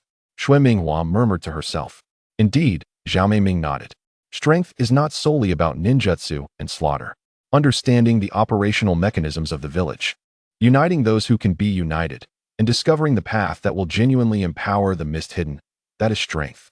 And we, she looked at Shui Minghua, as if pledging to herself, we, who have witnessed another possibility, may change the entire Mist Hidden. Of course, perhaps our generation will never witness such transformation. But at the very least, we can take the first step, rather than remain stagnant. The next morning, Narashikaku approached them and said, "The Hokage is currently not busy and would like to meet with you." Under Narashikaku's guidance, the four from the Mist Hidden stood before the Hokage's office. Even the arrogant Kirigikure's Jinjutsu had now tempered his demeanor. Kurokuro Wenkaku took a deep breath, striving to relax. Shui Minghua nearly buried her entire face in her collar. At that moment, Zhao Meiming feigned tranquility, though her clenched garment revealed her tension. Narashikaku could not help but chuckle at the sight of the four appearing, as if facing a formidable beast.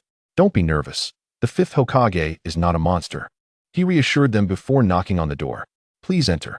Upon entering the Hokage's office, their attention was first drawn not to the figure behind the desk, but to the newly completed statue of the fifth Hokage, Uchiha Maki, overlooking all of Konoha from outside. The sunlight gilded the statue with a golden edge, merging it with the presence within the office, emanating an intangible sense of oppression. Their gaze then shifted to the figure seated behind the desk. Uchiha Maki reclined leisurely in a large chair, his calm gaze fixed upon them. He wore his customary ceremonial robe, his sky-blue eyes deep enough to seem as though they could see into one's soul. There was no anticipated aura of lethal intent, nor any oppressive demeanor. Instead, there was merely the subtle pressure of a person in authority. Yet, those present understood that this was the natural gravitas cultivated by someone in a position of power. Nevertheless, that calm scrutiny instilled a pressure within the four that surpassed that of facing blades. It felt as if all their thoughts and defenses were laid bare before those piercing eyes. Fifth Hokage, the envoys from the Mist-Hidden village have arrived, Kurokuro Wenkaku. As the team leader, stepped forward, placing his right hand over his heart, performing a formal ninja salute. Mist-Hidden village Jonin, Kurokuro Wenkaku. Leading the team to pay respects to the fifth Hokage. The typically arrogant Kirigikure Jinjutsu dared not meet Uchiha Maki's eyes, instead staring fixedly at the floor, merely bowing respectfully from behind. Once all had paid their respects, Uchiha Maki remarked, "All right, no need for excessive formalities." Only then did they dare to examine Uchiha Maki. Their first impression was of youth, remarkably young, even though they had prepared beforehand, knowing that the fifth Hokage was the youngest in Konoha's history. Encountering him in person still surprised them. Their second impression was of his striking handsomeness. Kirigikure Jinjutsu cast a furtive glance, feeling an involuntary pang of inferiority. Shui Minghua, peering through the collar of her garment, felt her heart skip a beat. Never had she imagined that the cold tyrant depicted in the Mist Hidden, a demon who slaughtered mercilessly, would possess such an exquisite visage. Kurokuro Wenkaku was taken aback. Young, powerful, handsome, and possessing a steely political acumen. Zhao Meiming, upon catching sight of Uchiha Maki's face, felt her breath momentarily hitch. She quickly lowered her head, striving to mask the awe and wariness in her gaze. She had expected to see a bloodthirsty warrior or an inscrutable politician, but instead encountered someone who perfectly matched her innermost vision of an ideal leader. Chapter 126, My Path. Unreplicable at that moment, Uchiha Maki interrupted the thoughts swirling within the four. "How has your visit to Konoha been? Have you gleaned anything valuable?" Hearing his question, Kurokuro Wenkaku promptly replied with respect, "We have learned much in Konoha, particularly the 5th Hokage's redefinition of the ninja, which has greatly benefited us." This was a rather formulaic response, neither flawed nor remarkable. Yet, from Kurokuro Wenkaku's experience, the best approach when facing such prominent figures was to avoid mistakes. Uchiha Maki nodded in acknowledgement of his answer, saying, "As long as you have gained something, that is good. I hope that the Mist Hiddens Exchange team can acquire new ideas rather than merely focusing on victories or defeats." His words struck like a heavy hammer upon their chests. For the four understood that what Uchiha Maki referred to as ideas was essentially the operational methods of Konoha they had observed the previous day. Very well. Uchiha Maki lifted his teacup, signaling the conclusion of their dialogue. The four bowed once more and exited the office. Only Xiaomei Ming remained still, taking a deep breath as she said, "Fifth Hokage, I have a few matters I wish to inquire about." Upon finishing, she fixed her bright, beautiful eyes on Uchiha Maki. The atmosphere in the office froze instantaneously due to Xiaomei Ming's unexpected declaration. Kurokuro Wenkaku's expression shifted slightly, wanting to intervene but realizing it was too late. Kirigakure Jinjetsu and Xue Minghua gazed at her in astonishment, perplexed as to why Xiaomei Ming would undertake such a seemingly rude action. Nara Shikaku raised an eyebrow but remained silent, directing his gaze toward the 5th Hokage behind the desk. Uchiha Maki's hand, which held the teacup, paused slightly, his eyes urging Xiaomei Ming to continue. After a brief pause, Terumi Mei continued, "This is a personal matter." Her gaze swept across the remaining members of the Black Hoe, Wenkai, and others, conveying an unspoken message. Wenkai furrowed his brow, casting a stern glance at Terumi Mei, silently warning her against unnecessary complications. Guizong Xuanya wore a look of confusion, while Xue Minghua regarded her with concern. Uchiha Maki maintained his composure, merely gesturing lightly to Nara Shikahisa and the other three from Kirigakure, instructing, "Shikahisa, please escort the other guests to rest." "Yes, Lord Hokage," Nara Shikahisa responded, gesturing for Wenkai and the others to exit. With a sense of resignation, Wenkai, along with Guizong Xuanya and Xue Minghua, left the office, and the door was gently closed.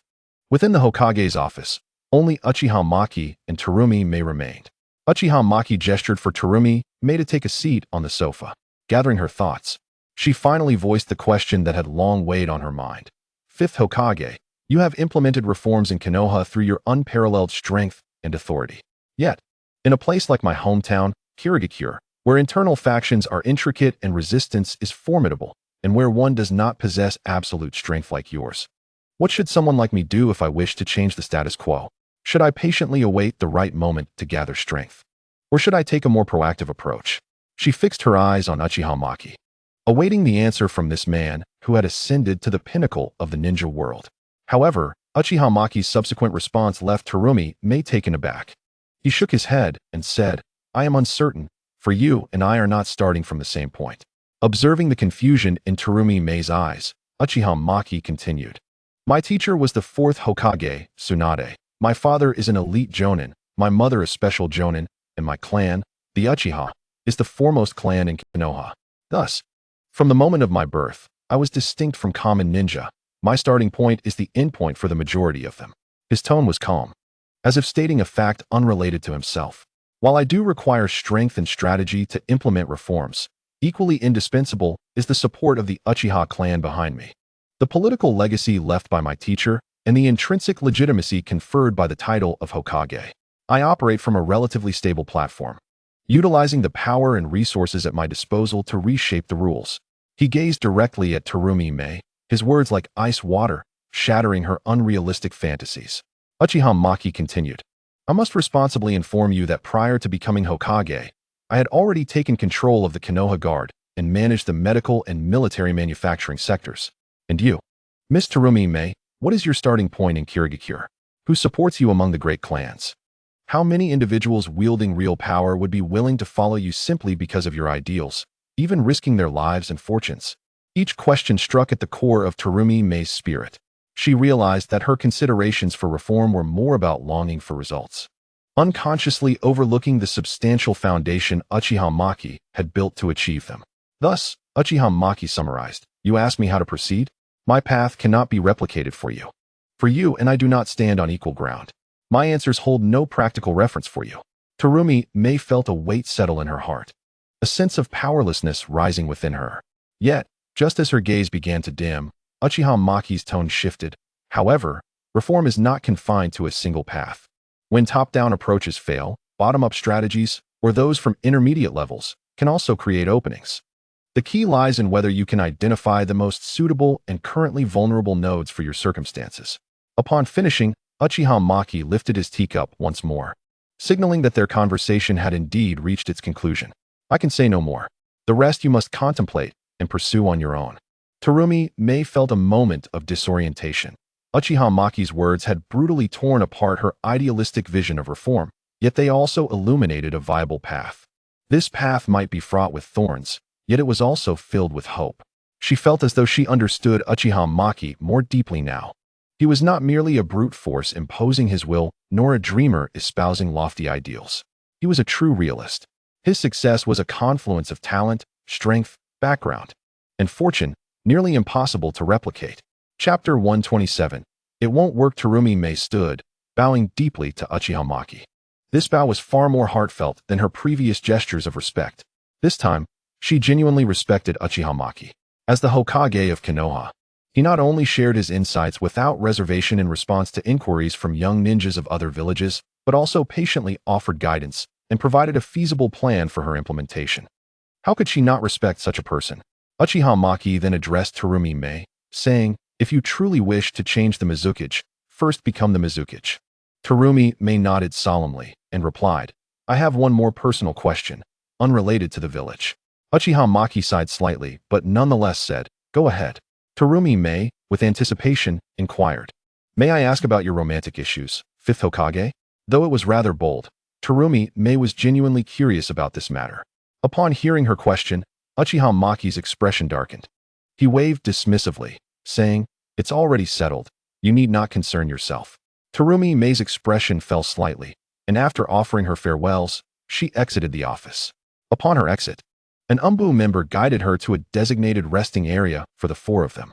Once she entered the room, the Umbu personnel voluntarily withdrew, granting the four a relatively private space.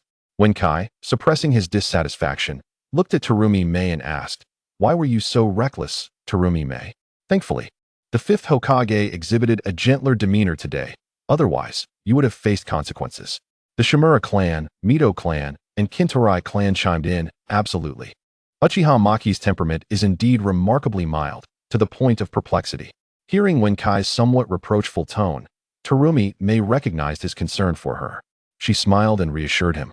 "Don't worry, the fifth Hokage is a very gentle person, quite contrary to his public image." She added, "I merely inquired about a few directions for reform. There is nothing to worry about." Wenkai nodded helplessly. He did not wish to pry into the details of Terumi May's conversation with the fifth Hokage, nor was he interested. As long as Terumi May returned safely, that was sufficient. After all, she was a priority individual designated for protection by the higher-ups, her safety taking precedence over the others. After confirming that Terumi May had not angered Uchiha Maki, the group departed the resting area and, guided by the Umbu, left the Hokage building. As they stepped outside, they encountered three young girls of similar age to Terumi May and her companions. Adorned with Konoha's forehead protectors, they bore no other indications of being ninjas. The girl at the front was holding food and casually walked inside. As they walked, they chattered among themselves. "I wonder what the teacher is doing now." One of them said, "I bet the teacher is napping on the sofa." The others chimed in with their speculations. Terumi May and Shuiming Hua watched them with a hint of envy, noting how the pressure on Konoha's ninjas seemed significantly lighter compared to their own. The three Konoha girls also noticed Terumi May and her companions, particularly the forehead protectors from Kirigakure on their foreheads. The girl leading the group, still holding her food, cast a curious glance at them before breaking into a friendly smile, offering a casual greeting. Two other individuals cast curious yet benign glances before entering the Hokage building, seemingly in search of their mentor, their movements exuding an air of casualness. They appeared remarkably at ease. Yukine Hikari observed their disappearing figures, her voice tinged with a hint of envy. In Kirigakure, the lower-ranked ninjas were ever so cautious in the presence of higher-ups, especially those in positions of power. How could they dare to nonchalantly enter the Hokage's office with food in hand? Kakuzu Wenkaku snorted, attempting to regain his composure. Loose. Utterly undisciplined. What combat effectiveness can such ninjas possess? Yet, his tone lacked conviction, sounding more like habitual bravado. He could not explain why this seemingly disorganized group of Konoha ninjas had consistently outmaneuvered Kirigakure on the battlefield. In silence, Kakuzu Wenkaku perceived more than most. This apparent ease reflected a profound trust and sense of belonging. The disciples' audacity to treat their teacher in such a manner indicated a harmonious relationship. Their ability to navigate the corridors of power with such naturalness suggested an internal atmosphere of relative openness, something that Kirigakure sorely lacked. The Konoha guard ninja greeted them, saying, "Haru, bringing food to the Hokage again, I see." To this, the girl named Haru smiled and replied, "Indeed. Just checking if the teacher is slacking off." Their dialogue was strikingly casual, as if entering the Hokage building were the most ordinary affair. This scene deeply pierced the hearts of the four from Kirigakure. Kakuzu Wenkaku sighed inwardly. So the teacher referred to by that girl was none other than the fifth Hokage himself. The closeness between the disciples and the Hokage was unfathomable in his environment. This was not merely a matter of discipline. It represented an intrinsic, unwavering trust and intimacy with their leader. He began to grasp that Uchiha Maki's prestige and authority in Konoha were not solely reliant on martial prowess. Kagami Mei's gaze followed Haru and her companions as they entered the building, her expression complex. She recalled the calmness and patience exhibited by Uchiha Maki during their earlier conversation, a composed demeanor befitting a leader, juxtaposed with the ease he displayed in the company of his disciples, creating a peculiar harmony. An inexplicable bitterness and deeper longing began to spread within her heart. Was she not yearning for a village where ninjas could live as human beings, fostering genuine emotional connections? Yuki named Hikari was momentarily taken aback, observing their carefree smiles and contrasting them with her own anxious state in Kirigakure, always walking on eggshells. A profound sense of disparity nearly left her breathless. Even the obstinate Kakuzu Wenkaku found himself at a loss for words. He finally recognized that Konoha's strength was founded upon a model he could not comprehend. Kakuzu Wenkaku's voice shattered the silence. "Let us depart." He wished not to linger, for each additional glance at the daily life of Konoha served as a stark reminder of Kirigakure's distortions and regressions. The group averted their eyes and followed the Konoha guard back to the outpost. Uchiha Maki stretched and reclined on the sofa, ready to take a moment's respite. Suddenly, the door swung open, and Haru, leading the charge, remarked, "Teacher, you're slacking off again." Uchiha Maki, eyes closed and a contented expression on his face, replied, "How can the affairs of the Hokage be considered slacking?" Haru, giggling, took a seat beside him, placing lunch on the table. "All right, have your meal before you decide to slack off." With that, she reached out and forcibly propped Uchiha Maki up. Reluctantly, he began to eat his lunch. As he savored the meal, he commented, "Delicious. This must be your handiwork, Haru." The girl named Haru blushed at the compliment and nodded. Uchiha Maki, unable to resist, affectionately ruffled her hair. Haru, feigning discontent, exclaimed, "Teacher, you're being too biased. Why can't it be me who made it?" Uchiha Maki, smiling, replied, "Didn't someone bring me a lunch yesterday that had vinegar instead of something else?" Haru swiftly covered his mouth with her small hand, declaring, "That was a mistake. Wasn't he it? I will prove myself tomorrow." Uchiha Maki gently removed her hand, placing his own on her shoulders, and earnestly said, "Haru, you must believe in yourself." Touched, she nodded, but her sentiment was quickly interrupted by Uchiha Maki, who added with a chuckle, "Some things are just beyond your reach. Don't push yourself too hard." Chapter 128. Renegade Apprentice Haru, upon hearing Uchiha Maki's words, felt her defenses crumble. With a playful roar, she lunged at him, only to be effortlessly subdued by a single hand. Meanwhile, Haru and Yuin produced a bag of chips from seemingly nowhere, watching with delight. Uchiha Maki playfully tapped on Haru's delicate frame, rendering her immobile as she could only watch him leisurely enjoy his meal. Just as she opened her mouth to apologize, only muffled sounds escaped her lips. For a moment, she could only blink rapidly in submission. Haru and Yuin, accustomed to this daily spectacle, observed with amusement.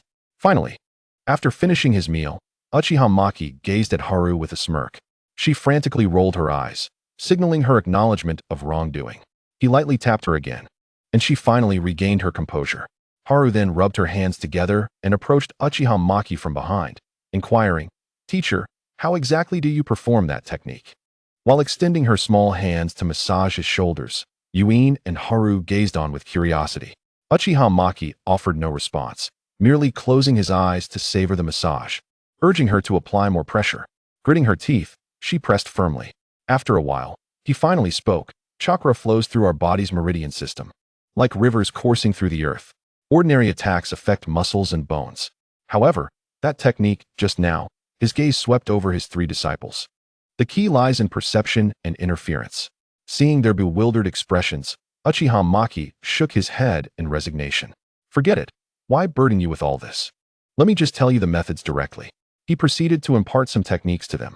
Suddenly, Haru displayed a mischievous grin and, before Uchiha Maki could react, quickly tapped on him a few times. Standing akimbo, she looked at him with pride. Uchiha Maki, bemused, decided to play along, feigning ignorance and emitting playful sounds. He was curious about what antics Haru would concoct. Uchiha Maki's acting was superb, and seeing this, Haru strutted over to him, in front of his astonished gaze. She plopped down beside him and leaned in closer. Uchiha Maki couldn't help but feel a headache coming on as he released his chakra to dispel her restraints. He reached out and playfully flicked her smooth forehead. Haru yelped in surprise, clutching her forehead in confusion, asking, "Teacher, how can you move?" Uchiha Maki replied calmly, "Is it not possible that as your teacher, I can counter these moves?" He looked at her as if she were a fool, realizing her folly. Haru covered her head in frustration. Uchiha Maki then said, "All right, let us focus on training. If you have any questions, feel free to ask me." After briefly addressing the queries of the three, Uchiha Maki began to process documents. The paperwork that day was relatively light, allowing him to finish before the afternoon was over. Once completed, he leisurely sipped tea while awaiting the end of the workday, knowing that any urgent documents would be troublesome. Soon, as the afternoon approached, Uchiha Maki glanced at the clock and, in an instant, vanished from his spot using the Flying Thunder God technique. Upon returning to the residence of Kushina, he discovered the three women languidly watching television. Kushina gazed at him with a puzzled expression and inquired, "Why are you back so early today?" Uchiha Maki, with a cheeky grin, leaned in and planted a kiss on her cheek. Startled by the sudden advance, Kushina pushed him away, muttering about his lack of decorum.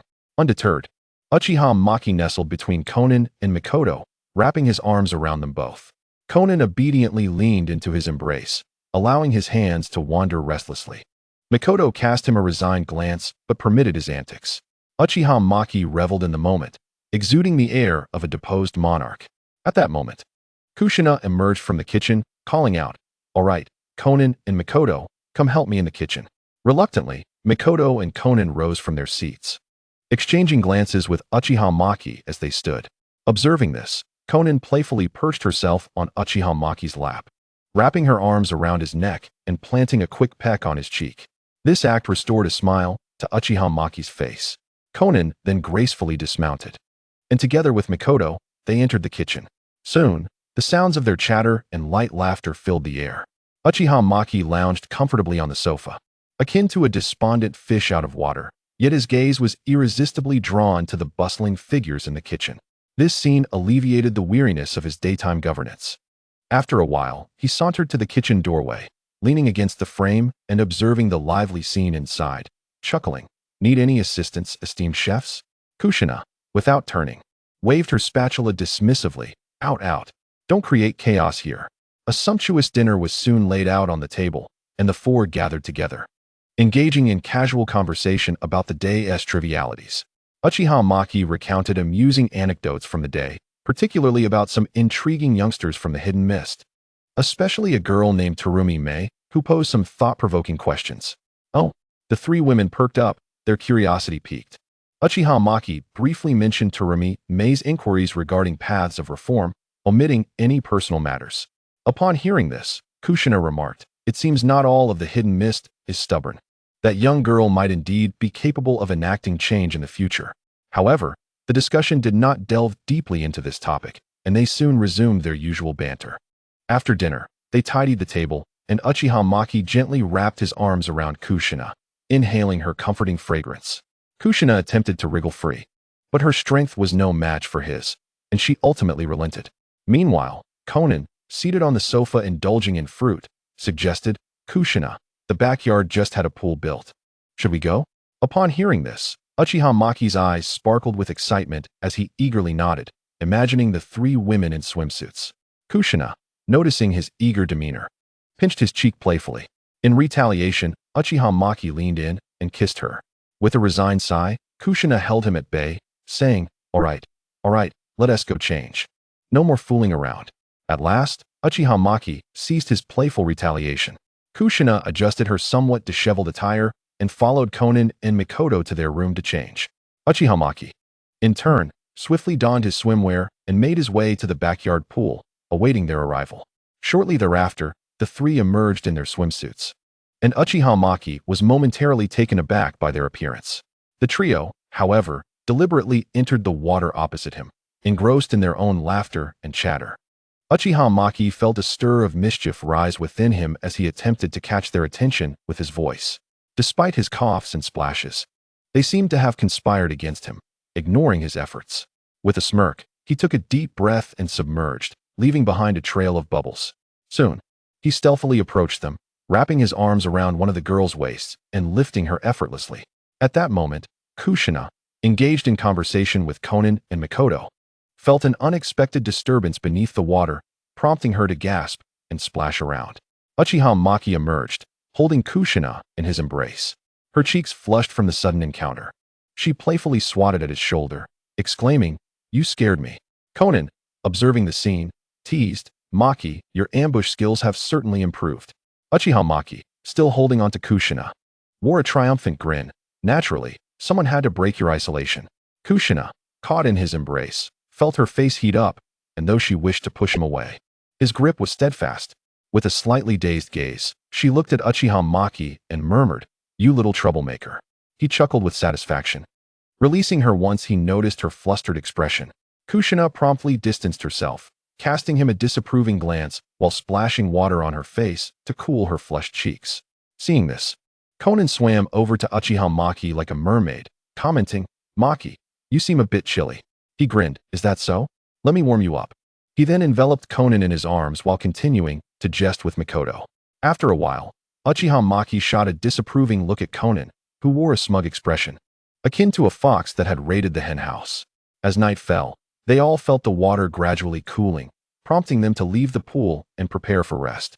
Uchiha Maki returned to the living room alone, while the three women behind him engaged in hushed whispers, occasionally punctuated by soft giggles. Once he retreated to his room, Mikoto soon followed, and they engaged in a spirited debate, though ultimately, Uchiha Maki emerged victorious. The next morning, in the Hokage's office, Uchiha Maki summoned Naruto, instructing, "Let the guests from the hidden mist complete their final sparring before departing." Naruto nodded, then inquired, "What about the timing, and who shall we send into battle?" Uchiha Maki hesitated, replying, "Tomorrow, I will provide you with the list." With that, he handed over a pre-prepared list to Naruto. As Shikaku scanned the names, including Hatake Kakashi, Might Guy, and Yuhi Kurenai, he acknowledged, "Understood, Lord Hokage." The following morning at the third training ground of Konoha, upon seeing the three representatives from Konoha, the expression of Hozuki Manji turned serious. The reputation of Hatake Kakashi, the son of Konoha's White Fang, and his innate talent was well known in the shinobi world, while Might Guy's unique appearance and Yuhi Kurenai's enigmatic presence added to the tension. Kakashi faced off against Hozuki Girin, who immediately transformed into water, wielding a ninja sword in a fierce assault, hoping to exploit his physical immunity to swiftly defeat Kakashi. However, Kakashi's fighting style, rooted in the sword techniques of the Hatake clan, combined with his keen battle intelligence and solid elemental ninjutsu, allowed him to maneuver adeptly while forming hand seals. Earth Release, Earth Wall. A wall of earth, marked with a canine motif, rose to cleverly partition the battlefield, restricting Hozuki Girin's movements. Lightning Release, Thunder Tiger Kill. While Lightning Release couldn't inflict fatal damage, its paralyzing and disruptive effects on the water form were significant, causing Hozuki Girin's movements to falter and destabilizing his watery state. Kakashi remained calm, employing a variety of low-cost, high-efficiency ninjutsu to probe Hozuki Girin's attack patterns. Ultimately, at the moment when Hozuki Girin attempted to reconstitute himself in water, Kakashi surged forward. His short sword remained sheathed, but the tip, imbued with lightning chakra, pierced through the water form. Struck, Hozuki Gyurin was forced to revert from his watery state, collapsing to the ground. Kakashi sheathed his blade, speaking in a tranquil tone. Good match. Kurenai faced off against Yuki named Hana, who immediately unleashed a full-scale ice release, attempting to suppress the illusionist with indiscriminate attacks. However, Kurenai's movements were ethereal, akin to a wraith. She skillfully applied her illusionary techniques to her own senses. Zueminghoi suddenly noticed that the trajectories of the ice arrows aimed at Hong had become peculiar, always missing by a hair's breadth. What troubled her most was the distortion in her perception of chakra flow, causing her ice release ninjutsu to become exceedingly unstable. Just as Zueminghua, disoriented by the sensory confusion, attempted to coalesce a large ice crystal, Hong's illusion silently descended. Zueminghua felt her body grow heavy and rigid, the flow of chakra stalling. Although she quickly realized it was an illusion and struggled with all her might, it was too late. Hong appeared beside her, the tip of her kunai lightly pressing against a vital point. You have lost, Hong's voice was calm. Meanwhile, Kai and Terumi Mei's battle was reaching its conclusion. Kai's hand blade, accompanied by a sharp sound of wind, halted near Terumi Mei's neck. She had no doubt that in a real battlefield, her neck would have been broken. Chapter 130. Curiosity. Haikazumi looked at the outcome before him, a profound sense of powerlessness washing over him. At this moment, he fully realized that the gap between Kirigakure and Konoha was not merely a disparity in high-end combat power, but also a significant difference in the overall strength and training systems of the younger generation. The prosperity and strength of Konoha were inevitable outcomes. Narashikahisa stepped forward. Speaking in a calm tone, I hope this exchange will yield benefits for both sides. Haikazumi took a deep breath and solemnly replied, Thank you for Konoha's hospitality and guidance. He then quietly returned to the inn with his companions, preparing to rest before their departure. In the Hokage's office, Akado cast a resentful glance at Uchiha Maki and asked, Teacher, why only let Hong participate? Uchiha Maki shot her an exasperated look and tossed her the list of opponents, saying, Take a look. Who do you think you can defeat? Glancing at the list, Akado immediately fell silent, obediently refraining from further comment. Next to her, Yuin curiously took the list and quickly understood why Uchiha Maki had not allowed them to participate. She was slightly better off, as her lightning release chakra and techniques could somewhat restrain members of the Hozuki clan. However, Akado was in a dire situation, as all three opponents were of attributes that countered her. Had she participated, the outcome would have been disastrous. Even if Hong could compete, it was due to the significant advantage illusion-type ninjas had over taijutsu practitioners in the early stages. At this moment, Hong returned to the office, her face beaming with joy, and said, Teacher, I won. Uchiha Maki generously praised her, causing her cheeks to flush with embarrassment. Ever since Uchiha Maki became Hokage, the pressure on the three of them had been quite substantial. Observing them, Uchiha Maki spoke slowly. In ninja combat, one must recognize their strengths and weaknesses in relation to their opponents, choose the most suitable tactics, and even avoid unnecessary battles. His gaze swept over the three, and his tone grew serious. You must learn not only how to defeat your enemies, but also how to preserve yourselves, achieving your goals at the least possible cost. Uchiha Maki continued with some caution, I have many enemies outside. I do not wish for the atmosphere in the office to become tense. The gravity of the situation was understood as they exchanged glances. They were acutely aware of what Uchiha Maki had done to the other four great nations. Just mentioning one of them was enough to trouble them, yet Uchiha Maki had confronted all four. He had even offended the Hokage daimyo. Now, while their teacher was in his prime, he could suppress any dissenting voices internally and externally.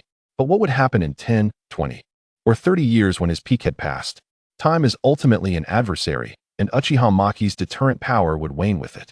The hidden hyenas lurking in the shadows would undoubtedly launch their final assault on him, akin to a pack hunting a waning lion king. Sometimes, they struggled to comprehend why their teacher chose to reform slowly rather than sweep away the other nations entirely. At that moment, their unspoken question surfaced.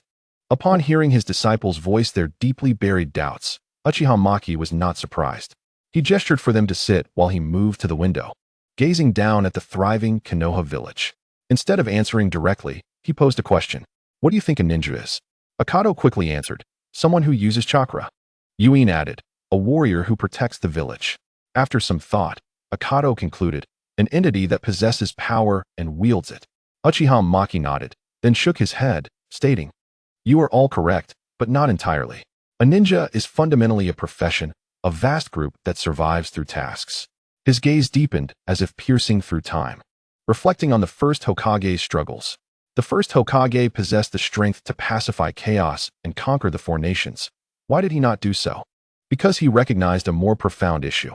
If the ninjas of other nations ceased to exist, what would Konoha's ninjas do? For whom would they carry out tasks? He turned to face his three contemplative disciples. The task system is the very foundation that sustains the ninja world.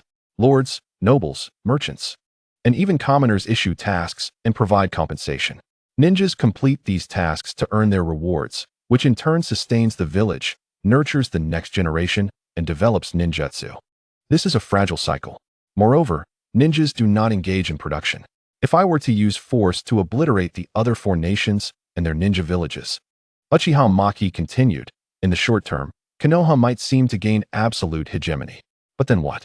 First, the vast ninja population would lose the majority of their task sources. With no external pressure, the internal demands on ninjas would diminish. What would they and their families eat or drink? Second, without external checks, would the Fire Nation's daimyo continue to willingly provide significant funding? He would only view Konoha as the greatest threat and seek ways to weaken and divide us. Third, without external threats, internal conflicts would ignite. The internal issues of Konoha during the first Hokage's era were far more severe than they are now. Without absolute interests binding them together, the outcome would be dire. Returning to his desk, he leaned slightly forward with his hands on the surface. Thus, the first Hokage chose balance. It was not that he could not unify. Rather, he dared not. He was unable to manage. Nor could he handle an uncontrollable group of ninjas.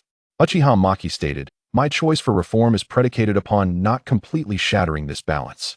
We are developing chakra technology, advancing the Thunder Car project, and reforming the task system to enable ninjas to engage in production.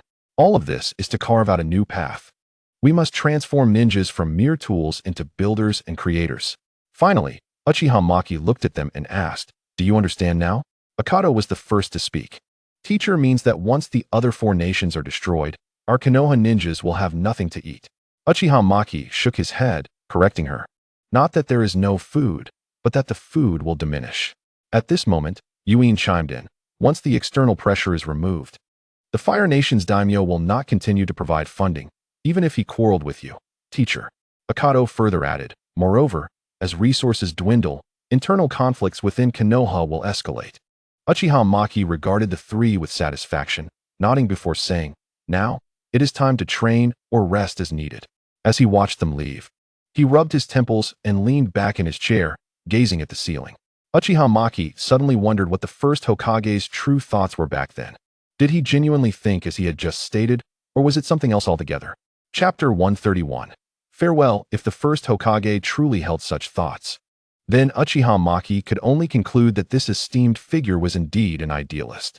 Uchiha Maki found himself unable to fathom the first Hokage's mindset, since he could not understand. He chose not to dwell on it. He is not one to get caught up in trivialities, so he continued to focus on his paperwork. In the afternoon, Uchiha Maki stretched and rubbed his stiff neck, muttering to himself, finally finished. He stood up, tidied his clothes and documents, and then pushed open the door. Just then, he encountered Nara Shikaku, who was accompanied by Terumi Mei and others, coming to pay a visit. Although they inquired politely, a glance at their attire made it clear to Uchiha Maki that they were here to bid farewell. Before Nara Shikaku could speak, Kurakaka Buncher took the initiative to say, "We have come to take our leave from the fifth Hokage."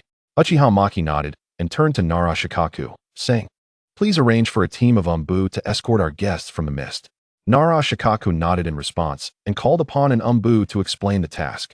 The Umbu acknowledged and left the Hokage building. Soon, a team of Umbu arrived to wait beside Kurakaka Buncher and the others. Kurakaka Buncher remarked, "We appreciate your assistance."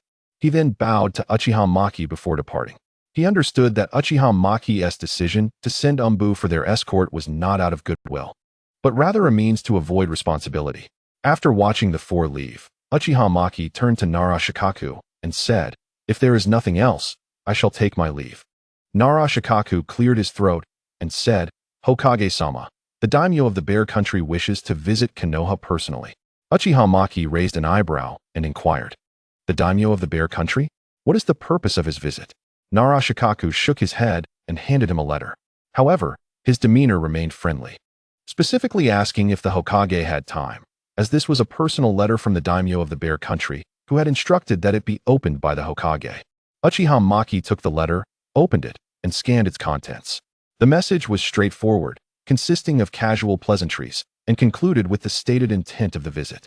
After he finished reading, Narashikaku said, "Hokage-sama, the envoy from the Bear Country is still at the inn, perhaps trailing off intentionally." Uchiha Maki understood that he was eager for a prompt response to facilitate the visit of the Bear Country's envoy. "Konoha welcomes the daimyo of the Bear Country to visit at any time," he replied. Narashikaku nodded and then left. This time, Uchiha Maki did not return home, but instead proceeded to Orochimaru's laboratory. Upon arrival, he found Orochimaru idly engaged, so Uchiha Maki approached and asked, "How is the progress on the lightning vehicle?" Orochimaru stood up and replied, "You've arrived at the perfect moment, Maki-kun. I have just completed a crucial data comparison." He led Uchiha Maki deeper into the lab to a large platform. On it lay a segment of metal track, upon which rested a metal construct, the size of a carriage, covered in intricate sealing techniques. Orochimaru pointed to the model and said, "This is the lightning vehicle model. Progress has exceeded our expectations." He indicated the model, stating, "The Wind Demon's illusion has filtered out the Grell stone, and its energy stability surpasses our predictions, resolving the core power issue." He handed Uchiha Maki a report. "This is the latest track data from Senju Shoyuda. According to his calculations, our newly developed composite track can withstand the full-speed operation of the lightning vehicle, and even in complex terrains. Adjustments to the track structure and laying method can be made to accommodate." Uchiha Maki perused the report. "What about Hatake Tsukumo?" he inquired. "Tsukumo has nearly completed his tasks." Orochimaru responded, "He has cleared several major bandit and rogue ninja strongholds along the first phase of the planned route, achieving a significant deterrent effect and clearing obstacles for future construction." Uchiha Maki nodded, a look of satisfaction in his eyes. The progress was even swifter than he had anticipated. Truly, Orochimaru was remarkable. So, the theoretical foundation and key technical barriers have been largely overcome, and we are now entering the engineering validation phase? Uchiha Maki summarized. Indeed. Orochimaru's golden snake-like eyes sparkled with excitement. "Once the final tests are completed and Shoyuda finishes the terrain survey, we can proceed with the first phase of the project." Uchiha Maki was also filled with enthusiasm. "Excellent," he said, patting Orochimaru on the shoulder. "Complete the final stage of testing as swiftly as possible. If you need any resources, feel free to speak up." Orochimaru nodded and then called his assistant to initiate the next round of experiments. Observing this, Uchiha Maki discreetly took his leave. He then checked on the progress at Kazahana Nado's location. However, Uchiha Maki had a new idea this time. "Chakra weapons?" Kazahana Nado asked incredulously. Even as someone who had researched chakra armor, he found this notion to be far-fetched. Uchiha Maki nodded and articulated his vision. Upon hearing his plan, an inexplicable chill ran down Kazahana Nado's spine. If Uchiha Maki's concept were to materialize, it could potentially upheave the entire ninja world. Thinking of this, Kazahana Nado felt a surge of excitement and replied, "No problem." He was curious about how such a devastating weapon would alter the landscape. Subsequently, he began to experiment based on Uchiha Maki's suggestions. Satisfied with Nado's enthusiasm, Uchiha Maki nodded and departed the laboratory. He knocked on the door of Tsunade's residence. Tsunade first inquired, and upon realizing it was Uchiha Maki, she relaxed her guard. She opened the door, rolled her eyes at him, and said, "Hokage-sama, what brings you here today?" After closing the door, Uchiha Maki followed her into the room and embraced her, saying, "Isn't it the 5th Hokage coming to report to the 4th Hokage?" As he spoke, Uchiha Maki playfully blew gently in Tsunade's ear. The warm air brushed against her face, causing her cheeks to flush as she retorted, "You're incorrigible." After entrusting the Hokage duties to Uchiha Maki, Tsunade served only a brief period as an advisor before resigning to enjoy her retirement, neglecting even the medical institution she had founded, leaving everything to Uchiha Maki. Leaning against Uchiha Maki, Tsunade said, "You came at the right time. Let us eat first." Uchiha Maki nodded and, holding Tsunade, made their way to the dining table, where they began to eat. Tsunade made sure to serve Uchiha Maki the dishes she deemed delicious, and he accepted them all without hesitation. Chapter 132. The first Hokage. After they finished their meal, it was still relatively early for bed. Tsunade cleared the table and placed the dishes in the sink. But as she was about to wash them, Uchiha Maki stopped her. Using water release, he quickly cleaned their dishes with the flowing water. This was the first time Tsunade had witnessed Uchiha Maki demonstrate such a technique, prompting her to ask, "Maki, is this something you just developed?" As Uchiha Maki's teacher, Tsunade knew that her rebellious pupil had a penchant for researching peculiar jutsu. It was unusual for him to create such a technique out of laziness. Uchiha Maki reluctantly nodded and replied, "Yes, it's newly developed." He couldn't very well say, "I've known this technique for a long time, but forgot about it until today." If he did, Tsunade might avoid entering her own room for a week. Yet, Uchiha Maki was deeply enamored with Tsunade. The two then moved to the sofa, where Uchiha Maki, as was his habit, lay on Tsunade's lap. Her thighs were soft and full of elasticity. He truly cherished Tsunade's lap pillow.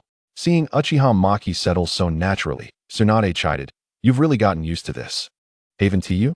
Uchiha Maki, entirely obstructed from view by Tsunade's imposing figure, could only grin and say, "Of course, I've grown quite accustomed to it." Subsequently, Uchiha Maki attempted to speak again. "Tsunade, how about you?" However, Tsunade interrupted him directly, looking at Uchiha Maki with a resigned expression. "You know, I still have my dignity." Uchiha Maki had broached this subject several times before, yet Tsunade found it difficult to lower her pride. With a chuckle, Uchiha Maki decided not to pursue the matter further. Instead, he quietly watched the television program, occasionally engaging Tsunade in conversation. Tsunade gently stroked his hair, responding to his words. They both relished this moment of tranquility. Suddenly, Uchiha Maki inquired, "Tsunade, what kind of person was the first Hokage?" This question had lingered on his mind throughout the day. Was he an idealist or something else? He shared his previous speculations about the first Hokage. Upon hearing Uchiha Maki's query, Tsunade did not respond immediately, but began to ponder deeply. Uchiha Maki, sensing the sudden silence, felt puzzled, as he could not perceive Tsunade's contemplative state. After a considerable pause, Tsunade finally spoke. "In the eyes of many, my grandfather was perhaps the god of ninjas who quelled chaos, the founder of Konoha, or as you guessed, an overly naive idealist." Her voice carried a complex emotion, her fingers unconsciously combing through Uchiha Maki's hair. "Yet, in my memories, he was a man of profound contradictions." Tsunade seemed to transcend time, recalling her childhood. He possessed the power to overpower anything, yet despised conflict more than anyone else. He had witnessed an abundance of death and hatred, which fueled his desire for peace, longing for children to grow up in a war-free environment. Establishing Konoha and distributing the tailed beasts, actions that may seem naive or compromising in hindsight, were, at that time, the best means he could conceive to break the chain of hatred. After finishing her thoughts, Tsunade glanced at Uchiha Maki and asked, "Do you know what you resemble in my eyes?" Before Uchiha Maki could reply, she continued, "You differ from the first Hokage. Before you become Hokage, you bear a closer resemblance to Uchiha Madara." This assessment caused Uchiha Maki to stiffen slightly, though he refrained from interrupting, choosing instead to listen quietly. Tsunade maintained a calm tone, as if stating an objective fact. "Both of you possess talents and strength that surpass ordinary individuals, coupled with an almost obsessive confidence and determination towards your chosen paths." Her fingers lightly traced Uchiha Maki's forehead. "You two have seen the flaws within Konoha and the fragility of the ninja world. However, unlike the first Hokage, who cautiously sought to maintain balance and hoped for the future, you are determined to enforce your reforms with absolute power and cunning, reshaping the rules through chakra technology and the Raijin plan, even resorting to a formidable stance to compel others to accept your will. This boldness, this unwavering trust in your own strength, along with the undeniable desire for control hidden beneath your reformist ideals, mirrors Madara." Uchiha Maki remained silent, as Tsunade's words acted as a mirror, reflecting thoughts he had yet to recognize within himself. However, Tsunade shifted her tone, softening her voice with a hint of relief. "Yet, you possess a fundamental difference from him." She lowered her gaze, aligning her eyes with Uchiha Maki's cerulean ones. "Madara was lonely. In the end, he ceased to trust anyone, including his once dear friend, the first Hokage. But you, Maki, Tsunade gently caressed his face, are surrounded by those willing to follow you. Companions who understand parts of your ideals, us. While you share his strength, you do not distrust others. You are still striving to build, not merely to destroy and control. You wish to nurture the next generation and are willing to articulate your thoughts, preventing you from sliding down the extreme path Madara took. Tsunade suddenly chuckled, saying, I almost forgot you were asking about my grandfather. She continued, did he foresee the challenges of unification? I believe he certainly did. He understood the consequences of unity through force, thus he sought another seemingly naive approach. She sighed softly, however. He underestimated human nature and overestimated the resolve of future generations to maintain that balance. The system he left behind is indeed fragile. Yet this fragility perhaps embodies his hope for a future that could spontaneously evolve towards true peace. After finishing, Tsunade gently stroked Uchiha Maki's face, her tone tender. Regardless of the path you choose, I will steadfastly support you. Finally, Tsunade shifted the weighty topic, pointing at Uchiha Maki's forehead with a smile. You fundamentally differ from those two. Uchiha Maki, puzzled, asked in what way? Tsunade, still smiling, replied, you are an unabashed little lecher. Uchiha Maki seized Tsunade's delicate hand. Grinning mischievously, in that case, I shall put Tsunade's assessment of me into practice. Tsunade promptly buried his head in her ample bosom. Chapter 133. The guardian Uchiha Maki found himself engulfed in darkness. All he could do was seek a comfortable spot, inhaling the fragrant scent and relishing the soft touch while indulging in a gentle nuzzle. Both felt the room's temperature rising noticeably, prompting Uchiha Maki to extricate himself from Tsunade's embrace. With a playful grin, he lifted her and placed her on the bed. Tsunade lay back, extending her delicate foot to rest against his chest while glancing towards the bathroom. Uchiha Maki, understanding her intent, promptly carried her into the bathroom. The next morning, Tsunade awoke first, feeling the fatigue in her body.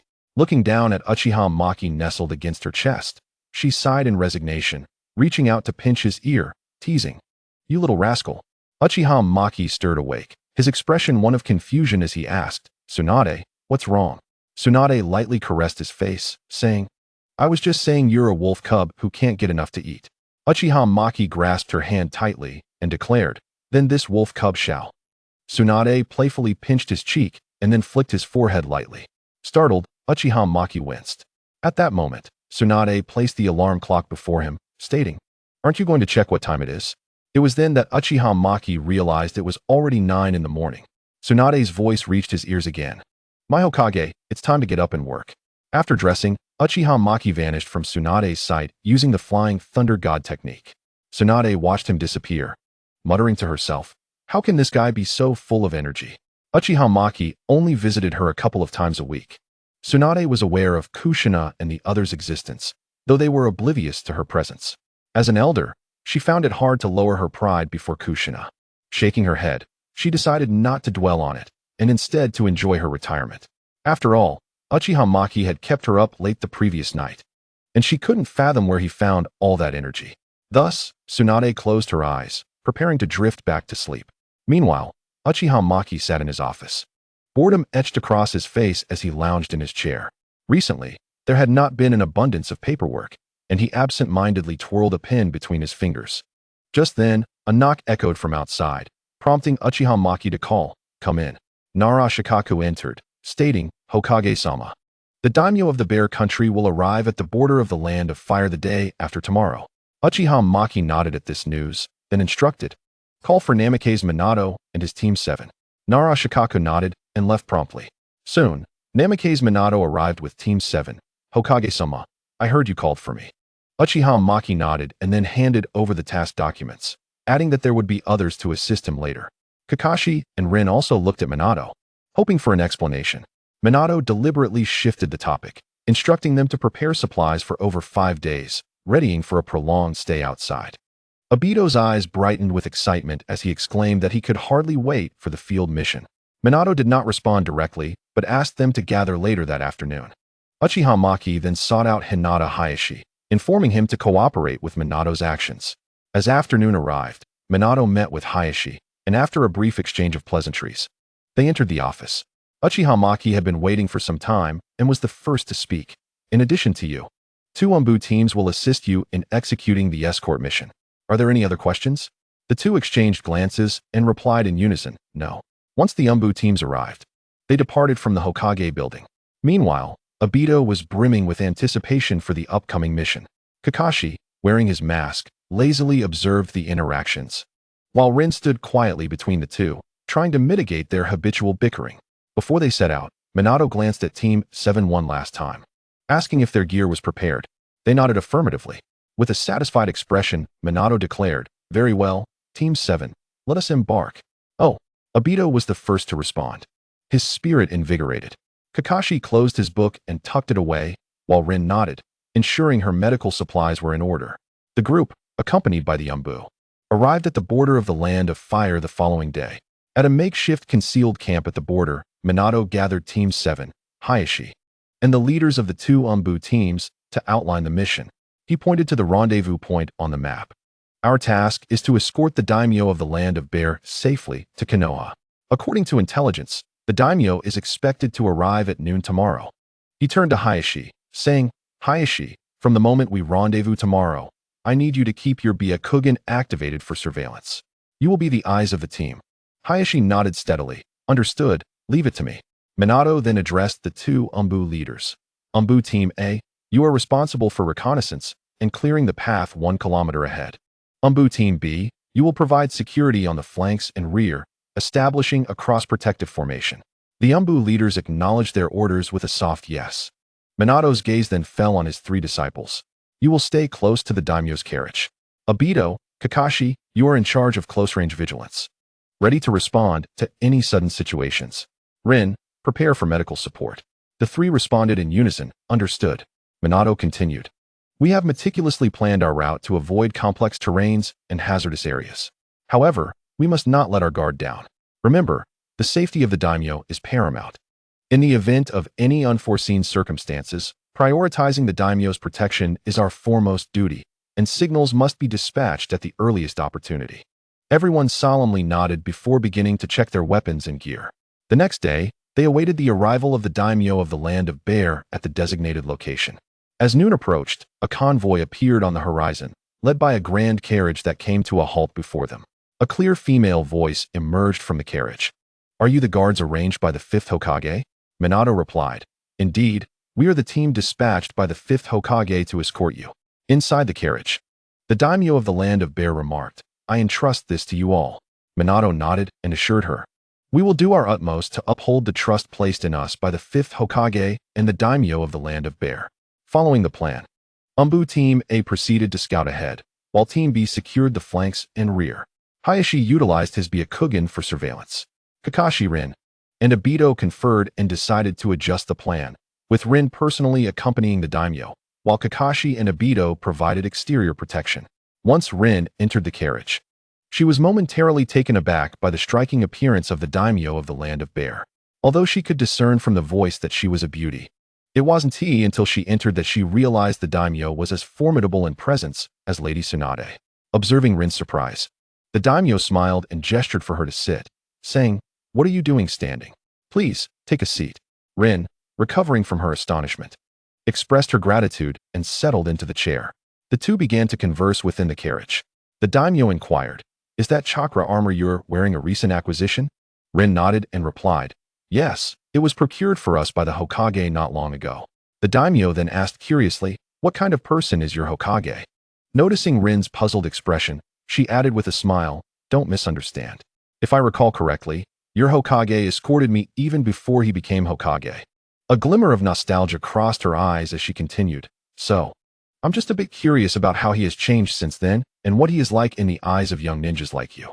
Rin, realizing the daimyo had a past connection with the Hokage, contemplated her words carefully before responding. The Hokage is incredibly powerful. He is the strongest ninja I have ever encountered. However, he is not just powerful. Rin struggled to articulate her thoughts. He genuinely cares for the village and its people, implementing many policies to improve life for both ordinary citizens and ninjas. The daimyo listened quietly, a faint smile appearing. It seems he has indeed changed quite a bit. After a moment, Rin asked with curiosity, What kind of person was the Hokage before? The daimyo hesitated before stating, An exceptional ninja. realizing her description might be too simplistic. She elaborated with a touch of sentiment. Back then, he was like a blade freshly drawn from its sheath, radiating sharpness. When on missions, he was calm, highly efficient, and sometimes ruthless. She chuckled lightly, her smile tinged with nostalgia. Compared to the Hokage you describe, who cares for the village's development, he seems like a different person. Back then, his focus was solely on missions and objectives, with little room for other emotions. She turned to Rin and continued. Yet, even then, he occasionally showed glimpses of youthful traits. I recall one night while on guard. He stood by the campfire, the flames casting shadows on his still youthful profile. Lost in thought, there was a hint of loneliness in his eyes. Rin, absorbing the daimyo's reflections, nodded in understanding. After their conversation, she found her impressions of Uchiha, the Hokage, to be more nuanced. The daimyo of the Land of Bear then adeptly redirected the conversation toward the customs and culture of the Land of Fire. 2 days prior, the daimyo of the Land of Fire had received word of the Land of Bear daimyo's visit to Konoha. Upon learning this news, his brow furrowed, recognizing it as an unfavorable development for the Land of Fire, suggesting that the Land of Bear viewed Konoha as superior. Initially, he contemplated sending someone to provoke Konoha. However, upon discovering that the escort would be led by the legendary Yellow Flash of Konoha, he sighed and abandoned his impractical thoughts. The daimyo of the Land of Fire exhibited a capricious demeanor. He was compelled to acknowledge a truth. The strength of Konoha had gradually transcended the conventional bounds of traditional ninja villages. The reforms initiated by Uchiha not only bolstered Konoha's military might, but also began to forge a semi-independent ecosystem centered around Konoha, enhancing its economic, technological, and diplomatic influence. The direct visit from the daimyo of the Land of Bears to Konoha was an unmistakable signal. The daimyo of the Land of Fire understood that mere restrictions and checks were becoming inadequate to keep pace with the evolving situation. He was acutely aware that a direct confrontation with Konoha, especially with the resolute 5th Hokage, would be exceedingly unwise. Such an action would not only deplete national resources, but could potentially push Konoha into outright opposition, which would be catastrophic for the Land of Fire. A thought began to crystallize in his mind. He summoned a close aide and instructed in a grave tone, "In my name, prepare a congratulatory gift." Wishing for the enduring friendship between the Land of Fire and Konoha. This was both a gesture and a probe. He needed to convey goodwill to Uchiha and Konoha to ease any potential tensions. Furthermore, he aimed to cultivate his own military strength. Although the Land of Fire had previously been training its ninjas, the focus had primarily been on elite forces, with most of the trainees being nobles from the Land of Fire. Ultimately, they would become part of the 12 Guardians to ensure the daimyo's safety. Watching the aide depart, the daimyo's expression remained clouded. He understood that merely extending goodwill was far from sufficient. He required more leverage to counterbalance Konoha. He whispered the name 12 Guardians to himself. This elite force, composed of nobles, monks, and a few Konoha ninjas, possessed commendable individual strength but lacked a cohesive structure and remained influenced by Konoha. He needed a more pure, efficient force that would be entirely obedient to the daimyo of the Land of Fire. With this in mind, he formally prepared to reform the following. 1. Establish a clandestine ninja unit directly under the daimyo's command, outside the 12 Guardian system. Members would be meticulously selected orphans or promising civilians from across the Land of Fire, trained and controlled directly by the royal family, effectively eliminating the infiltration, particularly from Konoha. 2. Revise the selection and promotion system for the 12 Guardians, reducing the weight of noble birth in the selection process and instituting stricter evaluations of strength. Simultaneously, elevate the status and treatment of ninjas trained within the Land of Fire, diminishing the influence of Konoha's dispatched ninjas and gradually reducing them to a symbolic presence. 3. Increase investment in the training of existing ninjas, introducing more systematic and combat-oriented training methods. The quantity and quality of the core force must be rapidly augmented. Chapter 135. The visit after the daimyo of the Land of Fire embarked on sweeping reforms. 2 days later, the gifts intended for Konoha arrived. Uchiha, upon receiving the list, wore a bemused expression. Accompanying it was a letter filled with platitudes about the enduring friendship between Konoha and the Land of Fire. The list included local specialties and antiques, along with a sum of money designated as sponsorship for Konoha's research into chakra technology. Satisfied, Uchiha Maki nodded and handed the list to Naruto, saying, "We shall accept these gifts in full and reply to the daimyo with a letter." Pausing for a moment, he continued, "In my name, write to the daimyo, expressing gratitude for the funding and reaffirming the friendship between Konoha and the Land of Fire." Naruto, about to prepare, was halted by Uchiha Maki's raised hand. "Wait a moment." Shikaku turned back, asking, "Is there anything else, Hokage-sama?" Uchiha Maki, maintaining a calm demeanor, replied, "I almost forgot, Shikaku. Please pass this funding directly to Orochimaru." With a respectful tone, Naruto responded, "Understood, Hokage-sama." He then exited the office, leaving Uchiha Maki alone.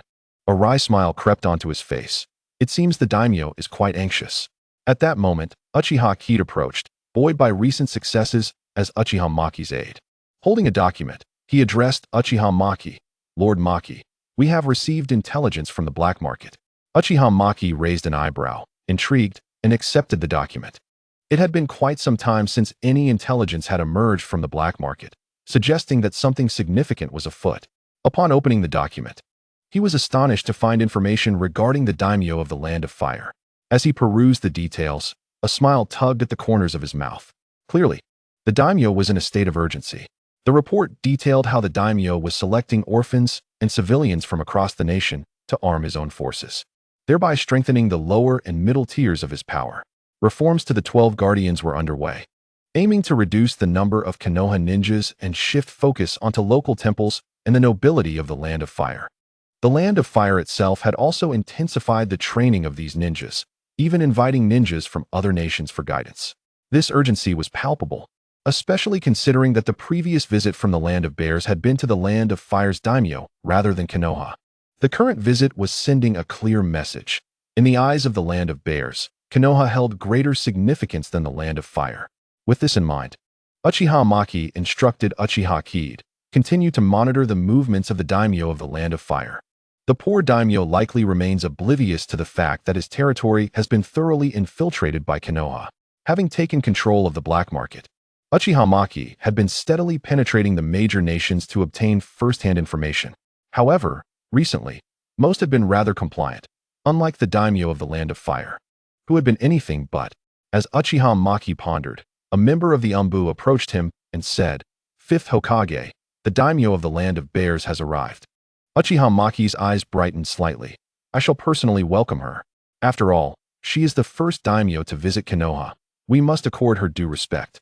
Accompanied by several high-ranking officials from Konoha, Uchiha Maki patiently awaited the arrival. Soon, a convoy approached, for Minato and the others.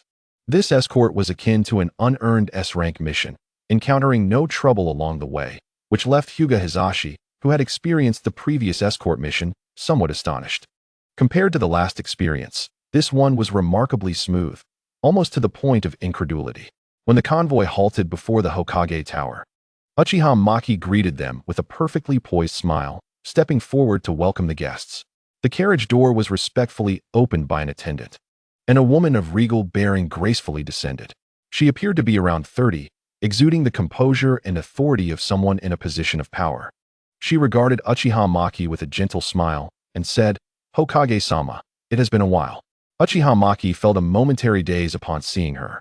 This was none other than the princess of the Land of Bears, whom he had previously escorted to the daimyo. Quickly regaining his composure, he maintained an appropriate smile and responded, "Ah, Lady Ai, it has been too long." Their apparent camaraderie drew the attention of those around them. Following the introductions of Konoha's high-ranking officials, Uchiha Maki escorted her to the Hokage's office for further discussions. The daimyo of the Land of Bears gazed after her retreating figure, momentarily lost in thought. The little one who once slept in her arms had truly grown up. Once inside the office, the previous official smiles faded, replaced by a nuanced atmosphere tinged with nostalgia and the bittersweet passage of time. Uchiha Maki reflected upon how this once self-proclaimed ordinary princess of the Land of Bears had now ascended to the status of daimyo. As both pondered their respective journeys, the air was filled with unspoken sentiments. Huizi did not take a seat immediately. Instead, she strolled to the window, gazing down at the thriving Konoha below. Her tone was laced with unabashed admiration. "It is truly unbelievable. Compared to the Konoha of her memories, the current Konoha has undergone a complete transformation. Her gaze swept across the distance, where the patrolling members of the security forces clad in chakra armor could be seen on the streets. Eventually, her attention returned to Uchiha Maki, whose wise eyes held a complex smile, that little one who once hesitated over a piece of candy while riding in my carriage, and blushed while sleeping with his head resting on my lap, has now become Hokage. Uchiha Maki poured her a cup of tea with a calm demeanor. Your Excellency, if I may, perhaps I could still call you Sister Huizi in private? After all, you took care of me back then. He referred to the many favors she had shown him during their journey, allowing him to rest in the carriage. Huizi turned around and accepted the teacup, a flicker of warmth crossing her eyes. Of course, Maki, there is no need for such formality between us in private. She raised the teacup to her lips and took a sip, her tone becoming slightly more formal. My visit this time, apart from the official state visit, is also to witness firsthand what Konoha has transformed into under your governance. More importantly, I hope to establish a profound collaboration with Konoha. Uchiha Maki, surprised by her declaration, responded, profound collaboration? You mean Huizi, smiling, elaborated. I wish for Konoha to take responsibility for the safety of the nobility of the Bear Country. Upon hearing this, Uchiha Maki began to ponder, somewhat perplexed. As far as he knew, the Bear Country had its own ninjas. Why would they entrust their safety to Konoha? Uchiha Maki hesitated before speaking. Sister Huizi, isn't the safety of the Bear Country supposed to be managed by the Hidden Star Village? Why Chapter 136? Agreement. Huizi hesitated at Maki's question but eventually replied. To be honest, there have been issues with the Star Ninja Village, and they are no longer capable of fulfilling the protection duties for the Bear Country. Uchiha Maki straightened in surprise. There have been issues? He then thought to himself that it seemed smaller countries should also consider placing their own spies. Uchiha Maki continued to inquire. May I ask what level of protection the Bear Country requires?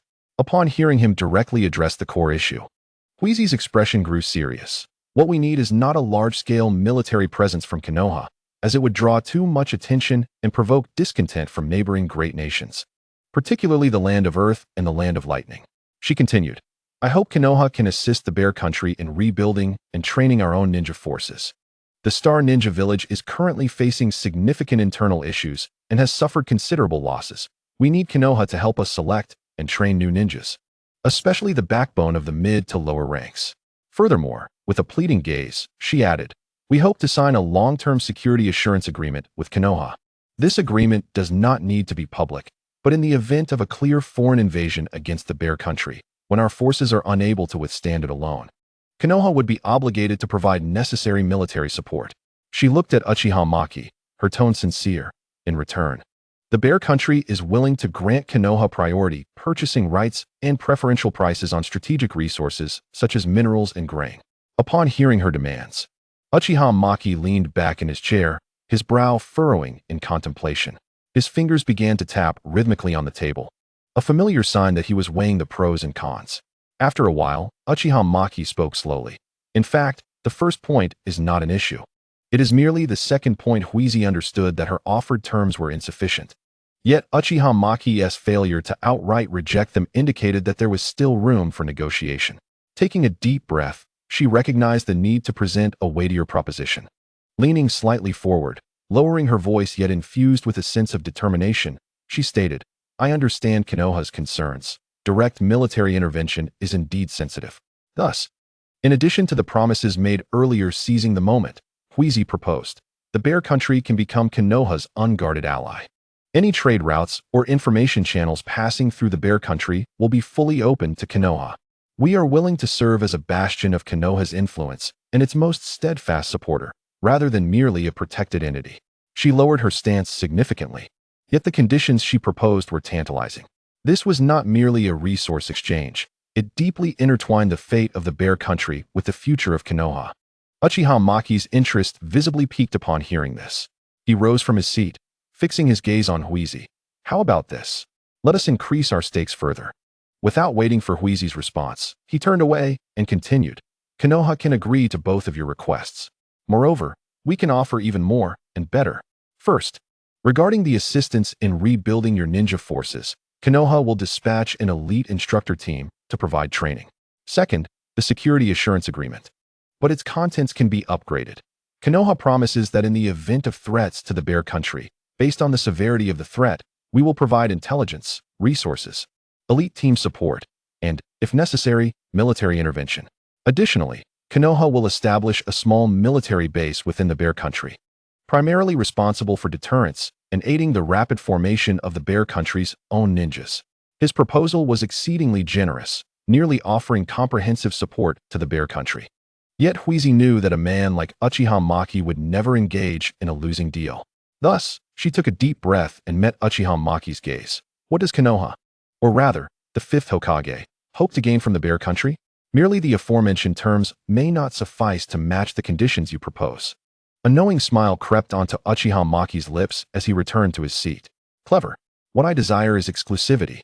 First, the Bear Country shall not establish any form of cooperation with any other ninja villages aside from Konoha.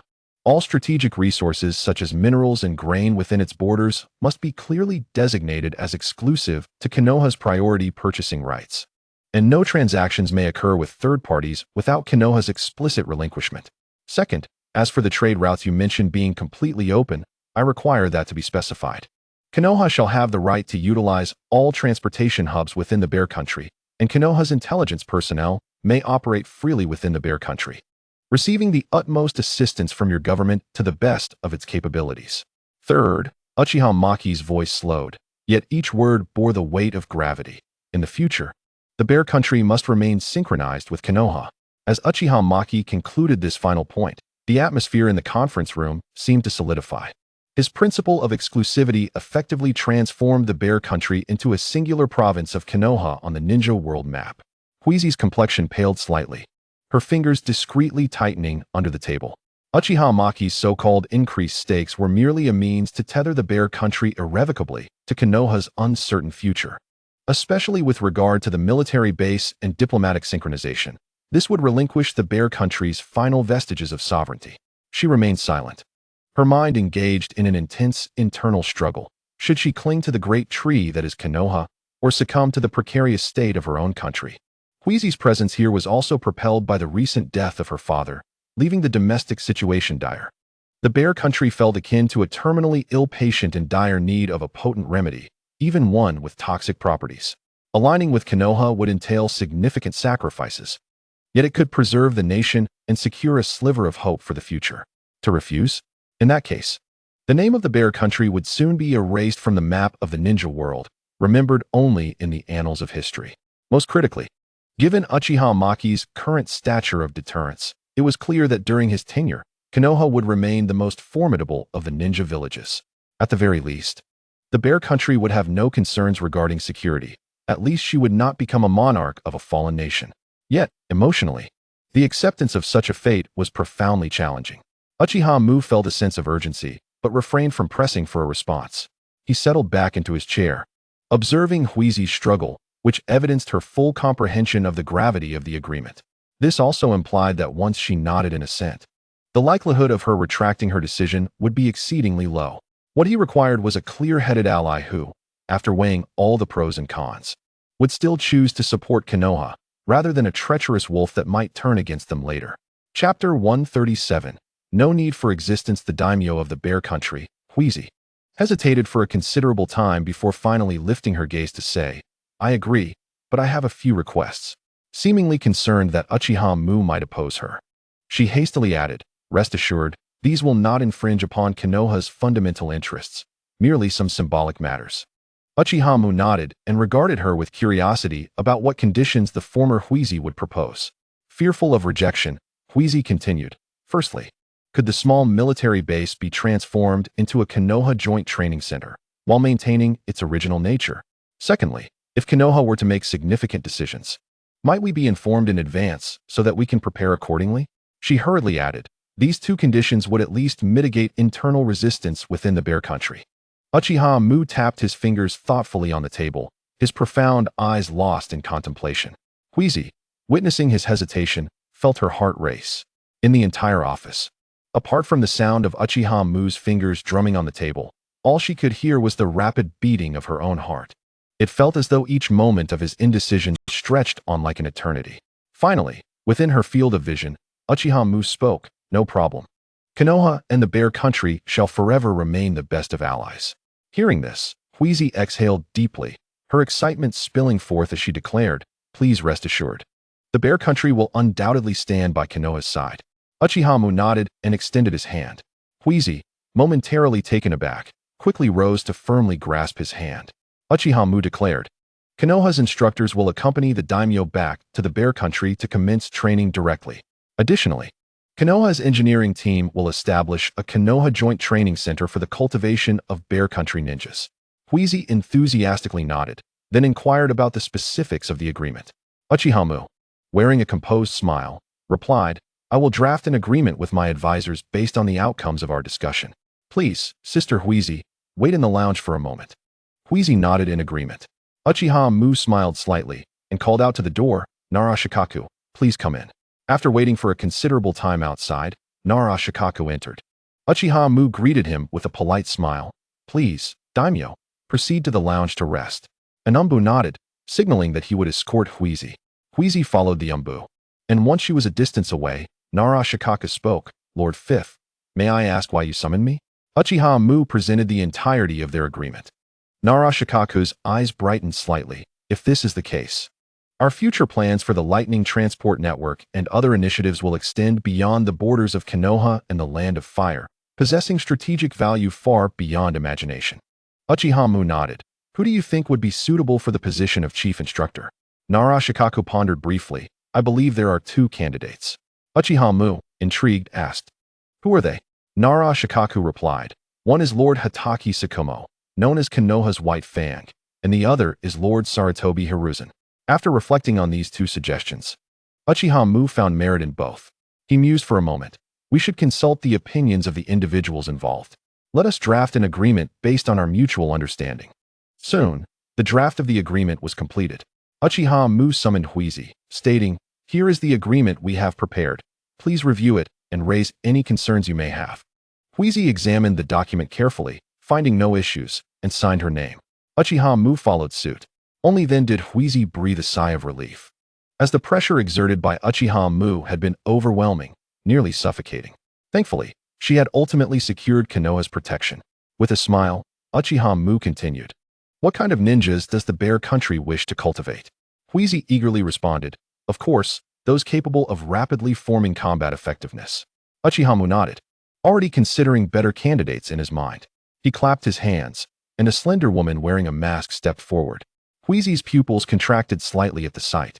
Was this the legendary Anbu of Konoha? Uchiha seemed to discern her thoughts, and said, "This is our Anbu leader, Zikitsumi. She will serve as the chief instructor at the Konoha Joint Training Center." The news delighted Huizi. This was the legendary Anbu commander. Feeling exhilarated, she said, "Then I entrust everything to you." Zikitsumi paused, then nodded in acknowledgement. Seeing this interaction, Uchiha smiled and said, "In that case, please proceed to discuss the training of ninjas with Zikitsumi." However, Huizi hesitated, her expression wavering as she said, "Lord Fifth, I have one more request." Uchiha maintained his formal smile and replied, "Please, go on." Taking a deep breath, Huizi stated, "I would like to procure a batch of chakra armor." Uchiha responded with confusion, "Daimyo, are you jesting? If you wish to procure chakra armor, you should do so from the Land of Iron Summit." Huizi's face bore an awkward smile, "Because we are concerned that, given the Bear Country's capabilities, we might not be able to safely escort this batch of armor back home." Uchiha, upon hearing her concern, asked blandly, "Has something occurred?" Huizi nodded and elaborated, "At a certain location." Upon hearing the place, Uchiha's tone remained even as he instructed, "Summon Uchiha Kid and have him compile a list of all the capable forces in that area." Zikitsumi nodded and left to call one of her subordinates. An hour later, Uchiha Kid entered, bowing respectfully, "Lord Lord Daimyo." He then handed a document to Uchiha. Uchiha glanced at the list before passing it to Huizi. "Please check if there is anything missing regarding the forces in this vicinity." Huizi took the document and reviewed it thoroughly, responding, "It is very comprehensive. May I ask what this is for?" Without waiting for her to finish her sentence, Uchiha addressed Uchiha Kid. "These forces need no longer exist." Upon hearing Uchiha's directive, Huizi's pupils dilated slightly. Were they truly going to eliminate all capable forces in the vicinity? Chapter 138. Support. Uchiha Kid nodded, asking only, "Lord Mu, how long will it take to eliminate these forces?" Uchiha Mu leaned back in his chair. The sooner, the better. Understood, Lord Mu. It will all be resolved before nightfall. With that, he exited the room. Huizi, witnessing the scene, expressed her astonishment. Lord Fifth, this is. Uchiha Mu smiled and replied, as an ally of Konoha, it is our duty to demonstrate this commitment. Huizi, managing a strained smile, lowered her head, saying, thank you very much, Lord Fifth. Uchiha Mu waved his hand dismissively. There is no need for gratitude among allies. Just await the good news from us. He frequently glanced at the time, and soon it was evening. Huizi anxiously awaited nearby. Time flew by, and before long, evening arrived. Uchiha Kid entered, announcing, Lord Mu, everything has been resolved. He nodded slightly, and then inquired, did you manage to obtain anything from them? Uchiha Fong respectfully replied, we discovered a batch of chakra armor, approximately 50 sets. At this moment, Huizi expressed her excitement. This is the chakra armor that was lost by the land of bears. Uchiha Mu, witnessing her reaction, smiled and said, then we shall simply return this batch of chakra armor to the land of bears. Uchiha Fong nodded and subsequently departed. After his exit, Uchiha Mu, with a composed smile, remarked, Sister Huizi, are you satisfied with our efficiency in Konoha? However, a chill began to envelop her heart. The power dynamics in that region were intricately woven, with several rogue ninjas having defected from the Star Village. The terrain was complex, making it easy to defend yet difficult to attack. The land of Bear's own expeditionary forces had suffered significant losses in their attempts to reclaim their territory. Yet, after Uchiha Mu's nonchalant assertion to resolve the matter by nightfall, the threat was eradicated in less than half a day, which sent shivers down her spine. This was far from mere assistance. It was a demonstration of military intimidation. Konoha was making it abundantly clear to her and all potential dissenters in the land of bears that they possessed both the capability and the resolve to address their problems in a manner that left no room for resistance. The return of these 50 sets of chakra armor resembled a condescending act of charity rather than a simple restoration among allies. Uchiha Mu continued to wear his polite, yet somewhat distant smile, indicating for her to be seated once more. As long as Sister Huizi is satisfied, eliminating these internal instabilities is the first step towards stabilizing the land of bears. He spoke in a calm tone. The Konoha engineering team and the first batch of instructors will be ready to depart with you in 3 days. They will not only oversee the establishment of the center, but also assist the land of bears in developing Konoha's ninja training methodology. At this moment, Huizi's body stiffened slightly. The phrase assist the land of bears in developing Konoha's ninja methodology struck deep within her soul. Huizi found herself questioning whether her presence here was right or wrong. Developing Konoha's ninja system was not merely about assisting the land of bears, it was about crafting it, like an assembly line, shaping the future ninjas of the land of bears into the distinctive label of Konoha. She strained to maintain her smile and said, with Konoha's assistance, the ninja system of the land of bears will surely undergo a remarkable transformation. Suddenly, she shifted her tone. However, some of the old-school figures in the land of bears, especially from the Star Village, might resist Konoha's reforms. Uchiha Mu retained his smile and replied, the system Konoha employs to cultivate ninjas is well established and time-tested. In terms of safety and stability, it far surpasses that of the Star Village. He reiterated the mention of the Star Village, directly pointing out its shortcomings. Huizi's heart sank completely. He was indeed aware, and far more knowledgeable than she had imagined. What we offer is a meticulously validated and effective growth pathway. Uchiha Mu leaned slightly forward, his hands intertwined atop the table, detailing a comprehensive plan from the fundamental extraction of chakra to standardized training in physical and ninjutsu, teamwork, tactical thinking, and even the cultivation of loyalty and conviction. Konoha would assist the land of bears in establishing a system from ordinary citizens to qualified ninjas. The land of bears would possess a loyal, efficient, and highly coordinated ninja force with Konoha. This, indeed, is the foundation for the lasting peace of the nation. Loyalty? To whom does this loyalty belong? The land of bears or Konoha? Huizi could almost hear her own silent questioning. Uchiha Mu's words sounded remarkably appealing. Was this not the very dream her father and she had longed for? Yet, the price was complete assimilation, evolving into a province of Konoha. Uchiha Mu reclined back in his chair and continued, as for the old guard, those who cannot adapt to the reforms will naturally be eliminated. I trust that with your prestige and capability, Sister Huizi, You will guide the nation onto the right path. Konoha will be your most steadfast support. Chapter 139. Taking and giving. Huizi could only nod with resignation. Observing her response, Uchiha Mu gently dismissed others and addressed her, Sister Huizi.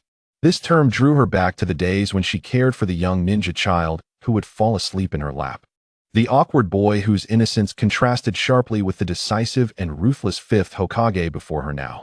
She sighed softly, tentatively laced with resentment. The child I once cared for has now grown up. Uchiha Mu detected the underlying bitterness in her words and offered an explanation, Sister Huizi. I understand your dissatisfaction with my policies. He continued, however, you are likely more aware than I of the state of the land of bears. The ninja training system has completely collapsed. In this scenario, the land of bears is akin to a terminally ill patient, and without such drastic measures. Huizi's expression faltered, recognizing the truth in Uchiha Mu's words. She looked at him helplessly and said, So, does this mean I owe you my gratitude? Upon hearing her inquiry, Uchiha Mu shamelessly replied, No need for thanks. It is the duty of allies. Ever since he became Hokage, Uchiha Mu's audacity had grown, allowing him to spout nonsense with a straight face. Huizi playfully patted his shoulder, feigning annoyance. You truly are shameless. Uchiha Mu naturally grasped Huizi's hand and looked at her. I wish to experience that feeling once more. Huizi's cheeks flushed slightly, half-heartedly resisting. There might be someone outside. Uchiha Mu chuckled. No worries, we have a soundproof barrier. Huizi adjusted her outfit and shot him a glare. Just as she attempted to rise, her legs gave way, nearly causing her to stumble. Uchiha Mu quickly extended his hand to catch her, employing medical ninjutsu to restore her to her former state. As Huizi regained her composure, she shot him a glare. Uchiha Mu casually waved his hand, sealing the disordered sofa into a scroll and producing a pristine new one. Once Huizi finished tidying up, she had reverted to her former grace. With a polite smile, she said, Then, I entrust everything to you, fifth Hokage. Her half-hearted compliance stemmed from a sense of helplessness. As she contemplated surrendering her 2-decade-long purity, Huizi felt a wave of discomfort.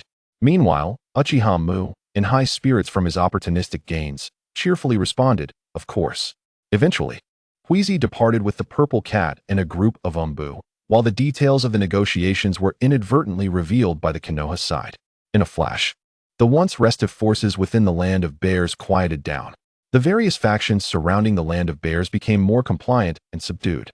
After all, the remnants of the obliterated forces in that region were still fresh in their memories. They understood that Konoha had no interest in gathering evidence. They merely required a coordinate and would annihilate all suspicious forces within that area. If nothing was found, they would continue to exterminate until they did. Such a terrifying and domineering approach instilled fear in those malevolent entities. Upon witnessing Konoha's collaboration with the land of bears, the daimyo of the land of fire slammed his fist on the table in frustration. Both the land of bears and Konoha had ceased to regard the land of fire as significant. Meanwhile, Uchiha Mu received further good news from Orochimaru. Lord Mu, our first lightning train route is about to be officially launched. Uchiha Mu nodded in satisfaction. Then I entrust this to you, Orochimaru-sensei. By the way, regarding the gravitite stone for powering Konoha, Orochimaru smiled and replied, Lord Mu, I was just about to mention that. This is part of our future plans. With that, Orochimaru handed a document to Uchiha Mu. As Uchiha Mu took it, his expression gradually transformed into one of excitement. If realized, the electricity from Konoha would reach every household. He excitedly said, I leave it to you, Orochimaru-senpai. Orochimaru nodded in response. I can hardly wait for such a change that will revolutionize the entire ninja world. With that, he turned and hurriedly departed. By the way, Tsunade is looking for you, he suddenly remembered, adding as he grasped the doorknob. Uchiha Maki nodded, then I will accompany you. When Orochimaru and Uchiha Maki arrived at the laboratory, Tsunade was already anxiously waiting outside. Upon seeing Uchiha Maki, Tsunade rushed over, eagerly stating, Lord Maki, the chakra weapon you asked me to develop has taken shape, but I am uncertain if it meets your satisfaction. Uchiha Maki replied, Let's take a look then. Tsunade nodded and led Uchiha Maki inside. He produced a firearm-like object and handed it to Uchiha Maki. After weighing it in his hands, Uchiha Maki found it satisfactory. He remarked, The feel is decent, but I am curious about its power. Tsunade, bowing slightly, brought over a target, and a staff member began testing it. As the trigger was pulled, the target was instantly penetrated. Uchiha Maki's pupils slightly contracted at the sight. Chapter 140. Weapons. The weapon's power exceeded Uchiha Maki's expectations, piercing the target effortlessly. A mere glance revealed its strength was beyond that of C-rank ninjutsu. Turning to Tsunade, he inquired, "Can this chakra weapon be mass-produced?" Tsunade shook his head. Due to its intricate structure, mass production is simply unfeasible. It can only be produced on a small scale. Uchiha Maki felt a twinge of disappointment, fully aware that if this weapon were mass-produced, it would fundamentally alter the way ninjas engage in combat. He reached out, taking the weapon from the tester, and asked, "What is its stability like?" Tsunade cautiously replied, "Its stability is quite average." After a moment of silence, Uchiha Maki responded, "Then let's focus on enhancing stability first. There is no rush for anything else, especially mass production. The power is sufficient, but the risks are considerable. For instance, if it were captured by the enemy in war, that would be quite awkward." Thus, Uchiha Maki resolved to contemplate how to address this issue thoroughly. At that moment, Uchiha Maki returned to Kushina's home. Observing his contemplative demeanor, Kushina smiled and asked, "What troubles you?" Uchiha Maki smiled back, "Just a minor issue." He then embraced Kushina, burying his head in her long hair, inhaling her scent, which brought him comfort. Kushina gently patted his back, as if soothing a child, saying, "All right, I have to cook now. Go find Konin and Mikoto." Uchiha Maki released Kushina and planted a kiss on her red lips before stepping into the room. Upon entering, he found Konin bored, folding origami cranes, while Mikoto was likely still in her own room. Uchiha Maki approached Konin and naturally embraced her, to which she leaned into his embrace. He savored the delicate softness of her form, and they shared a tender moment. Meanwhile, a project in Konoha commenced in earnest. The construction team worked fervently, motivated by the generous compensation they received, feeling that even resting would be a disservice to their wages. They even discussed the possibility of retiring once the project concluded. Members of the Akatsuki organization were tasked with ensuring their safety. Nagato observed Yahiko and pondered, "Can this thunder vehicle truly affect any change?" Yahiko shook his head, "I'm not sure, but perhaps time will provide an answer." Nagato nodded thoughtfully. The Akatsuki had now become Uchiha Maki's private army, yet they continued to use their mission rewards to support the civilians of the land of Rain, striving to make a difference. Hanzo was amenable to this, as long as it did not threaten his position. At that moment, two Akatsuki members approached, saying, "Leader Yahiko, it's our turn to keep watch." Yahiko yawned and nodded, leading Nagato away from the scene. After sharing a moment of intimacy with Konin, Uchiha Mikoto emerged, quietly reading a book, accustomed to the scene. Kushina then appeared, announcing, "Dinner is ready." The two separated and sat down to eat. While dining, Uchiha Maki devised a delightful diversion. He proposed, "How about we play mahjong?" The three women looked at him in confusion. Uchiha Maki smiled mysteriously. "You'll understand how to play shortly." After finishing their meal, he diligently crafted mahjong tiles from memory, cleared the table, and began explaining the game rules to the three women. Upon hearing the rules, Kushina eagerly expressed, "Shall we add a little wager?" Uchiha Maki replied with a grin, "What kind of wager?" "The winner can command the loser to perform a task." Uchiha Maki glanced at the other two women, saying, "I have no objections." Konin smiled. "I'm fine with it too." Mikoto nodded in agreement. With everyone in accord, the game commenced. As is well known, the essence of mahjong lies in the shuffling. Throughout the game, Uchiha Maki's hands brushed against the delicate fingers of the three women. Eventually, Kushina, unable to contain herself, shot him a glare, her cheeks slightly flushed. "You can't keep touching while shuffling the tiles." After her playful admonishment, the tiles were finally shuffled. Uchiha Maki skillfully arranged the tiles, and the four embarked on the first round. Initially, the players struggled with the rules, but soon enough, they grasped the nuances. Uchiha Maki's thoughts were not solely on the tiles. He relished this rare moment of leisure while admiring the exquisite features of the three women. As Konin hesitated to play a tile, he suddenly chuckled. "Pong." "Huh." Konin was taken aback, just as he had hoped. Uchiha Maki revealed his two tiles and claimed the one she had discarded, gently scratching her palm in the process. Konin blushed, quickly retracting her hand. Chapter 141. Rewards and Punishments. Kushina noticed his playful gesture and lightly tapped his head. "Behave yourself." Konin, seeing this, mischievously stuck out her tongue at Uchiha Maki and playfully kicked him under the table. Uchiha Maki retaliated, and their antics beneath the table did not escape Kushina's notice. Unable to tolerate it any longer, Kushina delivered a light smack to each of them. They both recoiled slightly, finally settling down. Makoto watched the scene with a smile. Kushina, exasperated, remarked, "You two are acting like children."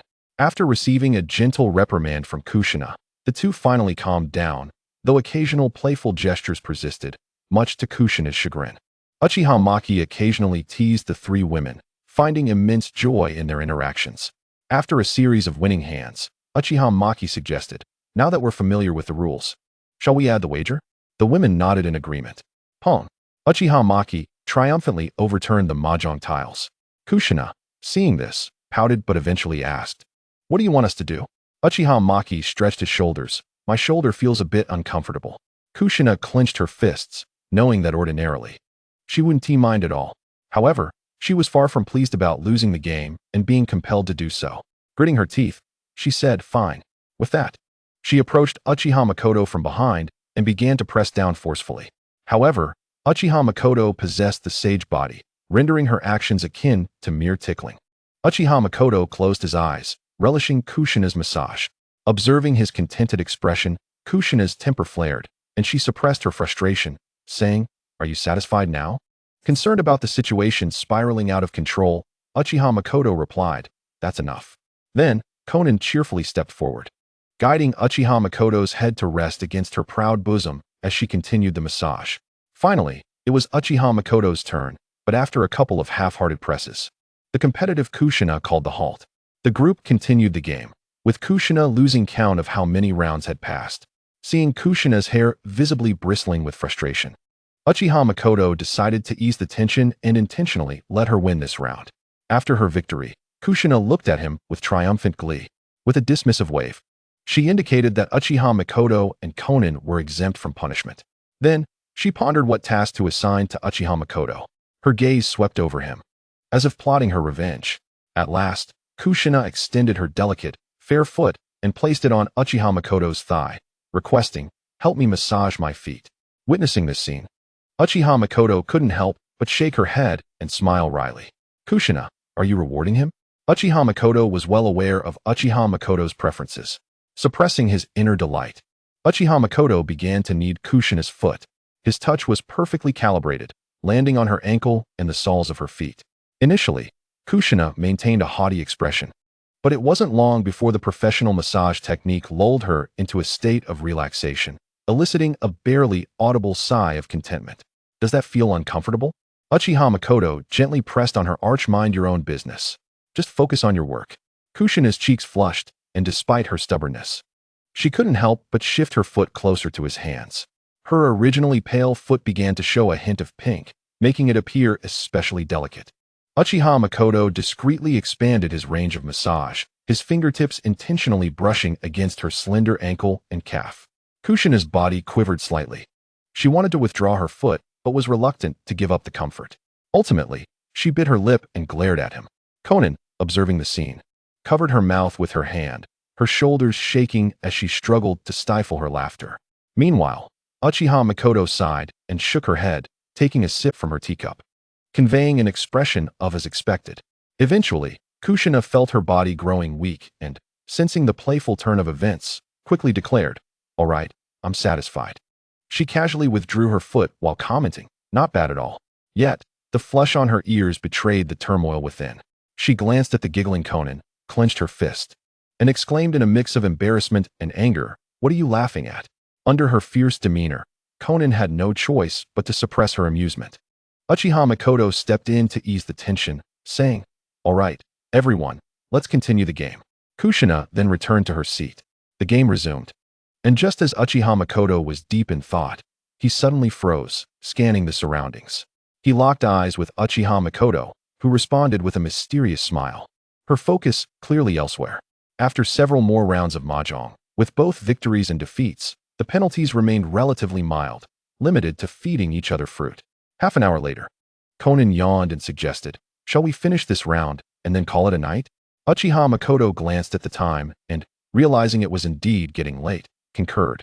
"Let's make this the last round." The others agreed, and after completing the final round, Uchiha Makoto emerged victorious. This time, there will be no penalties. Let's all get a good night's rest, he declared, and the three women, visibly tired, had no objections. Uchiha Makoto naturally took Konan back to their room. Upon entering, Konan, who had been pretending to be asleep, instantly became lively, her hands playfully wandering. The next morning, Chiyo felt reluctant to rise from the warmth of her soft embrace.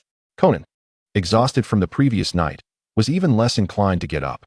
Meanwhile, Kushina, dining outside, glanced at the time and sighed at the sight of Konan's room. Pushing open the bedroom door, she found the two still slumbering and shook her head in exasperation. She caught a whiff of the room's scent and wrinkled her nose. Approaching the window, she drew back the curtains and opened it, allowing fresh air and sunlight to flood the room. Uchiha Makoto instinctively wanted to open his eyes, but the glaring sunlight made it difficult. He had to shield his eyes with his hand and asked wearily, "Kushina, what's going on?"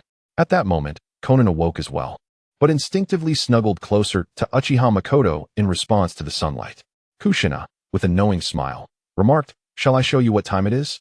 Once Uchiha Makoto adjusted to the room's brightness and glanced at the alarm clock, he realized it was already 8 o'clock. Konan, now fully awake, kissed Uchiha Makoto and said, "Go on and take care of your business. I need to rest some more." Uchiha Makoto reciprocated the kiss, dressed, and followed Kushina outside. After breakfast, he utilized the Flying Thunder God technique to arrive at the Hokage's office. No sooner had he settled into his seat than Orochimaru entered the room. He immediately announced, "The project regarding the conversion of Grell stones into electrical energy has been successful and is ready for formal implementation." Uchiha Makoto turned to him and asked, "Is stability assured?" Orochimaru nodded, handing Uchiha Makoto an analysis report.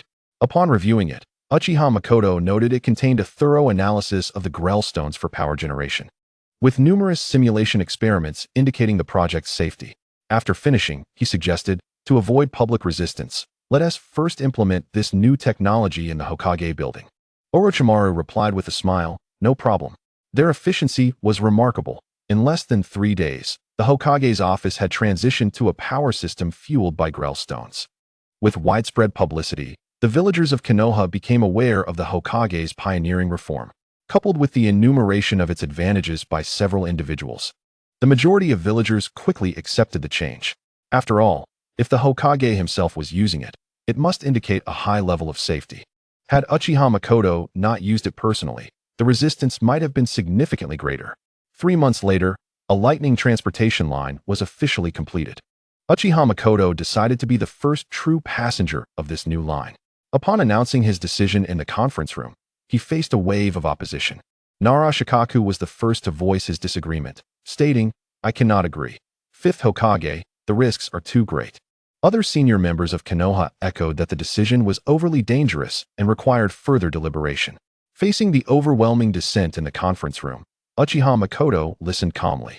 Once the noise subsided, he spoke slowly, "Ladies and gentlemen, I understand your concerns. It is precisely because this is the first line and there are unknown risks that I must be the first to embark on it. The lightning train is not just a transportation line. It symbolizes the future development direction of Konoha. If even I, the Hokage proposing this plan, cannot trust the technology of my own village, then how can our villagers place their faith in it?" Chapter 143. Test ride. Upon witnessing Uchiha Maki's unwavering determination, the other high-ranking officials of Konoha relinquished their attempts to dissuade him. Uchiha Maki continued to reassure them, saying, "Rest assured, I will exercise caution." As others prepared to voice their objections, he promptly declared, "Next week, I will officially take a ride on the lightning carriage, becoming its first passenger." This meeting is adjourned. Upon returning to the Hokage's office, he was greeted by 3 familiar figures. A smile graced Uchiha Maki's face as he asked, "What brings you here?" The trio turned with joy to look at him, and Akamatsu leaped into his embrace. "It's been so long. I missed you, sensei."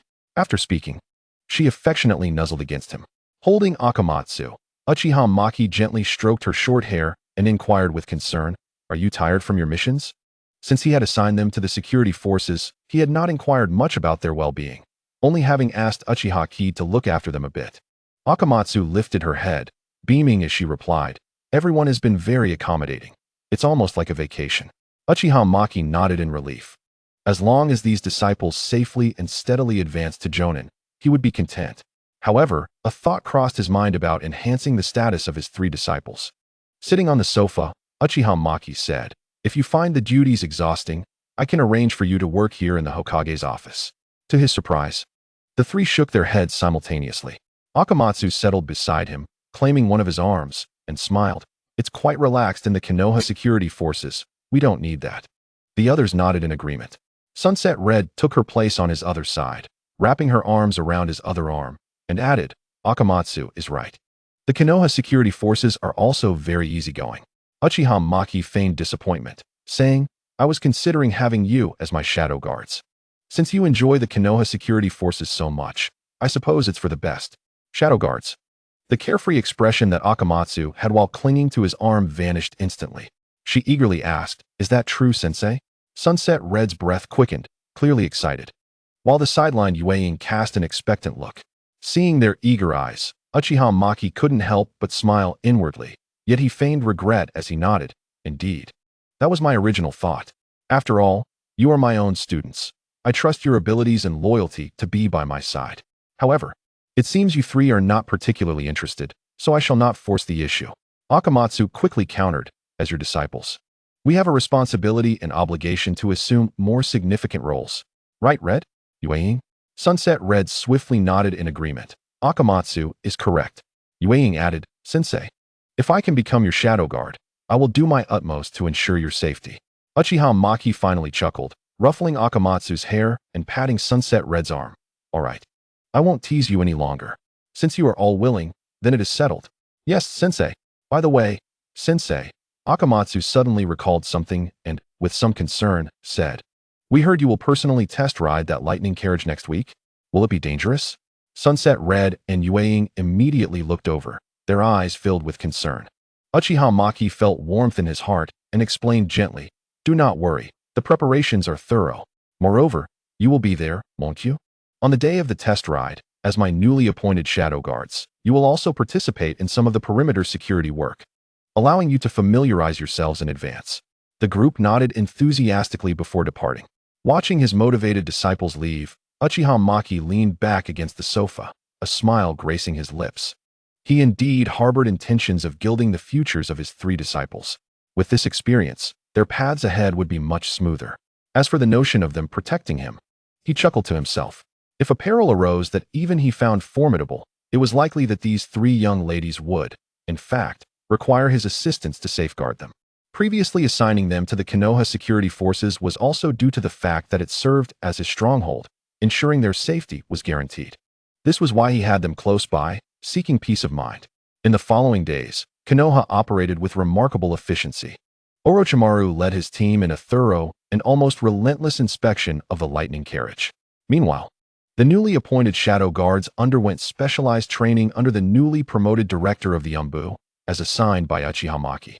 On the eve of the test ride, Uchiha Maki returned home earlier than usual. The atmosphere at the dinner table was quieter than usual. Kushina ladled him a bowl of soup and asked with some concern, "Are you prepared for tomorrow?" "Yes, everything is foolproof," Uchiha Maki replied, accepting the bowl with a smile. "What are you worried to?" "I'm not worried." Kushina blushed, turning her head away.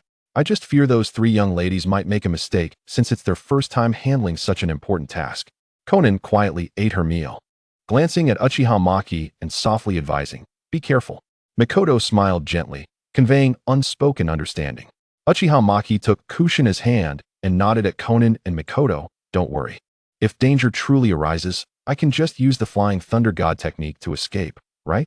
And if worst comes to worst, you all know my ocular techniques." The next day, Uchiha Maki appeared punctually, dressed in his usual simple attire. He exuded a calm demeanor, even tinged with anticipation. Following closely behind him were his newly graduated shadow guards, Akamatsu, Sunset Red, and Yueying. The 3 donned fitted dark security uniforms, their expressions solemn. Nara Shikaku, Uchiha Kid, and other high-ranking officials delivered their final reports. Orochimaru personally opened the carriage door, gesturing invitingly, his snake-like eyes gleaming with confidence and excitement at witnessing history unfold.